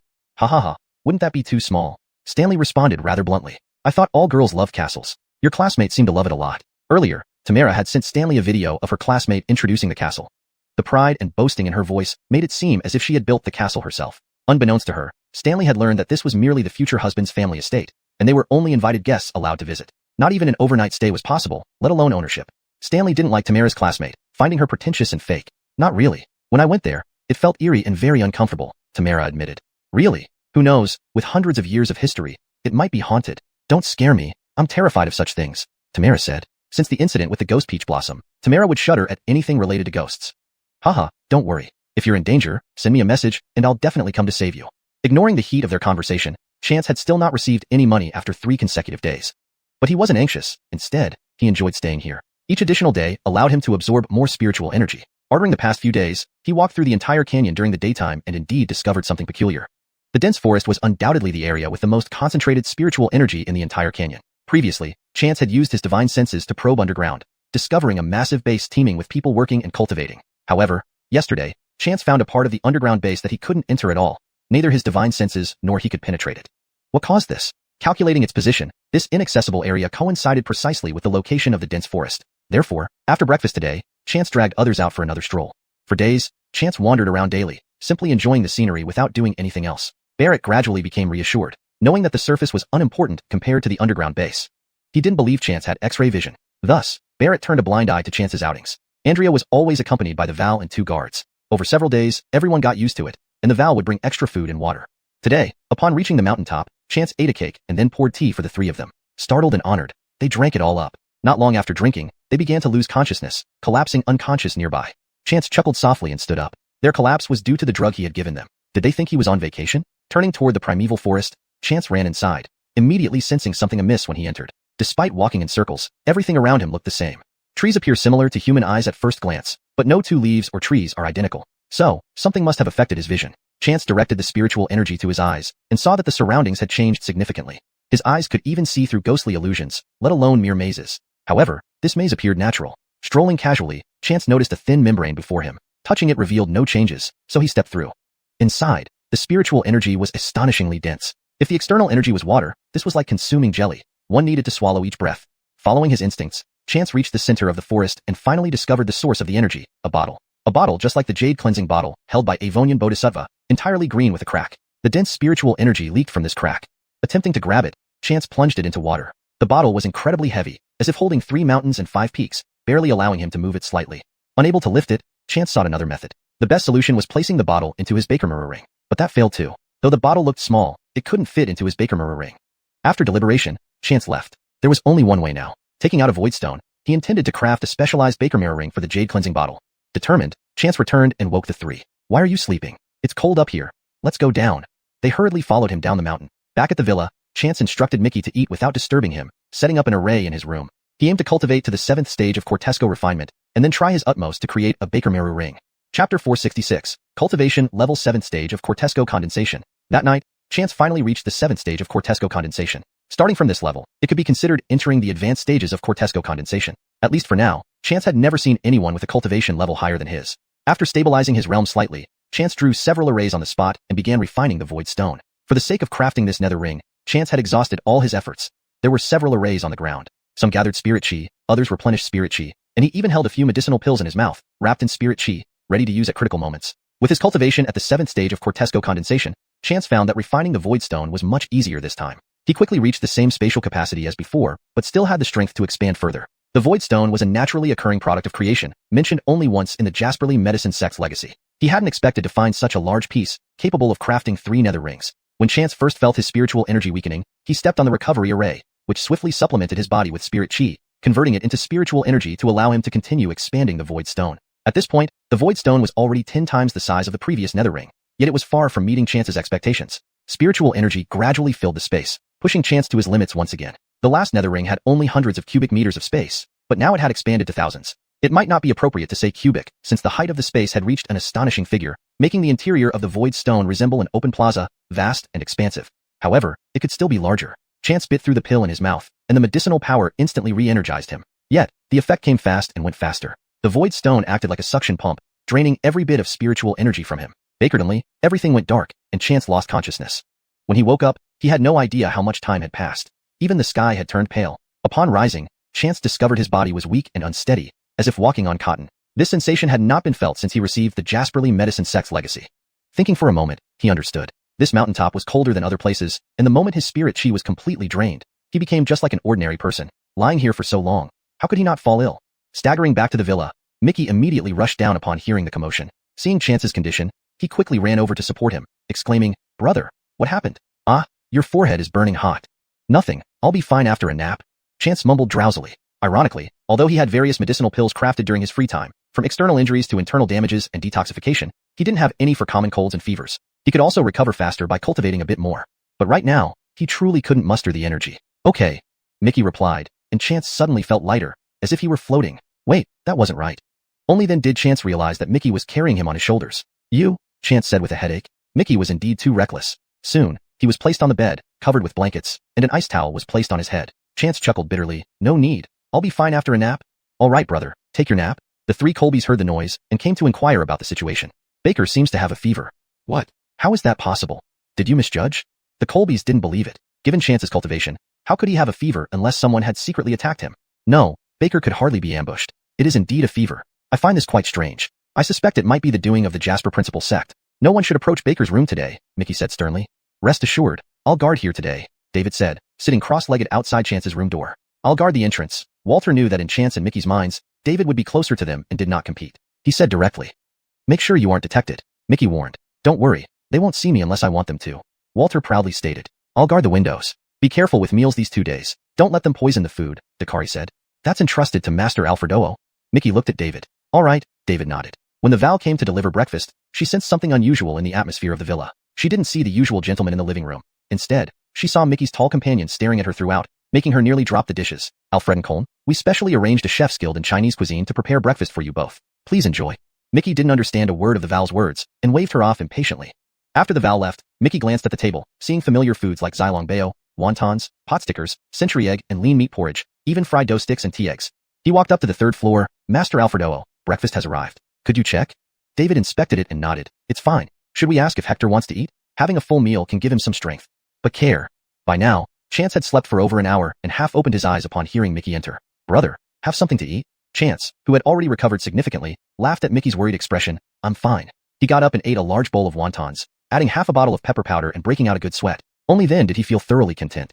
"It's been a while since I felt this human experience." Chance sighed reflectively. Since obtaining the Heavenly Medical Sect's legacy, his cultivation had steadily increased, almost immune to cold or heat, and rarely fell ill. Apart from needing to eat, drink, and relieve himself, he lacked many sensations. Now, after this minor illness, he oddly missed the feeling. "Brother, are you feeling better?" "Eat a little more." Mickey stared anxiously at Chance, thinking his brother wasn't fully recovered when he wanted to stop after one bowl of wontons. If he were well, he wouldn't eat so little. Not just Mickey, but the three Colbys also felt similarly. Chance fled hastily. He still had important matters to attend to and couldn't waste time being treated like a glutton. Back upstairs, Chance set up an array and began engraving various formations on the void stone. Compared to the last time, Chance was remarkably improved. Carving jade for practice paid off.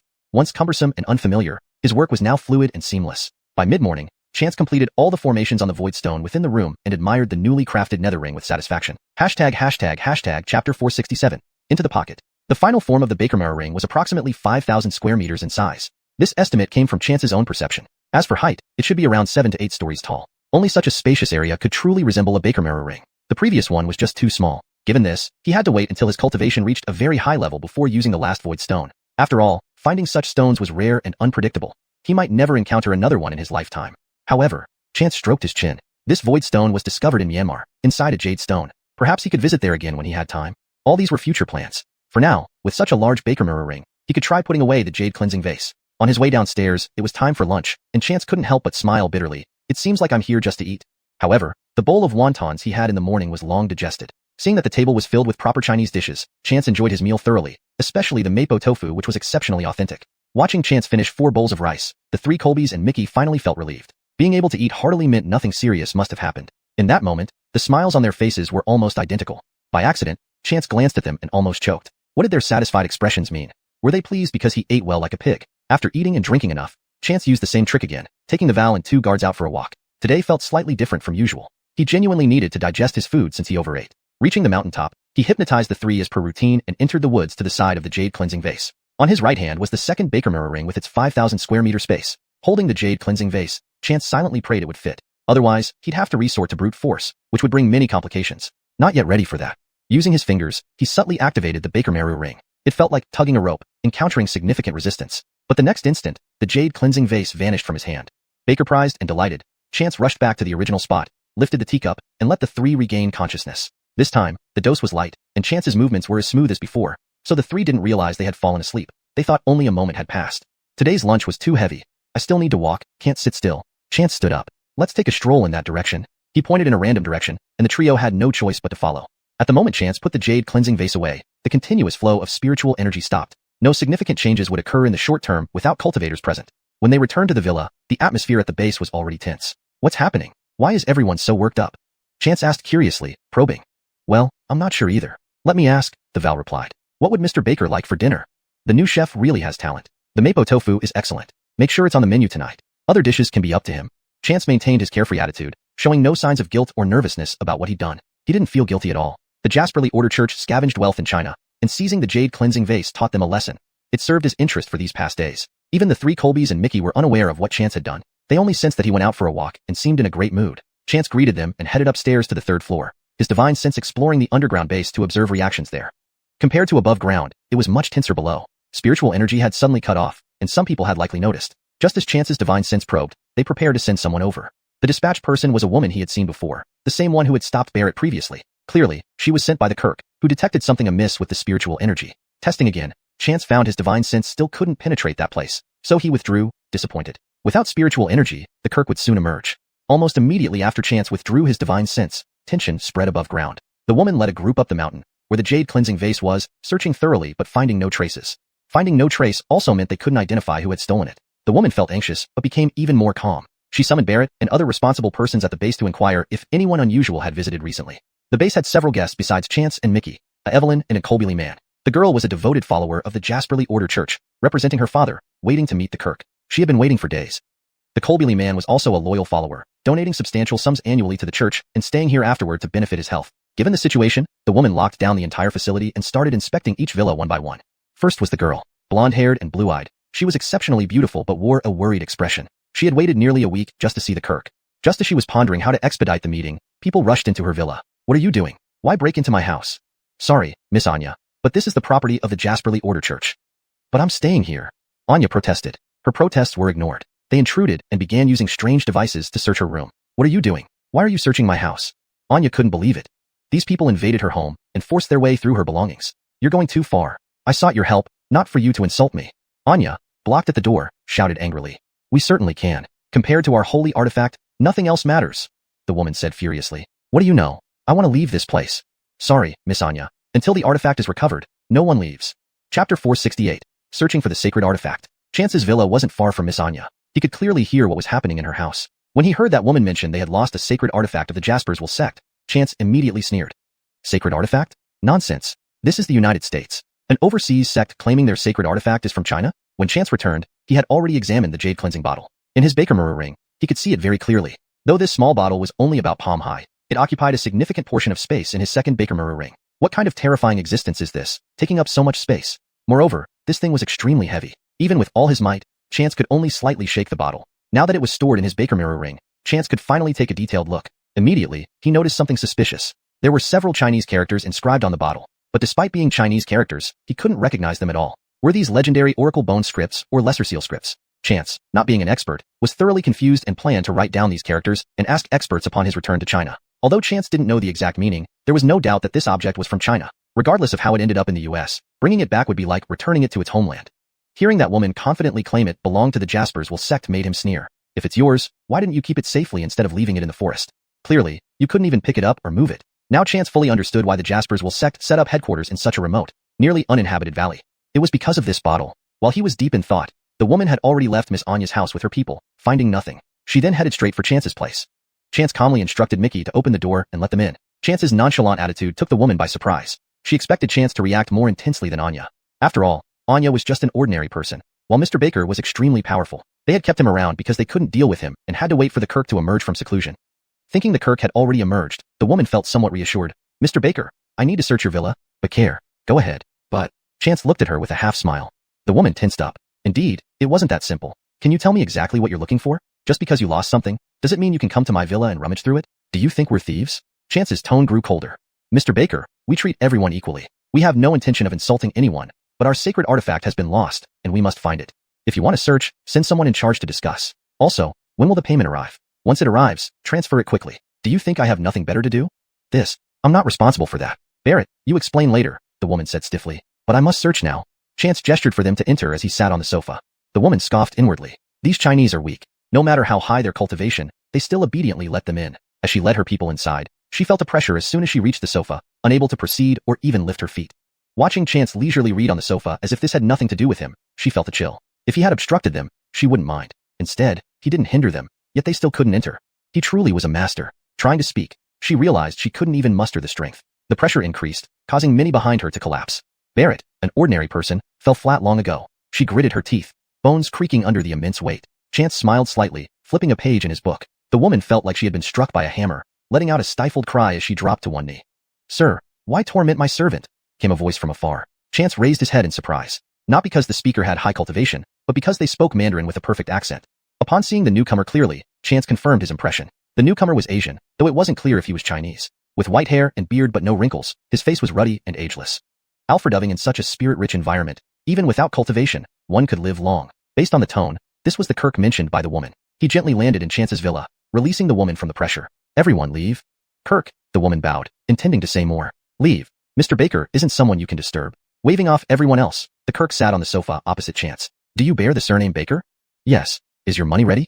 Chance asked seriously. With the jade cleansing bottle in hand, he awaited payment. Considering they provided a good item, he wouldn't make things difficult. The Kirk was taken aback. What money?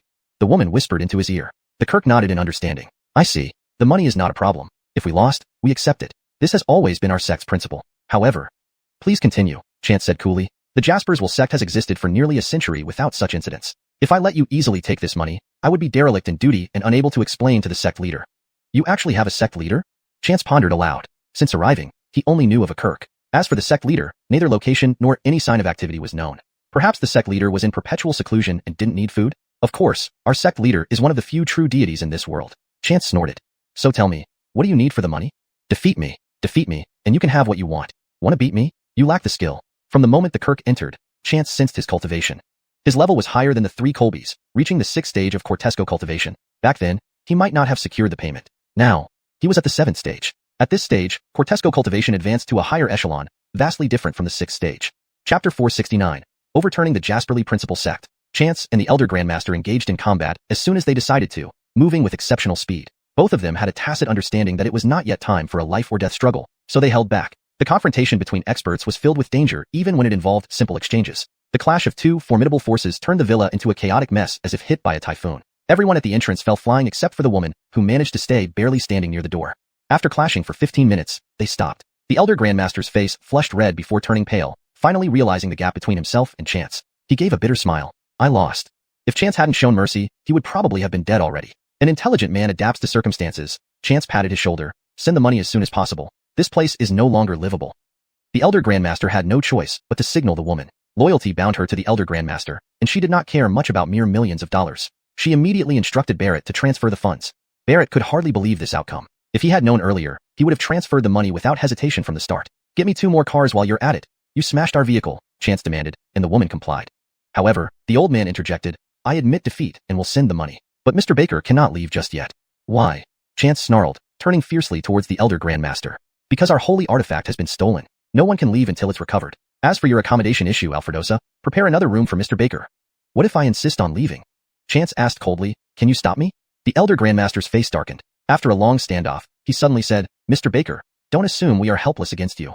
So try. Chance began smiling, but then his expression changed. He realized his surroundings had completely transformed. It felt like being submerged in an ocean. Dark seawater surrounded him, like thick liquid enveloping him, making breathing almost impossible. Chance circulated his inner spirit energy, allowing him to hold his breath temporarily, but it wouldn't last long. Rapidly thinking, he reasoned that he was still inside the villa moments ago and couldn't possibly be in the sea now. Instant teleportation didn't exist either. So, he must still be in the same spot. Thus, what he saw was likely an illusion. But how realistic it was. Even with spirit energy infused in his eyes, he couldn't see through it. No matter how hard he tried, everything remained the same dark seawater. Damn, what kind of powerful illusion is this? Though shocked, Chance knew he couldn't give up. If he failed to find the illusion's flaw before needing to breathe, he'd be in serious trouble. Meanwhile, Mickey noticed Chance's state, resembling suffocation, and panicked. Third elders, come out quickly. Someone ambushed Master. The three Colbys were already upstairs and rushed down upon hearing the commotion. However, facing an elder grandmaster of similar cultivation, they stood no chance. Being only initiates, they were easily overpowered by a cultivator at the 6th level of Cortesco cultivation. Furious, the three Colbys couldn't bear their defeat. They could lose to Chance, but not to this old man. They charged recklessly, hoping to awaken Chance, with Walter shouting the loudest, trying to reach Chance through his voice. In the end, forgetting decorum, he screamed, Chance, Chance, wake up quickly. If you don't wake up, I'll die too. Feeling Chance was surely ensnared by some cunning trick, the elder grandmaster sneered, mocking these weak foes. Just moments ago, Chance had defeated him, and now he planned to crush these few people, though not lethally. He would wait until Chance lost his mind and strengthened the illusion before killing them in front of him. But then Chance suddenly regained his composure, noticing the elder grandmaster attacking the three Colbys. Without hesitation, Chance sent him flying. Earlier, while searching for the way out of the illusion, Chance heard faint shouts calling his name, which seemed to help him regain focus. Prolonged immersion in the illusion felt like his spirit energy was being drained. Knowing he couldn't delay any further, he relied on Walter's cries as a beacon guiding him out. Pushing the elder grandmaster away, Chance greedily took deep breaths. Despite it all being an illusion, its reality terrified him. It could choke him to death. Previously, Chance wanted to return home quickly after receiving the jade cleansing bottle, intending to leave after getting repaid. But he never expected the elder grandmaster to secretly plot against him. Had it not been for Walter and the others protecting and awakening him, the outcome today would have been dire. Heal first. Chance threw a bottle of pills to the three Colbys, not looking back as he walked step by step toward the elder grandmaster. Injured from Chance's blows, the elder grandmaster sat on the ground, fearfully retreating. His loyal servant stepped forward protectively. Want to harm the elder grandmaster? You'll have to. Before she could finish, Chance slapped her away. Do I need your permission to kill? You can't kill me, the elder grandmaster pleaded, terrified. Grandmaster, save me. Your grandmaster? You mean the one who trapped me? Foolish tricks. Chance scoffed. Since I escaped, his methods won't work on me again. Unbelieving, the elder grandmaster frantically shouted several times, with a strange rhythm in his voice. Chance grew curious. Is this grandmaster hidden underground, in some concealed area? Startled, the elder grandmaster stammered, how do you know? Chapter 469. Overturning the Jasperly Principal Sect. Chance and the Kirk engaged in combat without hesitation, moving with remarkable speed. Both knew that it wasn't yet time for a life-or-death struggle, so they restrained themselves. Even this brief exchange between two masters was fraught with danger. The clash of their formidable powers wreaked havoc inside the villa as if it had been hit by a typhoon. All those standing at the doorway were flung away, except for the woman, who managed to cling to the doorframe. The two exchanged blows for a full 15 minutes before stopping. The Kirk's face flushed red then turned pale, finally realizing the gap between himself and Chance. He offered a bitter smile. I lost. If not for Chance holding back, he would have died moments ago. To the wise, adapting his victory, Chance patted him on the shoulder. Pay up quickly. This place is no longer livable. With no choice, the Kirk signaled the woman. Loyalty to the Kirk outweighed any concern over mere millions of dollars, so she promptly instructed Barrett to transfer the money. Barrett couldn't believe the outcome. He wished he had just transferred the funds from the start. Also, prepare 2 cars for us. You wrecked ours. The woman complied. But the old man interjected, though I admit defeat, Mr. Baker can't leave. Why? Chance growled, turning fiercely to stare at the Kirk. Because our sect's sacred artifact is missing. Until it's recovered, no one leaves. As for lodging, Alfredosa, prepare another room for Mr. Baker. What if I insist on leaving? Chance asked coldly. Can you stop me? The Kirk looked extremely uncomfortable. After a tense pause, he suddenly said, Don't think we're powerless against you, Mr. Baker. Then come at me. Chance grinned midway, but his expression changed abruptly. Bakertonly, his surroundings had transformed into an endless ocean. Dark seawater enveloped him like thick liquid, making breathing nearly impossible. Chance circulated his inner spiritual energy, allowing him to temporarily hold his breath, but this wouldn't last long. His mind raced. He was still standing in the villa, not physically entering the sea. Teleportation didn't exist, so he must still be in the same spot. Therefore, everything around him was an illusion. But what a realistic illusion. He infused his eyes with spiritual energy, seeing even soul bodies, yet the illusion remained unbroken. No matter how he looked, it was always dark seawater. What a despicable trick. This illusion was incredibly potent. Chance felt alarmed, but stayed focused. He had to find a flaw in the illusion before needing to breathe again, or he'd be in real danger. Mickey watched Chance fall into the illusion, noticing his choking state. Without hesitation, Mickey shouted, Elder 3, someone ambushed Master. The 3 Colbys rushed down from upstairs. Facing the Kirk, whose cultivation matched Chance, they stood no chance. Being only at the early stage of Cortesco cultivation, while facing a 6th stage expert, was a losing battle. Enraged, the 3 Colbys attacked desperately, especially Walter, whose cries aimed to awaken Chance. Eventually, Walter abandoned formalities, shouting directly, Chance, wake up. We'll die too if you don't. He sensed Chance must have fallen into some deceitful trap. The Kirk sneered contemptuously at these weaker opponents. Just as he'd been defeated by Chance, now he'd crush them. However, he planned to kill them when Chance weakened within the illusion. Unexpectedly, Chance shook off his daze, seeing the Kirk attack the 3 Colbys. Without hesitation, he struck the Kirk, sending him flying. While searching for the illusion's flaw, Chance heard faint calls in the distance, perhaps because they were shouting his name. Feeling his spiritual energy being drained, he knew he had to act fast or risk being depleted. Walter's cries were like a guiding light, leading him out of the illusion. After throwing the Kirk aside, Chance gasped for breath. Though it was all an illusion, it had nearly suffocated him. Previously, Chance wanted to leave after recovering the money, but the Kirk had secretly plotted against him while arranging the transfer. If not for Walter and the others protecting and awakening him, today's outcome would have been dire. Heal first. Chance threw a bottle of pills to the three Colbys and walked towards the Kirk without looking back. The Kirk, injured from Chance's assault, sat on the ground, fearfully retreating. His loyal servant stepped in front of him, arms spread. "Want to hurt the Kirk? Not unless..." Chance cut her off with a slap, flinging her away. "Do I need your permission to kill? You can't kill me," the Kirk cried in terror. High priest, save me." The High Priest? Was it him who trapped me? Nonsense. Chance sneered. "Since I escaped, his tricks won't work on me again." Unconvinced, the Kirk frantically shouted several times, with a strange rhythm in his voice. Chance became intrigued. "Your High Priest? Isn't he underground, hiding somewhere secret?" The Kirk froze, horrified. "How do you know?" Chapter 470 Another Small World. "Want to know? Then you will." Chance extended his hand and nullified the Great Elder's cultivation. The man who had appeared vigorous and radiant just now was now looking haggard and revealed his true age. At this moment, the three Colbys and Mickey had already recovered and stood behind Chance. "Tie them up, let's go down and see," Chance said to the others. The three Colbys and Mickey were now brimming with renewed vigor. They had been suppressed by the Great Elder earlier and harbored a deep grudge. "Master, I think we should interrogate them first," one suggested. "That makes sense." Chance turned and beckoned Barrett, who had just returned from transferring money. "Come here." Barrett had gone to make a call for a bank transfer because of the huge amount. He had only just returned and was stunned by the scene before him. Why was the Great Elder sitting on the ground looking listless? Alfredosa was lying nearby unconscious. The other guards were either scared stiff or trembling in fear. Before he could ask what happened, Chance summoned him over. It wasn't hard to guess that Chance must have launched an attack, severely wounding the Great Elder. Mr. Baker, isn't this a bit unethical?" Barrett stammered, trying to maintain his composure despite shaking. "I've already transferred the money. You can't go back on your word." "You're quite brave." Chance chuckled. "Come, tell me if you've ever seen your leader." "No." Barrett shook his head truthfully. "Then tell me about the members of your Jasperly Principal Sect." Barrett glanced at Chance, then around at the situation, and with a bitter smile began explaining the structure of the sect. The leader of the Jasperly Principal Sect was naturally a supreme existence. However, apart from the three Colbys, probably no one had ever seen him. Below the leader were the three Colbys. The Great Elder spent most of his time cultivating within the sect, serving as its stabilizing force. After all, none of the lower-ranking members had ever seen the leader. The Tim did not reside in the sect but was a prominent figure in San Francisco. The sect's ability to connect with wealthy individuals in San Francisco and elsewhere relied entirely on him.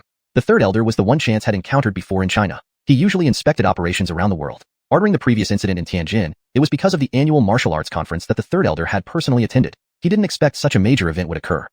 Beneath the three Colbys were various department heads. Barrett was specifically responsible for the gambling industry. Chance stroked his chin, feeling that the Jasperly Principal Sect resembled a conglomerate where everyone earned money in their respective fields. Someone like Barrett held a high status in the sect but still hadn't seen the leader. "Is your leader really human?" Chance asked suddenly, with a teasing tone. Don't joke like that, Mr. Baker." Barrett's face changed drastically. Actually, he felt quite uneasy. People had questioned this before, but they all mysteriously disappeared afterward. No one knew whether they were dead or alive. By this point, Chance didn't want to ask any more questions and had Mickey escort Barrett directly underground. At first, Barrett was unwilling to cooperate until Walter shot him a glance and delivered a palm strike that shattered the entire entrance. Barrett was dumbfounded and immediately became obedient. The rest of the journey went smoothly. Even when Barrett occasionally took the wrong path, Chance would merely smirk and make him choose another. After walking around, the group finally arrived at the wall that Chance's divine sense couldn't penetrate earlier. "I can't open this, here or anywhere else." Barrett looked at Chance with a bitter smile. "Only the Great Elder can. Bring him here." Dakari dragged the Great Elder over and forced him to open this final barrier. As the wall opened, a chill surged out. Chance and the three Colbys were fine, but Mickey found it unbearable. As for Barrett and the defiled Great Elder, their hair and eyelashes instantly frosted over. "Wait outside." Chance grabbed the Great Elder, injecting a stream of spiritual energy into his body. "Master, I'm coming with you." Walter eagerly followed, and Chance didn't object. This left Dakari and David very disappointed. That old guy Walter was just too obsequious. Beyond the wall, Chance found the atmosphere eerily familiar, the same suffocating and oppressive sensation that had entrapped him earlier. He seemed to have found the right place. The trio proceeded further inside, noticing the surrounding aura becoming denser. "Wu, there's no need to force yourself," Chance whispered. "I understand, Master." Walter didn't force himself and stopped after walking a bit further, reaching his limit. Chance himself was fine but had to support the Great Elder. Seeing how he was almost unable to breathe, Chance flung him out. Fortunately, he had entered the core area, where the ground was wet with seawater, emitting a pungent marine odor. Was this thing not human, and instead related to the sea? Chance was a little puzzled. The ocean had the most diverse species. Everything on land had a corresponding counterpart in the sea. However, some things in the sea had no counterparts on land. The water grew deeper, eventually reaching thigh level. Simultaneously, it became colder, almost freezing to the bone. Mysteriously, Chance felt a bit anxious and was about to retreat when suddenly his footing gave way, and the scene before him completely changed. Seeing everything before him, Chance cursed under his breath. What kind of luck did he have? Bakertonly transported to a different place. Feeling the dense spiritual energy, this new location was unmistakable. This was another small world. This small world seemed to be above the sea because the water reached his knees and there was a beach nearby. Chance's first reaction was to turn around, because the sky above him was blocked. Looking up, a colossal octopus loomed before him, far beyond imagination. Just one of its tentacles could easily capsize a ship. What terrified Chance was that this creature seemed to possess intelligence, as those enormous eyes clearly fixed on him. An overwhelming pressure enveloped him. Without hesitation, Chance turned and exited, setting up a small formation outside. Firstly, to conceal this entrance to prevent anyone from stumbling in by mistake. Secondly, to strengthen the seal to ensure nothing inside could escape. Leaving, Chance was drenched in cold sweat. He was lucky his reaction was swift. If he had been slightly slower, he might have met his end there. Upon exit, he dragged the Great Elder out. Find someone to seal this place. No one is allowed entry from now on. Barrett acknowledged this and then asked, Mr. Baker, did you see our leader? Leader? You've been duped. Chance sneered. Chapter 471. Controlling the Tion Alfredo Sect. Chance's words puzzled not only Barrett, but also the three Colbys and Mickey. Do you think it's a wonderful place behind there? Actually, it's a prehistoric monster. Chance sneered as he kicked the Kirk. There's no sect leader of the Tion Alfredo Sect. That was merely your forgery, right? You? Nonsense. The Kirk lay on the ground, barely alive, refuting weakly. The other side of the wall is where the monster lives, or perhaps in the depths of the ocean. You worship it and summon it daily, and more parts of it can come from its world into ours. When it fully emerges, do you believe the Tion Alfredo Sect will become the ruler of the world? Though the Kirk didn't speak, everyone understood from his expression that Chance had guessed correctly. You foolish man. It's not human at all. Do you think it will obey your commands once it arrives? If it can come here, the first to be devoured would be you, and all of you in this base. Some people turned pale with fear, while others were skeptical because they hadn't seen the situation themselves. Chance remained silent, then pressed his index finger against the other person's temple, showing them what he had just witnessed. Bakertonly, the man screamed wildly, Sea monster, sea monster. The man's terror verged on madness, speaking incoherently as he described the sea monster he saw. His ramblings seemed like gibberish, but after he finished shouting, many fell into silence. As mentioned earlier, the Tion Alfredo Sect had seen many disappearances over the past century, and rumors always followed each disappearance. One common thread was the presence of a sea monster within the sect. So when the man spoke in terror, everyone believed him. From now on, nobody is allowed to enter that area, Chance said coldly, looking around at the crowd. Or else the sea monster might come out, and nobody can save you. Everyone nodded hurriedly. At the same time, their gazes toward the Kirk became increasingly hostile. To join the Tion Alfredo Sect and become part of its core meant harboring a sincere faith. But now, exposed as a fraud, there was no sect leader, and everything was orchestrated by the Kirk. Over the years, they had worked tirelessly in this underground world, only to find out they had been serving the Kirk and the sea monster. The missing people might have been fed to the sea monster by the Kirk. At that moment, everyone's morale dropped, leaving them dejected. Those who wish to leave can take your share of money and go. This Kirk won't be in charge anymore. Barrett and several other administrators discussed among themselves and made a decision. Mr. Baker, we've thought about it. Over the years, we have accumulated considerable wealth serving the Tion Alfredo Sect. But wealth can sometimes be a double-edged sword. It can empower or enslave us. After discussing among ourselves, Barrett looked at Chance. We want to follow you? Mr. Baker, our skills lie elsewhere. I am good at financial investment. I specialize in tax law, particularly in tax evasion and exemptions. I am proficient in managing maritime operations. I specialize in the gambling industry, Barrett added. We are willing to serve under you. Do you think I'll accept just because you want to surrender? Chance sneered. Are you afraid of the Tim? They were silent for a moment before nodding. Chance found these foreigners quite amusing at times. Some were straightforward, admitting their fears outright when confronted. The Tim holds significant power in San Francisco. Without a sect leader and with the Kirk incapacitated, if we don't find a protector, we'll lose everything, and even our lives might be at risk. Mr. Baker, please take us in. David tugged at Chance's sleeve and whispered something in his ear. Chance nodded. All right, since you feel this way, I'll reluctantly accept you. But what if you betray me? No, we won't. They shook their heads vigorously. Take this. Chance pulled out a bottle of pills. I'll give you an antidote every 6 months. The group froze. They originally thought Chance wouldn't be able to watch over them constantly, especially in a distant country. Once the Tim was dealt with, they'd rule like kings. But Chance's move was unexpected. However, some felt swallowing the pill wasn't an issue. They could visit a hospital afterward, relying on the advanced medical capabilities of the country to cure them. After all, it was considered the best in the world. Knowing their thoughts, Chance did not expose them. He wanted to see who was genuinely loyal. Half a year later, the truth would be clear. Since these people had switched sides, the Tion Alfredo Sect's wealth was now his. David had suggested this very idea to him earlier, knowing their intentions to surrender. She advised Chance to accept them, as they could help him expand his pharmaceutical business globally. Watching them swallow the pills, Chance left them alone. The pills dissolved immediately upon ingestion, leaving no chance to hide them under the tongue. With the entire management team now under his control, Barrett became Chance's top aide. He knew it was his idea to persuade everyone to serve Chance. With Chance as his protector, the Tim would target him first. So, he led these people to surrender and made sure everyone saw him as Chance's confidant. Even if Chance didn't understand this entirely, the three Colbys beside him certainly did. They read Barrett's motives clearly. Thus, the remaining leaders complied, summarizing the Tion Alfredo Sect's reserve funds and transferring all of it to Chance's account back home. When they checked the accounts, they were astounded. Over a century of operations meant the Tion Alfredo Sect had amassed substantial wealth, over $30 billion, beyond the initial compensation to Chance, plus another $30 billion. However, they needed capital for operations, so they could only transfer up to $20 billion. Chance tapped his fingers thoughtfully, remaining silent for a while. He was stunned by such a large sum. Fickling such a massive amount of money was unprecedented for him, but now he had new ideas. Don't transfer anymore. Chance waved his hand. Barrett, noticing Chance's silence, grew nervous. Upon hearing him speak, he assumed Chance was upset. Mr. Baker, if we squeezed a little, we could transfer another $2 billion. Chapter 472, plundering the treasure vault of Heavenly Sect. You misunderstood me. Chance smiled and glanced at the other person. I want you to transfer all the gambling businesses. I need you to do something else. Yes, sir. What do you need me to do?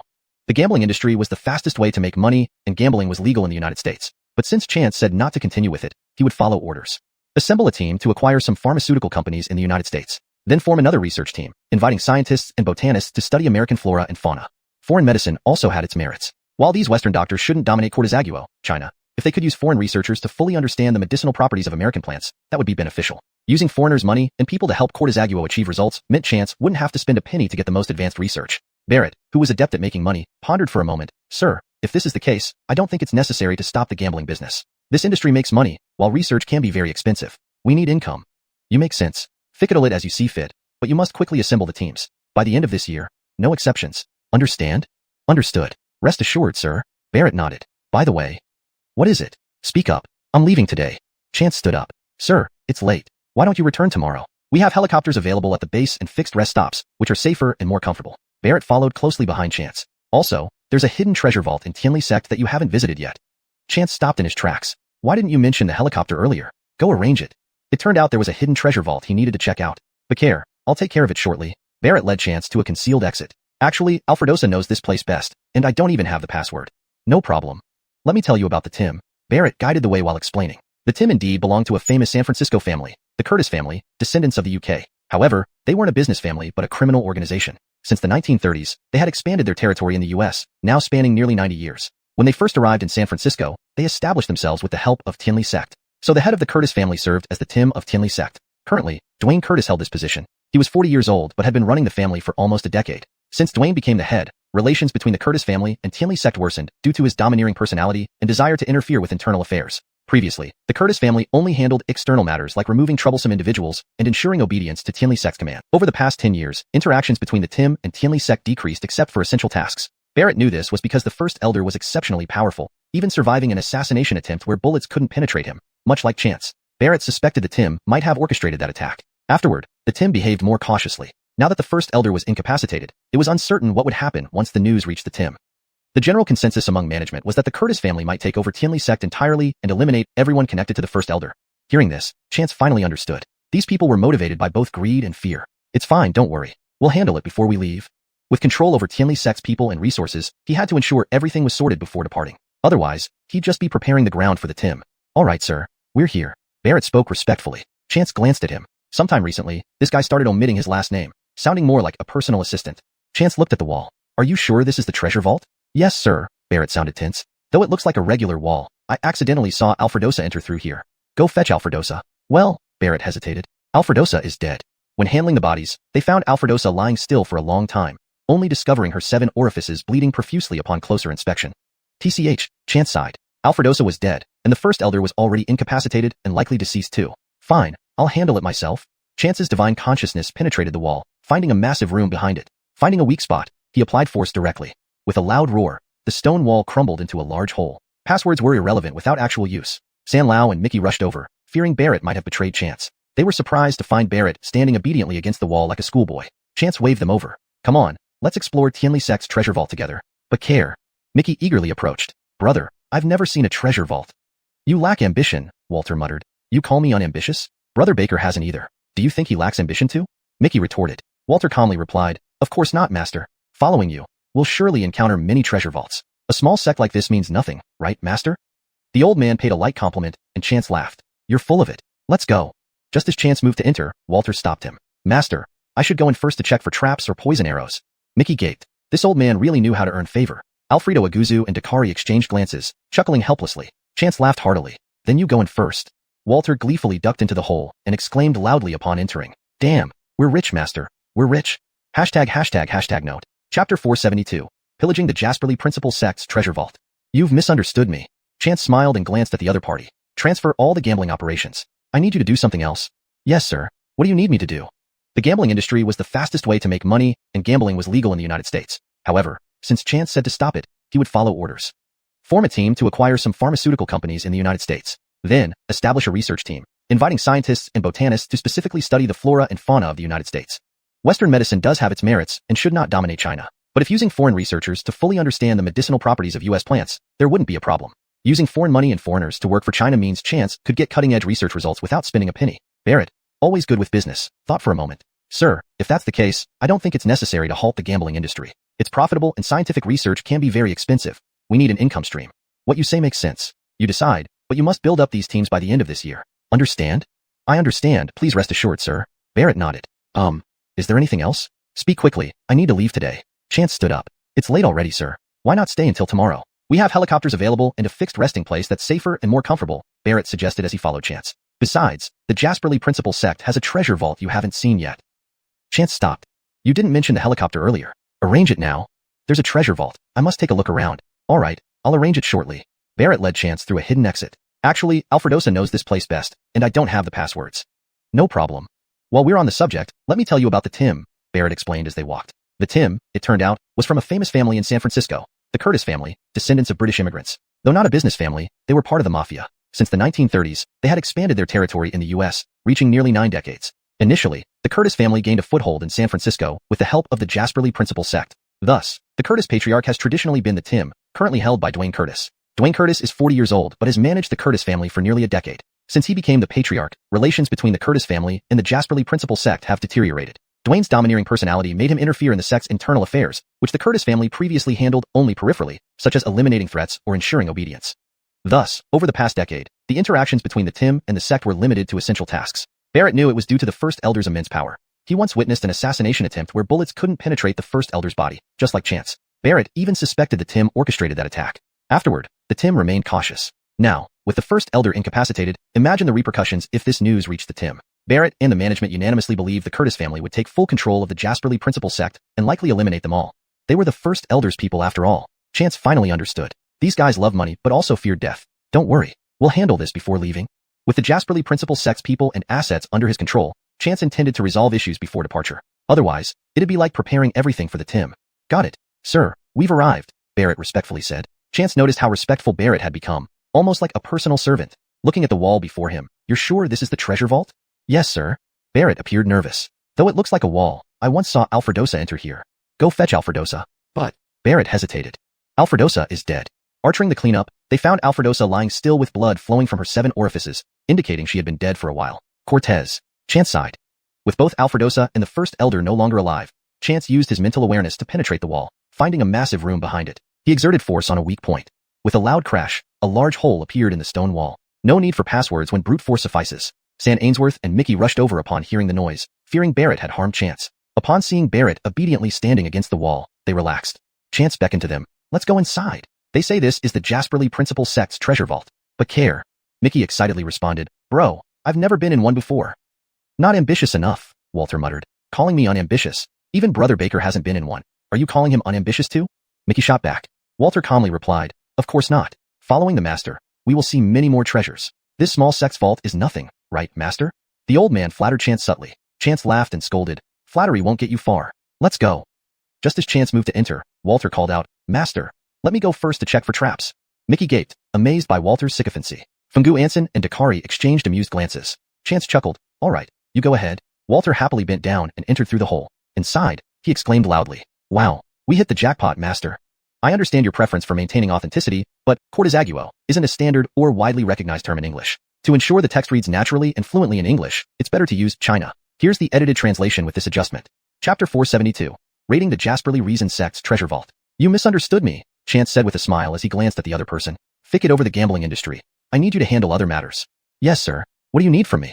The gambling industry is the fastest way to make money, and gambling is legal in the United States. But since Chance said to stop, he would only follow orders. Assemble a team to acquire some pharmaceutical companies in the U.S. Then form a research team and invite some scientists and botanists to specifically study the flora and fauna of the U.S.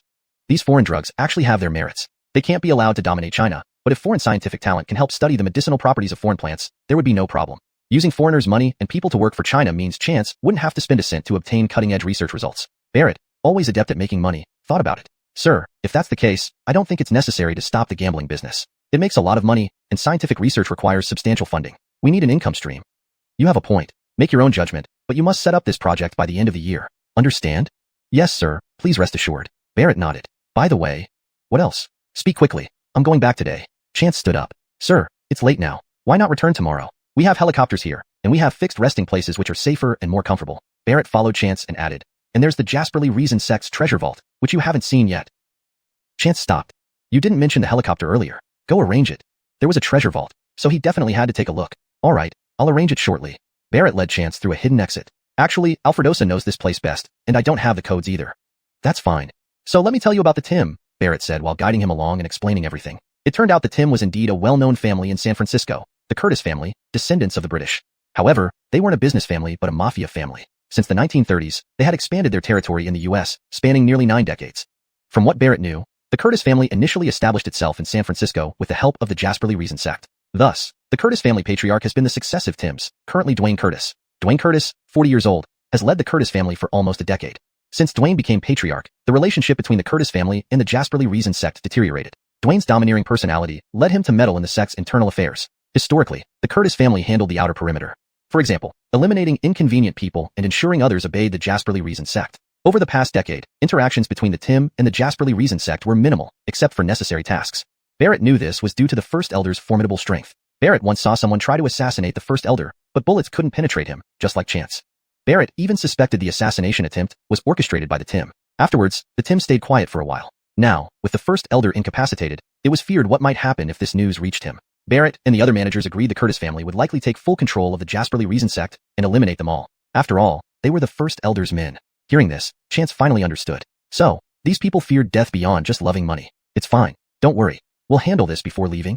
Now that the Jasperly Reason Sect's resources were his, he had to resolve issues before leaving. Otherwise, he'd be working for the Tim. Okay, sir. We're here, Barrett respectfully said. Chance glanced at him, noting how he dropped the surname. He sounded like a butler reporting to his master. Chance looked at the wall. Are you sure this is the treasure vault? Yes, sir. Barrett was nervous. It looks like a wall, but I once saw Alfredosa enter. Bring Alfredosa here. This? Barrett hesitated. Alfredosa is dead.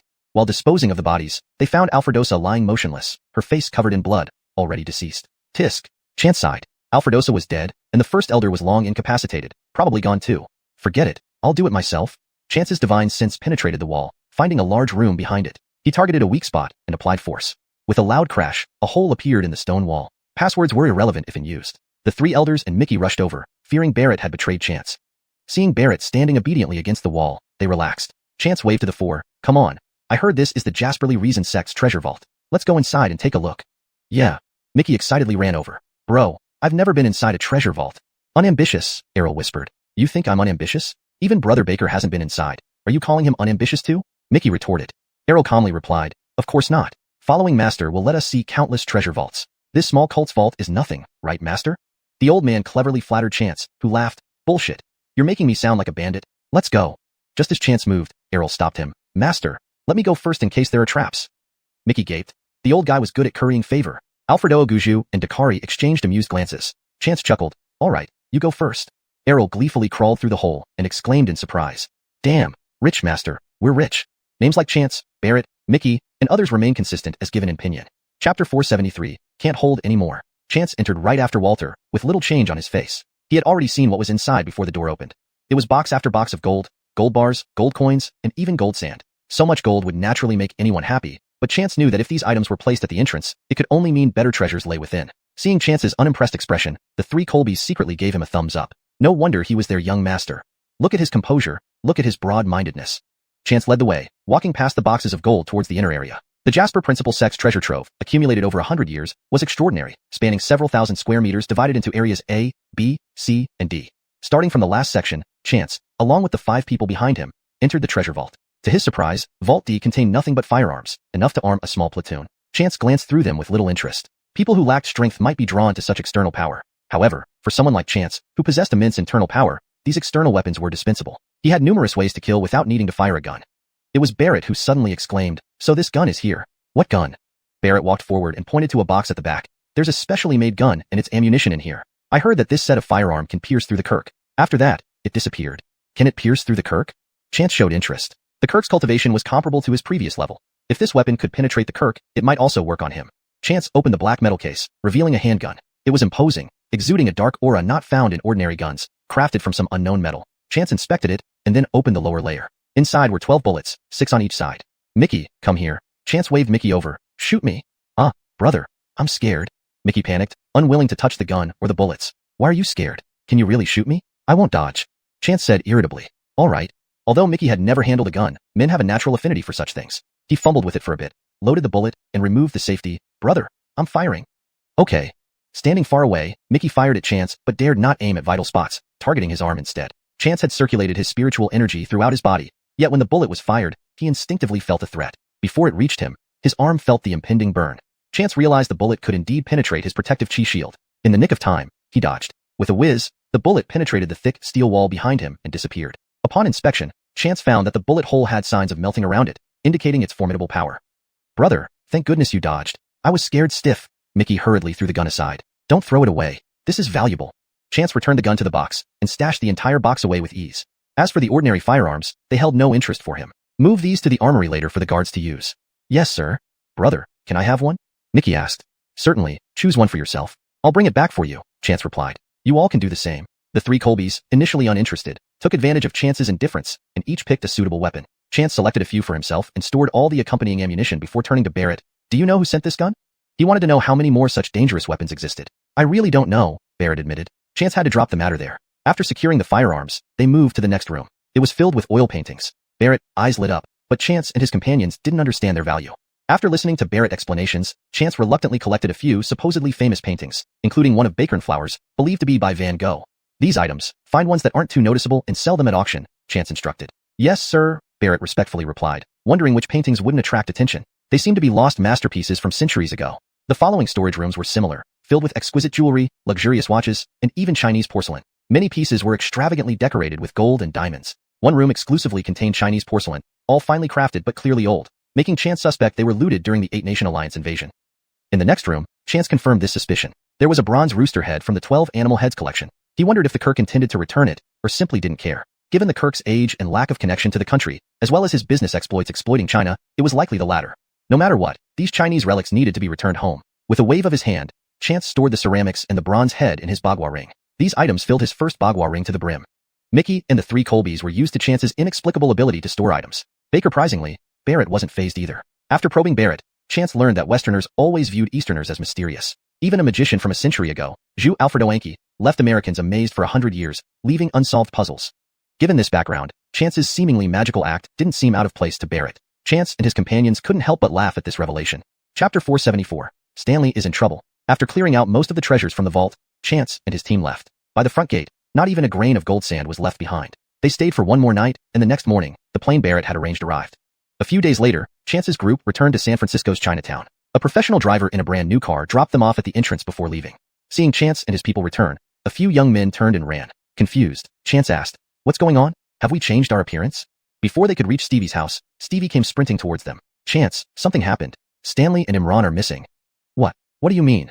Chance's expression changed. "Did they get lost? How many days have passed?" 2 days. I suspect they were captured, but I couldn't find the place." Only then did Chance notice that everyone with Stevie had injuries. "Come inside and talk," Chance said. They sat down, and Stevie recounted what had happened over the past few days.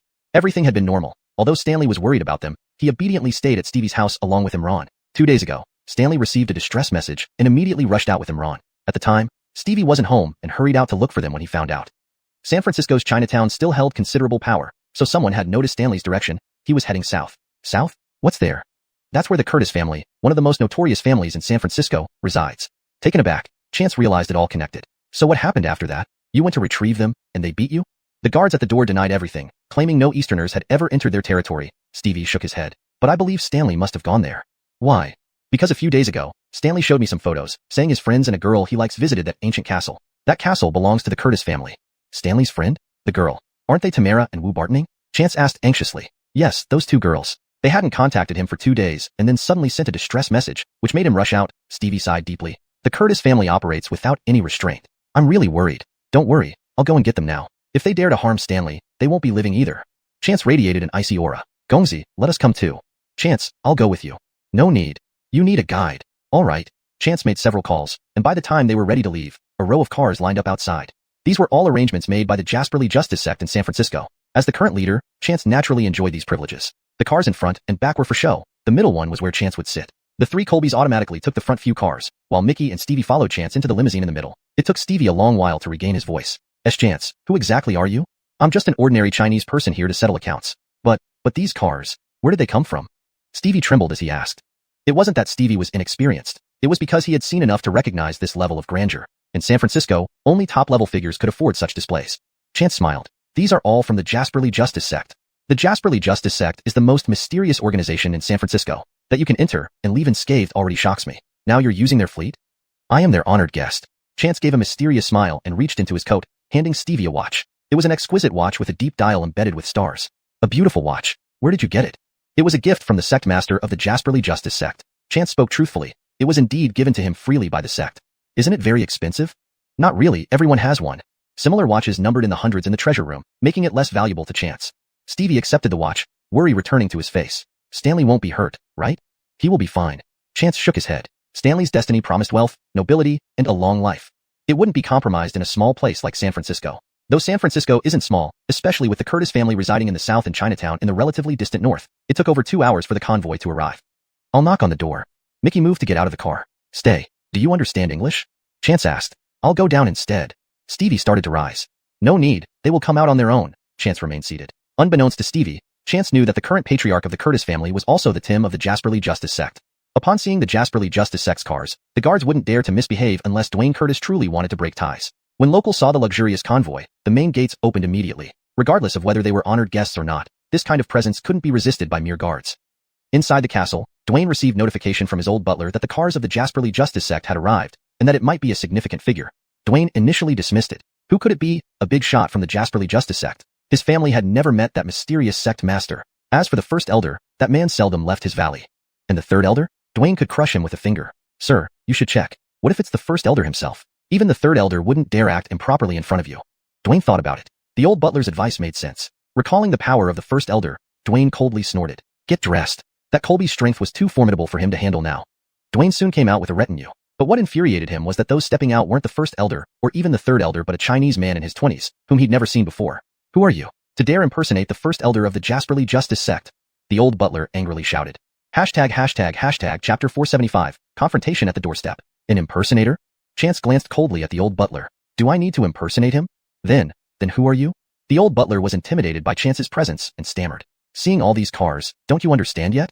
As Chance spoke, he slowly advanced. With each step forward, Dwayne and his people were involuntarily forced back. Dwayne narrowed his eyes, raising his arm and attacking Chance's face. Chance didn't even bother to dodge. Walter directly sprang out from behind him and slapped Dwayne hard across the face. You dare to attack my young master? You're courting death. Walter had considerable cultivation, though not as high as the Kirk or Chance. Yet, against others, he had never lost a fight. Not only was Walter powerful, but he was also extremely ruthless, specializing in striking opponents' faces. This slap landed solidly on Dwayne's face. Who was Dwayne? He was the head of the entire Curtis family. Upon seeing this slap, those around first froze in shock before erupting into rage. They lunged at Walter, intending to tear him apart, but Walter wasn't some ragdoll they could rip at will. In just moments, he had knocked them all to the ground. Stop, Dwayne shouted, his green eyes staring intently at Chance. Who exactly are you, sir? The way of Jasper is mine, Chance said calmly. What? So you're the high priest? Dwayne was momentarily stunned. In truth, since meeting Chance, Dwayne had harbored a nagging suspicion. No one had ever seen the high priest of the way of Jasper, but it was undeniable that the Kirk possessed an authentic Eastern appearance. Therefore, it wasn't surprising that the unseen high priest was also Eastern. What shocked Dwayne was Chance's age. This high priest looked younger than his own son. Recalling Chance's overwhelming presence earlier, Dwayne finally gritted his teeth and bowed. My apologies, high priest. Please, come inside. Several people followed Chance into the hall. Chance sat down, with the three elders and Mickey standing respectfully behind him, surveying the surroundings with pride. Though Chance kept his expression calm, inwardly he silently praised the three elders for their imposing demeanor. As the three elders maintained their posture, their collective aura became overwhelmingly intimidating. Dwayne, originally intending to sit opposite Chance, felt 6 piercing eyes fixated on him, making him feel like he was being slashed with knives. He halted his action of sitting and stood upright again. May I know why the high priest has graced us with his presence? I've come here for people, Chance replied casually. Dwayne's eyes flickered. For people? May I ask whom the high priest needs? I can send someone to find them. Do you not know which people I need? Since you detain my people, must I elaborate further? Chance sniffed lightly, causing the coffee table and the sofa opposite him to instantly turn into powder and rush toward Dwayne. Only now did Dwayne realize Chance's true strength. His face paled, and he staggered backwards several steps, breathing heavily. I really do not know. Can the high priest provide some clues? Dwayne's voice trembled slightly. If Dwayne had smashed the table and the sofa, he could have done so too, but doing it with a mere sniff was impossible. Moreover, these items weren't broken. They were turned into powder. Even the Kirk likely couldn't achieve such precision. Dwayne became more convinced of Chance's identity. 2 days ago, were there 2 young people who came here? Well, Dwayne appeared puzzled. I genuinely don't know about this. Let me inquire. Indeed, Dwayne wasn't lying. Baker's trivial matters didn't require attention from the head of a large family. Subordinates would handle them. Soon, Dwayne summoned the butler and asked him about it. The butler's face was still swollen from Walter's earlier kick to his cheek, but upon hearing Dwayne call, he came over despite the pain. Listening to Dwayne's question, the butler thought for a moment and nodded. Yes, there were indeed 2 such people, and they have been detained. Why haven't you released them? They are friends of the high priest. Dwayne was livid. To suffer a slap over uninvolved individuals was an unbearable humiliation. But those 2? The butler hesitated. Whatever else? Chance interjected. There's nothing else. Quickly release them, and get someone to bring fresh tea. Soon, Val's arrived with new tea.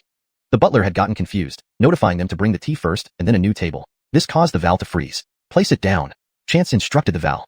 The 3 elders had intended to help, but Chance stopped them with a glance. The Val, uncertain, obeyed and placed the tea set down. Dwayne smacked his forehead, wondering how he could have such a dim-witted servant. But after the Val let go, the teapot and cups floated mid-air without falling. The Val covered her mouth with a gasp, breaking Dwayne's trance. Dismissed. Behind him, the 3 elders and Mickey were also astonished, muttering, holy crap, internally. But they maintained their composure. They couldn't embarrass their master. Chance calmly poured himself a cup and sipped it. Soon, another Val brought a new tea set. Chance waved his hand, and the floating teapot and cups gently settled on the table. Others marveled at Chance's abilities, unaware that if anyone with spiritual sight observed, they'd see 2 translucent figures holding the teapot and cups. One was Trinity and the other a rock, spirits Chance had recruited in the capital city.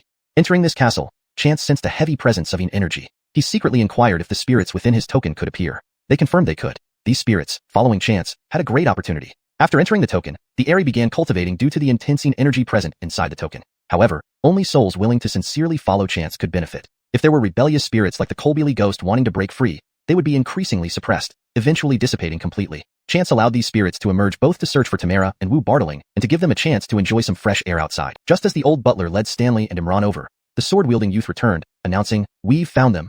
Chapter 476. Rescuing People. According to the Heir, the 2 girls were held in separate locations. The sweet-looking girl was imprisoned in the dungeon of this ancient castle, though she had no visible injuries. She just looked quite haggard. The other girl was kept in one of the castle's rooms, lying on a bed and not appearing to be asleep but rather unconscious as if drugged. Chance nodded after hearing this. By now, Stanley and Imran had already entered the hall. As they were friends of the leader of Jasperly Reason Sect, the old butler wanted to spruce them up a bit. However, Stanley declined this offer. Upon hearing this, Stanley knew it was Chance who came to rescue him. He thought his brother indeed did a great job by managing to pressure the other side to release him even while being in America, a foreign country. Chance, you've come to save me. These people have captured Tamara and Wu Bartling. Quickly make them release them. Seeing Chance, Stanley felt like he had found his anchor. Why did you sneak out without permission? Didn't you know Stevie was almost driven crazy by your disappearance? He came to rescue you and got injured. Chance scolded. And you, Imran, do you have any brains? Why did you just follow what he said? Chance ranted on, but neither Dwayne nor the others understood. They only saw Chance scolding the 2 boys until their heads were lowered in shame. After finishing his reprimand, Chance looked up at Dwayne. Where are the other 2 girls? What, girls? There aren't any here. They came alone. Dwayne's eyes flickered, avoiding Chance's gaze. Chance didn't need to look at his expression. He already knew where the 2 girls were kept. Really? Will you dare to show me? Really? Dwayne lifted his head, his green eyes staring directly at Chance. We do have girls here, but no Chinese nationals. We never involve ourselves with them. Is that so? Chance smiled. Then why did you capture our people? Dwayne pondered for a moment. What do you want? There must be compensation for our mental anguish. At this point, Stanley also chimed in, realizing Chance was willing to compromise, and suggested compensation. That was indeed my oversight, Dwayne nodded, immediately instructing someone to prepare 2 checks for 2 million each and handed them over to Stanley and Imran. Since you say you haven't captured my people, I'll believe you this time. I hope you're not playing with fire. Chance stood up, lightly tapping Dwayne's swollen face with the back of his hand.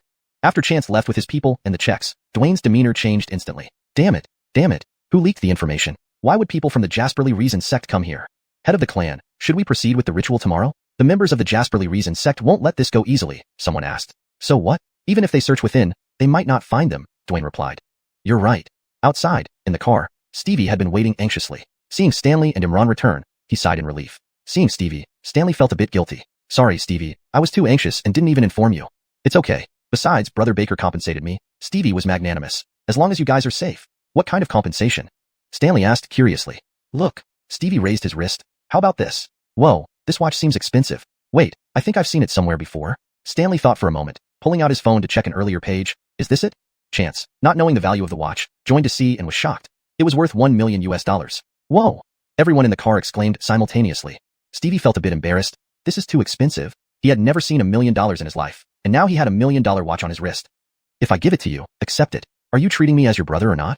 Chance said sternly. Yes, you also got injured saving me. Take this money too. Stanley placed his $1 million check in Stevie's hand without hesitation. Imran silently passed his check over as well. Old Allah, you don't need to. Stanley remarked, you were caught up because of me. Anyway, it's free money, and it can't be carried anyway, Imran explained. That's still too much. Stevie shook his head. With $3 million in total, anyone could be considered rich. Just take it. When I get back, I'll send more, Chance insisted, and the matter was settled. Chance, Tamara, and Wu Bartling are definitely in that castle. Shall we devise a plan to go back? Yes, you don't need to worry about this. I know where they are, Chance replied. Earlier, he hadn't taken action because it involved too many variables. Bringing back Stanley and Imran was priority, but he planned to visit the castle again that night. The 4 souls he left behind were guarding the 2 girls. Although Stanley and Imran weren't beaten, they had been starved for 2 days. After arranging food and baths for them, he instructed them to rest early. Chance exited the room and saw the 3 Colbys approaching. Master, are you going to the foreigner's place? You can't hide anything from you. Chance thought for a moment. Leave one person behind. Tonight, we will create chaos at Curtis' house. After deliberation, David, who wasn't skilled in combat, was left behind, while Walter and Dakari accompanied Chance. Exiting the house, all 3 noticed someone following. Master, we're being tailed. Should we? Walter gestured at his neck. Did you feel it too? Chance chuckled. Ignore them. Let them be witnesses. Driving from north to south would take over 2 hours due to traffic conditions, but Chance and the others didn't need to follow roads. Using light movement techniques, they reached the entrance of Curtis' estate in less than half an hour. They're here again. Chance assigned tasks. One of you go to the dungeon to save 1 girl, the other go to the windowless room on the 2nd floor furthest away. Chance sensed the presence of 2 souls waiting at the gate and instructed, channel your energy into your eyes. Walter was familiar with this and quickly saw the 2 spirits in front of him. Dakari, however, was startled, seeing these for the first time. Master, why are there spirits here? They seem to be dressed like people from our country. I brought them. Follow them to save the girls, and leave once you're done. Where will you go, Master? As for me, how can I leave without empty hands after coming here? I'm going to plunder their base. Chance smiled devilishly. Chapter 477, 13 Chinese Girls' Souls. Errol was instantly delighted. Great. Master, don't leave even a single coin for them. I knew that following Master would lead to more and more of these kinds of opportunities. Rest assured. Having reached an agreement, the 3 of them acted individually. Although they were acting separately, Chance always stayed not far from the other 2, alerting them or diverting attention if he saw any danger. In this short time, he had already knocked out several people. Rescuing people wasn't a problem for Errol and Brock. They quickly led the victims away. After watching them leave, Chance looked down and gave a slight, mocking laugh. Tamara and Wu Bartning were his friends too. Archering Grandma Allah's birthday banquet, when Alaming was showing off in front of everyone, it was these 2 girls who bravely stood up to defend him without fear. Not to mention, he would have helped even strangers who were Chinese. Once he confirmed Errol and Brock had gone far enough, Chance gathered the souls together. Did you find any treasure chambers or secret rooms? Since souls didn't need doors, they could pass through walls at will. To search for the 2 girls, they had traveled through the entire castle multiple times, becoming more familiar with it than many of the guards working there. The moment Chance spoke, the Republic-era Christie raised her hand high. I found a place.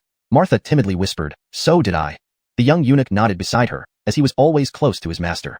Only the sword-carrying youth remained expressionless throughout. Taking something without asking is stealing, which isn't what a gentleman should do.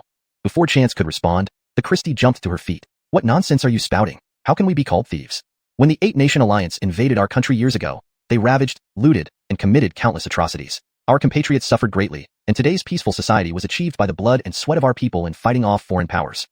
If they stole so much from us, how can taking back what belongs to us be considered dishonorable? Moreover, why bother with honor when dealing with robbers? And the Christie scolded the sword-carrying youth non-stop, spitting as she spoke. Since he wasn't good with words and found it hard to argue against her points, the youth finally coughed awkwardly. I'm wrong. What? What did you say? Say it louder. The Christie persisted. I also found a hidden room, the sword-carrying youth admitted shyly, looking away. That's enough. Stop arguing. We don't have time. You can continue once you're back in the token. I'm not insulting him. I'm debating with him. Debating, get it? All right, I understand. Chance agreed immediately. Arguing with an angry woman, whether alive or dead, was unwise. Where are the hidden rooms you found? Let's follow your leads. After comparing the locations, the place known to the Republic-era student was the closest, so the 1 human and 4 ghosts decided to head there first.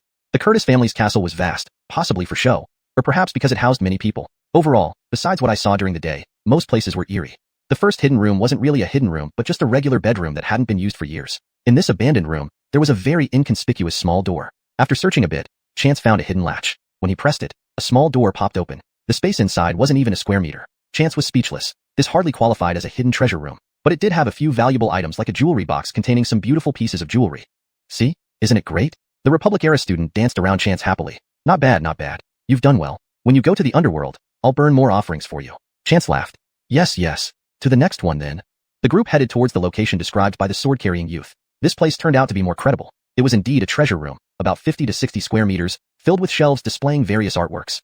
This must be the Curtis family's treasure room. There were numerous traps inside, including cameras. Entering wouldn't be an issue for Chance, but the cameras had to be dealt with. After considering, Chance decided to have the souls help move things. Archering the day, with strong Ainsworth energy, souls couldn't touch physical objects, only passing through them. But here, where Conan energy was strong, and since these were old spirits, the youngest having lived over a century, it might be possible. The sword-carrying youth was dressed in Fiki Chinese attire, indicating he predated the Cortez Gong dynasty, making him an ancient spirit among spirits. Chance explained his plan to the four ghosts, who naturally complied and moved everything to Chance's position, a camera blind spot. Inside were all sorts of chests and boxes of varying sizes. Unfamiliar with most items, Chance scooped them all up. As he was collecting the last item, a box about 2 fists wide, Chance noticed it was dark, its material indistinguishable, but adorned with large gemstones. Is this real? Chance murmured, touching the heart-shaped blue sapphire embedded in the center. Baker's a fancy box. What could be inside? Probably something valuable? Martha cautiously asked, leaning in. Let's see later. Now, let's go to the final location. 1 human and 4 ghosts rushed to the last place, underground. They discovered it while searching for the 2 missing girls during the day. The 4 ghosts easily descended since nothing could block them, but Chance struggled, eventually punching a hole through a wall in a nondescript room. Jumping through the hole, he arrived at the secret room described by Martha and the young eunuch. Upon entering, Chance felt intense anger surge within him. With the underworld token, no soul within a certain radius could escape his sight. Underground, he found 13 souls bound, all young women between 17 and 23, and all Chinese. Chapter 478, Werewolves and Vampires. These souls were only detectable by chance. Archering the day, Valerie and the young eunuch had walked back and forth here several times without noticing anything. Didn't you find anything here during the day? Chance asked coldly. Valerie and the young eunuch shook their heads in unison. We really didn't see anything, and staying here made us very uncomfortable. After examining the area, Chance immediately identified something amiss. There was an array restraining these souls here. These restraints manifested as invisible iron chains wrapped around the ankles of the 13 women. Whenever they tried to escape, the chains would pull them back, preventing them from ever achieving reincarnation. Damn it. Baker's a malicious array. Chance immediately waved at the 13 women. Stay back, far away. At first, these female spirits appeared dazed, as if being imprisoned for so long had dulled their senses. Once they understood what Chance meant, each one began to weep. Save us. Please save us. We are so miserable. The scene turned into a chorus of sobs. Don't cry. I told you to move back. Don't waste time. In critical moments, it was the girl from the Republic era who showed her mettle, instantly silencing the ghosts. Only then did the 13 female ghosts realize and hurriedly move to the farthest point. Chance raised his hand and slashed his wrist, letting blood flow out. He had died once before, overdosed on drugs and struck by lightning. Only the heritage of the Jasperly Doctor sect and the power within the pendant brought him back to life. Now his blood had been entirely renewed, not just any cultivator's blood but also cleansed by lightning, making it the purest and most potent essence. His blood alone was the greatest nemesis of spirits. As his blood dripped onto the center of the array, it exploded like water poured into hot oil. Chance lightly wiped his wrist, and the wound healed completely, as if it had never been cut. But the array was now utterly destroyed. The 13 women noticed that the chains binding them had vanished, allowing them to move freely, tears of joy streaming down their faces. This isn't China, and I don't know if you can reach the underworld here. Why don't you stay in my token until I return to China to handle this properly? All thank our benefactor. The women were all absorbed into the token, except one, whose expression was hesitant. Do you have something else? This woman looked at Chance. Benefactor, please save my lover. He is trapped because of me. Another person? Chance was startled. Do you know where? The woman pointed behind Chance. Right behind you. Startled, Chance quickly turned around but saw nothing. Behind that wall. Chance exhaled. This ghost still breathes while talking? He circled around to find the door behind the wall, where Valerie and the young eunuch had already checked inside. Master, there really is someone in here. It's just very strange. How strange? And why call me master? Valerie blushed, and the young eunuch chimed in with a grin. You control our lives, don't you? We just want to follow you for cultivation. Who knows, maybe we'll become ghost immortals like that sword-bearing guy. I see. Chance nodded. We'll talk about that later. Let's go inside first. Behind the door, indeed, there was a man. Chance glanced at him and understood why Valerie thought he was strange. Although the man had a human form, he wasn't truly human. Plus, even though Chance had never seen him before, he could identify him as a vampire based on his aura. Are you the one who saved Emmeline? The man looked up at Chance. Thank you. So the breathy-voiced spirit earlier was named Emmeline. You're a vampire? You noticed? Are you Chinese? Chinese people are impressive. Chinese people are impressive? Chance's voice rose. Does that mean the person who trapped you here is also Chinese? Oh, not quite. The one who trapped me here is Asian, but not Chinese, the man smiled. I stayed willingly for 50 years for Emmeline. Knowing he was a vampire, Chance hesitated whether he should save him. The one who trapped you here is Asian? Why? Maybe because they planned to sacrifice Emmeline, and I stopped them. But it didn't matter. Emmeline still died, right near me. Sadness filled the man's voice. She was the first person I loved. If I knew, I should have bitten her instead. They wouldn't have targeted her if she became a vampire. You didn't bite her because she didn't want to be a vampire? Chance asked. The man nodded dejectedly. I didn't want to force her. She'd hate me for eternity if I did. That makes sense, Chance said. Emmeline can be reincarnated after death. Becoming a vampire robs her of that chance. Do Chinese people really get reincarnated? Westerners can't stay in heaven or hell forever either. Otherwise, the population would explode. Chinese people are intriguing. The man smiled. Unlike the Japanese, who are like venomous worms. The Japanese trapped you here? Yeah, some guy named York. Damn it. You didn't say that sooner. I'll get you out of here. Chance snapped the chains holding the vampire, which caused vampires excruciating pain but felt like paper to Chance. Thank you. The man was surprised. How can I repay you? An enemy's enemy is a friend, Chance said proudly. As long as you don't harm Chinese people. Rest assured, Ian Olent La Sombra will never be an enemy to Chinese people, unless they are your enemies. Quite the long name. Well, technically, I've shortened it by over 200 characters, Ian admitted, and both burst into laughter. Let's leave this place. Chance turned and left the dungeon, intending to find the treasure chamber. Sir, what should I call you? Benefactor? My name is Chance. Call me Mr. Baker. All right, Mr. Baker. You will be our most honored guest among the La Sombra clan. You speak for your entire clan? Of course. Though I'm not the king, I might as well be, Ian said proudly. Then your clan is doomed to let someone imprison you for 50 years. Well, we didn't know this place was a werewolf den. Chance ignored Ian's comment. Sir, are you going after those werewolves now? Chance froze. Werewolf den? Werewolves? Did you say the Curtis family is a werewolf clan? Hashtag chapter 479. Rescuing people. At this moment, Chance was truly bewildered. Is this still the United States or England? Why are there vampires and werewolves everywhere? The United States should have superheroes like Baker-Perman and Spider-Man, right? Of course, Mr. Baker, didn't you know? Ian was also puzzled. But it's fine, you don't need to worry about dealing with them. I will inform my clan. We won't leave a single one of them alive. Chance looked at him. This isn't just about your vampire clan. I also want to know why they've captured so many Chinese people. 13 souls, all of them Chinese. There were certainly elements from Japan involved because Japanese people have always harbored jealousy and hatred towards Chinese people, and their desire to invade has never ceased. But why would these werewolves cooperate with them? There must be another special reason. I actually know something about this, Ian said. Let's find a place to talk. That's fine, but I need to do something first. What are you going to do? Empty out the Curtis family treasure vault. Chance followed Jane and the young eunuch, quickly finding the treasure vault. It was underground, not far from where the 13 women had been held captive. Inside were wooden crates filled with things that looked like straw. The crates were piled higher than a person. What's in here? Jane whispered mysteriously. Open one and see. Chance lifted the lid of one crate and found it was filled with gold bars as big as his palm. Every single crate in this room was filled with gold. But seeing so much gold, Chance showed no emotion. He was already numb. Quietness is indeed hard currency. If he had seen such large gold bars before, he would have been ecstatic. When he repaired the array flag, he even asked Portia to buy him some gold. But after sweeping through the Jasperly Principal Sect, his Baker mirror ring was already filled with dozens of crates of gold. Now, seeing more, he was hardly excited. Ian also showed no excitement. Vampires live very long lives, and the only things that could excite them over their lifetime might be power and love. Money and material wealth mean little to them. After centuries of inheritance, no vampire family lacks money. Mr. Baker, we shouldn't let these werewolves off easily, Ian said. Of course. Chance waved his hand, gathering all the gold into his Baker Maru ring. Thankfully, he obtained the Void Stone and recently made a new ring. Otherwise, he couldn't have carried so much gold. However, collecting all this gold only took up a small part of his second Baker Maru ring, leaving more than 1,000 square meters of space still available. Originally, Chance hadn't paid attention, but now, shouldn't he bring back some free souvenirs? Let's go back. Chance returned the token to Jane and brought Ian out of the previous location. Do you need me to carry you? No. Ian grinned, instantly turning into a bat the size of a human hand. I almost forgot you vampires can transform. Chance muttered. Follow me. When Chance returned with Ian, he found that the surveillance personnel were still watching outside the door. Sending such ordinary humans to watch was meaningless. They wouldn't even notice if someone left for a walk. Upon Chance's return, the three Colbys immediately noticed. Where are the two girls? They've been entrusted to Stevie's mother. Ian, go wait for me in my room. Take a shower first, Chance said, looking at Ian. A man who hasn't bathed in 50 years. How terrifying. Errol glanced at Ian, recalling the time Chance went into Stanley's room, and sighed inwardly. His Savannah Imran lacked insight. What a golden opportunity missed. Baker's a great benefactor to latch onto, but now a foreigner got the chance. If Chance knew what Errol was thinking, he would kick him away without hesitation. But Chance had no time for thoughts. He hurried to check on the two girls. In the room, Wu Bartning was lying on the bed, while beside her was Tamara with red eyes from crying, and Stanley trying to console her.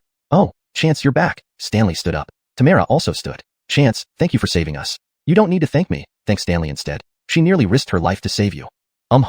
Tamara looked at Stanley. Chance, please check on Miss Wu. She's been unconscious for a long time. Even Alfredo Laoshun is at a loss. Let me see. Chance felt Wu Bartning's pulse. She does have a problem, but it's not serious. Just a few herbs will do. David nodded. The local medicine here may not be potent enough. We'll need your expertise. Right, the herbs I collected in Dianan are of sufficient age. David smiled. Those were hundreds of years old herbs, beyond adequate. Give me a moment, Chance said, taking David to his room to quickly concoct a batch of medicinal pills. Give these to Wu Bartning. I have other matters to attend to. After Wu Bartning woke up from the medication, the two sisters hugged and cried. But that's another story. Chance returned to his room to find Ian dressed neatly and cleanly. He shaved off his beard, combed his hair, and wore casual clothes sent by Stevie. Chance couldn't help but marvel. The vampires' appearances are truly impeccable. Each one can be described as handsome. They look like famous movie stars. Now, tell me about the Curtis family. Yes, sir. Ian recounted everything starting from when he received a distress signal from his lover, Emmeline, 50 years ago. It was during China's wave of immigration, and Emmeline, after graduating from university, came to England. A beautiful and youthful Christie met a handsome man abroad and quickly fell in love. But shortly after, Emmeline and her classmates traveled to the United States and went missing. Ian tracked her down, discovering clues left by his lover, which led him to the Curtis family. The Curtis family had also moved from England because they couldn't survive there anymore. They couldn't survive because of the vampires. Everyone knows vampires and werewolves are mortal enemies. In England, werewolves fare far worse than vampires. Vampires are handsome men and beautiful women from ancient families, socializing among the elite. Even those who know they are vampires don't despise them. Vampires control many multinational corporations. But werewolves are different. Chapter 480.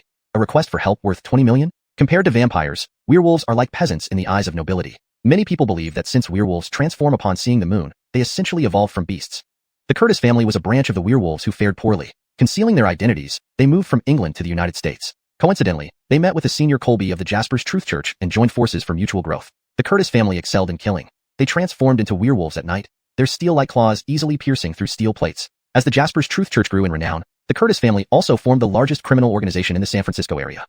However, the Curtis family had a fatal flaw. Cursed by the vampire clan, almost no one in the family lived past 50 years old. To remove this curse, they tried numerous methods. Ultimately, a wizard from Japan solved their problem. Every 7 years, they needed to sacrifice a woman's life and lock her soul, which would extend their lifespan. Although it only extended their lives to around 70 years, it was considered excellent progress for the Curtis family. Over the past century, they killed 13 girls, and Wu Bartning was chosen as the 14th victim.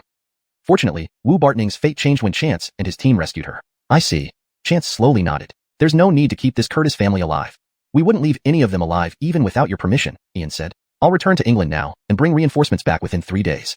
Good. Ian bowed to Chance and flew out of the window. Chance closed the window and lay down on the bed. However, he wasn't sleeping but rather immersing his consciousness into the token. He couldn't rely solely on Ian's word. He didn't necessarily dislike werewolves more than vampires. Consulting these women was necessary. After investigating, Chance found that Ian hadn't lied. The Curtis family had indeed abducted them to prolong their lives. The next day, while sitting on the sofa sipping tea, Chance heard commotion at the door. Mickey entered, saying, "Brother, the patriarch of the Curtis family is here to see you." "HM? So soon? Should I let him in?" "Yeah. Soon." Dwayne walked in and paused briefly upon seeing Chance drinking tea. "Master, greetings." Chance replied indifferently. "I came today to confirm something." Curtis stared at Chance. "Are you the leader of the Jasper's Truth Church?" "The Jasper's Truth Church falls under my jurisdiction. But the Grand Colby has disappeared." "So what?" Chance blew on his tea casually. "He's just replaceable." Dwayne inwardly gasped. For him, the Grand Colby was an unfathomably powerful figure, someone he dared not provoke. Otherwise, given the Curtis family's ambitions, they would have long attempted to annex the Jasper's Truth Church. It was the failed rebellion and subsequent punishment that made him obedient. The Grand Colby had deliberately spared his life back then because a living Dwayne was better than a dead one, and appointing a new patriarch among the unruly werewolves was troublesome.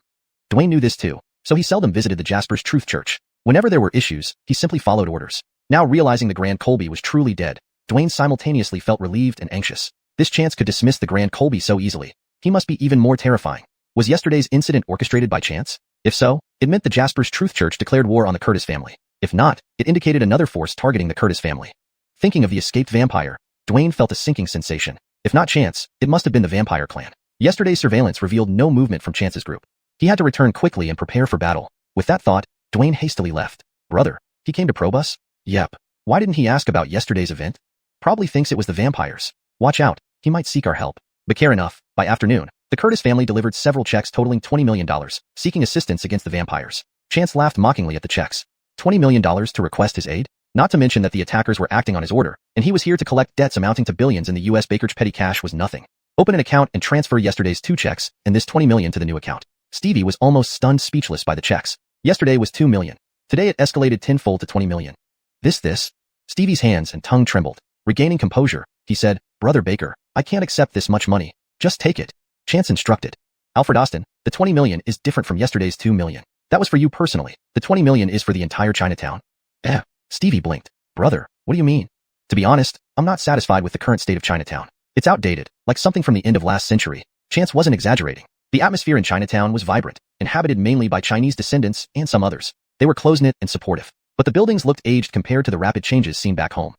Some argue that young people today possess great national pride, which Chance believed. Growing up in a stable and rapidly developing era, they no longer idolized foreign countries or desperately wanted to stay abroad. While exceptions existed, most returned home after studying abroad, reaffirming their belief in the country's beauty.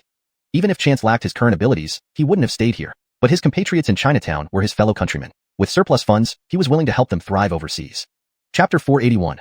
The Greedy Classmate. After listening to Chance's explanation, Stevie finally understood but scratched his head. Brother Baker, your idea is great, but I'm afraid it will be difficult for just a few of us to achieve. Nothing is impossible. Chance stood up and patted Stevie's shoulder. You don't need to rush the reconstruction. The key now is not reconstruction but mobilizing everyone. What should I do then? First, establish a company, and I'll send someone to assist you with that. You all can't keep idling around anymore. Everyone needs to get busy and work hard. Chance leaned close to Stevie's ear, speaking in a voice only the two could hear. Don't you want to turn this place into another New York? A New York entirely under the control of Chinese people. Stevie's eyes changed, and after a moment's contemplation, he lifted his head resolutely. Brother Baker, I understand. Even though I'm not sure how to do it yet, I'll work towards this goal. That's very good. Chance was pleased. He saw that Stevie had the makings of a leader. Besides a group of young people who were willing to follow him, many older residents also greeted him willingly. Stevie didn't need to do much. He just needed to guide everyone as a good leader. The Tianli religion would fully support him. Oh right, go deposit this check immediately, ensuring it arrives within 2 days, Chance reminded. Cortez, so urgent? The local bank processes things rather slowly, Stevie said. You must have a way to speed them up because if it takes more than 3 days, this check might become invalid. If nothing went wrong, the vampires would definitely attack in 3 days. By then, these werewolves wouldn't fare well. Although even if the vampires seized the wealth of the Curtis family, Chance had the means to make them spit it out. It wasn't worth the trouble over such petty money. Upon hearing this, Stevie went off to handle it immediately. Just as Chance expected, Stevie managed to expedite the process, and the money was quickly transferred to his account. With that settled, Chance turned and went upstairs to see the two women. The two women, having heard that the clan leader of the Curtis family had come, had hidden out of fright and only dared to come out now. Chance, did that person leave? Tamara asked. He's gone already. Seeing the two women relax, Chance smiled. Actually, you didn't need to be so tense. With me here, they wouldn't dare come upstairs. With Dwayne's level of cultivation, he wouldn't dare take rash actions. If he tried to force his way up, Chance wouldn't wait for the vampire's revenge. He'd exterminate the entire Curtis family on the spot. The reason he hadn't acted was due to caution. He could wipe out the Curtis family, but what about Chinatown? Given the conflict with Stevie and Chinatown and the subsequent troubles of the Curtis family, anyone would suspect a connection, especially considering the bias against Chinese people by American police. Therefore, everything should be left to the vampires. That way, any fallout would be between the British and American governments, leaving no impact on Stevie and his group. Chance, thank you so much this time. Otherwise, Wu Bartoning started crying. You've saved me twice. Yes, I've saved you twice, so I won't let you die. Otherwise, my efforts would be wasted, Chance laughed. All right, stop crying. It's all okay now. Those bad guys have at most 3 days left. Really? Tamara asked. Chance, are you going to kill them? What are you saying? Why would I kill anyone? Chance feigned seriousness. I'm a good person. I misspoke, sorry. So, who is going to kill them? Of course they're enemies. I calculated it. Chance shifted the topic. Can you tell me what happened? It's all because of our classmate. Tamara's expression turned cold at the mention of her classmate. Tamara, usually sweet and cheerful, rarely showed such anger and disdain. We talked on the plane about coming here for a classmate's wedding, right? Wu Bartoning patted Tamara's hand beside her. Yes, and then? When we arrived, our classmate picked us up from the airport. For the next few days, she took us on tours and shopping sprees, and even gave us lots of gifts. Chance nodded understandingly. He had heard this from Stanley on the way to the Curtis family yesterday. Tamara and Wu Bartoning's classmate moved to America after high school and married a rich man from the Curtis family. She enthusiastically invited them to her wedding, asking them to be her bridesvows. They came because they had a good relationship back home, but when they got there, things weren't as they imagined. Firstly, none of the other classmates showed up. When they asked why, the woman simply dismissed it as a lack of recent contact. Later, as the woman took them shopping, they noticed she had drastically changed, becoming materialistic and boastful. She constantly bragged about her husband's wealth, status, and how fortunate she was to be marrying into an elite American family, boasting about her future green card. These remarks made Wu Bartoning and Tamara very uncomfortable. Bragging about her wealth was one thing, but adding in condescending comments about their country made it even worse. They decided not to stay in touch after the wedding. What puzzled them, however, was that despite her constant praise for her husband, he never appeared, not even on the wedding day. Surrounded by unfamiliar men, with only the 3 women present, Tamara felt uneasy and secretly sent a distress message to Stanley. This proved to be wise. By the time Stanley responded, the two had already been kidnapped. Chance knew the whole story and understood why the Curtis family had kidnapped them. However, he didn't elaborate to avoid causing psychological harm. Instead, he let the women believe it was for money. What about your classmate? The 2 women shook their heads. We haven't seen her since the incident. She probably ran away with some money. The 2 thought their classmate had sold them for money, but Chance knew they were sold for a specific purpose. Cortez man sacrifices couldn't be random. Otherwise, the countless people who disappeared in America wouldn't justify bringing them from China specifically. It must have been due to their birthdays and zodiac signs, which her classmate surely knew. As for the classmate, it was highly unlikely she ran away with money. Given the Curtis family's cruelty, she was probably the first to die. Chapter 482. The Fall of the Curtis Family. Chance, is this matter really over? Wu Bartoning asked Chance, her face still showing some lingering panic. She had probably never been this afraid in all her life. This incident would likely leave a lasting impression on her future trips abroad. Don't worry, we'll be heading back to China in a couple of days, Chance reassured her. Can't we leave now? Wu Bartoning asked softly. Curtis has tightened security these past few days. It will be more difficult for us to leave. Once they get into trouble, they won't have time to bother with us, and then we can go back. All right. In the following 3 days, the group mostly stayed at Stevie's house. Of course, Stevie was quite busy running errands related to establishing his company. His followers were oblivious to the fact that their leader was sitting on over $20 million, a sum that would gradually shift the position of Chinese people in America. By the time most people realized this, the strength of the Chinese community had already become formidable. On the third night, while Chance was scrolling through his phone in his room, he suddenly heard tapping on the glass window. Turning around, he saw something flapping in the darkness. Chance got up to open the window, and 2 bats, a larger one and a smaller one, flew in, transforming into humans as they landed. The smaller one was Ian, who immediately bowed gracefully. Honorable Mr. Baker, it's an honor to see you again. This is my older brother, our clan's leader. The vampires appeared similar in appearance, but despite being larger, Ian's brother looked like a man in his early 30s, even more handsome and deeper featured than Ian, almost appearing mixed race. Mr. Baker, thank you. Ian's brother performed the same gesture before introducing himself. I am Ivan Emiluo Razamumbo. Thank you for saving my younger brother. No problem. It was a small favor. Though it may seem minor to you, we've been searching for Ian for 50 years, thinking he might have died somewhere unknown. Razamumbo bowed again. Mr. Baker will always be our Razamumbo family's most honored guest. Both our family and allied families will treat you as such. Chance nodded. Have all your people arrived? Are you planning to start tonight? Yes, and we hope Mr. Baker will join us. Ian added, oh, by the way, we also prepared a gift. What kind of gift? Chance casually asked. If it's gold, forget it. I have enough. It's a treasure map passed down in our family, Ian explained. My brother wanted to express his gratitude to you. Chance internally dismissed it. Treasure maps? What good are they? Haven't he seen enough of them in movies? For centuries, there have been those who misled others with hidden treasures, spreading treasure maps to lure people into seeking them out. Countless lives have been lost on treasure hunts. The gold in his Nayushin ring could fill multiple treasure maps, but Ivan's next words startled Chance. Mr. Baker, someone of your caliber wouldn't be interested in gold. But what if it's a place for cultivation? You mean, the treasure map marks a place for cultivation? Yes, Ivan nodded. It was brought from the distant east by my biological mother and has been passed down in her family for generations. Your biological mother? Brother's mother was Chinese, hundreds of years ago, Ian interjected. You're willing to give me your biological mother's family heirloom? I understand your doubts, Mr. Baker, Ivan laughed. My brother and I have a very close bond. Although we have different mothers, his mother raised me and was a benefactor. And, my mother was Chinese, so this treasure should belong to the Chinese. Chance nodded. This reasoning made sense, leaving him no reason to refuse. Plus, he wanted retribution for the harm done to the Chinese girl by the Curtis family. Fine, I agree. Chance extended his hand. Let's cooperate. With both parties agreeing, Chance called the 3 Colbys. 6 of them sat and discussed until midnight, when they set out. As the hands of the clock aligned, several shadows flew out of Chinatown. That night, the Curtis family faced its greatest crisis in centuries. Not a single member, significant or insignificant, survived. The werewolves and vampires harbored immense vengeance. Initially, Chance only rescued Ian without knowing about the torment he endured over the past 50 years, being drained of heart blood periodically by the Curtis family. That heart blood, combined with vampire powers, extended Curtis lifespans from 50 to 70 years. Extracting heart blood caused unimaginable pain, and enduring it for 50 years was unbearable. Ivan spoke the truth to Chance. The brothers had an excellent relationship, and Ivan treated Ian like a son. Therefore, after hearing everything from his brother, Ivan vowed not to spare anyone in the Curtis family. After one night, the Curtis family bled red. Chance and the 3 Colbys returned home ahead of time. When the police were alerted by ordinary servants in the Curtis household, the San Francisco authorities ignored it. They had known everything beforehand due to the Razamumbo family's actions.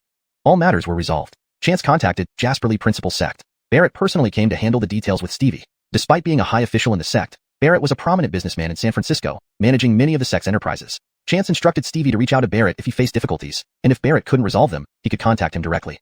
Leaving San Francisco, Chance and the group prepared to return to China. This trip had been long, and they had collected numerous items that needed sorting, especially those several elegant-looking boxes from the Curtis family. He planned to examine their contents carefully once back home.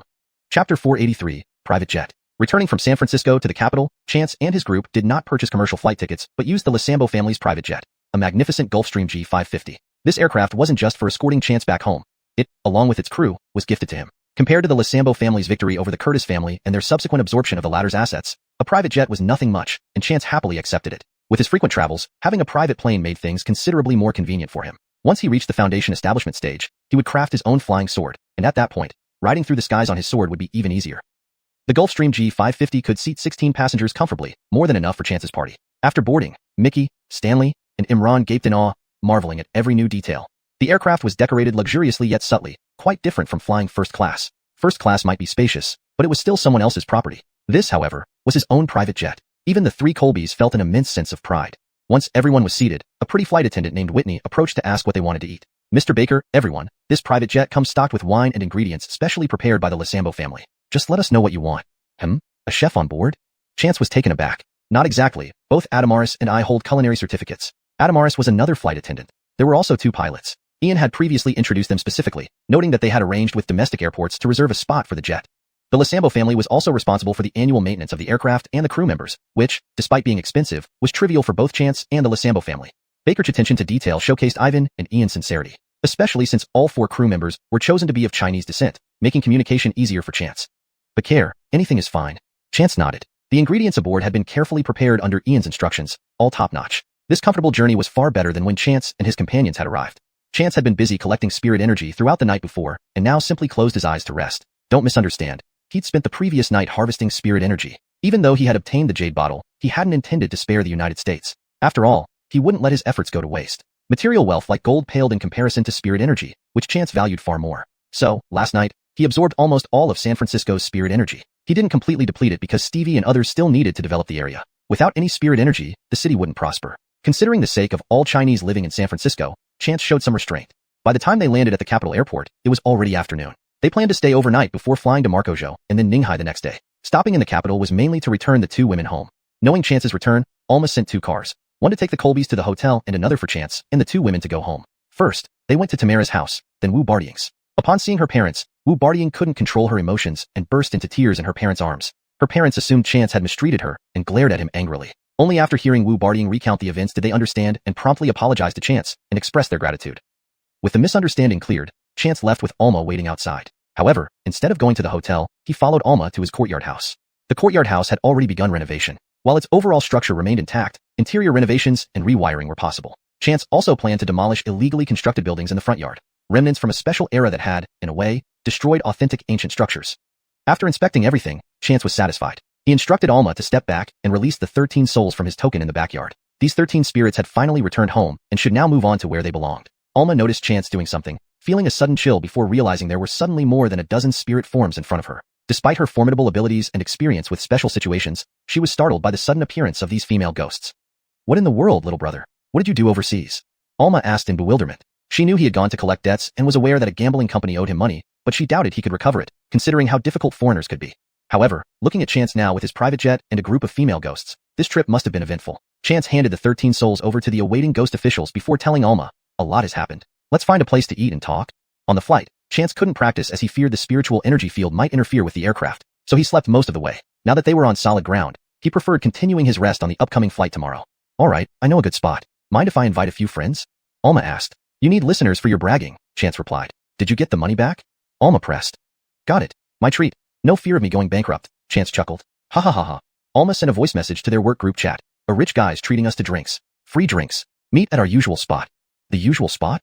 Yeah, they all know. Rich guys gotta pay. Driven by Schaubek, they arrived at a small, lively restaurant. So many people. Yeah, it'll settle down soon. It's colder now. During summer, it gets packed.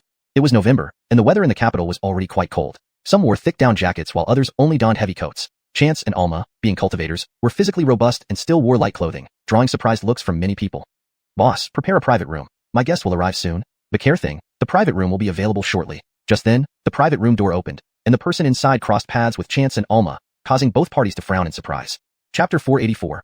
Open and Hidden Struggles. The person who had just come out was Jean Cortez-Gong, whom they had met twice before. Jean Cortez-Gong belonged to a different department from Alma's team and was established later with the intention of replacing Alma's research institute. Therefore, both sides did not see eye to eye. "Hey, isn't this Captain Zhu, bringing your pretty boy out for an affair? Aren't you afraid Director Allah will find out? You, spouting filth, do you have a mouth or an ass?" Alma's face darkened. Chance didn't hold back either. He had recently taken a life and still carried a heavy aura of killing intent. Hearing the insults directed at Alma, he casually slapped Jean Cortez-Gong hard across the face, not even using any spirit power. Even without spirit power, that slap left Jean Cortez-Gong's face twisted in pain. He screamed in agony, spitting out blood along with a few teeth. Once he spat out the bloody froth, Jean Cortez-Gong glared at Chance as if ready to devour him whole. "Next time I hear you speak disrespectfully about my sister May, it won't be just a slap." Jean Cortez-Gong's followers looked furious and wanted to charge forward, but Jean Cortez-Gong stopped them with a raised hand. "Let's go. We can take them. They're only 2 people. What are we scared of? Shut up. Let's go." Jean Cortez-Gong hissed, his cheek already bruised and swollen. As Jean Cortez-Gong and his group left, Alma's team arrived at the door, almost leading to another conflict. Fortunately, Jean Cortez-Gong and his people promptly departed. Inside the private room, The boys greeted Chance first, then turned to Alma. Sister May, guess who we ran into at the entrance? The Jean kid. Alma didn't even lift her eyes, ordering the waitress, give us 1 plate of 11 vegetables, a century egg, some pickled radish skin, cold noodle jelly, and 2 pots of meatballs. That's all. Sister May, you're saving me money, Chance laughed. These dishes were reasonably priced and wouldn't cost more than 300 yuan altogether. Look at you. A tycoon complaining about spending too little? Right? Your brother is rolling in cash now. Alma paused, lowering her voice. Did you really get that money back? Of course. Brother, you're amazing. Alma called out to the waitress. Waitress, give us 100 skewers each of lamb kebabs, lamb tendons, chicken skin, and fatty pork, plus 20 large kidneys. And bring us 2 crates of beer. Crank up the AC in here. Yes, coming right up. The additional orders totaled over 1,000 yuan, but the waitress cheerfully responded and called for the barbecue chef to prepare the dishes. Cool dishes arrived quickly, accompanied by a complimentary dish of braised pork trotter with cucumber. Everyone started eating, then resumed talking about the earlier encounter with Jean Cortez-Gong. Xiao Beck recounted the events, causing everyone's anger to surface. They've really gone too far. Doesn't management care? They're also betting against our institute. After all, the Baker family is backing the other side. The Baker family does nothing good. Jean Cortez-Gong knows nothing and just wants to steal our credit. There are no good SUs. This boy quickly realized his mistake when nudged by someone beside him. Baker Xiao, I meant no offense. I meant the SUs from Ninghai are all good. Chance smiled. Not all SUs from Ninghai are good. Alma, aware of Chance's background, shot the boy a stern look. Xiao Allah, close your mouth and eat. It's all thanks to Baker Xiao giving Jean a well-deserved slap. Everyone thanked Chance profusely while Alma said proudly, all right, keep eating. He's my brother. Why thank him? By the way, Chance, I need to tell you something. I'm getting married. Really? That's great. Congratulations. To Director Allah? Who else would it be? Alma winked at Chance. After a moment of thought, Chance reached into his pocket and pulled out a small, palm-sized box. Sister May, this is for you. Wow, what's this? Where did you get it? Haha, just for you. We couldn't do it on the road. Chance encouraged, open it and see. This was something he had impulsively taken from his storage ring. There were so many items from this trip, and the truly precious ones were in his second storage ring. Even the ordinary treasures from the Tianli cult and Curtis were auction-worthy. Alma opened the box, revealing a set of ruby jewelry, a necklace and matching earrings. The gems shimmered brightly, unmistakably valuable even to the untrained eye.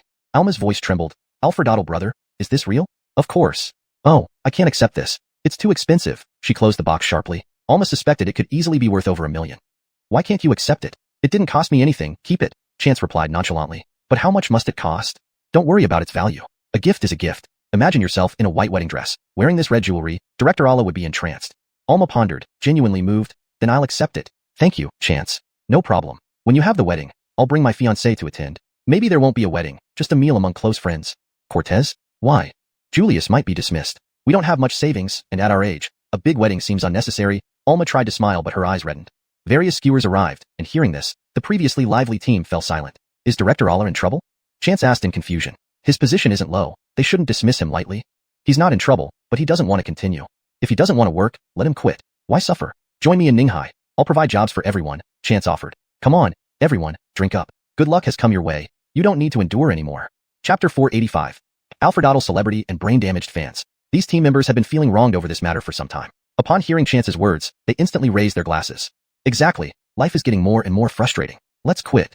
Every day we're running around the country. When things get resolved, the credit goes to others. If not, we shoulder all the blame. We work harder than the donkeys in the commune, but our pay isn't even as much as a civil servant's. Even the captain earns more, about 20,000 a month, but she uses her money to support us. Half of each month, we just eat instant noodles. Just so, our equipment budget hasn't been approved either. Every day, we risk injury or even death. What do we gain from it? Come on, everyone, drink up. Chance raised his glass. Everyone drank cup after cup, speaking more and more freely. Chance gathered many pieces of information from their conversations, his expression becoming increasingly somber. Brother, Alma noticed Chance's change in demeanor and grabbed his arm. This is something between me and Director Allah. Don't worry, we can handle it. Don't worry, Meiji, I won't act rashly. Chance smiled, trying to reassure her. Though he dared to create chaos abroad, he was aware that domestic family clans were intertwined and hard to provoke. However, he and Caesar had enmity which would eventually be settled. With this thought, Chance solemnly spoke, Sis, how about after you and Director Allah resign? You both come to Ninghai? I have many vacant houses in Ninghai. Pick one to live in. Your jobs, I can also arrange for. Thank you, Chance, but some things are clearer once you step out. Trust me, the jobs I find for you will be to your liking. Alright, I'll think about it. Deciding this matter, everyone temporarily cast aside their worries, indulging themselves in a hearty meal and 2 extra cases of beer. Their bodies being strong, they could drink from night until dawn without issue. In the morning, everyone remained spirited, evidently habitual night owls. They agreed to go for kanji together. Chance called Mickey and the others, inviting them along. Soon, the 3 Colbys plus Mickey, Imran, and Stanley arrived. The small breakfast shop was filled, causing nearby neighbors to wonder what was happening and walk past. Steamy bowls of white rice, millet, and purple rice porridge, freshly fried youtiao and pancakes, along with steaming baskets of dumplings graced their table. After drinking, sipping hot porridge and biting into fresh youtiao was pure bliss. Mickey glanced around and saw mutton soup, eagerly asking the Andres for several servings before wiping his mouth contentedly. Boss, though your mutton soup tastes different from back home, it's delicious. Of course, there are many Cortese people here, Alma laughed. Sis, are you coming with us? Now? No, I haven't talked to Director Ala yet. Also, submitting resignation takes time. But we've decided, when we quit, we'll find you. Good, no problem. When the time comes, you can get married in Ninghai. I'll take care of everything. But care, let's make it official. Having eaten their fill, they parted at the breakfast shop entrance. The flight crew applied for clearance and would depart in half an hour. Chance and his group hailed taxis straight to the airport, where they encountered a conflict near the exit. It wasn't that Chance and his friends deliberately caused trouble, but the other party seemed to be a minor celebrity surrounded by fans who crowded the entrance tightly. After waiting several minutes, Mickey went over to ask the fans to move aside. Unexpectedly, a few teenage girls rolled their eyes. Why should we? Who are you? Right, look at yourself. Why should we move for you? Don't try to take advantage while asking us to move. Among these girls were a few effeminate men, loudly calling out, Sisters, don't let these dirty men take advantage. Protect yourselves. Call the police, catch them. Instantly, they surrounded and attacked Mickey. Do you think you're someone special? Who cares if you take advantage? And your brother? Which one's your brother? You dare insult us? And insult our brother? I bet you're jealous. Why, you're so mean. What did we do wrong? Following our brother isn't easy. Especially those effeminate men squeezed toward Mickey, pushing him intentionally, which made Mickey push one of them to the ground in disgust. He hit someone. Someone is hitting. Call the police. Catch them all. Record videos. Expose them. Seeing the situation escalating, Walter pulled a surprise trick, dragging two people to the ground and pretending to have a heart attack. Even he grabbed a little girl's ankle. It's because of you my heart hurts. I'm suing you. Suing you. Stanley took out his phone and filmed the effeminate men and the incited women. A celebrity blocks the door. Now an Colby person has a heart attack. If he dies, compensation will be millions. I've got them all on camera. The inexperienced Evelyns panicked, quickly covering their faces. No, it's not me. I didn't know. Wah, I'll call an ambulance for you. But those effeminate men, seeing their efforts ruined, turned grim. Don't run. Don't be afraid. Our brother is a star. Everyone must make way. They're nothing. They won't dare sue. Afraid to sue, huh? Imran slapped the leading effeminate man. I despise your kind, wannabe celebrities. Pa. The Evelyns scattered in fear. Seeing Imran's fierce stance, those effeminate men also fled, albeit not far, secretly photographing Chance and his group. All right, let's go, Chance said. He hadn't expected such antics from the Colbys. Hector probably didn't expect this. Dealing with rascals requires being rascally ourselves. If you weren't here, I could have bankrupted them. Chapter 486. What happened to Wally? Chance agreed with this sentiment. Some people were born evil, and they needed to be dealt with more severely. The situation was quickly resolved as everyone headed towards the waiting hall. Mickey patted Imran on the shoulder. Brother, thanks. That slap you gave just now was really satisfying. After they left, the few feminine-looking men carrying photos approached a VIP lounge. Since the airport had numerous flights daily, there were also many VIP lounges available. Inside one of these lounges sat the man whom everyone had been addressing affectionately as brother moments ago. Entry into VIP lounges wasn't open to everyone. The delusional fans could only watch enviously as this young star entered. However, one of the feminine-looking men slipped inside quietly. Brother Ja, what was going on with those guys earlier? Asked the celebrity, Brother Ja, with a dark expression. They just suddenly appeared. We didn't know what was happening either, replied the man. Investigate. Find out. Alaj's face was grim. They're here now, so they're probably on the same flight as us. Check where they are and make sure they can't board. The feminine man hesitated. That might be a bit difficult. What's difficult about it? If something comes up, I'll call Sister Na. Alaja snapped sharply. All right, I understand. I'll take care of it right away. Ironically, because Chance and his group were taking a private plane, they too waited in a VIP lounge. Arte to some issues with their flight route application, they had to wait a little longer. This plane belonged to the British Lasambo family, a significant clan both in Europe and Asia, information Chance hadn't previously known due to his lack of involvement in company affairs. Given the Lasambo family's influence, the airport staff specially apologized for the delay and even sent fresh fruit platters. The feminine man, upon witnessing all this, froze in shock. While being able to sit in first class was not surprising, it could be achieved with money. The fact that the airport provided fruit platters was beyond even their star's reach. They could only enjoy the free water and packaged snacks offered in the VIP lounge. Confused, he reported back to Alaja, who immediately flew into a rage. What does this mean? They give it to them but not us? Do they look down on us? I'll call Sister Na right now. Brother Ja, don't get upset. Maybe they're important people too, the feminine man advised. Fear what? Even if they're powerful, should I just let myself be pushed around? Alaja brushed him aside and made a call. After pleading and complaining, the sister on the other end seemed mollified and mentioned she had a meeting, directing him to speak with her secretary. After hanging up, Alaja sneered triumphantly and called the secretary to make his demands. He wanted all the first-class seats on their flight cancelled and the airport to send fruit platters as an apology. Though initially disputed, Alaja silenced any opposition by saying, "This is what Sister Na promised me." Left with no choice, the secretary reluctantly agreed. "I'll see what I can do." "Okay, then. I'll wait for your good news. Next time I come, maybe we could." The feminine man listened in amazement. He thought Alaja had merely attached himself to Sister Na, the female tycoon, but it turned out he'd even managed to seduce her secretary? Somehow, through unknown means, the secretary got the first-class seat issue resolved. However, Arranging for the airline to send fruit platters exceeded her clout, so she had to console Alaji over the phone, promising to spend quality time with him when he arrived. Alaji accepted this grudgingly. Upon boarding the plane, he realized he and the feminine man were the only ones in first class, causing him to burst out laughing. At that moment, he was nudged by the feminine man. "Brother, look." Turning his head, Alaji straightened up in surprise. What on earth is happening? Nearby, another smaller aircraft, a private jet, was parked. It wasn't the private jet that angered them, but the fact that the passengers boarding were none other than Chance and his group from the airport lobby. Seeing them, Alaji nearly exploded in fury. Yet, what could he do? Arriving at his destination, he found no one waiting for him. What's going on? Why isn't anyone picking us up? Where's the company car? Alaji demanded angrily. "Oh, brother, they're coming, exclaimed the observant feminine man, spotting a convoy approaching. "Are they here for us?" Alaji couldn't believe it. Although he was a star, he knew his level of fame didn't warrant such a luxurious reception. "That's our company car leading the way," confirmed the feminine man joyfully, waving at the convoy. However, instead of stopping, the convoy sped past, leaving them behind. This convoy was obviously there to greet Chance and his group, who had arrived moments earlier. The last time Chance visited Marcojo, Wally and Mr. Cortizgo had sent someone to meet them. This time, only Mr. Cortizgo had come with a convoy. Stanley felt somewhat puzzled. Previously, when Chance brought others, his father had always greeted them personally. Why didn't he come this time? Wally always felt guilty towards his son Stanley and usually complied with his wishes. Especially after the previous car accident, Wally even allowed Stanley to leave with Chance. Baker suspecting something was off. Chance glanced at Mr. Cortizgo after getting in the car. "Mr. Cortizgo, did something happen? Let's discuss this when we return." "Don't worry, Stanley, everything will be fine," Mr. Cortizgo reassured him. Mr. Cortizgo held considerable sway in Marcojo, earning respect even from Wally, so Stanley didn't press further. They stayed in the same villa Mr. Cortizgo had prepared for them last time. Knowing they would arrive, it had already been tidied up. Originally, Chance planned to drop off Stanley and return to Ninghai. Now, it seemed necessary to investigate further. Upon arriving at the villa, Chance casually dismissed Stanley. "Mr. Cortizgo, what happened? Is something wrong with Wally?" Chapter 487, Causing Major Trouble. "Nothing can escape Mr. Baker's attention," Mr. Cortizgo said with a wry smile. "Indeed, it's old Reese who has run into trouble." "Tell me everything in detail," Chance said sternly. Carrie was very influential in Marcojo. What could possibly make him so distressed? Sighing, Carrie recounted the key points of the matter to Chance. It turned out that ever since Carrie and Wally had both become involved with Chance, their interactions had increased, and their relationship had become quite good. They often exchanged useful information.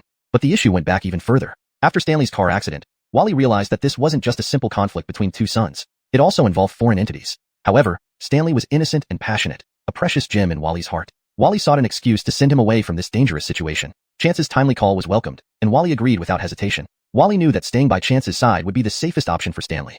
Similarly, Wally had arranged for his eldest son, Reese Bricklong, to leave too. All this happened because of his youngest son, Reese Brickbayo, who had foolishly aligned himself with foreign forces. Saying he colluded might even be giving Reese Brickbayo too much credit. He was merely being used as a pawn, completely manipulated by others. Cortez Gonkin Group primarily dealt in jewelry and jade. In recent years, the business ventured into antiques and calligraphy. Wally entrusted these areas to his eldest son, Reese Bricklong.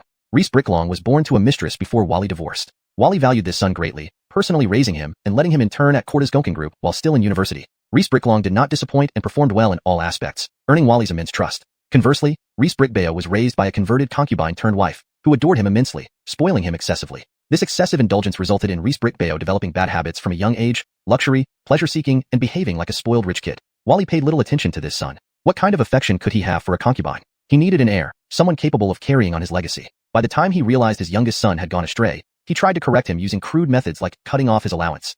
From a young age, Reese Brickbayo spent lavishly, surrounded by sycophants. Unlike other wealthy heirs who at least associated with peers of similar status, Reese Brickbayo was genuinely useless, doing everything except serious work. His mother's low social status meant no official or wealthy families approved of him or allowed their children to mingle with him. Without reliable friends or money, Reese Brickbayo relied solely on his mother for funds. Cortez Gonkin Group was co-founded by Wally and his ex-wife, Stanley's mother. However, Reese Brickbayo's mother signed a prenuptial agreement and only received a monthly allowance, which Wally later reduced after her son's misconduct. With only a few tens of thousands of yuan a month, the duo quickly ran out of money and began selling family antiques, begging Reese Bricklong for help. Eventually, Reese Brickbayo asked his brother for a job at the company.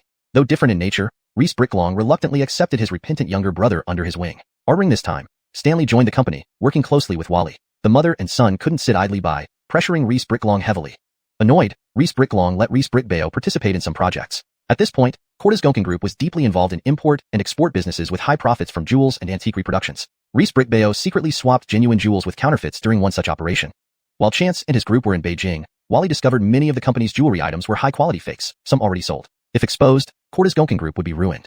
Wally acted swiftly, recalling all the jewelry but found that 60% were counterfeit. Enraged, he berated Reese Bricklong. The crisis was contained, but bigger troubles loomed. After Wally's divorce, the authorities approached him about smuggling charges against Cortez Gonkin Group. Stunned, Wally learned it was Reese Britbao again, collaborating with a criminal gang to smuggle through Corda's Group's overseas channels. Worse yet, they transported stolen goods for a significant payment, a stolen item from a foreign organization leader. Now pursued by the aggrieved party, they couldn't find the item, believing Reese Britbao had taken it. Threats of extreme violence followed, with rumors of assassins entering the country. Desperate and aged overnight, Wally feared for his other sons, especially Stanley. Therefore, when Chance offered to take Stanley abroad, Wally immediately agreed. Mr. Baker, that's the whole story, Carrie said, furrowing his brows. Corda's Group is now at a standstill. What about Reese Britglong? Chapter 488. Is this a replica? Reese Britglong was arranged by Wally to leave Cordazaguo and is said to have gone to Europe. But it might just be a smokescreen, Carrie said. As for that kid Reese Britbao, he sure knows how to hide. We still can't find him. This kid is quite daring, Chance whispered softly. He really didn't think that Reese Britbao, who seemed utterly useless, could actually carry out such an earth-shattering deed. So what about Wally now? Wally was taken away by relevant departments, but this indirectly made him safer, Carrie smiled bitterly. Before leaving, he instructed me that if you all came back, let Stanley definitely follow Mr. Baker. All right, I got it. How's Riley? Riley is in kindergarten. Speaking of which, Mr. Baker, I was about to discuss something with you. What's up? Riley will start elementary school next year, and I heard there's an elementary school in Ninghai. There's no need for that. Chance shook his head directly. The child is so young, not yet the time to be separated from her parents. Right now, Riley is still young. You just bring her during holidays every year, or send her directly to me. Chance had high hopes for this little Savannah Riley, only hoping she would develop an interest in medicine. At this moment, Stanley also returned. Old Baker, did you deliberately send me away? Chance laughed. Not at all. It's just that I probably won't be able to send you home. What's the big deal? I'm an adult. I don't need you to send me home, Stanley laughed. Don't you want to go back to Ninghai with me? But there's only a month left before the new year. Stanley wasn't dumb. Old Baker, tell me honestly, has something happened to old Reese? Your dad is safe for now. Wally was with the relevant department, so safety isn't an issue. However, he likely couldn't clear himself of suspicion and probably wouldn't be coming out anytime soon. What? Mr. Cortescu, since that's the case, let's head back to Ninghai immediately. Chance stood up and said, we'll talk once we get back to Ninghai. It was still early, and they could make it back to Ninghai in time for dinner. That's fine too. Marcojo is currently troubled. Carrie agreed. Oh yes, Mickey, fetch that backpack. Mickey responded and took out a large backpack, handing it over to Carrie. A few souvenirs brought back from abroad. The flight plan was approved to take off half an hour later. Since there were few flights to Ninghai, the approval was quick. Watching Chance board the plane, Carrie opened the backpack curiously in the car. Although Chance said it was a souvenir, Mr. Baker wasn't someone who brought edible souvenirs. Baker surprisingly, when he opened it, it was full of snacks inside. There were several boxes of chocolates, cranberry dried fruits, a set of toys, etc., all kinds of random memorabilia. These items were packed by Stevie for them before they left and were stored in Chance's ring. On the way home, Carrie picked up his daughter as well. Although Riley wasn't as clingy now as she used to be, their father-daughter relationship remained very close. Putting his daughter in the car, Carrie handed the backpack to her. A gift from your master. Wow, Master is back. Master, I want to play with Master. Riley exclaimed. Your master is back. Wait a bit longer. When you're on holiday, we'll go and play with your master, okay? Okay. The little girl started rummaging through the backpack. Seeing the chocolate, she tore it open, popped a piece into her mouth, and continued digging. After a while, she pulled out a small box. Oh, how pretty. Carrie was watching economic news when he heard his daughter speak, glancing over casually. This one glance made him turn around immediately. Riley, where did you get this? Carrie asked, looking at the small bracelet his daughter was playing with. As a high-level figure, he had seen countless pieces of jewelry. It was obvious whether this was real or a toy. It's in the backpack. A gift from my master. Can Dad take a look? But Carrie carefully examined it and confirmed it was real. He took a picture and sent it to his wife, who was the daughter of a former high-level official and knew more about these things. Soon, his wife called back. Where did you get this? This is a good piece. A similarly styled bracelet appeared at an auction a few years ago and sold for millions of dollars. Is this a replica? Did you call just for this? Carrie chuckled. This item was likely not a replica but the real thing. However, his wife had a penchant for collecting precious items to admire slowly. Since it was given to Riley by Mr. Baker, he could only change the subject. Initially meant to change the subject, he unexpectedly had another matter. Doesn't your company have a Ms. Na? Cortez? Yeah, what are you jealous? Carrie laughed. She's older than me and not my type. I don't care what she likes. Mrs. Cortez said over the phone, but she sure causes a lot of trouble. Cortez? What do you mean? One of our subordinate company's minor actors actually demanded under the group's name that the airline cancel all first-class passengers. Mrs. Cortescu added. One of those canceled passengers happened to be one of our major clients. I called the group earlier and heard it was done by the secretary of that Sister Na. Carrie swore, hold on, I'm going to the company. The female secretary was fired and banned from the industry. The young starlet was shelved, and even Ms. Na herself was demoted several levels. After calling Rosemary to inform her of their return, Chance and his party boarded the plane. When they landed, Rosemary and Fremont each drove a car to pick them up. But waiting and waiting, suddenly they saw a group approaching. Brother, why did you guys come out from that side? Weren't you on that flight? Fremont rushed forward. Of course not. Mickey excitedly approached. Alfredaddle brother, this time we've done something incredible, beyond your imagination. What can I not imagine? Fremont was very curious. Tell me quickly. Hee, we returned via private jet? Wow, I've never been on one. Brother, you've met another big shot, huh? To ride a private jet. I'd like to try it sometime too. You can sit whenever you want. That's our family's own plane. Chance patted Fremont on the shoulder. Where's the car? Let's get in and talk. Go. The car was ahead. To pick up Chance, Fremont specially asked Eric to drive a 7-seater car out. However, with Rosemary present, Chance wouldn't ride with them. The 3 Colbys, Mickey, and Imran got into Eric's car. Fremont pulled Stanley into Rosemary's car instead. The 2 boys immediately crawled into the back seat, grinning at the front seats. Chance couldn't help but laugh. You two are like big light bulbs. Hashtag chapter 489, joining a money-losing business. After getting in the car, Stanley couldn't hold back any longer. Old Baker, can you tell me what's going on now? But care. Chance recounted the situation quickly. So Marcojo isn't very safe at the moment. Actually, just one of the Colbys could handle any hitman. However, since Stanley was his brother, Chance couldn't risk his life. Is old Reese okay? He's quite safe. The key now is to find that bastard Reese Brickbayo as soon as possible, Chance explained. Reese Brickbayo was a crucial figure. Finding him would lead them to the batch of guns and subsequently neutralize the threat against Wally and Stanley. That bastard. Stanley muttered angrily, his head hung low. Don't worry. We brothers are here for you. Fremont patted Stanley on the shoulder. Consider this a vacation and settle down for a while. Yeah. Oh right bro. Seeing that Stanley had calmed down, Fremont turned to Chance. Big brother said the hospital preparations are all set. By big brother, he meant Astor, whom everyone followed Chance in calling by that name. So soon? Chance couldn't hide his surprise. We haven't been gone for long, right? It was barely a month, yet everything was already arranged. Indeed. Thanks to Colby's and others' efforts, including Cortez, Fremont glanced at Rosemary, who was driving. I see. Chance understood. Previously, Astor had mentioned this casually, but now it was clear the Colbys took it seriously as their own business. Fremont continued. The Colbys not only contributed effort and connections, but also poured in a significant amount of money, wanting to invest. Chance paused, then understood immediately. Does the hospital make money? Absolutely. It makes a lot. But that's other hospitals, not Chance's. From the start, Chance made it clear to Astor. They could charge more for cosmetics, but not for medicines. Shanghai Group's Starwish Pharmaceutical Company was known for its low prices, cheaper by at least a third compared to similar drugs. This was even with Astor strongly urging restraint. Otherwise, it could be cheaper still. But such a move would offend the entire pharmaceutical industry, which wasn't wise given their current standing. The same went for the hospital. They aimed to make healthcare accessible, not profitable. Yet these Colbys were joining despite knowing it would lose money. Chance smiled lightly. Their involvement posed no problem, and actually benefited them greatly. Understanding virtue now, Chance knew how rare and valuable it truly was. Unintentionally, the Colbys had joined, an act reflecting good fortune. The benefits of virtue far outweighed living in a place rich in spiritual energy.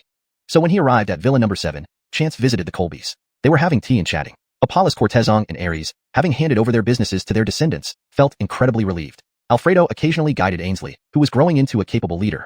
Ainsley was considering relocating the group back to Ninghai. Similarly, the Aries family, under Donovan, shifted their focus to Ninghai. As for the Cortezong family, rooted in Hongsheng, they couldn't relocate entirely. However, Portia and her friends had established a secondary focus in Ninghai. Chance approved of this and chatted with the Colbys before returning to rest, agreeing to have dinner together later. Upon reaching home, 2 children, Andrea and Colton, ran out excitedly. They embraced Chance warmly, cooing, "Look at you, still acting like kids. Even if you coddle me, I'm still checking your homework," Chance chuckled. Both kids were thriving, eating well, practicing daily, and growing tall. They were already up to Chance's shoulders, and in a few years, they might surpass him. Check, I've studied hard.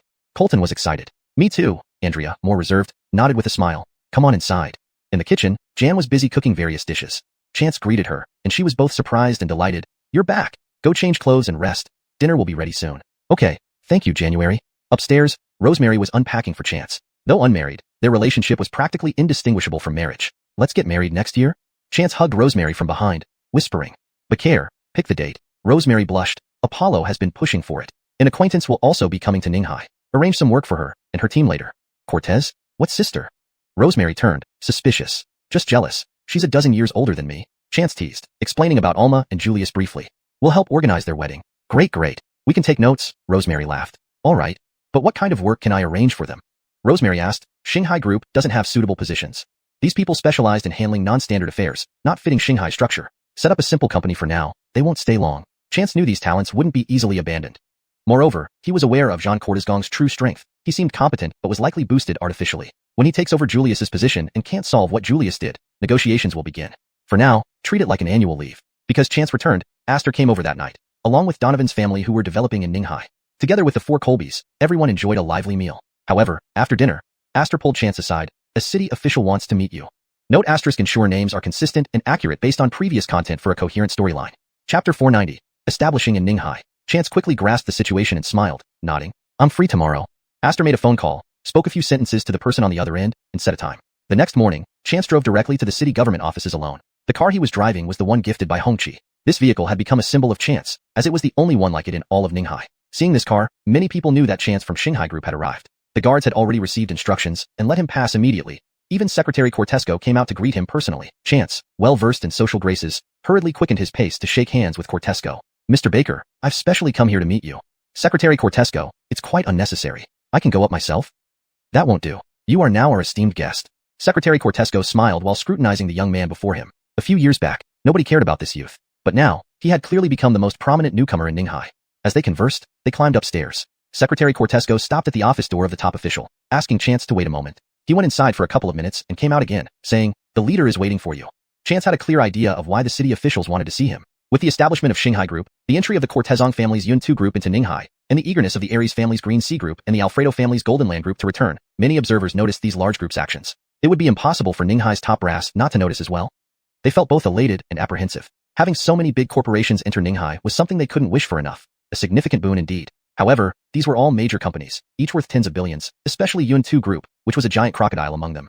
Naturally, the city government favored Chance's Shanghai Group more than any other. It was a company born and bred in Ninghai, led by such a promising young entrepreneur who had single-handedly taken over the old city renovation project and turned it into a sought-after project everyone now wanted a piece of. Even the top official admired this promising young man, so his concerns grew deeper. Alfred Ossining to the leader express his concerns. Chance smiled. Leader, rest assured, whether it's Golden Land, Green Sea, or Yun 2, they come to Ninghai for mutual development and will never disrupt the local economy.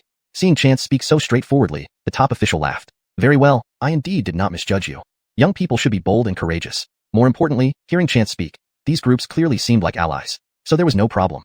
Noticing the relaxed smile on the top official's face, Chance brought up another matter.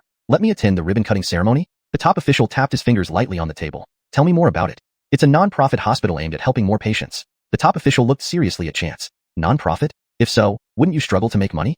There are plenty of ways to make money, Chance replied coolly. The top official gazed intently at the young man opposite him, a bit disbelieving. He understood young people striving and advancing. The rapid growth of Shanghai Group made it clear to him that Chance was a young man with clear goals and always moving forward resolutely. But why this? As far as he knew, Shanghai Group's finances had always been tight until just recently. Within the past few months, things had eased up a bit. Yet Chance's words were apt. There were many places where one could make money. But hospitals, pharmaceutical companies, and certain industries shouldn't aim primarily at making money. This young man, Alfred Otto Baker, you? The top official's gaze toward Chance became increasingly firm. He stood up, patting Chance's shoulder. Alfred Otto Baker, keep up the good work. Remember to call me when you open. Leaving the city government office, Chance instructed Eric to drive directly to the hospital under preparation. This project was also managed by Astor. Nowadays, Astor had an excellent secretary team, so he wasn't as busy running around as before. However, upon reaching the hospital, Chance saw someone. Eric whispered a few words into his ear, and Chance immediately wore an ambiguous expression. This young woman was precisely the girl Aries Wei mentioned, the one Astor had a crush on, apparently named Cortezong Union. Hearing this, Chance chuckled. Many of the girls around him had names with repeating characters, even Ainsley, who everyone called Aya. Come, let's say hello. As they approached Cortezong Union, Eric greeted her. She sized up Chance with a smile and extended her hand. Chance, nice to meet you. After a brief handshake, they started talking about the hospital. What surprised Chance was how efficient Cortezong Union was despite her gentle-sounding name. She laid out several issues concerning the hospital. Chance nodded, waving his hand generously to agree to everything she proposed. Any problems that could be solved with money were not really problems. Chance now had over 1 trillion yuan, not to mention the previous hundreds of billions. It felt like having too much money and nowhere to spend it. Using this unearned wealth to benefit the people would bring virtue in return. This transaction was profitable either way. Cortezong Union, seeing how freely Chance spent, boldly suggested another idea. A fund? Chance repeated the term. Yes, Mr. Baker, even if our hospital charges less, many still cannot afford medical care. I'm not saying it's our responsibility, but working together is better than acting alone. Cortezong Union put on a serious look. It gives hope to those who cannot afford medical treatment. How exactly? If you agree, Mr. Baker, I will draft a charter right away, Cortezong Union said, appearing calm but with a hint of excitement in her eyes. Good. As Cortezong Union continued to explain, she guided Chance through the hospital. Chance was slightly astonished. Why are all the doctors here so young? Cortezong Union grimaced. Because knowing we operate without profit motives, many established hospitals are unwilling to send their staff here. Chance understood. Nowadays, hospital drugs have become increasingly expensive due to kickbacks and commissions given on many medications. While not every doctor operates this way, such occurrences undeniably exist. Chance made an immediate decision. We offer what others do. Though we can't give kickbacks, we'll raise salaries. How much? We'll quintuple the base salary and enhance all benefits. Please note that I've maintained the paragraph structure and line breaks as per the original text while ensuring a natural and fluent English translation. ####Chapter 491. Hospital opening. Chance's method turned out to be quite effective. By increasing the base salary and explicitly listing the benefits, it instantly surpassed the income of most doctors. Of course, this didn't include those who colluded with pharmaceutical companies, but it had to be acknowledged that the majority of doctors still had a conscience. When these conscientious individuals called to inquire about the wages, benefits, and hospital philosophy, many agreed to come for interviews. Since most doctors don't have permanent positions, many readily accepted the higher salaries and benefits offered by Chance. Those with conscience indeed made up the majority. They too felt helpless when forced to prescribe expensive drugs by pharmaceutical companies. Now, those problems no longer existed. Courtesan Union didn't expect the solution to be so simple. It was essentially just buying power. She wasn't incapable of thinking of this, but she couldn't afford it. After all, the hospital wasn't established to make money. Additional expenses would lead to a serious deficit. But this wasn't even within Chance's considerations. Within a short time, the hospital managed to hire over 10 competent doctors and was ready for its grand opening. A week in advance, Chance had already arranged everything with Secretary Cortesco. On the opening day, this previously unremarkable hospital saw a gathering of numerous influential figures, not only from the city government but also leaders of prominent groups in Ninghai. Elders Aries, Cortezong, and Alfredo were particularly eye-catching. However, Chance himself was notably absent from the crowd. Elder Britt looked at Chance, calmly sipping tea beside him, and chuckled. "You're actually not going to take part in such a high-profile event? A bird that sticks out gets shot," Chance replied. "While I could manage the scene, it would be troublesome." Elder Britt understood. There were a lot of media present today. If Chance, a young man barely into his 20s, stood among the crowd, he would undoubtedly draw far more attention than anyone else. As Chance said, it would cause trouble. The hospital had actually started operating a few days ago, though initially, there weren't many patients due to skepticism about whether the hospital truly operated without profit motives. In an era where minor illnesses like headaches or colds could cost hundreds or thousands of yuan, prescribing medications worth just a few yuan, or even just a few jiao, which proved highly effective, caused a wave of buzz online. Netizens divided into several camps. Most praised the emergence of a genuinely conscientious hospital focused on patient care rather than profit. However, some remained skeptical, suggesting it was merely a publicity stunt. Others directly accused Star C Group of using the hospital to sell their own medicines. "Why can't they use their own medicine?" one commenter countered. "Right, their medicine is both affordable and effective." "Exactly. Their own hospital. Why shouldn't they use their own medicine?" "You're too naive. How can medicine be this cheap? The consultation fee is only 10 yuan, and the prescribed medicine often costs less than that. How can the hospital survive?" These doubters were quickly educated by fellow netizens. Let's see how wealthy Star C Group is. Star C CEO Chance is one of the top 10 outstanding youth in Alisu province this year. He's featured in the photos with his name listed. Haha, Star C isn't short of money. They are giving back to society with their earnings, yet you people doubt them. Some people think everyone eats dirt while suspecting others' bowls of food contain the same. CEO Baker, a model of integrity. Indeed, don't you think Chance is also handsome? He is, but those are old photos. Who knows what he looks like now? Paparazzi. Paparazzi. Snap a few candid photos of Chance for us. We don't want scandal stories. We want positivity. Despite such strong support, some still disbelieved. "It sounds good, but I'm not convinced. Let's wait and see." Another commentator added, "True, it's still too early to tell, but based on their current practices, they're likely losing money daily." An insider quietly calculated that the hospital would lose tens of millions each year. Medical equipment was extremely costly, costing tens of thousands to operate. How can Star C withstand losing tens of millions annually? A new update emerged. It was rumored that Star C Group had set up a foundation to support those who couldn't afford medical treatment. This information came from the official account of Starwish Hospital, outlining detailed steps for patients to seek medical help and apply for the fund, truly prioritizing lives. Wow, amazing. This means that even those who had lost hope might regain a chance. "I finally understand Star C's money-making strategy," one self-proclaimed smart netizen opined. "They advocate helping everyone afford healthcare while collecting donations. In the end, who knows how many will be saved, but they openly collected funds." Many were swayed by this comment. Just as they were preparing to expose the scam, the Starwish Hospital account posted another message. Star C Group's finances are sufficient, and the foundation does not accept donations from others. Everyone was stunned. Those who had just confidently claimed Star C's scheme flushed red and went offline, not daring to speak for days. After settling all this, Chance received a call from Heath at Ainsworth-Shan Villa. Chance sensed something, pondered for a moment, and understood the situation.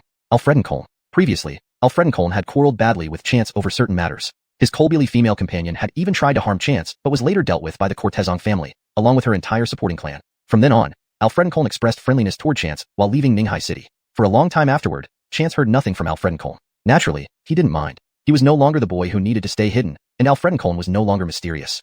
Now, their roles seemed reversed. So when old Heath mentioned that Alfredenkoln wanted to meet him, Chance had little interest. With different values, what was there to discuss? However, that evening, Chance still went. Only because someone else called. Britt ran. The Britt family heiress he had once saved and the origin of the stone that hatched Alfred Otto White. #### chapter 492. Britt Rant's request. Britt Rant and Chance had a relatively good relationship back then, so after some thought, Chance decided to meet her. To make it easier for him to leave afterward, Chance declined going to the Britt residence and instead asked old Heath to inform them that he would meet at his villa. That evening, Chance returned with Simona. Ever since Simona became Cortezong Jiahui's assistant, she rarely strayed far from Cortezong Jiahui. Now Simona had gotten used to the job, handling tasks adeptly and confidently. "Hey, Chance, why did you decide to come over today?" Simona asked curiously. The trunk was filled with bags, gifts she had prepared for her grandmother and mother. It had been over half a month since her last visit, and with the new year approaching, it was the perfect time to bring the gifts back home. "A little homesick for Kaylee's cooking, is that okay?" Chance smiled. "That's fine," Simona said happily as she got out of the car. "Chance, help me with the stuff." I know. Chance responded as he got out of the car. However, he noticed Britt Ran was already there, standing at the door watching them. Hey, Miss Britt, why are you standing outside? Chance was momentarily surprised but quickly grinned. It's a bit stuffy inside, Britt Ran replied reservedly. Chance swiftly picked up the items for Simona. Miss Britt, please come inside. It's too cold out here. Although Ninghai was a coastal city, winters were quite chilly, especially on Ainsworth Mountain where the temperature fluctuated greatly. Speaking of which, weren't you supposed to be studying abroad? Are you on vacation now? I can't study forever, can I? Britt Ran smiled. What do you mean? I graduated. Oh, I see. Simona, let me introduce you. This is Britt Ran, Miss Britt, who lives not far from here. Hello, Miss Britt, Simona smiled. You two chat, I won't disturb. Simona then rushed into one of the rooms on the first floor with a few items in hand. Mom, I'm back. Britt Ran's expression was uncertain as she hesitated before speaking. Is the person just now your girlfriend? Did you break up with the previous one? Chance was taken aback, then chuckled. You mean Feifei? She's not my girlfriend, just a high school classmate. And her mom and grandma live here. Chance briefly explained Simona's background. By the way, did you ask me to dinner for a reason? Well, you can be direct. We're friends after all. Are we still friends? Britt Ran laughed bitterly. Chance, I actually wanted to apologize about what happened with my dad. Chance waved his hand. Let's not talk about that anymore. He's one thing, and we're another. There's no connection. Chance didn't agree with Alfredenkoln's values, but harbored no grudges against Britt Ran. Besides, the main culprit had already been dealt with. All right. Britt Ran nodded. You didn't come just for this, right? No need. I don't mind such things anymore. Chance knew her intentions and felt relieved. Let's put this aside and enjoy a nice dinner tonight. Feifei's mom cooks really well. Really? How good? Yes, simple home-cooked meals, but they have a special flavor. What kind of flavor? A maternal touch? Chance hesitated. Truthfully, he couldn't pinpoint exactly what made Simona's mother's cooking so special, but it was simply delicious. Simona didn't take long to return. Her mother emerged shortly after, and they had brought many ingredients with them. Ingrid. Che, you've brought so much food. What would you like to eat? You decide, Chance smiled. Do you like the things I brought earlier? Che, those were too expensive, I couldn't accept them. Karen waved her hands. Earlier, when Chance visited, he had also brought gifts for Karen and Heath, delivered by Eric recently. Chance had been too busy to come over until now, partly due to his schedule and partly because of today's meeting with Britt Ran. They aren't that valuable, no worries. Just then, Simona chimed in. Mom, keep them. Chance has given us even more expensive things, and I don't even know how to repay him. Oh, many fleas don't bite. Many debts don't worry. Both Chance and Karen couldn't help but laugh. How did it turn into fleas? Chance laughed heartily. Those items were merely souvenirs bought overseas. The truly valuable items like jewelry, paintings, and porcelain, Chance hadn't dared to give away. For one, people like Karen and Heath wouldn't appreciate their value. Second, if someone coveted them, it could lead to trouble. So practical gifts were better. No more talking. I'll start cooking and prepare a few dishes for you. Is there anything Miss Britt would like? Anything is fine, thank you. Britt Ran shook her head. Che, I'll go help in the kitchen. Simona ran after her mother. They seem pretty happy, Britt Ran suddenly remarked. Chance glanced at her. Not been happy lately? Not very happy, Britt Ran said somberly. Never mind, forget I said that. Chance, I actually came to ask for your help regarding my dad. Just say it. Weren't you opening a hospital recently? And starting a foundation? Yes, what about it? I want to work for your foundation. Can I? Why? Chance frowned. He wasn't worried about Britt Ran trying to spy. He had nothing to hide. But a rich girl like Britt Ran shouldn't need a job, right? If she did, opportunities would abound. With Alfredenkoln's abilities and connections, why would she need to ask him? Does Alfredenkoln know about this? Yes, actually, this is also his idea, Britt Ran whispered. I don't understand. Chance. Britt Ran paused, deciding to be honest. In fact, ever since the Gao family incident, my father has been on the verge of bankruptcy. What? Chance was shocked, sitting upright. You're so deeply involved with the Gao family? They did a project together, developing a medicine. They wanted you to join them initially. It seemed to be related to your drug. Britt Ran explained what she knew. But when you didn't join, they switched partners, who ended up screwing them over. Hashtag chapter 493. Are we friends? Chance perked up. Tell me more. Britt Ran recounted what she knew, and Chance pieced the entire story together with his own information. After receiving Chance's year-end gift of those medicinal pills, Alfredenkoln had immediately recognized their extraordinary potential. His business acumen kicked in, and he collaborated with the Gao family, inviting Chance to join them so they could all profit from it. His intentions were relatively good. Having an excellent formula and a substantial capital backing would allow them to rapidly promote the medicine. Bakerchin effective drug would gain instant recognition after just one use. It wouldn't be hard to market. However, everything changed because Chance didn't join them. Alfredenkoln had been quite disappointed at the time. His plan was based on the efficacy of Chance's medicine. Another formula wouldn't have achieved the same results. Because of the limited quantity of the medicine, Reban never truly understood its power nor cared about it much. Reban was raised being pampered, her confidence bolstered by the authority and power behind her name. Even if she was not exceptionally beautiful, people still fawned over her. She wasn't particularly interested in Chance's medicine. She was drawn to the thrill of subduing him. As for Alfredenkoln's wonder drug, she believed her resources were enough to make even a starch tablet into a miracle cure. They then encountered another team with a promising formula. Reban proudly invested in this new venture. Alfredenkoln also invested. Their substantial investments made them vulnerable targets when the Cortezong family launched an assault on them later, leading to their total collapse. Chance's expression turned odd. Isn't this just a trap set by the Cortezong family? It sounds so plausible. Neither Khalil nor Angus were known for their kindness or mercy. Those who built and maintained such large empires weren't ordinary people. But there was nothing Chance could do about Alfredenkoln's situation. If the courtesans had indeed set a trap, Alfredenkoln was fortunate not to be their main target. Otherwise, he would have ended up like Reban and the Gao family. Since that's the case, let's give it a try, Chance said. But though I'm the CEO, I don't handle the daily operations. Britran nodded understandingly. Your fiancé is in charge, right? The one from the Aries family? Oh no, not really. Chance waved his hand. Alem manages her own projects. Actually, the fund has another manager. Let me call her, and you two can talk directly. Bakare, that's fine. Britran agreed readily. She felt confident. But I don't understand. Has the Brit family declined to such an extent?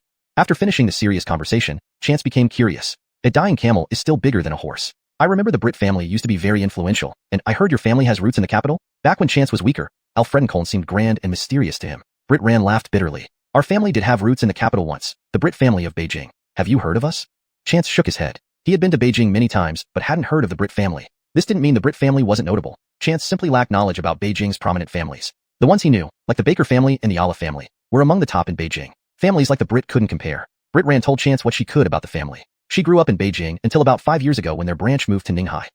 As they chatted, Ellen brought out a table full of dishes. Chance invited Ellen and her family to join them, but Ellen politely declined, going instead to the small dining area with Heath. The four sat around the small table, feeling like a close-knit family.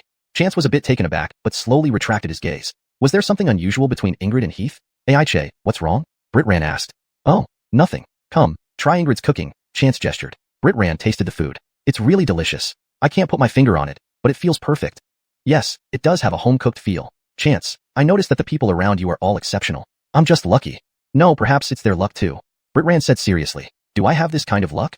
Chance looked at her and smiled. As long as you hope for it. Britran was subtly asking whether they were friends. Honestly, Chance had no objections toward Britran. Their differing values from Alfredenkoln wouldn't become a barrier. After their meal, they each left. Chance called Courtesgan Yunyun to explain the situation, assuring her he wouldn't interfere with her management decisions. Courtesgan Yunyun laughed happily on the phone. No problem, Andres. Recommending talent is a good thing. Now that the fund is just starting, we need many people. I'll get in touch with her. The next day, Courtesgan Yunyun met Britran. They talked for 2 hours, and both left with satisfied smiles. For Britran, she now had experience and a platform. Courtesgan Yunyun appreciated this fresh, unbound mind and found it suitable for personal grooming. Chance received calls from both women but didn't dwell on the matter. However, this reminded him of other things. He had given out 2 herbal medicine formulas before, one for rheumatism and another for impotence. He wondered how these businesses were faring now. Chance called David directly. David was surprised at first, but then remembered the event. When Chance took over Medicine King Valley, the valley residents were both terrified by his formidable strength and admired his alchemy skills, thus submitting quickly and thoroughly. Later, during the martial arts conference in Tianjin, Chance instructed David and Kent without reservation, binding them even more deeply. Now David hadn't returned to Medicine King Valley for half a year, leaving Kent, the Elder Guardian, in charge. So, he really didn't know the current status. Although Chance now had money to burn, David knew Chance wasn't inquiring for financial reasons, but for the sake of the medicine. Fickaging up, David promptly called Kent to inquire.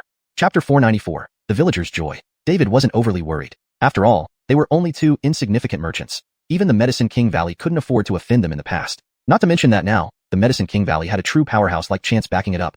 However, when David made the call, he learned about the current progress of the 2 from Kent's mouth. Not yet on the market? How long has it been? David frowned. Old Ma urged them. Is it because Hector inquired? Of course. We both overlooked this matter. We should have reported back proactively rather than wait for Hector to ask. David reprimanded himself. You are right, master. I will go urge them immediately. David knew urging wouldn't change much in the short term, so he went straight to Chance and told him the news. Half a year seems quite rushed, doesn't it? Chance, who didn't understand much about business operations, felt their speed was indeed slow, especially since they had the formula. Astor accomplished far more in less time. He held several cosmetics and pharmaceutical formulas, establishing pharmaceutical cosmetic enterprises, drug factories, and even hospitals under his responsibility. Yet all that happened within just over a year. In comparison, these 2 were dragging their feet and seemed incompetent. However, it must be that his second brother worked too hard. For once, Chance felt a twinge of guilt and called Rosemary to inquire about Astor's taste preferences. He then ordered some super high-end takeaway for him. By midday, after finishing his work, Astor saw his secretary enter with a mysterious large food box. What is this? Astor asked, puzzled. This is a small gift from Chairman Baker. Astor. When he saw various foods being taken out of the food box by his secretary, Astor was perplexed. Go ask if Chairman Baker ate too much? Meanwhile, the unusually conscientious Chairman Baker was enjoying a feast in his office with his fiancée, with a "Do Not Disturb" sign hanging outside the door. Since Chance had reached the 7th level of Cortesco cultivation, he needed rest and consolidation more than excessive practice. Thus, bored and idle, he visited the company daily. He either checked on everyone's meals or motivated the staff. The employees were delighted as their meal standards skyrocketed. Many shared lunch and dinner videos online, becoming internet celebrities, leading many netizens to inquire if Shanghai Company was hiring. Though the employees were happy, the CEOs dealing with year-end tasks weren't pleased. With so much on their plates, they planned to make Chance do some real work. Forewarned, Chance skipped work the next day, joining Stanley in shopping for New Year's goods. It was almost time for the new year, and he found someone to help deliver gifts. Ordinary gifts wouldn't impress his wealthy friends. So, Chance decided to refine some pills and use items from his Baker mirror ring, suitable for gifting. However, high-quality fruits, boxed chocolates, candies, new coats, hats, and gloves were perfect for Shaohan Village and surrounding areas. A truck loaded with various gifts arrived at Shaohan Village, where Stanley and Chance disembarked. Fiki's secretary broadcast over the loudspeaker for our employees to collect their gifts at the brigade office. New clothes, hats, gloves, and shoes were for each employee. Fruits, snacks, and sweets were provided for each family. These employees came not only from Shaohan Village, but also from neighboring villages. Previously, Chance discussed with village secretaries to avoid concentrating opportunities in one household, giving every family a chance.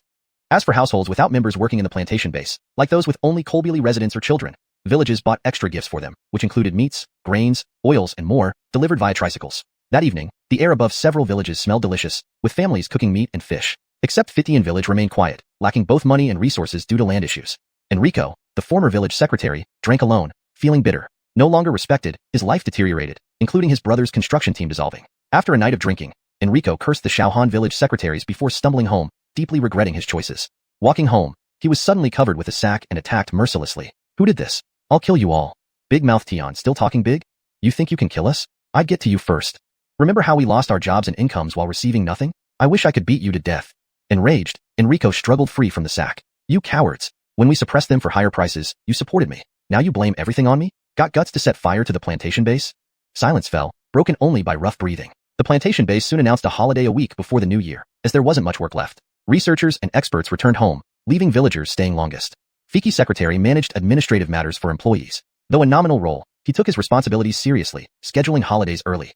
Base work was light, paid well, with generous benefits and a benevolent Andres, making everyone compete for overtime slots. Especially since they lived close by, they happily collected overtime bonuses. Fiki's secretary volunteered, visiting daily even without pay. One day, while patrolling, he noticed shadows darting by. Instantly alert, Fiki's secretary. This translation maintains the original tone and structure while ensuring natural English flow and coherence with previous content. Chapter 495. The Cortezong family's protection. After the several shadows flipped over the wall, they started to feel their way forward. One of them remarked, wasn't it said that the facilities here at the plantation base are particularly good? Why isn't there even a single light? Who would be so wasteful as to install streetlights here? It's not a road, you know? That's right. Even these rich people don't get their money blown in by the wind. The richer they are, the more miserly they become. Not really. If what you say is true, then why did he give so much money to the villagers? This person counted on his fingers as he spoke. They start working here before spring, and initially each gets 3,000 yuan per month, which is already better than working outside. You've never seen the world. Is 3,000 a lot? Nowadays, working outside can easily earn you 7 or 8,000. 7 or 8,000 is indeed possible, but they have to cover their own food and lodging. I heard just rent alone costs 4 to 5,000 a month. If you live farther away, the rent might be cheaper, but then you'd spend an hour or two commuting, leaving no time for anything else. That's true. Here, though they only earn 3,000, they're provided meals daily and a place to stay. If they need to go home, it's also not far. So basically, the 3,000 goes straight into their pockets. By your logic, doesn't this actually make more sense financially than working outside? This person scoffed. Of course. Just consider the rent of 3 to 4,000, plus another 1,000 for food. They get 4 dishes per meal, with at least 1 meat dish. I heard they still provide food now. Now they not only provide food, those who initially earned 3,000 saw their wages increase to 4,000. And didn't they hand out supplies a few days ago? Yeah, I heard every household in those villages was cooking meat. This person swallowed involuntarily. Just wonder what they gave out. It included chickens, ducks, fish, and pork. One piece of pork weighed 10 pounds, and each family got 2. Plus, high-quality candies and pastries that we've never tried. Damn, so unfair. Why can their families live so well? All because Iof interfered, preventing us from signing up. Should we really listen to him? Iof may be despicable, but we've taken money, hundreds per person. With this, we can celebrate a good new year and ensure our kids have a good one too. Let's go. Southwest corner looks like the best spot for setting fire. Mr. Fiki, the village secretary, stood nearby and silently turned on his phone to record their conversation. He was puzzled as to why these 4 people couldn't see him despite him being so close. Soon, these individuals found their target location, squatted down, and prepared to strike matches to start a fire. Meanwhile, policemen and patrol officers from the base, alerted by Mr. Fiki, watched them quietly from behind. The 4 were apprehended instantly. They looked bewildered, unable to understand how these people suddenly appeared before them.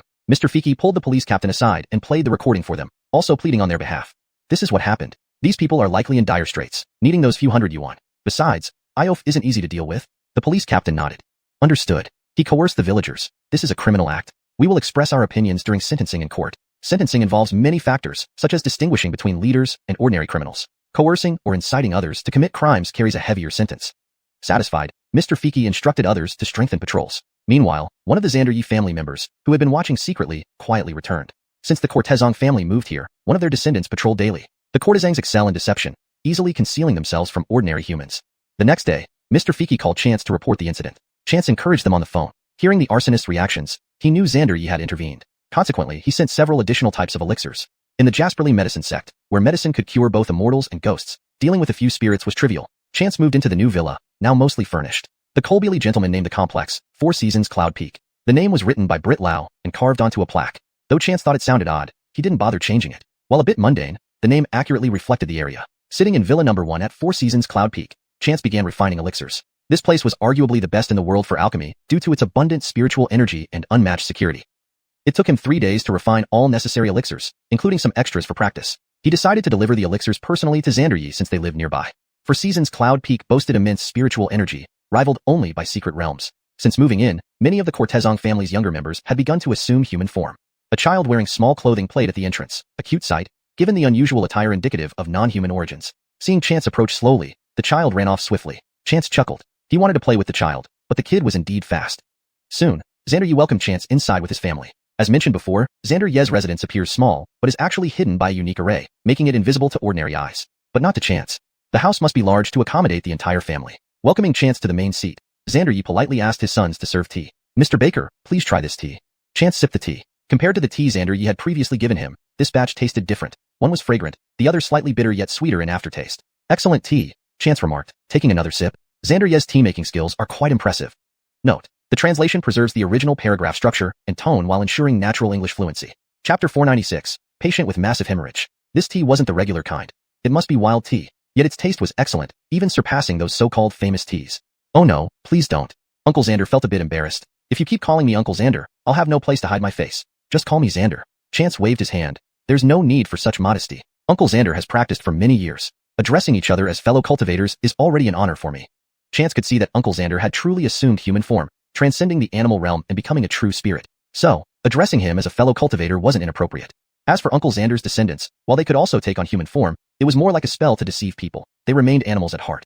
As for why I'm here today, Chance smiled slightly and took out 5 small gourds from his baker mirror ring. Each one was only palm-sized and slenderly elegant. I've brought New Year's gifts. Since we are both cultivators and neighbors, I owe a debt of gratitude to the Cortezong family for their help recently. Uncle Xander chuckled. It was nothing. We live here, enjoying this spiritual energy, and helping out within our means is part of our duty. As he spoke, his eyes caught sight of the gourds. Mr. Baker, what's inside these?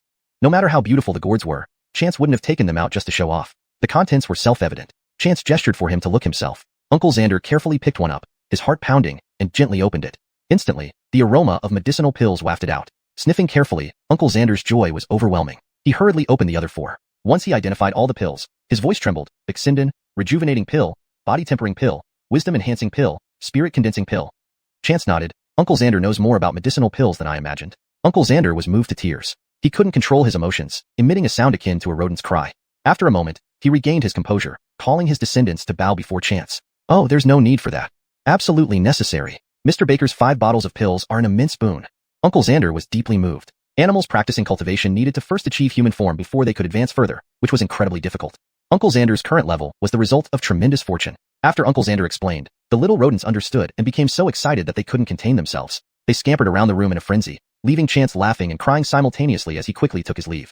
Uncle Xander knew it would be hard to stay home, so in the evening, he personally delivered several varieties of tea and fruit preserves. Chance learned that not only were they skilled in tea making, but also excelled in preparing fruit preserves. The fruits were soft and not overly sweet, making them incredibly delicious. Ordinary fruits processed by them carried a trace of spiritual energy, beneficial to health. Chance gladly accepted everything. Though it was just £100 or so, packaged properly, it made for wonderful gifts. New Year's Eve arrived quickly. Chance, along with Stanley and Mickey, visited the homes of his friends to deliver gifts. On the morning of New Year's Eve, employees from all companies were given a holiday. As the CEO, Chance personally visited each branch, distributing red envelopes and New Year's gifts. He was relatively idle this year. With so many branches now, Chance planned to hold an annual meeting and include a lottery to spice things up. The final stop was the hospital. The hospital was the only exception among all the branches under Star C Group. Star C Hospital did not close during holidays. At best, there would be a half day off in the afternoon with rotating shifts. Being a special place, hospitals couldn't pause operations when life itself doesn't pause. When Chance arrived, the hospital looked much the same as usual. If anything, it was busier. Many people who couldn't come during regular days rushed in before the holiday. Seeing everyone so busy, Chance rolled up his sleeves and joined in. Chance's medical skills had long been rumored in Ninghai. Some said his skills were extraordinarily high, almost godlike, capable of curing cancer. Most of these supporters were wealthy and influential people who had been treated and cured by Chance. Others, though unseen, eagerly believed in him. For these individuals, Chance was a godsend. Their wealth and power meant nothing if they were dead. Thus, they feared death more than the poor. Who would offend someone who can save lives? Of course, most hadn't seen Chance in action and didn't believe it. His youth made it hard to fathom. Even in Western medicine, there were no geniuses of his age. Moreover, Chance didn't even have a medical license. However, in Starsea Hospital, almost every healthcare professional trusted Chance. They all went through personal interviews with him. His knowledge of pharmacology surpassed theirs, and many of the medications used by Wish Pharmaceutical Company were independently formulated by him. Initially, some doubted him, but during this less busy period, they often called him for consultations on complex cases. With just a phone consultation, or sometimes a video, Chance easily solved issues that baffled them. For the few genuinely complicated cases, Chance rushed over. While not directly treating patients, he provided invaluable advice to the primary care team. Thus, despite never having personally intervened, no one in Starsea Hospital doubted his medical prowess. As Chance entered the hospital, a group of people hurried past, discussing a patient's medical history. Chance greeted them. Upon seeing him, they immediately grabbed his arm and pulled him toward a ward, excitement lighting up their faces. "Hold on. I came to check on you, not to work." Chance protested loudly. "Dr. Baker, saving lives is the greatest priority, as you always say," a young doctor said as he supported Chance. "Yeah, this case is severe. Otherwise, we wouldn't be so anxious." "What's wrong with the patient?" "Massive hemorrhage. We've tried several methods, but can't stop it. The patient is nearly in shock." "Which operating room?" Chance felt a heavy weight in his chest. Chapter 497. The Heart of a Healer. Upon learning the location, Chance's hands trembled slightly. The two people who had been holding him suddenly found themselves being held by him, and in an instant, they were already outside the operating room. The two were utterly stunned, but now was not the time for them to be dumbfounded. They quickly entered the sterilization room to change into their surgical attire. Hearing that Chance had arrived, everyone in the operating room instantly felt more at ease. It had to be said that Chance was the undisputed pillar of support for everyone. Although no one had seen Chance perform surgery before, and traditional Chinese medicine was primarily theoretical when it came to surgeries, with few having witnessed a TCM doctor performing incisions, this did not stop them from feeling reassured. Once inside, everyone called out to him in unison. Differently from other places, where they would call him Chairman Baker at other branches, here at Starsea Hospital, they only called him Dr. Baker. Because acknowledging his status as a doctor conveyed more respect than simply recognizing him as the hospital's leader. Chance merely nodded without saying a word. He hadn't come to chat, but to save lives. Seeing the patient still bleeding, Chance extended his hand. "Silver needles?" The nurse nearby, though puzzled about how silver needles could help stop bleeding, did not hesitate. She took out a pack of silver needles, disinfected them conscientiously, and passed them over. Chance's speed was remarkable, and the nurse managed to keep up with him. Chance gave her an approving glance. The surrounding doctors didn't have time to notice the nurse's excited expression because they saw that the blood flow, which they couldn't stop despite all known methods, was actually controlled by just a few silver needles. Chance wiped off the blood stains on his fingers. "Continue the surgery." They nodded, and resumed their work. These were professionals whom Chance had hired at a high salary. They weren't after fame or profit. Though young, they truly possessed the heart of healers. This was what Chance appreciated most about them. So even if the hospital lost money each month, Chance never stinted on salaries or bonuses. He even thought about hiring more talent next year so they wouldn't have to work overtime as frequently. After all, he had plenty of money, and even if he spent it all, he could always earn more. Lost in thought, Chance didn't neglect his work. He adjusted the silver needles as the doctors continued their procedure. Finally, 2 hours later, the surgery was successfully completed, the wound stitched, and Chance retrieved the silver needles. "Give him a dose of spirit elimination number 1 once the patient regains consciousness," he instructed. "Okay, Dr. Baker," the nurse replied, pushing the patient out. "Dr. Baker, we really owe you today," one of the doctors exclaimed gratefully. The surgery wouldn't have gone so smoothly without Dr. Baker. "Thank you, Dr. Baker." "Well, I just did a small part. Wasn't the surgery done by you all?" Chance smiled. "If anyone saw me, they might report me for practicing medicine illegally." "Who would do that?" People are unpredictable. Anyway, everyone should rest now. You can take turns resting this afternoon. Your gifts are already in your offices or dormitories." "Wow, there are gifts. Thank you, Dr. Baker." "Goodbye, Dr. Baker." Chance turned to undress and went to find Stanley and the others. As he walked, he suddenly frowned, turning his head back. He felt like someone was staring at him. But care enough, many people were using their phones to sneak photos of him. Chance smiled helplessly. This happened from time to time. His face was now somewhat famous, and every time he came, there were people who had been cured waiting to see him. Regardless of who had treated them, the opportunity to be treated undoubtedly came from him. Thus, Chance was naturally considered their savior. He met with the heads of various departments, offering words of encouragement and handing out large red envelopes. Although wages were now directly deposited, Chance learned from Mickey and Eric that direct cash red envelopes were more gratifying. So, Chance brought a significant amount of cash this time around. Stuffed 10,000 yuan in a red envelope. Even though these elites earned more at other hospitals, the tangible red envelope made them smile. After distributing the gifts and red envelopes, Chance left with the others. Today was New Year's Eve, and they needed to prepare for the festivities. Notably, Ninghai allowed fireworks this year. When they returned home, the children insisted on buying some, so they went out again. This year, they planned to celebrate at Four Seasons Cloud Top. Elder Alfredo and Elder Britt had already moved in. Angus and his wife had arranged everything in Port City and moved over yesterday. However, they could only stay until the 5th day of the new year before returning to work. Chance could hire professional managers, but family businesses like the courtesans couldn't easily delegate authority. Ainsley returned this morning. By now, the Alfredos included not only the grandfather and grandson but also Fred's family of 3. Previously, the Luo family relied on the Four Seas alliance. When it transformed into the Brothers Alliance, Fred and Old Luo unwaveringly followed the Adidin family, despite the Four Seas alliance appearing stronger at the time. Now, the Luo father and son were genuine members of the Brothers Alliance, earning a place not only in Ningxi but also in the entire Bakersjo province. Old Luo had his own projects, and Fred, due to his connection with Ainsley, consistently worked on projects given by chance. Alfred Oak, the construction and renovation of the villa area at Four Seasons Cloud Top, all were handled by them. Working for Chance made Fred feel particularly satisfied. There was no need to worry about materials. Anything that ensured quality was fine. Fred believed that if it were Chance's project, he'd do it to the best of his ability even at a loss. In reality, Chance didn't shortchange him at all. Not only did he pay fully for the projects, but he also gave him more contracts. Without compromising on conscience, he earned substantial profits, and even Old Luo remarked on his good fortune. Those in the construction business would never cut corners if they could ensure the best results, but financial pressures often forced them to compromise. With substantial earnings and a happier mindset, the Luo family decided to spend the new year at the Alfredos. They remembered the source of their prosperity, thanks to the Alfredos and Chance. So they informed the Alfredos in advance, picked up Ainsley, and drove over with a load of gifts. Upon arriving, Fred and his family were stunned. Chapter 498. Not 10 million, but 1/4 billion. More than just Fred was stunned. Even the seasoned couple Angus were dumbfounded by the air that felt sweet and fresh. Moreover, outside it was bitterly cold. Yet once they arrived at CGI Yunding, it was warm like spring, as if they had stepped into another world. The most people surrounded old Aries. Uncle Aries Bushine was divorced and now alone. He naturally came here to celebrate the new year. Aries' second son was considered an exiled person, so old Aries treated him as non-existent. Under the urging of his wife and children, Aries' third son also came over, though he looked somewhat uneasy. Grandfather Aries thought he was still affected by what happened last year. Only his wife, Florence, knew that her husband was deeply afraid of being implicated by the Aries family or even Chance. Florence had done all she could, said what needed to be said, advised what needed to be advised, and done what needed to be done. With someone like Uncle Aries Shuquan, there wasn't much else she could do. However, she instructed her son to build a good relationship with this brother-in-law Chance. She believed her intuition about this young man, feeling confident in his bright future. Though her husband wouldn't have such a fortune, her son shouldn't miss out because of his father. Dominic was more than happy to oblige. When Chance wanted to buy fireworks, he joined them, buying plenty. They had only just finished shopping when Chance received a call from Alma saying they had arrived. Overjoyed, Chance confirmed their 15-person team was on their way, having all resigned from their jobs. His heart felt lighter than ever, so he contacted Fremont immediately, asking him to personally pick them up. CGI Yunding also housed properties belonging to the Adidin family, including several vacant villas. Because these villas weren't for sale to the public, they were merely simply renovated with basic utilities set up. Fremont, along with his father, had already picked up Elira's family and were heading over. After receiving the call, he made Jediah drive Alfredon's family directly to the villa while he dispatched several cars from the Brother Alliance to go pick the airport passengers up. Alma and Julius had officially registered their marriage in the capital before arriving. Neither of them liked the spotlight and figured as long as they were together, nothing else mattered. Yet, somehow Fremont found out and told Chance. After some contemplation, Chance responded, "No worries, registering doesn't affect the wedding ceremony. We must have a big celebration. Apong, do we have any hotel projects now?" "There is." Fremont promptly answered, "We have a Avongdong morning tea shop, plus a few restaurants. Needing a grand hotel is easy, we can just acquire one." Chance, enlightened, patted Fremont on the shoulder. "Apong, you're getting smarter every day. Entrust this matter to you. See which Ningxi hotel is the best. Buying or investing in one, it's fine. Money is not an issue." "With money, I guarantee completion of the task," Fremont assured confidently. Julius was stupefied. "Mr. Baker, this isn't necessary. We can choose any small restaurant, sit together, eat a meal. Spending this much money?" "Money's no problem," Chance interrupted. "Ask my sister Alma, how much money do I have?" Alma mumbled softly. 1 billion isn't much either. Keep it, we? Julius continued. Alma pulled at his sleeve. "Not 1 billion, but 100 billion. Julius was flabbergasted. Growing up, he never heard anyone mention this much cash.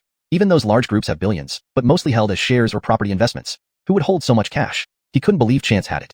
"Sister May, Director Allah, listen to me. It's not much. Let's have everyone join us in a celebratory gathering. But we owe you too much." "These words are meaningless." "Right, Chance." Alma remembered something. "Now you have a hospital, right? Remember, you used to treat people. Do you have a medical license?" Chance chuckled awkwardly. "Well, actually, I don't." "You rascal. Everyone knows your skills are excellent, but you can't take chances. Previously no one bothered you because you were unknown and those you treated were friends. Now, things are different." Alma elaborated. "You're now someone notable. Many people are watching you closely. Unless you intend never to practice medicine again, you should not leave any room for controversy. I'll go get one later. No need to trouble yourself. Your brother-in-law has resigned, but the connections are still intact. They become void if not used," Alma hinted subtly, nudging Julius, who nodded instantly.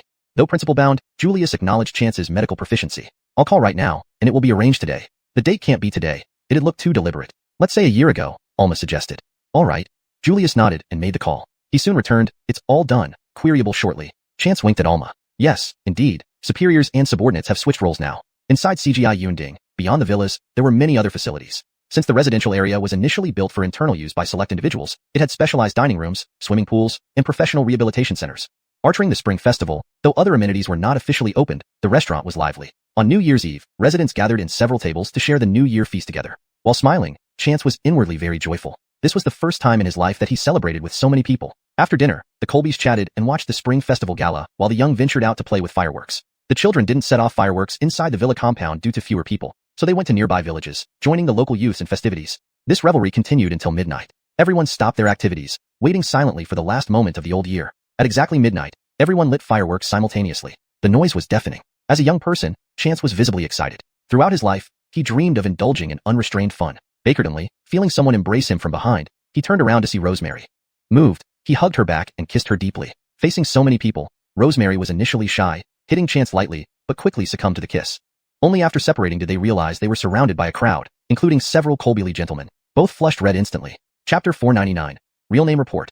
Unlicensed practitioner. The Colby Cortezon chuckled to Elder Aries. Congratulations, old Aries. I think your family will have some good news next year. Elder Aries laughed heartily and was visibly pleased. That night, everyone stayed up all night, playing to their heart's content. They only went to sleep when the sun was high in the sky. In Chance's mind, this was the best new year he had since his mother passed away. However, someone apparently didn't want Chance to have an easy new year. On the afternoon of New Year's Day, a duty staff member called Rosemary. At that time, Elira also came to Chance with her phone, urging him to check the internet. Chance picked up his phone and found it was a video. Real name report accusing him of practicing medicine without a license. Practicing without a license? Chance muttered. Who has so much free time? When did they take this? Weren't you at the hospital yesterday?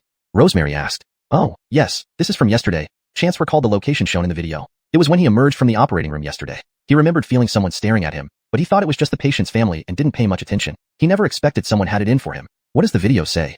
Chance asked directly, not having watched it yet. Elira hesitated, her face turning sour. It was filmed by a woman who said she's reporting you for unlicensed practice and negligence as her son underwent surgery yesterday. Chance sneered. Her son died? Otherwise, why would she call it negligence?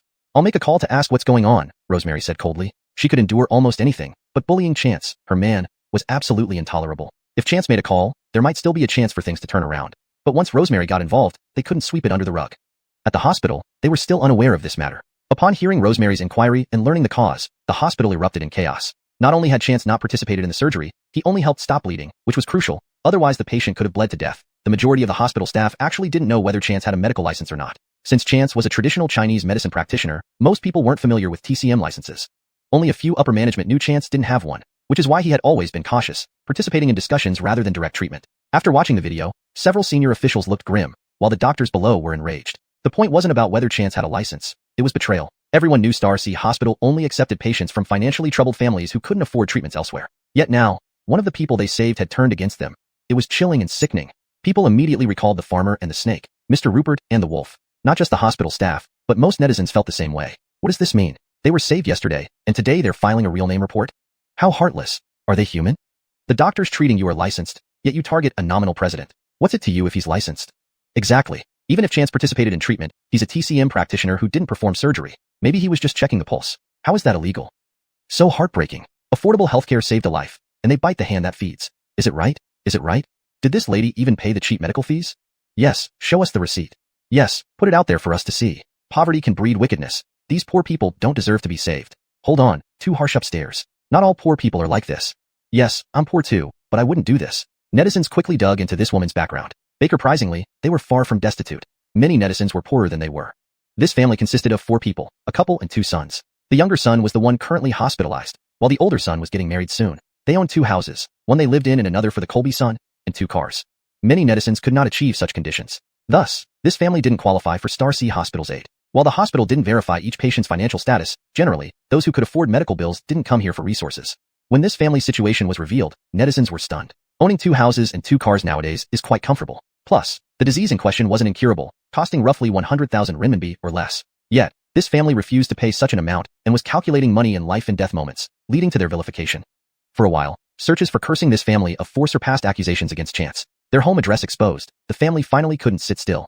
Most importantly, while it didn't matter that netizens knew their despicable deeds, neighbors, relatives, and colleagues finding out was a different story. After the information exposure, many relatives and friends called to inquire. Some even urged them to explain clearly, fearing being implicated. How could anyone hold their head up with such relatives? Even the fiancé's family called to confirm the truth. Sending someone to Star C Hospital isn't wrong, and needing urgent funds to do so isn't bad. But using the hospital's resources while secretly betraying them through a report was despicable. The woman then posted a video clarifying she wasn't unwilling to spend money or maliciously reporting. She was concerned her son might suffer due to an unlicensed doctor. If she was genuinely worried about her son, it would be understandable. Yet, within half an hour of posting the video, more details emerged. She had done it for 100,000 renminbi. Chapter 500, Lanny seeks help. Chance did not believe a single word of the woman's report. Yesterday, he had felt someone was secretly filming him, but at the time he did not pay much attention. Reflecting now, that gaze was filled with malice. Otherwise, it wouldn't have triggered his alertness. Chance told Fremont about this incident. Just then, Jediah was nearby and immediately sneered. I don't think this matter is as simple as it seems. However, these minor nuisances are easy to handle. Aleh, have someone check the hospital surveillance footage, find the person who was secretly filming Chance, and send the footage to Xiaodong. Xiaodong, get the brothers to work overtime and catch this pest. Experience certainly matters. Jediah organized everything systematically and clearly. All right. Rosemary promptly made a call. Fremont also made calls, and soon the entire Brothers Alliance knew about the incident. Who was Chance? He was their god. They admired anyone skilled in combat, and Chance excelled beyond measure in that aspect. Moreover, they used to be a branch alliance under many restrictions from the main headquarters. Now, they had started anew and even surpassed the Four Seas Alliance, which was satisfying beyond words. Furthermore, they no longer needed to pay the main headquarters. With more businesses, everyone could fill their pockets without needing to resort to violence. All of this was thanks to Chance. Hearing that someone wanted to harm Chance stirred everyone up. Soon, Rosemary identified a person, and once the video screenshots were sent to the Brothers Alliance, everyone passed down the photos for further action. In less than an hour, this person was found. The man was still in Ninghai and hadn't left, probably wanting to stay close to keep tabs on the family. The three Colbys had nothing else to do and drove straight to the Brothers Alliance. With their methods, making someone confess was too easy. They regretted that the guy confessed too quickly, depriving them of the chance to use their full arsenal of interrogation techniques. Indeed, as Jediah guessed, the woman wasn't worried about her son but after money. And her son wasn't injured by himself. He was slashed by someone else. When Rosemary learned of this, she was livid. This woman knew that her son was slashed under someone's orders, possibly intending to let him die at Starsea Hospital. After the staff at Starsea Hospital saved him with all their efforts, she turned around and falsely accused Chance. Though everyone knew the woman might have been coerced and tempted by money, it was still unacceptable. The case, along with the man who instructed the woman, was handed over to the police station. With the methods of the three Colbys, the truth came out easily. Baker's people, though ruthless to others, turned into cowards when it was their turn. The police soon announced the incident. It caused a significant uproar online. There was all sorts of criticism, especially since it was the first day of the Lunar New Year. Quite an unusual situation where everyone united in anger against one family. The woman was soon caught too. It wasn't because of her false accusation, as it was a real name report, and whether Chance had a medical license was still unclear. However, as the victim's mother, instead of reporting the actual perpetrator, she colluded with the wrongdoers. The police needed to talk to her. This man wasn't the final mastermind either. The true instigator, as Jediah guessed, was the Four Seas Alliance. Don't bother with him during the holiday. Let's not let these scumbags ruin our mood, said Jediah. Agreed the others. Oh right, H.A. Didn't you say your certification should be ready? Rosemary suddenly asked. Yesterday, when Alma mentioned this, she didn't avoid Rosemary. I almost forgot. Now, I'm no longer practicing medicine illegally. Chance realized, I'll post it online right away. Luckily, Alma had spoken yesterday, prompting Julius to expedite the process. Otherwise, having it dated from yesterday wouldn't look good. Although the certificate wasn't in hand yet, a photo was taken before it was couriered. Chance posted the photo online. With the certification, Chance felt different. Hey, I feel like I have a lot more backbone now, Chance remarked. Everyone laughed heartily. You were treating us without feeling confident? Elder Britt smiled. This kid, Herman laughed and, while holding his phone, asked his grandson to help him retweet Chance's post. Others followed suit. At first, netizens focused on Chance's medical qualifications. Gradually, seeing more influential figures retweeting, the focus shifted. While some knew about commercial tycoons like Herman, Elder Alfredo, and Elder Aries, they weren't particularly surprised. Star Sea Group having a few partnerships was normal. But what followed was impressive. First, Tamara's father retweeted, and netizens were startled by his official title. Seeing such high-ranking officials online was rare. More official accounts began to retweet. Netizens grew curious. Why is so much attention being paid to Chance? Oh, these are all official accounts, impressive. I suddenly suspect that Chance might be part of the government. I doubt it. Stop joking. Just a local businessman. Likely he begged for these retweets. I understand this kind of thing well. Are you kidding? Can you get the state council office to retweet for you? Shush, everyone stop talking. This is serious. As netizens discussed, Chance received a call from Wu Bartning's father, Lanny. Lanny called simply to ask Chance to treat someone. Bakare, I'll head there now. Chance knew Lanny's identity, a true member of the national elite. If he requested Chance's help, it was a face Chance couldn't refuse. Besides, from Lanny's description, the patient was a dedicated veteran who served the country all his life. Chance admired such individuals and would never refuse. I'll send someone to pick you up. No need. I have a private jet. It'll be faster if I report it rather than sending someone, Chance said. Good. Chance hung up and quickly arranged for the flight and air route. Whether it was difficult to arrange during the spring festival or not, he didn't know. But when he reached the airport, everything was ready for immediate takeoff. They didn't hesitate, immediately boarding the plane. Along with Mickey, Alma, and Julius, who were familiar with the capital's dynamics, voluntarily joined him on this trip. Chapter 501. Can a kid treat diseases? The four of them boarded the plane, and Syra served them drinks. Mr. Baker, I'm sorry, we only have some fruits and beverages on board. Dinner wasn't prepared due to the rush, Syra said apologetically. No worries, I didn't expect to travel during the spring festival either. It's already very inconvenient for you guys to be here on such short notice. Chance waved his hand and replied. Once we arrive in Marketing, you all should take a break and enjoy yourselves. I'll be staying for a few days, so consider this your holiday. If you go shopping, I'll cover the expenses. That's not necessary, Mr. Baker. We are well compensated, and our contract with the Mumbo family allows for immediate deployment. Syra smiled and shook her head. He does what he does, and I do what I do. Hey Chance, did you apply for this flight route so quickly? It only took us 40 minutes from departure to here, Alma asked curiously. I heard it usually takes at least an hour. Do you have special privileges here in Ninghai? Chance looked puzzled. I don't know. I've never applied before. It's always the crew who handles it. Syra was busy preparing fruit platters and nuts, and she answered with a smile.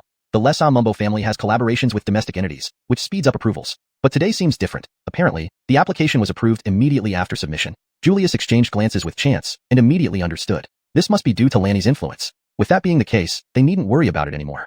3 hours later, they arrived at their destination. Chance barely had time to instruct the crew to arrange their own activities before they were whisked away by the car sent by Lanny.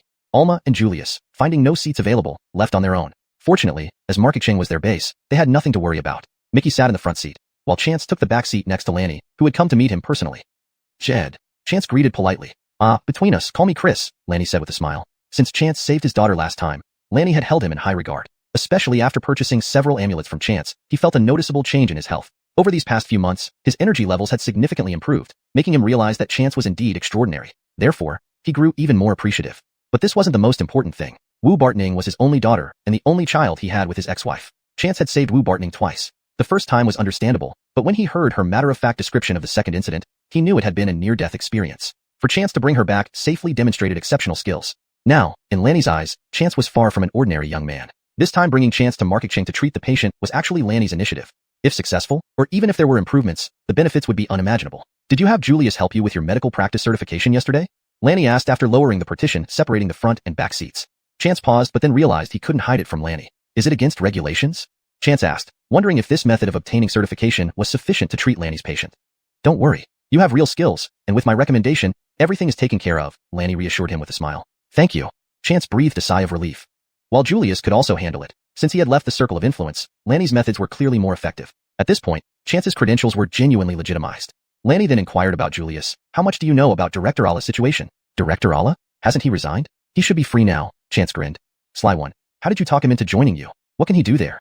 Lanny teased. This has nothing to do with me. Alma is like an Colby's sister to me, and Director Allah is my brother-in-law. I just invited them over for a visit and helped organize their wedding. Beyond that, I didn't get involved. Chance distanced himself from any political matters, presenting an innocent and pure facade. Political affairs weren't something he wanted to involve himself in, nor would Alma and Julius drag him into them. His best approach was to act oblivious, knowing full well that they would eventually be invited back by the authorities. Because until Jean Cortesgong's incompetence was exposed, people wouldn't realize how useless those in power truly were. So for now, this period, whether long or short, would be treated as a vacation, allowing Chance to ensure they had a good rest and relaxation. Although Lanny had asked, he clearly appreciated Chance's response and whispered as they got out of the car, if anyone else asks, tell them the same thing. Chance acknowledged and followed him out of the car. Having visited Marketing infrequently, Chance wasn't sure which district they were in. Moreover, this place didn't look particularly impressive. The courtyard was large, with a 3-story white building. However, as they approached the entrance, the difference became apparent. The guards at the door were heavily armed, and they required everyone to undergo a security check. Chance didn't protest. He understood this was a standard procedure and not targeted at him specifically. Besides, he carried nothing except within his bagua ring. After a thorough inspection, Chance followed Lanny upstairs and pushed open a door. Despite the building looking utterly ordinary from the outside, the interior decor was impressive. The room they entered was spacious and divided into inner and outer sections. In the outer section, a few people were talking in low voices. Seeing Lanny enter, one of them nodded at him. Dr. Baker, you're here too, Lanny greeted, nodding at the senior doctor present. How is the old leader doing? Not well. He was only conscious for brief periods today, Dr. Baker sighed. Can I go in and take a look? This is the young Baker I brought along. This is the one you mentioned earlier? Yes. I'll take you in. Dr. Baker glanced at Chance and then led them in. As soon as they entered the inner room, the doctors outside began murmuring among themselves. Is this the person Ibrahim mentioned? Just a kid. He doesn't even look 20. He probably hasn't finished medical school yet. This is for treating the old leader. Can someone like him really do it? Most likely not. Each of us has extensive experience. Given the old leader's condition, I reckon it's a lost cause. Sure. Don't say such things. End of chapter 501. ##### chapter 502. Secret acupoints. The first two people might not have heard the conversation, but Chance's senses were sharp enough to pick up every word. He didn't care much about whether they believed in him or not. His main concern was the old leader who was undoubtedly very ill. Since he was already here, he would do his best. After all, this wouldn't be the first time he had pulled someone back from the brink of death. Besides, saving such a critical patient would earn him significant virtue. The intensive care room wasn't empty. Machines beeped steadily, and the person on the bed was almost in a semi-coma. A young man stood beside the bed, clearly having cried a lot, with red and swollen eyes. It was evident he knew that the person on the bed had little hope left. Since receiving the Heavenly Medical Sect's legacy, Chance had all the knowledge directly infused into his mind. After more than 2 years, he had fully absorbed this knowledge. With just a glance at the Kolbili man, Chance noticed how poor his condition was, almost in a semi-coma. To put it professionally, the patient had entered the final stage of decay, essentially waiting to die. Ibrahim, please take a look. This is the current state of the old leader, Dr. Baker said softly. Lanny glanced at the monitor. All the data indicated a critically dangerous situation. However, there was no change in his expression since everyone was aware of this. He called for Chance only because they had run out of options. Baker, can you treat him? Lanny asked quietly. The situation is very grave. The patient is in a semi-coma and seems to have lost consciousness. Hasn't been lucid for several hours. Chance examined the patient's condition thoroughly before responding. While the doctor was impressed by Chance's immediate assessment, the seriousness of the situation was obvious to anyone. I've heard enough of these words. Can you save him or not? The young man with swollen eyes raised his head, asking rudely. If you can save him, stay. If not, leave. Having received several critical notifications over the past few days, the young man felt both pain and helplessness, but still held on to a flicker of hope when Lanny brought someone. However, he hadn't expected it to be a young man even younger than himself. His grandfather was beyond saving. Others can't, but I can. Chance looked up at him and said slowly but firmly, don't lie to me. Even President Baker couldn't treat my grandfather's illness, yet you claim you can? The young man doubted Chance, but his eyes revealed a glimmer of hope. If you don't trust me, why invite me? Moreover, everyone has their specialization. Just because others can't doesn't mean I can't. Chance had his own pride. Although the patient was severely ill, he truly could treat him. A few months ago, perhaps he wouldn't have been able to. But now, as an advanced chi practitioner, he was beyond the realm of ordinary doctors. Don't boast here. The young man's face turned serious. Can you take responsibility if you fail? If I can't cure him, do whatever you wish. Fine. Lars, don't behave like this, Lanny interjected hurriedly. This is treating a patient, not a bet. Chris, it's not that I don't trust you, but how can I believe someone younger than me? If my grandfather, our family will be ruined. Tears streamed down Lars's cheeks again. Why are you crying? Use this time to prepare things. Prepare what? Silver needles first. As he spoke, Chance had already approached the patient, closed his eyes, and began taking his pulse. Dr. Baker didn't leave. Since the room was spacious, he remained standing to one side. Actually, he was also a traditional Chinese medicine, TCM, practitioner. When he saw Chance ask for silver needles and begin checking the pulse, he was startled. He couldn't believe this young man was a TCM practitioner. Baker, a young TCM doctor? Baker a lie, he hadn't mastered many medical books yet he dared to speak so confidently? Dr. Baker didn't like Chance. He was certain Chance couldn't be a lifelong practitioner, given that he was friends with famous doctors from major TCM schools in China, none of whom had such young apprentices or allowed them to practice so early. So, Dr. Baker concluded Chance was merely a novice medical student. Lanny's high praise for Chance's skills might stem from some minor ailment he cured. Dr. Baker stayed not only to see what Chance could do, but also out of concern. Even though the old leader was deemed hopeless, prolonging his life by any means would greatly impact the current situation. As long as the old leader was alive, peace prevailed in Beijing. Once he passed, not only would his family decline, but also the suppressed unrest would resurface. Dr. Baker was wary of Chance, but maintained professional ethics. On the other side, Lars had already prepared the silver needles and other supplies. Because President Baker was a TCM practitioner and the old leader preferred TCM, these items were always readily available. After receiving the silver needles, Chance uncovered the patient. Lars quickly increased the room temperature and watched Chance intently. Holding a silver needle, Chance's demeanor changed dramatically, causing Dr. Baker to raise an eyebrow. Chance inserted the first needle into an acupoint Dr. Baker never imagined. This? Dr. Baker wanted to speak, but held back. Lars, noticing Dr. Baker's reaction, leaned in and whispered, President Baker, can this guy really do it? Dr. Baker shook his head seriously. I can't understand it. The points he's targeting don't seem to be actual acupoints. Dr. Baker indeed couldn't comprehend it. What Chance targeted were called secret acupoints, 12 unique points distinct from regular ones. While regular acupoints can be stimulated for treatment, secret acupoints were unknown to ordinary doctors. Even if ordinary doctors knew about these points, they wouldn't be useful without spiritual energy to stimulate them. Only top-tier practitioners using spiritual energy to stimulate these secret acupoints could temporarily unlock human potential, essentially bringing someone back from the brink of death. However, this revival had a time limit. Chance intended to pull the patient back from the edge of death using spiritual energy before administering further treatment. Otherwise, given his current state, the patient might not survive the night. Chapter 503. As sterling as my grandfather can be saved. Dr. Baker had been watching the entire time from nearby. His brows were tightly furrowed, but if one observed his expression closely, they would notice that although he was frowning, it was distinctly different from how he initially looked. At this moment, Dr. Baker was extremely stunned. This young man surnamed Baker inserted 12 needles, each in an unexpected place. Initially, Dr. Baker thought, this kid is indeed unreliable. He can't even locate the acupuncture points accurately? But then again, it seemed impossible. Lanny wasn't an ordinary person. Even if he sought help randomly due to illness, he wouldn't bring someone with such poor medical skills. Therefore, Dr. Baker concluded that this young man might be more than what he appeared to be. When all 12 needles were placed, Dr. Baker was thoroughly bewildered. If one needle was misplaced, surely not all 12 could be incorrect. It looked like this procedure was now completed. So, what on earth was being done here?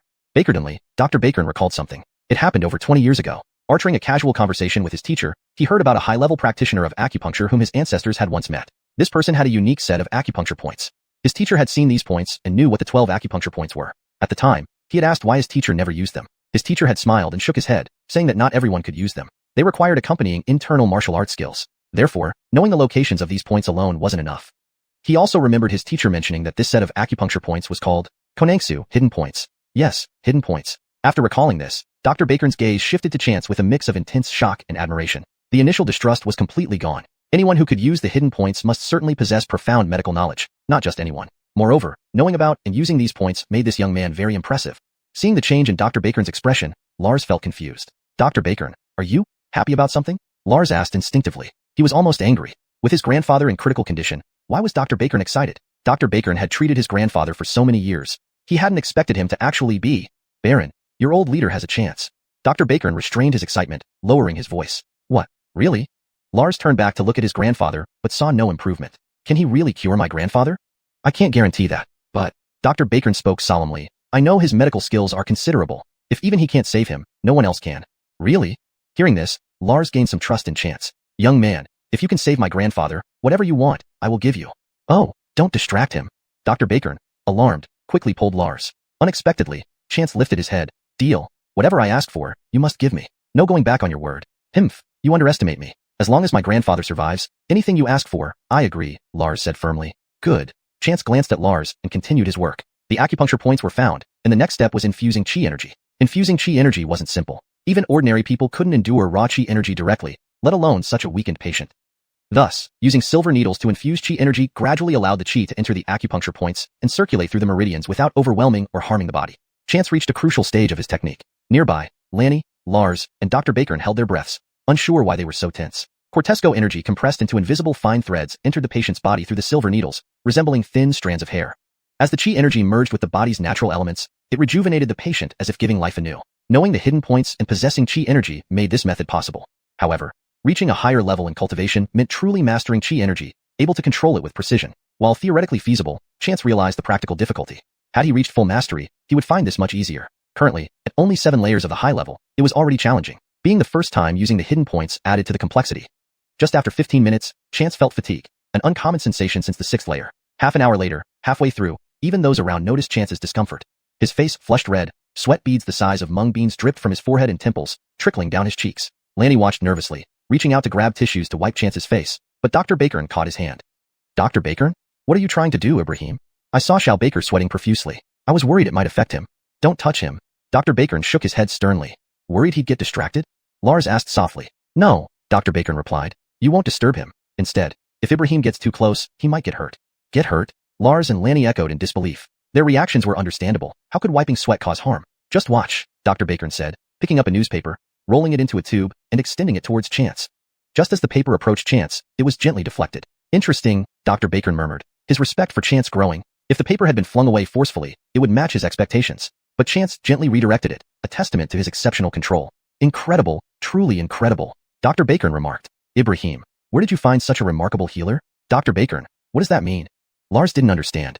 I can't explain fully, but suffice to say, he's formidable. Dr. Bakern sighed. Your grandfather really has a chance. How much longer will he need? Lanny suddenly remembered something. In my rush, I forgot to ask if he had eaten. There was no time for him to eat. Eating is simple. I'll have it prepared now. Lars's eyes glowed fervently. As long as my grandfather is saved, I'll do everything for him. Chapter 504. I'll guarantee him 3 years. The entire process of energy channeling took nearly 2 hours. At the beginning, the pace was fast, but as it progressed, Chance's movements became increasingly slower, especially in the last 15 minutes when his mental awareness neared exhaustion. Fortunately, the abundant spiritual energy prevented further complications. Otherwise, with insufficient spiritual energy and mental awareness, there would have been serious trouble. Not only would the patient not be saved, but Chance himself would suffer from backlash. Finally finishing up, Chance felt like he had just managed to escape from a pump that had tightly suctioned him. His body swayed, almost falling over. Luckily, Lanny was close by and caught him in time. Please retract the needles, Dr. Bakern, Chance said weakly. He was utterly drained now. You can rest assured. Dr. Bakern quickly collected the 12 silver needles and carefully packed them away. He then readjusted the blanket over the patient. Dr. Baker, is the treatment finished? Yes, we can only do this much today. Monitor the data closely, and I need some rest. There's an empty room next door, Lars added. Lanny supported Chance to the neighboring room. By the time they got there, Chance had already regained some of his strength. Lanny poured him a glass of water before returning to check on their former leader. Chance finally let out a long breath. Saving lives truly went against the natural order. Even with his current level of cultivation, rescuing someone felt like it had drained all his vitality. However, Chance secretly rejoiced. Compared to saving a life, temporary weakness was nothing. To go against nature and save a life demanded a great deal. Only the Heavenly Medical Sect possessed this ability, to save lives without harming oneself and even gain merit. In the neighboring ward, Lars looked at the instruments showing no significant changes and couldn't help frowning. Dean Bacon, after all that effort from that guy, why are my grandfather's stats still the same? There was something Lars didn't say. He suspected that Chance's treatment wasn't effective for his grandfather. It's not that simple, Dr. Bacon replied. The formal treatment hasn't officially started, but Dr. Bacon pointed to some data on the instrument for Lars to see. Lars stared at it blankly. These numbers have stabilized and are slowly rising, indicating that my grandfather's vital signs have stabilized and aren't deteriorating further. So, what should we do now? Lanny asked after hearing this. We can only hope Dr. Baker recovers quickly and starts the treatment soon. I'll go check on him. Lars turned and ran off. Chance was resting in the room with his eyes closed, lying down. Despite this, his cultivation technique operated automatically, and his complexion had visibly improved. Hearing a knock, Chance remained silent. The visitor entered uninvited, knowing Chance wouldn't respond. Initially, Chance thought it was Lanny. When the visitor didn't speak, Chance opened his eyes to see it was Lars. Lars stood by the bed, unsure how to begin. Seeing Chance open his eyes, he relaxed slightly. Are you hungry? Chance? I heard Chris saying you haven't eaten. What do you want? I can order it right now. Tell me anything. I'll fulfill your requests. Chance chuckled lightly. You think you can placate me so easily? You're judging me too harshly. Lars frowned. Eating and drinking are trivial matters. You look down on people? Your demand can be made separately later, and I'll keep my word. No need for more demands. Chance's gaze shifted to Lars's chest. I've decided. Lars instinctively looked down at his chest, confused about what Chance was looking at. Say what you want directly. Why look at me? Lars asked in surprise. I want the necklace you're wearing. Chance pointed at Lars's chest. What? The necklace? Lars touched it, dumbfounded. How did you know I'm wearing a necklace? Being a man, Lars indeed wore a necklace with a pendant. To avoid questions, he always kept it under his clothes. Unexpectedly, Chance noticed. Lars undid the necklace. This necklace isn't valuable. It doesn't count as a request. Seeing Lars about to hand it over, Chance waved it off. I want the pendant. If Chance hadn't misjudged, the pendant on Lars's necklace wasn't just any ordinary gemstone or crystal but a spirit stone. He recognized it instantly from the knowledge passed down in the Heavenly Medical Sect. As for the grade of the spirit stone, whether it was low, medium, or high quality, he needed closer inspection. He didn't dare hope for a high-grade stone because such quality had disappeared centuries before the sect's lineage broke. Do you really want this stone? Lars hesitated. If it were just the necklace, he would have given it without a second thought. It was merely a simple platinum chain. However, the pendant held deep significance. It was given to him by his grandmother when he was young as a protective charm. Moreover, he believed this charm had kept him mostly illness-free since childhood. It was rumored to be a family heirloom from his grandmother's side. Therefore, it wasn't merely a charm or gift from Colby. It carried a legacy beyond material value. Do you really want it? Yes, Chance nodded. A spirit stone was extremely rare on Earth. For others, its effect might be limited to emitting a bit of spiritual energy to nourish the body. But for Chance, its utility was far greater. However, seeing Lars's reluctance, is this very important to you? Well, it's a charm given to me by my grandmother, Lars, who grew up around the old leader, though not the best-tempered, wasn't indecisive. Knowing Chance wanted it and could save his grandfather, he handed over the necklace with the pendant. Here's the item, but you must guarantee my grandfather's recovery. Chance raised an eyebrow. Your grandfather is gravely ill, you understand, right? Of course I know, Lars frowned. What are you getting at? So, while I can make your grandfather conscious and reduce his symptoms, his body is nearing the end. Realistically, he has 3 years at most. What? Lars's face paled, feeling something heavy pressing on his chest. Only 3 years? 3 years is a very optimistic estimate. More precisely, between 1 to 3 years, and I can ensure him 3 years. Chapter 505. Can determine Alfredo and death? Is he the king of hell? Lars handed the necklace to Chance, accepting this outcome. When he returned, he was pleasantly surprised to find that his grandfather had already woken up. Lars rushed to the bedside in a few strides, clutching his grandfather's hands tightly as tears streamed down his face. Apollo, you're awake. You're really awake. Foolish child, why are you crying? I told you never to cry easily in front of others, Apollo Bart said in a soft voice, clearly very weak. Apollo, I'm just so happy. Lars wiped away his tears with the back of his hand, but his tears wouldn't stop, instead flowing more profusely. All right, foolish child. Apollo Bart sighed. Did your aunt and uncle not come? The situation is quite bad now, so they're all at their posts. Lars hesitated before saying, Apollo, you've just woken up. Don't think about these things. Let me have someone check on you. Why bother saving me when I'm doomed anyway? Apollo Bart said faintly. To be able to wake up and see you again, I have no regrets. No, Apollo, you'll be fine. That kid promised me that you could live for 3 years. That kid? Who is he? Apollo Bart, rarely curious, asked. And from what his grandson had said, he guessed that it was because someone saved him, likely a young person. He knew his own body's condition well. Just now, he even thought he saw his father, who had died nearly 50 years ago. At that moment, he knew he was truly unwell and had prepared himself to not wake up again. Unexpectedly, he regained consciousness and could live another 3 years? Apollo Bart almost chuckled. Who was this person who claimed to determine how long one could live? Was he the king of hell? He's the one who just woke you up. He's resting next door. Then we shouldn't disturb him. Apollo, I also need some rest. All right, then rest well. I'll stay here beside you.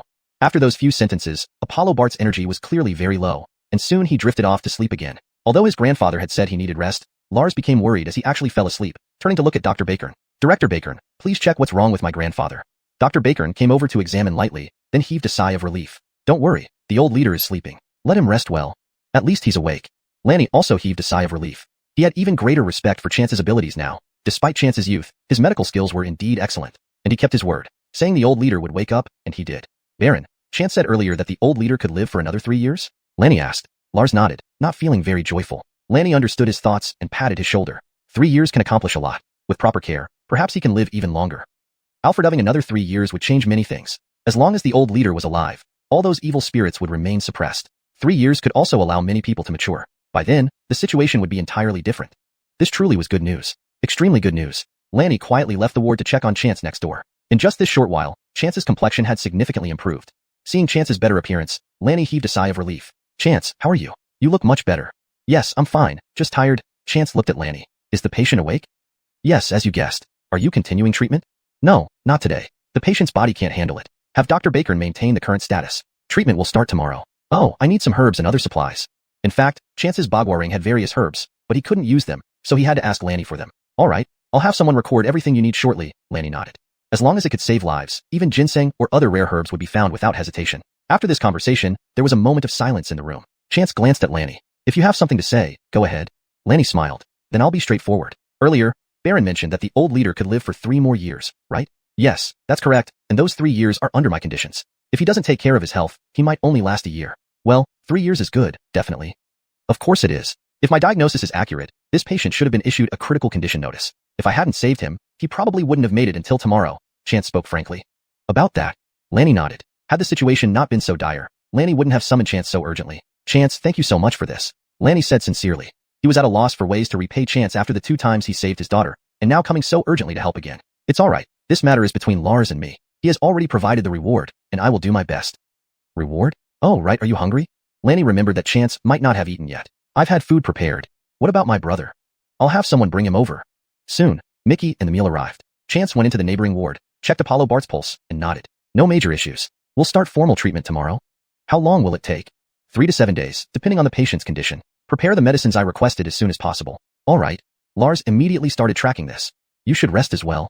But I can't sleep. Lars gave a bitter smile. Then, Chance pulled a small pill from his pocket. Take this if you trust me. Chance turned and went to eat with Mickey. Lars stared at the small red pill in his hand, hesitating. What kind of medicine is this? Could he just take it casually? Even as a doctor, shouldn't Chance check his pulse first? However, Lars ultimately chose to trust Chance. He had entrusted the most important person in his life to Chance. What else was there for him to worry about? Lars swallowed the pill. Within minutes, he felt warmth rising from his lower abdomen, making him feel incredibly comfortable. Lars felt more alert. Any fatigue, sore eyes, headaches, all symptoms vanished. At this moment, Director Bacon entered. Lars, you've watched over the old leader for several days. Go rest? Before finishing, Director Bacon noticed Lars's refreshed state.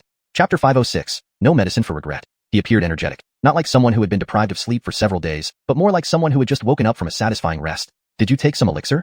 Dr. Bacon teased. You look very spirited. I feel very energetic indeed. Director Bacon, I can keep watch now. My condition is great. All right, then I'll go rest and relieve you at midnight. No worries, I feel like I could stay awake for 3 more days, Lars said as he saw Dr. Bacon off.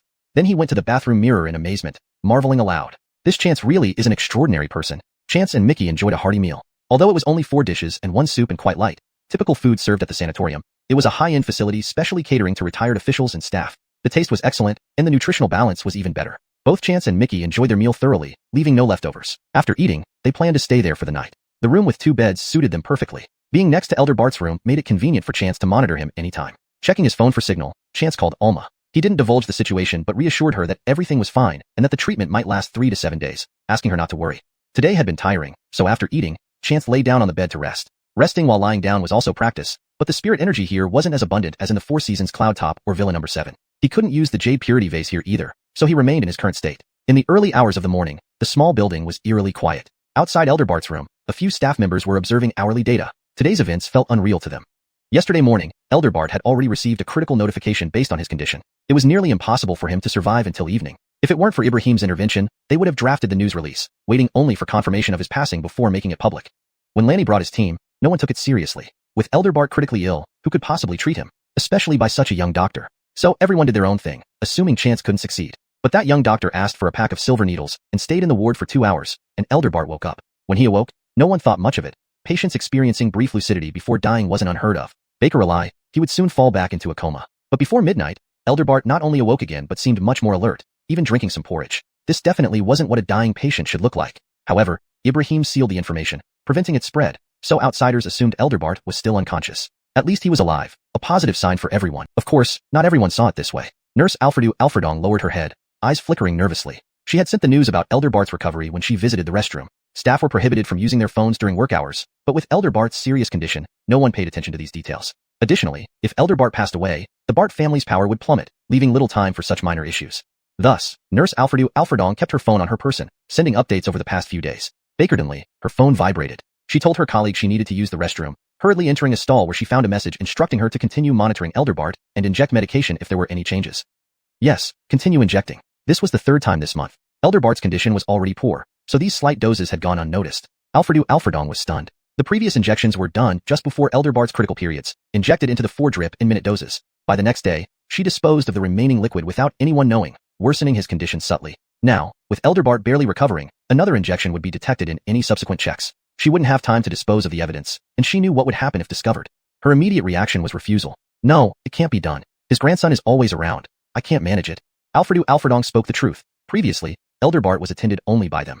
If you don't do it, I'll expose everything, the sender responded bluntly. I'm waiting for your response. Either he dies or you do. If you do it well, I can send someone to escort you abroad immediately with 5 million yuan. If you're lucky, you'll be set for life. Alfredo Alfredong felt crushed. Initially, she only wanted some money for luxury bags, innocently leaking minor details. Step by step, she ended up in this dire situation.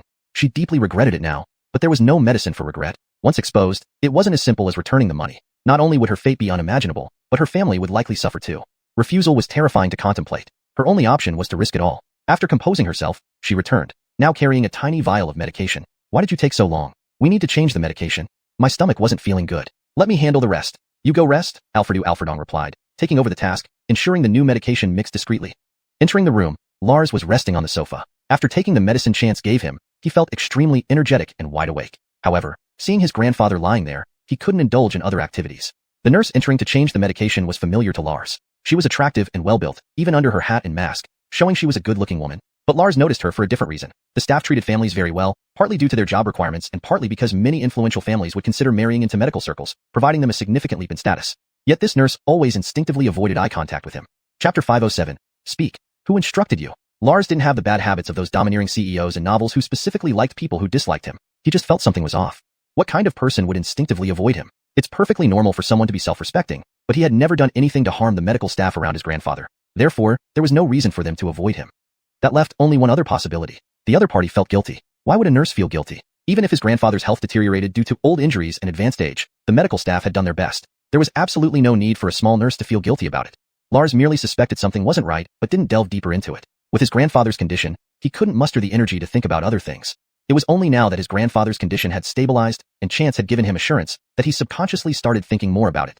So, when he first saw the woman come in, he instinctively lay back down, leaving only a small gap to observe what she would do. To his surprise, everything seemed normal. From start to finish, Lars didn't notice anything amiss with her actions until she left. However, as she was leaving, Chance came in, and they passed each other. Chance, you're here. Lars knew Chance's full name and some information about him from Lanny. Seeing Chance enter, he felt quite excited. Are you here to see my grandfather? Yeah, Chance responded briefly. He wasn't much of a talker, especially not to unfamiliar people. Given Lars's possession of the spirit stone and his relation to the patient, Chance treated him relatively kindly. Not only did Lars get information on Chance from Lanny, but Chance also learned about old Bart lying in bed from Lanny. Initially, he only knew the surname Bart, but after Lanny's reminder, he remembered this particular person. This man was a big shot, frequently appearing when Chance was young. However, Chance retired by junior high school. But retiring didn't mean completely disappearing. Many people today were still old Bart's former students and associates. Lanny was one of them. Because of this, Lanny was grateful to old Bart and invited Chance over. Chance also knew something about old Bart, having heard tales from his mother Tang Bart when he was young. Thus, he had a good impression of him. Chance purely came over out of boredom since he couldn't cultivate. After a few aimless words with Lars, Chance checked old Bart's pulse again. Everything was as expected. But just as he was about to let go, he suddenly noticed something unusual about old Bart's pulse. He immediately frowned. What? Is the situation not good? Lars tensed up. It shouldn't be, Chance muttered, looking around without finding anything amiss. His eyes suddenly fell on the 4-bottle placed nearby. Chance immediately understood. When he entered, the nurse had just changed the forebag for old Bart. Moments later, Chance detected something wrong through the pulse check. Was the problem in the fore fluid? Chance decisively cut off the fore drip. Why? Why did you stop it? Is there something wrong with the fore fluid? Lars was startled. Chance glanced at him. Were children from political families all this perceptive? Did you notice something too? Chance held the fore-needle tip to his nose. Unfortunately, even with his heightened senses, he couldn't detect anything unusual about this colorless and odorless substance. I just thought that nurse was a bit odd, Lars said instinctively before realizing, is the fore really the issue? Did someone poison it? I'm not sure yet, but this fore is definitely harmful to the patient. I'll find someone to test it. Don't use the people here, Chance warned. Dr. Bacon can't do it? They're part of the same gang? Lars's face darkened. I'm trying to avoid alarming the suspects. By the way, what about that nurse? I'll take care of it. At this point, Alfredo Alfredong had completed her task and went to the restroom to give instructions to the other party. After changing clothes, she slipped quietly to the main entrance. Although entering and exiting was complicated, she was familiar with the guards at the gate. An excuse would suffice to get out. But waiting outside for a long time, she saw no sign of the person supposed to pick her up. Worse, the number she received text messages from not only didn't reply but gave a busy signal when she called. By this time, Alfredo Alfredong was already panicking, clutching her handbag tightly, nails digging into the leather. As she stood anxiously, wondering how long she should stay, a familiar voice suddenly sounded behind her. Hey, Xiao Alfredong, what are you doing here? Why did you change your clothes? I got hungry suddenly and wanted to buy some snacks. Wearing our work uniforms wouldn't be suitable. Me too, let's go together. No, not. You don't look well. Is it your period? Let me get you a bowl of chicken soup from the kitchen. It'll make you feel better. The woman put an arm around Alfredo Alfredong and led her back. Alfredo Alfredong was heartbroken but dared not struggle. The guard post was nearby. Causing suspicion would mean she couldn't escape. She could only follow and wait for another chance to leave. But when she entered the courtyard, she saw Lars staring at her with cold indifference. Her legs turned to jelly, blood turning cold. Take her to the side room and keep an eye on her, Lars instructed. Having dealt with Alfredo Alfredong, another friend arrived, taking the medication without a word and leaving. About an hour later, the answer came. The liquid contained a certain dose of amphetamine. Lars didn't know much about amphetamines. His friend didn't explain in detail, but emphasized that such a substance should never be present in a Colby person's fore. It would only drain life force, hastening death. Lars nearly crushed the phone. Turning, he ran to Alfredo Alfredong's room, kicked open the door and roared, "Speak! Who instructed you?" I don't understand what you're talking about. Stop pretending. Your attempt to poison my grandfather has been exposed. Don't forget, this place has surveillance. And your colleagues will speak up to clear themselves. Do you think you can get away with it? Lars sneered, if you won't speak, then better yet. We'll let the professionals handle you. No, don't arrest me. I'll talk. Alfredo Alfredong collapsed in terror, crawling towards Lars. Hector Bart, please, I'll tell you everything. Lars kicked her aside, his voice cold. Speak. Chapter 508. Everyone out. An hour later, Lars reported the incident to the police. He provided a sample of the injected liquid and a video recording. The police formed a special task force to investigate the matter secretly. Although it was just an attempt to harm a Colby person, due to the Colby's significant status, this case was taken extremely seriously. Former state leader Bart Lau had fallen victim to someone trying to take advantage of his advanced age. This immediately caught the attention of the Raymond, who issued strict orders for a thorough investigation. The atmosphere in Beijing suddenly became tense, with an underlying sense of urgency. However, it didn't affect Chance at all. The situation with Bart Lau had been discovered early, so the impact wasn't too severe. After handling the issue, Lars returned to the ward. Now, he felt immense gratitude and trust towards Chance. Dr. Baker, how is my grandfather doing? Lars asked. Chance noticed the change in Lars's attitude. Previously calling him kid, Lars now respectfully addressed him as Dr. Baker. He's fine. Do we need to administer any antidotes? Chance shook his head. Any medication would put additional strain on his already weakened body. More medicine would only be dangerous. We will start treatment tomorrow, and I'll figure out the rest. All right, I trust you. Lars nodded firmly. Just as he was about to say more, his phone rang. Lars frowned, pulled out his phone, and glanced at it. I need to take this call. Here. Don't worry, I'll stay here and keep watch from now on, Chance assured him. Lars thanked him gratefully and left. Soon after, several cars arrived at the building. Lars went to greet them, but they quickly started arguing. With his sharp senses, Chance overheard every word of their conversation downstairs. What puzzled him was that the visitors were Lars's two uncles and aunt, but not his parents. There must have been some reason behind this. Otherwise, why would only Lars, the grandson, be guarding the old man? Lars, as a junior member of the family, had been staying by his grandfather's side for days, while Bart Lau's own children hadn't shown up once. Now, upon meeting, they blamed Lars for the poisoning incident. Chance grew cold inside. These people never showed up when Bart Lau was critically ill, yet now they had the nerve to question their nephew. Seeing the group approach, Chance remained unmoved. If they behaved themselves, fine. But if they caused trouble, he wouldn't hesitate to show them no mercy. No one would interfere with his treatment, not even the patient's children. They climbed upstairs and stopped at the ward door. Lars raised an eyebrow. Second uncle, younger uncle, should the staff stay outside? Too many people in the ward aren't good. Bart Janjun glanced at Lars, waved his hand, and the staff stayed outside. Only the three siblings and Lars entered. Chance chuckled silently. Lars hadn't disappointed him. If Chance had seen so many people enter the ward, he would have thrown everyone out, including Lars. For people were barely acceptable. The three siblings rushed to the bedside as soon as they entered. Chance looked at Lars, who rubbed the bridge of his nose, feeling uncomfortable and helpless. Bart Lau was still sleeping soundly. The trio straightened up and noticed Chance sitting beside them. Who are you? What are you doing here? Aunt, this is Dr. Baker. It was Dr. Baker who discovered something wrong with grandfather. Lars reminded her to be respectful. Unexpectedly, Bart Genuine tightened her face. Isn't that what he's supposed to do? Besides, it's only after the injection that the issue was found. Negligence. How did you manage your duty? Chance's expression darkened. This woman was really unreasonable. If it weren't for Lars, anyone pointing fingers at him would have had their finger broken. Alfredottle's sister. Bart Janjun scolded her sharply. Regardless, now wasn't the time to berate the doctor. Though Bart Janjun didn't think much of this young doctor either.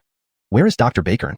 Bart Janjun asked. Right then, Dr. Baker walked in. Someone had informed him about the incident earlier, which made Dr. Baker break out in a cold sweat. Had Bart Lau died of natural causes, there would have been no problem. But being poisoned right after recovering implicated everyone involved. Furthermore, Alfredong had worked there for over a year. Was this her first time poisoning? If not, could she be responsible for the worsening of Bart Lau's condition?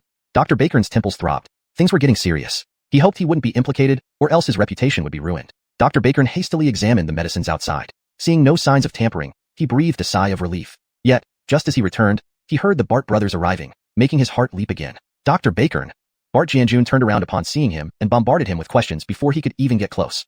Dr. Baker broke into a cold sweat. Ladies and gentlemen, the patient needs peace. There shouldn't be too many people in here, Chance interjected coldly. If you have questions, please ask them outside. Though Chance's words were justified, his tone was quite unfriendly. The Bart siblings froze, then erupted in anger, especially Bart Jamin, who held a high position and had never been spoken to like that by someone as young as his son. What right do you have to? Bart Jamin shouted. His shout was loud enough for Bart Janjun and Bart Genuine to try stopping him, but it was too late. Bart Lau woke up, coughing slightly. Lars reacted fastest and wanted to check on his grandfather. Unexpectedly, his aunt, who was closer, beat him to it. Father, you're awake? Are you feeling better? We were busy working, so we just arrived. Who knew the security here was so lax? Who dared to poison you? Bart Janjun's head throbbed. What kind of karma had he incurred to have such a rash and tactless sibling? Genuine, shut up. Bart Janjun ordered. Bart Genuine reluctantly stopped talking. Bart Lau ignored her and looked around. Who was shouting just now? Is it Xiao-san? Father, it's me, Bart Jamin replied. Everyone out. Bart Lau commanded. Chapter 509. Herbal Bath Treatment. Mr. Bart spoke clearly, word by word. After arriving at the ward, you're still trying to show off your power. I can't manage you, and I don't want to bother looking at you. All of you, get out, don't disturb me. Mr. Bart's voice was very weak. After saying so much in one breath, he started coughing again. Baron, stay here. All of you leave. Unable to do anything, Bart Janjun could only take his siblings out, along with Dr. Baker. However, seeing Chance standing not far away and not moving, Bart Jamin felt aggrieved. That guy didn't hear our old man's words? Court his re-up and get out. He's a doctor.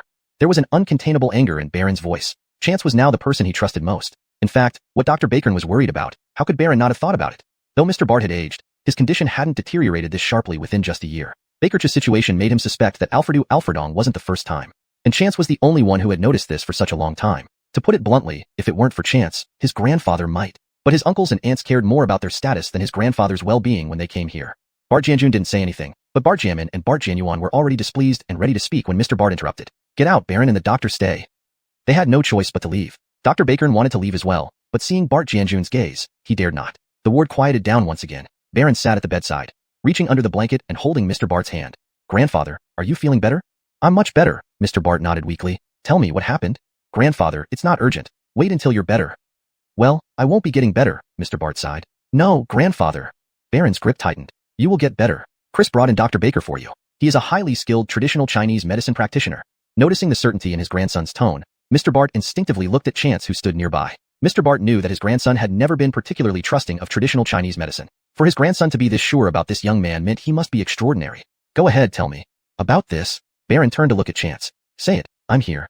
Chance said 6 simple words. Baron felt reassured by the calmness in his voice, giving him a sense of confidence that everything would be fine. Nodding, he began recounting from the day before. When Mr. Bart heard about the critical notice given to him yesterday and the memories of deceased relatives he had seen, he couldn't help but glance at the young man who remained steady beside him. Was it this young man who pulled him back from the brink of death? As Baron mentioned the nurse being involved in poisoning, he stumbled over his words, cautiously observing Mr. Bart's expression, fearing that he would make his grandfather angry enough to worsen his condition. Unexpectedly, Mr. Bart's face remained composed, reacting indifferently as if it were something unrelated to him. Grandfather, aren't you angry? Baron asked. Why should I be angry? There have been many people wanting my life. If I let it get to me, wouldn't I be helping them? Mr. Bart forced a smile despite his dry lips. Chance smiled slightly beside him. The Colby truly was as magnanimous as he had imagined. Such insight explained why he had risen to such heights. Noticing Chance's smile, both of them exchanged glances and chuckled together. What are you two laughing about? Baron was puzzled. How did your uncle and aunt find out? Mr. Bart ignored Baron's question and asked another. They found out because I called the police. The Andres learned of it, and they... I see. Mr. Bart responded, closing his eyes tiredly. Send them away soon. I don't want to see them. Yes, understood. Rest well, grandfather. Mr. Bart, extremely weak, soon fell asleep again. Baron conveyed the Colbys' wishes outside. The trio had already learned the events from Dr. Baker. Though the person lying in bed was their father, they had always prioritized work above all else, especially with the mounting pressure due to Mr. Bart's declining health. They never expected it to reach a critical point. Seeing Baron come out, Bart Jamin and Bart Genuine immediately confronted him. Your grandfather reached critical condition, and you didn't notify us. Baron's face flushed red, not out of shame, but anger. Do you even check your phones? How many times did I call? You never answer your own calls. Each time it was your secretary responding, always saying in a meeting. You claim to care for the Bart family, yet can't spare any time for your father? These things, I didn't mean to say. As a younger generation, I wouldn't have, but my parents aren't around. A pang of pain hit Bart Janjun. Softening his expression, he hugged Baron with one arm. Thank you, Baron. How is grandfather? Grandfather is sleeping. He instructed for you all to go back to your work, not to disturb him. How could grandfather say such? Bart Genuine seemed disbelieving. That's enough, Bart Janjun sternly interrupted. Let's go. Baron, leave this to you. Second brother, how can we leave it to a child like him? Bart Jamin objected. Even if he's a child, he's more reliable than us. Let's go. Bart Janjun coldly stated. It had to be admitted that Bart Janjun's word carried weight. Even though the other two were unhappy, they followed. After they left along with their staff, the White Mansion became quiet once more. Baron breathed a sigh of relief. By morning, all the herbs Chance needed were prepared. Most of these were already available, only a few new ones were added. Mr. Bart's body, combined with amphetamines and other drugs, essentially a cocktail of stimulants, was potentially fatal. Most troublesome was knowing this. Chance couldn't use conventional medications as Mr. Bart couldn't endure any medication. Thus, he added some new ingredients to the original formula, hoping to repair damage using external means. Baron and Dr. Baker monitored while Chance personally prepared the herbs. Selecting the usable ingredients, he boiled them into a medicinal broth, choosing the treatment method he was best at. Herbal bath. Chapter 510. Resilient mind. Chance was quite fond of using medicinal baths as a treatment method, especially for frail patients who couldn't even withstand the potency of medicine. Absorbing the medicinal liquid externally was the safest option. After Chance's acupoint therapy last night, Mr. Bart had actually improved significantly. If not for the midnight episode, his current state would have been even better. However, since events transpired as they did, there was nothing to be done about it. Mickey moved the large wooden tub into the ward, while Chance prepared the medicinal broth. Lars helped the Colby man sit up carefully and then slowly shifted him into the bath. The water was scalding, causing Mr. Bart to instinctively draw in a breath. Apollo, are you okay? Lars touched the water, finding it hot even for him. Mr. Bart's voice was still weak but composed. Men can endure anything. Chance chuckled beside them. This character of Mr. Bart suited him well. What's so funny? Lars muttered under his breath. Mr. Bart, although the water is hot, try to bear with it. Normal temperatures won't fully unleash the medicinal effects. If you feel you can't take it anymore, let me know, and we can temporarily stop. I can do it. Mr. Bart gritted his teeth. It was the first time he felt that hot water could cause such discomfort. The scorching water, after several seconds, seemed to turn cold, like icy needles piercing through his body. If he had more strength, he would have jumped out of the water. This experience was truly unbearable. However, after about 10 minutes, this discomfort turned into a comfortable sensation. Even Mr. Bart didn't notice when the change happened. Half an hour later, Chance and Lars helped him out of the bath. Lars meticulously changed the Colby man into dry clothes, wiped him clean, and put on fresh clothing before laying him down. How do you feel, Grandpa? Not enough. Everyone laughed at Mr. Bart's words. Chance gave a thumbs up. You're amazing, Grandpa. Cortesmph, Mr. Bart snickered, with a clear smile of satisfaction on his face, like a happy old child.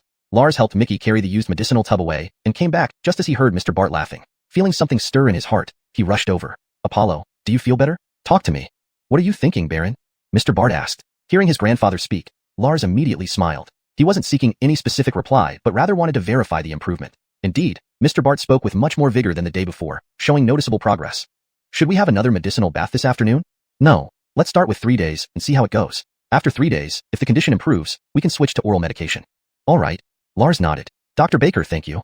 Don't mention it. It's my duty. By the way, the Colby can eat something now. He must be hungry. You should also rest. There's no need to worry about infusions for the next few days. I understand. Chance went to rest in the neighboring room, while Mickey hurriedly brought in food. Brother, you must be hungry? A little. They had been busy with the medicinal bath all morning and hadn't eaten. Is this lunch? Pretty much. Everyone skipped breakfast, so the kitchen prepared lunch instead, Mickey explained. This small white building seems to have only one patient, this Colby. Chance nodded. It wasn't surprising given the level of care provided to someone of Mr. Bart's status. A lifetime of service deserved special attention. Lunch was quite good, better than the staff meals, probably due to Lars's instructions. However, Chance misunderstood. It was due to the upheaval caused by yesterday's events, which prompted a higher level of service from the kitchen staff. Regardless, both Chance and Mickey had a satisfying meal. After eating, Chance prepared to rest but reminded Mickey to keep an eye on things nearby. Not because he doubted the staff, but because Lars needed assurance. Despite the protective pill from yesterday, continued stress could be dangerous. Mickey agreed and left to supervise. Unexpectedly, Lars soon followed him into Chance's room, lying down on Mickey's bed and falling asleep almost instantly. Chance stared in surprise. Was the room allocation in the small white building that tight? Realizing quickly, it was likely that only near chance could Lars find peace of mind. 3 days passed swiftly, and Mr. Bart's health showed significant improvement. Not only could he endure 2 hours of medicinal baths daily, but he also began receiving visitors. 3 batches of guests came during these 3 days. One batch required Chance to remain confined in the neighboring room. Mickey looked puzzled, but Chance understood. The Raymond must have come. Fortunately, the visit lasted only 30 minutes. Bakerch, a busy person dedicating half an hour here, must have pushed aside countless other tasks. Only Mr. Bart had this kind of influence. Once the 3 days were over, Lars anxiously watched Chance. Can we start the treatment? Chance spent nearly an hour examining Mr. Bart's pulse. Lars grew increasingly impatient, pacing back and forth. That's enough. Stop pacing. It's annoying, Mr. Bart finally said, unable to hold back. Opening his eyes, Chance saw Lars looking distressed, wanting to pace but forbidden by his grandfather. When Chance opened his eyes, Lars immediately asked, "How's it going?" His recovery is impressive. He can start taking the first dose tonight. Lars breathed a sigh of relief and plopped onto the sofa. Don't worry, I'm here, Chance reassured him. Yes. You stay here. I'll go prepare the medicine. Mr. Bart's recovery speed truly amazed Chance. Someone rescued from the brink of death should logically still be very weak despite treatment. Clearly, the older generation was resilient. As long as their will to live remained unbroken, they could always fight back to their feet. Given his better physical resilience, a slightly higher dosage could be considered. Chance had another thought. If Mr. Bart possessed such unwavering resilience and will to live, perhaps the initial 3-year prognosis could be extended further. But there was no rush concerning this matter. Chapter 511. I own a house in the capital. That afternoon, Chance selected the necessary herbs and, combining them with those stored in his world ring, directly concocted several pills for bodily conditioning.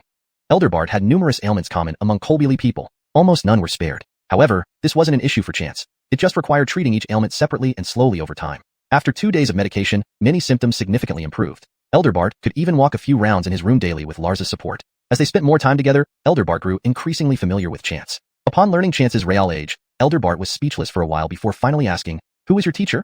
Chance, being so young yet possessing such high medical skills, couldn't have been taught by an ordinary person. Chance thought for a moment and said, "My master is a recluse of the world and does not interact with society." The tradition of the Heavenly Medical Sect had been lost for over 100 years. His master hadn't been around for a long time, possibly long deceased. So that's it, Elder Bart believed him. Lars, curious, asked, "So impressive. Hey, are you one of those protagonists in novels who gets noticed by some recluse and then learns profound medical skills, only for the master to return to seclusion?" Chance stared at him. Pretty much. Wow, really? That's amazing. Lars was full of curiosity. Hey, check me out. Don't feel my pulse or anything. I've heard experts like you can tell just by looking. Chance glanced at him. You should find a partner. It's not good to be cooped up all the time. Lars choked on his own saliva at Chance's words. I've just been busy taking care of Apollo recently, he replied, not wanting to admit that life as a bachelor wasn't something new to him. But finding a suitable companion, given his status, was challenging. Not only did the person need to be appealing, but their background needed to be clean. The latter was far more difficult than the former. Even the people around Elder Bart, though carefully selected, could still be infiltrated or corrupted. Chance remained silent with a faint smile. Elder Bart, however, sternly stated, "You should get married. Grandfather wants to see the 4th generation." Lars's lips twitched. True, his grandfather was over 80, and he was nearly 30. It was normal to want to see another generation. Marriage, however, wasn't so easy. "Apollo, don't worry. I'll try my best," Lars responded after a moment of thought. With only 3 years left, he must find a suitable partner within a year. Yes, the time was tight, but not impossible. To fulfill his grandfather's wish, he could lower his standards. Seeing Lars's serious expression, Chance mischievously smiled without telling him that Elder Bart might live longer than expected. After 7 days of treatment, Elder Bart seemed like a new person, even healthier than before his condition deteriorated. At this point, Chance's treatment was concluded. Aging of the body and organs couldn't be reversed by human intervention. Even if Chance had the power, he wouldn't use it easily. For one, his cultivation wasn't at that level. Secondly, he was a doctor, not a wizard. An 80-year-old suddenly rejuvenating would attract too much attention, especially someone of Elder Bart's standing. Thus, Chance chose the wisest path. Altering their lengthy private conversation, Chance hinted at certain things to gauge Elder Bart's attitude. Understanding Chance's intentions, Elder Bart implicitly agreed with Chance's approach. While not defying nature completely, Chance aimed to extend Elder Bart's life as much as possible. Chance specially taught Elder Bart the 5 animals play exercises. Alfred Otto Baker, I know the 5 animals play, and I've practiced it. But why does yours feel different? Elder Bart was puzzled. Mine is older, probably from hundreds of years ago. As time passed, these practices gradually lost their original form. The 5 animals play may still exist, but who could guarantee it was the same as centuries ago? At least what Chance learned from the Heavenly Medical Sect differed significantly from modern versions, with details markedly varied. Though subtle, these details mattered greatly. Elder Bart looked deeply into Chance's eyes. I will follow your advice and practice every day. Lars laughed watching both Colby and Youth practicing. Then Elder Bart forced him to join. You will practice with me every day. Alfred Otto Baker's teaching is valuable, and I hope you stay healthy. Lars, having no choice, climbed down from the stairs and joined in. Though convinced internally, he mumbled, Apollo, now Chance is better than me in your heart. Of course, Elder Bart laughed heartily. Heh, I'm feeling jealous. Elder Bart, our treatment concludes here. I must take my leave. Chance seized the moment to bid farewell. To leave already? Elder Bart felt a bit lost. People tend to grow close and dependent on those who save them. So soon? Only a week. Apollo has just improved. Since you're not from the capital, why not stay longer? Let me show you around. Chance grinned. Although I'm not from the capital, I do own a house here. What? You bought a house in the capital? Lars was skeptical. Which ring? Want to come along? Chance asked. Lars glanced at Elder Bart. Go ahead, I'm fine here. With his team thoroughly vetted and replaced, Elder Bart didn't mind letting his grandson relax. Alfred Otto Baker, when you're in the capital next time, visit me. See how well you and Baron get along. If you meet any nice girls, introduce them to him. Bakar, I know quite a few excellent girls, Chance readily agreed. This time, I owe everything to you. I don't know how to thank you. Elder Bart. Chance interrupted. Although Ibrahim invited me, Lars has already paid handsomely. No worries. Him. Elder Bart was confused. That's it, Apollo, we'll talk later. Let's go. Lars quickly dragged Chance away. Lars personally drove Chance and Mickey back. Where do you live, Chance? Chance gave an address. Lars slammed on the brakes. You're not kidding, right? Hashtag chapter 512. The upper class is a circle. No kidding, let's go. Lars's face was full of disbelief. But once they arrived at the place, Chance walked in without hesitation, and Lars finally believed him. Is this really your house? How much did you pay for it? You bought a quadrangle courtyard in Beijing. I seem to have underestimated your capabilities. Hey, slow down a bit. Let me search. Hey, Chance, do you know this house is haunted? I saw online that. Chance stopped walking.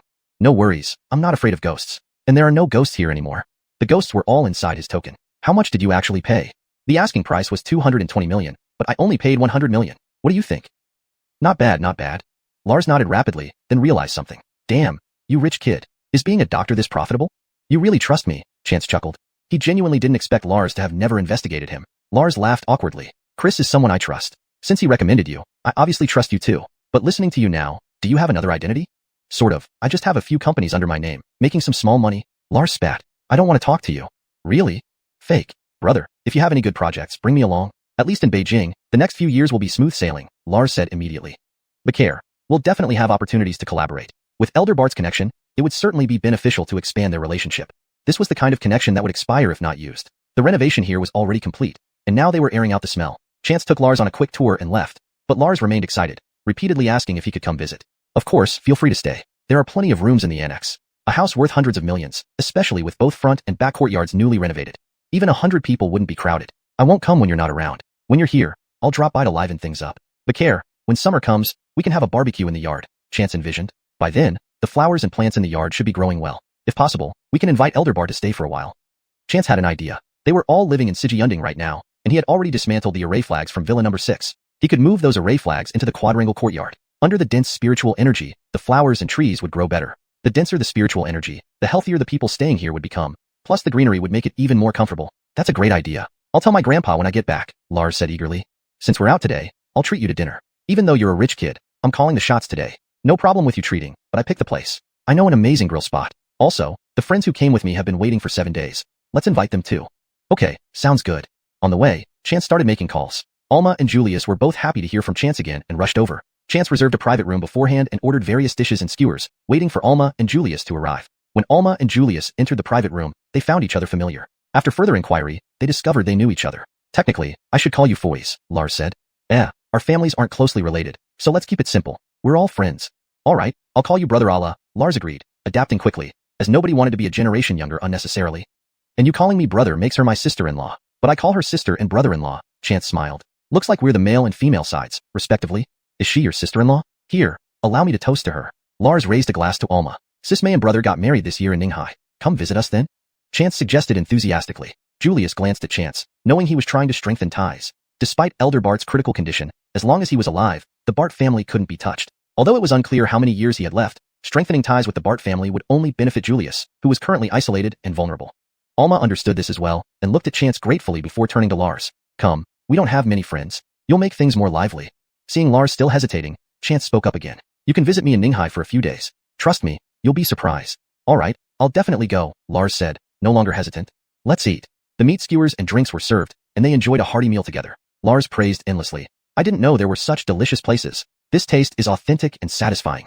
Male friendships formed quickly. After dining and drinking together, they became brothers in arms. They continued drinking until late into the night before heading to a hotel to rest.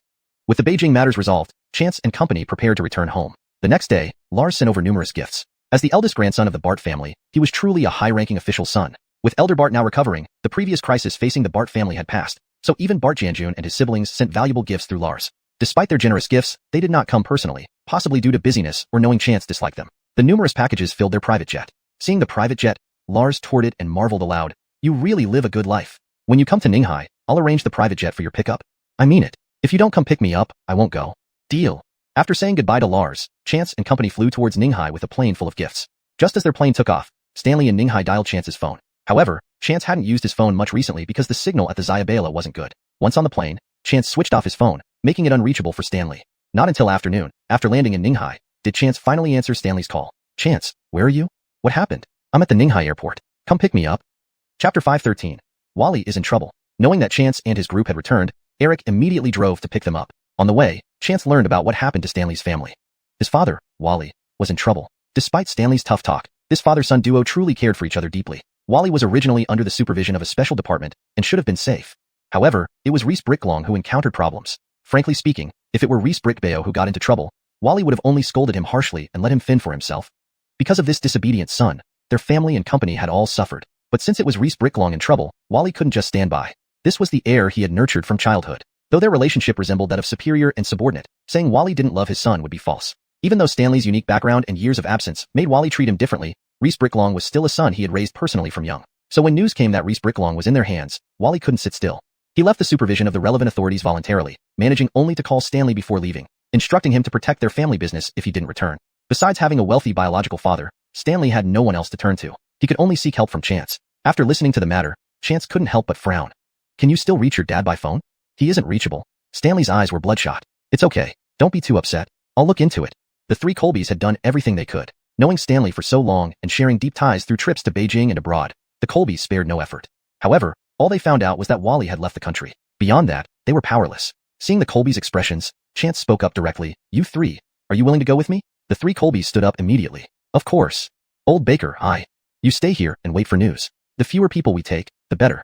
Stanley had no choice but to agree. What he could do now was not to be a burden. At this moment, he deeply felt his limitations and wished he could practice cultivation, which might make a difference. Chance sought help from Lars, Lanny, and others, gathering information while taking the three Colbys to a shooting club. They might need weapons on this trip, and he had plenty stored in his mystical ring, inherited from the Jasperly Principal Sect and the Curtis family, but they needed to learn how to use them first. After an afternoon of familiarizing themselves with the weapons, news came from Lars that the target was around in Nam and Bagan. Thanks to Bart Janjun's support, they quickly prepared and set off that night. Wally, being an ordinary Matthew, was like a sheep among wolves. They had to act fast. 4 of them set out directly, without even bringing Mickey. This time, Chance did not take his private plane either. The quieter, the better. If it were just Bagan, it would be easier as they had been there before and knew the area. But this was Chance's first time in Nam, and he needed a guide. The organization involved, which Reese family had offended, was powerful in Nam. He needed to think carefully. While pondering, Walter nudged Chance. What is it? Chance asked. Master, please see, Walter pointed. Chance followed Walter's gaze, and his eyes widened. He saw someone familiar, Samara.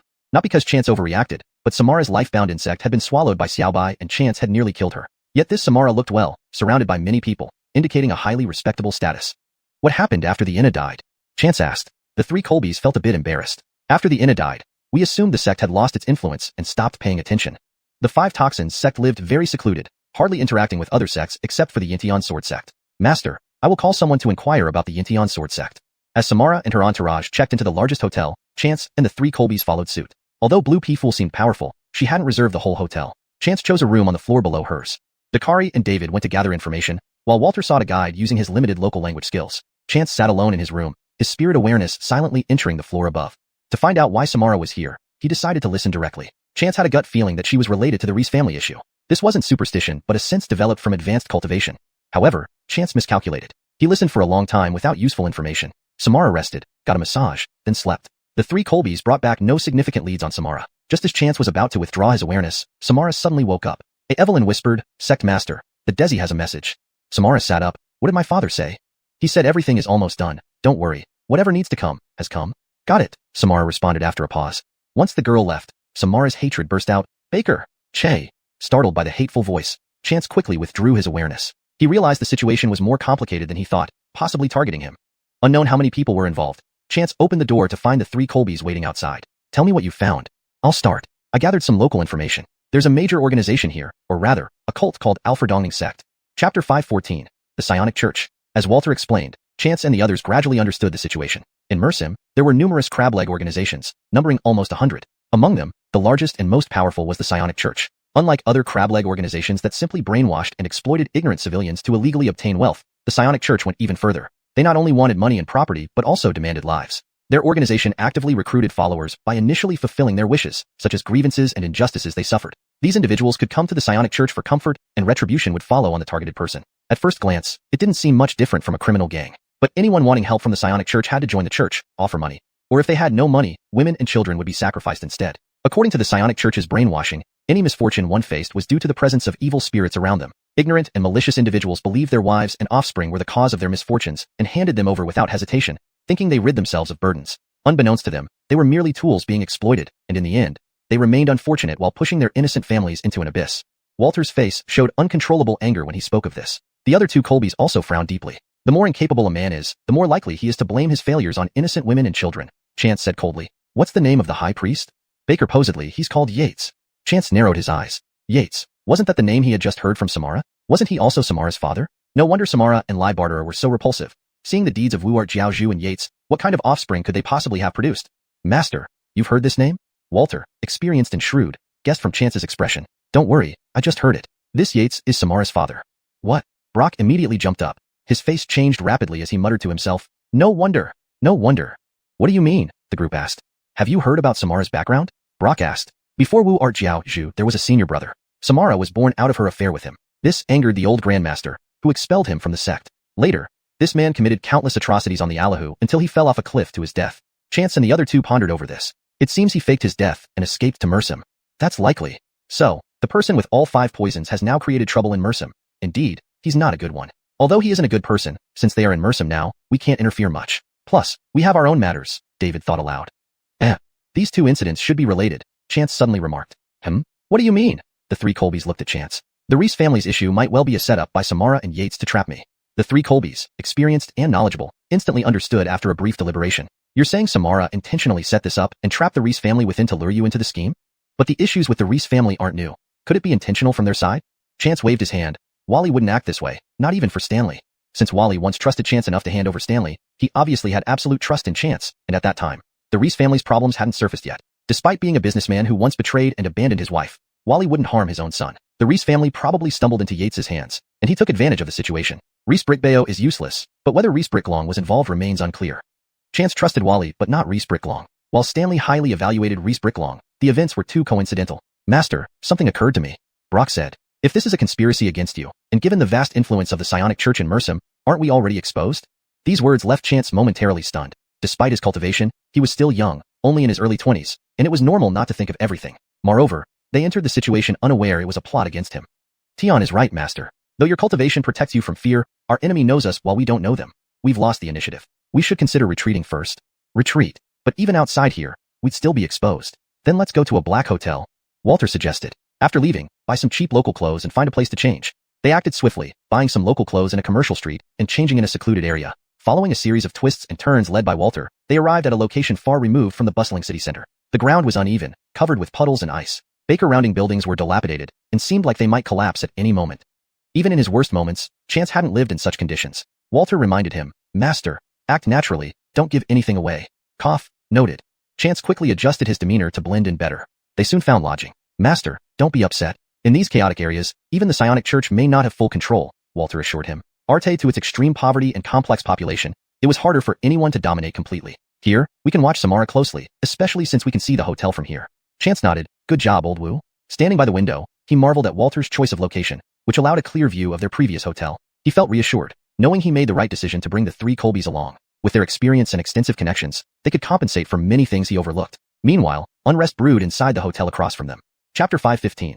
A cultivator even stronger than Chance. Samara also had a sudden impulse and asked someone to gather some information. Very soon, the news came back, saying that Chance had already set out. Samara immediately sat up straight. He's already left? Quickly check the entry and exit records. Since it's so close by, he should have arrived. The Spiritual Energy Sect immediately went to check. Meanwhile, Samara paced restlessly in her hotel room. She hated Chance to an extreme. Originally, her life had been smooth sailing. Her mother was powerful, and her husband was the patriarch of a sect. There was nothing that could upset her in this world.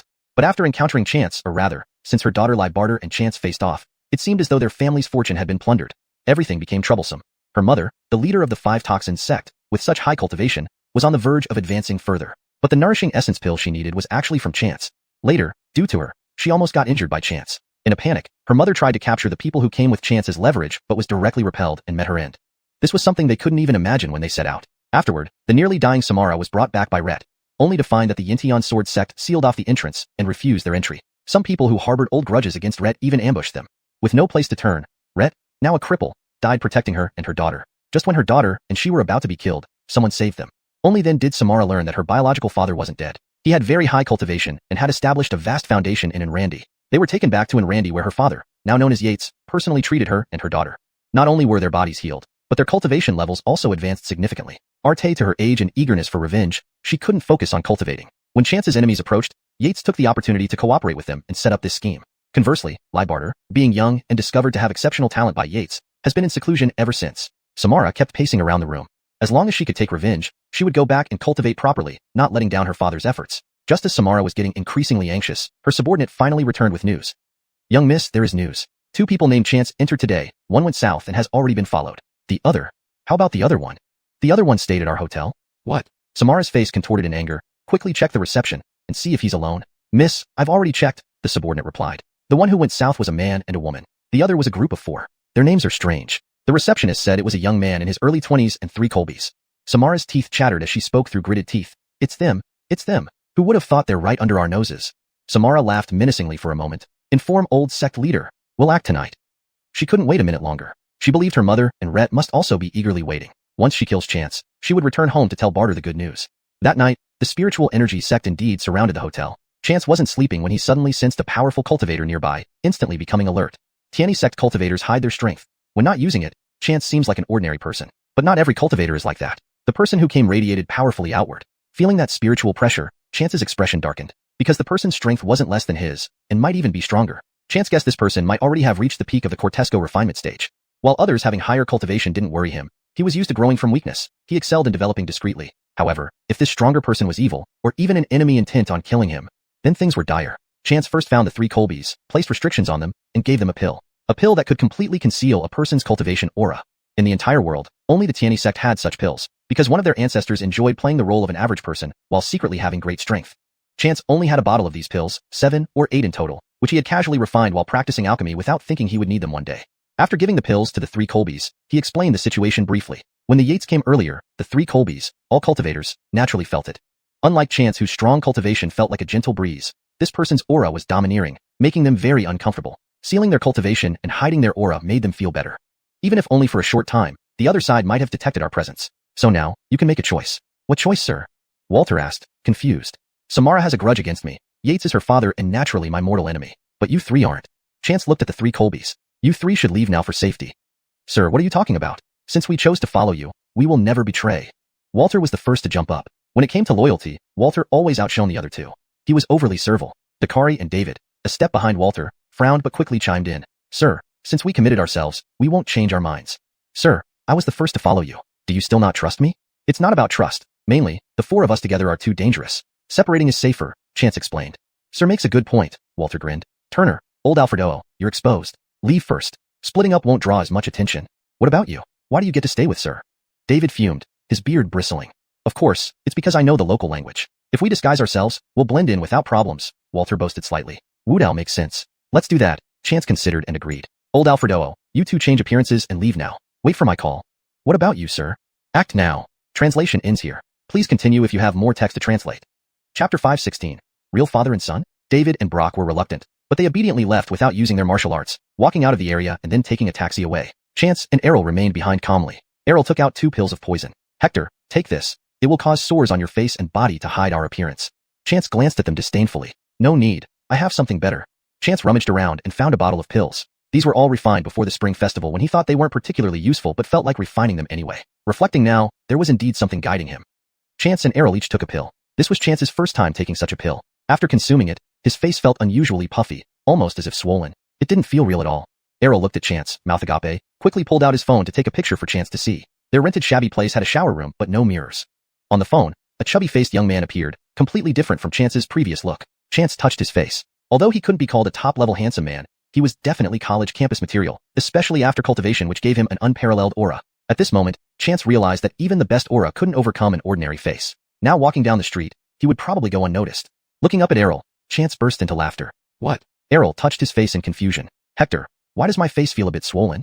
Indeed a bit swollen. Must be the effect of the pill. We look like father and son now. Chance pondered aloud. Let's just pretend to be father and son. Errol's eyes lit up, but he still protested. How can that be? Who am I to claim such kinship with Hector? Chance smirked. I'd believe you if you didn't laugh. Errol took a video of himself and noticed he really did resemble Chance, mainly due to the similar puffiness. This swelling wasn't the kind caused by illness or injury, but made it seem like their natural appearance. Errol handed over all his identification to Chance. Hector, keep these documents. If Yates had discovered us earlier, he should be here now. Chance stored important items in his Bakermura ring while leaving less valuable items like new daily necessities outside. Their small inner-outer room apartment looked unclean, clearly meant for people with little money. They both exchanged glances and decided to appear more laid-back, embracing the chaos.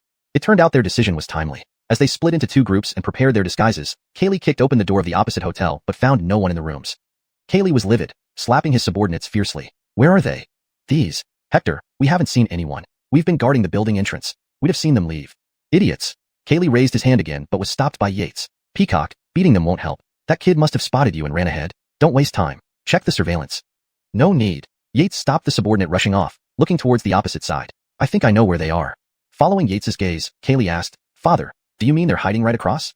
Humph, the kid is cunning. Yates sneered. Alfredot below dark. In that case, let's grab them. Yates said nothing, and his subordinates moved out. Chance and Errol had just settled into a disheveled appearance and practiced their cover stories when their flimsy door was kicked open. Chance jumped off the outer room bed, watching the intruders silently. Errol emerged from the inner room. What do you want? Get lost before I kick you out. The intruders were 4 or 5 men. The leader sized up Errol and Chance, comparing them to a photo in his hand, then snorted. Old man, quite defiant, huh? What's your name? And who are you? Errol stiffened his neck. The leader nodded to his men who dragged Errol back inside. Chance heard fists striking flesh and cries of pain. Chance's heart pounded, his face pale. The leader approached Chance. What's your name? Chance gestured with his hands, feigning innocence. A mute? Chance nodded vigorously. All mutes are deaf. How did you hear me? Are you fooling me? The leader raised a hand to strike, but was interrupted by his men emerging from the inner room. And, we got it. Their father and son, recently arrived in Merson seeking work. The boy is a mute, born mute. Tisage. The leader looked at Errol's bruised face. Remember to be more honest next time. They planned to search other rooms so left soon, patting Chance's cheek roughly. Seeing Chance slapped, Errol's expression changed drastically. Don't hit. Not out of worry for Chance, but fear he might slip up. Unexpectedly, Chance maintained composure, looking genuinely startled, paper white and trembling violently. Hemph, let's go. As they turned, Chance flicked several thin ice needles into their bodies. The henchman barely noticed the pricks, while the leader frowned at his arm, finding only a tiny red on his skin. He dismissed it. Merson had many insects, especially in such a rundown alley. Exiting, they bumped into another group. The leader bowed respectfully. High priest. Who's inside? A father and son, workers in Merson. The son is a mute, the leader replied. Yates stepped in, observing the father and son still crouched on the ground. Indeed, they resembled genuine father and son, sharing the same plain faces. Chapter 5:17. I will not let anyone bully my people. The Desi had already excluded the two from suspicion, but, adhering to his principle of preferring false accusations over overlooking anything, he still lightly patted their shoulders. Errol sighed in relief and showed a forced smile. Chance looked scared, acting very cowardly. Actually, hiding behind Errol, Chance saw clearly that the Desi looked like a Matthew in his 40s, not much older than Wilhelmina. Chance knew his previous guess was right. The Desi's cultivation was indeed at the peak of the Cortesco cultivation stage, likely about to reach the foundation establishment stage soon. Finally gone. Upon hearing that group descend the stairs and complete silence ensue, Errol finally exhaled. It was hair-raising but all went well. Chance sneered. Hair-raising but all went well? What? Errol sensed there was more to it by Chance's expression. Do you think those taps on your shoulder were meaningless? Chance gave a dry laugh, eyes void of humor. He was testing us to see if we have cultivation. So they left without testing anything? Errol asked cautiously. They didn't figure it out, but just now, he tried to harm us. If we were ordinary people, we'd be bleeding from 7 orifices and dead in 2 days. This is what an expert at the peak of Cortesco cultivation can do? Errol's eyes were filled with terror. Although he was experienced in martial circles, he felt as weak as a child in front of such absolute power. Luckily, we are cultivators. Wrong, cultivators will die within 12 hours, even more miserably than ordinary people. So Errol swallowed hard. Don't worry, using my sect's unique technique to seal your cultivation should prevent that from happening. However, there will be some side effects. Just a little side effect? No problem. Errol relaxed completely. Where should we go now? In 2 days, if we're still alive, we'll have bigger problems. We need to leave here as quickly as possible and meet up with Willie and the others. All right. On the way, they received a call from Brock who confirmed the Desi's base was in Randyjung City. Chance immediately decided they would head for Randyjung. They'd attack the Desi's stronghold first while he hunted them. 1 day later, Errol and Chance struggled down the road. Errol's despair was palpable. Master, is this the minor side effect you mentioned? Was this a minor side effect? This could be fatal. Ordinary people would die in 2 days, cultivators in half a day. Their only consolation was being alive. But the side effects were severe. That night, they packed and left. But the Desi's men had blocked all roads, so they had to trek through the mountains to meet the other two on the south side. In the morning, the side effects kicked in: dizziness, nausea, vomiting, body aches, feeling like their waists were broken, coughing incessantly, swallowing felt like cutting through flesh. Critical was meeting the others tomorrow, or the two might come back looking for them, which would complicate things. Caught under Errol's reproachful gaze, Chance couldn't help coughing. I've never used this technique before. Who knew that old guy would resort to such nefarious means? Master, is that Desi your nemesis? Errol asked. He'd heard tales of geniuses emerging every few years, initially facing adversity but always overcoming and thriving, progressing faster than normal people in whatever they did, blessed like chosen ones. Errol knew about Chance's past. Fatherless since before birth, his stepfather plotting against him in secret. His real mother died when he was in junior high, leaving him alone. By 20, after discovering the truth and inheriting his rightful wealth, he nearly died again. But then Chance's luck turned around. Unknown to everyone, he met some sage, creating a vast industry and reaching such a high level of cultivation in just 3 years. At least in Errol's experience, no one had matched Chance. Baker's luck. Wasn't it divine? Now, someone with higher cultivation appeared suddenly. Errol thought this must be the great antagonist. Upon hearing Errol's thoughts, Chance hesitated. Just tell me if I'm right, master. Errol said triumphantly, despite his hoarse voice. I suggest you focus more on cultivation and less on web novels, Chance retorted. Even if I am the chosen one and have an archenemy, do you think he would be 70 when I'm only 22? Good point, Errol coughed and walked ahead. After a while, Errol slowed down. Master, about those people who searched our room earlier, did you do something to them? Errol had seen Chance flick his fingers at them. This time you're smart. Yes, I did. Poison frozen into ice. They're probably dead by now, Chance grinned grimly. This urgency to leave was because once those people were found dead, the Desi would investigate. The few places searched might be checked again. Those people were ordinary folk. They'd likely be dead from the Desi's pat. Only they remained unharmed. If the Desi guessed correctly, and he would, they were in deep trouble. Errol quickly understood but still asked, why risk killing them? They're just small fries. At least they're mine. Chance patted Errol's arm. As long as I'm here, no one will bully my people, even in pretense. Chance continued walking, but noticed Errol lagging behind. Turning back, Chance was surprised. Old Wu, why are you crying? Errol stood sobbing, snot running down his face, uglier than words could describe. Normally not ugly, his appearance had changed dramatically. Chance felt slightly sick. Stop crying. Master, you are too good to me. If I ever betray you, I'm no longer human. Hashtag chapter 518. Hitching a ride. Chance didn't respond, pulling him along as they continued walking. He didn't even know how to respond to that. The two of them had trekked over mountains, and even eating became a problem. Despite having plenty of food in Chance's bag of holding, the aftereffects of their recent ordeal were strange. He couldn't use his spiritual energy at all. Fortunately, this issue only lasted for 2 days. By the time they descended the mountain, their spiritual energy had returned. To their pleasant surprise, they found themselves outside the Desi's sealed area. Damn, we're finally out, Errol spat vehemently behind him. Once my cultivation improves in the future, I'll settle the score with that old geezer. Let's go. The two slowly made their way along the roadside, hoping to hitch a ride. Unfortunately, they had been walking down from the mountain for 2 days, and the clothes they wore were cheap market finds, easily torn by branches into rags. Seeing their disheveled state, no one dared to stop. Just as Chance was contemplating whether they should change clothes, a car suddenly pulled up beside them. It was a small, pink vehicle, obviously driven by a girl. Chance was taken aback when the driver rolled down her window, asking, "Are you guys trying to hitch a ride?" Chance quickly nodded, yes, we need to get to Randy Jung City. Get in then. I'm heading to Randy Jung anyway, so I can take you there. Chance and Errol hurriedly got into the back seat. As the car started, Errol stretched his body. Miss, others wouldn't stop for us. Why did you? Are you Chinese? The girl asked in return. Yes. Did something happen to you guys? She asked again. Chance and Errol exchanged glances, both giving a wry smile. No, we'll talk about it once we get to Randy Jung. The journey wasn't short, but the girl turned out to be quite talkative. Through conversation, Chance learned that her name was Precious, a very pretty name matching her beautiful appearance. However, he couldn't help but think she was incredibly brave. Chance knew too well that in Nam, Vietnam, was far more dangerous than they imagined. Haven't you eaten in a while? Precious opened a small fridge inside the car. There are some snacks here. Eat something first. Don't worry. Since it was winter, the mini fridge wasn't cold, but the food wasn't hot either. There were 2 packaged bread rolls. Chance thanked her and took them, sharing one with Errol. By midday, they finally arrived in Randy Jung City. Chance let out a sigh of relief. Maribel, thank you so much. If you have time, would you like to join us for a meal? Bakare. Okay. Precious glanced at their ragged appearance, doubting if they could afford a meal. But being kind-hearted, she thought they must be hungry and figured she'd secretly pay for the meal later.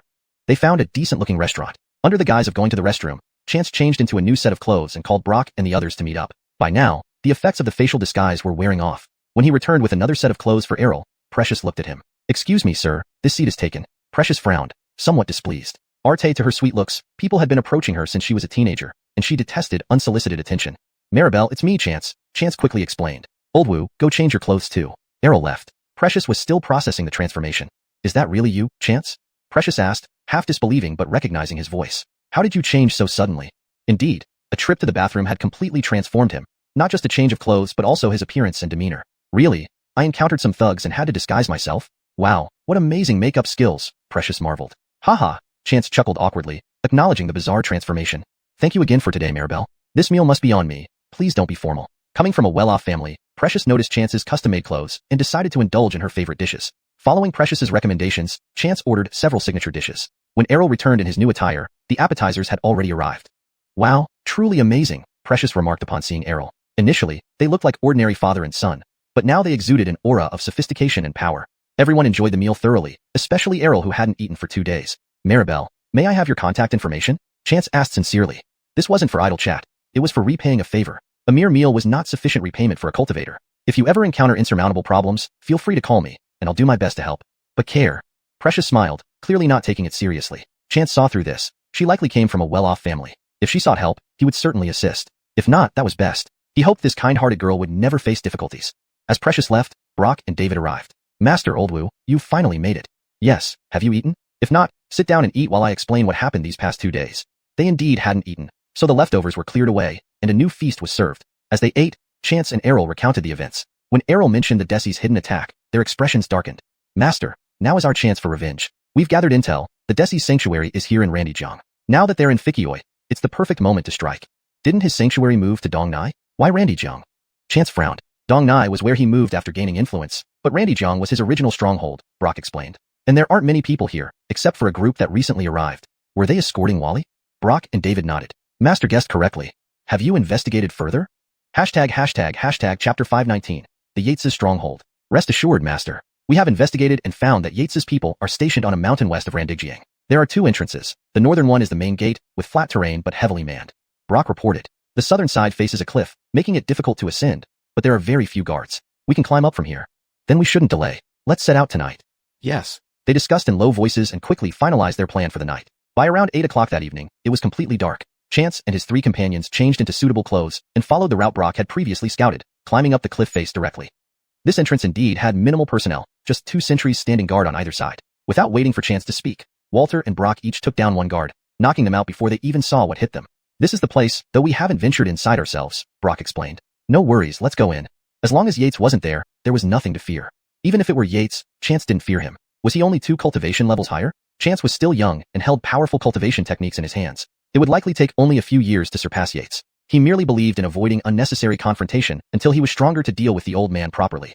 Therefore, this time, Chance's goal was solely to bring Wally back, leaving everything else aside for now. After dragging the guards aside, the 4 entered through the rear entrance directly. Inside, it resembled a large courtyard with main paths leading north, south, east, and west. Walking through the middle via the back entrance, they encountered not a single person. This is too slow. Let's split up and find him quickly. Once we locate him, we'll leave immediately. Agreed. The 3 Colbys responded, dispersing in different directions. Walter, being the most astute, heard voices coming from a nearby room while searching. He kicked the door open and subdued a man and a woman inside, interrogating them. Moments later, he emerged from the room with a clear direction. The other 2 Colbys also found similar information. Only Chance's chosen path remained eerily quiet, becoming increasingly desolate with every step. This desolation was twofold. The surroundings were barren, a path leading uphill, deeper into the mountain. Meanwhile, the cold air grew more intense with each step. As a cultivator at the 7th stage of Cortesco condensation, ordinary weather changes barely affected him. He would feel cold only in extreme places like snowy mountains, volcanoes, or the poles. Yet on this insignificant mountain, not particularly high in altitude, he felt a chilling cold that hinted at danger. Hesitating for a moment, Chance decided to continue ascending. He wanted to see what lay ahead. Meanwhile, the other 3 Colbys had already found Wally's location and rescued him. They discovered he had lost several pounds and weighed far less than 100 kilograms despite his average height. We came here to save him. We cannot stay long. Willie, take him down first. I'll find Master and leave immediately. Brock agreed and carried Wally on his back, descending the mountain with David. Just after they left with Wally, Yates returned. He had been searching for Chance, enraged by the sudden deaths of several subordinates. Not because he cared about them, but because Chance had escaped right under his nose, a blatant provocation. Sealing down Tongnai had caused considerable protest from officials and wealthy merchants. Despite his high cultivation level, Yates couldn't act recklessly. Unable to find Chance, he had to temporarily withdraw his forces. However, today he felt uneasy, worried about his granddaughter Libarter at Randigjiang, so he rushed back. Arriving at the main gate, he missed the departure of David and company. Seeing no issues at the main gate, Yates relaxed, believing his concerns were unfounded. Chance, that little rat, had probably fled back to his country and wouldn't know where Yates' stronghold was located. Since Chance's group hadn't harmed anyone, Yates didn't notice anything unusual initially. On the other hand, Walter pursued the path Chance had taken, cursing inwardly. No wonder Yates wasn't here. This place was remote and growing colder. Why did Master choose this mountain trail when the others had all stayed within the base? After chasing for a while, Walter finally caught sight of Chance's figure and hurried to catch up. Master, we found Wally. Willie has already started descending. We should hurry too, in case Yates returns. Chance hesitated. Alexander, call Willie and tell them not to stop. Head straight back to our country via lesser-known routes to avoid interception by Yates's men. Got it. Should I call them now?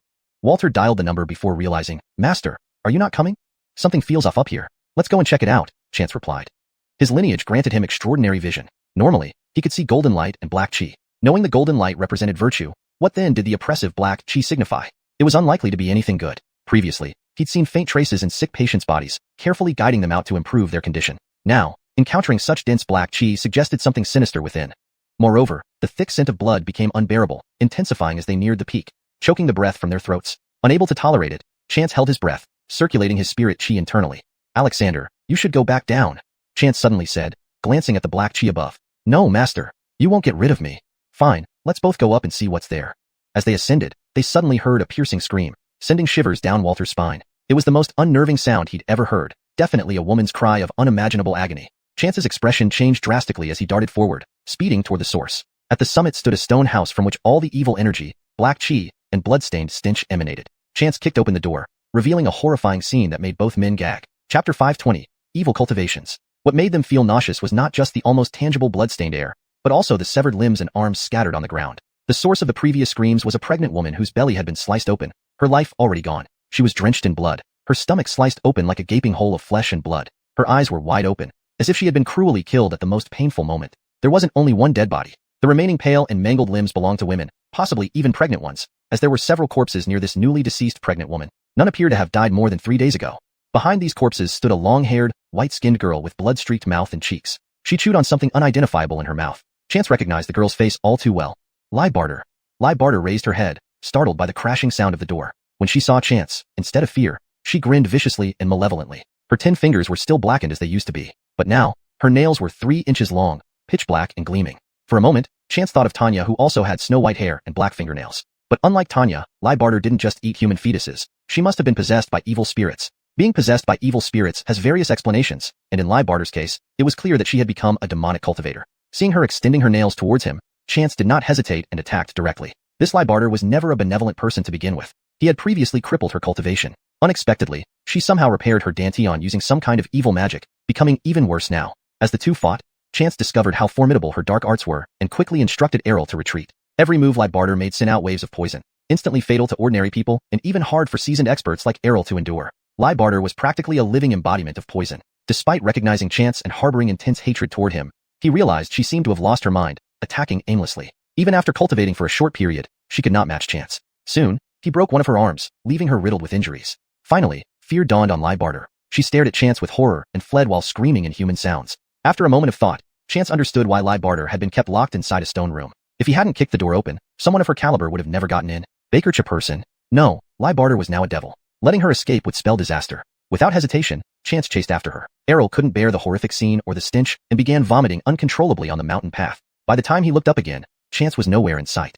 Chance pursued Barter relentlessly. Barter knew this area well and ran incredibly fast. Chance, although chasing, was always a bit behind. Seeing Barter approach where Chance and his companions had separated, those within heard her shrieks and rushed out to investigate. Immediately upon appearing, they were clawed to death by Barter's long nails, their 7 apertures spurting blood. Taking advantage of the moment, Chance caught up and resumed fighting with Barter, aiming for a vital point. Hitting this point would mean the end for Barter, who was now transformed into a devil. Bakerdenly, a roar resounded from ahead as a powerful palm full of spiritual energy shot toward him. Looking up, Chance felt his heart sink. Yates, he thought, why is he here? Isn't he supposed to be in Tong Nai?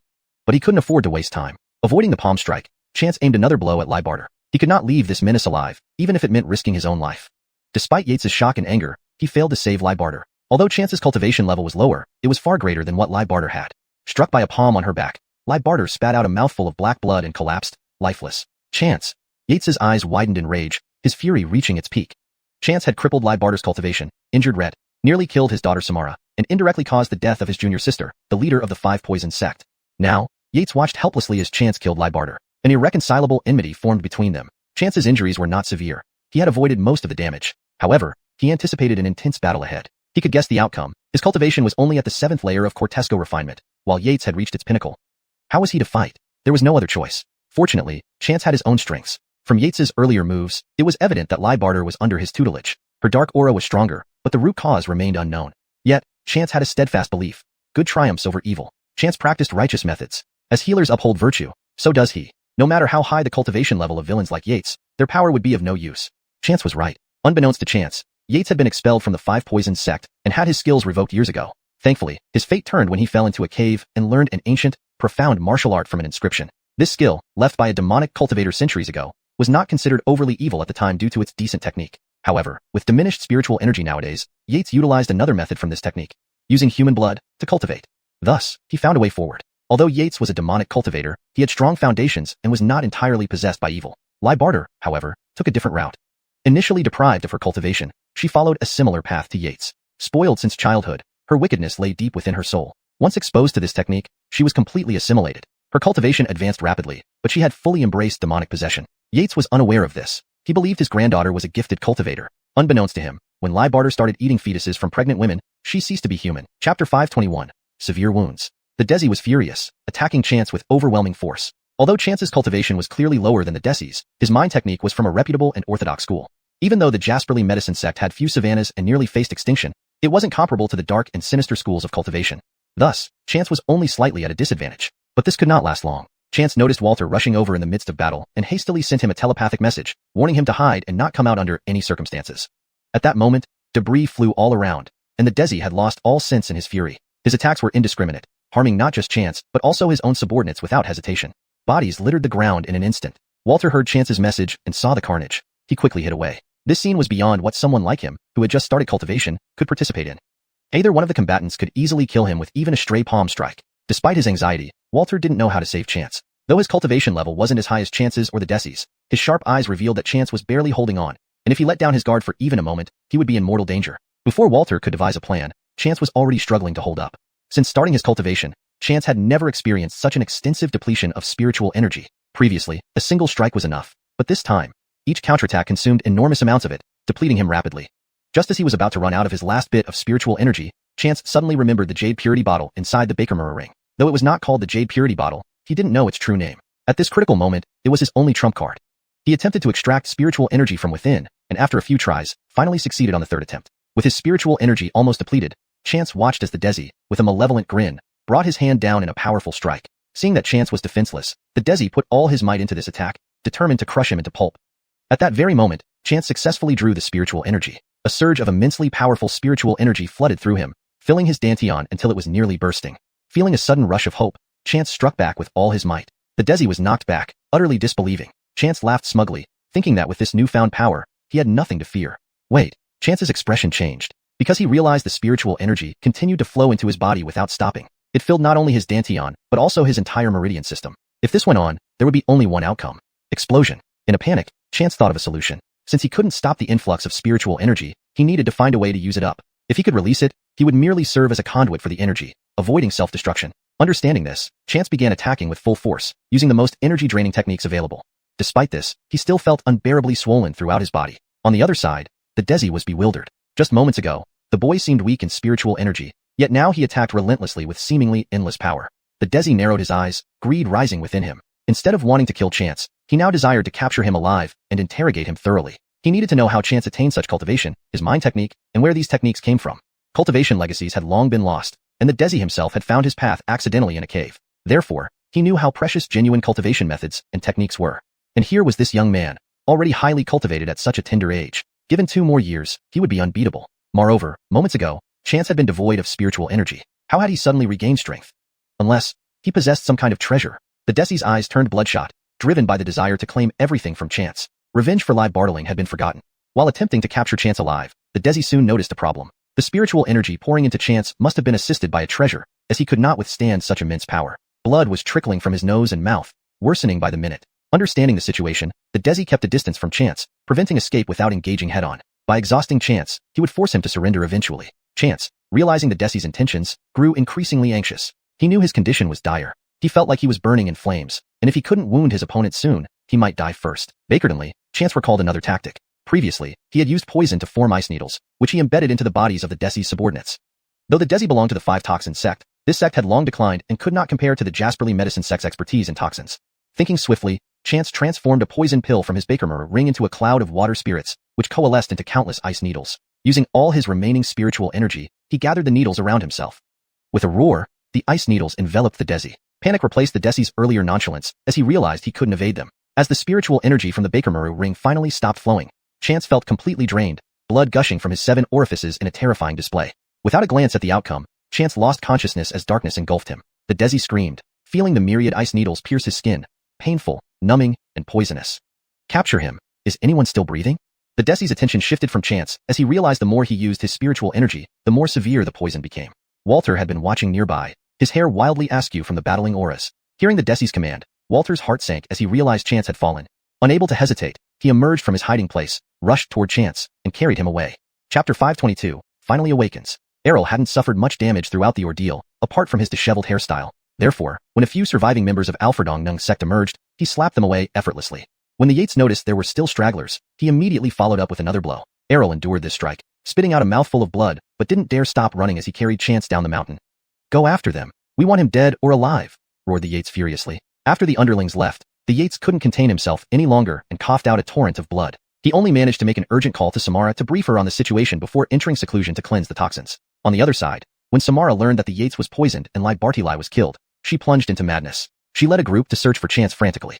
They pursued relentlessly like rabid dogs, soon discovering traces of Chance's whereabouts and closely following behind them. The blow Errol received was no less severe. He could not get treatment along the way. Moreover, Samara and her people took every precaution. They used signal-blocking devices and continuously tightened their surrounding circle. Even after crossing the border from Nrandi back to Cortezaguo, the pursuit did not cease. Seeing the tightening circle, Errol tried contacting Brock and two others, hoping they could provide assistance. Unfortunately, he couldn't reach them via phone or messages. In frustration, Errol placed Chance under a tree, wrote a message, and left the phone on a branch. They chose another path to continue moving forward. Vacantly recognizing this place, Errol remembered it was the small world they had visited earlier, rumored to be filled with terrifying venomous creatures. However, those creatures weren't likely to be waiting right at the entrance. While the Yates' minions were closing in on them, he decided to carry Chance and boldly entered the small world. Chance had set up an array at the entrance of the small world to prevent the venomous creatures from escaping and also to conceal it from outsiders. This helped Chance and Errol since, after these pursuers arrived, they found nothing and assumed the duo had continued fleeing. Thus, they rushed ahead. Once these people were far enough, the signal-blocking devices no longer interfered, and the message was finally sent out. Within a day, Brock and David returned to Ninghai. Upon receiving the message, they felt heart-wrenched. Regretfully, they should have stayed behind instead of bringing Wally alone. Had one of them remained, those minions would not have been a problem. Kiting Wally over to Stanley, they rushed back to Dianan. However, by the time they arrived, Errol's phone was already dead, and they could not pinpoint their location. After searching fruitlessly for 2 months, they gave up and temporarily returned home. As the most skilled cultivators among Chance's people, they feared leaving home too long, lest Samara use devious tactics again. If they couldn't find Chance and harmed Rosemary and the others, they would have no face to show anyone. Their timely return prevented potential issues. Not only did Samara send reinforcements, but even Caesar, who was monitoring Chance from Beijing, dispatched men. Thanks to Brandt's warning, everyone avoided danger. Following this incident, David and Brock ensured the girls stayed at CG Yunding, protected by the formation Chance and Draper jointly designed. This kept the riffraff out. However, Caesar, failing in one plot, started spreading false news about Chance's death, alleging he died abroad due to smuggling activities. Despite Rosemary repeatedly clarifying on official accounts, many refused to believe it, demanding Chance speak up himself. Where was Rosemary supposed to find Chance? She wept daily. While the fans knew Chance was missing, she remained hopeful, awaiting his return. His disappearance heavily impacted Starsea Group. Many joined due to Chance's charisma and influence. Without him, loyalty wavered. Some employees doubted his return and believed the rumors online. Others approached them with promises of benefits, trying to poach key personnel. While the headquarters held strong due to admiration for Chance, some branches wavered. Fortunately, Brother Alliance intervened at critical times, deterring further defections. Despite this, Brother Alliance wasn't large enough to handle Four Seas Alliance's threats, or the local martial arts association's growing unrest following Chance's disappearance. Initially suppressed by Chance's dominance, now without him, they sought opportunities. Meanwhile, the hospital and foundation remained stable. Hospital staff hired by Chance valued both skills and character, so they maintained professional standards despite the turmoil. At the foundation, Cortesgan Union showed no fear, managing significant funds. A talented elite from a prominent family, she actively supported Starsea Group during difficult times. Britran also faced pressure from her father, Alfredenkoln, who saw opportunity in Chance's absence. Previously, with Chance around, Starsea Group was untouchable. But now, seeing it vulnerable, Alfredenkoln hoped to exploit the situation. However, Britran staunchly refused, nearly breaking ties over it. Alfredenkoln, valuing his daughter, stopped pursuing the matter. Britran reassured him that someone as formidable as Chance wouldn't just disappear. Half a month passed before Chance finally awoke in the small world. Seeing him open his eyes, Errol wept. Master, you're awake. Chapter 523. The Bakerlin Walter. These past 2 weeks have been miserable for Walter. After escorting Chance inside, he had intended to call David and the others using Chance's phone once the pursuers outside left. But little did he know that after entering, there was no way out. Chance's array not only restricted the toxic creatures, but also trapped him. Unlike Chance, who had the Bakermere ring with plenty of food and water, Walter had nothing, not even the phone which he had left outside. During these 2 weeks, Walter was practically living like a caveman. Fortunately, there was water and some wild vegetables he recognized. Without cooking utensils, he could barely set up a fire pit and used spiritual energy to dig out 2 stone bowls. He ate flavorless roasted rabbits and boiled wild vegetable soup, barely satisfying his hunger. He wished he could feed Chance too, but as Chance was unconscious with a layer of protective spiritual energy around him, he couldn't get close. All Walter could do was sigh endlessly every day, praying for Chance to awaken soon. If anything happened to Chance, he would be stuck here for the rest of his life, living like a savage. Fortunately, after half a month, Chance's aura changed, stirring up the surrounding spiritual chi dramatically. Walter was nearby hunting and didn't dare venture far. Thankfully, there were still pheasants and rabbits near the entrance. Feeling the fluctuation of the spiritual chi, Walter froze momentarily before realizing what it meant. Overwhelmed with joy, he ran back, leaving behind the rabbit he just caught. Master, you're awake. Tears streamed down Walter's face, not just for Chance but also for himself. These 2 weeks had been a nightmare. Master, this is the small world we visited before, Walter explained hurriedly. When Yates's minions chased us, I brought you in urgently. It has been over 2 weeks now. What, over 2 weeks? Chance was taken aback. Why didn't you contact them? I tried, but Yates's followers had signal jammers. I could only leave the phone outside and then lure them away so the message could get through. Walter felt wronged. After entering, I thought I'd be able to hide for a few days and then leave. But it turned out I couldn't leave at all. Now Chance understood. The array he had set up at the entrance to prevent the toxic creatures from escaping accidentally trapped Walter inside. Cough. Seeing Walter's sullen look, Chance didn't know how to comfort him. Learn arrays from me next time to avoid such mishaps. Yes. And what did you eat these past 2 weeks? Raw meat and drank blood? Well, let's fix that and get something to eat. Chance had not eaten for over 2 weeks, feeling hollow inside. Taking out pots, pans, and ingredients from the bakermeru ring, Walter's eyes lit up with affection. Master, are you feeling better? Let me do it. Chance wasn't in any condition to help, so he sat aside waiting for food. After they enjoyed a steaming pot of lamb ball soup, char-grilled New Orleans-style rabbit, and steamed rice cooked over charcoal, Walter almost cried with relief. Finally, he returned to the civilized world. After eating and drinking, Chance taught Walter how to leave the array and instructed him to report back home. As for himself, he planned to stay a while longer. First, he had been injured by both Yates and the jade clean bottle. Now, unable to circulate spiritual energy, he had become utterly useless. Being in the small world allowed him to take out the jade clean bottle safely and heal before resuming intense cultivation. With the double boost from the small world and the jade clean bottle, he should reach the 8th level of Cortesco cultivation soon. Meeting Yates had changed his mindset. Before reaching the 5th level of Cortesco cultivation, he had unconsciously become arrogant since no martial artists could match him anymore. This arrogance made him blindly believe no one on earth was stronger than him. But then Yates appeared. Had it not been for the jade clean bottle, he would have had no hope of survival. Thus, he needed to cultivate diligently and regain focus. Walter took a few medicinal pills Chance gave him to heal his internal injuries, put on clean clothes provided by Chance, and opened the array to leave. Finding the dead cell phone where he left it, he charged it and headed straight to the hotel. Once out, Walter had no worries, recharged his phone, stayed at the hotel, and called home. While he felt things might not be well at home, he trusted Anselm and David to handle everything. His call was just to reassure them. However, upon receiving the call, the Colbys at home were overjoyed and immediately spread the news to Rosemary and the others. The news spread quickly among the people close to Chance, bringing joy. Walter instructed the family not to go out, and Anselm and David immediately flew to southern Yunnan to personally fetch Chance. Walter, worried if the Colbys understood his message, decided it didn't matter much anyway and continued shopping for supplies to send to the small world. Back at Chance's side, after Walter delivered several rounds of supplies, Chance asked him not to come again. Chance was about to enter seclusion, potentially for months or even longer. He told Walter to protect home and not worry. Chance anticipated potential chaos due to his prolonged absence, yet he deliberately let it happen to see who would dare to make a move while the tiger was away. As long as those close to him remained unharmed, losing some money wasn't a big deal. Money, he had plenty of, and could always earn more. After Walter left, Chance found a place with abundant spiritual chi, set up a protective array, and endured the excruciating pain from his shattered meridians to retrieve the jade clean bottle from the bakermeru ring. With a loud crash, the rock beneath the jade clean bottle cracked and split into pieces. Hashtag chapter 524, lucky. He had long known that the jade purifying bottle was extraordinarily heavy.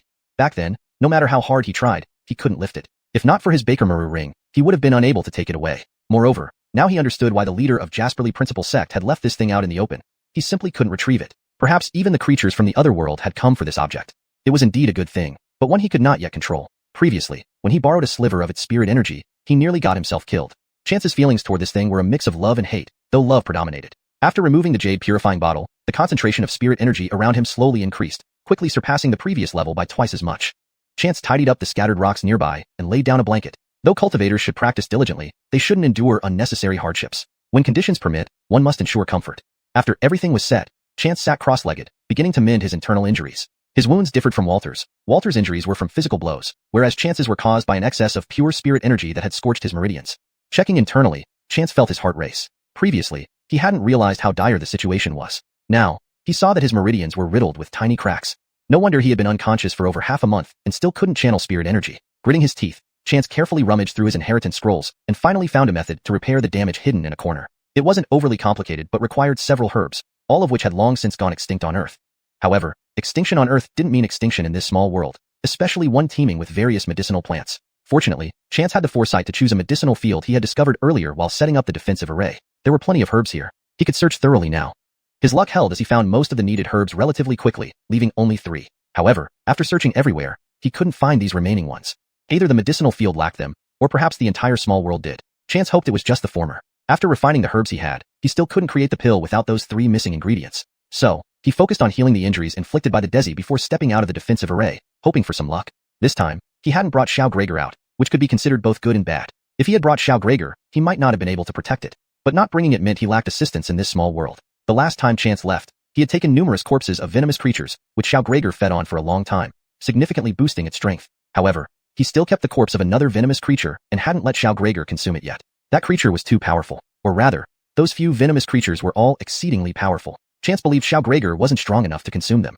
If it did, the best case scenario would be Xiao Gregor falling into a deep sleep. The worst? Immediate death from poison. As Chance pondered this, he bent down to look for more herbs. Luckily, after switching to a couple of different spots, he actually found the herbs he needed. Although only a few straggling stalks remained, it was sufficient. Chance's mood brightened considerably as he prepared to collect the herbs. Vacantly, he lifted his head and scanned his surroundings. Just moments ago, a sudden sense of danger had surged within him. This was not an illusion but an instinct, a primal, life-or-death instinct. The area around Chance was eerily quiet, as if no living beings existed. Yet, this silence made it all the more dangerous. Chance knew something was watching him from an unknown place. He lowered his head calmly and picked a few herbs, pretending everything was fine as he slowly walked back towards his defensive array. Each step appeared calm, but felt heavy under the weight of his anxiety. The unseen threat made him feel as if needles were pricking his back, causing his muscles to tense. Yet, he couldn't speed up or panic. He couldn't let the venomous creature know he had noticed it, nor show any signs of fear. Otherwise, he'd be swallowed whole. Finally reaching the edge of the defensive array, Chance suddenly quickened his pace, activating the array as his foot stepped inside. At the moment he sped up, the venomous creature behind him launched its attack, but Chance's speed was just a bit faster, successfully keeping it outside. Rubbing his heel and drawing a sharp breath, Chance cursed his lack of speed. Thankfully, only his shoe was damaged, and his heel swelled red, but there were no serious injuries. Looking at the venomous creature outside the defensive array, Chance breathed a sigh of relief. He remembered when he first entered the small world and saw the venomous creatures fighting each other. These things weren't just poisonous, they possessed intelligence. They knew how to ambush and use tactics like sneaking attacks. Had he not pretended not to notice earlier, the creature would have already pounced. Outside the protective dome-like array, the creature resembling a sea urchin, with black spikes all over its body, started banging its head against the array. Chance scoffed. Breaking through the array wasn't as easy as crashing into it. Now, what mattered most was refining the pills to repair his meridians. Ignoring the ugly, spiky creature, Chance turned to leave. At that very moment, Chance heard water-like sounds from behind. Water? Chance turned, his eyes widening in shock. It turned out that the tips of the black spikes on the sea urchin-like creature acted like sprinklers, spraying black venomous liquid. Wherever the venom landed, the surrounding grass instantly blackened and withered, crumbling to dust in an instant breeze. Chance shuddered, feeling goosebumps rise. This thing was truly toxic. Lucky. Chance quickly inspected the array, finding that despite the creature's power, it couldn't harm the array because it wasn't a physical barrier but a protective aura supported by spirit energy. Relieved, Chance knew as long as the spirit energy didn't dissipate, the array wouldn't be destroyed by this revolting creature. Once again, he took out the jade purifying bottle, and the concentration of spirit energy inside the array rapidly increased. Closing his eyes to rest and calm his mind, he suddenly sensed multiple venomous creatures appearing outside the defensive array without a sound. Some of these creatures were ones Chance had encountered before. Normally, they wouldn't easily gather together and were usually dormant unless something extraordinary occurred. However, when the jade purifying bottle first appeared, they all woke up simultaneously from their slumber and began seeking out the source of this agitating presence. The older and more intelligent among them silently observed, letting the less patient ones probe first. Chapter 525. Turning a misfortune into a blessing. Chance began refining the few herbs he had collected. A few days later, Chance opened the alchemy furnace, inside which were 7 pills. Finally managed to succeed. There was both excitement and helplessness in Chance's voice. The herbs he could find were not abundant, but because they were very potent, he split them into 10 portions. However, as one batch after another failed, Chance grew increasingly nervous. If this harvest of herbs was not enough for further attempts, he would have to go out once more. This time, however, he might not be as lucky and could even risk his life. Fortunately, this attempt succeeded. Based on his injuries, these 7 pills were just enough for him to take. Swallowing a pill, Chance started circulating the specific inner technique designed to repair meridians. With great determination, he shattered a meridian from a certain point, and then used the power of the pill to reconstruct it. After 10 whole days, Chance stood up and stretched his arms with satisfaction. He felt immensely relieved. This misfortune turned out to be a blessing in disguise. Arte to the spiritual energy impact, his meridians had all cracked. It felt like they would shatter into fragments if touched by an external force. After gradually repairing the meridians, they ended up twice as wide. The pain was excruciating. There were moments when he wanted nothing more than to die rather than endure such agony. But thinking about Rosemary, Fremont, Stanley, and Mickey Eric, he gritted his teeth and endured it. Perhaps he wasn't the greatest person in the world, but he was the pillar of strength in the eyes of his family and brothers. If he lived, they could be safe. If he didn't, someone would surely come forward to bully them. Besides, he hadn't settled the score with Caesar yet. How could he die now? Balancing love and hate, Chance managed to push through. The benefits were tremendous. His expanded meridians now allowed him to absorb and convert spiritual energy at a speed more than double what it used to be. Even if this had not happened, he might not have improved much after achieving foundation establishment. In his current state, when he reached foundation establishment, he would surpass others significantly. It truly was a case of every cloud has a silver lining. Estimating his progress, Chance figured that with the expanded meridians, using the Jade Purity Flask again would likely cause unbearable pain, possibly even crushing his entire system of meridians. However, barring any special circumstances, he didn't want to experience that pain again. With the meridians fully repaired, Chance no longer had any worries. He intensified his cultivation, benefiting from the doubled rate of spiritual energy absorption and the high purity of the spiritual energy around him. His cultivation advanced rapidly. 1 month, 2 months, 3 months. After half a year, Chance had directly ascended to the 8th level of Cortesco refinement. Yet, he did not feel satisfied and spent a few days adjusting his mindset before choosing an opportune moment to let a poisonous creature into the defensive array while pretending to relax. Outside the defensive array, multiple venomous creatures stared at him. Chance had noticed them long ago. Before, he had been oblivious. But now, those small monsters were always crouching outside the defensive array, and with his vision intact, he could naturally see them. Seizing an opportunity when one was not paying attention, Chance immediately brought it inside and brutally attacked it before it could react. Before it could spew poison or gas, Chance had already rendered it dizzy. With an iron skewer in hand, encased in spiritual energy, he struck its vital point. After a series of strange squeaking sounds, the creature lost all signs of life. Chance was not afraid of toxins. Since ancient times, medicine and poison have been closely linked. As he learned medicine, he also learned how to neutralize poisons. He chose only well-known poisonous creatures from the heritage, knowing their properties and how to antidote them, avoiding any unknown toxins. Beating the venomous creature to death in front of the others carried a symbolic meaning as well, to show them not to underestimate him, letting them know he was not an easy target, but rather, something they couldn't handle easily. Chance did not just kill the venomous creature. He extracted its poison sac and other parts that could be medicinal. Finally, he left only the pure meat, which he cooked over a fire, seasoned with cumin, chili powder, and salt. To his surprise, despite their fierce appearance and deadly toxins, the meat of these creatures was surprisingly tender. The pinkish flesh became white after a short roast, similar to chicken. Yet, it tasted as fresh and delicate as fish. Chance felt a bit regretful. If the creatures were larger, slicing them thinly and eating them hot pot style would surely be even more tender. Unfortunately, there were too few, but if there were more, he would definitely catch several. A brilliant idea flashed across his mind. Raising venomous creatures. Their poison was valuable, and who said poisons could only harm? Medicine and poison are intertwined, and used properly, poisons could be effective remedies. If the meat of these venomous creatures tasted good, he could breed them. Then, he would have an endless supply of poisons and meat. Chance fantasized about this, almost drooling unintentionally. The venomous creatures outside, sensing his gaze, felt threatened and went into a defensive stance. A few timid ones cowered and trembled in fear, making feeble noises. They wondered why their prey, who they initially planned to eat, had suddenly turned predator. The cowards ran off. The braver ones temporarily retreated. Instinct told them there was a maniac inside the protective dome. Only a few bold ones remained outside, occasionally being caught by Chance for a meal.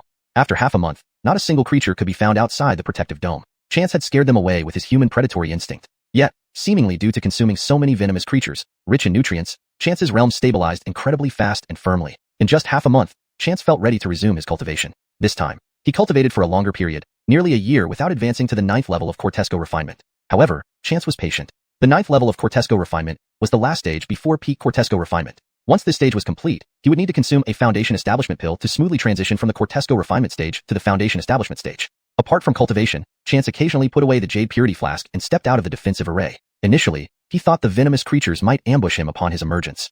Unexpectedly, they avoided him, their eyes filled with caution. Chance felt a bit speechless. Had he enjoyed eating them too much? But it was indeed delicious.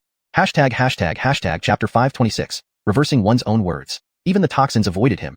It had to be said, Chance was indeed remarkable. Chance became even more nonchalant, appearing completely unguarded, tempting those toxic creatures to rush forward. Initially, some actually did rush at him foolishly, only to receive a brutal beating from Chance. Now at the 8th level of Cortesco refinement, coupled with his expanded meridians, his attacks were even more formidable, making short work of the toxic creatures.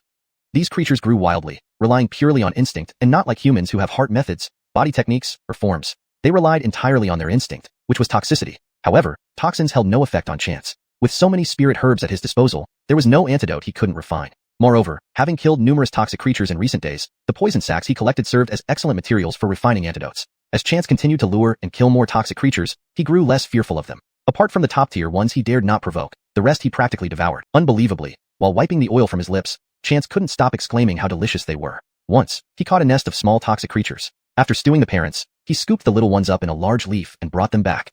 These small creatures looked like wild pheasants but were entirely black, including their feathers, which contained deadly poison. They were called Lao, named by someone unknown, though they were easy to raise. The chicks were covered in downy fluff that wasn't as black as their parents, giving them a grayish appearance. Running around, their fluffy feathers made them look quite adorable. When Chance cooked something, these little ones would happily eat any leftovers, accepting meat without hesitation, and could even fill up on wild grasses and fruits when nothing else was available. They grew very fond of Chance. Upon waking from cultivation, he would find them all over him, on his knees, head, and shoulders. Down, down. Chance shooed them away before starting his usual cooking routine. He cultivated for several days at a time, thus cooked once every few days. Although he had grain-refusing pills, they tasted terrible, and Chance didn't bother developing better flavors. Besides, even lower-grade fat-reducing pills, which were ingested, weren't concerned with taste. While cooking, the little Lao chicks circled around the fire cautiously, still wary after one of them lost most of its feathers from getting too close. Chance had gathered all the spirit herbs needed for the Foundation establishment pill. He marveled at how this miniature world seemed tailored for him by the Heavenly Medical Sect. It contained nobody but medicinal plants, from ordinary long-standing herbs to fully developed spirit herbs. Experiencing the benefits of this mini-world made Chance even more eager to explore the other hidden paradises. If one such place was already so good, imagine what Earth would become if more were revealed. When the age of degeneration revived, everyone would cultivate, free from diseases and focused on self-improvement. Even ordinary people unable to cultivate would likely live much longer lives. According to ancient tales, people in the distant past lived exceptionally long lives.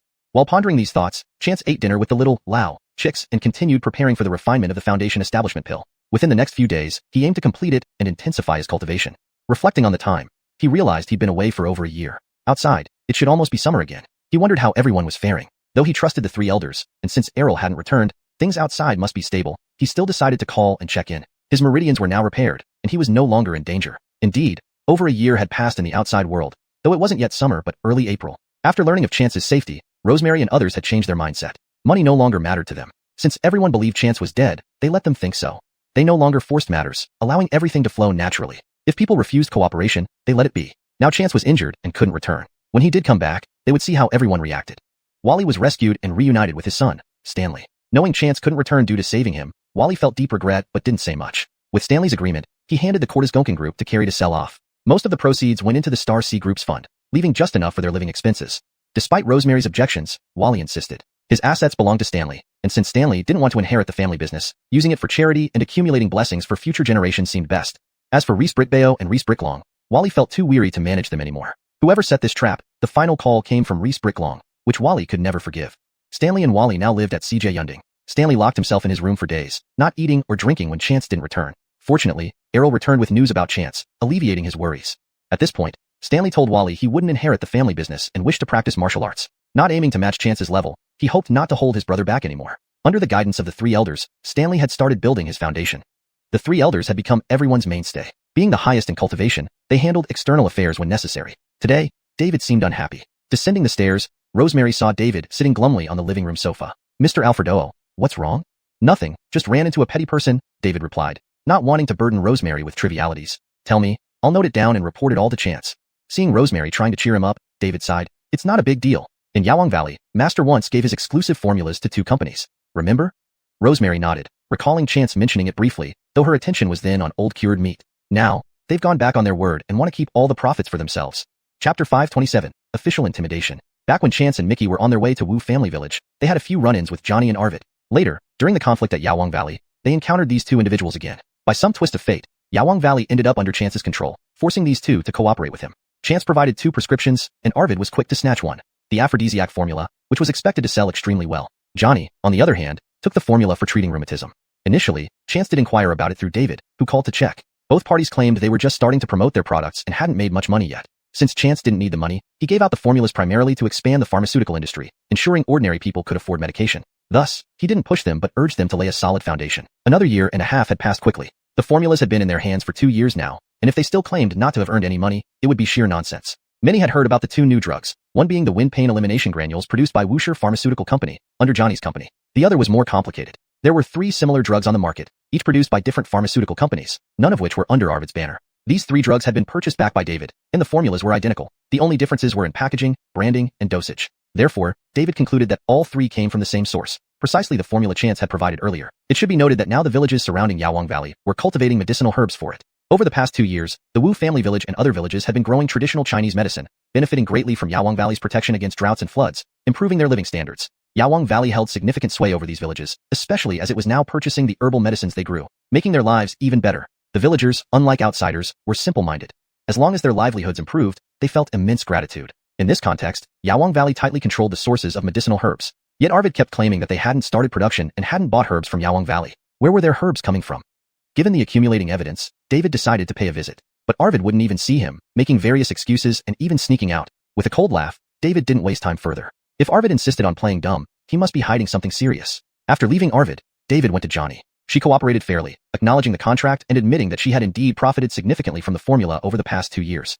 However, when it came to payment, Johnny's demeanor changed. She first complained about her initial investments, including research, clinical trials, and marketing, the latter costing the most. Though she had made substantial earnings, her actual profit wasn't much. Seeing that David remained unmoved, Johnny switched tactics, insisting that since Chance wasn't around, he needed to come personally for the money. Otherwise, she wouldn't give a single cent. Though David could use force, it wasn't necessary. Master Baker would return eventually, and then they could settle accounts. It's like this. Old Alfredo, don't get angry. Once Chance returns, everything will be resolved. But we can't let them off too easily, Rosemary said coldly. I'll send people to keep an eye on them. Our Savannahs can't sit idly either, Brock said, entering with a stern expression. Those ungrateful wretches think Master Baker won't return? When he does, they'll regret it. Since gaining his inheritance, Chance had helped many people, but after disappearing for a year and a half, everyone assumed he was dead. Several demonic entities resurfaced, including those whom Chance or Starseed Group had once aided and others who had been defeated by him. The Four Seas Alliance celebrated wildly, reviving its reputation and joining forces with the Alisu Martial Artists Association to severely limit the Brotherhood Alliance's activities. Now, the Brotherhood Alliance only held ground in Ninghai and was still under pressure. More infuriating was the official intimidation. Previously, Ninghai's higher-ups viewed Chance favorably. However, the leaders who supported him were transferred. Some promoted, others demoted. Even promotions were often superficial. The newly appointed leadership aggressively targeted the Starseed Group. At first, they didn't understand why these officials seemed so hostile towards Starseed Group. It became clear when they saw news reports. The newly arrived leader was no stranger. It was Eris, the eldest son and grandson of the now bankrupt Adidin family and brother of Zora. Unbeknownst to many, Eris had aligned with someone powerful, rising to become a municipal party committee member at age 35, overshadowing even the top-ranking appointee. Under government influence, many Ninghai enterprises targeted the Starseed Group, breaking contracts maliciously and supplying substandard products. Had it not been for Brock Savannah's influence in law enforcement, even Baker Winfar's case might have been overturned. The unfairness was palpable, even ordinary people noticed. Locals discussed the matter online. Although Caesar tried to monitor it, he couldn't suppress it entirely. When the government shifted focus to the old urban renovation project, converting originally planned residential housing into commercial zones and tearing up previous agreements, many residents faced homelessness. Initially, people thought the Starseed Group was responsible, but as more details emerged, netizens realized the truth. Starseed Group executives repeatedly voiced concerns, urging the government not to ignore public sentiment and change residential buildings to commercial uses without regard for the homeless residents. However, no one listened. Online forums buzzed with doubts and criticisms. Why has a well-established company been bullied so badly in just over a year? So, is there no room for private enterprises to breathe? Really? Is the local government doing this? Investigate it. See if it's a fly or a tiger. Bakerport. Investigate deeper. Chapter 528. Deliberate Bakerpression. The uproar online indeed drew the attention of relevant authorities. With many Ninghai residents holding up their IDs to lodge real-name complaints, the matter was confirmed. Even rumors surfaced that a higher authority would send an inspection team to investigate. The Ninghai municipal government was thrown into a state of unrest. Alistair calmly drank his tea as everyone around him panicked. Comrade Zabine, you're really calm. What are we going to do about this? Why panic? If an inspection team really comes down, wouldn't I know? Alistair replied nonchalantly as he sipped his tea. Everyone was momentarily taken aback and then burst into laughter. I forgot, Comrade Zabine is from Beijing. Why should I worry? That's right, Deputy Mayor Adidin has connections in Beijing. Anyone who tries to move against him better think twice. We will all follow Deputy Mayor Adidin. Everything will be fine. At this moment, Alistair's phone rang. He waved his hand, signaling everyone to be quiet. After seeing the caller ID, Alistair stood up and told everyone, I need to take an important call.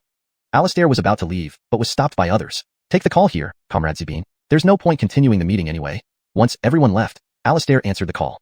The tone on the other end wasn't harsh, but Alistair nervously responded from the window. Yes, I understand. I get it. Is there really an inspection team? Do they have to issue a statement? Can't. I understand. After hanging up, Alistair looked extremely grim. He didn't expect the investigation team rumor to be true. Someone was indeed trying to investigate him in the Ninghai Old City renovation project. Damn it.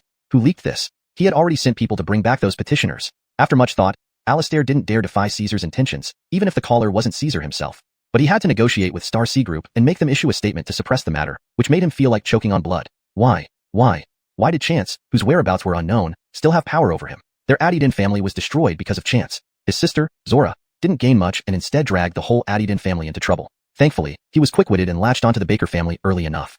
And now, he still had to go and apologize? Leaving the meeting room, Alistair composed himself and put on a smile, though not fooling anyone experienced. Rather than go personally, he picked 2 people to visit Starseed Group. The 2 officials were stunned, looking at Alistair, unsure what was happening. Deputy Mayor Adidin, are we asking Starseed Group to issue a statement to mitigate this negative impression? Nonsense. Alistair slammed the table in anger, not asking, but requesting their cooperation with the municipal government, understand? The two officials said nothing more, knowing Alistair had powerful backing, something everyone in the government knew. After a brief discussion, they figured out the situation. To mitigate the online backlash, Star C Group needed to take the blame. With that decided, they headed boldly to Star C Group, demanding to see the current person in charge. Since the news of Chance's disappearance, Aster temporarily took over as chairman. It was necessary. The company's executives included Elira and Rosemary, both instructed to work remotely. Fremont was busy managing Brother Alliance, leaving Aster as the only manager. Though the chairman position seemed symbolic, with Chance around, it became a crucial role during this chaotic time. He was so busy he had no time for dating. How could things become more distant between him and Cortizgon Union, working at Star C Group together? While brooding, his secretary reported that municipal representatives requested to see him. Aster sneered. Who came? Alistair? He understood why the municipal government was sending people. Ever since Alistair arrived, most decisions targeted Star C Group. They shouldn't have tried tampering with the old city renovation project. This project promised significant political achievements, but instead, the benefits meant for the old city residents turned into commercial properties, with immense profits hidden within. On the contrary, the amusement park project was fined due to Yun 2 Group's significant involvement, along with several other companies, which reduced the impact on Star C Group. Aster had reported this to the Colbys, as it wasn't just Chance, or the Aries family involved. Chance, the Aries family, Cortezong family, and Gregor family were all implicated. After discussions, the Colbys advised him to stay out and watch the situation unfold. In the short term, it seemed Alistair achieved political milestones, but in reality, it was merely superficial success. Trying to take credit for Star C Group's efforts and converting the relocation apartments into commercial properties was unacceptable. These homes, designed by Draper's team, were high quality and planned for national competition. Alistair wanted these assets without any compensation. The municipal government had never paid for construction costs. Without money, yet still wanting the houses? A beautiful dream. Money issues aside, relocating residents shouldn't be manipulated. These residents eagerly awaited completion, and now the government wanted to seize them before they were finished? Seizing Star C Group might be feasible, but seizing from the residents would cause chaos. The Colbys had let him sit this one out, watching the inevitable fallout. And now, the day of reckoning had truly arrived. Chapter 529. The amulet performs greatly. Aster didn't go out to meet the visitors. He sent a senior executive from the PR department to handle it. The two visitors, upon realizing it wasn't Aster they were speaking with, initially refused to discuss the matter. They even started slamming their fists on the table in the reception room and raising their voices. The PR executive was quite capable, managing to calm them down and get to the heart of their intentions. Once it became clear that these individuals wanted Star C Group to take the blame, the executive immediately rushed back to Aster's office to report the situation. Make them leave. Aster fumed. Throw them out right now. Mr. Aries, will this affect us? Don't worry. The fact that they are eager for us to take the fall means the inspection team is really close. Let them be thrown out. Once the inspectors arrive, they'll find out how they die. I understand, Mr. Aries. The executive wasted no time. Back in the reception room, those two city officials were still gloating, expecting Aster to come see them at any moment. Instead, only 4 security guards arrived, dragging them out. The entrance of Star C Tower was bustling with activity. The PR executive also followed them out. As soon as the two men were ejected and began yelling curses by the door, drawing a crowd, the executive explained the situation succinctly. He didn't exaggerate or embellish, just told the truth, but being from the PR department, he was persuasive. Meanwhile, the two people sent by Eris were only good at flattering their Andres and nothing else. Otherwise, Eris wouldn't have assigned them such a thankless task. After the executive spoke, the surrounding crowd grew furious. The old district covered 1/4 of Ninghai City's area. Everyone had relatives or friends there. Upon learning the government's plan, they became enraged. Alfredor. He's lying. One of the men denied hastily. Lying? Our reception room has surveillance. Should I release it online? You. The two men were speechless. Seeing this, the crowd knew what was up. Some hot-headed individual swung punches, forcing the two men to flee hastily. Watching this from upstairs, Aster felt relieved, but knew Eris wouldn't give up easily. So Aster decided not to go to work and went straight home. He now lived with his grandfather, along with Donovan and his family. Upon returning, Aster recounted the day's events to his grandfather. Before grandfather could speak, Donovan's face darkened. What do they want? Trying to make Star C Group take the blame? Do they think we're pushovers? Though Donovan wasn't employed at Star C Group, he had younger siblings who worked there, naturally making him furious. I suspect if they fail this time, they'll try other tricks, said Aster. We need a countermeasure. Grandfather, any ideas? Aries Lausching fell into deep thought. At this point, Chance had already changed into clean clothes after leaving the mini-world. His appearance looked like an artist. His hair and beard had grown significantly over the past year and a half. Chance decided next time to bring a razor inside the Bagua ring when he entered the mini-world. Exiting the mini-world, the path he took most familiarly was the one he'd previously walked. Now, at Nephrite Breath Level 9, he could reach the city within a day. Passing by a small village, he paused. It had been 2 years since his last visit, and given his new appearance, he wondered if they would recognize him. Nevertheless, Chance knocked on the door. A chubby little boy opened it. Smiling, Chance asked, Cortizgoki, do you remember me? Children tend to forget easily, especially with Chance's drastically different look. But care enough, Cortizgoki stared at him before running back inside. Chance was taken aback. Was he too scary looking? Bitterly smiling, Chance thought about returning to the city to tidy up first. Just as he turned to leave, he heard hurried footsteps behind him. Estimating it was the adults coming out, Chance couldn't simply leave. He had to explain. Seeing the Colbily couple and their son rush out, Chance opened his mouth to speak. To his surprise, the old man and his son grabbed Chance's wrist, inspecting him. Alfredaddle master, is it you? This long-haired, bearded stranger differed greatly from the young, handsome Chance. Confused, Chance asked, who are you talking about? You've got the right person. Prodigy ran up beside Chance, pulling out a yellow amulet from his clothes. This? I remember it. Oh. Chance realized why they called him Alfredaddle master. I thought you might have forgotten. No way. Prodigy protested eagerly. Uncle Kaylee, I'm here again, Chance said, picking up Prodigy. Come in, come in. We've wanted to thank you for so long. Finally, you're here. Cook some food quickly, the Colbylee woman instructed her daughter-in-law. Yes. The daughter-in-law hurried away, while the grandmother picked up her basket. I'll buy more vegetables. Chance tried to stop them, but everyone insisted. After serving tea, the son went to help his wife, leaving only the Colby man with Chance. Chatting for a bit, Chance understood why they treated him so warmly. Initially, Prodigy was often sickly and didn't seem likely to survive. But after wearing the yellow amulet Chance gave him, his health improved remarkably. However, that wasn't the main reason. Last winter, around New Year's, many migrant workers returned home, riding motorcycles or driving cars. Kids, curious, crowded around vehicles. A few small children squatted behind a car unnoticed by the driver. When the car reversed, it rolled over 2 kids, including Prodigy. People screamed, rushing to lift the car and save the children. Despite both being run over, one child was severely injured, while Prodigy was unscathed, except for dirty clothes. The villagers, simple and honest, refused to seek compensation. Still, the driver came bearing gifts. Only after confirming Prodigy's safety did he leave. This incident astonished everyone. Later, Prodigy confided in them that he saw a golden light emerge from his chest, protecting him when he was run over. Chapter 530, Scum. After Cortesco explained, everyone understood the situation. However, everyone knew that an innocent person might be accused simply because they possessed something valuable, so they did not talk about it outside. They just said that the child had gotten lucky and wasn't hurt. But deep down, they all knew what happened and were immensely grateful to Chance. Still, they had no idea where Chance was located. They couldn't believe that after just a few months, Chance actually came to visit them. Naturally, they treated him with utmost hospitality. Oh, why didn't I see your daughter this time? Chance casually asked. The girl from their village was very shy and barely dared to speak to him. My daughter? She's getting married. She went to her aunt's place in the city to buy some things, the old man replied. Ah, great news, congratulations. Chance immediately offered his congratulations. In this place, girls tended to marry quite young. She looked to be only in her early 20s. He would be turning 25 next year, and Ale was around the same age. They also needed to consider their own marriage. Thinking about how he hadn't seen Ale for over a year, Chance felt a pang of guilt. He hadn't even managed to inform Ale when he was in seclusion.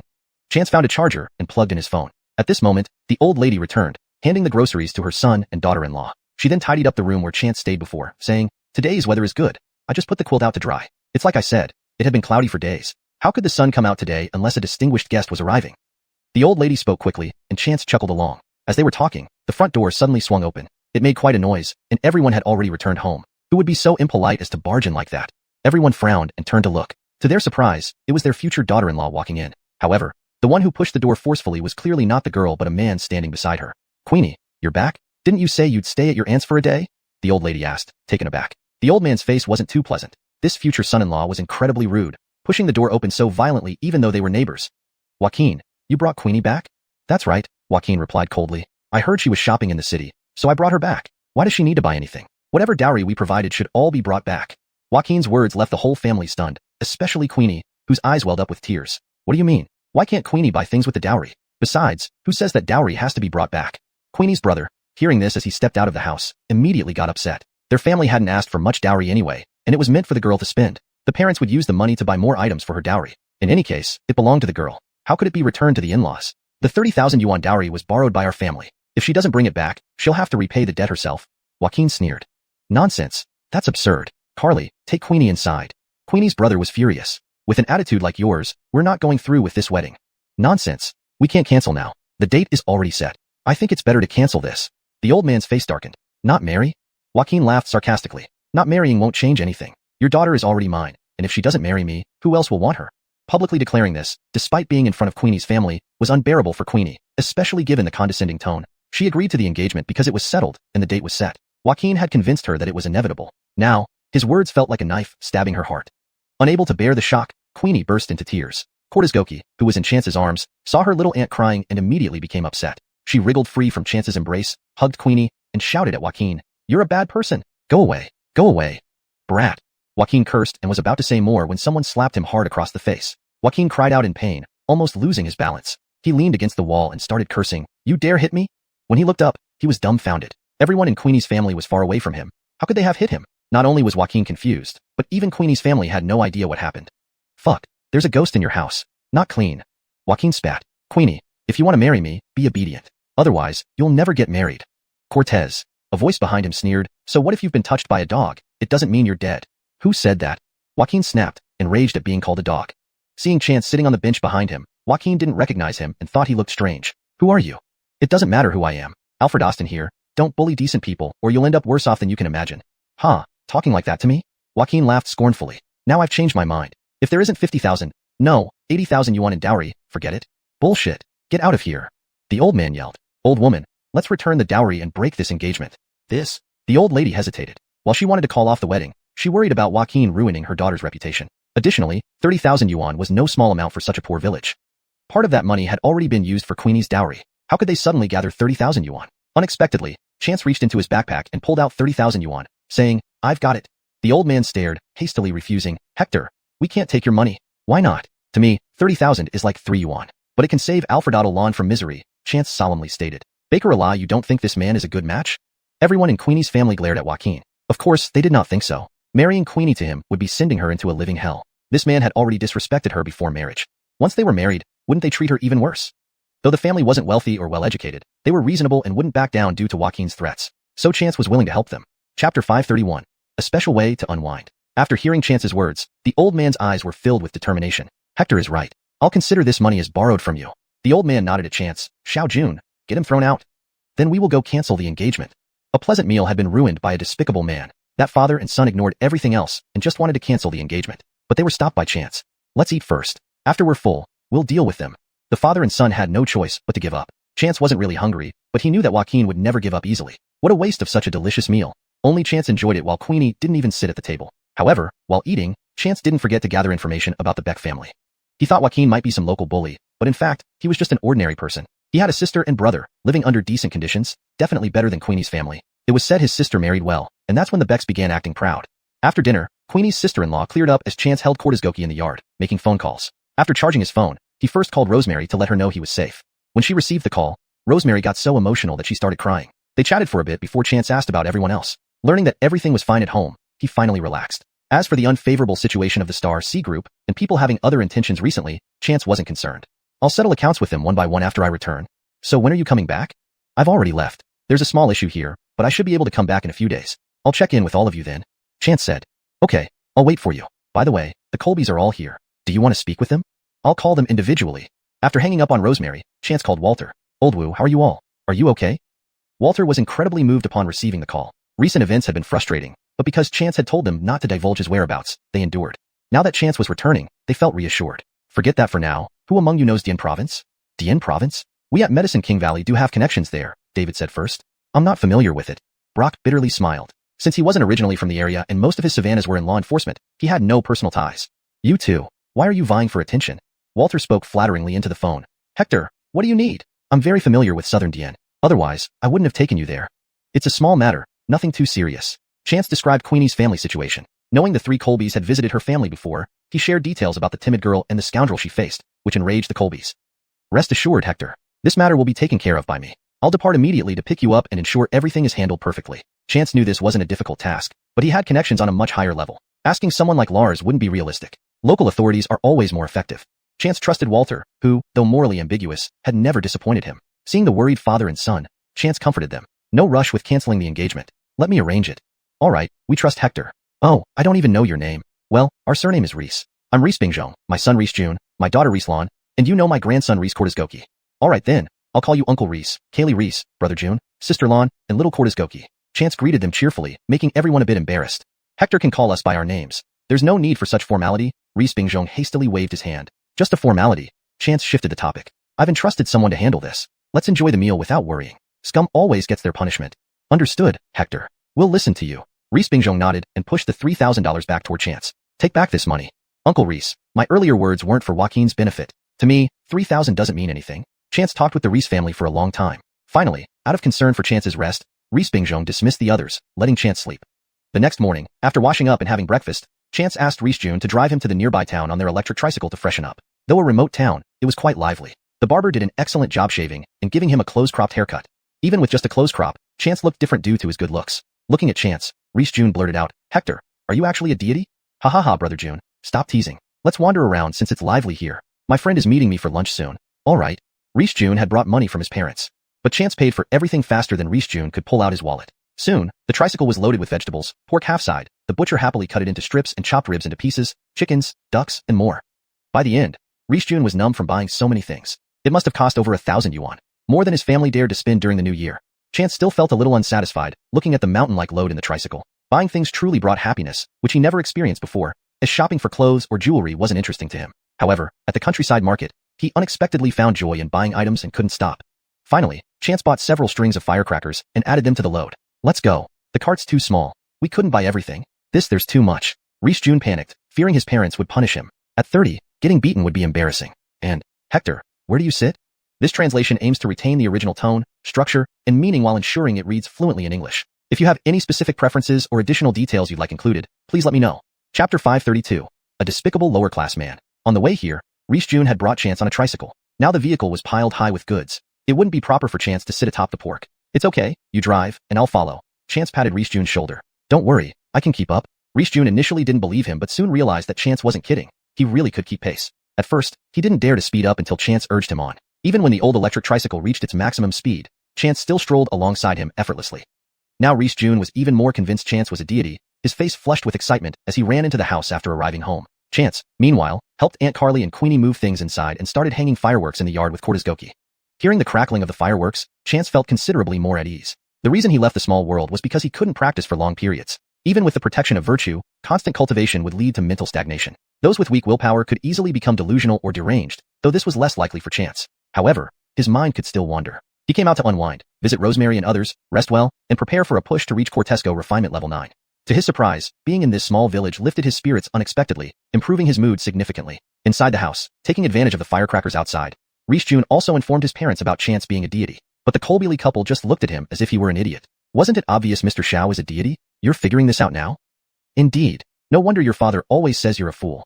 The couple's nonchalance made Reese June doubt himself. Rubbing his head, he followed his parents out of the house. Just then, they noticed all the groceries, fruits, and large packages of meat on the tricycle, which stunned them. They knew Reese June couldn't have bought so much with his few $100s. Turning around, Reese June confessed, Mr. Xiao didn't need my suggestion. Uncle Reese, Kaylee Reese. Chance walked over with Prodigy in his arms. Ah, Mr. Xiao, you look much better this way. The couple immediately smiled. He looked nothing like yesterday's homeless man. These are things I wanted to buy, not coerced by Brother June. By the way, I have friends coming over, and I'll need your help, Kaylee Reese and sister-in-law. Of course, it's our pleasure. The Colbylee woman hurriedly washed her hands to help. Elsewhere, Walter had arrived the previous afternoon. But instead of seeking Chance, he immediately contacted people he knew upon landing. With Walter's background, he only dealt with extraordinary individuals. Having received some information about Joaquin from Chance, Walter instructed others to gather more detailed data. Within 2 hours, extremely comprehensive details landed on Walter's desk. Just such a nobody. Walter laughed with anger. These days, anyone thinks they can bully others? Facing Walter were several influential figures from Dien Randy, both legitimate and underground. Given Walter's cultivation, he once dominated Dien Randy. Not only him, even his savannas were respected by these people. But to meet Chance earlier, Walter came personally. Isn't he relying on his brother-in-law? Start with his sister and brother-in-law.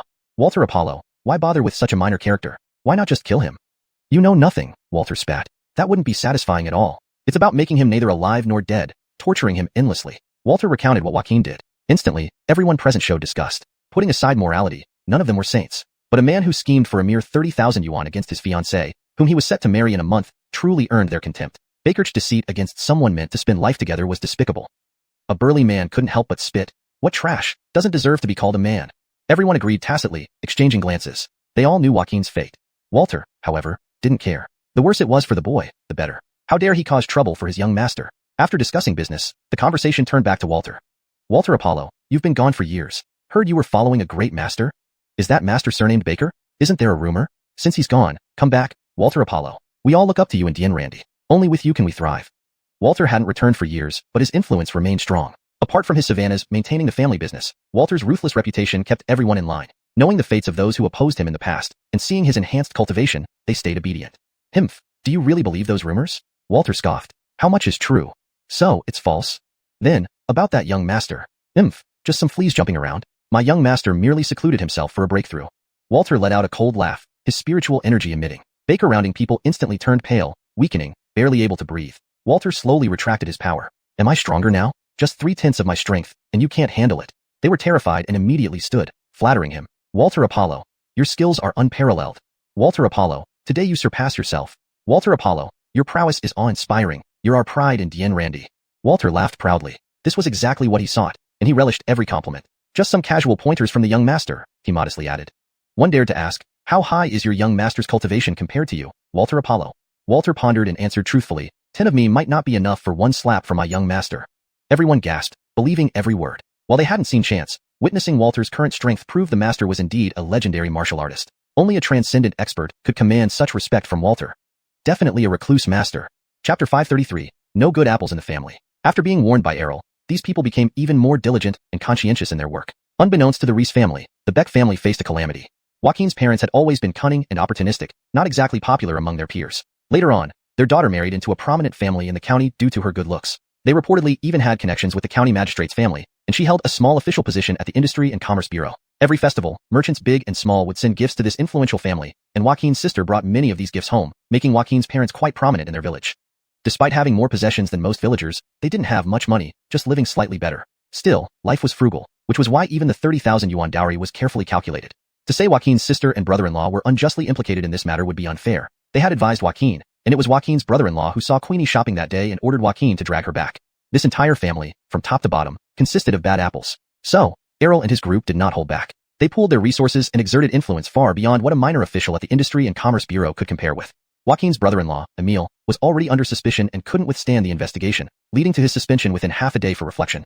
Actually, allowing him time to reflect was intentionally giving him a breather to watch the chaos unfold. Joaquin's brother-in-law Emil found out his predicament through leaks and returned home to see his wife still putting on makeup. He slapped the cosmetics out of her hands. Painting your face, only thinking about looking beautiful. My job is at risk now, and soon I'll have to beg on the streets with you. Initially angry, Joaquin's sister, Beck Wan, froze upon hearing Emil's words. What do you mean? What happened to your job? You need to find someone to help.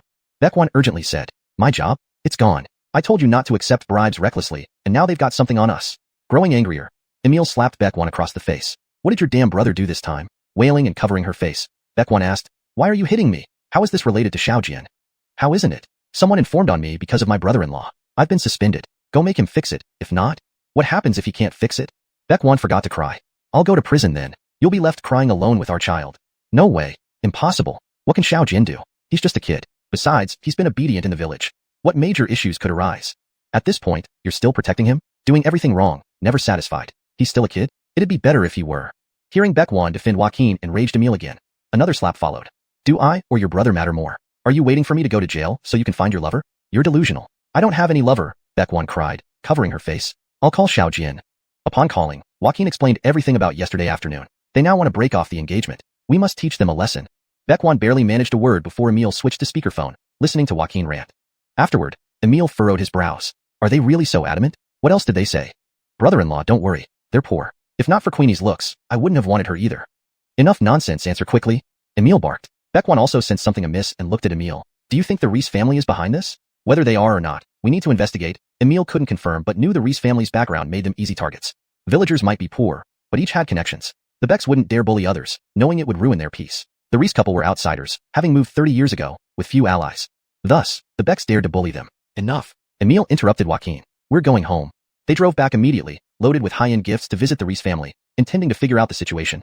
At the Reese household, everyone was busy cooking. Pork simmered in one pot, while chicken stewed in another. Nearby, Chance prepared a barbecue grill with lamb legs, slowly roasting them with Reese June. Beside the grill lay a marinated duck, ready to be roasted next. Cordes Goki, nestled in Chance's arms, drooled, yearning for food. It had been ages since so much meat was prepared.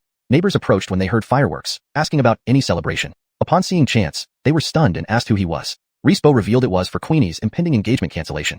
Baker-prized and furious, the neighbors questioned Joaquin's behavior, deeming it bullying. Just then, Errol arrived. Seeing visitors, everyone departed.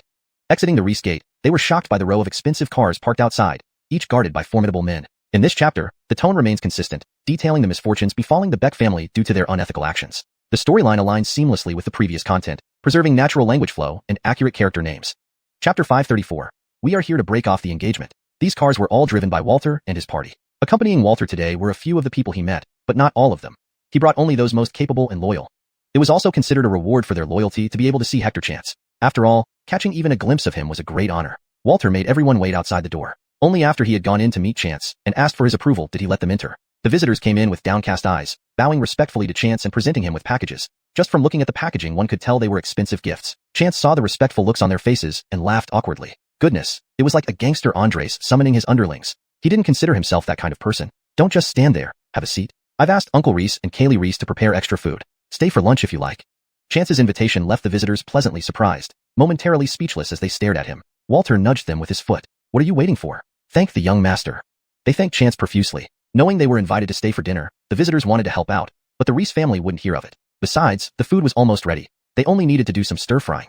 With so many guests, 2 tables were set up, allowing the women and children to eat more comfortably inside. Outside, a round table was placed where Chance sat flanked by the Reese father and son, while Walter and his party were on the other side. A large pot of braised pork occupied the center of the table, each piece about the size of a baby's fist, its maroon color inviting. Next to it was a pot of stewed chicken, rich and tender, chopped into bite-sized pieces and flavored with mushrooms gathered from the mountains. There was also a large serving of fried pork ribs mixed with eggplant and lotus root fritters. Though not traditional dishes of the area, the Reese couple being relatively recent residents, they were still flavorful. Various other dishes graced the table, including a whole crispy fried fish, both fragrant and spicy. Reese June fetched a bottle of liquor from inside, filling everyone's glasses. Not knowing the relationship between Chance and the Reese family, Walter's companions were extremely courteous as he poured.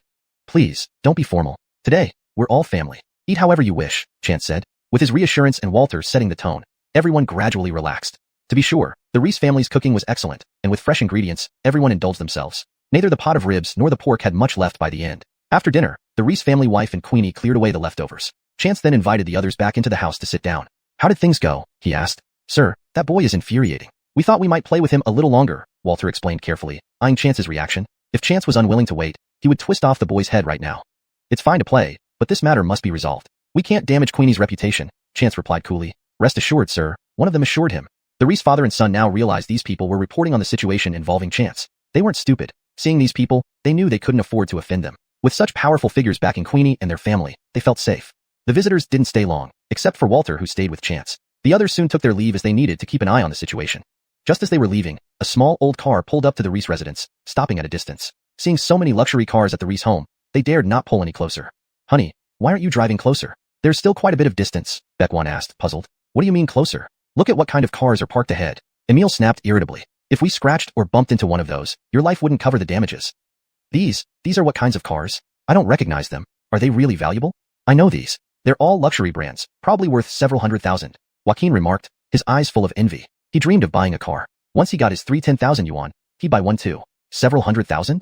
Emile snorted, having seen more of the world than country bumpkin Joaquin. Any one of these cars here isn't less than $1 million. $1 million? The Beck siblings were shocked. This was a sum they couldn't even imagine. Get out of the car, grab the stuff. Brother-in-law, are we really going to do this? What's so special about the Reese family? 8 generations of no wealthy relatives. I think there's someone else behind this, Joaquin objected defiantly. Don't spout nonsense. Get out of the car immediately. If this issue isn't resolved today, forget about us helping your family again. Reluctantly, Joaquin got out, but his face was sullen. As they approached the Reese home, they noticed people standing at the gate. Is something wrong with the Reese family? Emile frowned. Could these cars be here for the Reese family? That can't be right. Humph. Turns out it's because of something they did. Brother-in-law, don't worry. I'll break off the engagement right now. Joaquin exclaimed upon realizing what must have happened. Today, his sister and brother-in-law had berated him for causing trouble and endangering their family. Now, he understood. It must be because of the Reese family, pulling him into their problems. Emile hesitated, feeling something wasn't quite right. Beckwan also caught on.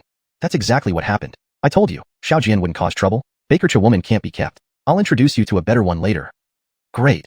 Joaquin felt relieved. I already slept with her. I'm not losing anything. The trio pushed open the Reese family door, only to run into Walter's party. These visitors had overheard the Beck's conversation in the courtyard and exchanged glances. Who would have thought these fools would come knocking? How incredibly ill-fated. The visitors smiled mockingly, finding it amusing how eager these people were to court disaster, something they hadn't seen before. Their smiles seemed demonic to Emile and the Beck siblings, making their hearts race in fear. Emile, somewhat braver than the others, nervously addressed them. Are you here to collect debts from the Reese family? We have nothing to do with them. Yeah, we're not related, the Beck siblings chimed in from behind Emile. If you're not related, then why are you here? We are here to break off the engagement. Chapter 535, 30,000 yuan. Send them to bliss. Just as Joaquin finished shouting that sentence, Emile noticed the gaze of the people opposite changed from a mocking smile to one of pity. However, this pity wasn't genuine. It was more like the playful satisfaction a cat gets from tormenting a mouse. He didn't know why he felt this way, but it was just his instinct. Because what Joaquin shouted in the yard wasn't only heard by those inside the house, but also by the neighbors who had just arrived at the door.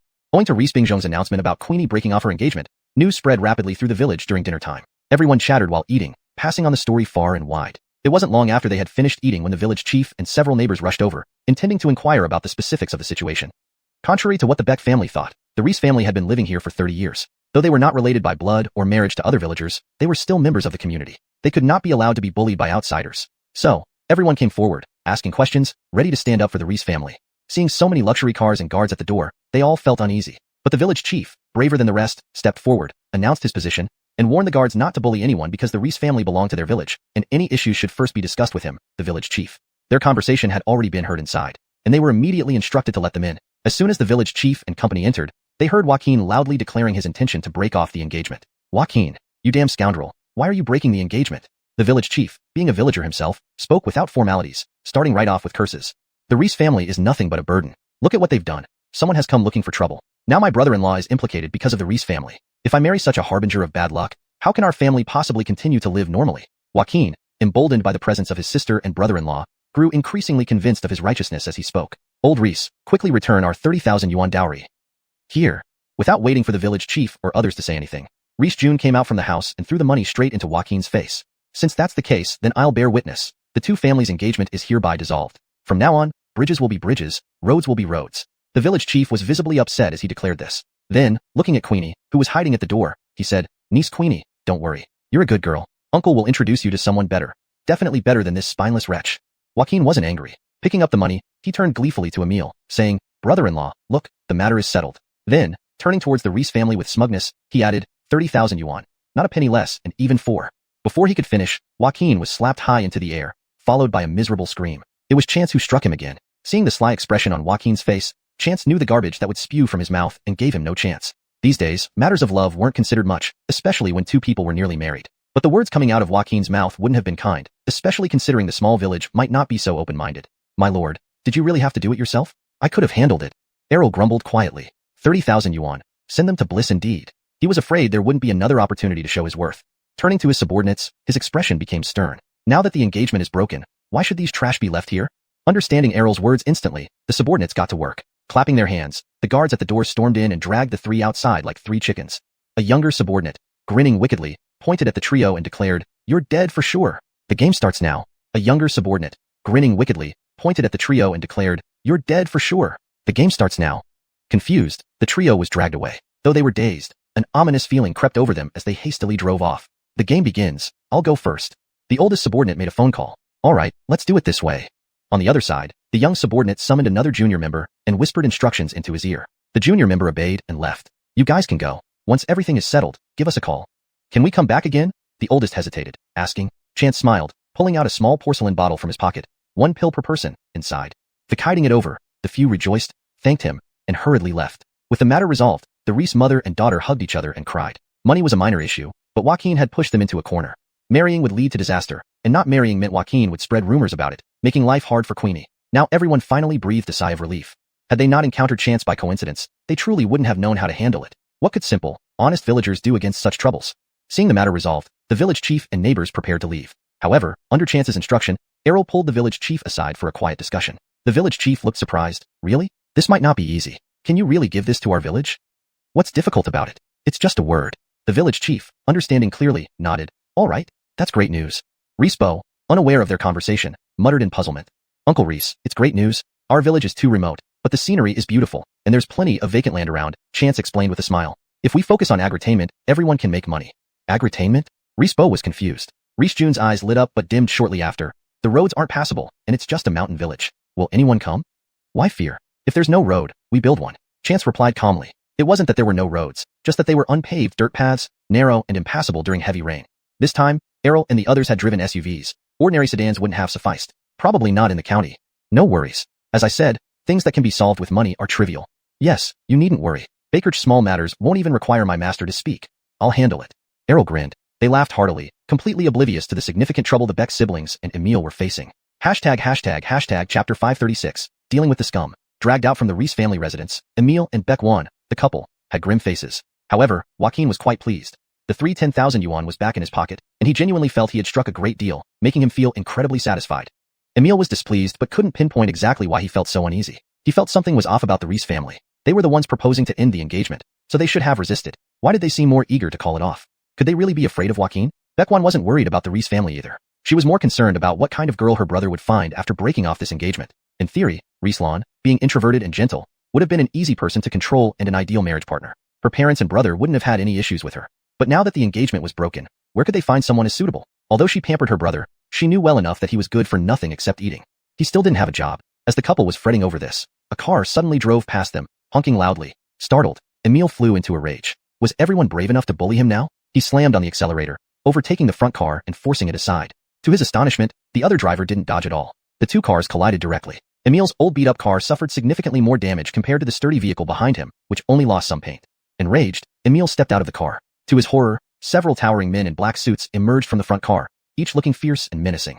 After a brief confrontation, the men demanded compensation, which Emil naturally refused to accept. Both sides decided to call the police. Privately, Emil was smug, knowing he had connections within the traffic police department. As luck would have it, the officer who arrived actually knew him. However, the officer barely glanced at him before examining the vehicles and checking the dashboard camera footage, immediately declaring Emil fully responsible. What? You say I'm fully responsible? Even if I forced them aside, they started it. Emil protested. There's the dashboard camera, the traffic officer said, finishing up the accident liability form. Insurance or cash? Insurance. Emil suppressed his anger, vowing to get this matter resolved and take revenge on the traffic officer as well. The 4S shop's appraiser quickly arrived and evaluated the damages, estimating repair costs at $30,000. $30,000? Are you trying to extort us? Emil's eyes bulged like light bulbs. We're dealing with a luxury vehicle here, one of the men said, lightly tapping Emil's cheek with his license. I enjoy your unsophisticated reaction. When Emil contacted his insurance company, they refused to pay because he hadn't purchased comprehensive coverage this year, only compulsory insurance. So you'll have to pay directly. Pay directly? $30,000? Emil rolled his eyes and fainted on the spot. After the appraisal was done, the traffic officers and the other party left, leaving only their broken-down car by the roadside. It truly was a wreck. Revived inside the car by Joaquin and his sister, Emil finally came to. The moment he regained focus, he slapped Beck one hard across the face. Why didn't you buy comprehensive coverage? Emil asked angrily. He remembered giving enough money for it. I. Beck Wan's eyes darted around guiltily. She had used the money meant for comprehensive coverage to treat her friends. In her mind, no one in their small county would dare challenge them, and even if they caused an accident, the other party would settle for a few $100s privately. She had no idea how to handle this mess now. Just as the couple glared at each other, Emil's phone rang again. It was their Andres calling. Emil perked up, thinking that since they had severed ties with the Reese family, he shouldn't be implicated anymore. Baker a lie. His Andres was calling him back to work? Instead, he was fired completely. Someone had already complained about his habitual solicitation of gifts and cash. To maintain integrity, his workplace had submitted evidence and now awaited the court summons. After hanging up, Emil fainted once more. Beck Wan was crying uncontrollably, and they had no choice but to let Joaquin drive. Since getting his license, Joaquin had always longed for a car but never saved enough money for one. He had coveted his sister and brother-in-law's car too much. Now that he finally got to touch a car, he stomped on the gas pedal and sped down the road. Beck Wan hugged Emil in the backseat, oblivious to the speed they were going since they were almost at the city limits and the road was smooth. Only when she noticed something amiss did she frown. Xiaojian, are you driving? Before she could finish, the car lost control and smashed into a stone pillar on the side of the road. Witnesses said the car flipped midair. By the time Joaquin woke up in the hospital, the doctor regretfully informed him that due to the high speed, his lower body had been crushed beyond repair and needed to be surgically removed. A day later, these news reached the Reese family. Word spread fast in such a small county where everyone was either related or at least acquainted. People were buzzing about the Beck family situation, saying the man became castrated right before their wedding next month. Some speculated the Becks might force the woman to marry anyway. Others refuted this claim, noting the Becks had gone to the Reese family to break off the engagement that very day. Hearing this, people were disgusted with the Beck family, viewing their misfortune as karmic retribution for mistreating the Reese family. Everyone agreed the Becks had it coming for bullying an honest Evelyn and her family. The Reese family was no longer their concern. The Reese family and the village were busy discussing plans for the farmyard project with the village secretary. Owing to the benefits provided by the Reese family, many supported the project despite concerns about funding and attracting visitors. The village secretary reassured them, stating that everything would be taken care of thanks to the Reese family's efforts. The next morning, Chance and Errol left the Reese family, confident they would thrive without further interference. Chapter 537. I'm back. Although he was delayed for a few days, Chance felt great both mentally and emotionally. If not for missing Ale and the others, he could have continued his cultivation without any issues. That afternoon, Chance arrived at CG Yunding, making sure not to disturb anyone throughout his arrival. Apart from his own people, no one knew he had returned. Rosemary and the others had been waiting for 3 days. Upon seeing Chance, Rosemary immediately rushed over and started crying out loud. Missing him wasn't an understatement. Her main concern was Chance's safety. Seeing him now, she finally felt relieved but also overwhelmed with fear in hindsight. Don't cry, it's all fine. Actually, it was my own mistake. No one can hurt me. Chance held Rosemary's face in his hands. I'm sorry for making you worry. It's okay, as long as you're fine. You almost gave me a heart attack. But I'll be leaving again in a few days, just giving you a heads up. Once I break through, everything will be better. That's fine. Your priorities come first. As long as nothing happens to you, I won't worry. Rest assured.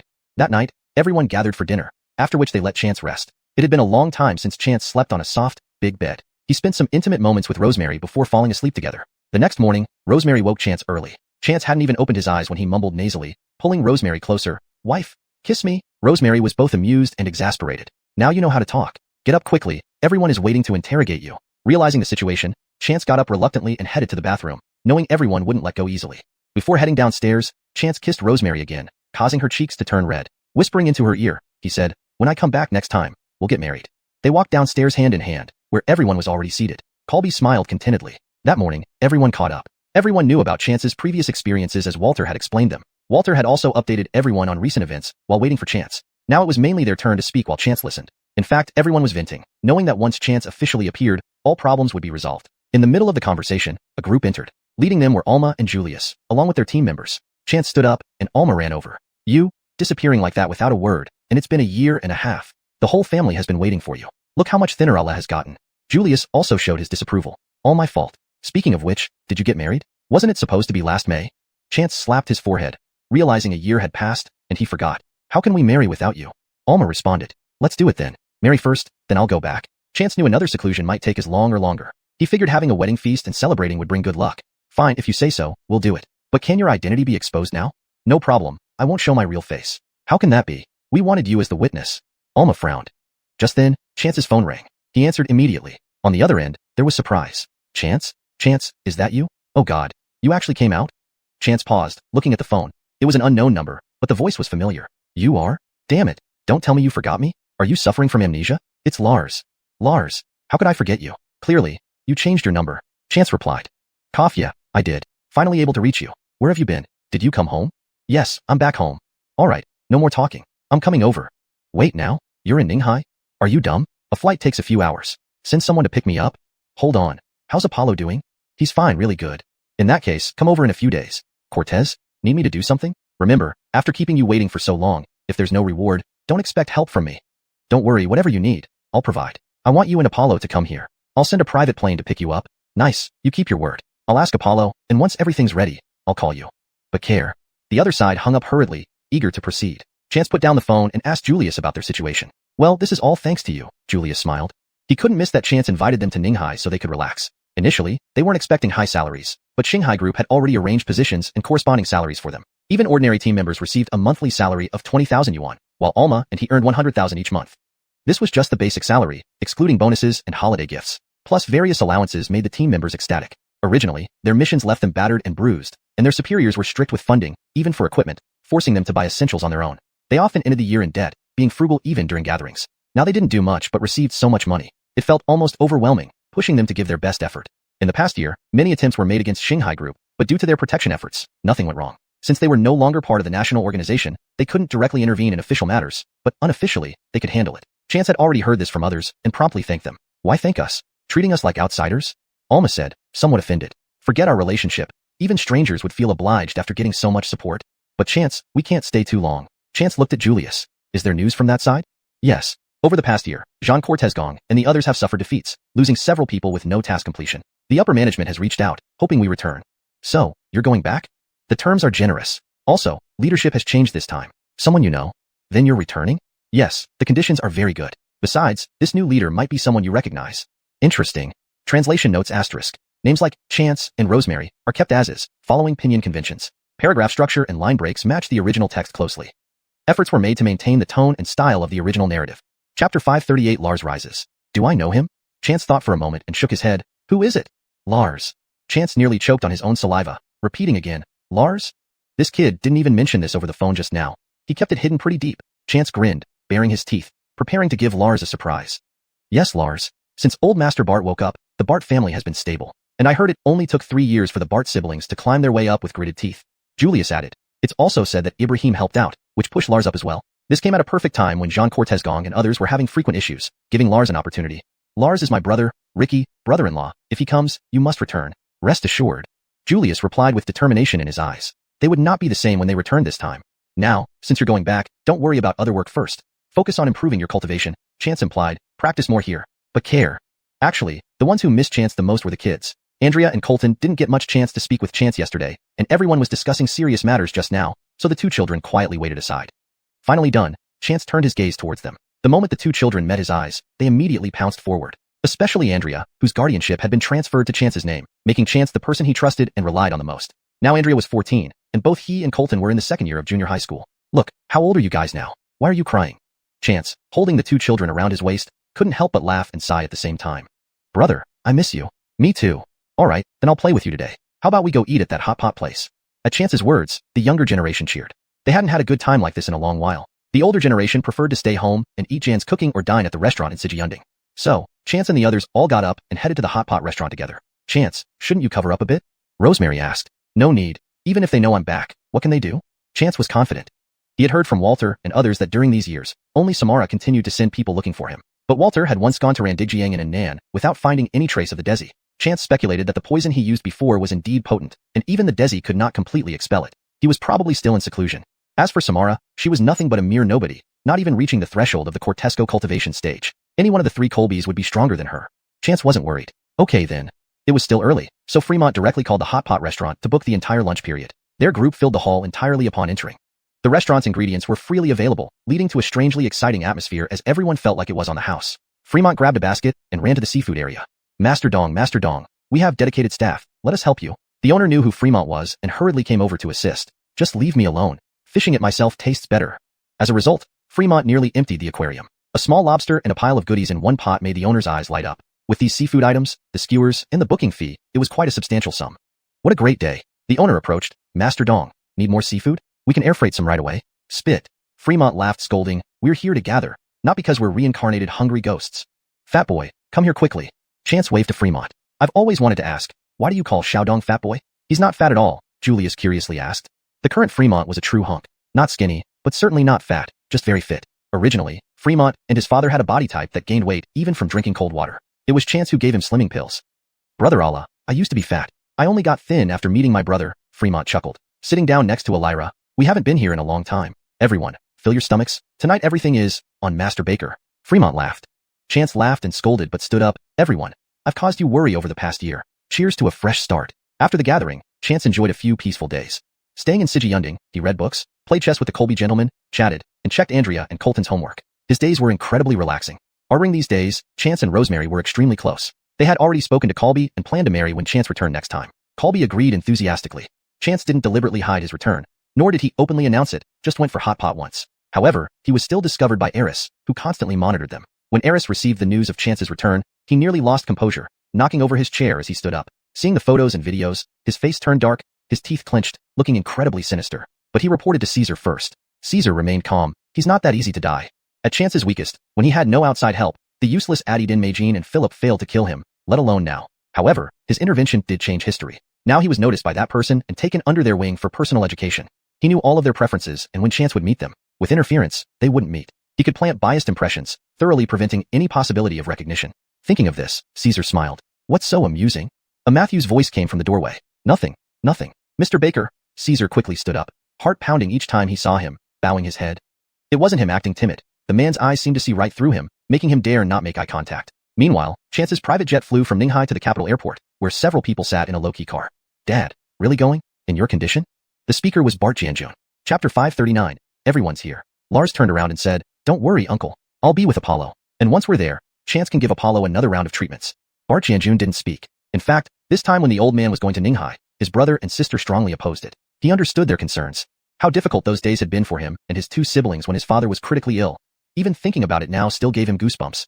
Though the three of them had fought desperately to consolidate power in the past year or so, nothing was as reassuring as having the old man alive. So they were reluctant to let the old man leave Beijing. But Bart Janjun, being the eldest, naturally had his own considerations beyond power. That is, the old man's mood. If going to Ninghai would make the old man happy, then it would be a good thing. Besides, as Lars had mentioned, with Chance there, it could also be seen as a follow-up examination for the old man.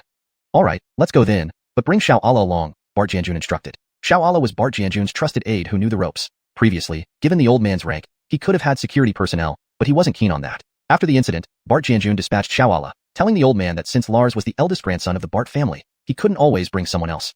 Don't worry, uncle. A private plane had already been waiting at the airport. Bart Janjun helped his Colbyly father board the plane and made sure everything was set before he left satisfactorily.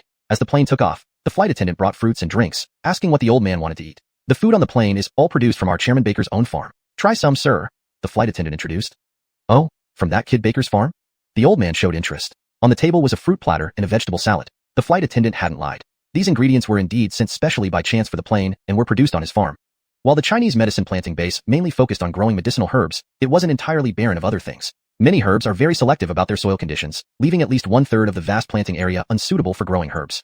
These lands were used to cultivate grains and vegetables. These grains and vegetables were also grown without chemical fertilizers or pesticides, making them purely organic and green. After maturing, most of them were delivered to the canteen at the base. Additionally, there were 4 small gardens or farms inside Sijiyunding. These weren't large, each no more than 10 acres. They mainly grew fruits but also included corresponding crops and herbs. While the vegetables and fruits from the planting base were considered organic, the produce from the 4 small gardens inside Sijiyunding, cultivated in such a rich spiritual energy environment, although still ordinary, were top tier among their kind. Placed before the old man, Bart Lau naturally recognized their extraordinary quality. Using a fruit fork, he tasted an orange. The fresh fragrance and abundant juice instantly filled his mouth. Taking a sip of water to clear his palate, Bart Lau switched to a piece of watermelon. As soon as it entered his mouth, his eyes lit up. This watermelon had flavor. It transported him back to his younger days. Back then, he was still young, meeting a great person for the first time. That great person offered him a slice of watermelon, and its taste left an indelible mark on him. Later, as the country's economy improved, eating watermelon became common, but he never felt the same again. Now, he experienced that familiar taste. Baron Shawala, come try quickly. Apollo, is it really that good? Lars wasn't much of a fruit lover. I think you're just partial to Chance. Anything he produces, you like? Lars's relationship with Chance was close enough for him to speak so frankly. His cousins would likely be jealous because of how openly Bart Lau favored Chance. If you don't want to eat, then don't, Shawala, try it quickly. Shawala was a steady and meticulous young man, a few years younger than Lars. He meticulously cared for Bart Lau but seldom spoke. Following Bart Lau's words, Shawala did try it, and the usually expressionless young man showed a look of surprise. He even dared not believe it and picked up another piece. Is it really that good? Lars couldn't laugh. Shawala was almost emotionless. Lars had never seen him so surprised before. Lars quickly popped a grape into his mouth. It's really good.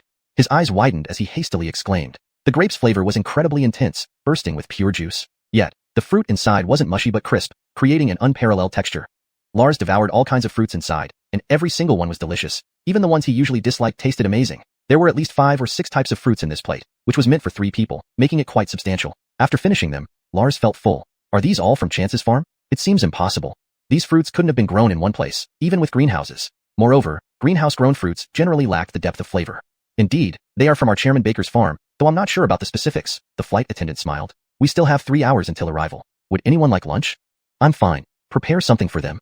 Bart Lau shook his head, smiling. After eating the fruits and salad, he was full. With age came decreased appetite compared to before. Arte to the limited cooking facilities on the plane. Only pre-prepared meals suitable for reheating were available. Although Bart Lau declined, the flight attendant still prepared a small portion for him. Hours later, the plane landed at Ninghai Airport, and Chance had already arrived with 2 cars. One car was for Bart Lau and Shawala, the other for Chance and Lars. Chance, you've done well. On the car, Lars examined Chance closely. You've been away for over a year. I seriously thought you were in trouble. There was a bit of trouble, but nothing major. I spent most of this time cultivating, aiming for a breakthrough. Chance smiled. That's good, that's good. Lars finally put his mind at ease. This time, I and Apollo plan to stay for a while. You'd better prepare something good, or I won't be satisfied. Don't worry, it will be fun and tasty, Chance smiled. As they returned to Sijiyunding, an inspection team from Beijing had also arrived in Ninghai. Chapter 540, the security coefficient of 4 Seasons Cloudtop. Every move Chance made was under the surveillance of Eris. Although he couldn't enter the Starsea Group or 4 Seasons Cloudtop, public places were difficult to control. Upon learning that Chance had sent a plane to pick someone up, and it seemed they were from the capital city, Eris's heart raced with anxiety. Chance. Eris hurled the cup in his hand against the wall. Chance was like an indestructible cockroach. Having vanished for half a year, his bones should have rotted by now. Who knew from which corner he would crawl out again? Now, he was actually in touch with people from the capital. Eris had also heard from his master, Caesar, about Chance's connections in the capital. Rumor had it that Chance was introduced to Ibrahim through Aloysia. Ibrahim wielded significant power, making him virtually untouchable, reportedly set to climb even higher next time. Baker's figure was more than a match even for the Baker family that Caesar belonged to. After all, the previous generation of the Baker family was rather unremarkable, resulting in a decline in status. Relying on women. Eris said with a grimace. Get someone to keep an eye on 4 Seasons Cloudtop. If anyone comes out from there, follow them. But we can't get close to that area, the secretary replied with a troubled expression. Previously, attempts had been made to approach, but since its construction, the community remained off-limits to outsiders. In other residential areas, no matter how luxurious, there would always be security guards or staff one could get near. However, entering 4 Seasons Cloudtop was impossible. This villa complex was even within a traditional Chinese medicine cultivation base, preventing them from even reaching the outer layer. If you can't get in, then just monitor outside. Eris bellowed. Elsewhere, a restaurant had long been prepared for today's guests. The residents of the villa complex were aware of Old Master Bart's presence. Lars had visited once before but left without meeting Chance. This time, as Old Master Bart arrived, Colbys such as Aries Lau, Ellie, Alfredo Lau, Britt Lau, and others came forward. Old Master Bart was a few years older than them, yet seeing so many contemporaries improved his mood. For a moment, Chance and the young people stepped aside, gathering to eat and drink together. Chance, the food here is excellent, and the fruits and meals you had prepared on the plane are amazing, Lars said while not letting up on his eating speed. I'll take you around later. The ones freshly picked from the trees are even better. It happens to be durian season right now. Do you have durians? Lars froze. Are you trying to make me look foolish? Artrians can't be grown in Ninghai. But at their table, Chance's brothers, who he had just introduced to Lars, all wore expressions that implied this was perfectly normal. Chance, stop joking. Are you all conspiring to tease me? Lars refused to believe it. I'll show you. Mickey got up. He was second only to Chance in familiarity to Lars. Aren't you coming, brother? Several others stood up to join them. They were all young people, and Lars's personality matched well with theirs, preparing to go along for fun. I won't come. Chance stood up. Having already eaten dinner, Chance prepared to examine Old Master Bart's health first. Knowing that a health checkup was imminent, the other Colbys departed to return to their homes. After all, Old Master Bart planned to stay here for some time. Chance took Old Master Bart and Xiao to the villa they had prepared. Then he checked the Colby's pulse. This time, the pulse diagnosis took 2 hours, making Xiao look uneasy. Don't worry, it's fine, Old Master Bart smiled, gesturing for Xiao to sit down. It's good that Chance is thorough. I trust my body has no major issues. I feel much better lately. At that moment, Chance retracted his hand. Old Master Bart's feeling is correct. Your health is indeed improving. However, you need to take some medicine for a while. Oh, even with improved health, I still need medicine? Yes, to regulate your body. While your condition has improved over the past year, it can't be relaxed. The prescription I provide will stabilize your health. That's reassuring. Ache, I plan to stay here for some time, Old Master Bart said. Coming here makes me feel completely refreshed, and my mood is much better. Chance chuckled, true to form, Old Master Bart. Despite his advanced age, the old man's senses were quite sharp. You can continue staying here. But after Brother Alizang and Sister May's wedding, I might have to go into seclusion again. But it's no problem for the Colbys to stay here. He won't be here? Xiao suddenly remarked. Then what about Old Master Bart's safety? He had heard from Lars and Old Master Bart that Chance was exceptionally skilled in martial arts, ensuring safety upon arrival. Rest assured, the security coefficient here is extremely high. Chance smiled slightly. No outsider can get in except insiders. Xiao didn't seem convinced, but Chance didn't elaborate. Just as they were chatting, Lars's voice was heard outside. Chance, Chance, I never expected it. Lars excitedly ran in. Behave yourself. At your age, you're still so lively. Old Master Bart scolded playfully. What do you have? Apollo, Chance wasn't lying. There really are plenty of fruits here. Lars put down the durian he had been carrying. Artrians here? Unbelievable. Chance smiled silently, brewing tea given by Grandfather Zandari and serving each of them a cup. Old Master Bart, please try this tea. Leaving Old Master Bart's villa, Xiao followed closely. Mr. Baker, Xiao finally spoke up. Can I spar with you? Since joining Old Master Bart's side, he had heard much about Chance's skills. His medical prowess didn't particularly impress Xiao, but hearing both grandfather and grandson praise Chance's exceptional martial arts made him yearn for a bout. Though not impulsive, the description of Chance as a top martial artist kept him longing for a challenge. Seeing Chance for the first time, Xiao felt somewhat disappointed. This handsome man looked nothing like a martial arts expert. Martial artists often carried a formidable aura, visible to the naked eye, unlike this seemingly ordinary person. Unfortunately, you wouldn't be a match for me, Chance laughed, shaking his head. I brought you out to show you the defense system of Four Seasons Cloud Top. How can I see it? Try entering. Chapter 540. The security coefficient of Four Seasons Cloud Peak. Every move Chance made was under Eris's surveillance. Although Eris could not enter the Star Sea Group or Four Seasons Cloud Peak, public places were difficult to control. Knowing that Chance had sent a plane to pick someone up, and apparently from the capital, Eris's heart leaped into his throat. Chance. Eris smashed the cup in his hand against the wall. Chance was like an indestructible cockroach. He had supposedly vanished for half a year. By now, his bones should have rotted. Yet, he emerged from somewhere unknown and even made contact with people in the capital. Chance's connections in the capital were something Eris had heard about from Master Caesar. It seemed Chance had connected with Ibrahim through Wu family's eldest daughter. Ibrahim was a powerful official without many vulnerabilities and was said to be due for a promotion soon. Even the Baker family, where Caesar belonged, fell slightly short in comparison. After all, the previous generation of the Baker family had not been remarkable, leading to a decline in status. Himph, relying on women. Eris said with a gloomy face. Someone, go and keep an eye on Four Seasons Cloud Peak. If anyone comes out, watch them closely. But we can't get close to that area, the secretary said with a bitter expression. They had tried sending people before, but the residential complex had never opened to the public since its construction. Unlike other high-end complexes that at least had guards or staff who could be approached, Four Seasons Cloud Peak was completely off-limits. This villa complex was even within a traditional Chinese medicine planting base, which they couldn't access either. If you can't get in, then just watch from outside. Eris shouted in anger. Elsewhere, the restaurant had prepared everything, waiting for today's guests. The residents of the villa complex also knew about Elder Bart's arrival. Lars had visited once before, but left after not meeting Chance. This time, Elders Aries, Cortezong, Alfredo, Britt, and others came out for Elder Bart's visit. Despite being a few years older than the rest, Elder Bart felt delighted seeing so many peers.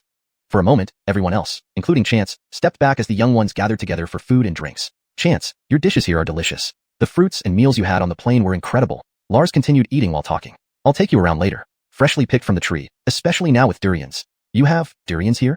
Lars was stunned. Do you think I'm foolish? Artrians can't possibly grow in Ninghai. But those introduced as his brothers by Chance seemed to find it normal, as if this were nothing unusual. Chance, stop teasing me. Are you all ganging up on me? Lars didn't believe it. Let me show you. Mickey stood up, being the second most familiar person to Lars among them. Brother, aren't you coming? A few more stood up, ready to go together.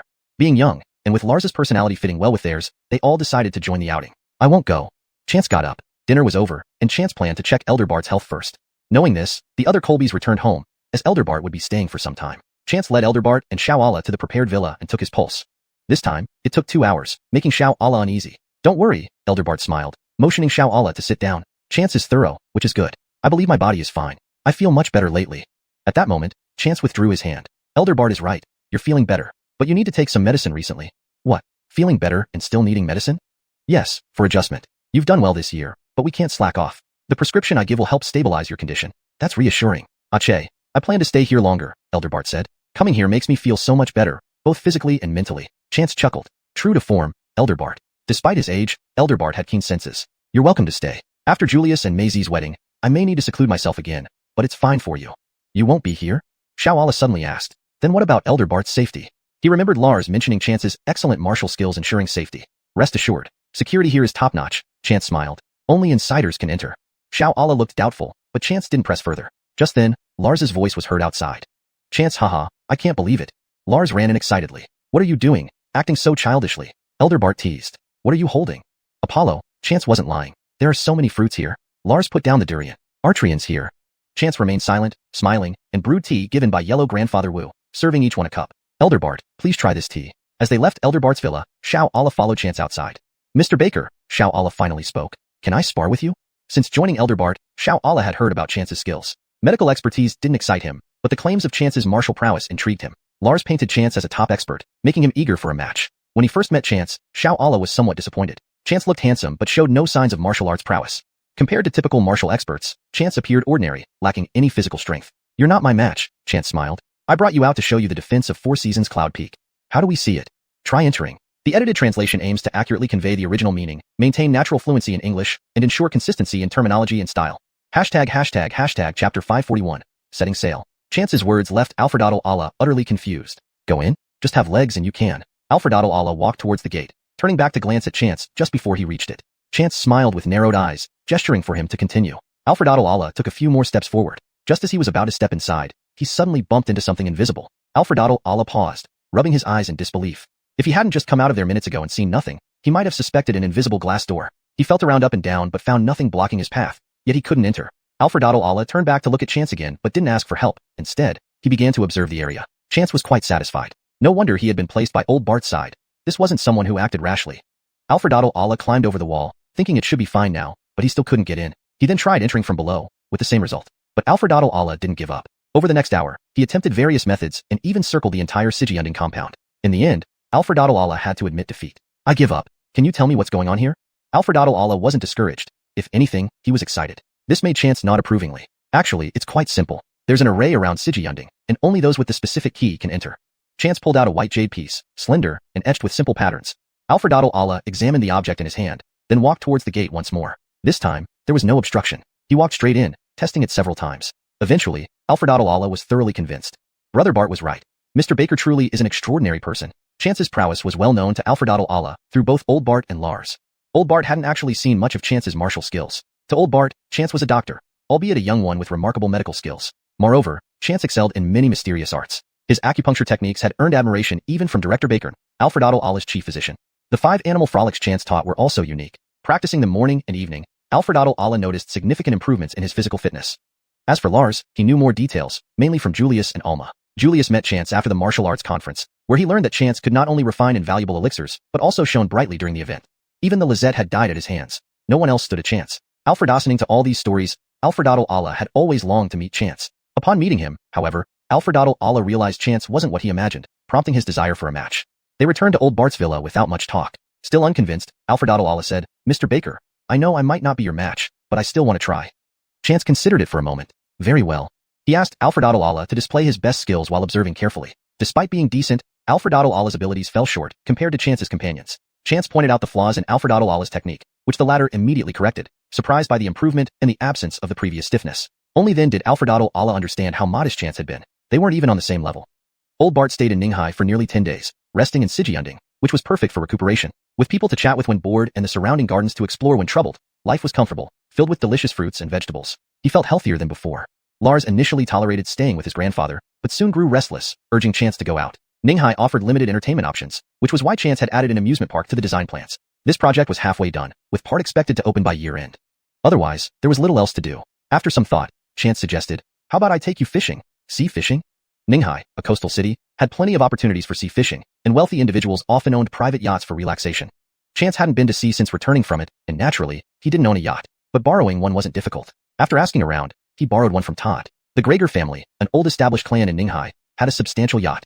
Chance had Mickey drive them out, along with ample provisions for the day. Arriving at the seaside, they found the Gregor family yacht already prepared. It was frequently used, almost half the year spent at sea, primarily to entertain guests. Boarding the yacht, they were greeted by staff. This yacht was spacious, with 2 levels and cabins suitable for resting at sea, though overnight stays were generally avoided due to risks. In May, Ninghai's climate was pleasant for deck activities like sunbathing and eating fruit. Mickey set up the kitchen and opened some wine. The trio chatted leisurely on the deck until about 11, feeling recharged. Exchanging glances, they saw mutual competitiveness. "Let's have a bet." Agreed.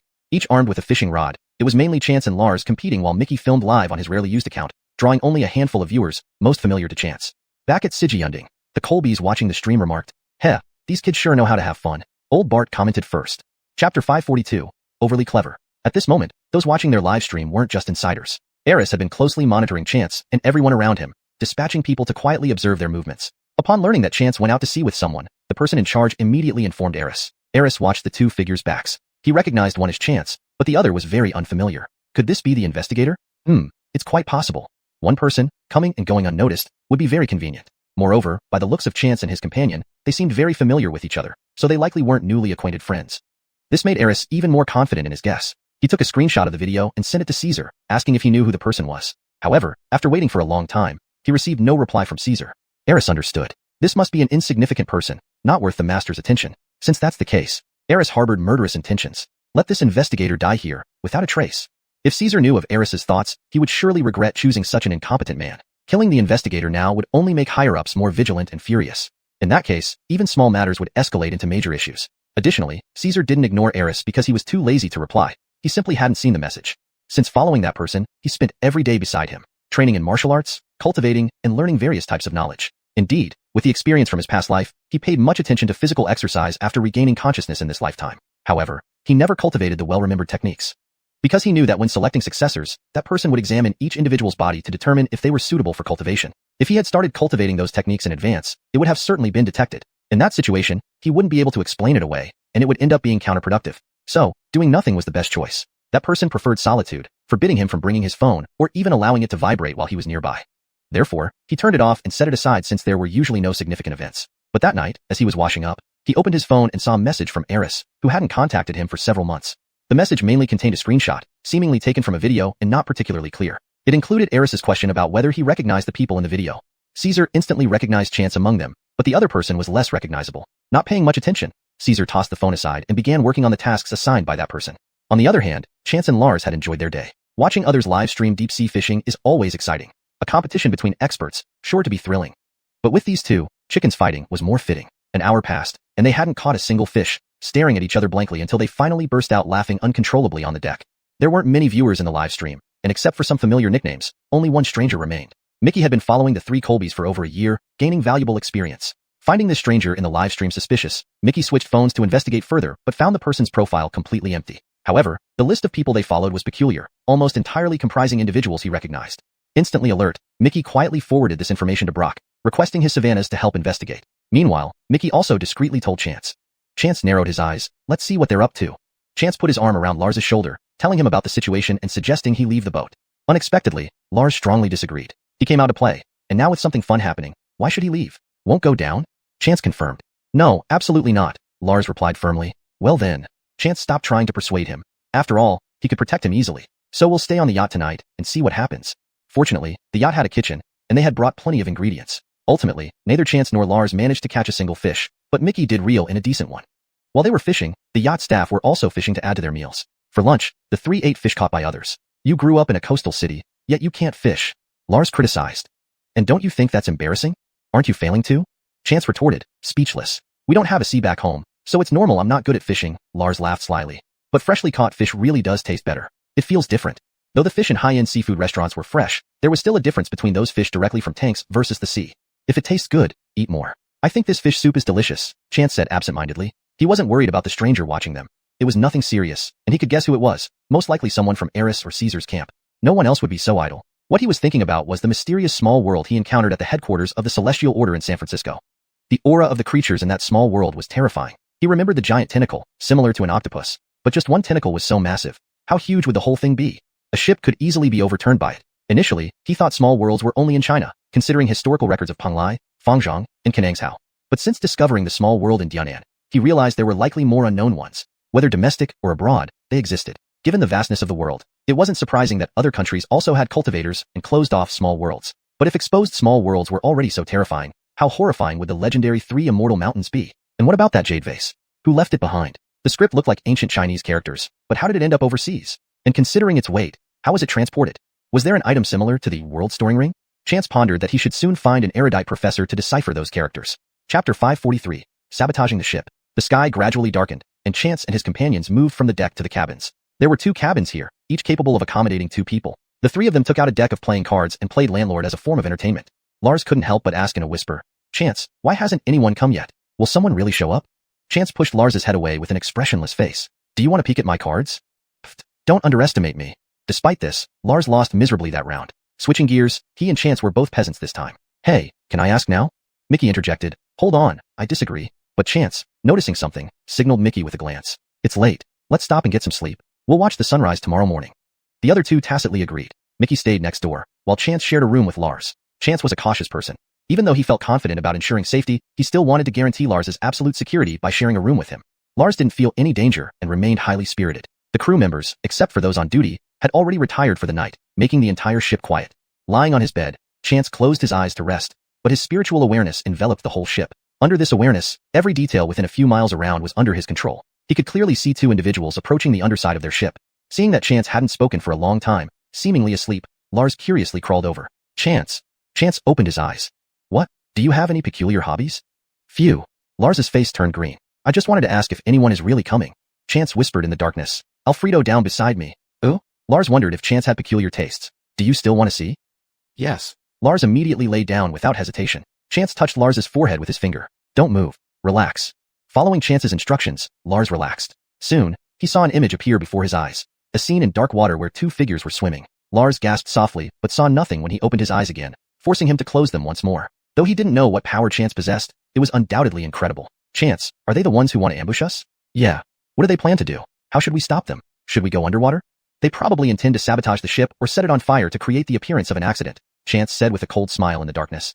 "So what should we do?" "I must warn you, I can't swim." "No problem. Watch."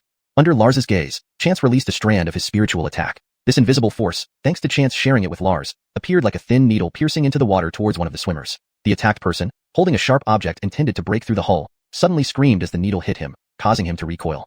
Though Lars didn't hear the scream because it happened underwater, he understood the man was in extreme pain from his struggling movements. Will he die? Lars wasn't soft-hearted, but this was his first time witnessing such a method. "He won't," Chance confirmed. "At worst, he might become a vegetable." Lars pondered for a moment. "We should consider taking a live captive. No need to interrogate. I know who sent them. It's likely Eris." "Who's Eris?" Chance knew he had been investigated previously, but Eris hadn't directly participated in that matter, leaving no strong impression. Chance gave a brief explanation, deliberately mentioning Caesar. "It's him?" As part of the Beijing Prince's circle, Lars naturally knew Caesar and had dealt with him before. "You know him?" "I know him, but we aren't close and haven't interacted much. However, he's quite famous in Beijing as the future successor of the Baker family." "Is that so?" Chance's tone was indifferent. "You're saying the person behind the attempt to kill you is him, but how did you 2 end up as enemies?" "I'd like to know too," Chance admitted helplessly. "For now, I won't act against him. Perhaps you should investigate. If not because of you, maybe it has to do with the previous generation," Lars suggested after a moment of silence. Chance was stunned and abruptly opened his eyes. He hadn't thought in that direction before. His mother had died when he was in middle school, and Stuart wasn't his biological father, which made him overlook this issue.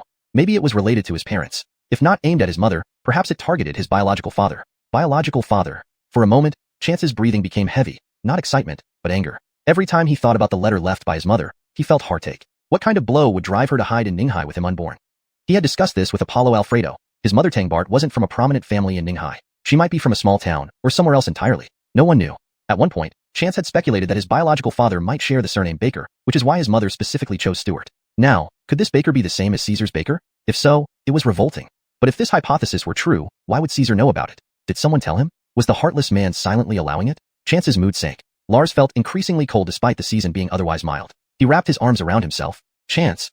Chance snapped back to reality. Sorry. Thank you. Lars blinked, unsure what Chance was thanking him for. Chance got up, went to the edge of the boat, and used his power to pull up the two men. One was unconscious, the other terrified and confused, unaware of how he got there. Brother. Mickey rushed over. These two wanted to sabotage our ship. Question them. Got it. Lars put on a jacket and joined them. As a civilian, he felt the evening chill more acutely than the others. Chance, what do you plan to do? Not sure yet. I have an idea, Lars grinned slyly, but it requires cooperation from my grandfather. However, if you ask him, it should be fine. Meanwhile, in Beijing, Caesar finished his work and picked up his phone. Bakertonly, a familiar thought crossed his mind. That person looks so familiar. It seems like, oh, Eris is about to do something stupid.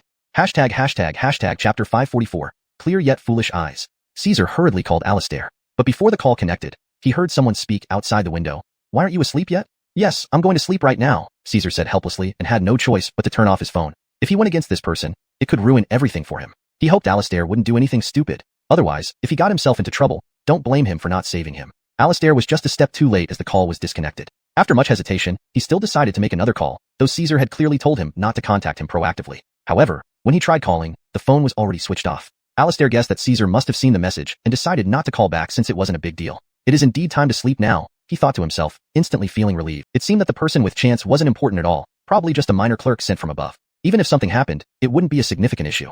Besides, he had already made all the necessary arrangements. There was nothing to worry about.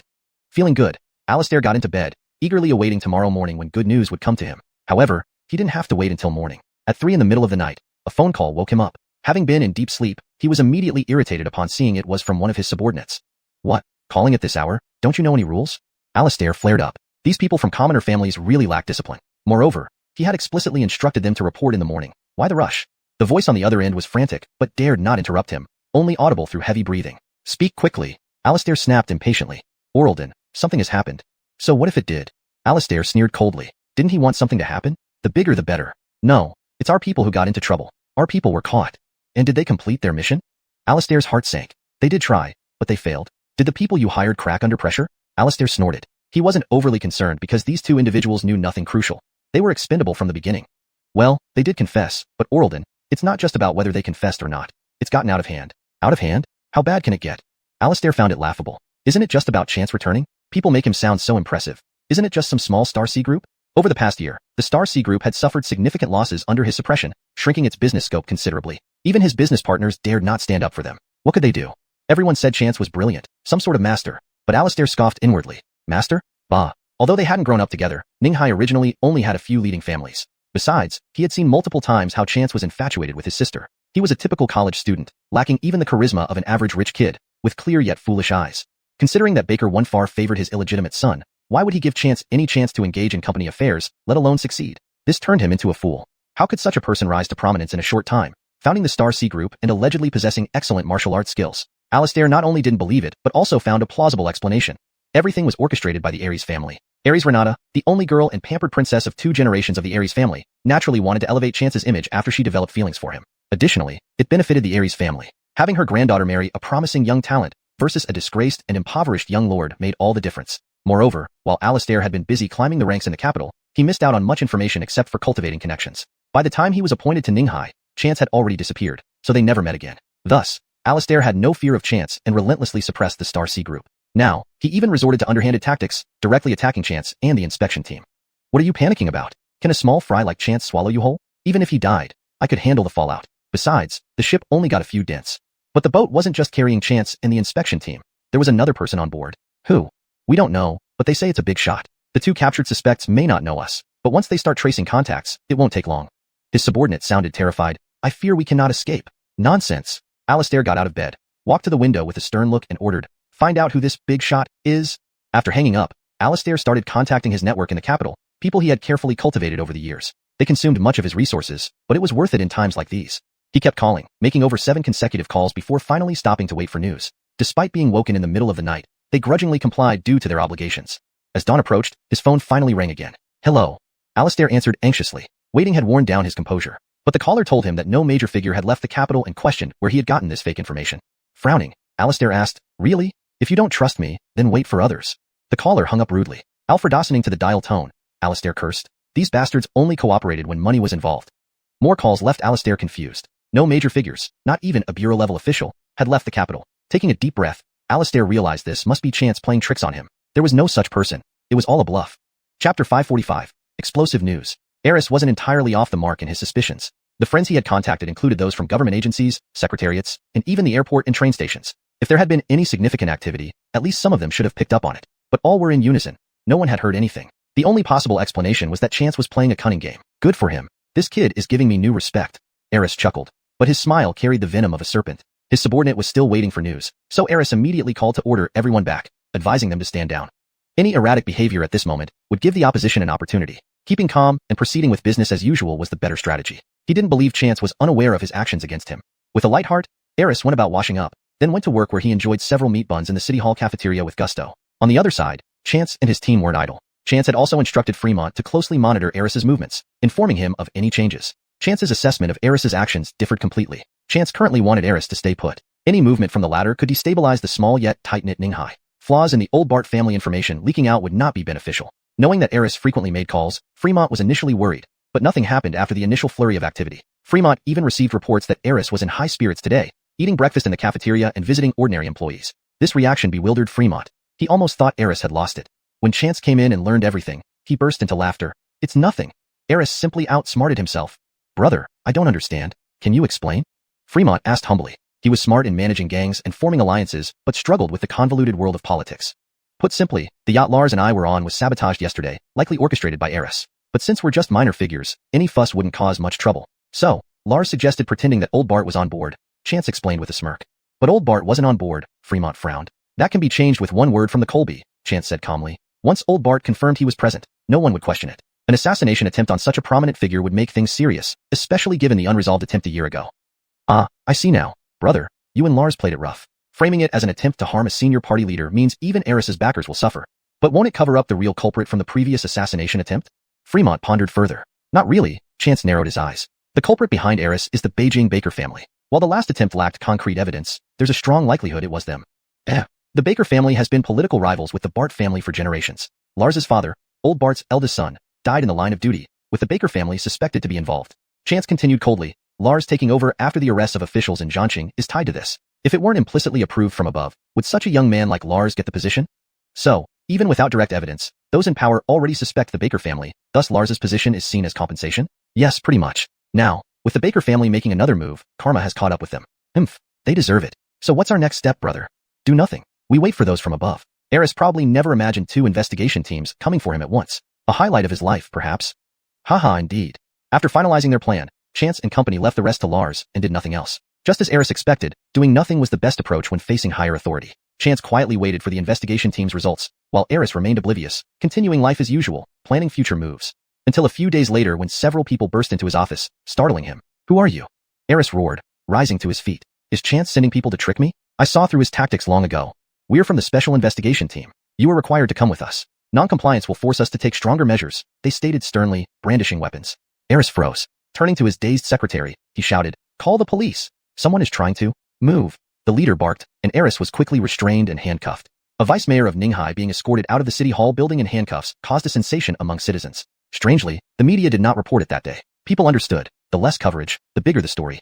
At that moment, Chance and Lars were dining at a restaurant opposite the city hall, timing their visit perfectly to witness the spectacle. This kid finally got what he deserved, Chance remarked. Next, we go after the people behind him, Lars added. Their natural alliance stemmed from having common enemies. Friends of enemies are friends, after all. Thinking of this, Lars couldn't help but laugh harder. Brother Bart, after May's sis wedding, will you return together? Probably. The team will leave first, while I and Julius will stay a couple more days. As an official, I'll be busy soon. Then may you have a bright future, matching grandfather Bart. Ha ha ha, you really dare say it. But I need your help with something. Chapter 546. Do you know the 3 immortal mountains overseas? Bart, go. Just speak your mind. Beating around the bush isn't like you. Chance poured a beer for the other man. Well, it's not easy to say. Lars lowered his head and chuckled. You provided quite a few talismans and such to Julius before. He said they were particularly useful and reasonably priced.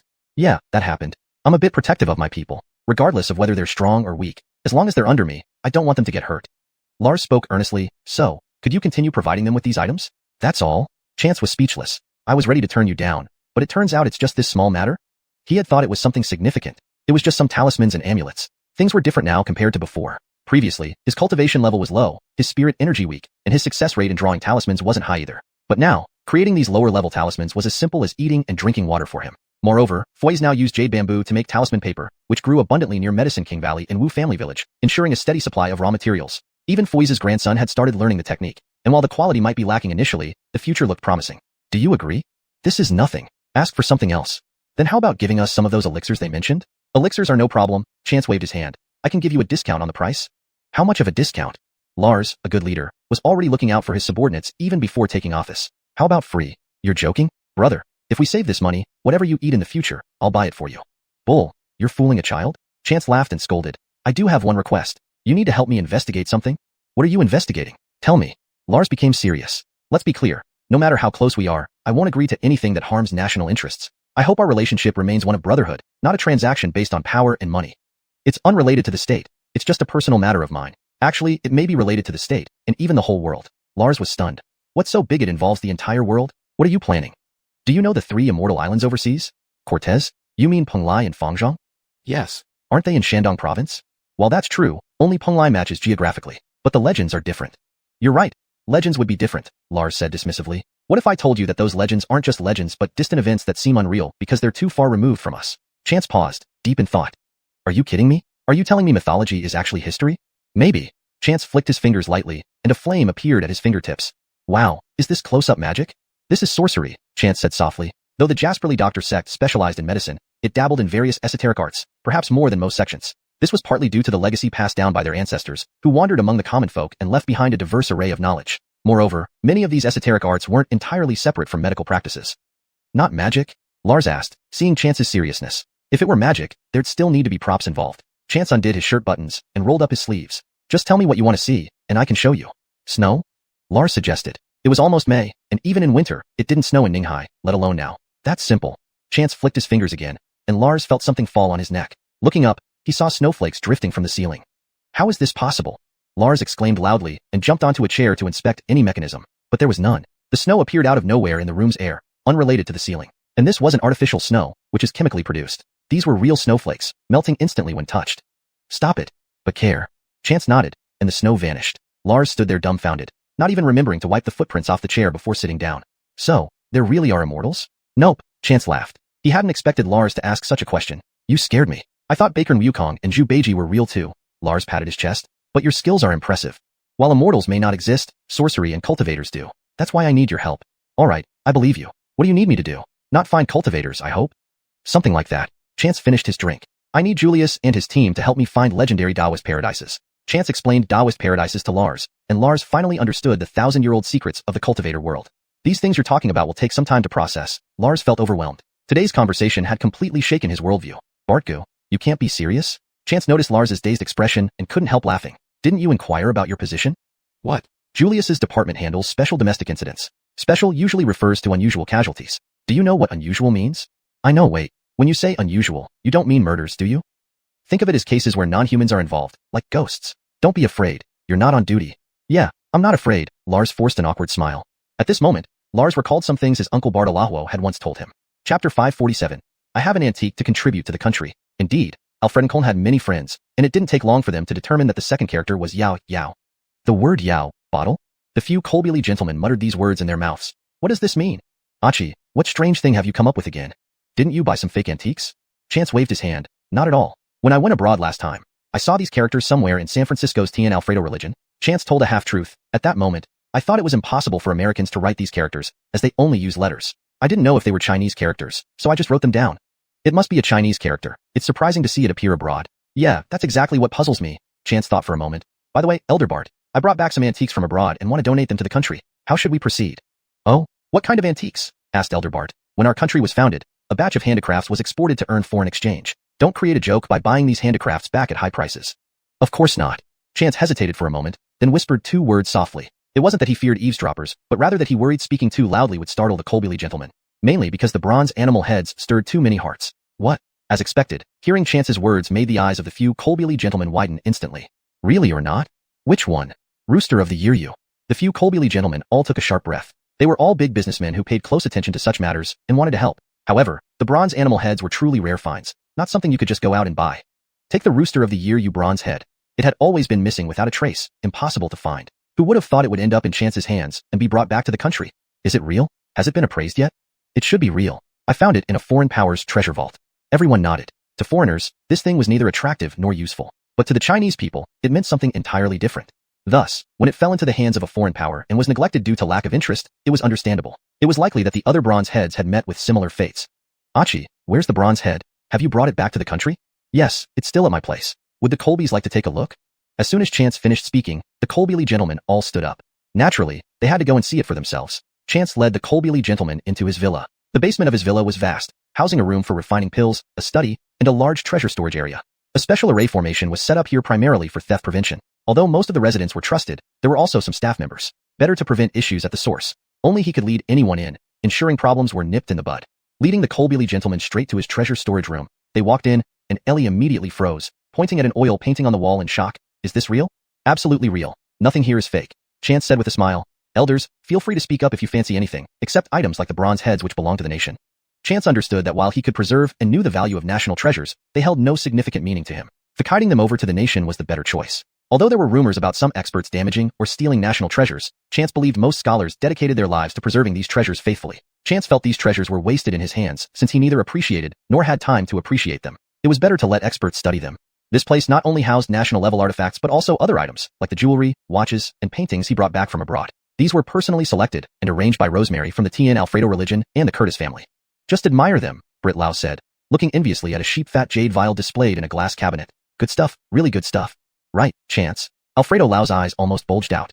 Among these Colbys, his economic standing lagged slightly behind mainly due to his son's failures, almost destroying the family business. He spent these years recuperating and caring for his granddaughter, thus seeing fewer valuable items, leading him to marvel at everything. This is like a small treasure gallery. I think it even surpasses some provincial museums, said Aries Lau. At least those don't have these national treasures.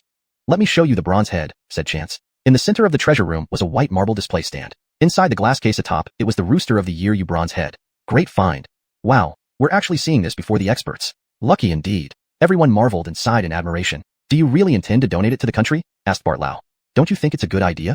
Of course not. I certainly hope to see national treasures return. Bart Lau's gaze softened toward Chance. You haven't disappointed me. But my question is, will you give it directly? I didn't understand your meaning. Wouldn't you want to get some publicity? No thanks.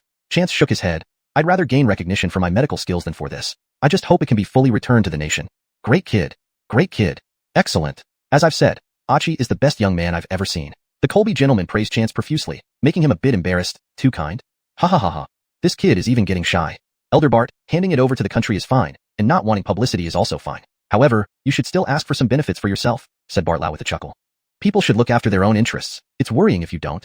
Chance immediately caught on. Well, I do have a request. Chance thought for a moment. Since that's the case, I'd like more land to grow traditional Chinese medicine herbs. Where specifically?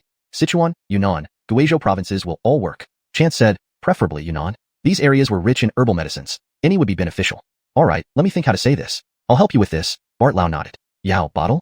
The Colby gentleman murmured over these characters. What could it mean? Ache, what odd thing have you stumbled upon? You didn't buy some fake antiques, did you? Chance waved his hand. Not at all. When I was abroad, I saw this term at a certain place of the Jasperly principal religion in San Francisco. Chance's words were half true, half false. At that time, I felt it couldn't possibly be written by Americans. They only use alphabets. Not sure if it's Chinese, so I just noted it down. It's definitely Chinese. I didn't expect it would appear abroad. Yes, that's what I found strange too. Chance thought for a moment. By the way, Mr. Bart, I brought back some antiques from abroad and wish to donate them to the country. How should I go about it? Oh, what kind of antiques? Mr. Bart asked. When our country was founded, we exported a batch of handicrafts to earn foreign exchange. Don't create a joke by buying these crafts back at a high price. Of course not. Chance hesitated and whispered two words. He wasn't afraid of eavesdroppers, but worried about startling the Colby men if he spoke too loudly. Mainly because the topic of the animal heads touched too many people deeply. What? As expected, hearing Chance's words, the eyes of the Colbys popped wide open. Is this real or fake? Which one is it? The rooster. The Colbys all drew in a breath sharply. They were all big businessmen who paid close attention to such matters and wished to help, but getting hold of the animal heads was incredibly rare. It wasn't something that could be bought just by desire. Alfred Oak the rooster head. It had always been missing, impossible to track down. It was unexpected to have fallen into Chance's hands and brought back to the country. Really? Appraised yet? It should be real. I got it from a treasury of a certain foreign power. Everyone nodded. To foreigners, these items weren't aesthetically pleasing nor useful, but to the nationals, they held significant value.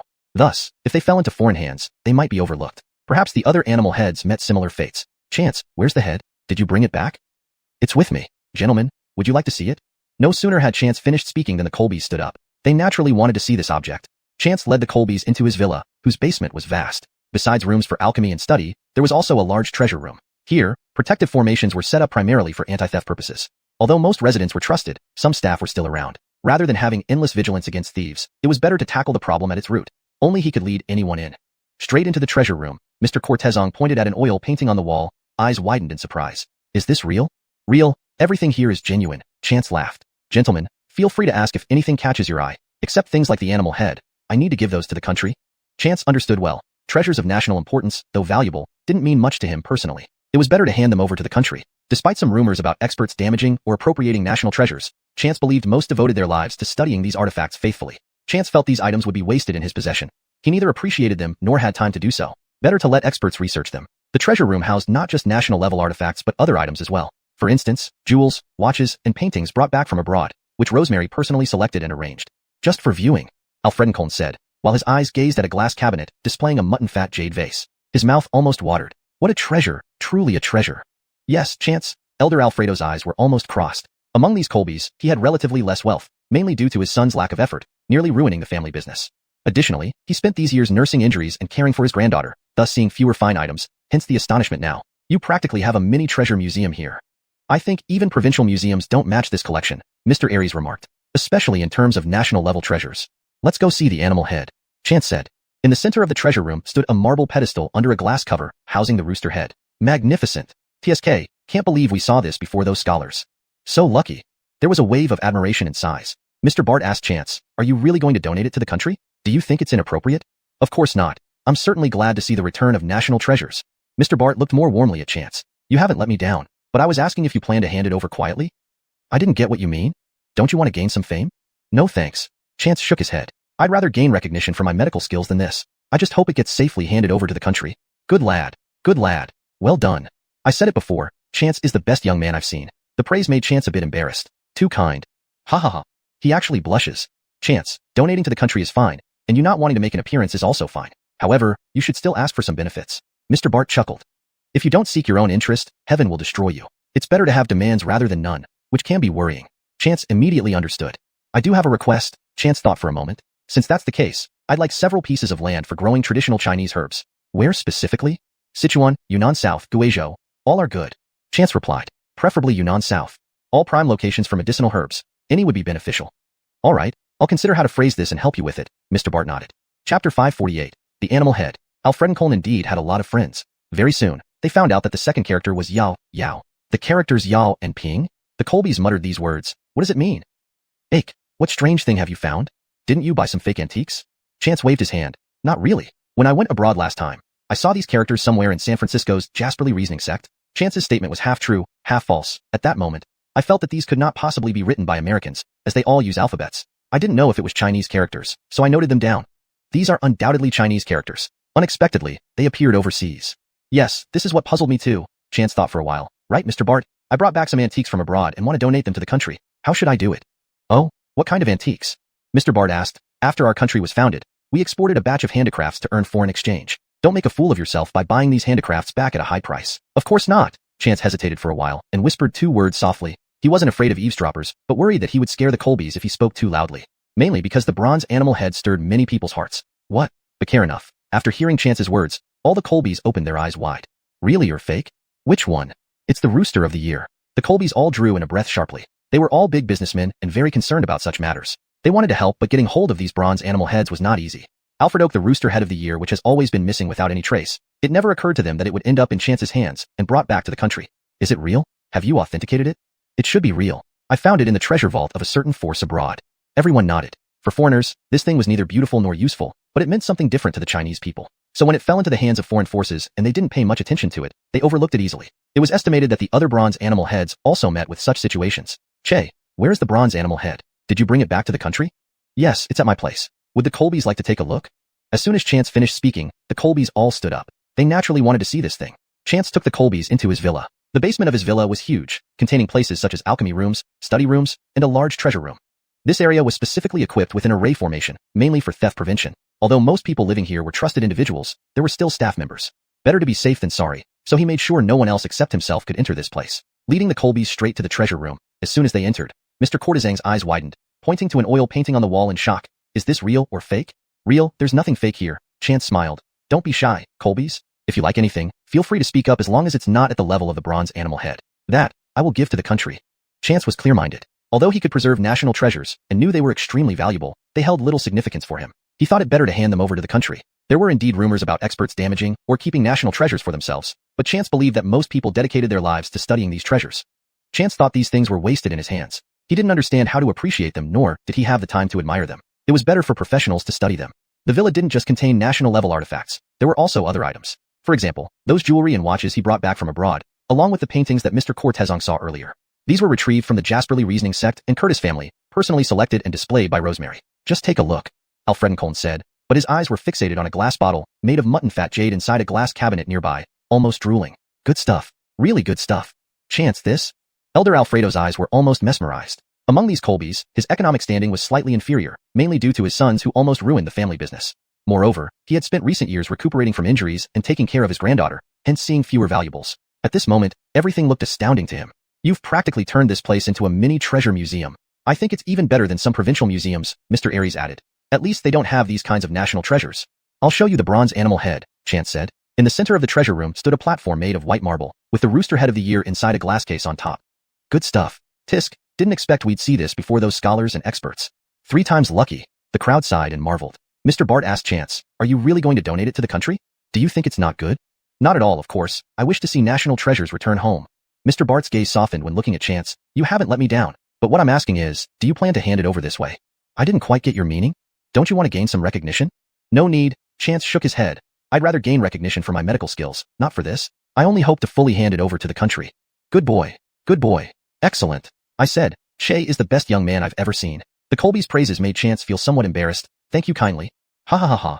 This kid actually feels bashful. Che, handing it over to the country is fine, and it's alright if you don't want to appear in public. However, you should ask for some benefits for yourself, Mr. Bart said with a chuckle. If a man doesn't work for himself, heaven will punish him. And it's better if you have some demands. Having none would make people worry. Chance immediately understood. So I do have demands, Chance pondered and said. Since that's the case, I want several plots of land for planting traditional Chinese medicine herbs. Where do you want the land? Sichuan, southern Yunnan, Guizhou, anywhere is fine. Chance replied. Preferably, it would be southern Yunnan. These places were rich in medicinal herbs, and obtaining any of them would be beneficial. Alright, let me think about how to express it. I'll help you with this matter, Mr. Bart nodded. Strange bottle? The Colbyly gentleman pondered over these words. What could this mean? The translation aims to accurately reflect the original text while ensuring it reads naturally in English. The term yao is translated as strange to better convey its meaning in this context, and the structure is slightly adjusted for fluency. Ai Che, what strange thing have you come up with? You didn't buy some fake antique, did you? Chance waved his hand. No, not at all. I saw these characters when I was abroad in San Francisco at a place belonging to the Tien Alfredo religion. Chance's statement was half true and half false. At that moment, I felt it definitely couldn't be written by Americans as they only use alphabets. I wasn't sure if they were Chinese characters, so I noted them down. These are without a doubt Chinese characters. It's surprising that they appeared overseas. Yes, that's what I was also wondering, Chance said, thinking for a while. Oh right, Mr. Bart, I brought back some antiques from abroad and wish to donate them to the state. How should I proceed? Oh, what kind of antiques? Old Bart asked. After the founding of our country, we exported a batch of handicrafts to earn foreign currency. Don't play jokes on us by buying them back at high prices. Of course not. Chance hesitated and whispered 2 words softly. He wasn't afraid of being overheard but worried he might shock the Colbyly men if spoken too loudly. The animal head issue concerned many people deeply. What? Hearing Chance's words, the Colbyly men's eyes widened. Really? Is that true? Which one is it? The rooster of the Yu. Given the context, this refers to one of the zodiac heads, specifically the rooster head. Translating Yoji directly to the Yo chicken doesn't convey the correct meaning in English. Instead, it should be translated as the rooster of the Yu, or simply the rooster head, depending on the specific emphasis intended in the original text. For broader understanding and fluency, the rooster head would be more appropriate. In this particular narrative, using the rooster of the Yu retains a bit of the original cultural flavor while still being understandable to an English-speaking audience. All the old gentlemen sucked in a sharp breath. They were all prominent businessmen, well aware of and eager to assist in such matters. However, obtaining the so-so, animal heads, was extremely rare and unpredictable. It wasn't something one could just buy if they wished, especially the Yoji, rooster, head, which had been missing for a long time with no trace. Who would have thought it ended up in Chance's hands, and he even brought it back to the country? Really? Has it been appraised? It should be genuine. I found it in the treasure vault of a foreign organization, Chance replied. Everyone nodded. To foreigners, these artifacts were neither attractive nor useful, but to the Chinese people, they meant everything. Thus, when they fell into foreign hands, they might have been overlooked. The other animal heads likely faced similar situations. Chance, what about the animal head? Did you bring it back? And Colby asked. It's right here at my place. Would you gentlemen like to take a look? Chance said. As soon as he finished speaking, all the Colbys stood up. They naturally wanted to see it for themselves. Chance led the group of Colbys into his villa, where the basement was vast, housing not only a room for alchemy and a study, but also a large treasure chamber. This area was specifically equipped with protective arrays, primarily to prevent theft. Although most residents here were trusted personnel, some were still staff members. To avoid potential risks, only Chance could lead others in, addressing problems from their root cause. Upon entering the treasure chamber, Ellie stared at a painting on the wall in shock. Is this real?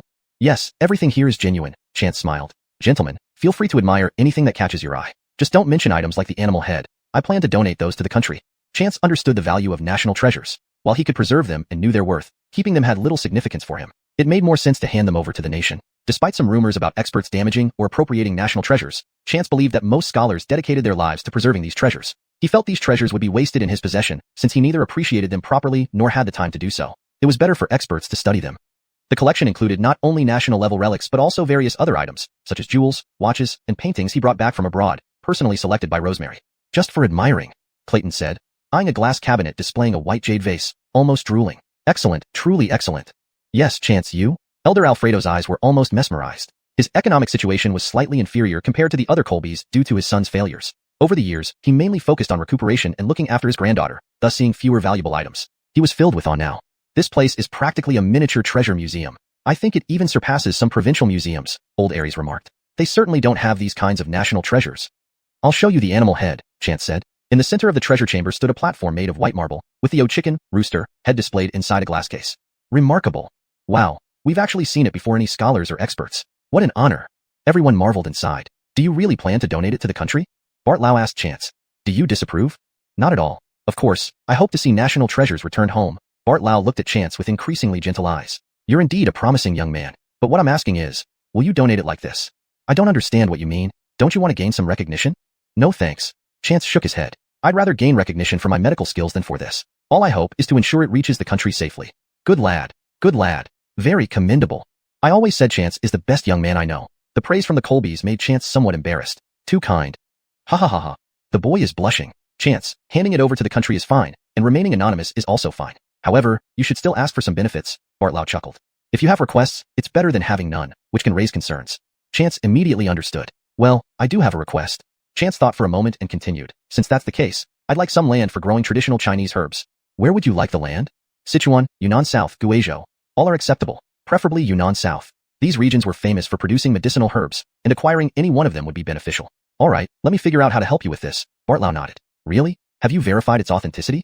It should be genuine. I found it in a treasure vault belonging to a foreign power. Everyone nodded. To foreigners, it wasn't attractive nor useful, but for the Chinese, it meant something else entirely. So if it fell into foreign hands and they weren't paying much attention, it could easily be overlooked. Perhaps the other animal heads faced similar circumstances. Che, where's the animal head? Did you bring it back to China? It's here, in my possession. Would the Colbys like to see it? Just as Chance finished speaking, the Colby men stood up immediately. Naturally, they wanted to see it. Chance led the Colby men into his villa, which had a large basement equipped with rooms for alchemy, studies, and a vast storeroom filled with treasures. The area was specifically fortified with protective arrays to prevent theft, despite most residents being trusted personnel. To nip potential issues in the bud, entry was restricted to him only. Upon entering the treasure room, the Colby men's eyes widened. Cortester pointed to an oil painting on the wall in shock. Is this real or fake? Real. Everything here is authentic, Chance smiled. Elders, don't be shy. If you like anything, feel free to mention it, except items like the animal heads. These belong to the state. Chance understood that while he could preserve and appreciate their value, national treasures held more significance when returned to the nation. Despite rumors of experts damaging or privately claiming relics, he believed most were devoted scholars who dedicated their lives to protecting these artifacts. Keeping them personally seemed futile. He neither knew how to appreciate them properly nor had the time. He thought it best left to those who could study them further. The storeroom contained more than just national treasures, including jewelry, watches, and paintings from the Tien Alfredo religion and Curtis family, arranged personally by Rosemary. Just look around, Alfredenkoln said, eyeing an Ainsworth-lip jade vial in a glass cabinet nearby, almost drooling. Excellent. Truly excellent. Yes, Chance, this? Old Alfredo's eyes lit up with admiration. Among the Colbys, he was economically disadvantaged, due to his son's failures, nearly destroying the family business. Recently, he focused on recovery and caring for his granddaughter, thus seeing fewer fine things, making everything astonishing now. This is practically a small treasure gallery. I think even some provincial museums wouldn't have better collections, Old Aries added. At least, they don't have such national-level treasures. Let me show you the animal head, Chance said. At the center of the storeroom was a white marble platform encased in glass, showcasing the chicken head. Given the context and for clarity in English, it would read more fluently as. At the center of the storeroom was a white marble platform encased in glass, displaying the chicken head. Note, chicken is a direct translation of Yoji, which refers to one of the Chinese zodiac animal heads. For better understanding, it might be explained further if needed. Excellent. Tisk, imagine we're seeing this before any scholars do. What fortune?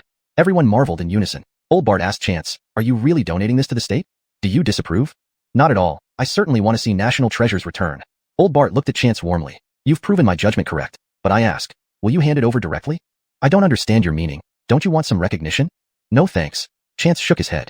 I'd rather gain fame through medical expertise than via this. I just hope to transfer it to the state intact. Good boy. Very commendable. Excellent attitude. As I said, Aiche is the finest young man I know. Their praises made Chance slightly uncomfortable. Thank you. Ha ha ha. This lad actually feels bashful. Aiche, donating it to the state is fine. Staying anonymous is also okay. But you should seek some benefits for yourself, Old Bart chuckled. One must take care of oneself. Having desires is good. Having none causes concern. Chance immediately understood. In that case, I do have a request, Chance said after consideration. I want land to cultivate traditional Chinese medicine herbs. Where exactly? Sichuan, Yunnan South, Guizhou, any will do. Chance replied. Ideally, Yunnan South. These places produced rich quantities of medicinal herbs. Whichever area he secured would be beneficial. All right, let me consider how to approach this. I'll help you with it, Old Bart nodded. Translation provided maintains the paragraph structure and tone, ensuring natural English fluency and coherence with the story context. Chapter 549. Heiress Falls. With the matter handed over to Mr. Bart, Chance finally felt a weight off his chest. He just needed to wait for Mr. Bart's notification and then hand over the beast heads. As long as Mr. Bart was in charge, even if Chance returned to the small world to continue his cultivation afterward, everything would be fine. In the meantime, everyone focused entirely on preparing for Julius and Alma's wedding. Since Chance had been back, the wedding had already been planned. Following the tradition in Beijing, Julius chose May Day as their wedding date. Preparations had been ongoing during these days. Fortunately, much of it had already been prepared beforehand. For instance, they had already taken over a hotel that, due to Star Ocean Group's pressure, had transferred its remaining shares to avoid being implicated. The hotel now belonged to the group and was profitable but had never hosted wedding banquets. As Chance specified, it was only open to insiders. Alma hadn't initially planned to have a wedding, so nothing had been prepared. However, with Chance back, Rosemary wanted to make it more grandiose, though typical wedding dresses seemed too ordinary. Chance suggested, what about making it traditional Chinese? This idea delighted both Julius and Alma despite the tight schedule. They poured significant resources into it, and within 10 days, beautifully detailed outfits were completed. Rosemary also picked out an exquisite red hairpin from Chance's collection, a piece made of coral inlaid with ruby and pearl flowers, striking yet festive. On the wedding day, Rosemary and Chance stood as best man and vow of honor, while Mr. Bart officiated. Though unfortunate that Julius's mother couldn't attend due to the estrangement with his brothers, they recorded everything to show her later. The hotel was closed for business that day for security and privacy reasons. After the wedding, the newlyweds spent their first night at the hotel, while others returned to Four Seasons Cloudy Peak. Rosemary, riding with Chance and blushing, leaned against him. Chance, I can hardly wait anymore. What should I do? Chance held her hand tightly. We're almost there. When I come back, we'll get married. If you're worried, we can register tomorrow. Naughty. Rosemary playfully hit him. Let's go tomorrow then. You're really taking it seriously? Chance laughed. So what if I am? You tricked me. Rosemary pouted. No, Chance calmed her down. Let's go tomorrow. The next day, Julius's team left early to prepare for relocating the headquarters, which had been moved to Chance's renovated courtyard house in Beijing. Julius and Alma planned to stay a few more days for a mini honeymoon before returning with Lars. As for Mr. Bart, Chance had arranged to personally escort him home after the new year if he returned quickly enough. Chance had planned this visit well. He intended to return before the new year, no matter the outcome of his journey, to celebrate with everyone and host his own wedding with Rosemary. This peace of mind would accelerate his cultivation. After bidding farewell to the team, Chance and Rosemary secretly went to the civil affairs office to register their marriage. Only a few people knew about it, including Aries Lau, who fully approved. Everyone tactfully avoided disturbing them. When Chance left, Rosemary was still sleeping, and only Mickey accompanied him to the airport. Do you want me to go with you, bro? Mickey asked. No need. I'll go alone, Chance declined. I'll be cultivating, so it's safe. But the family needs you here.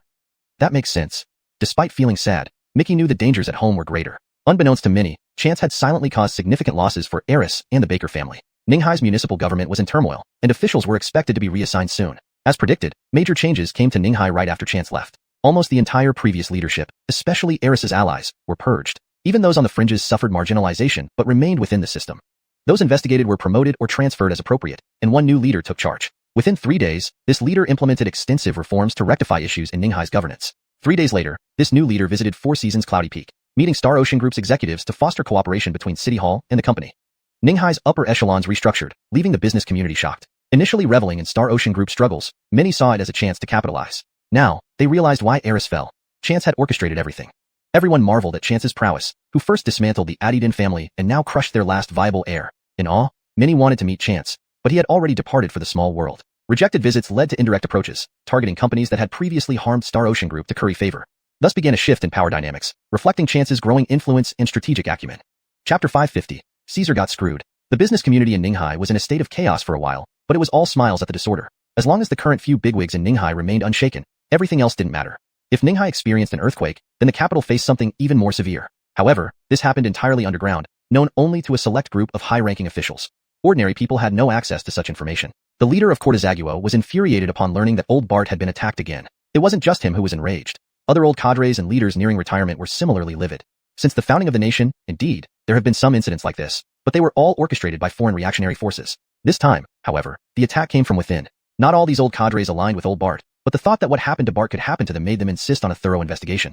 Last time, although there was evidence pointing to the Baker family, it was not conclusive enough. Even though the Baker family had deteriorated over generations, there were still influential backers behind them. Without solid proof, they couldn't be implicated. But this time was different. This attempt was incredibly clumsy, leaving them red-handed. Once the news broke out, all top officials demanded the Baker family take responsibility.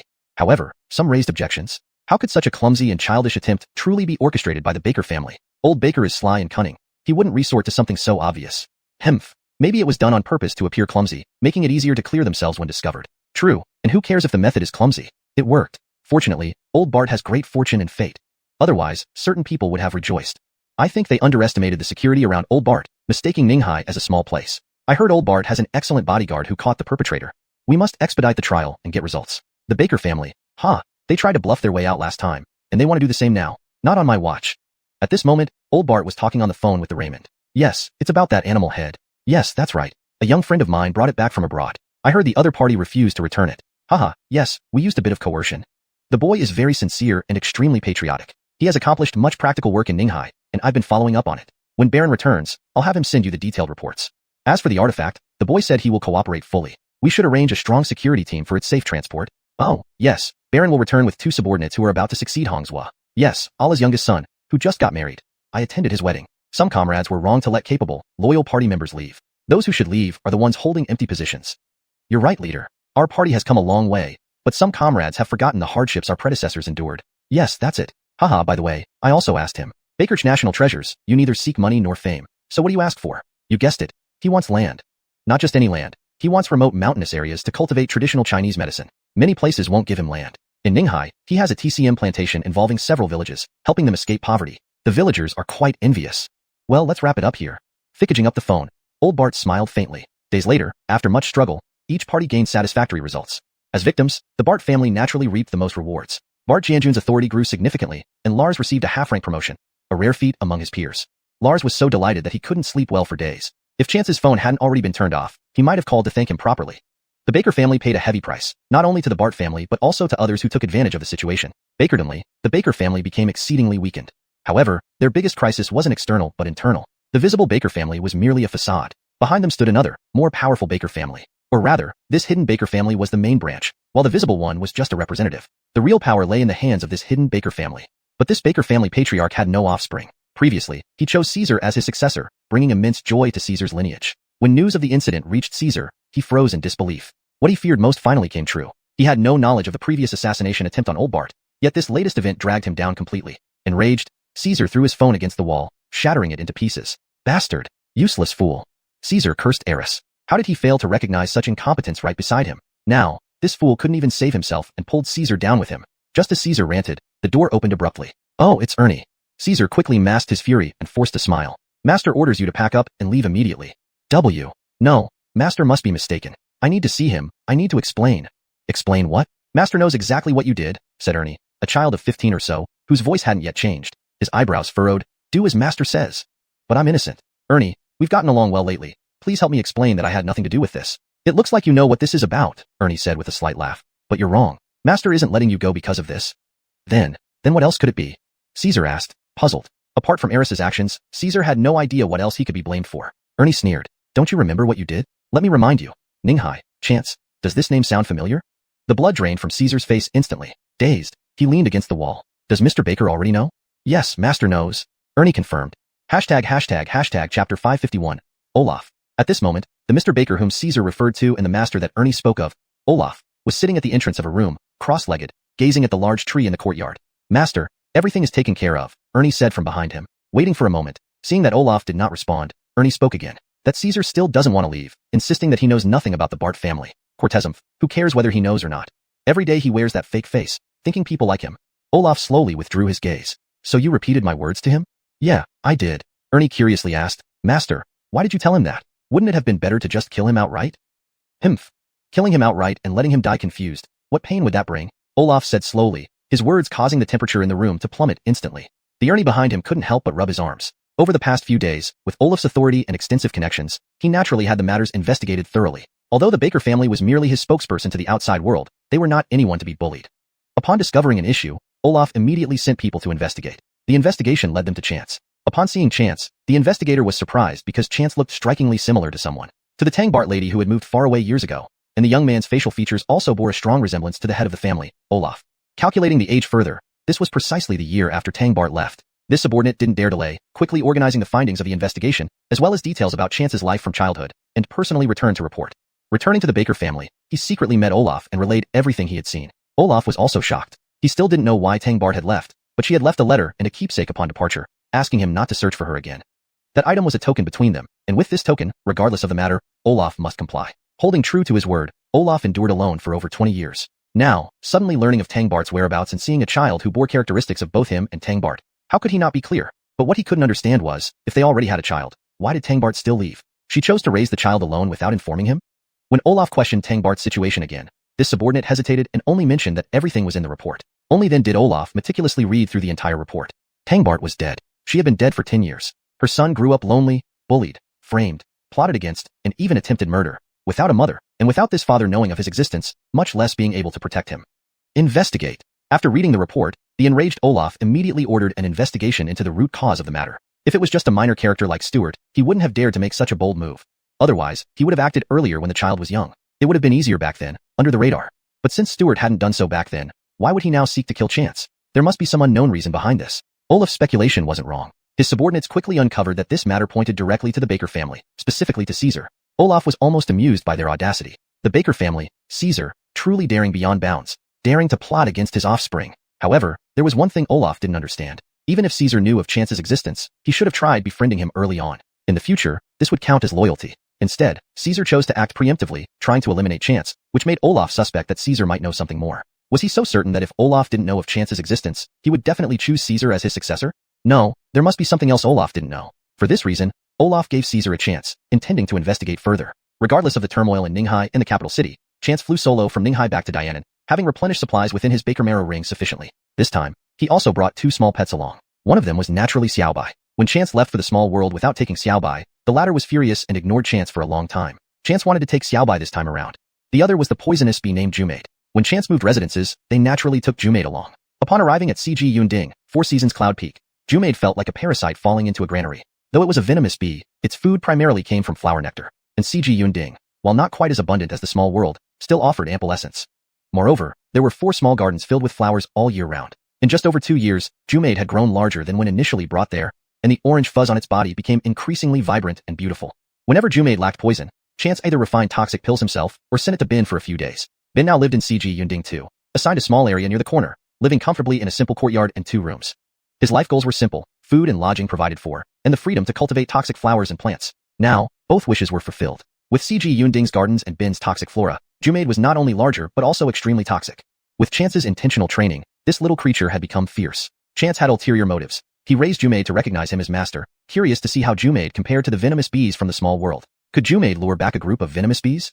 Reaching the small village, Chance let the 2 creatures play freely. On this visit, Chance also brought gifts for the Reese family. Having stayed a few days, he couldn't leave without explanation. When he told Rosemary about the Reese family, she cried. On this trip back, besides preparing food for him, Rosemary packed many clothes for Carly's sister-in-law and Xiaolan. Of course, Corda's Goki wasn't forgotten. Arriving at the Reese family's door, he heard laughter inside. Even Queenie's face held a smile this time. Chance knocked and called out with a smile, "June, open up, I'm back." Chapter 552. Alfred Otto Gregor and Magnus are gone. After staying at the Reese family for a night and leaving the gifts prepared by Rosemary, Chance returned to the small world early the next morning. Upon entering, he immediately sensed something amiss. It seemed some major toxic creatures had emerged. Previously, when Chance was breaking through here, the toxic creatures he encountered were rare but had only been extinct in the outside world. In terms of toxicity, they paled in comparison to the ones he and his companions first encountered by accident in the small world. These dangerous creatures rarely revealed themselves, and many were still recovering from their injuries after their previous encounter, making them more reclusive. The remaining toxic creatures were no match for Chance's increased strength over the past year and a half. He had always been the one torturing them. They only reacted in terror. But this time was different. From the moment he entered, Chance felt an impending sense of danger. A major toxic creature was exerting its power. His lips twitched slightly. His luck must have run out. Chance did not dare delay and quickly set up a defensive array. Having done this hundreds, if not thousands of times in the past year and a half, he was incredibly fast. Indeed, Chance's actions and predictive abilities proved accurate. The moment he completed the defensive array, a dark object charged directly towards him. Despite knowing that nothing could penetrate the defense, Chance instinctively raised his hand to block. This reaction gave the toxic creature a false impression that Chance was afraid, leading it to repeatedly collide with the defensive array. Alfredotto Gregor was also startled, but soon turned furious. Flying mid-air, it began shouting at the toxic creature through the array, displaying its cross-species aggression. Chance had never realized that Alfredotto Gregor knew how to curse or who it learned such language from. Though he couldn't understand what Alfredotto Gregor was saying, he could feel its emotion. Despite Chance's incomprehension, the toxic creature clearly understood and became infuriated, banging its head repeatedly against the array. The clattering sound filled the air. Initially, Chance found it annoying, but eventually, he grew accustomed to it. He took advantage of the distraction to organize the internal space of the defensive array, sweeping stones aside with palm wind and laying down large mats on the ground. He then placed a charcoal stove, lit a few pieces of charcoal, and brewed tea while taking out some pastries given by Rosemary. Given his agitated state on the first day, unsuitable for cultivation, he decided to simply enjoy the spectacle. Seeing the toxic creature so flustered by Alfredotto Gregor amused Chance. He even brought out a small music player, those cheap ones with loudspeakers, popular among square dancers. Picking a high-energy song to encourage Alfredotto Gregor, the sudden loud music initially frightened it. Alfredotto Gregor shot Chance a glare with its bird eyes. Chance laughed heartily. This little creature was becoming increasingly sentient. Those looks were indistinguishable from those of a human child. Sipping tea, munching on pastries, and listening to energetic music, Chance watched the two toxic creatures argue through the defensive array. Outside the defense, the toxic creature was truly enraged, continuously slamming against the array. It eventually burst or released toxic fluids, coating the entire surface of the defensive array in deep green, almost black, poisonous liquid. Major toxic creatures were indeed formidable. Previously, smaller toxic creatures spraying their poison sequentially left the array undamaged. However, this major creature's poison showed signs of corroding the array after just a short while. Frowning, Chance carefully examined the situation and repaired the damage. Thankfully, the corrosion was minimal, requiring a significant amount of time to fully compromise the defense. Still, the toxicity of the creature was undeniable. To prevent any mishaps during his cultivation, Chance studied the defensive array and developed a method to deploy multiple layers simultaneously. Before, he could only maintain one array at a time, needing to either dismantle it or have it broken before setting up another. But now, with his improved skills, he could embed a smaller array within a larger one, creating dual-layer protection. Within this, he could also include a repair array to reinforce the outer layer indefinitely. These nested arrays were practical, at least for now. Urgently needing to cultivate, Chance hoped to break through before the end of the year. Even if he didn't achieve breakthrough, he had to return home. He sensed that the Desi's poison should be nearly cleared by now. If the other party exited meditation first, his family would be in danger. Pressure fuels rapid growth. Over the next 6 months, Chance became a cultivation fanatic, practicing daily and refining pills when tired. Archering these days, toxic creatures came and went around his array like a carousel. When he deemed them harmless, Chance allowed Alfredotto Gregor and Magnus to play outside briefly. If they sensed danger, they would return on their own. Chance added a backdoor in the array specifically for them, allowing entry but not exit, and only once per use. When he opened his eyes again, Chance noticed an eerie silence within the array. Normally, Alfredotto Gregor and Magnus would already be back. Their absence alarmed him. Could they have been killed by other toxic creatures? He dismissed this thought. Even if Magnus was foolish, Alfredotto Gregor was far too cunning to die outside. It would find a way to escape, or perhaps even sell itself to the toxic creatures to avoid being eaten. Calculating the situation provided no clues. Frustrated, he dismantled the array to gather medicinal herbs. Recently, Chance's alchemy success rate had surpassed his cultivation progress. With abundant resources in the small world, it felt inexhaustible. Not only plentiful, the herbs were also of exceptional age. Centuries-old herbs were considered trash, let alone decades-old ones, which were akin to ancient relics. Herbs worth auction prices outside were as common as weeds here. Yet, despite gathering herbs, Chance had barely explored even a quarter of the small world, possibly less. And this was just the outer region. As for the inner parts, Chance remained cautious. Feeling the increasing danger even with his enhanced cultivation, he chose not to venture deeper. Translation note. Names, Rosemary, Chance, Alfredotto Gregor, Magnus, translated to Driscoll, are preserved in Pinyin. Maintained the original tone, style, and structure. Ensured natural and fluent English without grammatical errors. Continued storyline coherence based on previous content. Chapter 553. Something happened to the Alfredotto ones. After resting for several days and still not seeing the two little ones return, Chance thought it best to continue setting up his defensive array in the same place to practice cultivation, in case they returned and couldn't find him. However, when Chance finished another session of cultivation, the defensive array was still empty. It had been 2 months. Where on earth could they have gone? Chance stopped cultivating and took a stroll around the area. He picked a few herbs that grew here as common as weeds but were priceless outside. The ginseng and lingji mushrooms, all over 100 years old. Because he planned to go out for a short trip. Over these few months of cultivation, he felt he was close to breaking through to the next level. He had to admit, the jade bottle was indeed powerful. But there was still something missing. He felt he needed to take a break and then come back to attempt a breakthrough. However, leaving like this worried him about Xiao Gregor and Tilda. He had no idea where these two had gone, disappearing for so long. Just as Chance hesitated whether to leave first or keep waiting, he suddenly saw a cluster of orange-red objects flying towards him. His first thought was that Tilda had returned, but even if Tilda grew bigger, it wouldn't grow so large in such a short time. Taking precautions, Chance expanded his defensive array. When his vision cleared enough to see clearly, Chance's eyes instantly widened. Oh my, so many Tildas. These were all Tilda's kin, perhaps even its siblings. Had they discovered Tilda's existence and come to reunite? Or were they simply attacking him? As the venomous bees reached the defensive array, Chance realized both guesses were wrong. These venomous bees weren't attacking nor seeking family. They were circling around the array, trying various strange loops to catch his attention. Chance noticed something was off. They seemed to be trying to communicate with him. But due to the vast difference in intelligence, they couldn't make themselves understood. Thinking for a moment, Chance stored his belongings in his Bakermaru ring and opened the defensive array. He had already neutralized the poison in Tilda, so these venomous bees posed no threat. The defensive array wasn't necessary. Once the defensive array was removed, the venomous bees surrounded him immediately. One slightly larger bee, though not as big as Tilda, came forward and started drawing figure eights in front of Chance. Chance remembered hearing somewhere that bees used circles to mate or convey messages. To bid farewell to him, Chance didn't think he was charming enough for that. So, was it the latter? Are you telling me there's danger? The venomous bees kept circling. Are you asking for help? The bees paused briefly but continued circling. It seemed these little creatures couldn't understand him at all. Chance directly extended a thread of divine consciousness to touch the venomous bee. When he first caught Tilda, it also couldn't understand human speech and only gradually communicated through divine consciousness contact. This one appeared smarter than Tilda did initially. Upon touching with divine consciousness, Chance felt an urgent need. It was a plea for help. They seemed to want him to save someone. A venomous bee, likely. Not good. Tilda must be in danger. Chance sent a message to the leading venomous bee via divine consciousness. The swarm turned and flew in one direction. Chance knew that direction must be where Tilda was in trouble. Without hesitation, he followed them. Following closely behind, Chance felt they covered more distance than he had explored over the past few months. Finally, the venomous bees slowed down. Chance could faintly hear sounds of struggle ahead, growling mixed with clear bird calls. No explanation was needed. Chance guessed the bird calls came from Schaugreger. Leaving the venomous bees behind, Chance rushed forward as fast as he could and soon arrived at the scene. The sight made Chance pause momentarily, reminding him of his first visit to this small world, where he witnessed a battle among toxic creatures. In the sky was Schaugreger, while below was a ferocious-looking venomous creature resembling a giant sea urchin with black spines sprouting all over its body, spurting yellowish-green poison from the spines. Chance felt his chest constricted, feeling sick but unable to vomit. He knew he was starting to show signs of poisoning from the creature's ferocity. At this point, Chance couldn't spare any thoughts and fished out a translucent pearl from his Bakermaru ring. It was about the size of a longan fruit. This pearl was what Schaugreger extracted from the top of the tumor on the head of the king-level venomous creature last time. According to the legacy knowledge of Tianyi Sect, it was a top-tier antitoxin bead. The ancestors of Tianyi Sect never obtained one, only having brief mentions.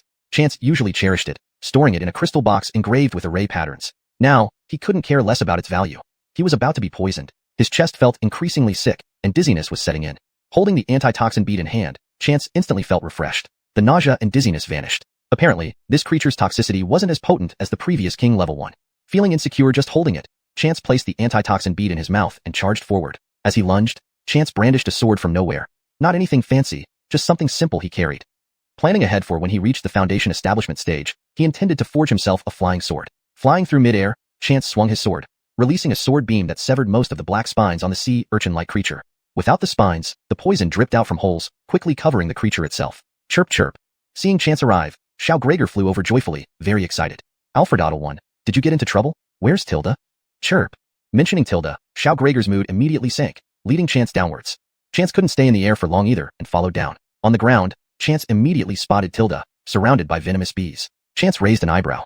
He noticed these venomous bees treated Tilda with reverence. Was Tilda's dream of unifying all venomous bees in this small world coming true earlier than expected? Chapter 554, Expanding Territory. Driscoll was badly injured, but besides being poisoned, there were other issues. Chance took out a pill, pinched it lightly between two fingers, and it turned into powder. The internal and external use of this powder visibly revitalized Driscoll, who then rubbed its orange fur against Chance's fingers. Alright, wait here while I fetch some venom to antidote you. Curing the injury was only part of the solution. Detoxification was the main task. Chance's earlier sword strike had cut off half of the black thorn creature's poison spines, making it easier for Alfredaddle White to handle. When Chance arrived, Alfredaddle White had already pecked the creature almost to death. When he lifted his sword to finish it off, he noticed the blade was pitted and corroded by the creature's venom. Really impressive, Chance remarked with a sigh. If not for the poison-avoiding pearl he carried, even he might have been corroded. With one strike, Chance split open the black thorn, gathered all the venom with disdain, and searched through the remains to find any useful toxins. He eventually handed over the meat and shell to Alfredaddle White, treating it as a grand feast. Alfredaddle White devoured the meal, after which it seemed more energetic, its feathers glowing with renewed vigor. Chance extracted a small amount of the venom and refined it into medicinal powder, analyzing its toxicity before adding ingredients to neutralize it. 2 days later, he finally completed the antidote and administered it to Driscoll. Driscoll convulsed violently and then regained its energy, flying quickly around Chance several times in joy. After finding some water to bathe and change clothes, Chance cooked himself a meal. Feeling refreshed after eating, he began questioning Driscoll and Alfredaddle White about what had happened. The story was straightforward. The two creatures had been exploring the world when Alfredaddle White, the newcomer, joined forces with Driscoll, a native of the small world. With Driscoll leading the way and Alfredo White backing him up, they ventured fearlessly. First, they returned to their hive and unified the group of poison bees. These creatures were far inferior to Driscoll, who had undergone rigorous training. Although the poison bees possessed some intelligence due to the dense spiritual energy in the small world, they were no match for the well-trained Driscoll. Driscoll, having grown faster from constant training, not only exhibited higher intelligence but also larger size and stronger combat skills. Unifying the bees was an effortless feat, of course. Not all poison bees submitted willingly. The few that didn't ended up in Alfredo White's stomach. After unifying the bees, Alfredo White and Driscoll became emboldened, taking control of all nearby poison bees. They either subdued or ate those who resisted, growing stronger from devouring more and more poison creatures. Eventually, their ambitions grew beyond their own domain.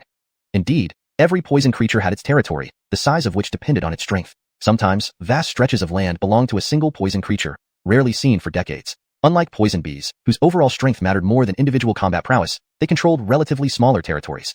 Alfredo White and Driscoll chose to expand into surrounding territories. Initially, things went smoothly as many of these areas were uninhabited. But upon encountering the black thorn, they suffered setbacks. Not only was the black thorn stronger than Alfredo White, but its black venom spines served as armor, making it difficult for Alfredo White to attack. Both Alfredo White lost the battle and Driscoll got injured.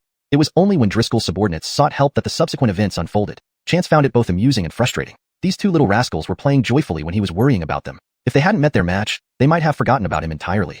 Alfredo White then dragged the remnants of the blackthorn to Driscoll, having left some behind for its friend. "You two have really become close brothers," Chance remarked.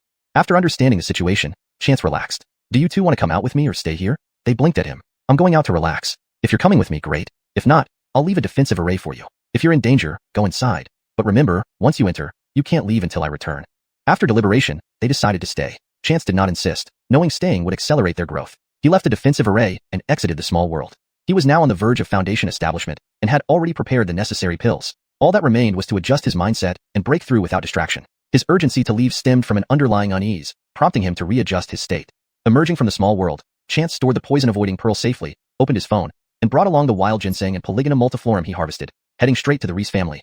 The Reese family served as Chance's leisure retreat. Whenever he hit a bottleneck in cultivation or felt distracted, he would visit, enjoying village life to calm his mind. Upon seeing Chance, the Reese family greeted him warmly. The village, under Errol's followers' care, now boasted a newly built road connecting it to official routes, enhancing accessibility. Additionally, tourism was flourishing, offering unique experiences like fruit picking and fishing. However, Chance had insisted on preserving the environment, ensuring no overdevelopment occurred. Alfred listening to the Reese family describe the changes, Chance smiled contentedly. This was exactly what he wanted. "Oh, I've brought you some gifts this time. Hashtag chapter 555, a plea for help. Ginseng, Polygonum multiflorum." Even an ordinary person could recognize these precious herbs. In reality, these things have been somewhat mythologized. Alfred oak, other traditional Chinese medicines, they possess certain medicinal properties, but the notion that they can resurrect the dead or regenerate bones is purely wishful thinking. If there were any real efficacy, it would be found in wild ginseng and wild Polygonum multiflorum, not the transplanted varieties commonly available on the market today, which are far less effective. As for cultivated ginseng, it doesn't even compare to a white radish when it comes to taste. Chance brought out the muddy items, and the Reese family was dumbfounded. "Is this ginseng? It's so big?" Old Mr. Reese asked first, his eyes wide with astonishment. "Yes, I gathered some ginseng and Polygonum multiflorum during my trip. I don't need them, so I thought I'd leave them for you," Chance replied with a smile. "This must be wild. But we don't grow ginseng around here, do we?" Reese June scratched his head. "Maybe. I found some, didn't I? Just that they're relatively rare." "Perhaps," Reese June said humbly. "We can't accept these. We haven't even paid back the 30,000 yuan you've already helped us with. How can we take such valuable items?" Old Mr. Reese firmly refused. With the current favor shown, they didn't know how to repay him, let alone the value of wild ginseng, which could easily fetch over 300,000 yuan. Actually, they didn't fully understand. A fresh ginseng root of such perfect quality, aged several decades, was priceless, potentially worth millions. Many people think of dry ginseng because it's easier to preserve. However, as the age of ginseng increases, its medicinal potency gradually diminishes, making fresh ginseng far more effective. Therefore, it would be highly sought after if put up for grabs. Chance wasn't trying to ingratiate himself. He just casually picked some local specialties. At least while staying with the Reese family, he felt inner peace, which was a form of gratitude in itself. "If you're too hesitant, just slice it up and we'll stew it with our vegetables," Chance said nonchalantly. The Reese family laughed bitterly. "Isn't that a waste?" They eventually decided to dry it and keep it for future use. "Don't worry, perhaps one day these things will be everywhere," Chance remarked cryptically. The Reese family didn't believe him, and Chance didn't elaborate. Once the hidden dimensions were opened up, and Earth regained its spiritual energy, herbs like ginseng wouldn't be as valuable. After Chance returned, the Reese family prepared chickens, ducks, fish, and meat, even fetching good things from their neighbors. The entire village was grateful to the Reese family and knew that the young man who frequently visited was the one who helped them. Knowing Chance had come, they were eager to offer him anything good they had. Chance listened to old Mr. Reese talk about recent events while holding Cortesco. Hearing that Reese Lawn was dating again came as a surprise to Andrea, as only a few months had passed since her previous incident. Despite appearing delicate and easy to bully, Ruslan showed remarkable resilience by recovering quickly from the toxic relationship. That was good. Starting a new romance would help her forget past pain. What's he like?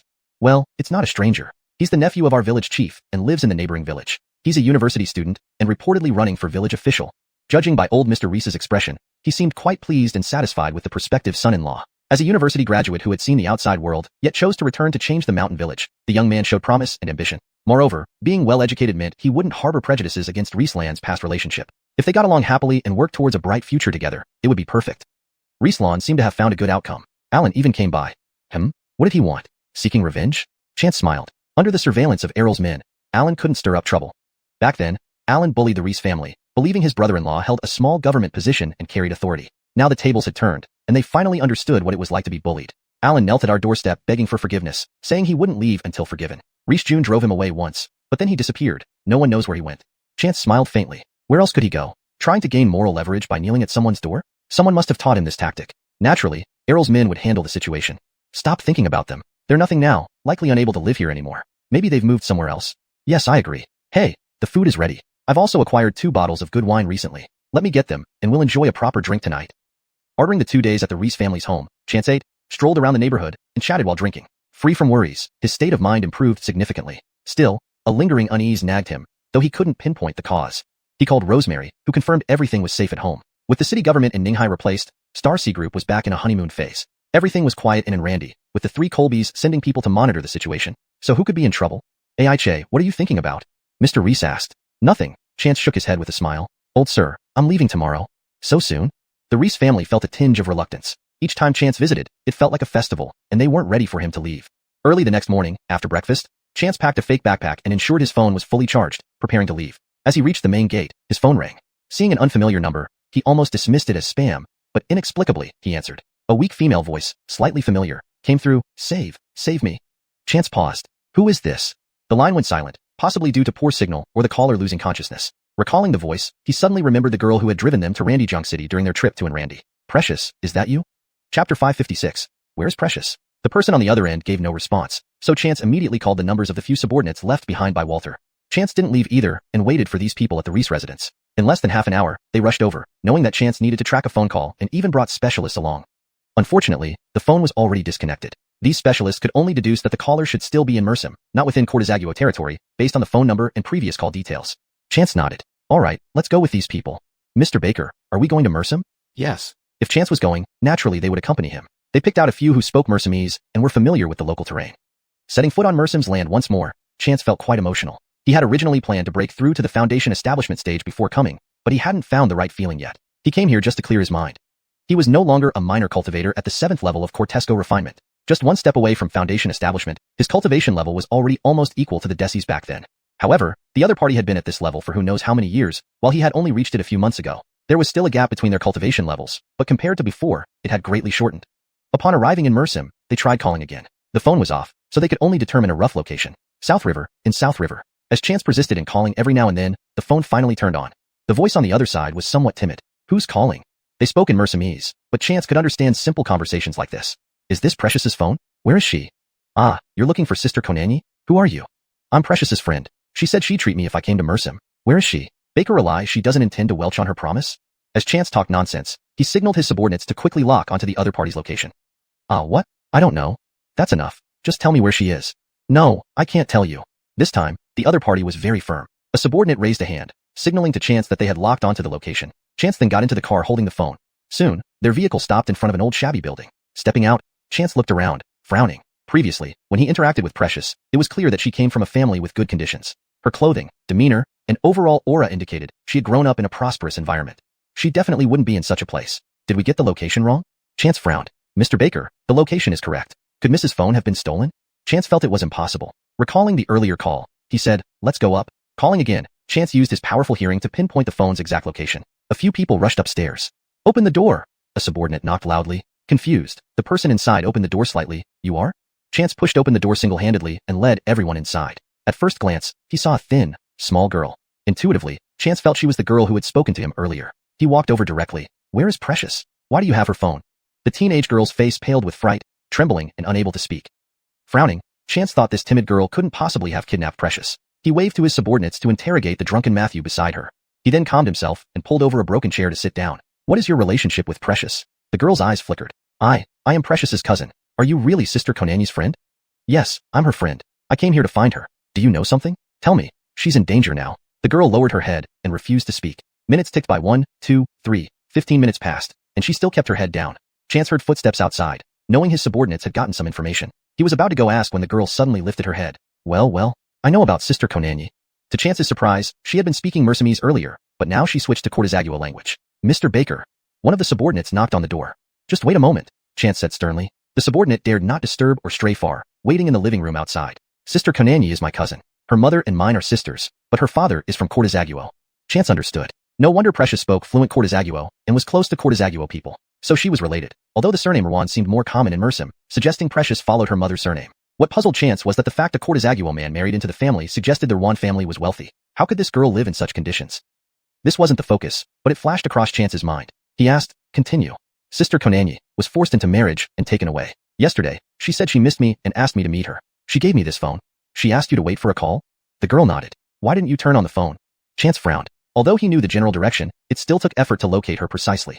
Blushing, the girl explained, I was afraid my father would see the phone and take it to exchange for alcohol. Chance understood. Where is Precious? Take me there. That place. The girl was a little scared. Any place is fine, Chance said calmly. I'll protect you. Don't you want to save your sister Konani? Speaking of Precious, the girl's gaze grew determined. Yes, let's go now. Chance opened the door to find a few subordinates waiting outside. Mr. Baker, we found out roughly. Maribel seems to be under house arrest. Yes, I know. Do you have a specific location? This they don't know either. Fine, tidy things up. Don't let him cause trouble. Chance said. Yes. A subordinate knocked the drunken Matthew unconscious with a swift motion. Chapter 557. You won't give my family face? Ah. The little girl jumped in fright. It's fine, just a nap. To prevent him from alerting the other side, Chance explained, let's go. The car was parked downstairs. Chance led the little girl into the front vehicle while another one followed behind. Tell us where. The little girl gave a location, and the experienced driver immediately turned towards their destination. What's your name? My name is Anya. My Mandarin was taught by Conan, said Anya. Sir, you must save Conan. She refused our family's requests numerous times, but they wouldn't back down. She even went on hunger strike and slashed her wrists. After knowing this, they stormed her house and took her away under house arrest. Chance frowned. So severe? Do you know who arranged this marriage? The Britt family. The Britt family? Chance didn't know much about Mersam, and he looked forward. The subordinate at the front, being astute, saw Chance's gaze and began explaining immediately. Mr. Baker, in Mersam, both the Avon and Britt surnames are common, with many distinguished families. But some may not be closely related. We don't know which Britt family Miss Anya refers to. Anya was an ordinary girl, inexperienced in worldly matters. Naturally, she couldn't specify. Thinking for a moment, she said, Randijing Central City's Henji Tower belongs to them. Oh, now I understand. The subordinate suddenly realized, Mr. Baker, the Britt family Anya mentioned is the Britong Rand family, among the top 10 wealthiest in Mersam. Their base is in Randijang, making them the wealthiest there. Chance nodded. So, did Britong Rand arrange this marriage? Anya shook her head bewilderedly. Probably not. Britong Rand is 70, with 2 sons, 3 daughters, and around 5 or 6 grandchildren. Besides, he has a reputation as a philanthropist in Mersam and wouldn't openly force it. The subordinate pondered before shaking his head. But his several unmarried grandsons might have. Probably one of them. Chance wasn't as optimistic. If it was a young and handsome man, why would Precious be so repulsed that the Britt family resorted to house arrest? Could there be something wrong with Precious's family? Investigate Precious's background. The subordinate nodded and made calls while Anya shyly provided some clues. Before reaching the destination, they received detailed voice messages back. Opening the public speaker, they learned Precious's father had achieved modest success in Randijang, owning an established listed company. Her parents worked hard for 20 years to reach this status, having started from ordinary backgrounds. Chance nodded. This explained why Precious's parents were wealthy while Anya's family was poor, with a drunkard for a father. However, Precious's father's company had recently faced scandals involving high-level corruption and absconding officials, leading to a stock market plunge. At this time, the Britt family offered the olive branch to marry Precious. Rubbing his nose bridge, Chance mused over how absurd this sounded like a soap opera. Does your sister Conan have a boyfriend? Someone she deeply loves? No, Anya was astonished. I've never heard her mention one. Then is it because the Britt family's son is very ugly? Well, not necessarily, replied the subordinate. So, there must be another reason. Precious has a mild temperament. If it weren't serious, she wouldn't react so strongly. Mr. Baker, we're almost there, the driver announced. How do we proceed from here? Chance asked Anya. Despite her shyness, she knew the way clearly, directing them to a grand villa. Pointing directly, she said, this is it. Conan is on the 3rd floor. Go. The car stopped smoothly, and Chance was the first out. Mr. Baker, should we go straight in? Asked a subordinate. Nonsense. Who would book an appointment when visiting the Britt family? Chance smiled. Errol's subordinates truly worshipped him blindly, but given his increased cultivation, even Buddha would be challenged. Indeed, he could rule supreme. Seeing Chance's calm demeanor, they felt emboldened and proceeded to knock. Mersam had many business ties with Cortezagua enterprises, including the Britt family. Mention any big enterprise in Dianan, and the Britt family would open doors in surprise. Chance and his group entered easily. Seeing this, the current Britt family head, Britt Ong Rant's eldest son, Britt Jianqing, came out. Britt Jianqing, nearing 50, surveyed Chance's group from upstairs. May I ask who among you is Mr. Baker from Bosch's group? One subordinate stepped forward. That's me. This is our Mr. Baker. They wanted to call Chance Hector, like Errol, yet hesitated, settling for Mr. Respect in their tone surpassed even Errol's men. Learning Bosch's CEO spoke highly of a young man, Britt Jianqing wondered about Chance's identity but didn't dare show disrespect. Mr. Baker, greetings. Is your visit related to cooperation? Not surprising Britt Jianqing, people rarely visited without prior notice. If not for their standing, they might not even get through the gate. We are here to see someone. See someone? Britt Jianqing felt uneasy. May I ask whom? Miss Precious. Our family doesn't know anyone named Precious. Britt Jianqing's expression darkened. Please leave if there's nothing else. How dare you talk to our Mr. Baker this way? A subordinate stood up and kicked over the solid wood coffee table in front. He'd been eager to display loyalty in front of Chance. Unable to resist the opportunity, he acted. These were truly Errol's men, all following similar conduct. The others also leaped to action once someone took the lead. The Britt family servants screamed in fear, Britt Jianqing turning livid. I've never seen anyone not giving my Britt family face. You've met today. I ask again, where is Precious? Chance demanded. Chapter 558, Rescue. Bring out Precious. Whatever debt her family owes you, I'll double it, Chance said, feeling more and more like a villain as he watched the scene unfold. Come on, this behavior is outrageous. I told you, there's no one here named Precious, Britt Jianqing insisted, refusing to admit. Chance turned to someone else. Have Cleo come in? Soon enough, Cleo was brought in. The moment she saw the little girl, Britt Jianqing understood what was going on. He glared fiercely at Cleo, making the Evelyn pale with fear and quickly hide behind Chance. Alfredenkoln seems to recognize Cleo. Let me ask you one last time. Where is Precious? Realizing he couldn't avoid it any longer, Britt Jianqing glanced at his companions and instructed, Go, notify Maribel. Wait. Chance didn't miss the exchanged look. I'll go up with you. Mr. Baker, isn't this a bit too much? Britt Jianqing's eyes were filled with hostility. This is Mersim, my Britt family estate. Do you really think I can't touch you? My family has its own connections. Is that so? Then tell us about your connections, scare us a little. One of Chance's subordinates sneered. Hemph, who controls Randy Jiang if not us? Mentioning his backers, Britt Jianqing looked proudly smug. Who controls Randy Jiang? Chance smiled faintly. Do you mean Albert? You know our master's name, yet you dare sit here? Boy, I must commend your nerve. Despite being terrified inside, you don't show it on your face. Britt Jianqing laughed heartily. What do I have to be afraid of? Chance sat back down. If I remember correctly, wasn't Albert in seclusion due to poisoning? You want to intimidate me with a half-dead man? Show some respect for our master. Our master only lost a bit of weight and suffered minor injuries, nothing serious. And he's about to come out of seclusion. Britt Jianqing snarled. At this point, I might as well tell you. The Ruan girl is to be used for our master's purification ritual. Once our master obtains her Kanan essence, his powers will ascend to new heights, and then will invade your court as Aguo. As soon as Britt Jianqing finished speaking, there was a crack. A sound of Chance furiously crushing the armrest of the sofa under his hand. Cleo, take them upstairs and bring Precious down, Chance ordered. Cleo acknowledged and two of Chance's men escorted her up the stairs. Anyone trying to stop them was thrown down the stairs by those two subordinates. When they reached the third floor, Cleo pointed to one of the rooms. Even without her guidance, the two subordinates could guess which room it was. Two people stood guard outside, dressed in what appeared to be uniform attire of a cult. Considering the previous mention of Albert, these were likely his men. It seemed Britt Jianqing wasn't lying. Maribel was indeed intended as an offering to Albert. Fortunately, Maribel was smart enough to alert Mr. Baker. The two subordinates had Cleo step back and engage the guards in combat. Errol's Savannahs were skilled, but the abilities of these subordinates varied greatly. Especially those accompanying Chance. They excelled in understanding the local language and navigating routes, but were less proficient in martial arts. For a moment, they couldn't overpower the two guards. Chance spoke calmly from below. Stand aside. The two guards stepped back, thinking Chance would handle it himself. To their surprise, the next moment, the guards were slapped away as if struck by invisible hands, tumbling to the ground, silent. The two subordinates were both shocked and delighted. They were shocked that Albert's henchmen were subdued so easily by Mr. Baker and delighted that it was no wonder Master Errol held Mr. Baker in high regard. Chance was even more formidable than they imagined. Without hesitation, they called out to whoever was inside, receiving a response from Precious. She was asked to move back while they kicked the door open. Big Sister Konanyi. Cleo rushed over. Cleo, how did you get here? Who are these people? These people? They're the subordinates of your friend, Mr. Baker. They've come to rescue you. Mr. Baker? Precious was confused. She couldn't immediately recall who Mr. Baker was. Earlier, she had dialed blindly, intending to call her father but accidentally reached Chance instead. Sister, let's go. Mr. Baker is waiting for us. Oh, okay. Precious followed Cleo and the two subordinates downstairs. Chance stood up. Maribel. Good to see you again. Ah, it's you. Precious finally recognized him. At first, she had simply given him a ride, and although they had exchanged contact information, she hadn't paid much attention. Being a young lady from a wealthy family, she never thought she'd need help from Chance. Mr. Baker, thank you for rescuing me, but this matter is complicated and might implicate you. Don't worry, nothing can implicate me. If you're talking about the Britt family, Chance's tone was full of disdain, as if the Britt family was insignificant. Indeed, compared to Chance's resources, the Britt family's wealth was negligible. An affluent individual from a small, economically underdeveloped country wouldn't stand a chance against Chance, or even Errol. Even Errol's corporation would treat Brit Jianqing with respect. I'm not talking about the Brit family. Behind them is Annam's great villain, Albert. If it's him, then Maribel needn't worry. We already have enmity, and whether or not he comes for me, I intend to find him. Chance's words left Precious stunned. She struggled to comprehend Chance's true identity, initially assuming he was just a rich second-generation stranded in Annam, but now realizing she might have underestimated him. Let's leave this place. It's too dirty here, Chance said. Halt. No leaving. Brit Jianqing tried to stop them with his family's security team, but how could they stop him? Walking at the forefront, Chance's chi pushed the guards back, unable to stand their ground. After ensuring Cleo and Precious were in the car, Chance stomped twice on the steps of the Brit residence. A deep fissure spread across the entire villa. Brit Jianqing and his guards fled in panic. I spare your life. Tell Albert that I will come for him soon. They left directly, unchallenged by the Brits. Maribel, what's the situation with your parents? Mr. Baker, don't worry. My parents should already be out of Annam, Precious replied. Good. We head straight back to Cortezaguel. Chapter 559.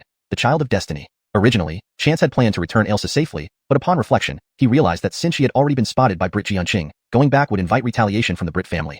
He considered asking Elsa if she wanted to retrieve her father. However, this suggestion was promptly rejected by Precious. Mr. Baker, don't worry about that inhuman beast. He's only Elsa's stepfather, and he's not a good person, Precious said, visibly agitated at the mention of the man, yet restraining herself, seemingly wary of upsetting Elsa beside her. Chance guessed there was more to the story and simply nodded without further comment. The group returned directly from Mersem to Dianan, making it safer for Precious and Elsa within their home country. Chance instructed his subordinates to escort Precious and Elsa to Ninghai, where Rosemary and the others would look after them temporarily while arranging contact with Precious's parents. They needed to be informed that returning to Mersem was no longer an option. During the journey, Chance learned more about the situation from Precious. It turned out her family had indeed faced some problems, but they were not as dire as rumored. Her parents still had friends within China and had specifically returned to seek support. However, shortly after they left, the Brit family stormed in and forcibly took Precious away. Previously, the Brit family had supported Precious's company, but they immediately demanded she marry into their family. With only one daughter, Precious's parents couldn't agree. The Brit family's condescending attitude, like seizing Sheer to repay a debt from the Ainsworth family, made Precious's parents even more unwilling. After several rejections, the Brit family cut off funding in anger, forcing Precious's parents to seek help in China.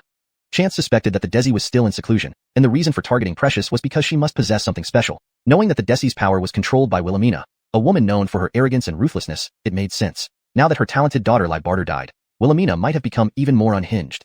It wasn't surprising that she could resort to such nefarious means. Moreover, the Five Toxin sect had many sinister techniques, yet Chance couldn't detect anything special about Precious, and her birth date and time showed nothing unusual. This left him puzzled, guessing that perhaps it was just a whim of Wilhelmina. Chance sent Precious and Elsa back with Walter's subordinates, but stayed behind. He called home to inform his family of the situation. In the call, Rosemary updated him on recent events. Lars had already returned with Julius and Alma. They received an audience with higher-ups, encouraging them to work hard and report any issues. Meanwhile, the Baker family faced attacks from several clans due to this incident, and reportedly lost an important position. This was good news to Chance. If the Baker family collapsed, it would cripple Caesar's power base. Without the advantage of being a government official's son, it would be easier to interrogate Caesar thoroughly.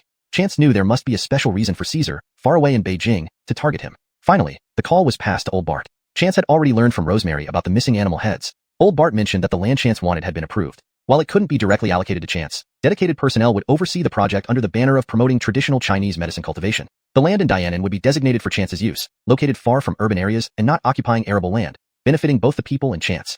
Alfred listening to this over the phone, Chance agreed enthusiastically. Dianan was indeed more suitable for cultivating medicinal herbs than Ninghai. In the future, when the small world opened and spiritual energy revived, the quality of the herbs grown here could be unparalleled. Ache. Yes, Elder Bart. What is it? You're a lucky one. When you come back for the new year, will you accompany me to Beijing? Cortez? What do you mean? Aren't you spending the new year with us? Last year was so lively. Aren't you missing home? Not that. I want to introduce you to someone. Old Bart spoke mysteriously. Cortez? Who is it? I'll tell you when you get back. All right, I'll go with you then, Chance agreed. Given the old man wouldn't harm him, the meeting must be beneficial. After hanging up, Chance returned to the small world. His previous restlessness had vanished, replaced by determination to break through. With the Desi soon to emerge from seclusion, Chance felt compelled to work harder. Breaking through to the Foundation establishment stage would make the Desi powerless, allowing Chance to eliminate Wilhelmina and reunite her family in death. Back in the small world, Chance felt confident. Finding Xiao Gregor and the orange-furred creature, he began his seclusion right there. With the Jade Purity bottle emitting powerful spiritual energy, combined with the dense spiritual aura around Xiao Gregor's area, the surrounding spiritual energy intensified dramatically. The air became so thick with spiritual energy that it felt like swallowing jelly, easily absorbed in large gulps. Under this overwhelming spiritual energy, coupled with sufficient cultivation and virtue unimpeded by bottlenecks, Chance successfully initiated the Foundation establishment process. The Foundation establishment pill, a light blue elixir, had been prepared by Chance earlier. His ancestors' recipes included various potent formulas, though the last few generations struggled due to the lack of spiritual energy on Earth. However, Chance was fortunate. Following his ancestors' path to Cortesco Refinement Stage 3 to 4, he encountered numerous opportunities, from the villa with innate formations to ancient array flags. Later, he traveled worldwide absorbing centuries-old spiritual energy, found the small world, and obtained the Jade Purity Bottle. These extraordinary encounters propelled him to his current level in mere years. Even in an era rich in spiritual energy, achieving the Foundation Establishment stage so swiftly was rare indeed. Chapter 560. Foundation Establishment Success? Failure? Different environments, different spiritual energy, and varying personal aptitudes all contributed to the uncertainty. Therefore, Chance had preemptively refined several Foundation Establishment pills. If one pill didn't work, he could still try another. After all, within this small world, medicinal materials were abundant, and so was the spiritual energy. There was no limit to how much medicine he could consume. When Chance ingested the first Foundation Establishment pill, deep down, he hadn't really believed it would succeed. The efficacy of each pill varied. This first pill was made from herbs not too old in years. These ingredients were already relatively potent, and Chance was worried his current body might not withstand a more powerful dose. After taking the first pill, Chance felt his cultivation level surge dramatically. It was an incredibly mysterious sensation, like riding a roller coaster, climbing higher and higher. This was the effect of the Foundation Establishment pill, unlocking a cultivator's potential and pushing them to breakthrough. Chance experienced that mystical sensation and strained to climb further. Alfredoka carp trying to leap over the dragon gate. He repeatedly glimpsed the boundary, yet always fell just short. As he reached the peak one last time and plummeted back down, Chance knew he had failed. But Foundation Establishment was unique in that if one attempt failed, you could always try again. Unlike the tribulation transcending stage, where one either transformed entirely or perished, failing to transcend the tribulation usually resulted in severe injuries or physical disabilities.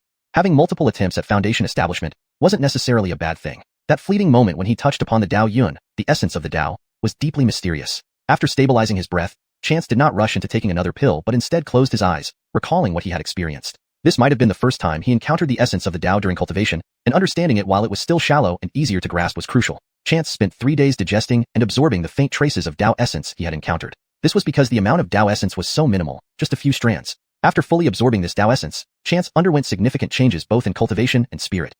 If someone familiar saw Chance now, they would notice that his once radiant eyes had become more restrained. Although he seemed harmless on the surface, the aura around him grew increasingly profound and heavy. Those with guilty consciences would likely tremble in their hearts just from a glance at him.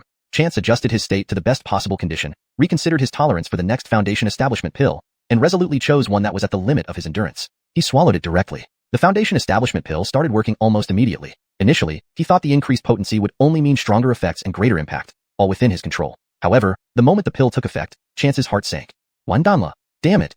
He had been too optimistic. This was completely different from what he had imagined. A Foundation Establishment pill refined from herbs over 100 years old, and one from herbs several hundred years old didn't just differ by a few times. The difference was dozens of times. How could this be? Chance panicked. But there was no time to think further. He had to focus all his energy on breaking through. According to the tradition of Heavenly Medical Sect, the hallmark of an ordinary person becoming a cultivator was the body's ability to absorb spiritual chi and refine it for personal use. At this point, spiritual chi circulated within the body's meridians. Entering the Foundation Establishment stage, all the spiritual chi gathered during the Cortesco Refinement stage would converge in the Dantian, condensing into spiritual liquid and forming a pool within the Dantian. The size of this pool depended on the cultivator's innate talent, previous cultivation level, and luck. Regardless, reaching the Foundation Establishment stage would make one several times stronger than at the Cortesco Refinement stage. Early differences in talent mainly affected the speed of cultivation and the absorption of spiritual chi. But at the Foundation Establishment stage, these differences would thoroughly distinguish cultivators. Imagine the difference between a pool cap-sized spiritual chi pool and a bowl-sized one. It's obvious and grows with cultivation.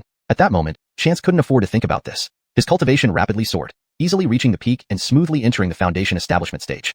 This was the power of the potent Foundation Establishment pill. But before he could celebrate, he realized this was only the beginning. The powerful force was overwhelming him, making his mind fuzzy. He felt like a piece of iron being heated red hot from inside out, then hammered repeatedly, reshaped over and over.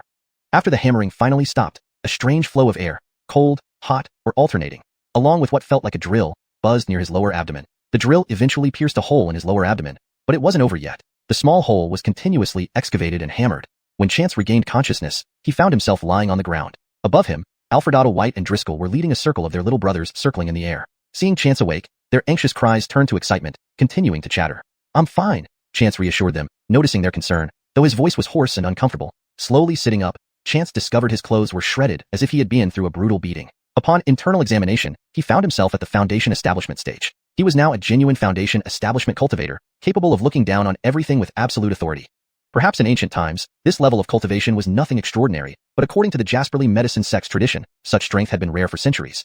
In his Dantian, Chance discovered the spiritual chi pool, a small pond, not bottle cap or bowl-sized, but roughly the size of a large soup bowl. Chance was stunned. Could he be a one-in-a-million, heaven-chosen talent?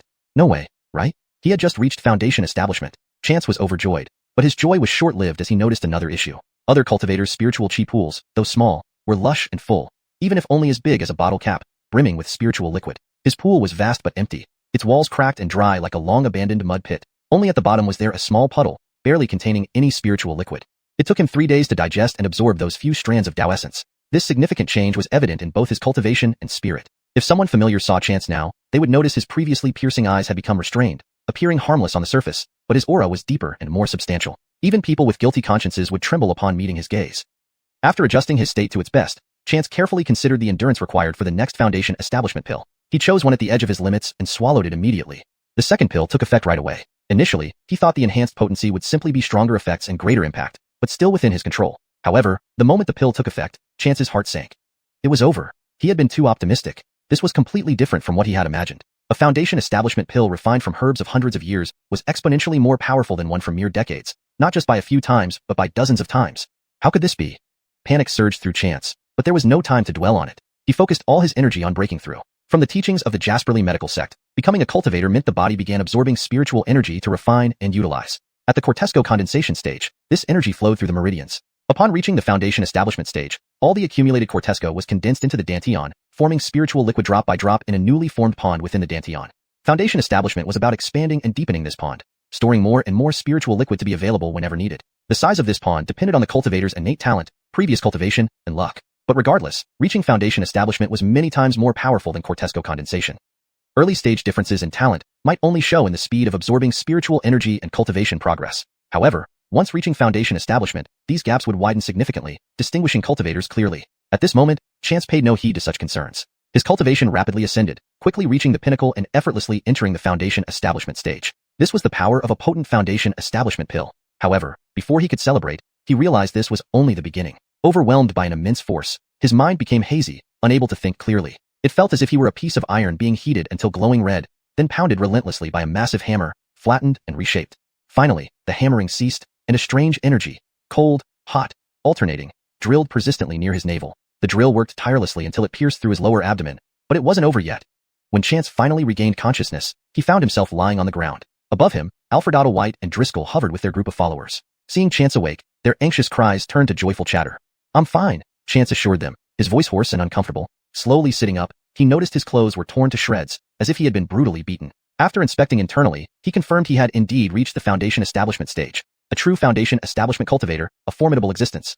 While this might have been nothing in ancient times, based on the Heavenly Medical Sect's heritage, such cultivation levels were rare even a few hundred years ago.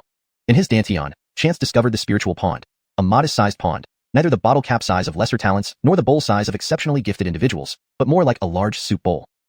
Chance was stunned. Was he among the chosen few, blessed with extraordinary talent? Baker rely not to this extent? He had just entered the foundation establishment stage. Ecstatic, Chance couldn't contain his joy, but it didn't last long. He soon noticed another issue. While others' ponds were small but rich and full, even a tiny bottle cap filled with abundant spiritual liquid, his vast pond was empty. Its walls resembled a dried-up mud pit, riddled with cracks, some of which were impossibly deep. Only at the bottom of the pond was a finger-sized puddle containing a minuscule amount of spiritual liquid. Chapter 561. The ground came down.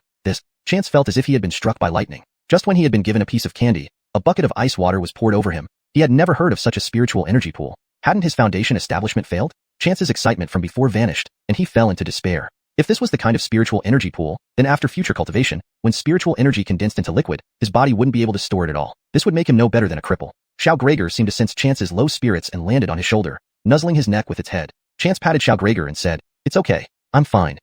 Even in this situation, there was nothing that could be done. Why should he be dejected? He was an heir of the Heavenly Medical Sect, one of the world's top doctors. If there were problems with his body, why be afraid? He would treat it. As a doctor, what did he have to fear from diseases? Chance lifted his spirits and spent some time carefully reviewing the teachings passed down from his ancestors. Since he had reached the foundation establishment stage, another part of his inheritance had been unlocked. However, since his attempt to reach foundation establishment was close to the Lunar New Year, he didn't stay long and prepared to leave. He could review the teachings anywhere and collected some aged herbs that were needed for the newly unlocked pills. After tidying up, Chance left the small world with Xiao Gregor. As for Magnus, Chance didn't take him this time. The little guy had become the leader of the poisonous bee clan and couldn't leave his followers behind. Besides, this was his homeland. Chance and Xiao Gregor contacted Joe's subordinates directly upon leaving the small world. Having these people arrange hotel bookings and flights for him made things much easier. The subordinates who had previously accompanied Chance not only received medicinal pills as rewards, but were also praised by Joe after delivering Precious to Ninghai. When they received the call this time, they all came to pick up Chance promptly. In addition to picking up Chance, they also brought gifts for the Reese family. Over the past few decades, the Reese family probably hadn't received so many gifts. Chance smiled, bid farewell to the Reese family immediately since there were only 5 days left until the new year, and he was eager to return home. He gave each person who came to see him off a pill that he had refined in the small world. Mr. Baker, there's something I need to inform you. One of the subordinates holding a small bottle said. What is it? Well, the government has recently designated a large area of land near this village in Dienrandy. Chance looked up in surprise. Do you want us to do some work and ask them to move the location? Do you know what this area is for? Chance asked. He wanted to confirm whether this place was for him. If it was, Bart Lau certainly had connections to have it set up outside the small world. Ideally, the small world would be included within this area, making it safer. Chance planned to expand all the small worlds. However, he didn't intend to open this particular small world filled with medicinal herbs and venomous creatures. Firstly, this small world was too small, and opening or not wouldn't change the situation significantly. Secondly, it contained numerous toxic creatures. Even just the second-layer ones were too formidable for Schaugreger. Opening it prematurely would be unwise without being able to control the toxic insects. I think it's some kind of plantation. I'll check again. That's unnecessary. Chance waved with a smile. We don't need to worry about it. But, if I'm not mistaken, that plantation should be allocated to me by the state. So that's how it is. The subordinates widened their eyes, looking surprised and delighted. No wonder Mr. Baker is so powerful. Although martial artists like themselves weren't strictly controlled by the state, they dared not easily offend it. If they angered the state, it could mean certain death, regardless of their high skills. Only if they were truly invincible and immune even to missiles could they afford to do so. At least Chance hadn't reached that level yet. Seeing Chance's good relationship with the state naturally pleased them and made them feel honored. All right, go back. I wish you all a happy new year, Chance said. They all politely refused, watching as Chance entered the waiting hall before leaving. When booking Chance's flight, they naturally reserved a first-class seat for him. After making a phone call home, Chance closed his eyes and rested. A bystander approached. Hey bro, what's up? Want to smoke? Chance opened his eyes and waved his hand. No thanks. I saw a lot of people seeing you off, and some of them looked quite familiar. This person was full of curiosity. Oh, I'm not really familiar with them, Chance replied. He knew their names, but had never asked about their roles. He only knew one was the CEO of Bashi Group, which he learned from a conversation during the Inrandy trip. Not very familiar, yet they came to see you off. Are you a rich second generation or something? None of your business. Chance saw through the man's true intentions and coldly rebuffed him. Feeling awkward, the man turned to chat with others. All those in the lounge were first-class passengers. Either wealthy or hoping to network, they started gathering around this man, except for Chance. Emeric, didn't expect to run into you here. It's almost the new year. Didn't think you'd still be out? Only Emeric works so diligently. That's how his company grew so big. Where? Emeric, are you here regarding the Dienrandy land matter? Yes, indeed. What about you guys? These people quickly shook their heads. We don't have that qualification. We're just here to see and gain some experience. To actually secure the land, it can only be Emeric. Exactly. You've earned so much following your brother-in-law Mr. Avon over the past 2 years. How can we compare? That's true. Ever since my brother got the secret formula for that aphrodisiac, we've earned a fortune. But the raw materials are hard to come by. With this land, we could have our own supply. Wishing Emeric success in advance. It's difficult. Emeric sighed and glanced forward. Hashtag chapter 562. It turns out to be him. The people in the seats around turned to look at Emeric. Emeric, what do you mean? Yeah, if even you, Emeric, can't get it, who else can? Emeric, you don't have to be too modest. I've heard from some insiders that this area is specifically for traditional Chinese medicine cultivation. The government now emphasizes traditional Chinese medicine so much. Both you and Monroe focus on this field as your key projects. How could you not get it? That's right, let's compare our income over the past 2 years. Your company must have made tens of billions, right? Hearing this, Emeric's lips curled into a silent smile. 200 billion. Everyone was taken aback. They almost couldn't contain their envy and jealousy. Two people's eyes turned red, and their breathing became rapid and rough. It looked like if there weren't seats blocking them, they might have rushed toward Emeric. 200 billion. They worked hard all year and couldn't earn even a fraction of that. Emeric, I really admire you. 200 billion. I've never seen so much money in my entire life. At this moment, Emeric's face showed a faint smile, with pride gleaming in his eyes. This is mostly my cousin's money. I just get a small part of it. He didn't need to reveal that he made 200 billion in 2 years, but he couldn't resist. 2 years ago, both he and his cousin's business only made a few hundred million annually, and a lot of it came from fake drugs through aggressive marketing. Initially, when his cousin Monroe wanted to go to the Medicine King Valley to seek a formula, he thought it was troublesome and useless. But who would have thought that the medicine actually worked? Once operated upon, the medicine sold like crazy. While the blue little pill was powerful temporarily, their medicine had therapeutic effects, with some functions being quite apparent and others capable of nourishing the kidneys. This windfall made them ecstatic. Although since acquiring the formula, their shares in the company changed from an equal split to a different ratio. In the past, they earned 100 million or so each year, and after splitting, he only got tens of millions. Now, they make hundreds of millions easily every year. What's not to be content with? Alfred listening to the flattery from those around him, Emeric's vanity was greatly satisfied. Emeric, this land will surely belong to you. Oh, it's not that easy. Emeric glanced around and then peeked at Chance in the front row. Since boarding the plane, Chance had been wearing headphones pretending to sleep. Emeric, what are you looking at? Who is that person? Emeric, that is... Everyone noticed Emeric's unusual behavior. He mentioned twice how difficult it was to obtain the land, always glancing around afterward. Moreover, there were only 8 seats in first class. Except for the young man in the front row, who was indifferent to Emeric's attempts to chat, everyone else tried to curry favor with him. It was clear that the person in front was someone special. Emeric had a peculiar expression. You all saw that young man, right? They nodded. Someone couldn't wait. Emeric, who exactly is he? I'm not sure who he is, but I know he must be someone important. Why do you say that? Everyone lowered their voices. Emeric recounted what he saw and heard, along with his speculations. Those accompanying him were all influential figures from Yunnan, including some rarely seen public figures, who now respectfully, even servilely, accompanied this young man. This alone spoke volumes. Everyone fell silent after hearing this. Their silence indicated they agreed with Emeric. Emeric, do you think this young man is related to this piece of land? These people are currying favor because of it? Or is this young man himself very influential, appearing here specifically for this land? It could be either. But for these big shots to be impressed, I suspect he's the son of some high-ranking official. They nodded subconsciously. So, Emeric, are you planning to cultivate a relationship with him to secure the land? Emeric sneered. Our relationship with the authorities is already excellent. Even if we want something, we don't necessarily have to handle it ourselves. This brat dared to ignore me and ruin my reputation. I'll take down both him and his father. Everyone exchanged glances, finding Emeric's thoughts different from theirs. Knowing the identity, they would certainly try their best to gain favor. Emeric actually planned to target him? Thinking about it made them laugh bitterly. How could they compare with Emeric, whose company earns billions and is a major taxpayer contributing to local government achievements? To maintain these achievements, they'd help him eliminate any rivals. If he belongs to the same faction, it would be easier. Otherwise, things might turn out as Emeric predicted. You guys, don't sit idle. Find ways to sabotage him. Later, I'll share some of the spoils with you. They were delighted and began brainstorming strategies. Though Chance wore headphones, he only did so to avoid being disturbed. He heard every word of what they said afterward. Initially, he thought it had nothing to do with him, but then familiar names came up. Monroe? An aphrodisiac? It fit perfectly. Previously, David went to them demanding money. One avoided meeting them, while the other claimed they hadn't made much profit. Now, they revealed their annual earnings. No need for further investigation. Just double it roughly and demand 400 billion. Unexpectedly, they also planned to target him and even his father. Funny, he didn't even know who his father was. If they found him, he'd thank them for finding the scumbag. As for being sabotaged, Chance wasn't worried. The land approval came directly from Chairman Bart. Even if higher-ups intervened, it wouldn't change. Chance knew they planned to investigate him, so when the plane landed, he deliberately left last, giving them ample opportunity. He had one thought. Emeric better connect with Monroe, otherwise, it would be hard to find them. After leaving in a car, the others immediately gathered and started a smear campaign online. Chapter 563. Alfredatal urine will do the trick. Chance became a trending topic again. On the night he returned from Dien Randy to Ninghai. Just as Chance expected, these people were clearly not smart. Without investigating his identity, they started reaching out to various social media platforms and internet trolls. All sorts of so-called gossip immediately spread. In fact, when they approached these social media and troll factories, a significant portion saw the photos they provided and inquired about their intentions before directly refusing them. These people were experienced and had reliable information channels. They could easily recognize Chance and knew plenty about him. How could they take on such a task for a small amount of money? At the end of the day, angering Chance and the Star Sea Group would be a big problem. Not only would they not get paid, but it might also bankrupt them and land them in prison. Of course, these people didn't reject them too harshly. Why would they need to warn them? It might even be amusing to watch what happens. So they politely refused with excuses like, it's close to the new year, and everyone is going home, and so on. Some more clever ones even pretended to accept the task, then tricked information out of them and forwarded it directly to the Star Sea Group. The Star Sea Group also had its own PR department. Ironically, they were previously Water Army members recruited by Chance, considered loyal followers of Chance. These people maintained good relations with many water armies and self-media, ensuring multiple paths to stay informed. They could always receive warnings if anyone planned to smear the group or Mr. Dong. Under Rosemary's special approval, they occasionally fed some tips to their peers, which proved useful now as someone had tipped them off. By the time this matter reached Chance through various connections, Chance waved his hand with a smile. I already know. Rosemary was astonished. She knew that Chance was cultivating. They were now officially married, and she had learned much that she didn't know before. How did you know? Did your recent breakthrough grant you the ability to predict the future? Rosemary said in shock. Stop exaggerating. Chance affectionately pinched Rosemary's cheek. I found out on the flight back. Chance recounted the events on the flight, leaving Rosemary speechless for a moment before bursting into laughter.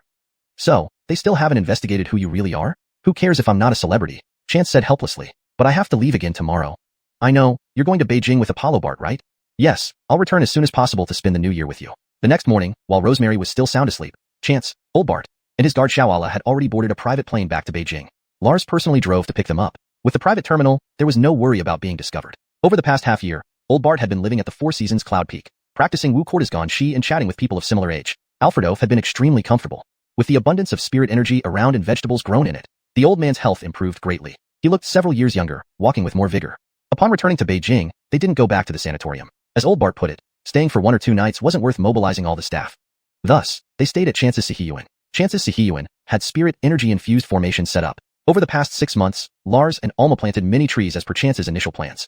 Though it couldn't match the spirit energy of the Seven Villa, its proximity to the Imperial City made it equally favorable. Combined with the spirit gathering formation, stepping into the courtyard felt refreshing. Lars had been staying in a nearby wing after moving back to Beijing. The residence had new utilities, heating, and bathrooms installed. After settling the old man in, Lars rushed over to find Chance, even planning to drag him out for a barbecue. Is Ricky here? No, they're on a mission. At this time, they left earlier, probably will be back before the new year. Anyway, they don't want to go home for the holiday.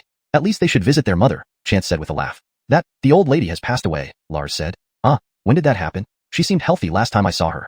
The old lady had a quarrel with the eldest and second sons from the Alla family and fell ill. Though she recovered and was discharged, she later slipped and lost consciousness. She passed away without suffering.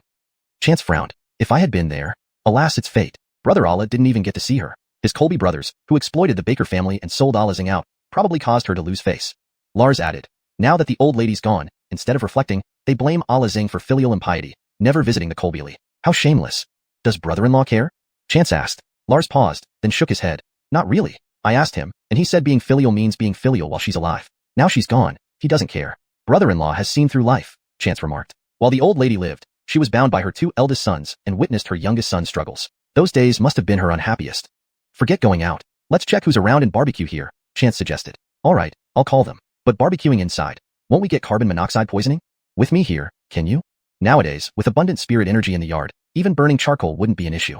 Chance teased, even if we do, I can cure it. How? Oxygen? A little urine will do the trick, Chance said seriously. Lars, taken aback, quickly searched on his phone. After a moment, he looked up, you tricked me. Hashtag chapter 564, meeting the top leader. The next day, Elder Bart called Chance and had him properly groomed. In fact, Chance didn't need much dressing up. His appearance and demeanor, combined with his now profound and composed eyes, surpassed any amount of grooming. However, Chance wasn't fond of wearing suits and ties, so he changed into a modified traditional Chinese outfit. It wasn't a long gown, but it still enhanced his bearing, at least enough to make Elder Bart nod approvingly. There was no need for Lars to send a car. A special vehicle picked them up, stopping intermittently along the way until they finally arrived at their destination. Xiao Ala didn't come along, so after getting off the car, Chance helped Elder Bart down from the other side. Oh, there's no need to support me. Let the leaders see my current physical condition, Elder Bart said. After exiting the car, they still had to walk a bit, and this reception room was chosen as the nearest one to accommodate Elder Bart's health. After all, 2 years ago, Elder Bart had been on the brink of death, having been pulled back from the edge. Now, 2 more years older, his health was even more unpredictable. But when the Raymond was on the way, hearing staff briefings, his usually indifferent face showed surprise. Seeing Elder Bart in person only deepened his astonishment. This was far from the frail Elder Bart he had seen lying in bed before. How spirited the old man looked now. At first, the two men did not speak to Chance, chatting for a while before bringing up the topic of Chance. Though the Raymond hadn't spoken to Chance all this time, he had been secretly observing him. Chance sat quietly, looking straight ahead without speaking or showing any excitement or fear, as if the three of them were sitting somewhere utterly ordinary. This made the Raymond view Chance with newfound respect. Hearing that Chance was only 25 and had built his business from scratch under extremely difficult circumstances, the Raymond couldn't help but be impressed. No wonder Chance could remain unperturbed by honors and fortune, treating wealth like dirt. Baker's a young person was a rare gem in today's society. Alfredoddle did he know that Chance wasn't as perfect as he imagined. Not seeking fame was true, as Chance preferred substantial merit to hollow accolades. As for not seeking profit, it was simple. Chance was already very wealthy, with more money than he knew what to do with. The animal heads were also different. They belonged to the state, symbols of history, and holding on to them would serve no purpose for Chance. He'd rather be given some land to cultivate medicinal herbs. Chance and the Raymond talked for quite some time, though not overly long, considering the Raymond's busy schedule, which was packed daily. They managed to find time, due to prior arrangements with Elder Bart. Compared to others, the conversation between the Raymond and Chance lasted longer than usual, especially since Chance was neither from within the system nor particularly old, which was unprecedented.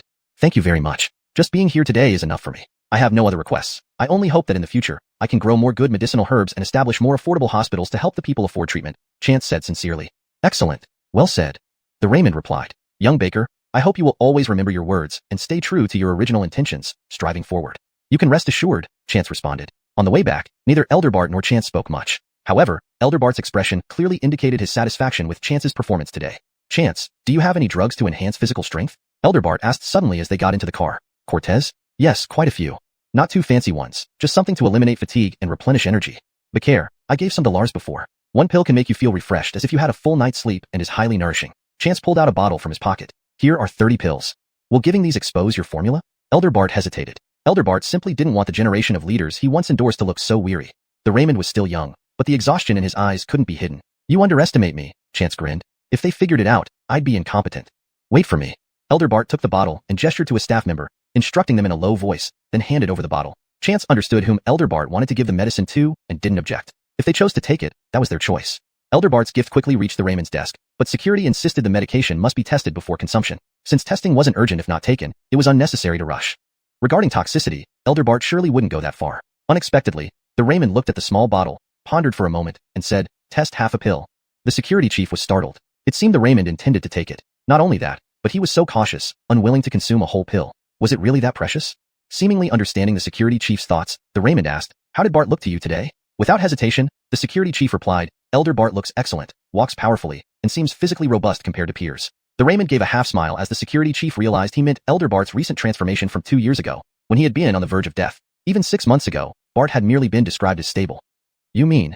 The Raymond said no more. "Proceed quickly." He didn't necessarily intend to take the drug, but wanted to verify whether Elder Bart's improved health was genuine or a result of false promises.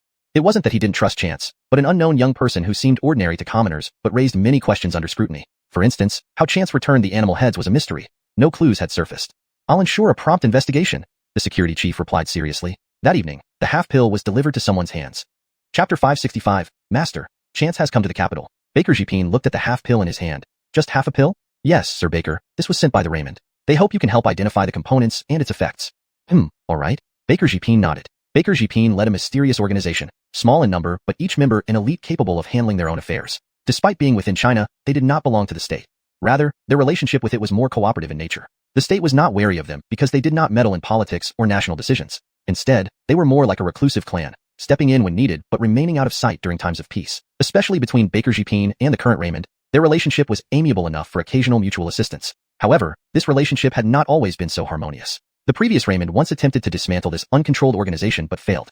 The current leader has put considerable effort into rebuilding the relationship after the damage caused by the predecessor, resulting in the now peaceful but not overly close relationship between the two parties. Baker Jepin handed the pill to one of his subordinates and did not get involved further. A few days later, he received a report from the subordinate detailing the analysis of the pill's effects. Alfred listening to his subordinate's excited explanation for some time, Baker Jepin finally took the document. After reading it, he frowned. "Are you sure?" "I'm certain. Clan head, the composition of this medicine is simply ingenious. There are no particularly rare or expensive herbs used, yet it enhances the effectiveness several times over without any side effects." What do you think?" "I believe such a formula would be wasted in ordinary hands. We should buy it," suggested the subordinate. Baker Jepin smiled. "Do you think you can replicate it?" If he hadn't misunderstood, the method of making this medicine differed significantly from modern production methods. It resembled more of alchemy. "Perhaps." The subordinate hesitated, having been too excited about discovering the effects to consider this problem. Also, his overconfidence made him assume that anything done outside could be replicated by their powerful organization. "Investigate the origins of this medicine first." "Yes." "Alchemy." Baker Jepin glanced at the report, then set it aside. "Master." Ernie entered from outside, standing at the door. "I've received word that Chance has come to the capital." When?" "A couple of days ago. But since he arrived on a private plane and used a special channel to exit the airport, our people didn't notice immediately." "And where is he now?" Although Baker Jepin's face showed no major expression, Ernie, being closely acquainted with him, could sense a hint of excitement and tension in Baker Jepin. Excitement? Tension? When had the head of the Baker family shown such emotions? Ernie found this amusing and became even more curious about Chance. As for Chance's identity, Ernie had some understanding but was not entirely sure.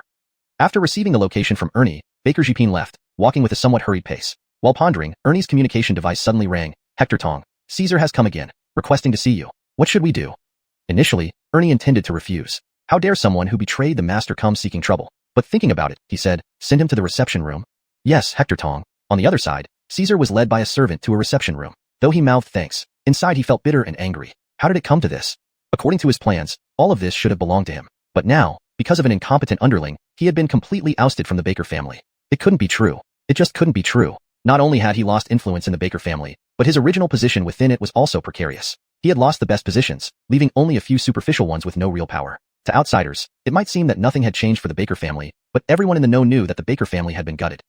Since returning to the Baker family, Caesar had been swamped with issues. On one hand, he faced blame from Colby members of the family for dragging them down. On the other hand, his carefully placed insiders had all been removed.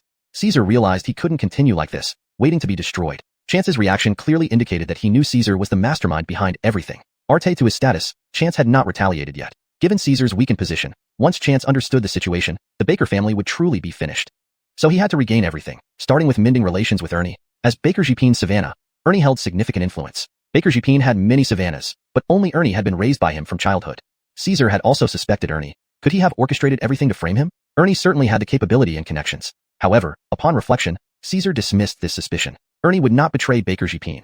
His loyalty was proven beyond doubt. Moreover, if Baker Jepin wanted Ernie to inherit everything, he wouldn't need another heir. He could directly establish Ernie as the successor. Ernie had been raised by Baker Jepin from childhood. Seeing Ernie approach, Caesar slowly stood up, calling out, "Hector Tong." Feeling a pang of bitterness, Caesar acknowledged that their relationship was different now. Previously, he was the future heir, and Ernie, while technically an older brother in the clan, would be his future subordinate. Now, he could only address the other man as Hector Tong. What do you want? Ernie asked, standing by the door. If you have nothing else, please leave. I'm busy. Ernie's voice was cold, causing Caesar's expression to flicker momentarily before stabilizing. Let's work together.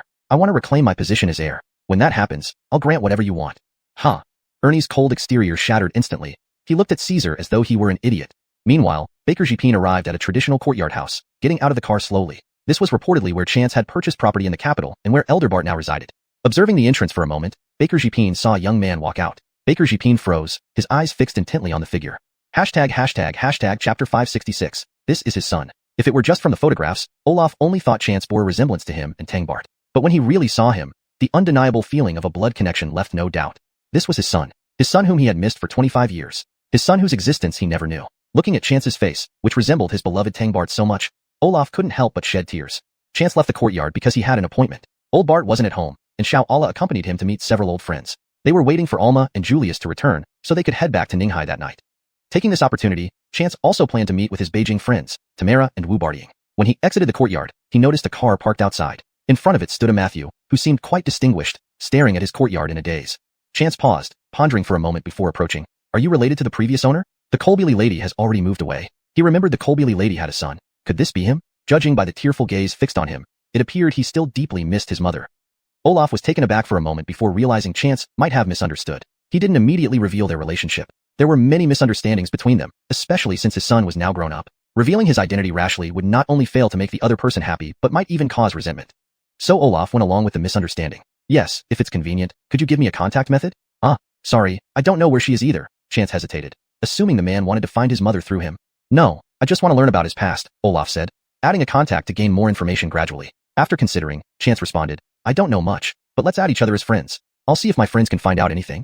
Thank you very much, Olaf smiled, looking at Chance approvingly. This was the child Tangbart gave birth to, a kind and passionate soul, just like her.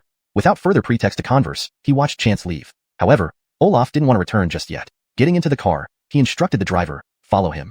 Chance walked out of the alleyway and hailed a taxi straight to a club. Today was arranged by Wu Bartying, who invited Tamara as well. Previously, Tamara and Stanley became acquainted through Chance and later developed into a couple. When the Reese family encountered issues, Tamara mobilized friends and family to help search for Wally's whereabouts. Now things were finally stabilizing, though their long-distance relationship posed challenges due to Chance's absence and the suppression faced by those around him. Communication was limited to phone calls and video chats. With his return, everything would improve. Upon arriving at the club, Chance was pleasantly surprised to see Cortizo Heir's gang there. Seeing Chance enter, Cortizo Heir's gang stood up first. Mr. Baker, you're finally back. Years ago at the martial arts competition in Ninghai, many admired Chance's demeanor. Several people followed him resolutely, including the three Colbys. Despite their own obligations, they often checked in on Chance. After Chance's disappearance, they waited anxiously but remained safe in the shadows. They breathed a sigh of relief when he reappeared 6 months ago, only for him to retreat again. Upon learning Chance had returned to Beijing from Tamara, Cortizo Heir's gang rushed over without hesitation. Old Cortez. Sit. Chance greeted him warmly, inspecting him before smiling. Your cultivation has improved greatly. Cortizo Heir's gang replied excitedly, all thanks to you, Mr. Baker. Tamara, being involved with Stanley, and Wu Bartying were both aware of Chance's circumstances. Seeing her uncle so animated, they giggled softly. After sitting down, Cortizo Heir's gang recounted the past few years and asked what had happened during Chance's absence. Chance shared the details selectively, keeping it brief but still enough to shock them. So dangerous. The Enrandi country having so many threats. It's terrifying. Fortunately, Mr. Baker was blessed. The villains didn't get the better of you. Is your health fine now, Mr. Baker? Chance nodded lightly. Everything is good now. Though his health issues were significant, mentioning them would only worry others unnecessarily, so he stayed silent on the matter. They sighed in relief. That's great news. Cortizo, some of us received word that you've returned and we're planning to visit Ninghai to greet you, Cortizo Heir's gang mentioned. Why don't you come with me? I'm returning tonight, and I can wait an extra day if you'd like to join. Bakir, sure. Tamara exclaimed first. I told my parents I wanted to celebrate New Year's in Ninghai, and they agreed. With you back, it's even better. Call me by my name. All this master stuff? Chance chuckled. The two women nodded and addressed him by name, while Cortizo Heir's gang persisted in calling him master. Chance allowed it. Chatting for a while at the club, Cortizo Heir's gang returned to Tianjin to prepare for the trip back to Ninghai that evening. Thankfully, Tianjin was close, making the round trip manageable within a few hours. Meanwhile, Chance took the two women to eat some kebabs, posting photos on social media that drew numerous replies. Stanley commented first, stop eating, come back soon. We're like Nyolong and Zinv every day. Next was Rosemary, that looks so tempting. When are we having a barbecue? Chance promptly replied under her comment, dear, we'll have a barbecue tonight once I return. Prepare the ingredients. Not only did Rosemary reply with an okay sign, but Fremont and others also added drooling emojis. Later, Alma and Julius commented too, saying they'd arrive by 4 in the afternoon. Chance calculated that they could reach Ninghai around 7 if they set off right after 4, having dinner by 8. On that afternoon, Julius and Alma arrived in Beijing just after 4 o'clock, waving goodbye to their team before heading straight to the airport. Their flight route had been approved, so once everyone was together, they flew directly to Ninghai. Unbeknownst to Chance, as he strolled around Beijing with the two girls, a Matthew had been discreetly following him, dressed differently and not focusing directly on him. Chance hadn't noticed. Chapter 567. You two were once in a relationship? That night, to welcome Chance home, several friends came over. They had prepared many dishes. The Kolbili residents of Sijiyunding now have very youthful mindsets. They enjoy watching young people having fun and sometimes join in the activities themselves. Upon hearing there would be a barbecue, everyone became enthusiastic. Fremont also ordered a lot of seafood like large shrimps, scallops, lobsters, which are delicious even when barbecued.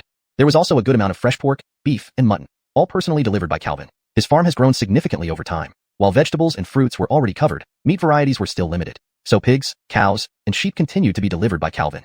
Though not an outsider, Calvin's status was much lower than Chance's or Fremont's group, yet being able to mingle with them earned him quite a bit of envy. Calvin, who had achieved moderate success in managing his farm over the past few years, was steadier and even found a girlfriend he was soon to marry. When Chance asked about this, Calvin was grilling meat he had marinated himself, smilingly nodding. Congratulations. If you need any help, just let me know. Hearing Chance's words, Calvin hesitated. Hector Baker, there is something I'd like to ask for your help. Speak. Can we hold our wedding at Shanghai Grand Hotel? Shanghai Grand Hotel was the hotel previously acquired by Shanghai Group, used mainly for internal wedding ceremonies, and currently only open for banquets to employees. Many people wished to hold their weddings there but failed. Calvin tried calling to inquire before, but also didn't succeed. Hence he thought of asking Chance. Chance smiled. What's this? You're one of us. Let me have a leg give a call to the manager there, and you can arrange the date. Thank you, Hector Baker. Try these freshly grilled beef skewers. A large bunch of meat skewers were thrust into Chance's hands. Chance naturally shared the meat skewers with Rosemary, but they were mostly intercepted by Fremont, Stanley, and Alma, leaving only a few by the time he reached Rosemary. Feeling apologetic, Chance said, "Allez, it's all for you." Rosemary waved her hand. Why eat others' food? Try what I've grilled. Looking at the chicken wings in front of Rosemary that were almost burnt, Chance coughed lightly. How could I let you do the grilling? Eat this first to fill your stomach while I grill for you. Despite being a second-generation rich kid, Chance had excellent practical skills, especially with fire control due to his profound cultivation. The seasonings were pre-prepared, so he quickly barbecued golden brown chicken wings. Before finishing the batch, Ainsley pulled Fred to sit nearby, waiting for some to share, and took 2 meat skewers from Rosemary. Lars plopped down opposite Chance. I noticed I'm the only single dog here. Speaking in a slightly dejected tone. Even Eric has a girlfriend, video chatting each other happily. Eric? Not Feifei, right? That's Feifei. Rosemary changed to lamb tendon skewers given by Calvin. I didn't expect them to start dating early. It has been for quite some time. Chance suddenly remembered taking Eric to Panjiayuan in Beijing that year, where he bought a bracelet which ended up on Simona's wrist later. Don't worry, Mickey can keep you company? Chance smirked. Spit. Lars spat. Mickey looks like someone planning to stay single forever. No thanks. Actually, among our circle, there is someone very suitable for you. Chance slowly mentioned. Who? You called Ibrahim uncle. Didn't you know he has a beautiful daughter? Chance poked Lars. At the mention of Wu Bartling, Lars fell silent. Xiaoning is indeed great, but we're 6 years apart. Wu Bartling is around Chance's age, whereas Lars has already turned 30 this year. Besides, she has always been indifferent to men. Chris once arranged us to meet, but our personalities didn't match, so we never got together. Chance widened his eyes. So you two. These two had actually dated before. He hadn't noticed at all. Did she clearly say she disliked you? Or what? Lars scratched his head, feeling uncomfortable, mainly because I was quite frivolous back then, and every meeting ended in frustration. Plus, she had just graduated from university, and she simply didn't want to talk to me anymore. Just as he spoke, Wu Bartling walked over and sat gracefully between Rosemary and Ainsley. Women's friendships form quickly, especially when these girls gathered. They chatted animatedly.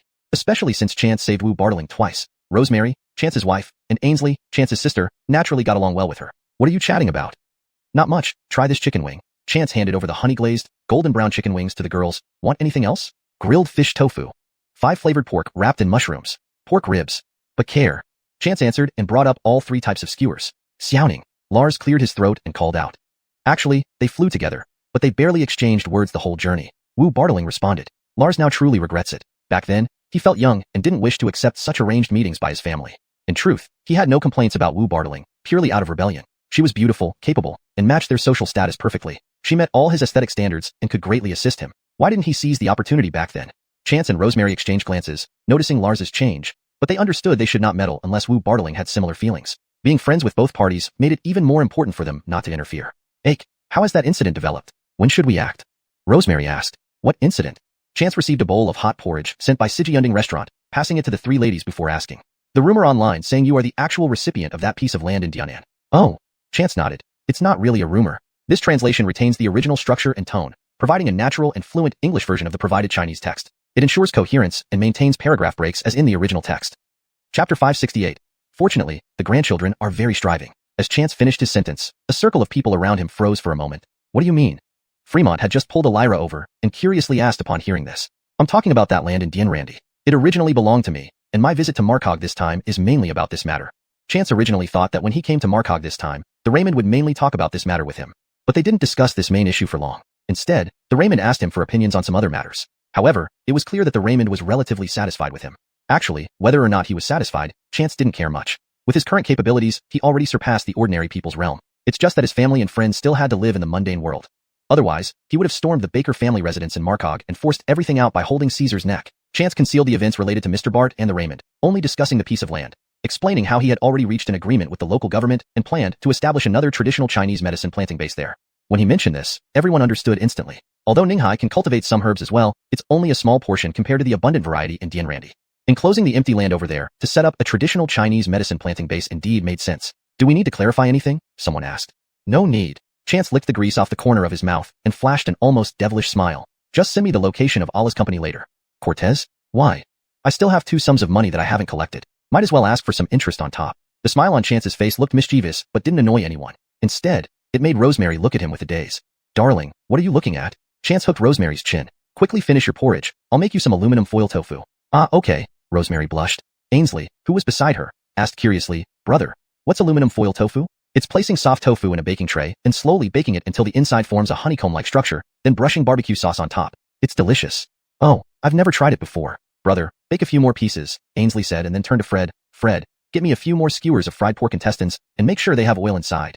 But care. While Chance was placing tofu on the grill, he asked, Aya, when are you planning to marry Fred? We? After I fully transfer the Marco D group back to Ninghai. Right now, I'm stretched too thin. In fact, we don't need to. We can hire professional managers and free ourselves from the workload. Rosemary sipped the porridge Chance passed her and added, Right now, Star C Group is gradually taking over. Wow, really?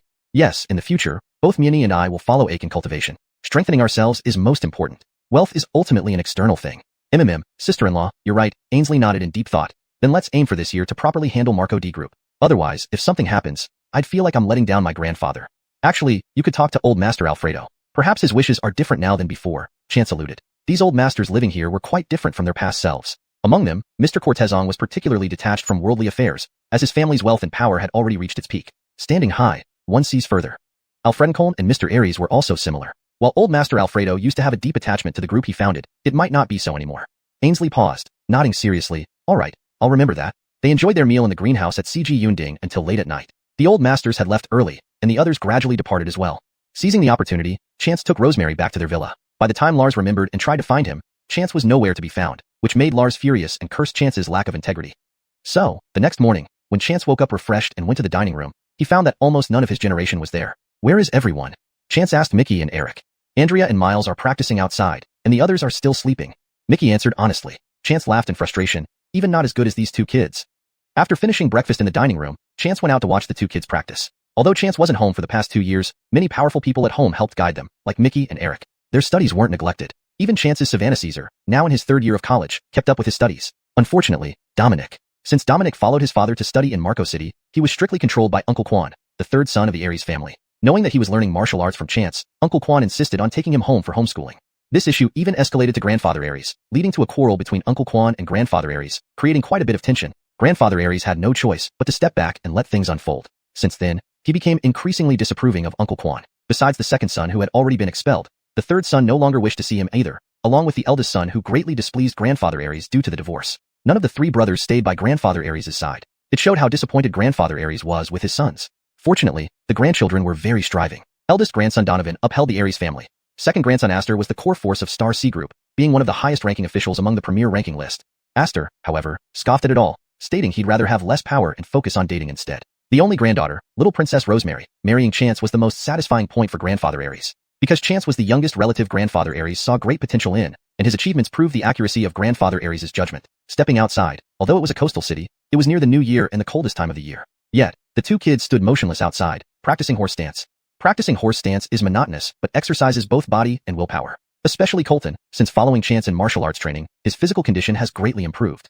Though he looks slim, his arms show smooth muscle lines when clenched, and his shirt lifted reveals an 8-pack abs. This isn't common for every first-year high school boy. Yes, Andrea and Colton are both in their 1st year of high school now. Their kung fu training hasn't been neglected, nor have their studies. However, by next September, Colton will skip grades to study abroad. Arte to household registration issues, he couldn't take the National College Entrance exam, and he didn't plan to anyway. His foreign university applications have been approved, and he's spending this last year with Andrea. Similarly, Andrea doesn't plan on attending college. Chapter 569. The Heart of the Bloodline. Growing up by Chance's side, Andrea was no longer the timid child who had once been abducted. He witnessed Chance's rise from humble beginnings to his current position.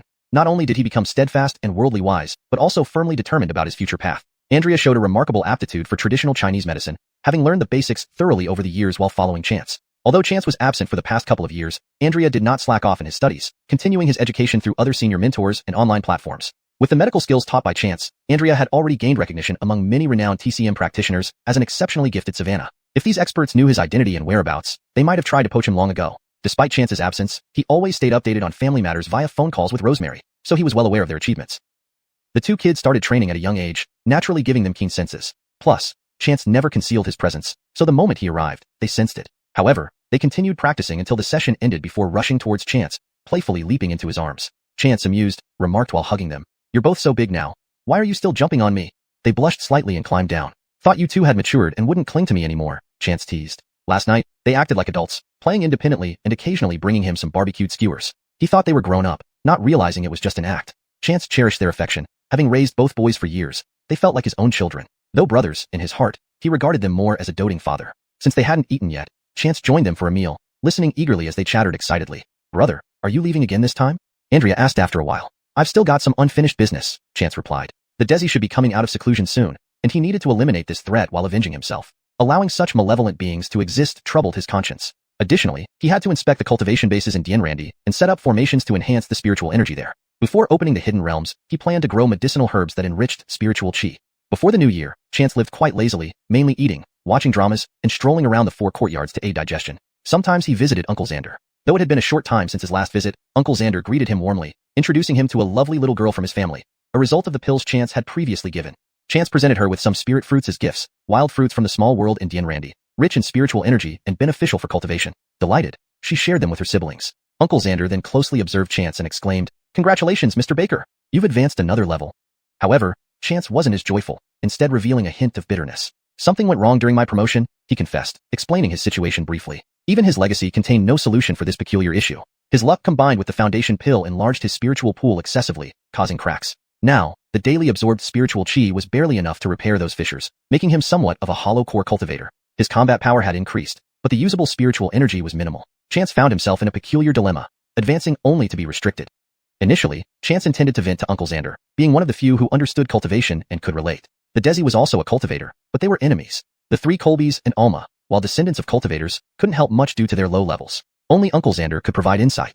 Surprisingly, Uncle Xander offered a solution. "Mr. Baker, I know some herbal medicines that can repair your spiritual pool, although they're rare and hard to find." He then listed several herbs, describing their appearances. These herbs existed in ancient China but are extremely scarce even by historical standards. One herb, however, is particularly challenging, the heart of the bloodline. "What's that?" "It's the heart blood of the bloodline people, vampires from abroad," explained Uncle Xander. "Can it really be used in medicine?" Uncle Xander chuckled. 200 years ago, a brilliant Chinese cultivator reached the nascent soul stage before disappearing.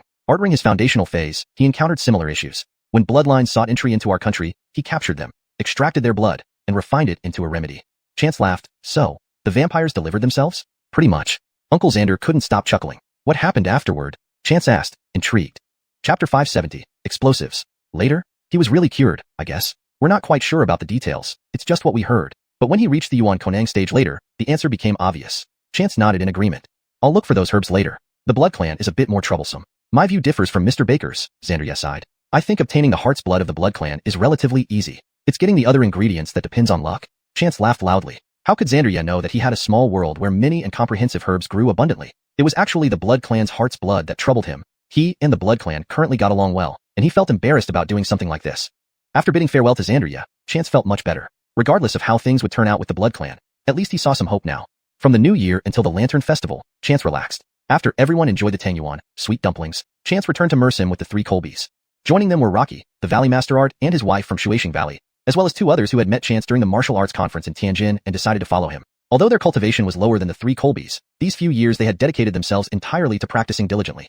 Knowing that Chance had returned for good, they all came to pay respects and let Chance see how much they had improved. These people indeed worked very hard. After receiving Chance's small Peiyuan pills, they immediately sequestered themselves and trained diligently. In just a few years, they made significant progress, and because of their sincere words, Chance allowed them to stay by his side. This time coming to Mersim was different from previous visits. Chance and his group strutted around openly. The three Colbys practically held their noses up high, and so did Rocky and company, who hardly faced any setbacks and were extremely wealthy. They wore an air of arrogance as if inscribing rich and powerful on their faces. Naturally, this blatant behavior alerted the members of the Spirit Power Sect, who then reported to their leader. If it happened even 6 months ago, the result might have been different. Since the Desi entered seclusion 2 years ago due to injury, the affairs of the Spirit Power Sect were managed by Samara. Samara, though beautiful and somewhat shrewd, lacked the ability to handle significant matters effectively. Consequently, the reputation of the Spirit Power Sect declined considerably over the past few years. But things changed now. 2 days prior, the Desi emerged from seclusion with his wounds healed and retook control of the sect. During these 2 years, numerous small-time troublemakers emerged, and some former supporters began digging under the Spirit Power Sect once they learned about the Desi's injury. Upon hearing Samara's complaints after emerging from seclusion, the Desi swiftly punished a few ringleaders by brutally severing their heads, shocking everyone. When Chance arrived, Mersim was in a state of heightened alertness. Although the Desi had come out of seclusion and removed the poison, his cultivation level didn't improve significantly. This was the price he paid for practicing evil techniques and lacking opportunities similar to Chance's. The Spirit Power Sect's actions were massive. Within less than 5 hours of Chance and his team checking into the largest hotel, Chance noticed that the hotel was quietly surrounded. Apart from their floor, almost all other guests were rudely evicted. People were then concealed on the upper and lower floors and various exits. With Chance's current spiritual awareness covering several kilometers, such a minor action couldn't escape his notice. However, neither Chance, the three Colbys, nor even Rocky cared. In fact, Rocky and the others felt more confident than Chance, eagerly waiting for the Desi to arrive to witness Chance's dominance over him. Indeed, this was the case. The Desi arrived within the next hour. He came quickly, showing he was eager to eliminate Chance. By the time the group reached, Chance was already standing at the staircase entrance, staring directly into the eyes of the ascending Desi. The Desi was startled internally. When he arrived, he intentionally suppressed his aura, intending to catch Chance off guard. But Chance not only sensed his presence, but knew precisely where he was, even waiting for him. This boy's cultivation has become higher, perhaps even higher than mine. Considering this possibility, the Desi's confidence wavered. However, Samara beside the Desi failed to notice this. Upon seeing Chance, Samara's eyes reddened instantly. Chance had killed her mother, husband, and daughter, and she yearned to tear Chance apart, drinking his blood and eating his flesh. Chance! She spat out the words through clenched teeth. Chance, irritated, scratched his ear. Today, this is between me and your father. Go away. Chance's cultivation far surpassed Samara's, leaving no room for polite conversation. He wasn't the least bit courteous to her. Startled, Samara erupted in fury. You little bastard, Chance. Standing at the top of the stairs, Chance slapped her with a raised hand. Despite the Desi's quick reaction, he couldn't block the slap. Intangible spiritual energy struck Samara's face, warping it and leaving 5 swollen red fingerprints. Stunned, Samara gaped while the Desi's face turned grim. However, he couldn't say anything since Chance was on the same level as he was, or possibly higher. Heir, stand down, the Desi ordered sternly. That slap finally woke Samara up. Even though she harbored deep hatred, she obeyed and stepped back. Though Samara retreated, she didn't give up. Once downstairs, she called a trusted subordinate and gave him instructions. The subordinate was alarmed. But, Master is still upstairs. Don't waste words. Can my father fail? He's highly skilled. Hurry up. While the subordinate outwardly remained silent, inwardly he doubted this. If Master truly believed he could handle that kid, why instruct him to prepare explosives here? Infuriated, the Desi paid no attention to Samara, being her father. Chance, however, noticed the malice in Samara's departing glance and kept a sliver of spiritual awareness on her actions. Not missing a word of Samara's orders, Chance was startled. Not because he feared the explosives, but because he found her behavior extreme and untrusting of her own father. Though Chance himself wasn't afraid of the explosives, he couldn't put Rocky and others at risk. Thus, he secretly conveyed instructions to the 3 Colbys, ordering them to take Rocky and the 5 others away. Chapter 571. I'll let you Alfred it. The cultivation level of the 3 Colbys was beyond what Wilhelmina could stop, let alone their group of barely competent subordinates. There wasn't much to say between Chance and Yates. Both loathed each other, and it didn't take long for them to start fighting. One was at the peak of Cortesco refinement, and the other had just built a foundation. 2 cultivators like this were bound to put on an impressive show. If not for Yates cornering him here, Chance would have preferred to drag the opponent far from the crowd to fight. However, this wasn't his country, and the hotel certainly wasn't his. Since the Spirit Ability Sect was wealthy, they might as well fight here. Their battle shook the hotel, shattering windows. The 3 Colbys chose to leave with their people at this moment. Their skills were such that even the followers of the Spirit Ability Sect couldn't notice them. Pity, I thought we'd see Hector thrashing the old monster, said Cortizo Heir's gang. No rush. Brock smiled. Exactly, you'll definitely get to see it. Errol chuckled. No sooner had they spoken than Chance and Yates burst through the ceiling, battling directly on top of the building. Both were completely unconcerned about damaging the hotel, resulting in high destructiveness. Even though Annam was a small, poor country, it was still an independent nation, so reporters and police quickly arrived. But there was nothing they could do against the ongoing fight. Chance fought Yates fiercely on the roof. In reality, this was intentional on Chance's part. Chance's body transformation due to the Chance expansion of spirit veins, along with breaking through to the foundation building stage, had brought about earth-shaking changes. Yates could no longer compare to him. However, it was rare to meet a worthy opponent like this, so Chance deliberately restrained himself, using Yates as a grindstone. Yates did indeed have some skills, but because Chance had been at a disadvantage earlier, the fights hadn't been satisfying. Now, letting loose, Chance saw that while Yates's technique was twisted, the aura around him was dark red, indicating evil mixed with heavy bloodlust. But Yates's combat strength was undeniable. This reminded Chance of what the three Colbys said about how Yates was once a genius until he was expelled from the Five Poison sect and took the wrong path. Evil techniques, yet heart intact. If Alfredo Barter was any indication, she became a beast when practicing, barely human or beast. This battle with Yates was intensely satisfying, culminating in Chance tearing his clothes and roaring loudly, "Awesome!" By now, almost the entire roof was wrecked. Yates was especially furious, nearly exhausted, whereas Chance still seemed fresh. "Chance!" Yates roared in anger. His expression and voice echoed Wilhelmina's viciousness. "What, old monster?" Chance laughed. "You should have died long ago. Isn't the leader of the Five Poisons sect your wife? You love her so much. Why don't you join her in death?" While fighting, Chance continued taunting him. Among these poisonous beings, only Yates and Wilhelmina remained. "After you die, I'll send your daughter to join you, so your family can be reunited." "Chance!" Yates screamed again, eyes blazing, looking ready to devour Chance. Chance laughed harder. "More alike, more alike. Looks like Wilhelmina is really your daughter." Bacardonly, Yates lunged forward, hugging Chance tightly and shouting down to Wilhelmina, "Alfredot it!" Chance was taken aback, surprised by Yates's shamelessness and the fact that he had heard Wilhelmina instructing her underlings to plant explosives. They wanted to blow him up here. Could Chance be stopped by this? Yates was already weak, and Chance's current cultivation surpassed him, making it impossible for Yates to control him. As Chance was about to break free, he suddenly paused, then pretended to struggle ineffectively, collapsing to the ground. With both on the ground, the others below couldn't see anything. Wilhelmina's eyes turned bloodshot, filled only with hatred. She cared little for Yates's fate, ordering the ignition immediately. Her subordinate hesitated. "But leader!" Wilhelmina slapped him harshly. "I told you to light it. I'm the leader now." The subordinate could only obey. Lying on the ground, Chance and Yates restrained each other. Chance chuckled. "Hear that? What a caring daughter you've raised." Yates's ashen face grew even uglier. He felt genuine disappointment. While he had asked to ignite the bombs, the fact that his daughter ignored his life for revenge was utterly despairing. With all the explosives planted inside and out, many needed to set them off. This action caught the attention of the three Colbys. "Oh no, they're going to ignite the explosives!" cried the three Colbys, rushing over. However, since Chance had instructed them to stay back and considering the noise from the fight made it hard to see clearly from afar, they couldn't reach in time. A massive explosion followed, and the hotel collapsed entirely. "Master!" The three Colbys' eyes turned red, rushing towards the scene, but the hotel was completely ruined. The blast was so powerful that many of the Spirit Ability Sect members died instantly, not to mention those inside the bombs.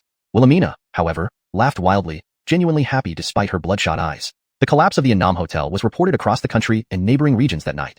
Thankfully, guests were evacuated beforehand, otherwise, hundreds would have perished.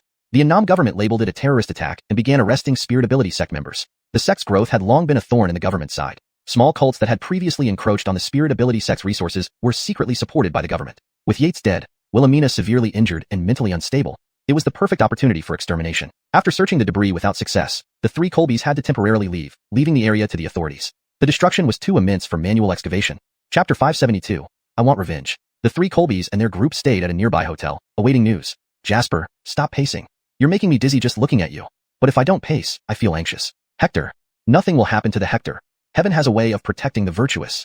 I hope nothing happens too, but we're so close. If someone were to escape." "Stop it. My heart is on fire. Why don't we vent some anger?" "How?" "Go kill Adrian." This suggestion was unanimously approved by everyone. However, there was no consensus on how to do it. Some wanted to stab him with one blow, while others wished for her suffering endlessly without any means to end it. Ultimately, they decided to wait until they found Chance. On the fourth day of the search, Chance returned. He rushed straight into Walter's room. "Old Woo, can I borrow your bathroom to shower?"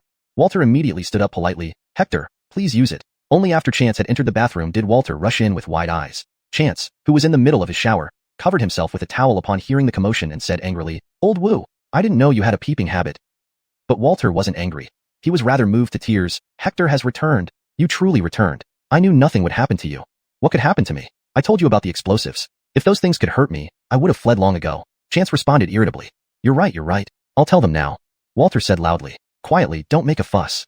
Chance smiled. "Shut the door quickly." "But care thing." Walter agreed before rushing out.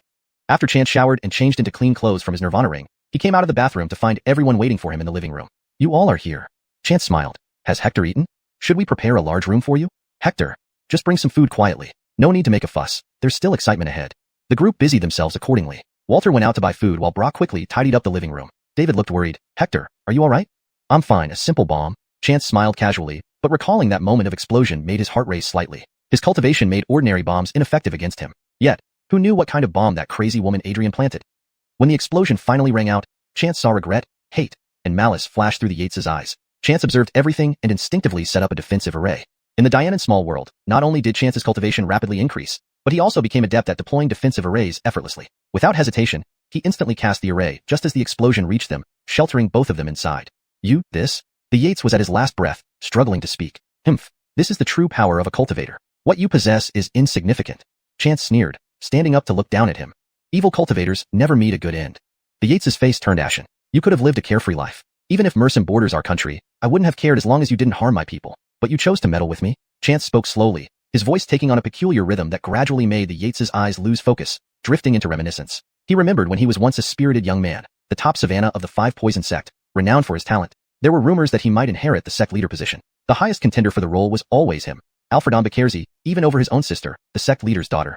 Back then, he was deeply in love with his sister, who also possessed exceptional talent. When she asked if he desired the sect leader position, he considered it. As sect leader, she would be the consort, and they would raise their children to succeed him. While discussing this in her arms, things took a sudden turn. Upon waking, he found himself bound tightly, with his sister sobbing beside him. Before he could question what was happening, he was harshly condemned by the sect leader and other savannas. What did they accuse him of? Forcibly taking advantage of his junior sister to claim the sect leader position? How absurd. He would willingly relinquish it if she wanted it, serving loyally as his assistant. But before he could explain, he was severely beaten, stripped of his cultivation, and expelled from the Five Poison Sect. While limping away, a group chased him and pushed him off a mountain cliff. Awakening on a tree branch, barely alive, behind which lay the cave where he practiced evil cultivation, repaired his dantian, and eventually came to Mercem. Alfredon Bekerzi died. Now only the Yates remained. Devoid of emotion, he no longer believed in friends or kin. Nothing compared to the comfort of power. Yet, when he heard of his sister's death, he couldn't help but return and bring back his daughter and granddaughter. Now, just as Chance said, his reign in Mercem was unrelated to him. Had it not been for that lowly woman inciting him to seek revenge, he wouldn't be in this predicament. Adrienne's actions, disregarding his life and ordering the ignition without hesitation, mirrored his sister's betrayal all those years ago. Heartless and devoid of humanity. They were indeed cut from the same cloth, equally venomous and inhumane. The Yates emitted a raspy sound, unclear whether it was laughter or a sob. Chance waved to bring him back to reality, squatting in front of him with a persuasive smile. Do you want revenge? Do you wish to kill Adrienne yourself? I can help you. Perhaps she isn't even your daughter. Chance's words caused the Yates' pupils to contract sharply. Yes. She might not be his daughter at all. Why else would she bear no resemblance to him? I want revenge. The Yates seized Chance's hand fiercely. Chapter 573, International News. Errol soon returned with a lot of food, including local snacks and dishes from Chinese restaurants. The table was laden with food, and after eating some, Chance recounted the events of the past 2 days to them. After the explosion, they hadn't left but instead used a defensive array coupled with an illusionary array to hide themselves. Chance also gave a few pills to the Desi for him to recover quickly. Of course, Chance wasn't entirely benevolent.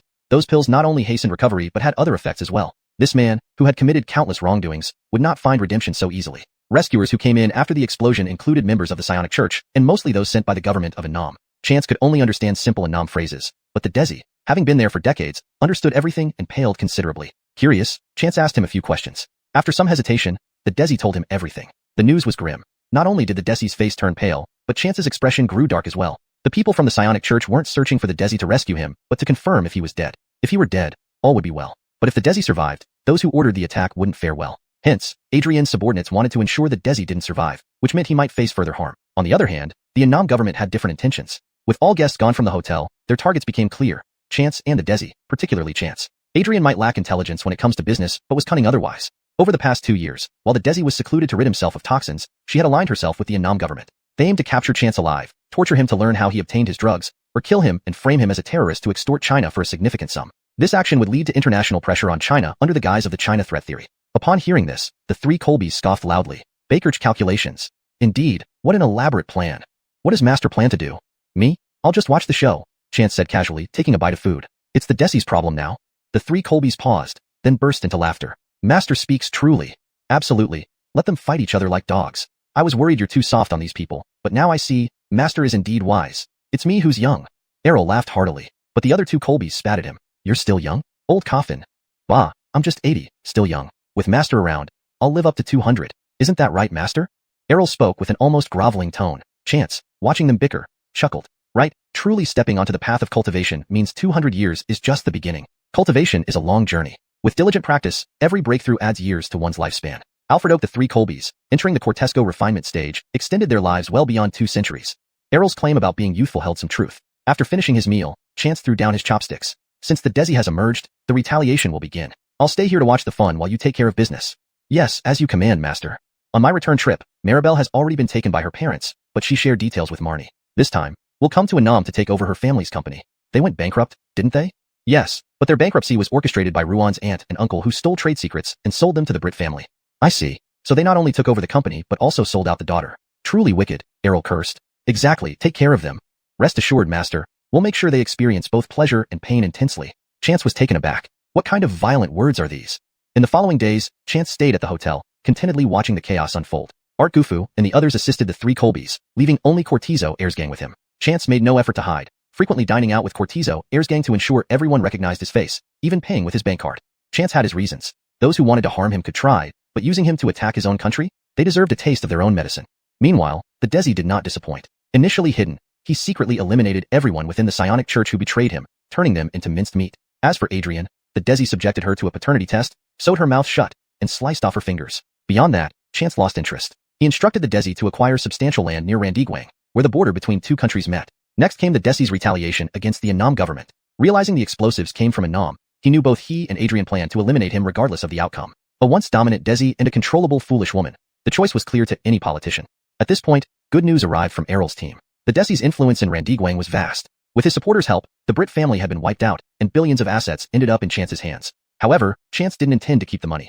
The Rwans fought for over 2 decades in Annam and would eventually return. This fortune served as an investment for them.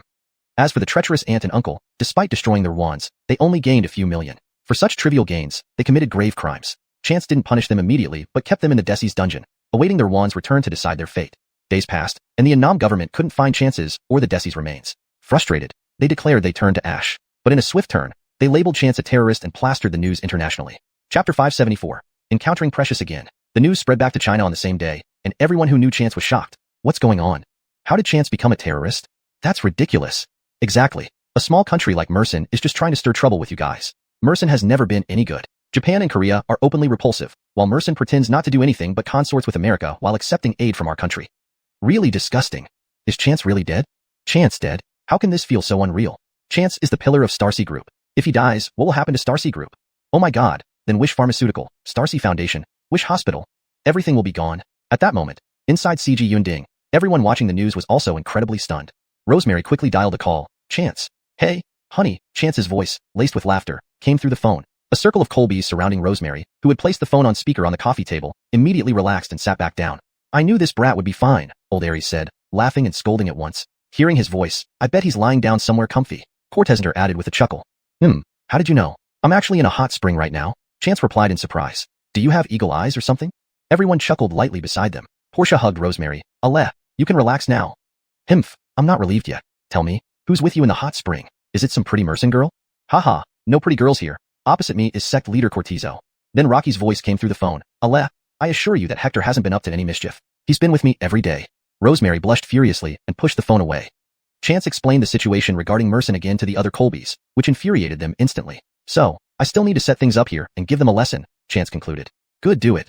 Old Bart said. I'll make a call to explain things here as well. Alright, Old Bart. My business partner is here. I'll hang up first.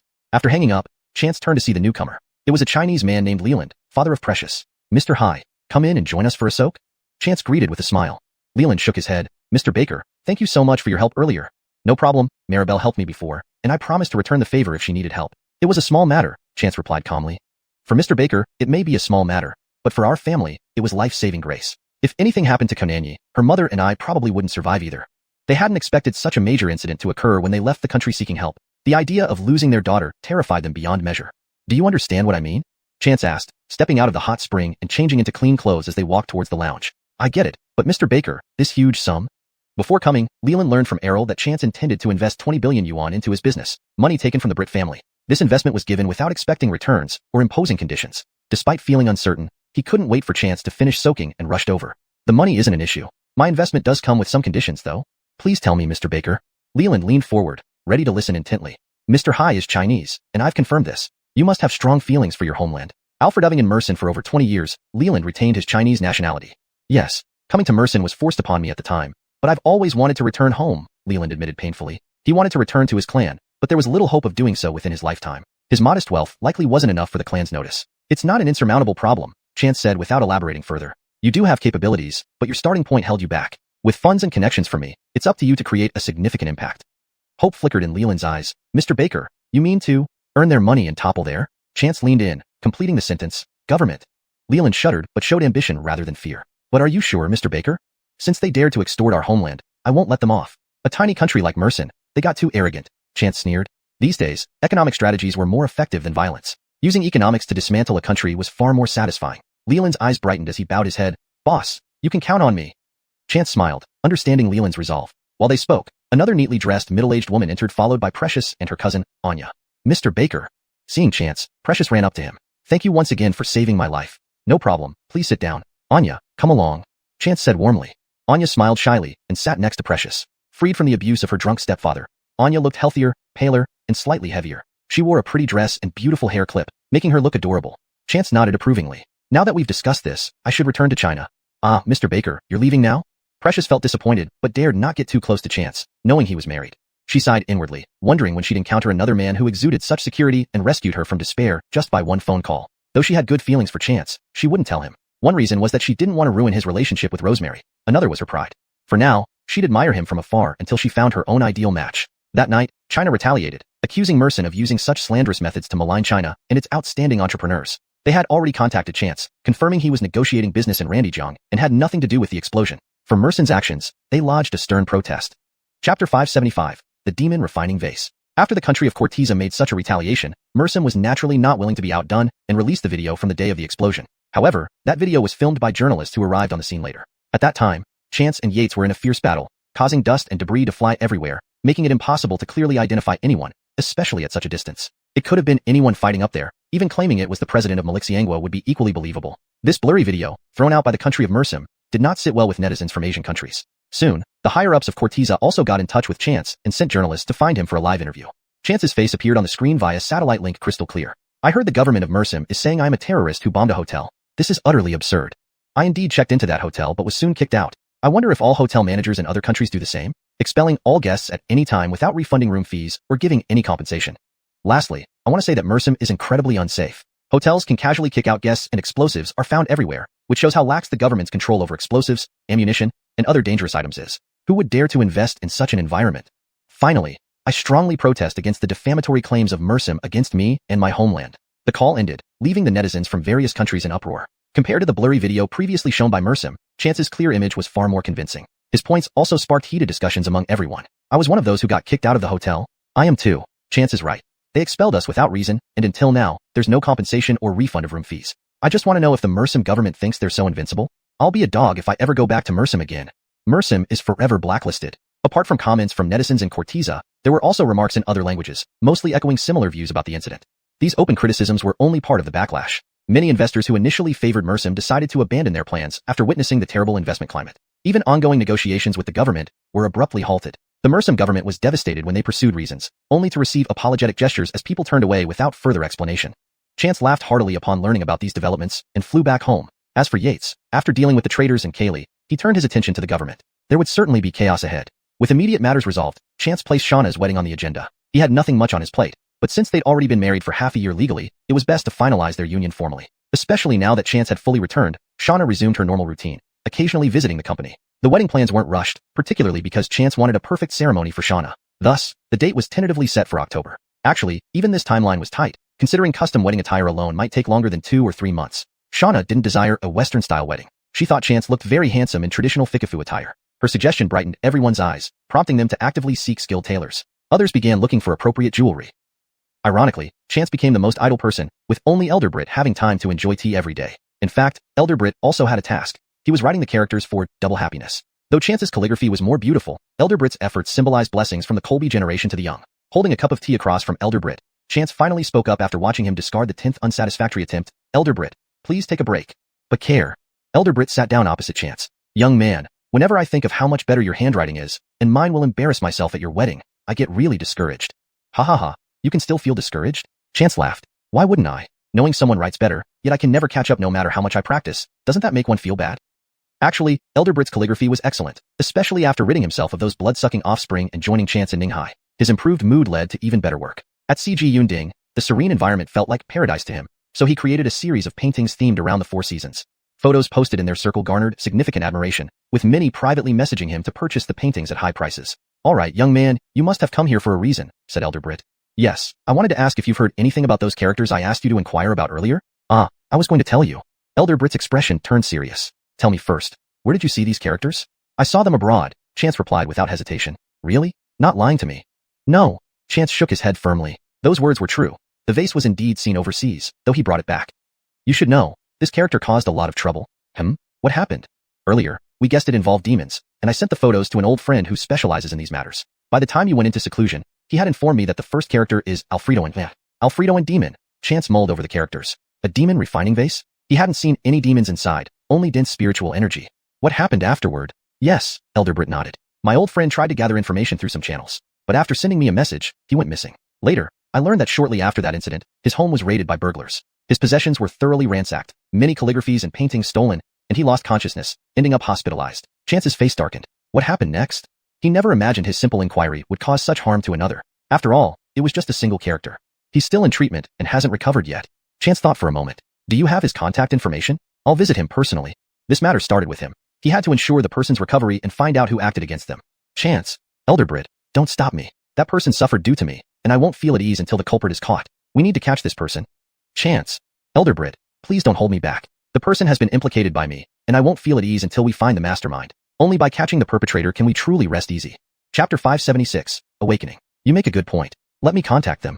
Immediately, Clayton made a call to the other party and, after some discussion, gave Chance an address and a phone number.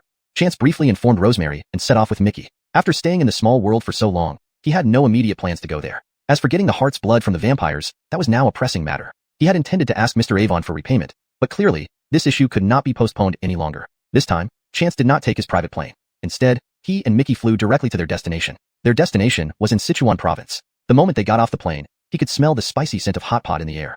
Bro, we should enjoy some good meals this time, Mickey said excitedly. The care thing, Chance agreed readily. In Ninghai, they had always loved eating skewers. Everything thrown into a spicy broth and washed down with ice-cold beer.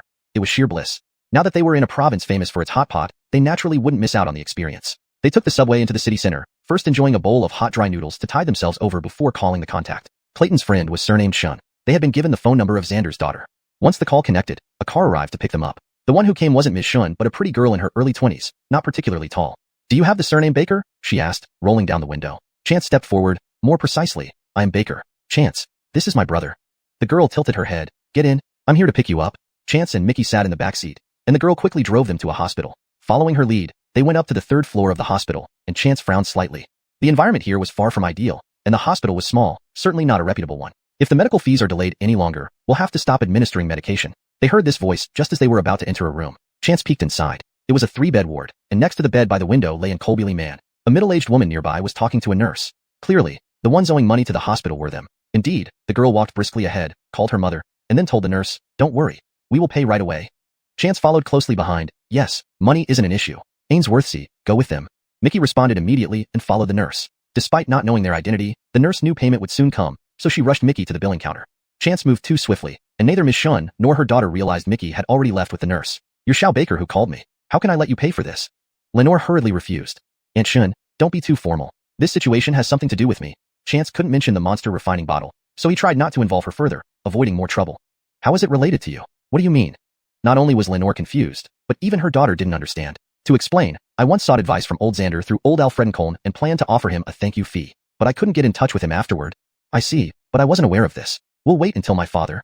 Lenore wanted to say wait until her father woke up, but several days had passed. I'm a doctor. Allow me to examine old Xander first. Saying that, Chance approached Xander. You're a doctor? Both mother and daughter looked at him skeptically. My name is Chance. You can look me up on Gregordu. Chance smiled and placed his hand on Xander's pulse, remaining silent. Lenore's daughter, Dora, pulled out her phone and searched. Her eyes widened instantly upon seeing the results. What is it?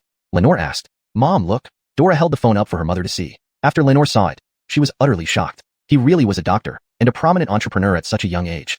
Chance finished examining Xander rather quickly. Though the Colby man had multiple health issues, they weren't severe. The main problem was a hematoma in his brain, likely from being hit during a robbery at their home. Seeing the tense looks on the faces of the mother and daughter beside him, Chance thought for a moment and asked, there isn't much wrong with the old man, but he needs a few minor surgeries. If it's convenient, I think it would be better if you come with me to Ninghai. Performing minor surgeries and a period of rest would help many issues. Since Xander was quite old, recovery might take a long time, perhaps a year or half. Chance couldn't stay indefinitely in Sichuan, but if they were in Ninghai, he could visit regularly, and even when he was unavailable, doctors at Wishful Thinking Hospital could take over his care. This, Chance added, I can use acupuncture to awaken old Xander first. Really? Yes. Chance signaled Mickey, who had returned from paying the bill, to stand guard at the door. Then, Chance took out silver needles, sterilized them, and administered them to Xander.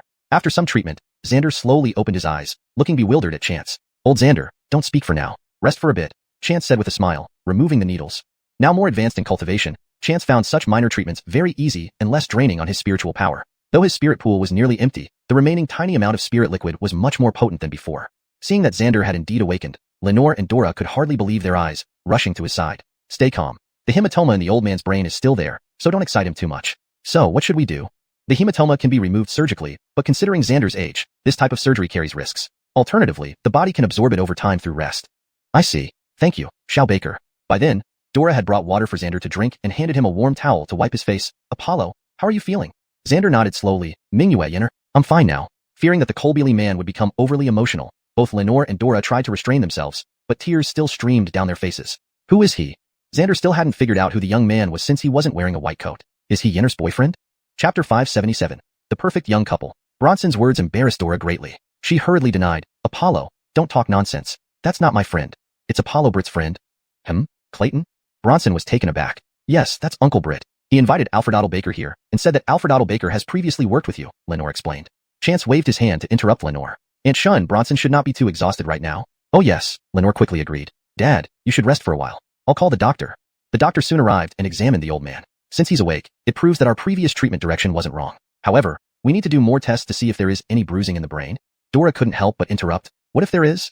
Then surgery might be necessary. But can he not have surgery? Dora continued asking. That could be problematic. Young lady, you should understand that the heart is the most intricate organ in the human body. Everything is uncertain. But will he be fine after the surgery? I've already said, everything is uncertain. Dora was about to say something when Lenore stopped her. All right, Yenner. Doctor, we need some time to think about it. The doctor left with his team. As soon as the door closed, Dora couldn't hold back. What does that even mean? No guarantees at all, not even as reliable as Mr. Baker. Mr. Baker knew about Apollo's intracranial bruising just by feeling his pulse. Chance chuckled lightly. We are different. Traditional Chinese medicine relies on diagnosing through the pulse, while Western medicine depends on instruments. Alfred Otto Baker, your medical skills are really good. You're so young yet so promising, Lenore said sincerely. She had never seen such a young doctor. Many in the medical field go straight from bachelor's to master's to PhD, emerging only in their 30s, plus internship time. Seeing Chance, who looked only a few years older than her daughter, she was surprised at how young he was. But despite his youth, he managed to quickly revive her father. I still suggest transferring to Ninghai. The medical resources there are much better, Chance said frankly. Wishful Heart Hospital now had several branches, each with top-notch medical equipment and physician resources because Chance invested heavily in purchasing the best equipment and offered salaries several times higher than those of regular hospitals, ensuring doctors who truly wanted to heal patients and improve medical skills had no worries. If Bronson could be transferred, arranging a room would only take one word from Chance. This. Do you worry about work interruptions, Aunt Shin? Chance asked. What work? Dora suddenly spoke up. Mom, let's go. For Apollo's health, you can take this opportunity to relax. All right. Lenore looked at her daughter and nodded. Alfred Otto Baker, what do we need to do? You don't need to do anything. Once we get the discharge procedures done, I'll arrange everything in Ninghai. How about resting for 2 days? Otherwise, I'm afraid my father won't be able to fly in his condition. No problem. I'll arrange a private plane. But, Chance glanced at his watch. Let's stay at the hospital tonight. Wow, a private plane? Dora's eyes widened. Yenner, Lenore interrupted her daughter. Alfred Otto Baker, I didn't ask earlier. Did you eat? Eaten. We had noodles after getting off the plane, Chance laughed. That's not enough, Lenore smiled. Yenner, Mom needs to take care of Apollo. Take Alfred Otto Baker and them to eat. Okay, should I bring some food back for you, Mom? Bakar, you go ahead. It's not urgent. Dora led Chance and others out of the hospital. What do you want to eat? We aren't familiar with the place you choose, Chance smiled. But let's go to the hotel first. To the hotel? Oh, you haven't arranged accommodation yet. Wait, where are your bags? Dora wondered aloud. Coming today, leaving tomorrow. Just brought a few changes of clothes. Chance pointed at the backpack on Mickey's back. It looked like an ordinary satchel, and hardly seemed capable of holding luggage for 2 people. Dora mumbled, men sure travel light. Regarding the hotel, Dora wasn't familiar either, as she rarely stayed at hotels at her age. Finally, Mickey used his phone to find the nearest 4-star hotel. Mickey asked Chance, who nodded. All right. 4 stars were sufficient. 5 stars were further away and unnecessary. Ordering their stay in Mersin, they had even stayed in a cheap place for a few bucks per night. 4-star hotels weren't an issue. Mickey immediately booked one of the last 2 executive suites available. Upon seeing the rate, which was over 4,000 yuan per night, Dora couldn't help but gasp. So expensive. 4,000 yuan was almost a month's worth of living expenses for her and her mother. My brother definitely wants to stay somewhere decent, Mickey said. Chance thought for a moment. Where will you and your mother stay tonight? Should we book another room? No, I'll stay with Mom. Then it's not necessary. I'll call Aunt Shun to confirm. Lenore wasn't concerned about Chance's character. Senior Britt, a longtime friend of her father, highly recommended him, and he just saved her dad. However, Lenore refused because she heard Dora mention the price of the room. If you think it's too expensive, you can join us. It'll be cheaper. Ultimately, Lenore agreed. Tomorrow, they needed to head to Ninghai, so she indeed needed a good night's sleep. Mickey chuckled and booked the other executive suite as well. When the three of them arrived at the hotel, they bumped into two others. Seeing Dora walking shoulder to shoulder with Chance, the girl with wavy hair and elaborate makeup exclaimed exaggeratedly, "Isn't that Dora? Never thought a good student like you would check into a hotel with a man."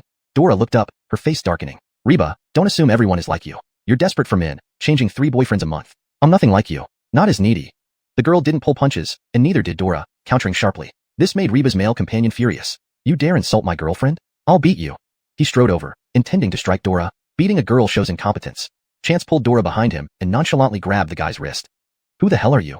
Chance flicked his palm, sending the guy staggering back several steps, nearly falling. "You dared hit me?" In this chapter, the relationship between Chance, Lenore, and Dora deepens as they deal with Bronson's medical issues. There's also a humorous encounter at the hotel, adding some tension and showcasing Dora's bold personality. Chapter 578 Borrowing Clothes. "Don't say we didn't hit you. Even if we did, what can you do?" Mickey folded his arms and sneered. Unlike Chance's scholarly appearance, Mickey looked like a trained fighter, someone not to be messed with. Hence, when Mickey spoke, Reba and her boyfriend realized he was with Dora. They instantly took 2 steps back. "You don't know who my boyfriend is?" Despite being frightened, Reba still shouted, "Let me tell you, my boyfriend's family is wealthy and powerful, with influential connections." Chance and Mickey exchanged glances. How ridiculous. Why are there so many people like this everywhere? Seeing Chance and Mickey smile bitterly, Reba thought they were afraid and immediately laughed smugly. "Scared now? You must be foreigners, right? Dora, is this your boyfriend?"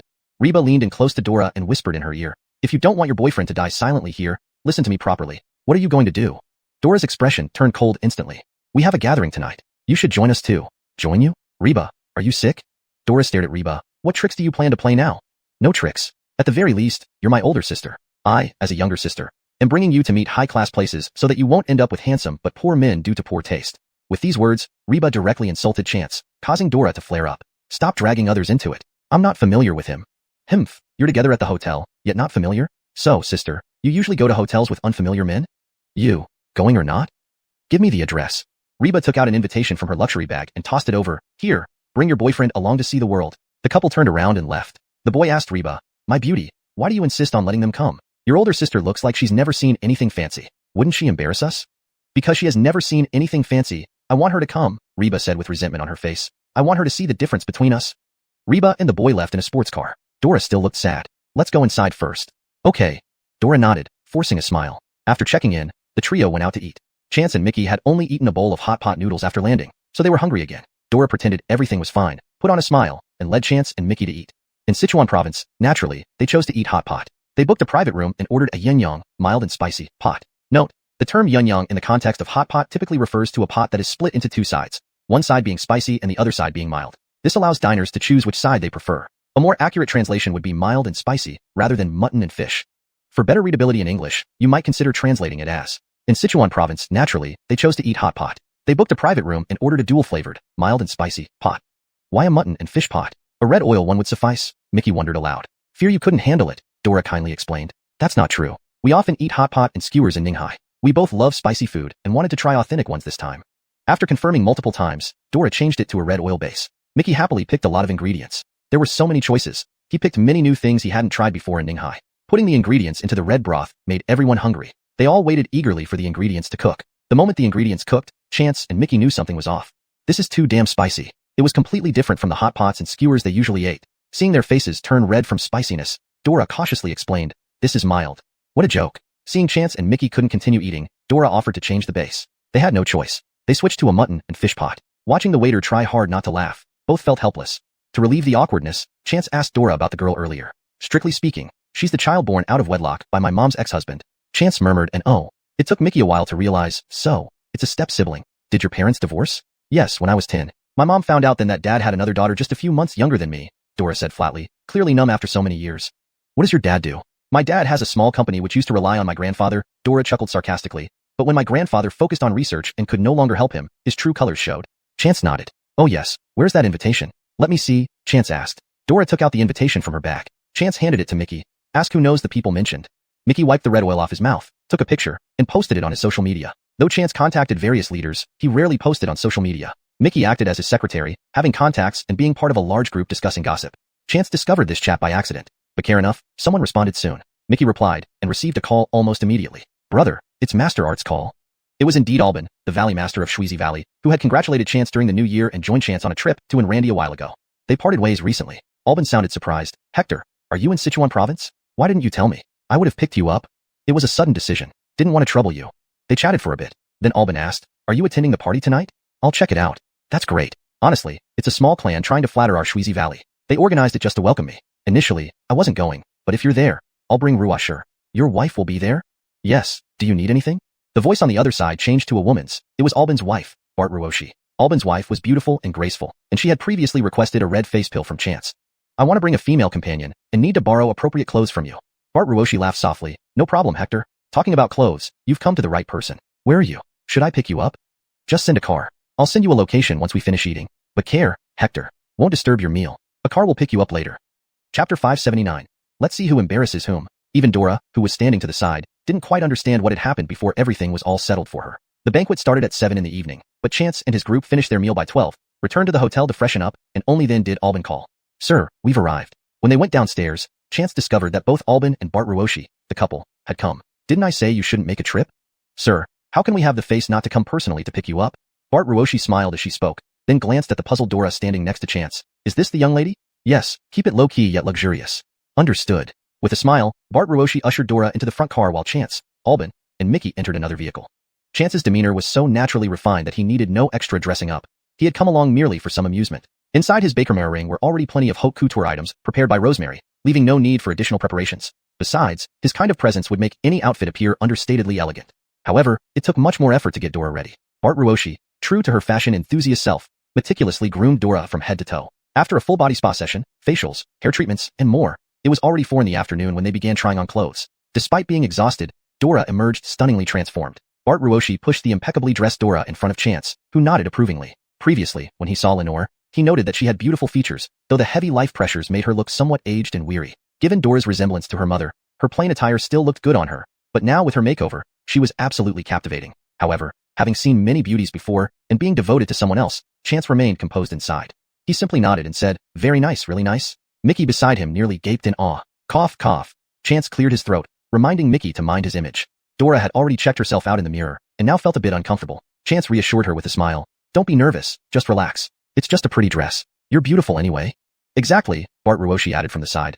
"The young lady is very pretty. This dress is the latest model delivered this month. I thought it looked too young on me, so I kept it aside. But it suits the young lady perfectly. Here, take it. What do you think, sir?" Chance nodded again with a smile. "Oh, no, I can't accept that." Dora hurriedly shook her head. Although she hadn't worn such high-end dresses before, she knew their value well. Bakerchin's exquisite design and comfortable fabric would cost far beyond what her mother could afford in a year. "It's not worth much," Bart Ruoshi smiled. "Peggy Art has considerable wealth. A dress like this means nothing. Keep it. Plus, this style is indeed more suitable for your age." Dora nodded dumbly. Thank you. Relax, okay." Chance chuckled. An originally carefree girl had suddenly become reserved. After chatting with her for a while, Chance managed to ease her nerves again, even getting her to laugh and take a selfie which he sent to Lenore. Meanwhile, Albin and Chance chatted about something else, the gathering. Of course, it wouldn't be an ordinary gathering. This small family clan that operated pharmaceuticals had gotten wind of the relationship between Albin and Chance, and secretly sought to connect with Albin. To the general public, Chance was at most a domineering CEO, extremely wealthy and benevolent. In the martial arts world, however, Chance was a figure everyone wanted to curry favor with. Despite earlier rumors about his death after battling the Desi and Randy, these were dispelled 2 years later when Chance reappeared. Many heard that the Desi had been near death, and even rumored to have submitted to Chance. If true, who could match Chance? Indeed. Chance nodded. "Sir, I'm puzzled. How did you know about this little party?" Albin asked, truly bewildered. "The young lady earlier is the granddaughter of an old friend of Alfred and Colm. That old friend suffered retaliation due to my personal affairs and fell into a coma. I came specially to handle this matter," Chance explained. "To think something like this happened. Do you know who's behind it?" "I'll find them," Albin offered. "I'm not sure yet. Once Bronson recovers a bit, I'll ask him," Chance replied. "This young lady was misunderstood on my way here, apparently by her stepsister. Since I caused her trouble, it's only right to support her at the party." While Chance spoke jovially, his thoughts were more profound. Through Dora, he saw glimpses of himself from years ago. Even though Finn wasn't his biological father, Philip's arrogant attitude back then mirrored the same behavior. Thus, he felt sympathy for Dora. Just a small gathering, right? They want to embarrass Dora? Let's see who ends up embarrassed. By 7 in the evening, they arrived at the banquet hall. With Albin around, they naturally didn't enter through the main gate but drove straight to the back, where the clan leader welcomed them warmly. Upon seeing Chance, the clan leader paused in surprise before becoming ecstatic and trembling with excitement. Chance's appearance had never been a secret. Having grown up in the mortal world and been featured recently in interviews and in Randy, his face was widely recognized across Asia, although not everyone remembered him clearly. But this clan leader certainly did. "S. Baker, Mr. Baker," the 60-something Colby stammered with excitement. Chance nodded slightly. "Sorry to disturb." No disturbance at all. Mr. Baker, your presence honors us greatly. Please, welcome Mr. Baker, Mr. Art, and Peggy Art." The party had just begun, and few guests had arrived, making Chance's presence an unexpected pleasure. But Albin got a nod from Chance and discreetly instructed the clan leader not to reveal Chance's identity. The clan leader quickly agreed. He would not expose such a big shot unless necessary. Better to savor the moment privately. Though Chance's identity couldn't be revealed, Albin's presence alone sufficed. So the clan leader led Albin and his wife away, while Chance and Mickey accompanied Dora to enjoy the buffet.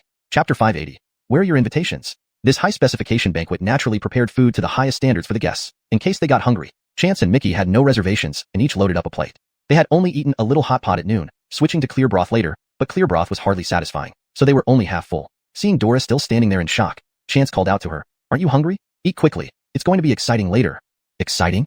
Dora didn't quite understand, but with all these delicious foods that she rarely tasted, there was no way she could pass this opportunity. Moreover, she just realized that the host of the party respected Chance greatly, which reassured her. The young master wasn't foolish and had arranged one of his trusted subordinates to accompany Chance closely, fearing anyone might offend Chance inadvertently. Chance and Mickey's plates were piled high, and they began feasting heartily at a small side table. Seeing them like this, Dora felt more at ease, treating it as an ultra-high-class buffet. The steak is so tender and delicious. What is this? The taste is strange. Ugh, the sashimi isn't as enjoyable as the hot pot. If only we had some hot pot here. Wow, this ice cream is amazing. Do you want to try some? I'll go get more. Dora chattered away while eating. Chance smiled silently, but Mickey enjoyed chatting with this Evelyn. They continued to enjoy dish after dish, drawing many glances from others. Some were astonished, some expressionless, and some showed disdain. To them, the food at the banquet was mere decoration, and who would really eat so much? However, there were also people who saw them like this and admired their candid nature, walking over with drinks. A man and a woman approached, greeting them and asking if they could join them. "Of course," said Dora. "Jerry, watching you eat makes me feel hungry. I could probably eat 2 steaks now," the woman commented. She was tall with delicate features and excellent poise. "Same here," the man added openly. "I'm Isidore, and this is my girlfriend Harriet. Nice to meet you," Chance and the others responded. However, the couple was clearly more interested in Dora, paying little attention to Chance's name and conversing more with her. While they were enjoying their meal and conversation inside, an argument was unfolding outside. The invitation that Reba held originally belonged to her father, Alan. Ever since Reba hooked up with a boyfriend named Maxim, she felt superior to everyone else. Reese family was top tier in their city, while Gao family had a bit of money but couldn't compare. Marrying into Reese family seemed like boarding a grand ship for her entire family. Thus, Alan and his wife doted on Reba. A few days ago, Alan heard about this Reese family banquet and asked Maxim's father for an invitation. Knowing the two were dating, Maxim's father gave him an invitation for Reba. But Reba casually handed it to Dora. When Alan arrived and found out the invitation was gone, he flew into a rage. "Are you trying to kill me? Why give it to Dora? I need it." "Yes, why give it to that harbinger of misfortune?" Reba's mother chimed in. "What kind of occasion is today? Her poor appearance will make us lose face. And how do we enter without an invitation?" Alan raged. "Dad, calm down, it's such a trivial matter." Reba laughed coyly, pulling Alan's arm. "My boyfriend is here, can't he bring his future in-laws in?" Maxim grinned arrogantly. "Exactly, you're making too big a fuss." After hearing this, Alan finally reacted. "Hey, how could I forget that? Good son-in-law, my mistake. With you here, what do we need an invitation for?" "Right, future son-in-law, lead the way." Maxim proudly led the family towards the entrance, but they were soon stopped. "Please show your invitation." "Are you blind? I'm from the Reese family." The security guard obviously didn't know Maxim and demanded the invitation. However, Reese family's patrol team heard the commotion and walked over. "What's going on?" "Spencer, it's me, Xiao Alfredo." Maxim quickly greeted the newcomer with a smile. Unexpectedly, this person greeted Maxim with a flat expression. "Oh, Hector Pong." "Yes, Spencer, this guard dared to stop us. Do you have an invitation?" Spencer coldly interrupted. Maxim's words choked in his throat. "Do I need to show an invitation? Today's banquet has strict entry protocols. Everyone must present one," Spencer bluntly replied. Maxim had no choice but to pull out his invitation. "Can I bring more people with this?" Spencer nodded slightly. However, after Maxim and Reba entered, Alan and his wife were stopped. "Your invitations?" "Spencer, they came with me," Maxim hurriedly explained. "One invitation only allows 2 people in. Without an invitation, you cannot enter." "Spencer, can't you give me a little face? This is the Reese family banquet. As the Reese family's young master, don't I have any privileges?" "Spencer, can't you give me a little face? This is the Reese family banquet. As the Reese family's young master, don't I have any privileges?" The current generation of Reese family young masters includes 9, 5 of whom are ahead of 6th Master Pong. Each of them excelled without breaking rules. Spencer slowly spoke, implying Maxim was useless. Maxim's face flushed with anger and embarrassment. Indeed, his 5 older brothers were outstanding, but he lagged far behind. In every aspect, he fell short. His grandfather favored his competent sons, not him. As for Spencer, he was one of his grandfather's close confidants, holding much more clout than Maxim within the Reese family. "How can they enter?" Maxim growled. Meanwhile, Chance, who had been observing this from the beginning, signaled the young master's aide. "Let that couple enter." Note: in this chapter, names such as Chance, Mickey, Dora, Reba, Alan, Maxim, Harriet, and Spencer have been transliterated according to Pinyin. The translation aims to maintain the original tone and style, ensuring fluency and coherence. ##### Chapter 581. Just a clown. The man was startled and glanced towards the door. From such a distance, he couldn't see anything, but that didn't stop him from taking action. He quickly hastened his steps to the door, took a look at the couple, and whispered a few words into Spencer's ear. A hint of surprise flickered across Spencer's face. He nodded and said to the tall and strong couple, "You two can go in now." Maxim felt an overwhelming sense of relief. Cold sweat had been trickling down his back, but he hadn't expected Spencer to suddenly change his mind. Reba's face lit up with joy, and she squeezed Maxim's arm even tighter. Maxim felt his arm nestled in a soft place, which improved his mood instantly. "Brother Pong, you're amazing. Let's go in." "Bakir, let's go." "Mom, Dad, hurry up," Reba called out, walking in while hugging Maxim's arm, looking as proud as a peacock. "Brother Pong, who was that person just now?" Reba clearly saw that it was this person who whispered to Spencer, allowing them to enter. "That person? Also someone close to my grandfather," Maxim replied indifferently. There were many descendants in their generation. He not only had 8 brothers, but also several sisters. These sisters were all very capable. He himself wasn't particularly outstanding. "Brother Pong, you're indeed very well regarded in the Reese family," Reba commented. "Cortez?" Maxim was puzzled. "What do you mean by that?" "Although there are 9 young masters in the Reese family, they still follow the rules diligently. Only you, Brother Pong, can change the rules." Reba explained. "You didn't have an invitation, but grandfather sent someone to invite you in. Doesn't that say something?" Maxim abruptly stopped in his tracks, then his face lit up with pleasant surprise. "My dear you're so clever. I hadn't thought about it like that. Now I understand why grandfather suddenly arranged this banquet." "Why?" Reba asked curiously.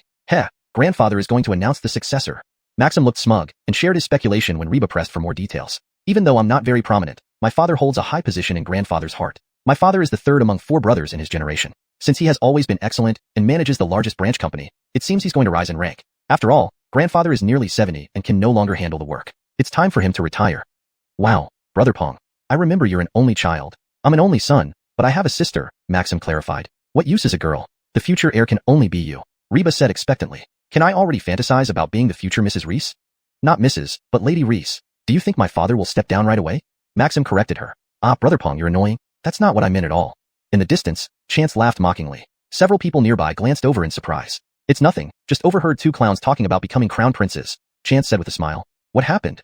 Mickey asked curiously. Chance briefly recounted the incident at the entrance. Mickey found it amusing, while Dora seemed a bit worried. "That boy is a young master of the Reese family? Will he cause trouble for us?" "Don't worry. We don't need to provoke them. If they dare to cause any trouble, someone will throw them out." "Yeah, just relax, Dora," Mickey consoled her. Isidore and Harriet exchanged glances, both noticing the shock in each other's eyes. Although the buffet counter was in one corner of the ballroom, it was not close to the entrance. In the hustle and bustle, they hadn't heard the commotion at the door. Ordinarily, this wouldn't matter, but both Isidore and Harriet were trained martial artists. In fact, most attendees at today's gathering were members of various martial families from Sichuan province. Shixing Valley held considerable influence in the region, ranking as a prominent sect thanks to the small page and pill. Under Albin's leadership and Chance's support, its status grew even higher, overshadowing other families and showing signs of becoming the leading martial force in Sichuan. Therefore, when the Reese family hosted this grand banquet for Albin and his wife and invited numerous guests, everyone showed up for respect. Even if they couldn't connect with Chance directly, they hoped to meet his associates. Though Chance was known to the public as a young entrepreneur, fewer knew about his participation in the martial arts conference, which shocked the entire martial world. People knew his name and impressive skills, but his appearance and age remained undisclosed due to his own preference and the reluctance of a few informed individuals to reveal them. As younger members of their families, Isidore and Harriet naturally didn't recognize the legendary Chance. Hearing his name didn't ring many bells either because they never imagined such a young person could be the renowned expert. Moreover, they sensed no martial aura from Chance or Dora. While Dora genuinely had none, Chance concealed his completely, undetectable even to senior martial artists. Only Mickey gave off martial vibes, but not highly enough to make them suspect. Upon hearing Chance speak, they started feeling something was off. You're also a martial artist?" Isidore stammered. "Also?" Chance was puzzled. He entered from the rear and was escorted straight in without encountering many guests. He hadn't noticed this earlier until now. Of course, since the event honored Albin, there would naturally be many fellow practitioners present. "So, you two are also martial artists?" Chance asked with a chuckle. Isidore and Harriet, whose skills were mediocre at best, had already caught Chance's attention earlier but weren't noteworthy. "Yes." Feeling more at ease talking with Chance and the others, they began sharing some gossip. Chance listened with interest to their stories. Vacantly, footsteps approached from behind, followed by a woman's sharp voice. "Dora, why aren't you waiting for me at the door?" Chapter 582. Reese family's future Peggy? Ever since entering the banquet hall, Reba had been scanning around, looking for where Dora might be. She had called Dora on her way here, but there was no answer. Upon arriving at the entrance, she did not see Dora either, leading her to believe that Dora had already entered. Certainly, this opulent setting had distracted the poor girl enough that she missed Reba's call. Reba was certain that Dora would not dare to miss this meeting. After all, they both knew that Reba always followed through on her words.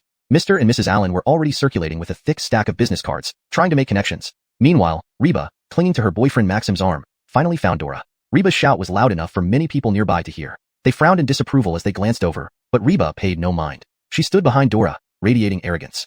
Dora turned back irritably. "Why are you shouting so loudly? My ears aren't deaf." "Dora, why weren't you at the entrance?" Reba stopped mid-sentence, staring intently at Dora's neck. What are you doing? Dora looked down, finding nothing wrong with herself, and glared at Reba in disgust. How do you have this necklace? Reba pointed at Dora's neck. This eternal love is worth over $1 million. How could you wear it? Maxim, overhearing the mention of $1 million, hesitated, then snickered. You beauty, you must be mistaken. It's definitely fake. So it's fake. I mean, what abandoned pauper's daughter could afford such luxury? Reba's mood immediately brightened upon hearing Maxim's words. Clinging to Maxim's arm, she pouted, Brother Pong. Only you can tell the real from the fake. Can you buy me the genuine one? Just a few million. Several million. Maxim avoided eye contact. Although it didn't sound like much, he didn't have that much money. The Reese family wasn't just his. With numerous descendants came fierce competition. As someone who never impressed his grandfather, he barely had any spending money. If not for some occasional help from his mother, he wouldn't even be able to maintain his rich second-generation facade. Forget several million. He couldn't come up with even 1 million. Seeing Maxim remain silent, Reba grew anxious. Brother Pong, say something? Baker's a low-born hussy. She's only fit to wear fakes. But I must have the real thing. You, Dora stood up, glaring at Reba angrily. Who did you call trash? As Dora stood, her dress revealed itself. A beautiful long gown complemented by exquisite makeup and appropriate jewelry, making her look different from usual. You, Maxim's eyes widened slightly. Honestly, Dora was very pretty. But so was Reba, whose beauty leaned towards the striking. Otherwise, her mother wouldn't have become the successful third party she once was. Reba had always prided herself on her looks. To see her boyfriend gawking at another woman, especially her enemy, was unacceptable. Dora, you vixen. How dare you seduce my boyfriend? Reba grabbed a glass of wine nearby and splashed it at Dora's face. Besides humiliation, Reba harbored other intentions.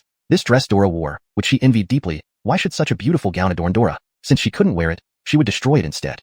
The wine spilled amid others' gasps, but unexpectedly, not a drop landed on Dora's face. Instead, it all bounced back onto Reba's face. The beverage, possibly some special concoction, also seemed to remove makeup, gradually smearing Reba's facial features, unbeknownst to her. Since Reba had deliberately raised her voice, many had gathered. Seeing this scene, someone led the laughter, and soon everyone joined in. Realizing what happened, Reba raised her hand, her long nails aimed for Dora's face. Dora, you bitch, how dare you hurt me? Hold it. At this moment, the person assigned by the head of the Reese family returned and saw the chaos unfolding. He felt enraged at this sight. He had only reported to the head about some matters and returned to find this situation. This guest needed to be treated carefully even by the head. If anything happened, he wouldn't be able to compensate with his life. However, someone else acted first, grabbing Reba's raised arm and pushing her away. It was Harriet sitting next to Dora. Harriet also stood up, her tall and glamorous figure exuding more presence than Reba. Who are you? Are you in league with this trash, Dora? Reba shouted rudely. To hear such filth sullies my ears. Harriet folded her arms and spoke coldly. Which family are you from? Truly embarrassing. Following Harriet's words, others chimed in. Compared to Reba from a small wealthy family, Harriet was a true heiress, both from a martial arts family and renowned in the secular world, known as a top academic elite. I am the future madam of the Reese family, Reba proclaimed loudly. The Reese family? Which Reese family? Isn't today's host the Reese family? This Reese family? No way. Future madam?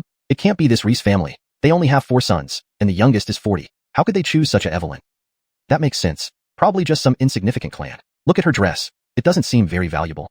Haha, men don't understand fashion. This new collection by Courtesange costs $18.88 per piece. I bought a few different colors and gave them to my assistants as this month's bonus. Didn't I hear right? Over $1,000 for a dress here? Might she be in the wrong place? Unlikely. Didn't they check invitations at the door? They could have entered elsewhere. How else would staff get in? Oh, now it makes sense. Everyone showed a look of enlightenment. Observing the expressions and speculations around her, Reba nearly burst with anger. What nonsense are you spouting? You say my clothes aren't expensive. Aren't hers even less so? She's wearing knockoffs. She spat venomously at Dora. Upon hearing this, everyone's attention turned toward Dora, but moments later, their gazes withdrew. Chapter 583, 2 Slaps. Reba looked at Dora triumphantly, her eyes filled with provocation. That dress was called Early Spring, the latest design from a luxury brand this month. There were only 3 in China.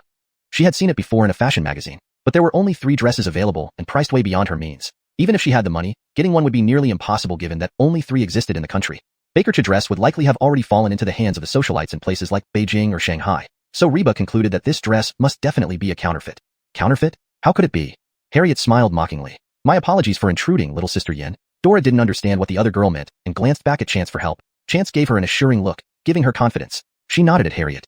Harriet gently lifted the waistband of Dora's dress where there was a decorative buckle. It was purely decorative, but when flipped over, one could clearly see the signature of the brand's designer. I've worked with this designer before, so I know he leaves his signature embroidery on very specific small details, Harriet explained with a smile to everyone present. Wow, the signature is here. The designer really knows how to play. With the signature, it's definitely genuine. The young lady is wearing the real deal. Some people are wearing $1,000 dresses and still try to pass as high-end. Luckily Miss Yao is here. She's very familiar with these luxury brands. Otherwise, I doubt the young lady would even know. Exactly, if you like it, buy it, and wear it. Who studies the details? If not for Miss Yao, the young lady would have been wronged. It wouldn't happen here. Look at the fabric and craftsmanship. Anyone can tell it's not counterfeit. Haha, she couldn't tell. so she confidently said it was fake. So who does this family belong to? Just as everyone was discussing, Alan and his wife finally arrived. Seeing their daughter and future son-in-law surrounded by others, they pushed through the crowd despite murmurs of disapproval. Who is bullying my daughter? Alan asked angrily upon seeing Reba. Don't you know she is going to be the young lady of the Reese family? Beside him, Alan's current wife hugged her daughter and glared at the women opposite her. But upon looking closely, she paused, muttering, Dora? Someone couldn't resist asking about the young lady of the Reese family. Which Reese family exactly? Next to them, Maxim's face turned a deep red, trying to pull Alan aside to stop him from continuing. But Alan ignored Maxim and loudly introduced, he is the Reese family's sixth young master, Maxim, and the future heir of the Reese family. The Reese family head's assistant had long wanted to interrupt them, but Chance's cold glance made him freeze, watching in stunned silence as this farce unfolded. When Alan announced Maxim as the heir, the assistant's eyebrows shot up. Enough. He couldn't hold back any longer, trembling as he said, I will notify the family head to resolve this immediately. At Alan's words, Maxim felt a buzzing emptiness in his mind. Does this man have no brains? Even if he suspected it, could this be publicly declared without confirmation?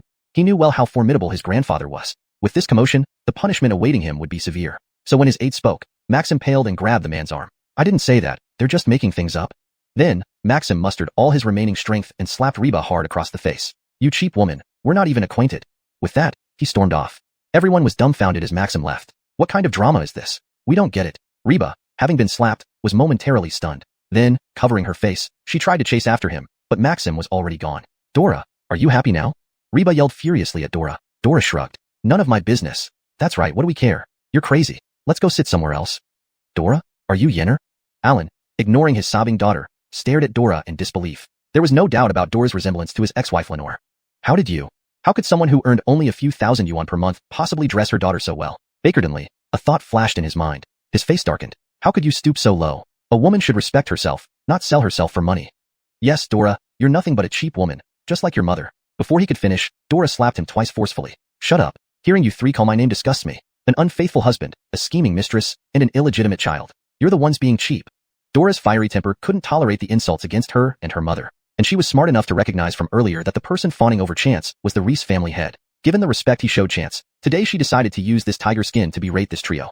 Indeed, after Dora finished speaking, everyone believed her. People tend to judge first impressions. Reba, who was shouting and full of venom while dressed cheaply, was no match for Dora, elegantly dressed and adorned with renowned jewelry, along with friendships with Isidore and Harriet. Soon, members of the Reese family arrived, led by the Reese family head. Since his daughter had climbed into Maxim's favor, Alan had memorized the Reese family hierarchy. He naturally recognized the Reese family head. He rushed forward. Hello, head of the Reese family. I am Alan. My daughter is engaged to Maxim. Initially ignoring him, the Reese family head froze upon hearing those words, his face cold as he stopped walking. You're the ones disrupting today's banquet? Get security to remove them and call the police. Chapter 584. I did what I've always wanted to do. The Allen family of 3 had been expelled, but that did not stop everyone from continuing their gossip. Today's crowd included representatives from various martial arts families in Sichuan province and people from the business world. After all, even martial arts schools needed money, more than ordinary people did. This was necessary to cover the enormous expenses of maintaining a family. Therefore, after Patriarch Reese apologized and respectfully led Chance and company out, everyone still chatted animatedly. Who exactly is this Alan? Never heard of him. Is he from Sichuan? Haha, I found out. I just sent a video to a partner group chat, and a friend of mine knows him. Tell us more. This Alan is just a local small businessman who deals in antiques and calligraphy. But he had his moment in the sun. What kind of moment? He was Jacobzi's ex-son-in-law. Jacobzi, the famous calligrapher and painter? Though these days he only teaches students and doesn't produce much work. Jacobzi values detachment. His artworks are rare, and he generally only gives them to friends, not selling. Jacobzi, the famous calligrapher and painter? Though these days he only teaches students and doesn't produce much work. Jacobzi values detachment. His artworks are rare, and he generally only gives them to friends, not selling. What an ex-son-in-law? How could you divorce such a powerful father-in-law? What an ex-son-in-law? How could you divorce such a powerful father-in-law? Didn't you hear? That homewrecker came into the picture. Oh right, I forgot. I think the homewrecker's daughter seems around the same age as another one. You're close, but it's 3 months off. Meaning, Jacobzi's daughter was 3 months pregnant when the cheating happened. Not necessarily. Maybe they hooked up earlier, and it just so happened she got pregnant then. Yeah, probably. What happened next? What happened next? Alan originally built his business on his former father-in-law's reputation, making several large deals with entrepreneurs who love calligraphy. But once Jacobzi focused solely on teaching at the art academy and stopped attending such gatherings, it wasn't long before the homewrecker appeared. So, when the father-in-law became useless, he kicked the mother and daughter out. Pretty much. He not only evicted the two but used tactics to claim most of the property, leaving them just a dilapidated 2-bedroom apartment. To this day, 10 years since the divorce, he hasn't paid a penny for child support. K. What a despicable human being. How can someone like him not face karma? A woman scolded. Beside her, someone chuckled. Karma? Isn't it here now? Everyone suddenly understood. Indeed. Wasn't karma finally arriving? After today, Alan's little shop would likely be ruined. Any one of the RHYSS, EUs, or Yaos could crush the Gao family effortlessly. Serves him right. Karma. Feeling good. Elsewhere, Patriarch Reese was sweating profusely as he guided Chance and others to a quiet VIP area, where conversations revolved around martial arts families. Mr. Baker, about what happened today. Patriarch Reese's voice was tinged with bitterness. It's fine. I actually found it quite lively, Chance chuckled, turning to look at Dora. Yenner, what do you think?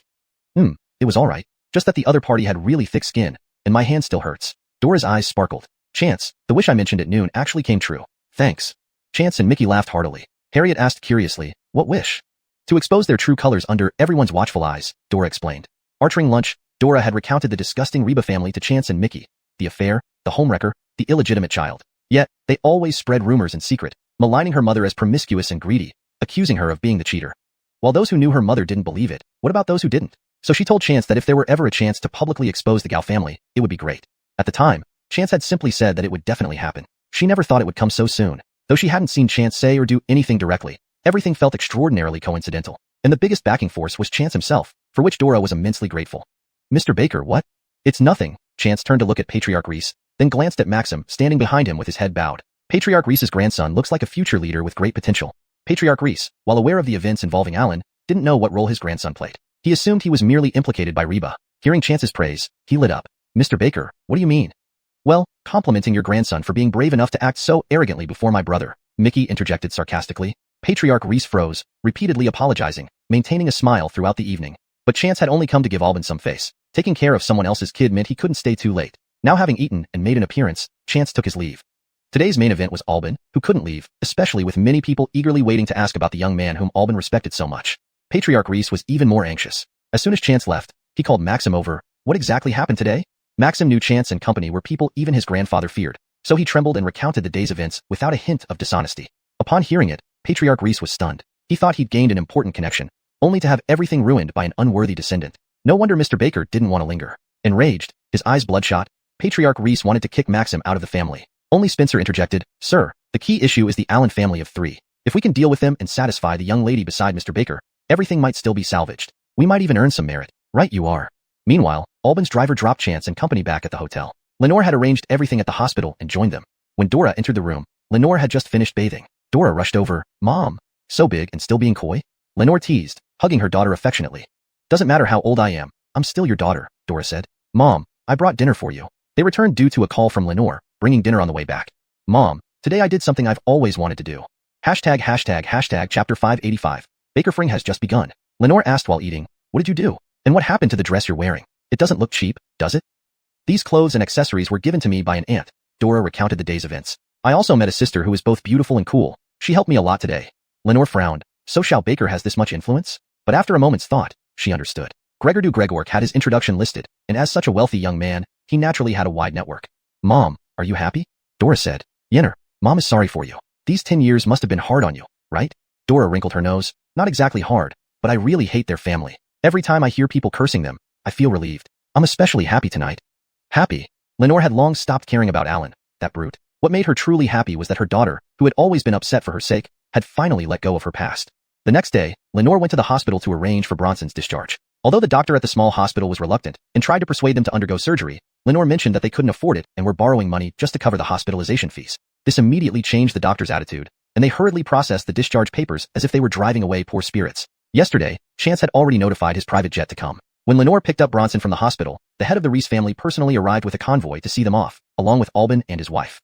Sir, my wife and I still have some matters to attend to. We'll return as soon as we're done, Alban said as they arrived at the airport. All right, Chance nodded. Once you all return, I'll take you out. Understood, sir. Alban's eyes gleamed with excitement. Behind Alban, the head of the Reese family listened enviously but dared not speak up. After Alban finished speaking, he glanced at the Reese family head behind him. Sir, the Reese family has acknowledged their mistake. Chance chuckled softly. What did they do wrong? Hearing Chance say they did nothing wrong, the Reese family head broke out in cold sweat instantly. Mr. Baker, it's because of my poor discipline that I raised such useless offspring, causing trouble for Mr. Baker and Giaden. Lenore didn't understand what was happening until Dora leaned over and whispered into her ear, explaining the Reese family's identity and the matter with Maxim and Reba. Lenore now understood their status, but seeing the famous Reese family patriarch act so humbly in front of Chance still left her in awe. The Reese family head continued. Alan has always been deceitful and should have been banned from the industry long ago. Yesterday, the industry issued a ban preventing him from engaging in antique and calligraphy trading. Pausing, he added, Mr. Baker, rest assured, he won't be able to work in any other industry either. Chance nodded. but suddenly Lenore's phone rang. Confused, Lenore answered, only to hear a woman's curses on the other end. Even without speakerphone, everyone present, trained in martial arts, could clearly hear every word. Lenore initially froze, then recognized the caller. Court is going Alfredly. Stop bothering me about your issues with Alan. I don't want to dirty my ears. Hearing Alan's name, everyone understood the situation. Chance remained expressionless, while Albin glanced at the Reese family head, who began to sweat profusely. Daring not to delay, the Reese family head apologized and quickly ran aside to make several calls. That Alan deserved to die, but he mustn't drag him down with him. At this moment, at the Gao residence, Court is going Alfredly fumed with rage after her call to Lenore was abruptly cut off. The damned Lenore actually hung up on me. Court is going Alfredly tried calling back, but her number had been blocked. Beside her, Reba wailed, Mom, what should we do? Yesterday, their family of 3 was ejected from a banquet. Before they could react, Alan left in a hurry upon receiving a call. Returning home, Court is going Alfredly berated Reba mercilessly. However, they no longer had Lenore's number, and Dora had blocked their numbers too. This morning, they managed to find Lenore's number through another channel. Court is going Alfredly called and cursed again, only to be blocked once more. Stop crying. You're utterly useless. When your father married Lenore, I still made him madly in love with me. How can you let Maxim slip away like that? Apparently, last night after the incident, Reba waited for Maxim to console her but received no response, which alarmed her. Don't talk nonsense. Give me your phone first. I haven't finished cursing Lenore yet. As soon as she dialed, the front door was kicked open. An enraged Alan stormed in, grabbing Court is going Alfredly by the collar with one hand and delivering a harsh slap with the other. You bring bad luck. What did you do? Stunned by the slap, Court is going Alfredly couldn't regain her senses for a while. Meanwhile, a familiar voice sounded from her phone. Alan trembled, realizing Court is going Alfredly's harassing call to Lenore had infuriated the influential figures, resulting in him being driven to bankruptcy. You. Alan pointed at Court is going Alfredly, speechless, before quickly snatching the phone. With feigned affection, he spoke, Mingyue, my dear, is that you? This is Daqiang. After blocking Court is going Alfredly's call, Lenore followed Mickey and others to push her father onto the plane. Just as she settled him in, her phone rang again. Thinking it might be Court is going Alfredly, Lenore hesitated but agreed when encouraged by Dora. Answer it. I'll help you curse her. Upon answering, she heard sounds of struggle and crying from the other end, confusing her. Then came Alan's supposed affectionate voice. Lenore felt nauseated and immediately turned off her phone. Hearing the busy signal, Alan's face darkened. Humph, you still think of her, but she doesn't want you, Court is going Alfredly goaded, holding her face. Bitch, how dare you talk? You're the reason I'm in this mess. If I were still with Mingyue, Learning about Lenore and Dora's new connections, Alan harbored deep resentment towards Court is going Alfredly for ruining his life. I'll fight you to the death. Seeing her hair pulled out, Court is going Alfredly lashed out. The two wrestled, but their suffering was just beginning. Chapter 586. It's time to pay me back. After bidding farewell to Albin and the others, the plane's cabin door closed as they waited for takeoff. Dora had never been on a commercial flight, let alone a private jet. After helping her mother Lenore settle their grandfather, she curiously explored the aircraft. Lenore felt uneasy. Yenner, come and sit down. It's okay, Aunt Sean. Chance smiled, watching as the flight attendant brought out 2 large fruit platters. He beckoned Dora over. Yenner, come eat some fruit. Cortezum, why do you call me like I'm a little kid? Chance chuckled. Aren't you still a little girl? To a 25-year-old married man like him, a 20-something girl was indeed still young, only a few years older than Andrea and Colton. Nonetheless, Dora approached, nibbling on some fruit without much interest before her eyes widened. Mom, come try this. The fruit is delicious. You naughty child. Lenore shot Dora a stern look, then turned to Chance. Shao Baker, don't mind her. There's no problem, Aunt Sean. Please don't be so formal. Chance noted that the flight attendants were about to take off. We're going to take off now. With Chance around, their fruit platters remained untouched on the table, perfectly stable. The crew of the private jet were experienced enough to ensure even first-time flyers felt comfortable. They enjoyed their fruits while gazing out at the scenery.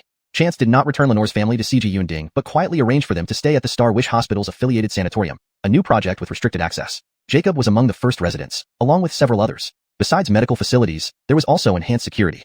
The arrangement was due to prior events. Jacob's injury stemmed from the ancient characters provided by Chance, although Chance hadn't foreseen the severity of the consequences. Even Albin, with his influence in Chuan province, couldn't find any leads.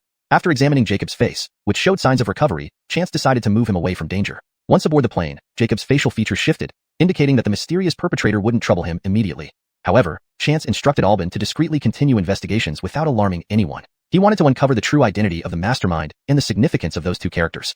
After settling everyone in, Chance invited Britt Lau to visit Jacob, who, apart from age-related issues, required rest and recuperation. Upon returning, Chance planned to accompany everyone into the small world for cultivation and to search for herbs to repair the spirit pool. As Albin and his wife hadn't returned yet, Chance took everyone to collect a debt instead. The mention of collecting debts invigorated the trio, especially David, who eagerly anticipated it. Previously, they refrained from acting while Chance was away to avoid tipping off the enemy. But now circumstances had changed. Chance had advanced, and the Desi had been subdued. Anhui followed Chance's orders diligently, disrupting governmental affairs. Now they had room to act. Dakari stayed behind to guard, while Chance took David, Dakari, and 2 followers straight to Arvid City. Thanks to the Ala Andres Chance met on the flight, Dakari's Savannahs traced Arvid's whereabouts, uncovering companies under his and Ala Zong's names, along with accurate revenue figures. Official taxes accounted for only part of it. Unreported earnings were substantial. In recent years, their total income reached 20.1 billion yuan, leaving over 10 billion after costs, given that the initial herbs came from Medicine King Valley. Later, fearing exposure, they sought other suppliers, but changing ingredients diminished the formula's effectiveness since Chance had designed it specifically for Medicine King Valley and its surroundings. Upon arriving, both Arvid and Alazone were present, discussing how to quell the situation. Chance looked around the luxurious lobby and smiled. It seems you've made quite a fortune. This hall looks better than our Starsea Tower. In Starsea Tower, only the floor they occupied belonged to the company. Despite having billions, Rosemary preferred minimalist decor. This place, however, was extravagantly furnished. Chance sat on a plush leather sofa, followed by the others. Sir, this isn't something you need to handle. We can resolve it. Idle time is boring. Chance checked the calendar. It's just late March. Once Alban returns, we'll go cultivate. 6 months of cultivation, then in September, I need to send Miles to the UK. Chance's schedule was tight. Portia had mentioned Colton's plans to study abroad, and Chance offered to accompany him. Everyone would feel safer with Chance around. As Chance chatted, he listened to the discussions upstairs. Noticing a secret conversation between Arvid and Alazone, Chance whispered to Walter. Walter grinned slyly. Sir, leave it to me. I'll handle it beautifully. Walter left, and Chance remained calm until the elevator dinged and an oiled-haired man stepped out. Arvid, long time no see. The once arrogant Arvid trembled upon hearing Chance's voice, glancing incredulously in his direction. Chance sat calmly, flanked by his companions, who stared at Arvid menacingly. Arvid's pupils constricted. He hesitated, taking several steps back. Guard. Who let them in? Throw them out. Chance's 4 companions grew visibly angry. You little bastard, rebelling? Wanna die? Insolent. Sir, shall I dispose of them? Chance remained composed. Arvid, I'm here to collect a debt. You've had my formula for long enough. It's time to settle accounts. Chapter 587. It went Alfredov. Jerry seemed as if he had been scalded, waving his hand away abruptly. What formula of yours? I have no idea what nonsense you're talking about. Security. Get them out of here fast. Soon, a dozen or so security guards rushed in, including Jerry's bodyguard, a man with distinctly non-Chinese features. Seeing this man rush forward, Jerry's face twisted into a smirk. Hector Baker, this gentleman is a Muay Thai expert I specially invited from Thailand. Before he could finish, both Jerry and the Muay Thai expert were thrown aside effortlessly. The Muay Thai expert fared the worst, hitting the back wall and passing out immediately. There was no need for Chance to personally act. Even the weakest cultivator in his group could handle these guards effortlessly. Seeing the guards being dispelled, Jerry finally showed fear, snarling in a weak voice, You Baker, this is illegal. Knowing how powerful Chance was, he had hired an exceptionally capable bodyguard at a high price. In the past, the bodyguard had always been effective, but now he crumbled like paper in front of Chance and his group. I'm confused. How is collecting a debt illegal? Chance glanced outside and smiled. By then, many media reporters, gathered by Walter, were already outside the building. Hearing that the CEO of the erectile dysfunction drug company, embroiled in legal trouble, was holding a press conference, they hurried to the scene. What they saw, however, left them stunned. There was no press conference, it was just lively chaos. With barely concealed excitement, they discreetly raised their cameras and microphones, secretly recording everything. Chance waited until everyone had arrived before slowly standing up from the sofa. CEO Avon, you really are someone who forgets easily. 2 years ago, we signed a contract in your province, giving you a secret formula with the agreement that we would hold shares in exchange for the formula. Over the past 2 years, you've made a fortune, yet you've always avoided discussing our share of the profits. Upon hearing this, the cameras instantly focused on Jerry's face, waiting for him to rebut. Some astute reporters recognized Chance, as his youthful and strikingly handsome face left a deep impression. Avon and his company were already facing numerous lawsuits due to the side effects caused by their sudden change in the formula, an explosive topic for journalists. With the ongoing defamation incident involving Randy, this was fuel on the fire. To stir the netizens' attention, live broadcasts started on several TV stations and online platforms. When Jerry saw Chance, he panicked, completely oblivious to whether there were reporters covertly filming them. Assuming they were in the city and that Chance wouldn't dare kill in public, Jerry sneered. Mr. Baker, I admit your formula is good and has earned me a lot of money, but why should I give you a share? We did sign a contract, Chance coldly retorted. Not only have you not paid my dividends, but you also replaced the main herbs in the formula to cut costs, turning an originally mild medicine into one with severe side effects. This is against your conscience. I hereby notify you that I will cease cooperation and hold you accountable. Ha ha ha, right? Jerry laughed loudly. I did sign the contract and used your formula, but so what? I didn't make any money. You clearly made money. Yes, I made money. Lots of it. But what does it have to do with you? Under the high-definition camera, Jerry's malicious smile was broadcast live. I signed the contract with you, but I don't have a company under my name. I can say I never used your formula. Ha ha ha. Speechless, aren't you? Kid, I admit you're impressive, but you're still too young. Chance replied indifferently. Unbeknownst to Jerry, both the live streams and TV channels were exploding with comments. F***CK. This guy's expression is so disgusting. No way. Who is this? F***CK. Everyone, Google it fast. Turns out the hottest erectile dysfunction drug formula was provided by Chance, but this oily Avon refuses to acknowledge it and won't pay. Fuck, so disgusting. How can anyone be like this? Is there any law that can deal with him? He says he doesn't recognize it and won't acknowledge it. That might require reporting and evidence. Tough. Upstairs, what's tough? He just admitted it himself on live stream. F***CK. You didn't point it out. I wouldn't have realized it. Ha ha ha. So, This is him digging his own grave. Don't we need more physical evidence? Not sure, but this Avon doesn't seem smart. Continue enjoying the spectacle. Already screen recorded. Her chance is here. We are here. Baker Finn is here. F***CK. Who is Baker Finn? A badass figure? Just a funny name. Upstairs, Baker Finn is Chance's fan club. Haha. Ha ha ha ha. F***CK. Such a young and dominant tycoon with a fan club named Baker Finn? I'm dying laughing. Silently pitying President Baker. Ha ha ha ha. How come the comments are getting off track? Pay attention. Nothing to worry, President Baker won't lose. Baker Finns, charge. F***CK. Laugh-inducing. One Baker Finn is scary enough. A bunch of Baker Finns charging. Avon is dead. Ha ha ha. The chat was in chaos, clearly off topic. Meanwhile, Jerry, basking in false confidence, was interrupted by Alatotal rushing upstairs, calling out, "Brother!" Alatotal then noticed the youth opposite Jerry, eyes wide open. "It's you? What? You know him?" "Yes."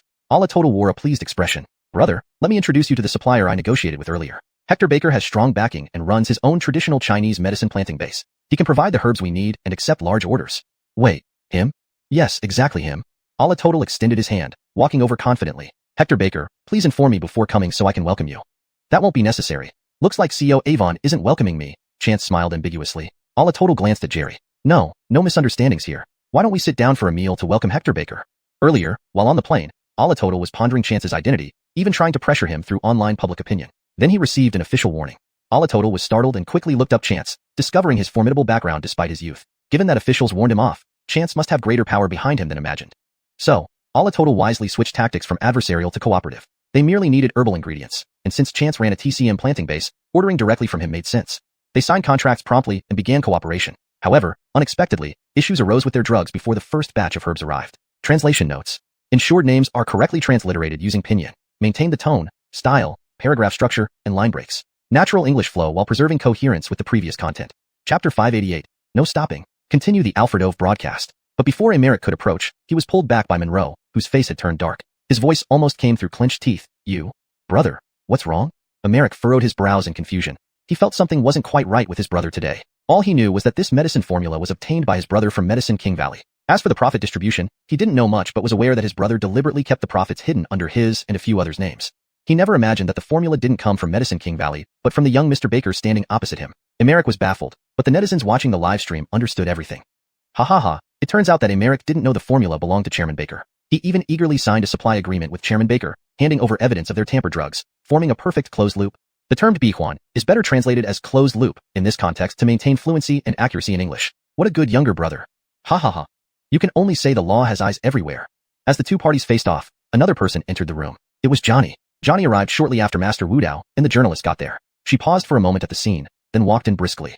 Seeing Chance, Johnny's face lit up with excitement. "Mr. Baker, you're really back." "Miss Wu, long time no see." Chance turned and spoke politely but somewhat coldly. Arte to Chance's attitude, Johnny looked a bit embarrassed. She was about to explain when she saw Monroe and immediately showed surprise. "Monroe, why are you here?" It wasn't surprising she was puzzled. Although she knew and had been a business rival with Monroe, they weren't in the same city. However, she shifted her focus back to Chance. "Mr. Baker, don't be angry. I can explain about the previous incident." Chance nodded. "We can talk later." Chance's attitude towards Johnny was still fairly good. Although last time Alfredu Gregoryun came to collect payment from Johnny and received a polite refusal, things hadn't deteriorated too badly between them. After Chance returned, Johnny called Alfredu Gregoryun several times, saying she was ready to reconcile accounts. Today, as soon as Alfredu Gregoryun arrived, he called Johnny, who asked only for their address before rushing over. Thus, Chance was willing to give her a chance to explain. Hearing Chance's words, Johnny nodded and stepped aside without further comment. But she still had doubts, like why Monroe was here and what those camera-toting reporters outside were doing. She wouldn't remind Monroe, though, choosing instead to silently cheer on. While Johnny was negotiating with Chance, Monroe pulled Emerick aside and whispered a few quick sentences into his ear. Emerick's expression changed dramatically. They tried to sneak away quietly, but Chance looked up. "Where are you both going?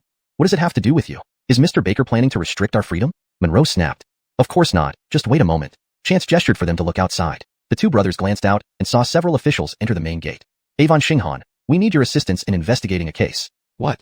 Monroe paused, then laughed. "Mr. Baker, did you hire these people to pretend? I'm swimming in favor here. The city government dotes on me, and even in the provincial capital, I'm treated like a VIP. You've made a huge miscalculation. Ignore Mr. Baker or not, we are the 3.11 Incident Investigation Team, looking into the drugs produced by your company causing disability. Multiple patients have reported you by name. Come with us." "Nonsense, this has nothing to do with me, not my company." Monroe's face flushed red and pale alternately. Baker Dunley, he pointed at Emerick and yelled, "This is his company. You should arrest him. It has nothing to do with me. Go check. I don't own any shares in the company." Emerick was stunned. "Brother, you?" The live stream chat erupted in shock. "Whoa, I thought he transferred the company to avoid debt, but this Emmerich looks so confused. He didn't realize he was the scapegoat. No way. Surely this greasy Avon won't escape legal punishment? Even a bystander can't stand it. If he escapes, justice would not be served. Did anyone record the live stream? This could be evidence. Yes. Did someone record? It's recorded. Since it's Chairman Baker, I recorded it straight away. I also, ha ha ha. The live stream chat exploded in laughter. Inside, Avon was still boasting about his connections with big shots in the city government and provincial authorities, even daring to mention some names. The reporters at the door were dumbfounded. They couldn't decide whether to cut the broadcast or let it continue. If they continued, the named officials might get implicated and at least investigated. Given they were dealing with a company worth $200 billion, the financial stakes were unimaginable. They felt the weight of the world on their shoulders, fearing repercussions. Yet, if they cut the feed, the netizens wouldn't forgive them. They'd betray their responsibility as the uncrowned kings. Ultimately, they exchanged glances and made a decision. No stopping. Continue broadcasting. Choosing journalism meant embracing risks. They knew where their conscience and limits lay. They were journalists, not gossip reporters. Besides, they harbored hope. If chance won, wouldn't they gain instant fame with such a principled image? So, the reporters and cameramen pushed the doors open and entered the hall. In the end, Presidents Avon and Allah were taken away, ostensibly for investigation, but likely more complex given the number of people involved. The reporters tried chasing after the police cars but failed, turning back to interview Chance. He was an internet celebrity, and questioning him would boost the story's popularity.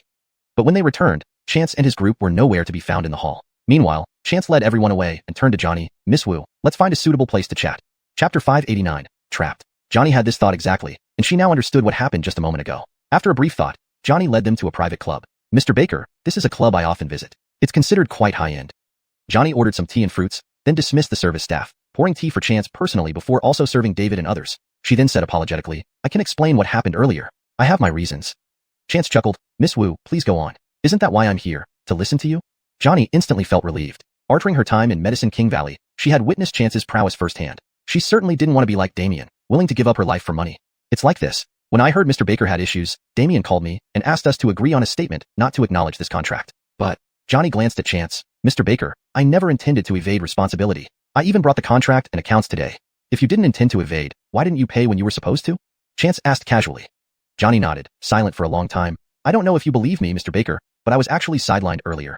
Johnny began recounting the events of the past few years. Although she had secured the contract initially and carried out all subsequent work, research, building production lines, promotion, etc., once everything was completed and the product entered its peak sales period, she was stripped of her position. Yes, exactly. Her grandfather had used an award as a pretense to promote her slightly, assigning her to manage other group affairs while completely severing her from the rheumatism medicine project. The person who took over her work was her cousin from her uncle's family. He enjoyed her achievements without a hint of remorse and received praise from her grandfather, shareholders, and senior management alike. Terms like young and capable, excelling beyond expectations, and the hope of the Wu family, the future successor, constantly filled the air. Meanwhile, apart from a hollow promotion, everything else was unrelated to her. Even the looks people gave her now carried disdain and mockery. Why? Just because she was a woman, did she deserve to be robbed of her fruits? When Johnny protested to her grandfather, she wasn't given justice or comfort but was instead indefinitely suspended. Her cousin even mocked her face to face, saying, what's the point for a woman to strive so hard? Just wait to get married.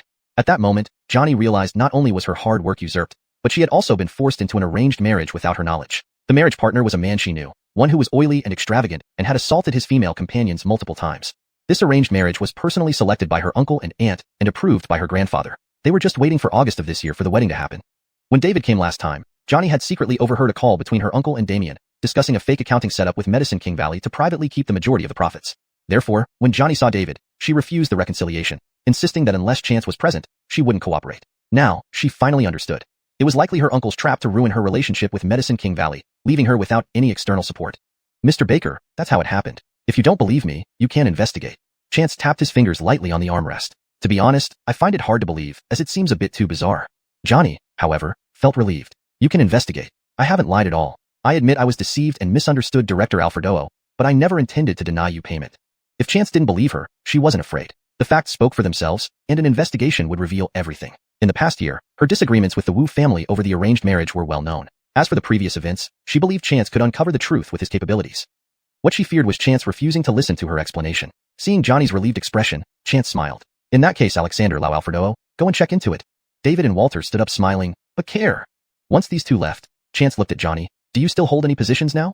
No, not really, Johnny replied with a bitter smile. I'm essentially waiting to be married. In a bad light, I've almost lost my personal freedom. Coming here today, before she finished, the door to their private room burst open with a kick. Johnny, you bitch, seeing strange men behind our backs. The man who kicked the door was reeking of alcohol, accompanied by a few friends who watched the commotion unfold. Although Walter and David were gone, there were still two people beside Chance, one being Cortizo Arsang, and the other, Wade, a solitary cultivator with higher cultivation than Cortizo Arsang. Seeing the commotion at the door, they both coldly smirked and simultaneously slapped the leading man several times. This man had never experienced such humiliation, instantly swelling up like a pig's head, his entire body numb from shock.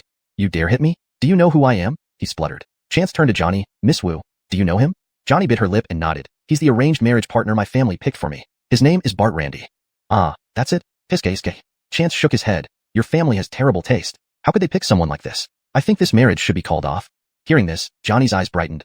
"Mr. Baker, Hector Baker, please help me. I'll do anything if you prevent me from marrying this person." Her words, implying willingness to work for Chance, made everyone pause and misinterpret the situation. Bart Randy, forgetting his swollen face, pointed at Johnny furiously. "Bitch, you dare?" Cortizo Arsang and Wade weren't about to let Bart Randy ruin Chance's good news, sending more slaps his way.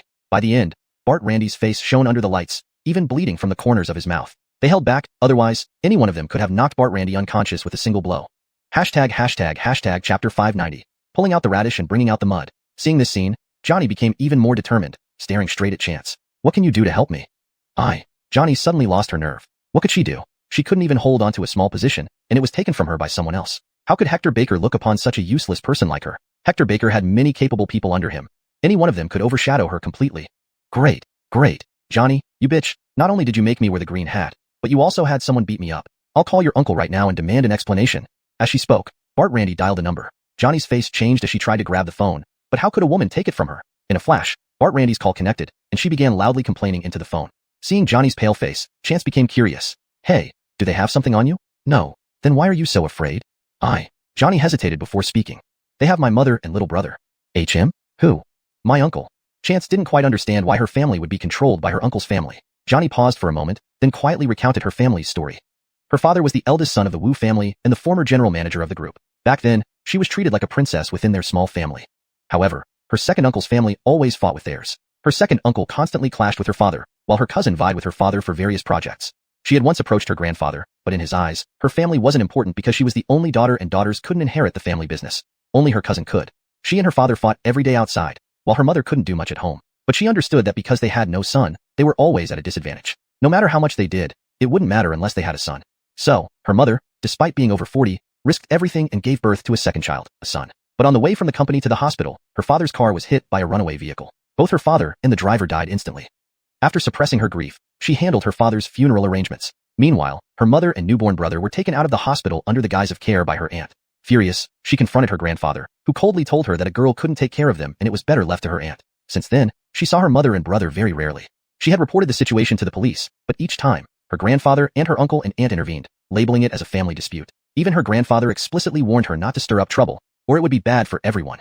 And her cousin had threatened her, asking if she wanted her baby brother to live. Johnny had no choice but to work tirelessly, hoping that one day her grandfather would recognize her abilities and let her take over the group, thus rescuing her mother and brother. However, things didn't develop as she hoped. When she was informed of the arranged marriage, it was the threat to her mother and brother's lives that made her stay. Now, a simple phone call from Bart Randy, and she didn't know what would happen to her mother and brother. That was what frightened her the most. "So that's the case." Chance nodded. "What if I rescue you?" "I'll be Hector Baker's person from now on." Johnny quickly pledged her loyalty. "Can you manage Wu Pharmaceutical if I put you in charge?" "I can," Johnny said resolutely. "All right, let's make a deal. You know, if you break the vow, let me die miserably," Johnny declared loudly. "Good." Chance stood up. "Let's go find a hotel to stay at first, then we'll meet with the Wu family tonight." Chance wanted to leave, and the mere Bart Randy couldn't stop him, not daring to stand in his way, watching as Chance and his group left and secretly followed to see where they were going. The group stayed at the highest-end hotel in Mashi City, booking the entire rooftop floor, rejecting any outsiders prying. "Wu miss, choose a room for yourself. I need to rest too." In fact, they hadn't been back long, just enough time for Chance to shower and change clothes. When Walter and David returned, these two had friends all over the world, so getting information wasn't difficult. If they couldn't get the information directly, they could always take someone away discreetly, use some drugs, and get whatever they needed. How is it? It matches exactly what Johnny said. And I found out that the Wu family has connections with the Avon family, though Johnny doesn't know about it. Right. Walter, leak this information to higher-ups about the Wu family case. Yes, sir. Sir, someone is stirring up online saying your formula caused serious side effects in many people. That's easy to solve, David interjected before Chance could speak. We can issue a statement explaining that it was the Avon family who altered the formula, causing the side effects. We can apply for the State Quality Inspection Department to compare the original and altered formulas. Yes, that sounds good. Also, we can promise to cure those affected. From what I've seen, it's mainly drug interactions causing poisoning, which isn't hard to treat. David looked at Chance after speaking. Fine, do it as you suggested. Make the treatment process a bit complex, Chance smiled. Immediately, everyone in the room grinned slyly. That evening, after dinner, Chance's group contacted the Wu family to set up a meeting. First come peace, then come weapons. He still wanted to give the other party a chance. Unfortunately, the Wu family refused the meeting, denying the contract and telling Johnny to get lost. If they want to court disaster, then let's stick to our plan, Chance said coldly. Hector. Johnny looked anxious. Why are you afraid, little girl? Just your mother and brother, right? Don't worry. I'll send people to look after them. That night, the Wu family trended on social media, surpassing the Avon family in popularity. Shanghai Group's official Weibo released a large amount of evidence directly accusing the Wu family of breaching the contract. At the same time, the investigation team entered the Wu family compound, taking away all relevant personnel. With a multi-billion-dollar contract dispute, this case garnered significant attention. As the investigation team entered the Wu pharmaceutical CEO's private villa to arrest people, a young boy around 4 years old suddenly jumped out of a window. Everyone was startled and quickly caught the child. The child was fine, but then everyone noticed the old and new marks of abuse on the child's body. Someone immediately called the police. A simple economic dispute ended up uncovering illegal confinement, child abuse, and shocking cruelty, sparking widespread outrage. This translation maintains the structure and tone of the original text while ensuring fluency and coherence in English. Chapter 591. Clues. Johnny immediately met her mother and her young brother. After dismissing everyone, the two women embraced and wept bitterly until even the little child a few years old started crying along with them, which made them stop. At first, Johnny thought that her brother had been brutally mistreated, but upon closer inspection, she found his injuries weren't as severe as she imagined. Most of the wounds looked bloody, but her brother showed no signs of pain when touched. Stunned, she wondered what was going on. Her mother whispered an explanation. 2 hours prior, someone had climbed through the window claiming to be sent by their daughter to rescue them. This person told them to apply a special medicine before climbing down the window. Initially, she didn't believe it, but they produced a token as proof. Johnny suddenly understood. This must be why Chance had asked for something that could verify her identity. She thought he wanted a pledge of loyalty. Mom, how could you dare to let my brother climb down from the window? No, it was the angle. In fact, your brother had safety ropes on him all along. At the last moment, someone pulled them back in. I knew it was still dangerous, but for our family. The two women hugged and cried again. Finally, after calming down, Johnny told her mother about connecting with a powerful figure and now having to assist him. Her mother was worried, fearing they might escape one danger only to fall into another. But Johnny laughed. Mom, you're overthinking it. What kind of person do you think Hector Baker is? Talented and accomplished, skilled in medicine, handsome, and rich. He wouldn't look twice at me. If I entertained such thoughts, I'd feel like desecrating him. You silly girl, don't belittle yourself like that. You're the best in Mom's eyes. Johnny smiled bitterly. I'm not belittling myself. Once you meet him, you'll understand what I mean. Johnny considered herself quite attractive and capable. However, matching up with Chance was far beyond her imagination. This case was quickly unraveled. There were official investigations, solid contracts, witness testimonies, and physical evidence. A chain of evidence so clear that the two families' guilt was undeniable. They had acted boldly because of their local connections and the belief that Chance's troubles would keep him distracted. But after Avon's downfall, the Wu family lost its leverage and collapsed rapidly. Days later, patients affected by Avon's altered drug formula were gathered for treatment. David personally devised a series of treatments that showed immediate results. By the end of the week, they were all cured. When people thanked Medicine Valley and Starcy Group, they also hated Avon and the Wu family even more. The authorities swiftly ruled on the economic disputes, ordering both families to return all funds to Chance and pay breach of contract compensation. The Wu family's total assets were insufficient, forcing them to sell company shares and real estate. Once the debts were paid off, the Wu family became homeless, stripped of everything. Chance reclaimed the formula and gave it back to Johnny, who then led her research team to Ninghai to rebuild their brand. As for Avon, the recovery process was more complicated. His assets and related properties were auctioned off, but there was still a deficit due to the 10% profit-sharing agreement and his lavish spending. Recovering these funds would take time since they were tied up as evidence of corruption and criminal activity. Chance, however, was magnanimous, allowing the process to proceed unhurriedly and promising to donate any recovered funds to support law enforcement efforts. After settling matters, the virility formula was also handed over to Johnny for handling, to her delight. It turned out to be a blessing in disguise. Returning to Ninghai, Alban and his wife came back, though disappointingly, they hadn't uncovered the mastermind behind the incidents, only some vague clues. Unable to pursue it immediately, Chance visited Jacob's family. Jacob's health had improved, but Chance advised him not to return to Sichuan province yet, given that his attack and home robbery likely connected to the mysterious characters shown by Clayton. Understanding the threat, Jacob agreed to stay put. Chance also provided work for Lenore, who was an expert in antiques and calligraphy, though less known due to her low profile. She was recommended to the Gregor family, who offered her a high salary after a trial period. Meanwhile, Dora transferred to Ninghai University for further studies. With all arrangements settled, Chance set off for Yunnan province with several others, including the three Colbys, Cortizo Ayers gang, Wade, and the Arts. To ensure security, Walter deployed his Savannahs to protect C.G. Yunding. Upon arriving, they didn't stay at Reese's residence. Instead, Chance inspected his property in South Yunnan, which had undergone significant transformation thanks to Walter's Savannahs and a $50 billion investment for infrastructure. These Savannahs, under Chance's guidance and access to his medicinal herbs, experienced notable improvement in their cultivation. Eager to repay his kindness, they threw themselves into tasks with renewed vigor, aiming for excellence. By the time Chance arrived, several months had passed, and the place was unrecognizable, having undergone a remarkable transformation. By the time Chance arrived, several months had passed, and the place was unrecognizable, having undergone a remarkable transformation. Chapter 592. Everything is ready except the favorable wind. Yes. Chance gave this evaluation and then quickly left with everyone. Errol only had time to urge them, keep working like this, and there will be even greater opportunities ahead. With their efforts validated, everyone worked even harder. Chance led everyone into the small world. Upon entering and seeing the familiar scenery before them, they felt a myriad of emotions. Their first visit was for harvesting a red beauty grass, but the whole group ended up trapped in this miniature world. That time, they were truly miserable. If not for Chance's timely arrival days later to rescue them, their graves would have been overgrown by now. Now entering again, they felt much more at ease. Just having Chance by their side made all the difference. Chance chose a relatively flat area and set up a defensive array, allowing Heir's gang and others to enter and cultivate. Chance wasn't worried about the little poisonous creatures around the perimeter, but he couldn't say the same for the others. The spiritual energy here was extremely dense, and everyone quickly became immersed in it.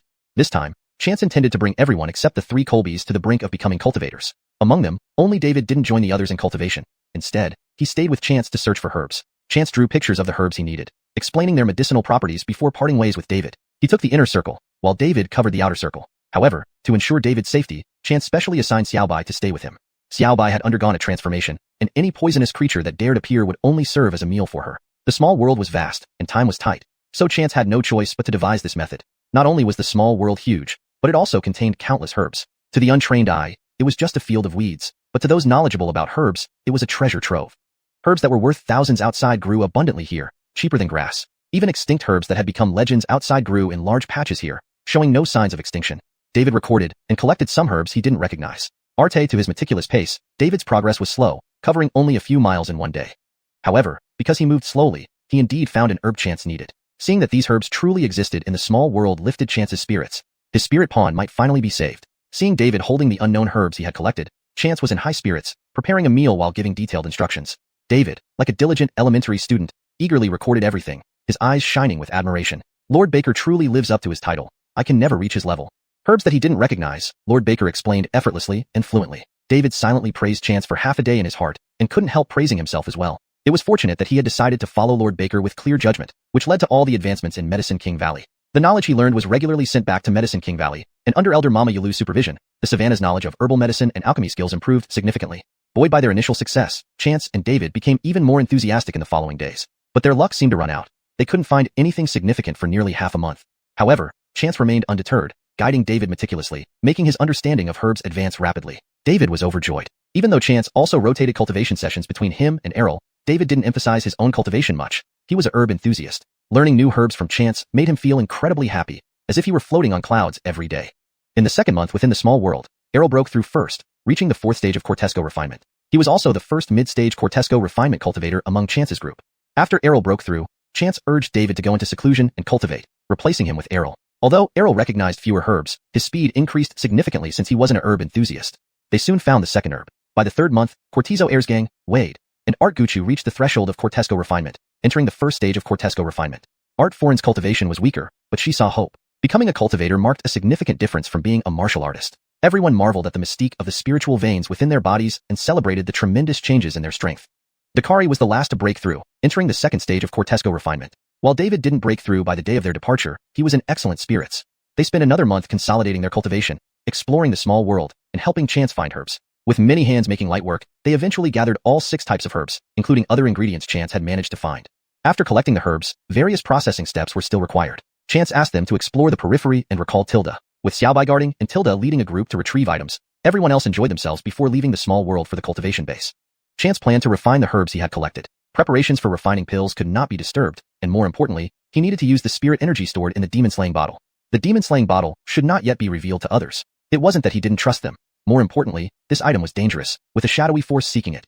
If someone could hide from even Chance, their power must be considerable. Knowing about the demon-slaying bottle was likely due to the vast amount of spirit energy inside, and perhaps its other functions as well. Baker Chaperson wouldn't be ordinary, and was likely a cultivator. Since the Desi incident, Chance no longer believed he was the only cultivator. There was much hidden in the world, so he needed to continue developing cautiously. As long as he didn't expose too many treasures, those people would have difficulty finding him. These treasures included his demon-slaying bottle, his Baker Meru ring, and this hidden small world. Revealing any one of them would likely attract unwanted attention. Chance spent a whole month on preparations and finally completed all the preliminary work. Now, only the heartblood of the Blood Clan was needed to refine the pills.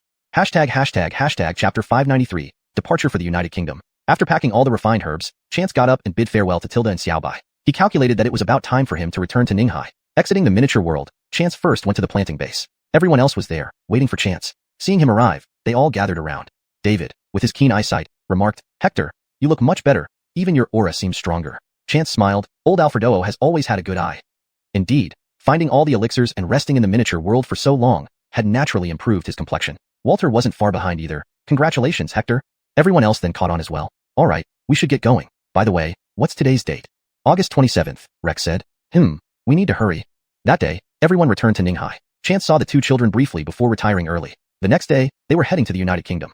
The new school year started in September, so they couldn't wait until after the term began. It was best to adapt to the new environment beforehand. The children had already packed their luggage, and accompanying them were Rosemary, Portia, their aunt, and Simona. Since he hadn't traveled with Eric for a long time, Chance invited him along this time, treating both of them to a vacation. The flight crew had thoroughly inspected the plane a week prior, ensuring ample fuel, and loaded it with fresh fruits and meats. In reality, Chance carried even more items in his Bakermore ring, which could store more goods and keep them fresh through enchantments.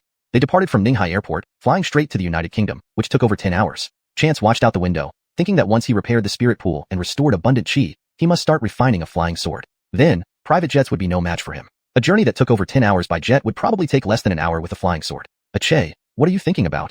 Rosemary asked, leaning on Chance's shoulder. I wish I could fly. Huh, really? If you can fly, don't forget to take me. Of course. Portia sighed. Oh heavens, I'm just an old spinster. What's wrong, Haley? Chance pretended not to know. You two lovebirds in front, Elby and Feifei at the back, and those two brothers on the side. Only I am left here alone. Portia hugged her arms, feigning loneliness. Haley, shall I introduce you to someone? Portia quickly declined. No thanks. I have money and free time. When bored, I work on my business. When annoyed, I shop with Ale and Feifei. Why do I need a man? That's true. Chance nodded in agreement. Why are you agreeing? With a beloved wife by your side, you wouldn't understand my joy. Forget it. Let's eat some fruit. Portia buried herself in a large platter of fruits, turning her frustration into hunger. To be honest, she did want a boyfriend sometimes. Though she was in her early 30s, it was still a beautiful age, exuding mature charm. But where could one find a suitable match? By afternoon, they arrived in the United Kingdom, but it was evening local time. This was Chance's first experience with time difference, feeling as if he had traversed time and space. Ache, why are you spacing out again? I was thinking that traveling by air gave me a sense of time travel. Before, when they flew from the UK to China, the sensation wasn't as strong, but flying backward in time felt very strange. Haha, I feel the same, Rosemary laughed. Chance's flight team had already notified the Ramsbottom family, as they belonged to the Ramsbottom clan and were still paid by them. Additionally, entering the UK required an application, so the Ramsbottoms received immediate notification. A luxurious fleet of cars greeted them, with Ian standing beside them. The vampiric Ramsbottoms were known for their looks like top-tier celebrities, and this handsome, wealthy man was especially attractive. If not for the several black-clad bodyguards around him, radiating intimidating vibes, people might have approached for contact info. Seeing Chance and his group emerge, Ian's eyes lit up, striding towards Chance. Darling. Chance stopped in mid-sentence. Ian, this is my wife. Oh heavens, such a beautiful lady is already married? What a pity. Ian's voice deepened, almost dripping with emotion. Chance's face twitched. These accursed vampires. Should he extract some heart blood from Ian first? As Chance clenched his teeth, Rosemary tightened her grip on his arm and smiled at Ian. Hello, I'm Rosemary, Chance's wife. Ian paused, then genuinely smiled, nodding at Chance. Baker, you have an excellent wife. Chance harumphed. Of course, I know that. And you. To think he dared use his charm to flirt, causing his dear Ale trouble. Let me introduce you. Chance harumphed again before giving Ian a forced hug. They had fought together after all. Baker, has your cultivation advanced again? Certainly, Chance said proudly. I've advanced a few levels. Ian's jaw dropped in astonishment. Then he wore a look of envy. Our clan doesn't age or die, yet despite years of cultivation, none of us match your strength. It's really. Not now, let me introduce you. Chance turned to introduce Portia and others. Ian was familiar with Portia's family background since Hong Kong was once a British colony, though it had long since been returned. Miss Cortezong, we can cooperate if you're interested. Becaire, though my brother manages Hong Kong. But in Ninghai, I have businesses with Ache, so there's potential for cooperation. Absolutely, absolutely. This chapter maintains the original tone and style, preserves character names in Pinyin, ensures fluency, and stays coherent with previous content. Chapter 594. The women fell silent. After meeting up, everyone got into their respective vehicles. Chance and Ian sat in the first car behind the bodyguard's vehicle. Once in the car, Chance found a suitable seat and said, What's going on? Speak up. Baker, you know us too well. We did encounter some issues, Ian admitted. Ian took a bottle of red wine from the minibar in the limousine and poured 2 glasses, to moisten our throats. Chance took a sip and gestured for Ian to continue. Baker, we've run into some trouble. Only some? Chance raised an eyebrow. Alright, it's pretty significant trouble.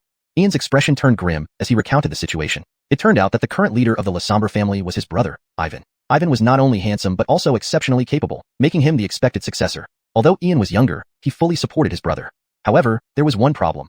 Ivan wasn't a pureblood vampire. Pureblood vampires are offspring born between 2 vampires, whereas Ivan's mother was human. Offspring between 2 vampires were rare and dangerous to bear, but those between a vampire and a human were even rarer and riskier. Ivan's mother had died during childbirth. Ian's mother, on the other hand, was the cousin of the previous leader. She raised Ivan and later married the leader, giving birth to Ian. Despite being half-brothers, they were closer than most full siblings. As the only two children of the former leader, Ian always backed his brother. But recently, some members within their branch seem to have been bribed, aligning with another clan and attempting to unseat Ivan. I don't think your brother is the type to sit idly by. He has controlled your clan for years. Why should you be worried? That would have been true, but someone revealed his background, Ian replied. It seems that since you showed up, people started hinting that my brother has Chinese heritage. What? Vampires have racial discrimination now? Chance retorted coldly. Is European heritage acceptable while Chinese blood means exclusion? Hell, you're already vampires, and you still discriminate? They're basically saying that they can't let Chinese blood taint their noble lineage. Alfredottle, do they know that once they overthrow my brother, it might lead to the extinction of the entire clan? Then no bloodline will matter, Ian lamented, tears welling in his eyes. He reached out and clutched Chance's sleeve. I don't care about their fates, but many in the clan support my brother. If they suffer because of this, I don't want to see them die. So, Baker, please help me. Chance mulled over the matter. His primary purpose here was to drop Colton off at school, but he also intended to investigate matters. After all, he needed heart blood from vampires for his medicine. Initially, he hadn't planned to tell Ian about this, but now, Chance's fingers tapped lightly on the armrest. Baker. Hearing the increasing rhythm of Chance's tapping, Ian couldn't help but ask, Ian, I can help you, but on one condition. I need to kill some vampires. Kill vampires? Ian hesitated. As long as they're not part of our clan or supporters of my brother, I don't mind. Some familial loyalty, but not much. Alright, just don't change your mind. Also, I need to meet your brother. Ian's eyes lit up instantly. My brother is already waiting at home. Chance looked at Ian, whose face betrayed no sadness but instead a sly fox's expression. Playing tricks, huh? That night, they didn't stay at the La Sombra ancestral home, but in one of Ivan's private residences. When arriving, Chance asked if everyone could fit in, and Ian confidently assured him they could, boasting about the spacious house where everyone would have their room. Upon seeing the castle-like mansion, Chance fell silent. Doesn't this place look haunted? Ian chuckled. Come on, we are the legendary vampires. Fine, you win. Despite it being almost midnight when they arrived, the castle was brightly lit. Entering, it felt warm and inviting, rather than gloomy. The girls especially seemed to enjoy it. Ian and the staff waited at the entrance. Upon seeing Ivan, the women fell silent for a moment. Ivan was stunning, different from Ian's kind of beauty. Ian was a classic English hunk, while Ivan was a well-mixed hybrid with deep European features and the elegant charm of Eastern heritage, mesmerizing everyone instantly. Cough. Chance cleared his throat. For the first time, he felt a twinge of insecurity about his appearance. Luckily, everyone soon snapped out of their admiration. Mr. Baker, nice to meet you. Ivan spoke fluent and natural Mandarin, likely due to his half-Eastern heritage. Hello, Ivan. We meet again. Ivan smiled. The item we agreed upon last time. Mr. Baker hasn't retrieved it yet. Chance was taken aback. What item? The treasure map. Ivan's lips moved subtly. Oh right. Forgot about that. Chance had forgotten all about it, especially since it wasn't with Ivan initially. They agreed to retrieve it together back in England, but Chance returned home directly later.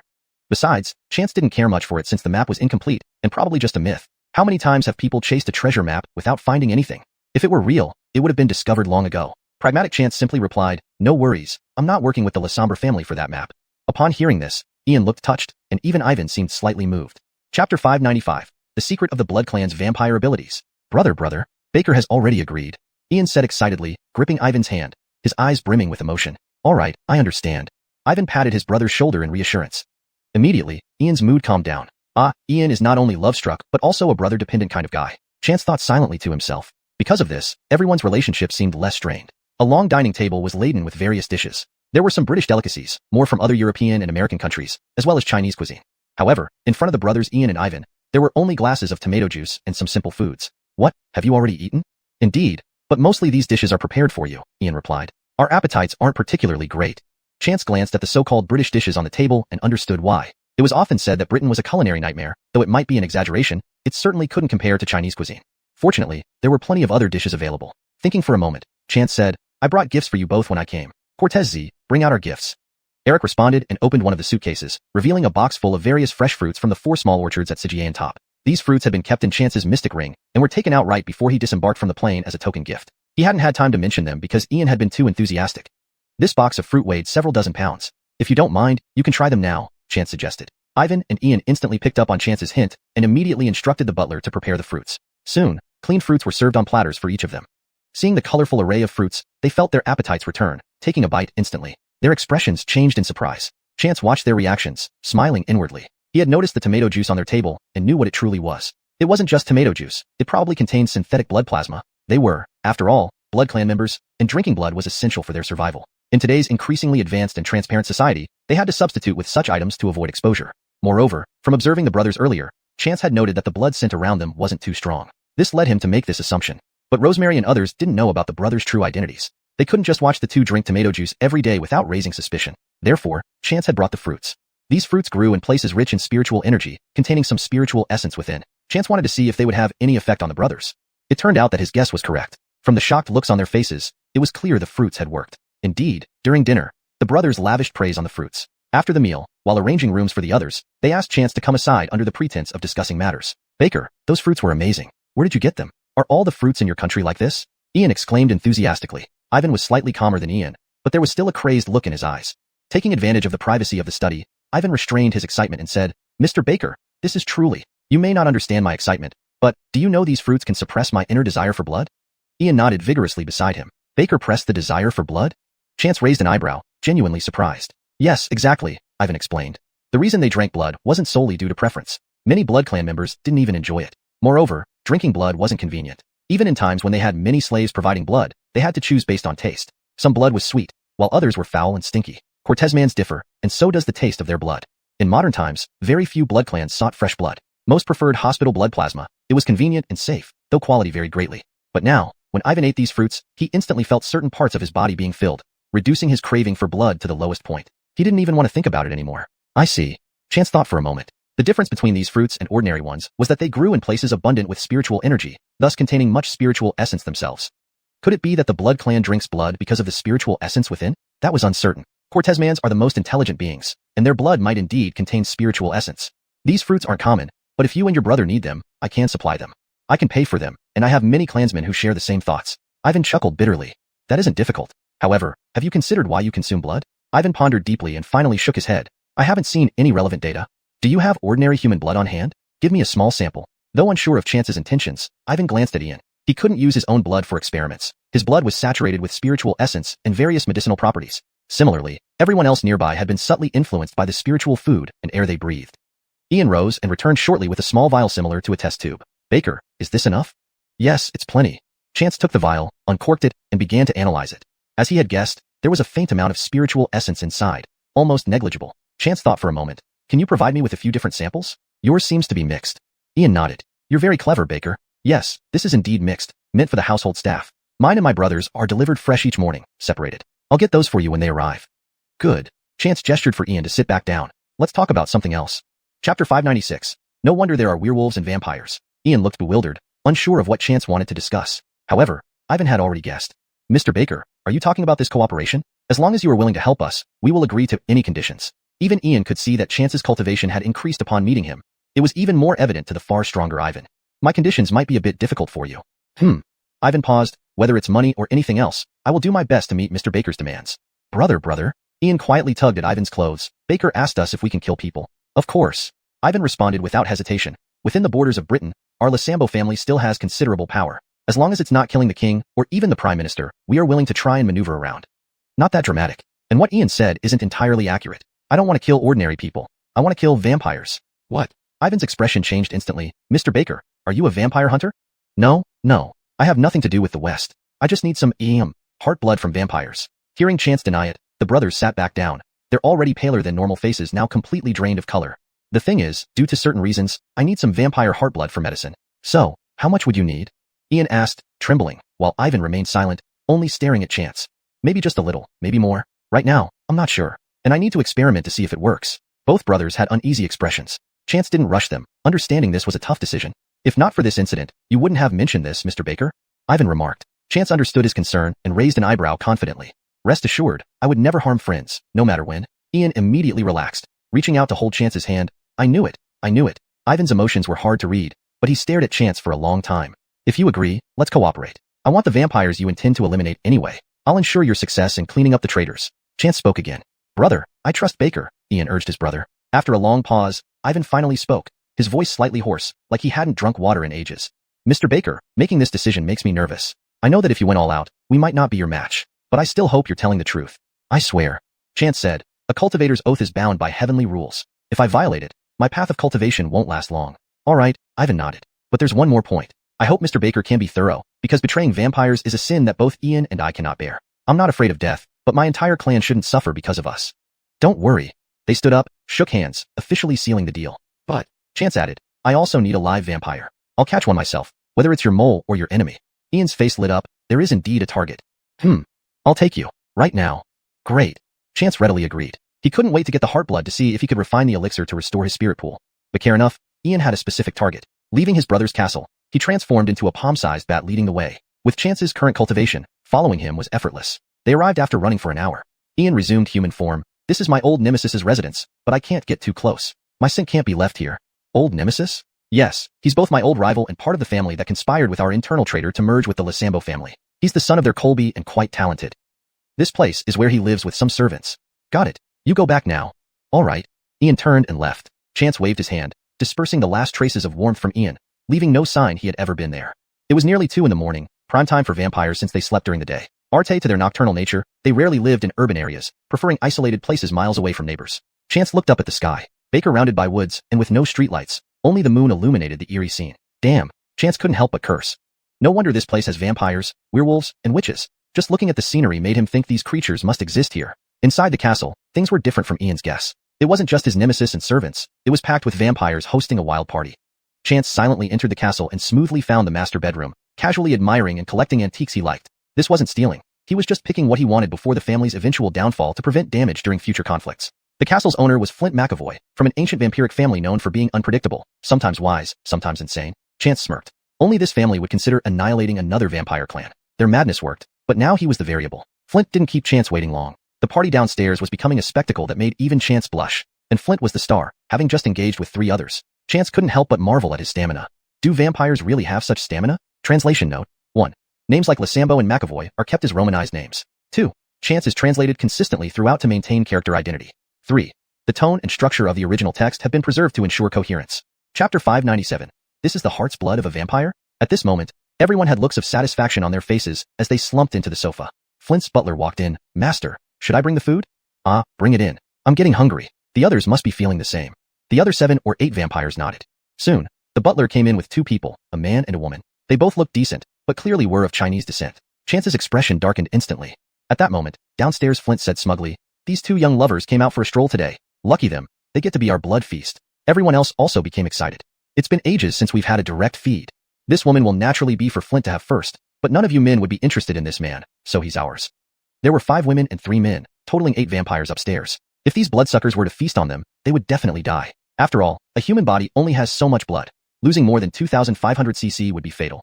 Moreover, seeing the cruel smiles on the faces of these bloodsuckers, Chance knew they did not intend to let these 2 return alive. These are Chinese, perfect, let's see what their blood tastes like.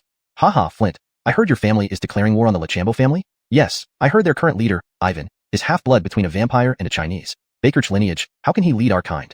Ha ha ha, though Chinese blood isn't as noble as ours, one must admit, it's the best tasting with an indescribable sweetness. Miss Mercy is right. So upon seeing this Chinese couple, I had them seized directly. My master loves Chinese blood, the butler added respectfully. All right, take them down, clean them thoroughly so we can enjoy.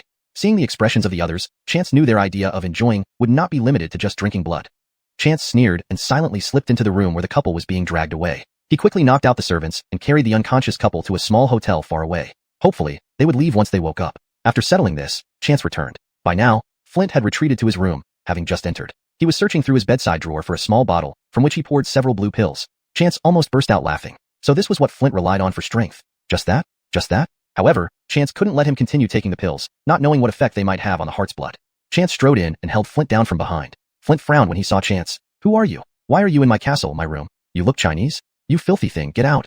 Flint tried to ring the bell beside his bed to summon the butler. Chance didn't give him the chance and knocked him out immediately. After dealing with Flint, Chance didn't bother with the others. Instead, he sent all of Flint's supposed servants and butlers to their eternal rest.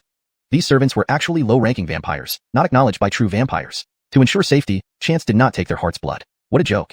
If it turned out to be useless, wouldn't that waste good medicine? Eliminating witnesses was also about ensuring the couple's secret remained hidden. With all those who knew dead, no one could trace their origin. As for the other vampire clansmen, drunk beyond recognition, they likely wouldn't remember the couple's faces either. Finishing up, Chance carried Flint into a nearby forest. He couldn't extract the blood on sight. It would alarm the people below. When Flint woke again, he saw the Chinese person he had encountered earlier standing before him, stroking a blade. Flint was about to scream, but nothing came out, only a few writhes. Hey Flint, Chance greeted him. I hear you enjoy drinking Chinese blood? Flint's pupils contracted sharply, desperately trying to explain or call for help, but he couldn't do anything. Fearful tears rolled down his face. Tisk, tsk, such a grown man crying, how ugly. Flint was passable in appearance, but compared to Ivan and Ian, he fell short. His pale face, sharp features, and despicable deeds made Chance feel disgusted. I need a vampire's heart's blood, so sorry about this. Consider it retribution for all the Chinese blood you've consumed over the years. Chance smiled. Flint strained to speak, but Chance loosened his voice restraint slightly. Say what you want. Consider it your last words. You damn Chinese, release me. Otherwise, you and your country will suffer retaliation from my clan. Your clan? Don't worry, they'll join you soon enough. What? Before Flint could understand, he felt an intense pain in his heart. Looking down, he saw Chance insert a blood extraction device into his chest.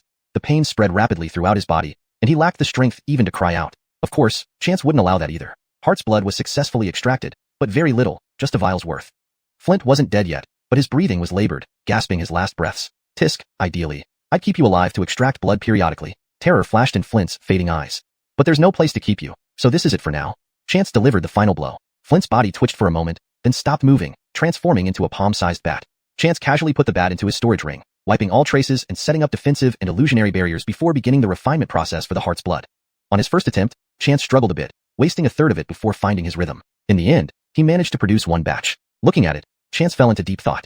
Chapter 598. It really works. The object in his hand displayed a dark red color. It was a small sphere, about the size of a marble, but Chance had seen something similar before.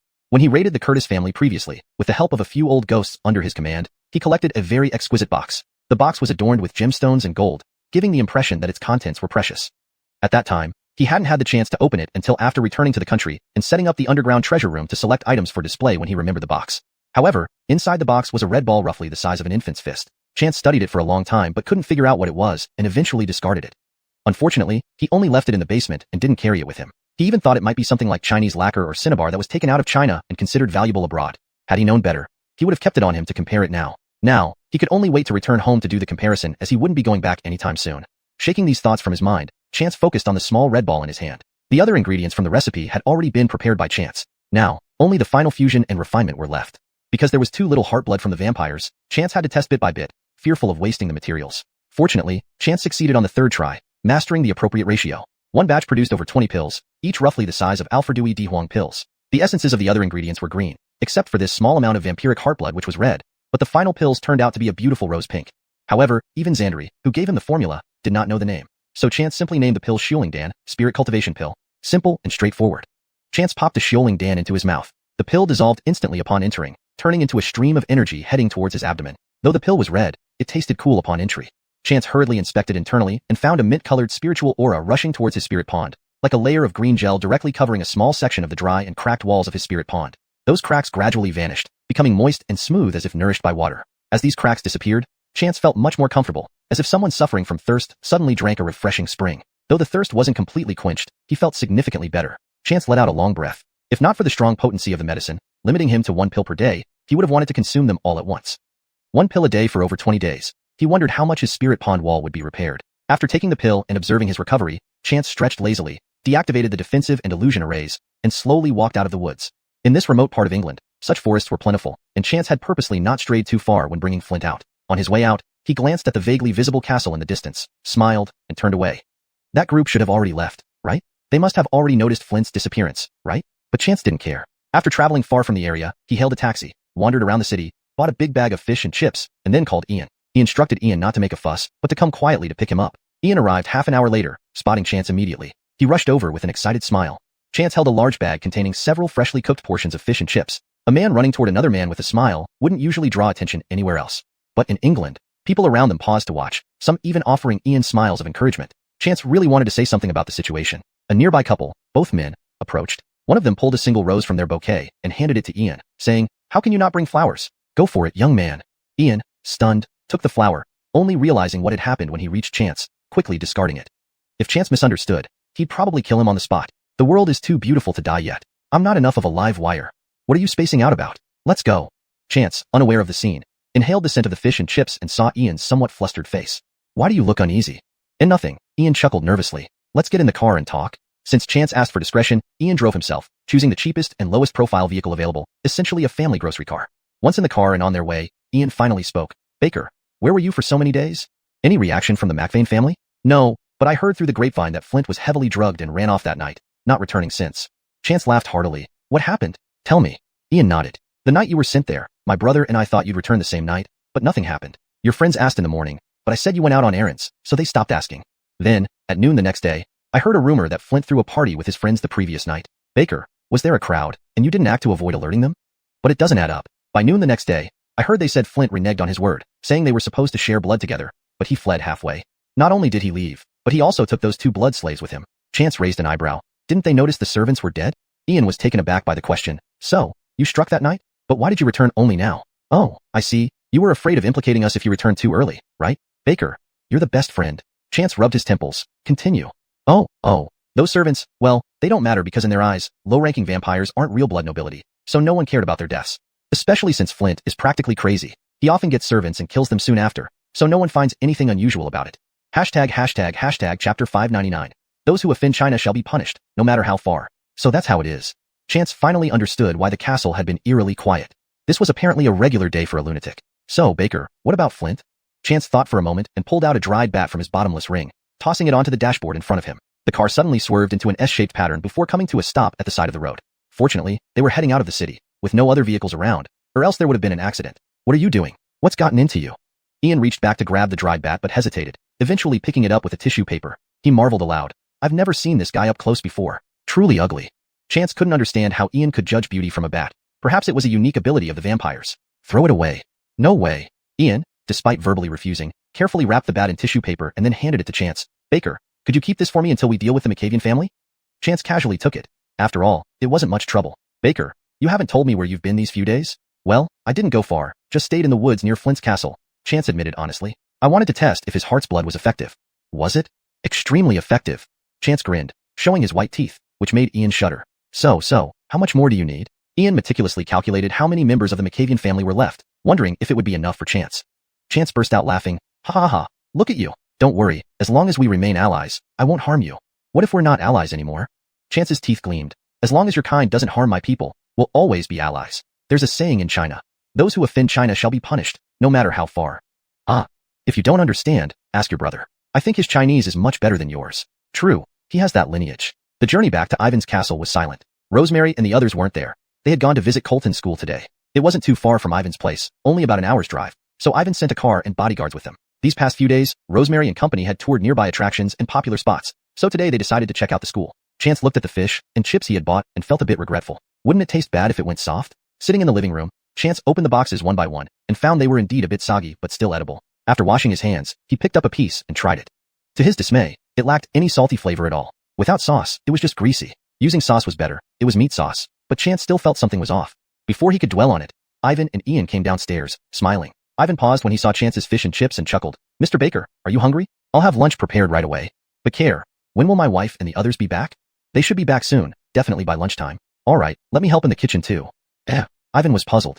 Their fish and chips aren't good. Do you have the ingredients? Let me make some myself. Oh, sure, we have everything. Thus, a bizarre scene unfolded in Ivan's castle kitchen. The chefs nervously watched their 2 masters standing awkwardly in the kitchen, unsure if they should help or stay out of the way while Chance cooked traditional fish and chips. Chance's first batch was quickly ready, and he enthusiastically invited everyone to try. Out of respect for their Andreses, everyone sampled it, though a few refused even for their Andreses' sake. Those who tasted it showed surprise and asked for another piece. Chance generously shared. Deviating from the traditional recipe, he used crispy pork rib powder. It was crunchy with a hint of spicy flavor, yet not too overpowering.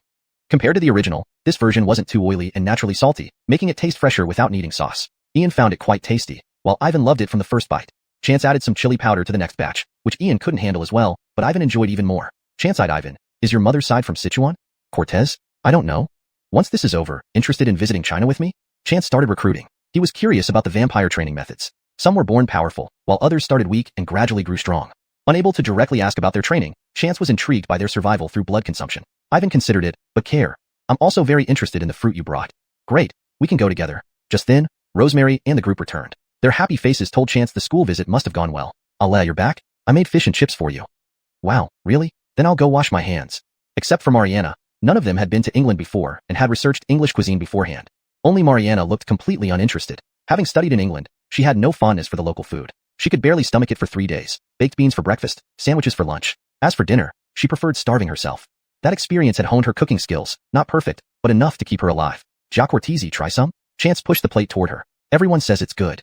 Mariana shook her head. Having spent years in England, she had no interest in revisiting that food. After rejecting it, she checked her phone and noticed something when she looked up again. Chapter 600. A traitor appears. The few individuals were still eating, and they seemed to be thoroughly enjoying themselves. Portia had noticed something odd. How could they eat the fish and chips without dipping sauce? This dish is tasteless on its own and would be inedible without sauce. Curious, Portia picked up a piece. Wow, this is delicious. Seeing that there were only a few pieces left on the plate, she pulled it towards herself. These are all mine now. Everyone burst into laughter. Haley, weren't you saying you didn't want to eat just now? Yes, Haley, this isn't like you. Kaylee, I haven't even finished my share yet. You're really stubborn. How was I supposed to know this tastes different from what I've eaten before? Portia said, Shouty Baker, can you get me another plate? I can't be bothered. This master chef isn't easy to please. Chance chuckled. My good brother, please. All right, I'll have the kitchen prepare another plate. Ivan offered. Earlier, while Chance was cooking, the chefs nearby had asked many questions. Chance had also given them 2 bags of special batter powder and chili flakes. So very quickly, another large plate of fried fish was brought out, and everyone enjoyed it together. By the time the steak and roasted chicken arrived, everyone was already staring blankly at their full stomachs with no room left. During the lunch break, Rosemary chatted with Chance for a while. The matters here were almost wrapped up, and they were preparing to go shopping before returning home. That works, Chance thought for a moment. But I still have some unfinished business here and won't be going back right away. Okay. Rosemary knew Chance had a lot on his plate and didn't push him. But remember to return as soon as you're done. Our wedding is in October. Yeah, sure. I won't forget. Chance calculated that it was only September 1st today, and even if he delayed a bit, he would definitely be back by mid-month. I should be able to return by mid-month. Great. A few days passed, during which Chance accompanied Rosemary around Britain for some shopping. To be honest, there wasn't much worth buying. The current prosperity of their homeland far surpassed that of the gradually declining empire. They had only come for the excellent educational resources, but these too would eventually be replaced. After seeing off Rosemary and her group, Chance sent Colton to school. For the next few years, he would be alone here, which looked somewhat lonely. But thankfully, the boy had been quite solitary growing up until he met Chance and found an older brother figure in Andrea. Now that he had grown up, both he and Andrea needed to work hard towards their respective goals, meeting again only when they reached the peak. Colton didn't have to worry about being bullied for his young age either. When he went to school, Ivan had arranged for someone to escort him. The Rashimba family might not control everything here, but they certainly wielded immense power, especially when it came to the head of the family. Even ordinary teachers might not understand this, but the board members certainly did. Thus, from the moment Alfred Otto Kadong entered the school, he received extraordinary treatment, albeit cautiously so as not to draw attention. Otherwise, overt favoritism might offend this young lord.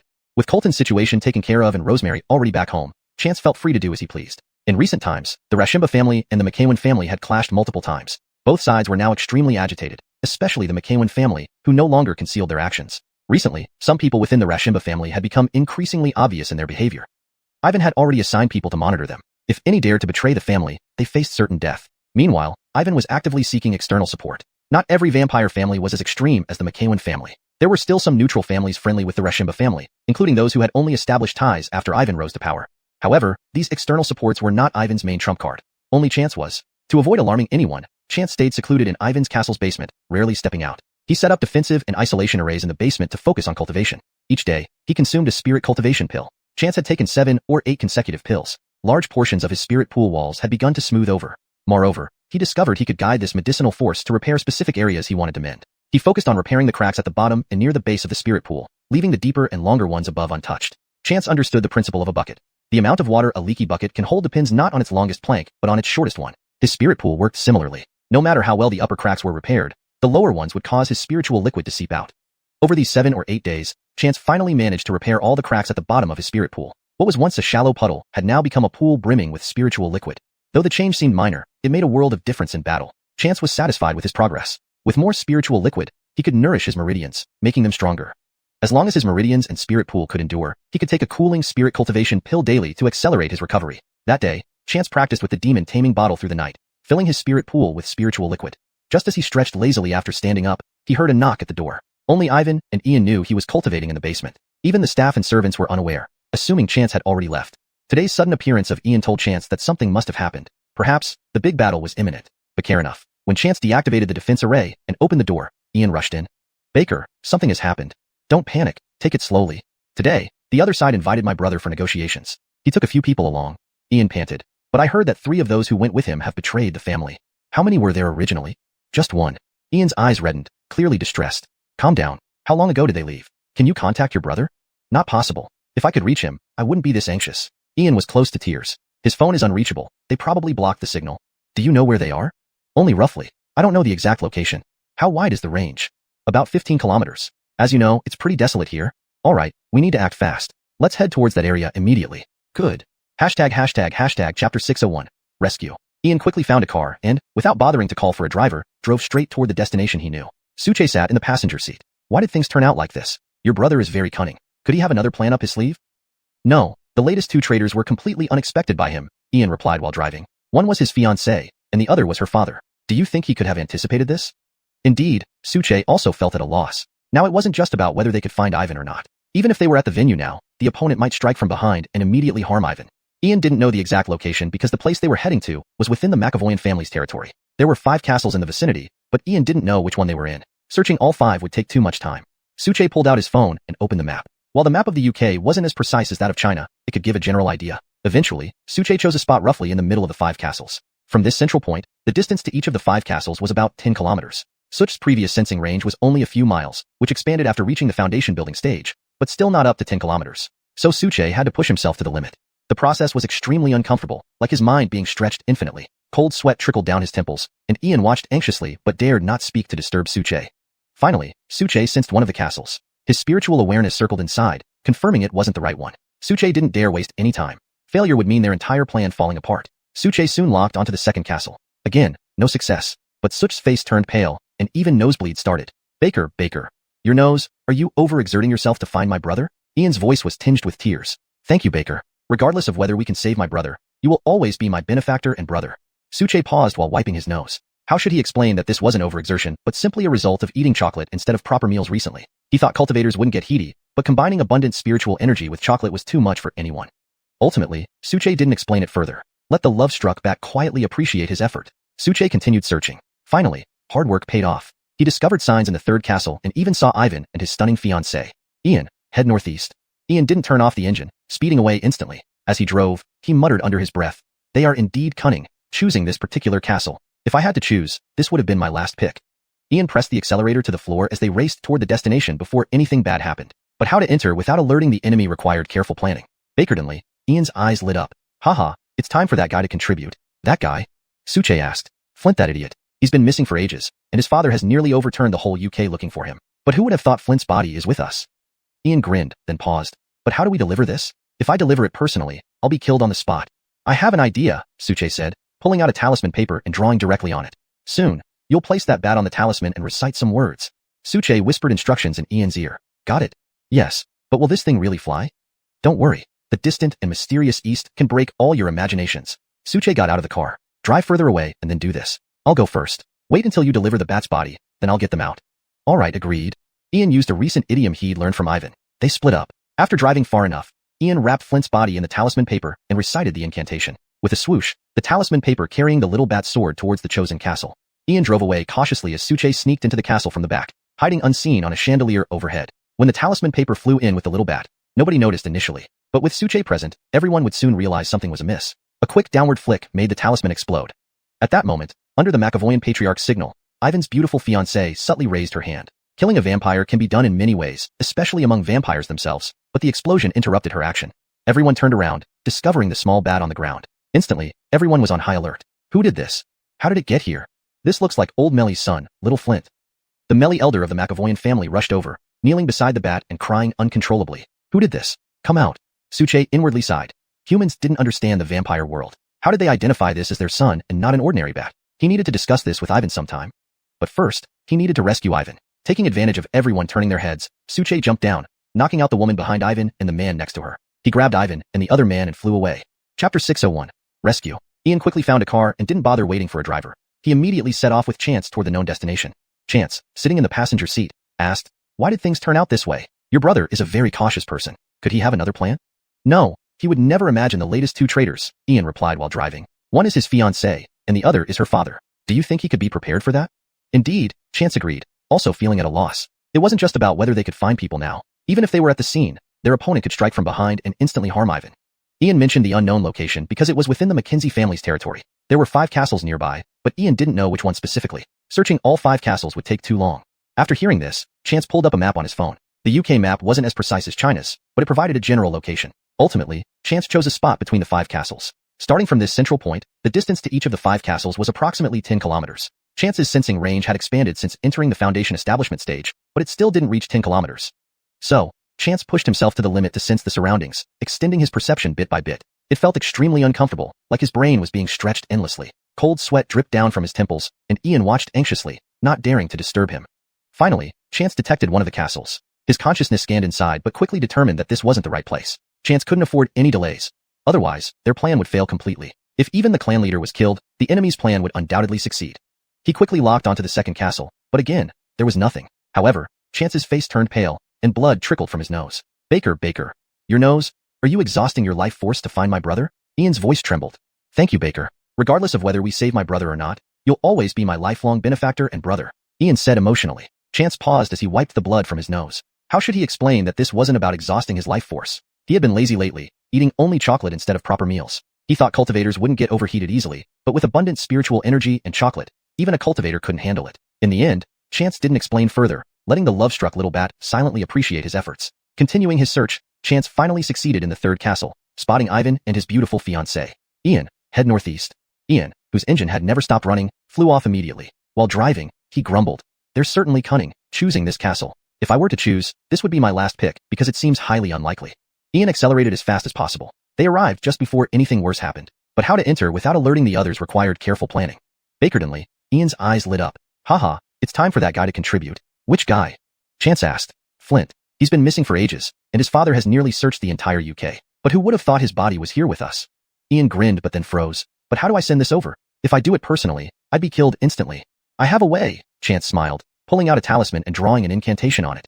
Soon, you'll place the little bat on this and recite a phrase. Chance whispered instructions into Ian's ear. Got it? Got it. But can this really fly? Don't worry. The mysterious East can defy your imagination. Chance got out of the car, drive a bit farther away before doing this. I'll go in first and wait for you to deliver the bat's body. Then I'll bring them out. Deal.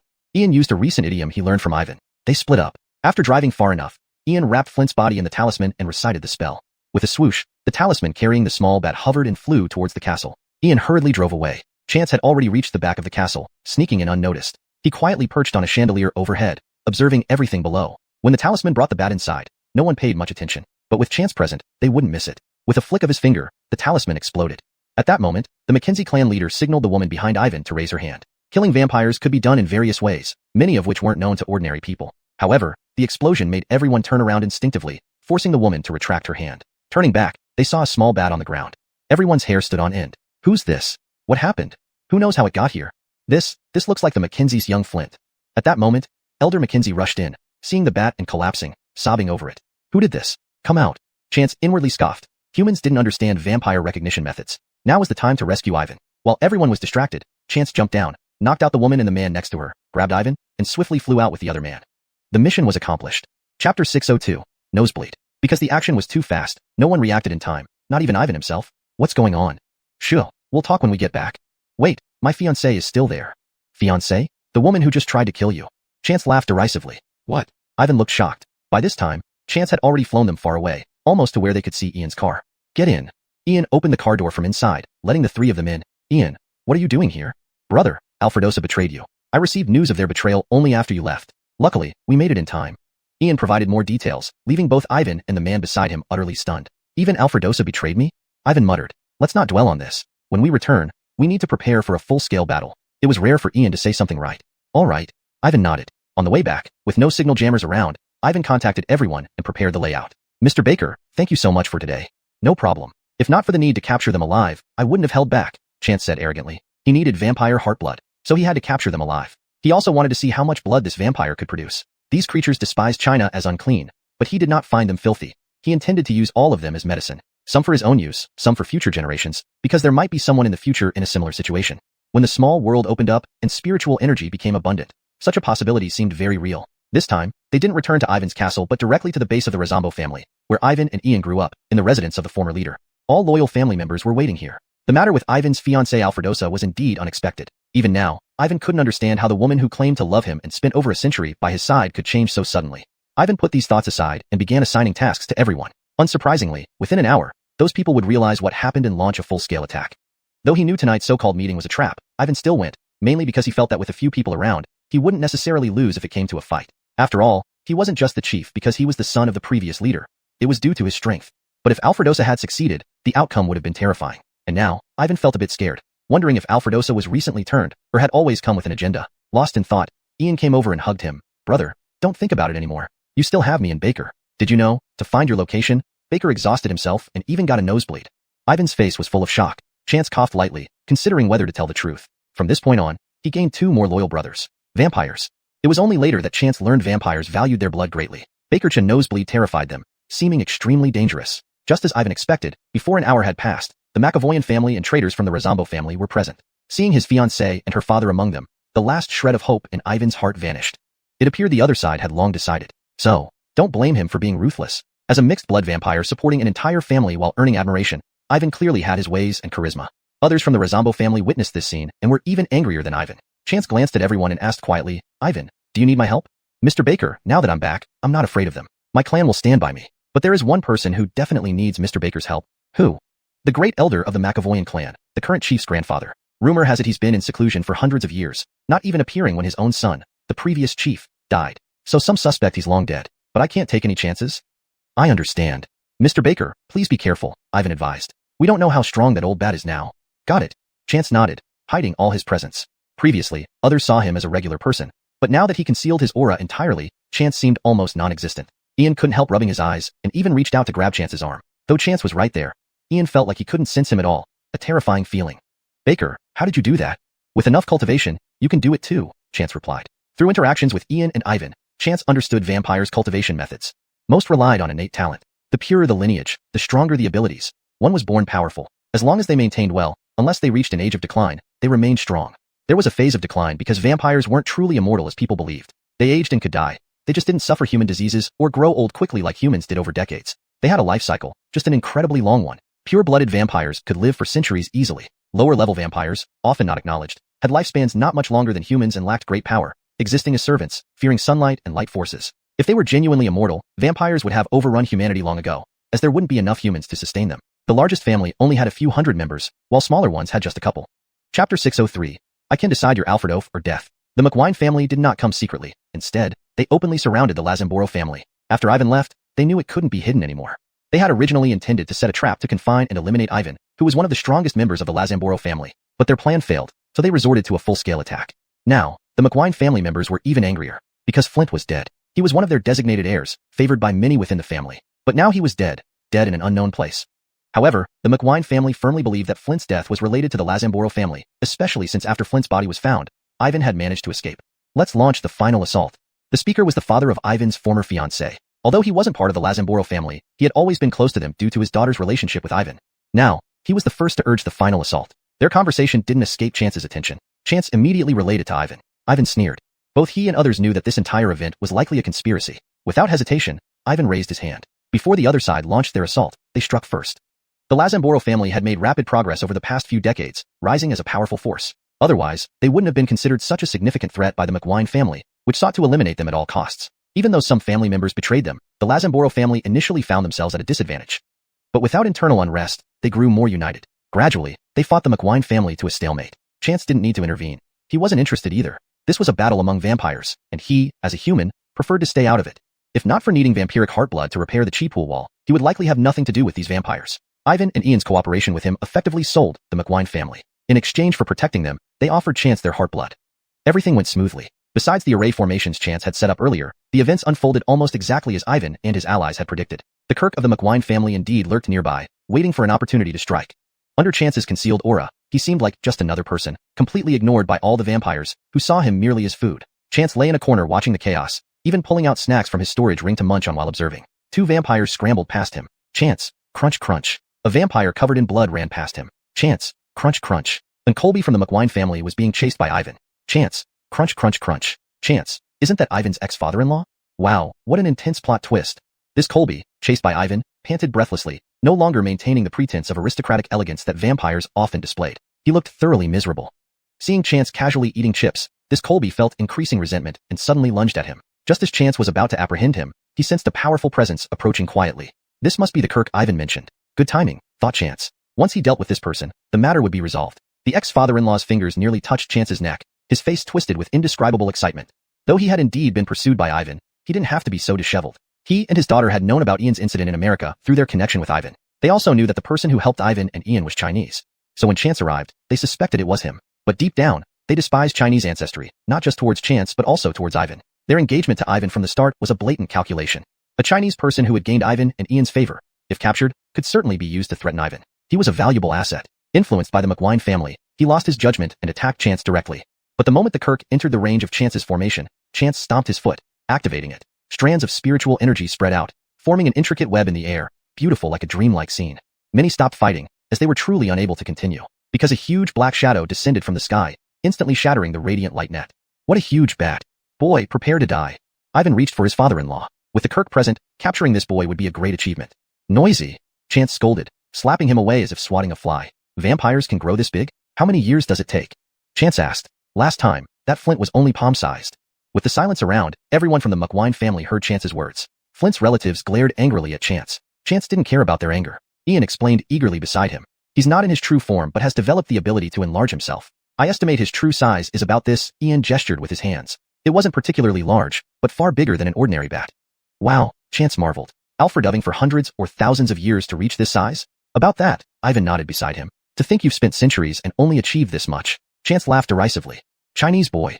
A sinister voice sounded from above. Today is your day to die, yet you dare to talk nonsense here. Haha, my death? My life and death aren't decided by you. However, Chance sneered. I can decide your life or death. Then let's see, the voice replied. All Chinese must die. Translation provided by AI. Any further refinement or context-specific adjustments can be made upon request. Chapter 604.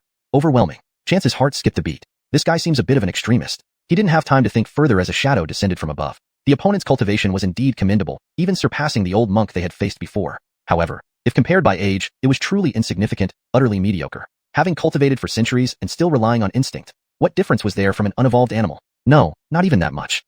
Look at Xander Yi beside him. The man managed to evolve from a yellow weasel into human form. These wretched bats lived long lives for nothing but their years, a prime example of aging without wisdom. It appeared that, be it humans or animals, those within the Chinese territory were more advanced. No wonder a foreign scholar published an article claiming that Asians were the smartest race in the world. As these thoughts raced through his mind, the old bat's attack reached its peak. Baker, be careful. Mr. Baker, watch out. Ian and Ivan exclaimed simultaneously, shocked by the intensity of the attack far exceeding their expectations. Yet Chance remained unperturbed. The old bat was certainly a standout among its kind, far surpassing Ivan's abilities, explaining why they dared to initiate the attack. They must have secured agreements with powerful families. Is he really going to be all right? Chance asked again. He could take out this entire family and walk away. But Ivan's family had to continue living here. And besides, he couldn't just eradicate all vampires over this. Who knew what ancient monsters lurked within other noble families? He wasn't arrogant enough to believe himself invincible. However, within the formation, Chance was an unrivaled presence. No matter how fiercely the old bat attacked, each strike would be effortlessly deflected back, making the bat begin to question its very existence. This was a war without suspense. From the moment Chance joined, it signified certain doom for the bats. Seeing the Supreme Colby, who had been turned back into a bat after being struck by Chance, drove the McVane family into frenzy. They charged at Chance without a second thought. That night, Chance gathered a horde of bats of all sizes. With experience from the last encounter, Chance's technique had clearly improved. He swiftly extracted the heart blood from many of the vampires. While Chance worked inside, Ivan and his kin eradicated all traces of the McVane family and took over their entire estate. One had to act quickly. News spread fast, and tomorrow, countless others might come to contest them. It was a fulfilling night. But Chance did not extract heart blood from all the McVane family's bats because it was no longer necessary. The family's patriarch alone contributed most of the required quota, with various Colbys contributing as well. After careful calculation, Chance concluded that he now had enough to repair his spiritual energy pool walls.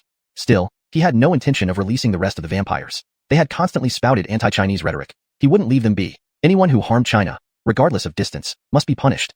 In the secret chamber Ivan had prepared for Chance, numerous small bats lay motionless on the floor, while a man was tied to an iron frame in the center. The once majestic-looking Supreme Colby of the McVane family no longer bore any resemblance to his previous self. Perhaps due to his long life and high cultivation, his descendants perished after blood extraction, leaving him robust and glaring fiercely. Yet, with extensive loss of heart blood, his appearance had rapidly aged from youthful to decrepit.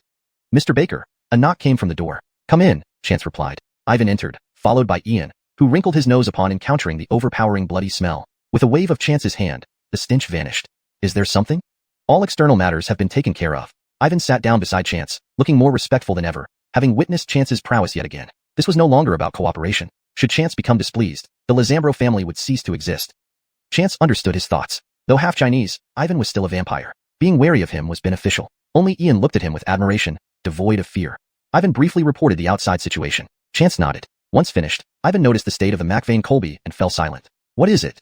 He's almost dead, Ivan said. I'm not sympathizing with him. I'm just reminded of my father. Do vampires age quickly when dying? More or less. Because of our strong vitality, we maintain a constant youthful appearance. Our lifespan and abilities are closely linked to our appearance, Ivan explained. The more beautiful the vampire, the purer their bloodline and stronger their talents. Conversely, when a vampire nears death, like humans, they rapidly age. How did your father die? At Ivan's age, his father should still be alive, perhaps even leading the clan. My father was murdered. By the time we arrived, he was already dead. We never found the killer, but... Ivan glanced at the McVane Colby. I suspect it was either him or his family. Why? The McVane family harbors a deep-seated hatred for Chinese people. Since my father returned with my mother, they endured pressure from both the clan and the McVanes. At that time, they were a significant family, Chance understood. The McVane family despised Chinese people and naturally loathed the Lizambro family leader who married a Chinese woman, as well as the half-Chinese Ivan. But why? Not all vampires are like this. They view humans of all races as mere food. But the McVanes seem particularly and extremely hateful. I'd like to know why, Chance mused. Observing the half-conscious Colby, he flicked his finger, bringing the old bat to immediate awareness with pain. Chapter 605. Someone at the grave. Mr. Baker. Ivan suddenly spoke up. Can I handle the interrogation? Chance glanced at Ivan and nodded slightly. He understood. Though Ivan claimed he didn't know who had killed his father, he must have possessed some evidence. Indeed, under Ivan's methods, the Kirk soon revealed everything. I'll tell you, I despise the people of Cordyzaxia because many members of our family were defeated there, and we dare not seek revenge. Defeated in Cordyzaxia? Chance's heart skipped a beat. When? Why? The Kirk's response quickly confirmed Chance's suspicions. It turned out that the Blood Clan which attacked Cordyzaxia back then, aiming to claim its territory, was none other than the McAvoy family. Most of those who went on that mission were defeated by a senior figure. Now, the few who managed to escape back then fell into the hands of this Cordyzaxian. Truly, it wasn't that heaven didn't repay, just that the time hadn't come. Back then, that senior faced a similar problem. His spirit pool walls were shattered. The attack from these vampires helped him find a method to repair it. Now, Chance encountered the same situation again with his family. At this thought, Chance couldn't help but laugh aloud. Once Ivan obtained the information Chance needed, he began questioning another matter. By now, the Kirk no longer struggled and confessed everything. Yes, the ones who killed Ivan and Ian's father were from the McAvoy family. This Colby had inflicted the fatal blow, under orders from the current Colby, Flint's father. Mr. Baker, do you still need him alive? Oh, no need. I've already collected what I need from him. You can play with him as you wish. Chance stood up. I'll be returning to Cordyzaxia tomorrow. Bag up these little bats, and I'll take them back with me. These creatures could never be let free. They would be better off raised for use as materials. Chance left as the stone door closed, hearing eerie screams inside before it shut completely. The next day, Chance set off on his return journey. Ian accompanied him onto the plane, while Ivan had to stay behind to manage family affairs and protect Colton. Ivan gave Ian a task, to follow Chance and establish a good relationship. Dealing with such a powerful person wasn't something they could afford to mess up. Befriending him was pure luck. Another point was the alternative way of living without needing to drink blood, which Chance had mentioned to the brothers earlier. This was something Ivan longed for. Although vampires had long lives, he craved a life uncontrolled by instinct. Ian, being Chance's little admirer, readily agreed. Before leaving, he also presented Chance with several precious gifts, antiques, exquisite and expensive jewelry, artworks, and local specialties. The latter was prepared by Ivan, while the antiques, jewelry, and artworks came from the ancient vampire clan McAvoy, now wiped out. Chance gladly accepted all. Even if he didn't personally use them, he had plenty of women at home who would appreciate these souvenirs. Chance arrived just in time. As soon as he landed, Mickey was waiting at the airport. How's everything at home? Everything's great. Your tuxedos have been delivered, Mickey replied. Good. Chance smiled. With the tuxedos ready, his wedding was drawing nearer. Though he and Rosemary had already registered their marriage, the wedding ceremony was still necessary. He wanted everyone to know. Mickey greeted Ian, an old acquaintance. This was Ian's first visit to Cordyzaxia, and he marveled along the way. Many foreign forces had demonized Cordyzaxia, portraying it as both a threat and backward, poor country. While Ian didn't entirely believe these claims, Cordyzaxia's prosperity still exceeded his expectations. I've heard people say Cordyzaxia is backward, but seeing it firsthand is quite different, Ian said excitedly. This is clearly a modern power. Those liars. Baker, shall we cooperate? Cooperate in what? Anything, really. Our family has many industries. My brother would definitely be willing to invest in Cordyzaxia. Chance smiled. Do you think I need money? No, but besides capital, we also possess many technologies. That got Chance thinking. Not necessarily with me directly. I can introduce you to potential partners. But care. Anyone you recommend will work. Chance decided to introduce Ian to Old Bart. Ultimately, collaborating with the Lazimbi family would benefit the nation. As Ian had pointed out, they controlled numerous valuable resources. These ancient families secretly invested in many sectors. On the surface, they might not seem related, but in reality, they influenced them. Moreover, after merging with the McAvoy family, the Lazimbi family had doubled its influence. Upon returning, Chance introduced Ian to Old Bart. Meanwhile, Ian enjoyed himself under the Four Seasons Cloud Peak, touring various places with Mickey and others. Chance's first action upon returning was to try on his tuxedo. Not surprisingly, it fit perfectly, even impressing the designer with his physique. As a cultivator, his physique and demeanor had become increasingly refined through continuous improvement. Compared to the delicate youth he once was, Chance now exuded an exceptional appearance and aura. To avoid standing out too much, he often disguised his face when going out. The wedding date was set, and the venue was the hotel he had acquired previously. Before the wedding, Chance took Rosemary to visit his mother Tangbart's grave again. They had visited once before when they registered their marriage. Now preparing for the wedding, they naturally had to pay another visit. Rosemary carried snacks and flowers that her late mother-in-law loved and followed Chance to the cemetery. Climbing up, she suddenly stopped. Che, look, isn't there someone at your mom's grave? Chance frowned. Indeed, there was someone. Chapter 606. Are you Bakar Mom hated him? Chance and Rosemary exchanged a glance and quickened their pace. The man was quietly burning paper money in front of Tangbart's grave. There was also an orange chrysanthemum at the gravesite, exactly what Tangbart loved during her lifetime. May I ask who are you? Chance asked. It had been so many years since his mother, Tangbart, passed away. In fact, very few people came to pay respects at her grave. Tangbart had been very low profile during her life. Even this gravesite she reserved ahead of time was quite remote, but with good feng shui. This man turned around upon hearing the voice. Chance was taken aback. He had seen this man before. Just earlier, at the Sihiyuan in the capital, this man stared at his courtyard for a long time. At that moment, he thought the man might be the original owner's son. Now it seemed the man had no relation to the previous owner. Instead, he was staring at him. Ache, he looks a bit like you, Rosemary suddenly said. Bakertonly, Chance made a guess. The other party clearly heard Rosemary's words and sighed softly. Ache, can I call you that? I'm your biological father.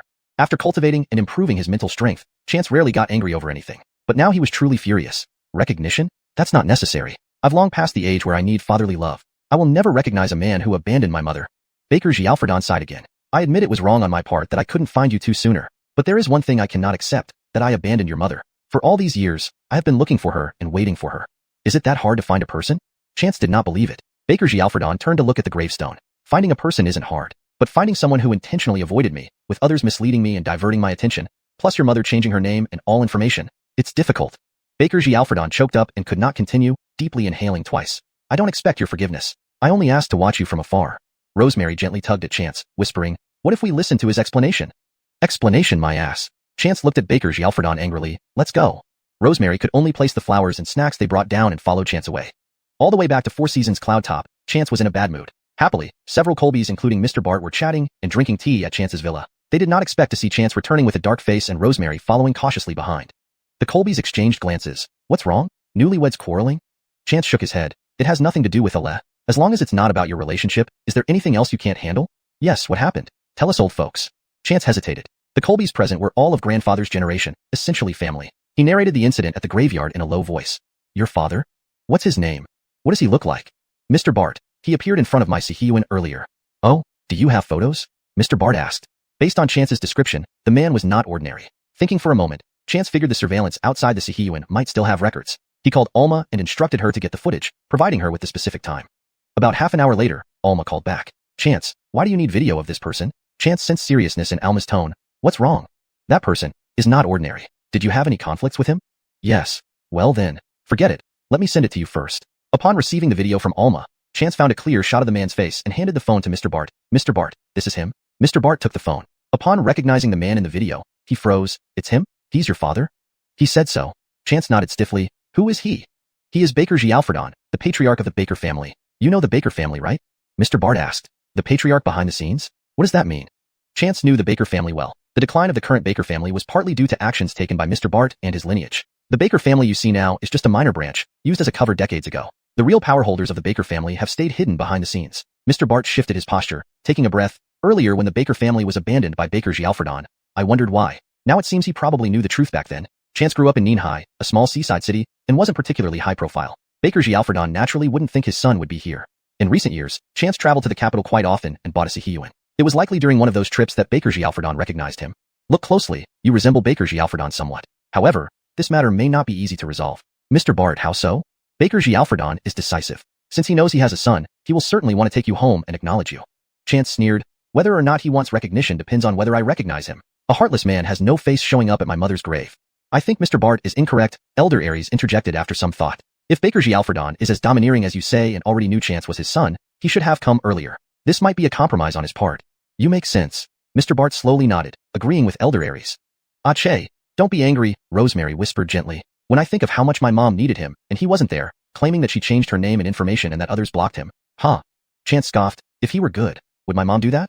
As a son, his heart ached for his mother. Rosemary felt the same. She loved Chance deeply. She couldn't imagine leaving him and dying without wanting to be found. How much hatred that must imply. But, Ache, are you sure our mom really hated him? What do you mean?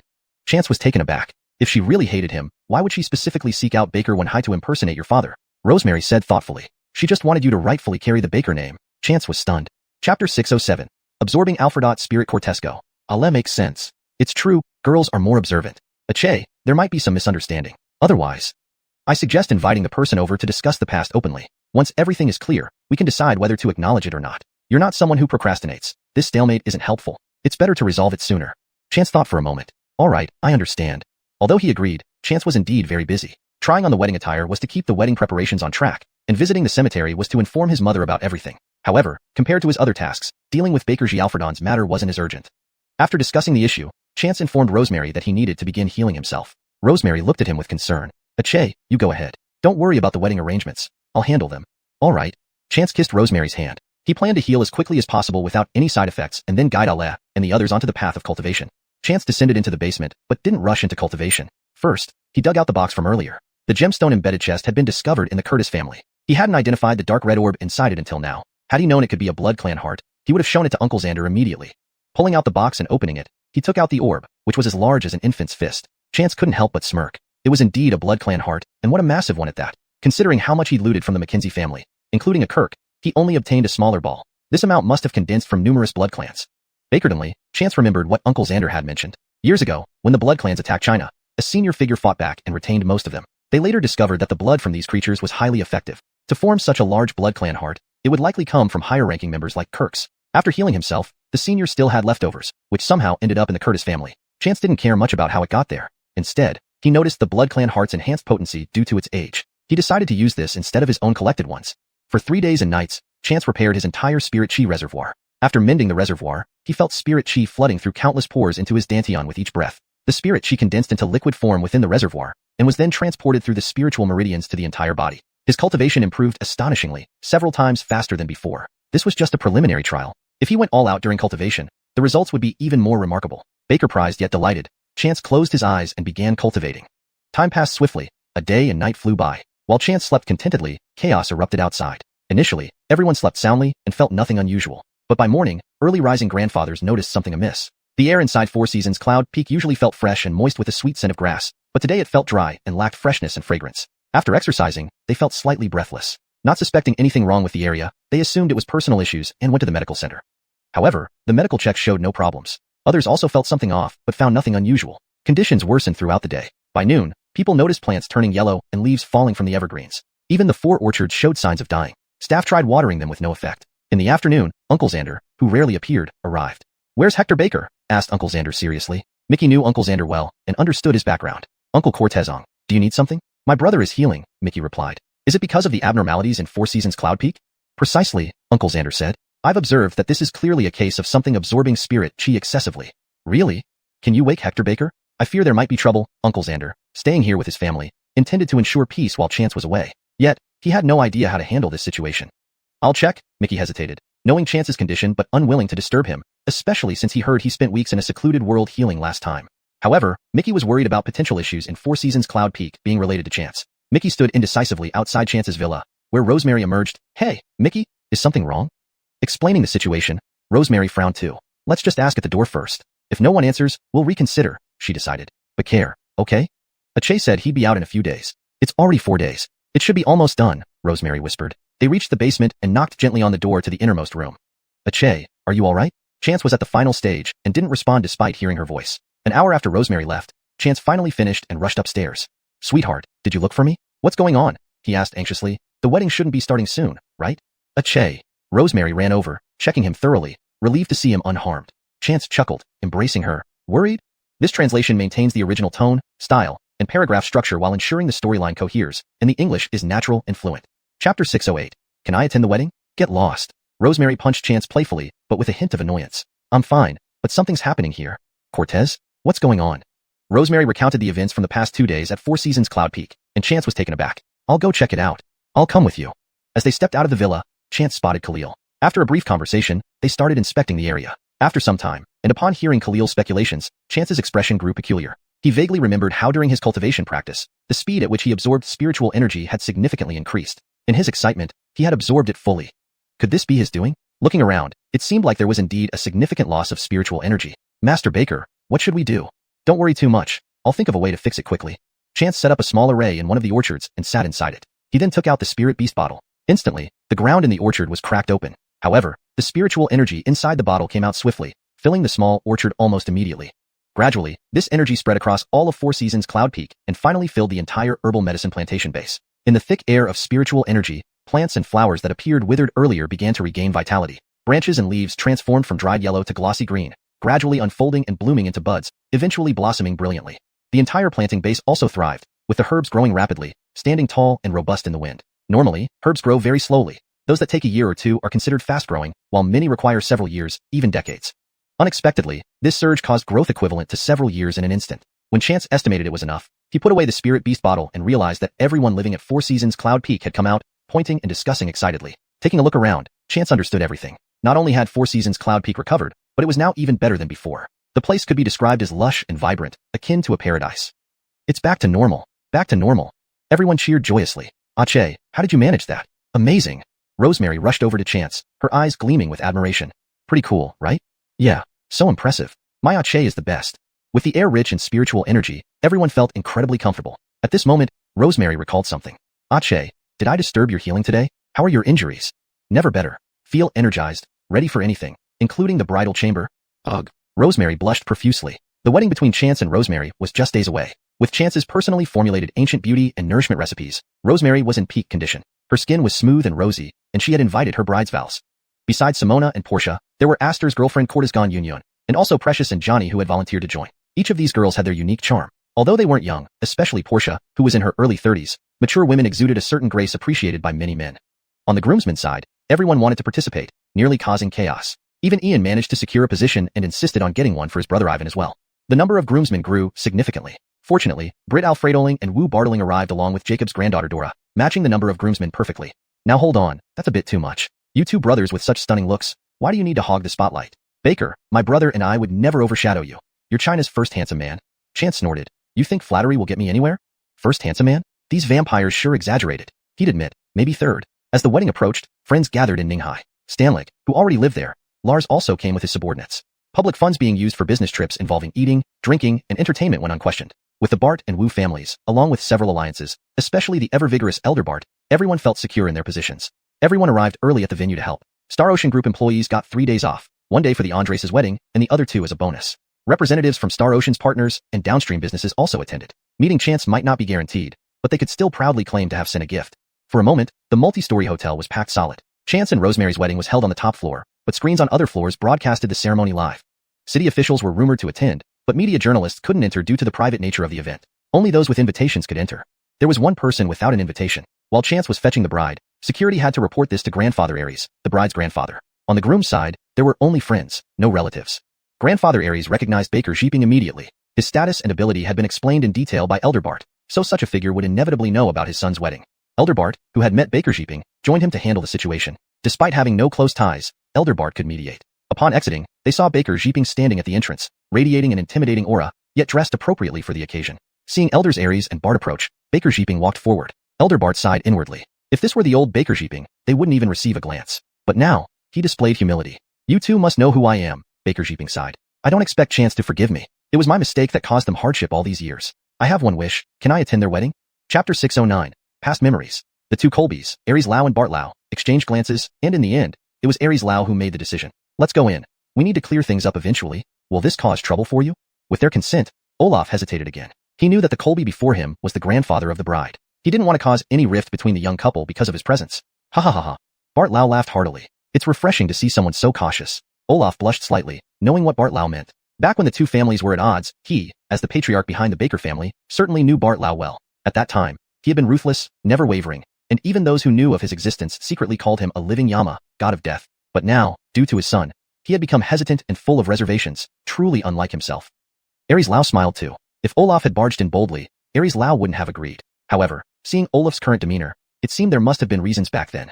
Mr. Baker, don't worry. Xiao Che is kind-hearted and compassionate. He won't blame me for this. Olaf nodded. He takes after his mother. The wedding was grand indeed. Chance went to fetch Rosemary and drove around the bustling streets of Ninghai. Everywhere they went, cars gave way. No one wanted to cause trouble. Besides being a renowned young entrepreneur who controlled countless jobs in Ninghai, Chance had also established the Wish Hospital in many cities across China, saving numerous lives through various medical treatments and cures for difficult illnesses. His pharmaceutical company produced affordable and non-addictive medicines, allowing many impoverished families to rise from the brink of poverty caused by diseases. His benevolence earned him respect from everyone. Despite his young age, his contributions were significant. Therefore, wherever the wedding procession went, people would honk to congratulate them, forming a unique scene that even made it to local news. Weddings were tiring events. Chance wasn't afraid of fatigue, but Rosemary found it hard to keep up despite her good health. Only after the banquet concluded did Chance notice Olaf, while preparing to sit down with Rosemary to rest and eat something. Chance's face changed. Rosemary quickly grabbed his arm, shaking her head. Baker pressing his anger. This was his once-in-a-lifetime wedding. He couldn't ruin it. So, he merely said, "We'll talk later." Upon hearing these words, Olaf became tearful. Yes, yes. After the ceremony ended, Chance arranged for the Colbys to be escorted home. Rosemary intended to stay, but Chance kissed her gently. You've worked all day, go rest. Don't worry. I'll be back soon and won't delay our wedding night. Okay. Reluctantly agreeing, Rosemary squeezed Chance's hand. Chance understood and returned an assuring look. Once everyone left, he turned his attention to Olaf and said coolly, "Follow me." They didn't go far, just to a tea house opposite the hotel. Chance had changed into modest attire, making it hard for anyone to recognize the dazzling groom. They entered a private room, ordered tea, and dismissed the waiter. "Speak," Chance said. This straightforward approach left Olaf momentarily speechless. After a while, he finally regained his voice. "I met your mother at university." Olaf recounted how he met Tangbart, or Alabardi, which was her original name. From the moment they met, got to know each other, and fell in love. Back then, Olaf wasn't the designated heir of the Baker family. In such large clans, heirs were cultivated from a young age, often with multiple candidates to avoid unexpected incidents. Olaf was among the backups, not because he wasn't capable, but because he had an older brother who was equally outstanding. As a backup, Olaf never expected to inherit. He was free to pursue a relationship with a girl he loved and who loved him back, planning to wait until his brother took over, get a startup fund, and leave the family to make his own way in life. But fate intervened. His brother was assassinated. As the most qualified backup, Olaf had to become the heir. Without even a chance to say goodbye to Alabardi, he was taken away for secret training. Alabardi should have been protected, but someone meddled. The outsider clan Colby in charge of the matter wanted to maximize his benefits by recommending his granddaughter to Olaf. He lied, telling Alabardi that Olaf had gone abroad and sent her money to leave. He also erased all information about her. Alabardi, intelligent as she was, didn't believe Olaf would do such a thing. Knowing something had happened to him, she managed to escape after altering her identity, fearing for her unborn child, Chance. Desperate to ensure Chance's safety, Alabardi changed her name to Tangbart and left clues hoping Olaf could find her once safe. Years passed without any sign of Olaf. Finally, she died in despair when Chance was a teenager. Olaf returned years later. Archering his confinement, he trained relentlessly, driven by the desire to reunite with Alabardi. He completed the 5-year program a year early, a feat almost unheard of. By the time he returned, for years had erased many traces, causing them to miss each other. Unable to locate Alabardi or uncover the truth, Olaf nearly went mad, becoming bloodthirsty. He killed the Colby responsible piece by piece. Although the clan found him dangerous, Olaf, now fully in control of the clan and more brutal than previous leaders, was untouchable. That Colby's hatred ran deep. To cover up Alabardi's trail, he erased all her information and silenced the people involved. By the time everything unfolded, even he didn't know where Alabardi was. Initially intending to force Olaf into a marriage alliance, he ended up losing his life. Chapter 610. Caesar is reincarnated. "So, it wasn't you who abandoned my mother and me?" Chance said coldly. "How could I? She was the girl I swore to love for my entire life." Olaf raised his head, eyes bloodshot. "This is just your side of the story," Chance remarked. Olaf was about to explain when Chance suddenly thought of something else. "What's the situation with Caesar?" "You mean the several times Caesar tried to harm you? He has already been locked up by me. Whether he lives or dies is up to you. Let's put death aside for now. Why did Caesar want to harm me?" "Wait." Olaf pulled out his phone and made a call. "Ernie, come over." Soon, a young man arrived. Upon entering, he called out to Olaf as master, then looked at Chance. "Hello, junior brother." "Ernie, what happened with the Caesar incident?" "Explain it to Chance." "Yes, master." Ernie recounted the events after the Baker family fell, how he interrogated Caesar upon capturing him.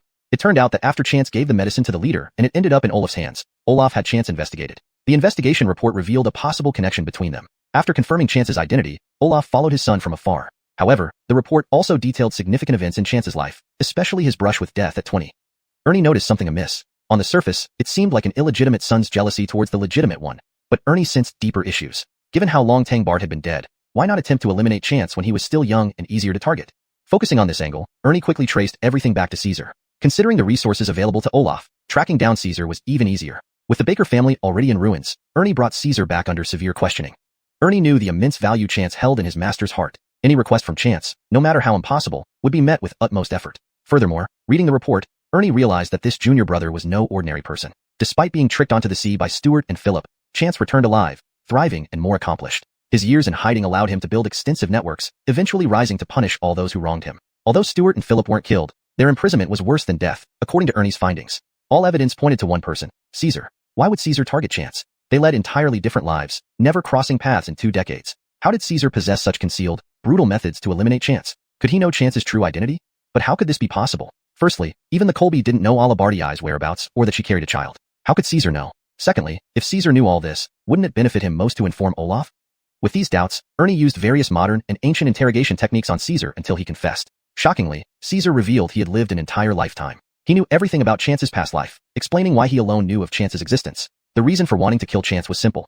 In the previous life, Olaf chose Caesar as heir, but finding Chance cost Caesar everything. Bitter and vengeful, Caesar framed Chance. Naturally, Olaf couldn't tolerate anyone who threatened his son, leading to Caesar's tragic death in the past life. Upon reincarnation, Caesar immediately began plotting. He aimed to kill Chance without implicating himself. If Chance's identity ever surfaced, Caesar wouldn't escape his fate either. So, that's what happened. Chance pondered on why Caesar, a prominent young man from Beijing, targeted him. "Can I meet him?" "Of course." Olaf replied without hesitation. But he's in Beijing.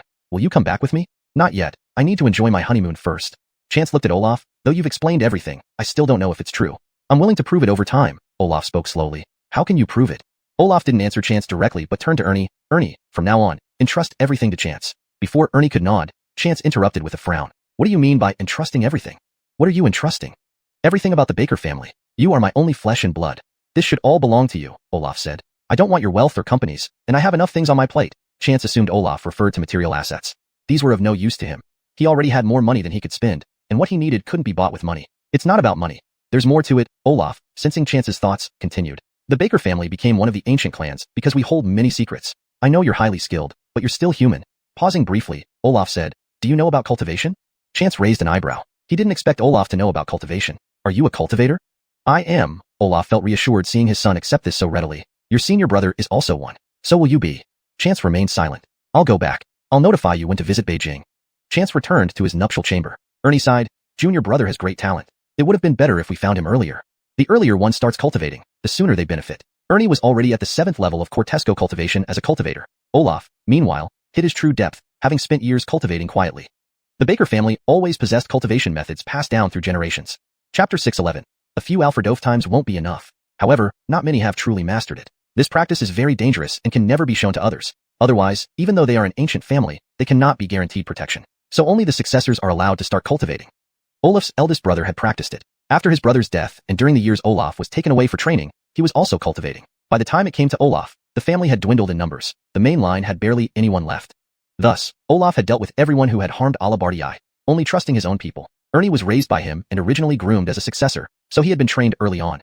Earth lacked spiritual energy, which was why Ernie, nearing 30, was only at the 7th level of Cortesco cultivation. But this already made him extraordinarily talented. Later on, Ernie refused to inherit the position, persuading Olaf to choose a descendant of the Baker family instead, leading to the selection of Caesar as the successor. Ernie lamented that Chance was found too late. After a long pause, Olaf said, take good care of him in the future. What about Master? I will stay in Ninghai, to be with your Shermu, stepmother. Master? Matters within the clan will be handled as you see fit. Train Chance. Master, Ernie wanted to persuade him, but saw the expression on Olaf's face and knew it was futile. When Sherdi returns to the capital, I won't go back either. You take him, Olaf replied. Yes. That night, Chance didn't interfere further with Olaf and Ernie. When Rosemary inquired, Chance silenced her. A few days later, Chance thought of taking Rosemary on a honeymoon trip, but she shook her head with a smile. There are still some procedures I need to hand over regarding the company. The company will be managed by professional managers from now on, Rosemary smiled. Weren't you planning to train me? But care. Once I return from the capital, I'll take you somewhere special. To do what in the capital?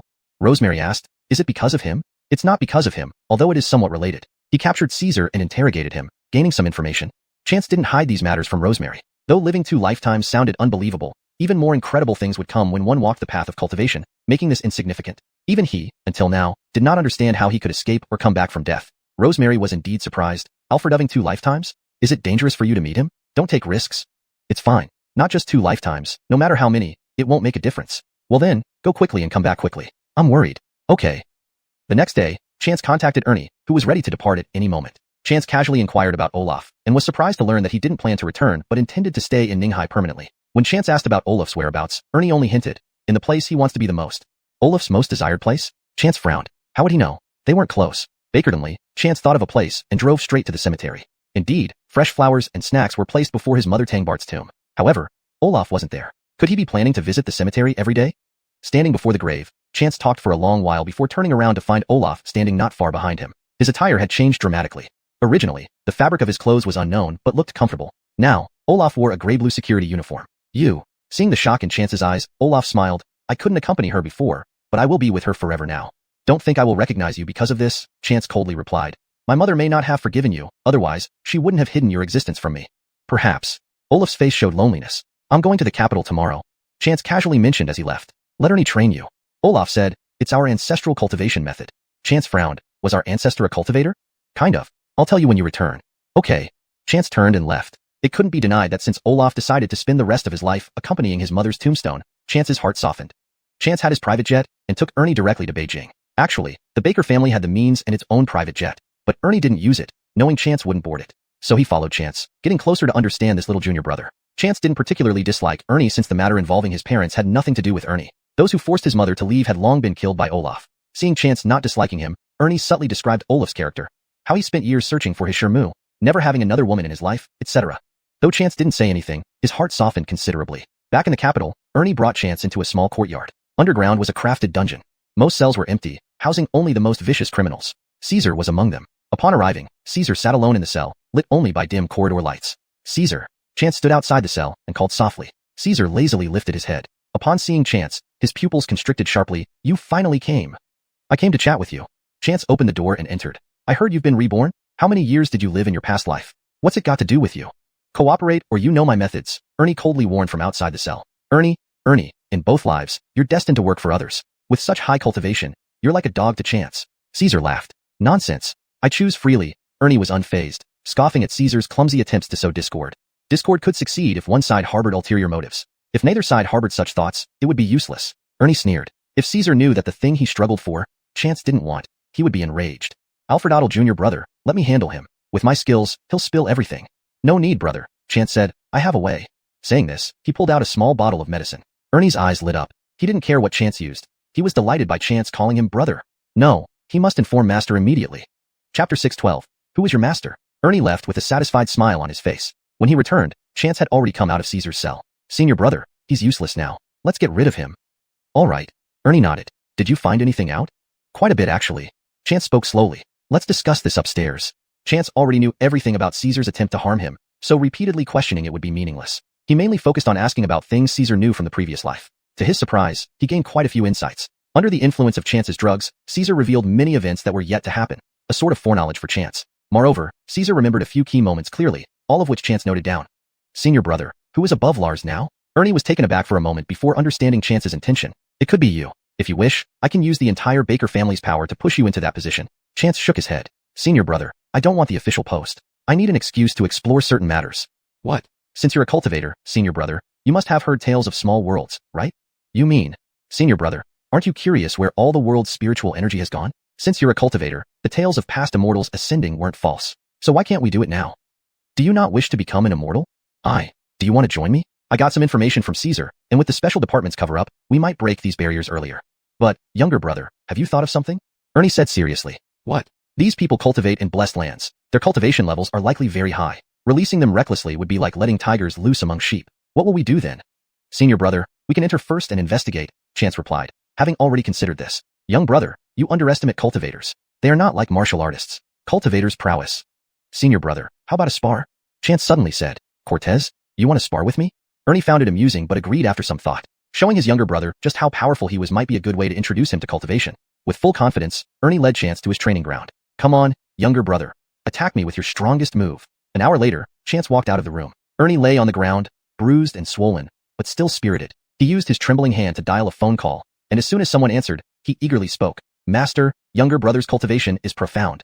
When Chance returned from Beijing, Ernie did not follow. Instead, he teamed up with Lars's uncle and Ibrahim to successfully take control of the special department. Even the Raymond ship approved of this arrangement. Although they didn't fully understand Chance's plans, the Baker family was an ancient clan known for seclusion. Now, the new generation was finally stepping forward to take charge of special affairs. This would bring the Baker family under national oversight and also contribute to the country's strength, a situation everyone welcomed. Upon returning to Ninghai, Chance prepared to take Rosemary into the small world. Once in a place rich with spiritual energy, he would directly guide her into cultivation. Afterward, he planned to take Mickey and others through the same process. Only when everyone entered the path of cultivation could he rest assured. According to Caesar's words, Chance speculated that within 10 years, the barrier between the small world and Earth would be broken. The cultivators from the small world would return to Earth, and they needed to grow stronger themselves. Alternatively, after teaching Rosemary and the others, Chance might venture into the small world first, gaining advanced knowledge of the situation. Before setting out, Olaf sought Chance for a talk. He wanted to verify Chance's abilities firsthand, primarily based on what Ernie told him. They sparred on Ainsworth Mountain late at night. Though Olaf was utterly exhausted, he was thoroughly relieved and smiled. Your mother raised you well. Unfortunately, you never practiced our Baker family's methods, Olaf sighed regretfully. Were our ancestors a cultivator family? Chance hesitated before asking. Previously, he had asked Ernie, but Ernie wasn't clear about this either. Cultivator family, not really. And the Baker family only dates back a few hundred years, Olaf sighed. Pulling Chance to sit atop the mountain, he began recounting the Baker family's origins. Our ancestor once served a great being, not as a significant figure but as a personal assistant.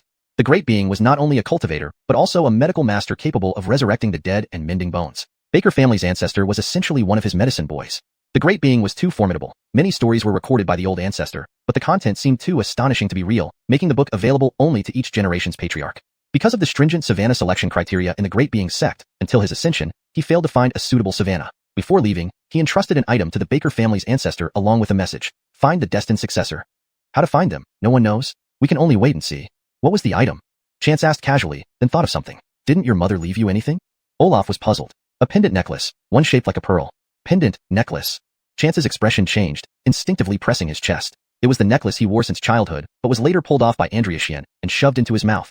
That was the most important thing of the Baker family? Yes, that was the Baker family's most vital treasure. Uncle and I have always been close. He entrusted it to me for safekeeping, intending to give it to my future wife. Who knew? Chance remained silent for a long while before finally speaking. The necklace is gone. Gone? Lost? Not exactly. Back then, Chance recounted the incident at sea, explaining how the pearl-like pendant was forced into his mouth by Andriashian. Baker's subsequent events were bewildering. Under those circumstances, he should have died but somehow survived without injury. Extensive checks yielded no sign of the pearl inside him, as if it had completely dissolved. Chance. Olaf stared at him. Who is your master? Who guided you into cultivation? Note. I've translated chapter numbers as they appeared, e.g., chapter 612, for consistency. Also, names like Ernie, Chance, Caesar, Lars, Rosemary, Mickey, and Andriashian were romanized according to Pinyin rules, and I've maintained the original structure and line breaks for fidelity. Chapter 613. Setting off toward the small world. With everything now clear, Chance no longer kept it a secret. No one taught me. Instead, an inheritance appeared in my mind, related to the Jasperly Medicine Sect. Jasperly Medicine Sect. Olaf was utterly stunned, then stood up and burst into laughter. On Ainsworth Mountain's peak at midnight, his wild laughter echoed all around. Divine will and heavenly medicine. Our ancestor has blessed us, said Olaf. Chance, our ancestor was actually the personal assistant to the last patriarch of the Jasperly Medicine Sect. That pearl also belonged to the patriarch, and for centuries, no one reacted to it. Who would have thought that the patriarch had already predicted this day, leaving it behind for our ancestor? Chance was startled. Although he could deduce many things from palm and face reading now, predicting future events was much more challenging. It required foresight, seeing through the heavens' mysteries, especially when predictions spanned centuries. What kind of cultivation level did that patriarch achieve? A person who could transcend space and ascend. What do you think? Olaf's face was filled with satisfaction. The Baker family has guarded this inheritance for centuries, all to find a successor.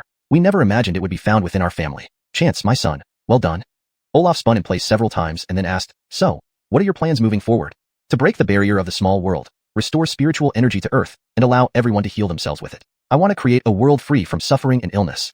Very good. Do as you wish. I'll make sure your senior brother fully cooperates. Olaf smiled. Our family's cultivation methods actually originate from the Jasperly Medicine Sect, but due to limited abilities of our ancestors, we only learned a simplified version. If, and only if, the sect rules permit it, you can guide your senior brother. He has considerable talent. All right, Chance agreed without hesitation. He intended to spread the seeds of the Jasperly Medicine Sect far and wide. Besides, after interacting with Ernie these past few days, he found him to be a decent person with potential. They conversed throughout the night until dawn. As Chance prepared to leave, he hesitated but ultimately couldn't resist saying, take care of yourself. My mother wouldn't want you to join her too soon. Chance, Olaf's face lit up with joy. And, Chance paused. All these years, my mother never complained once. Without looking at Olaf's expression, Chance turned and instructed Rosemary to pack some of his mother's belongings, especially the final letter and diary, which were handed over to Olaf. He even gave Olaf the keys to Villa number 7. If he was going to stay close to his mother, he needed a place to live. A few days later, Chance took Rosemary to the small world in Dianan, where they spent a few days exploring before starting their training. With Chance's expertise, abundant medicinal herbs on the ground, and unlocking more pills upon reaching the foundation establishment stage, Rosemary reappeared after a year as a 4th-level Cortesco refinement cultivator, astonishing everyone with her rapid progress.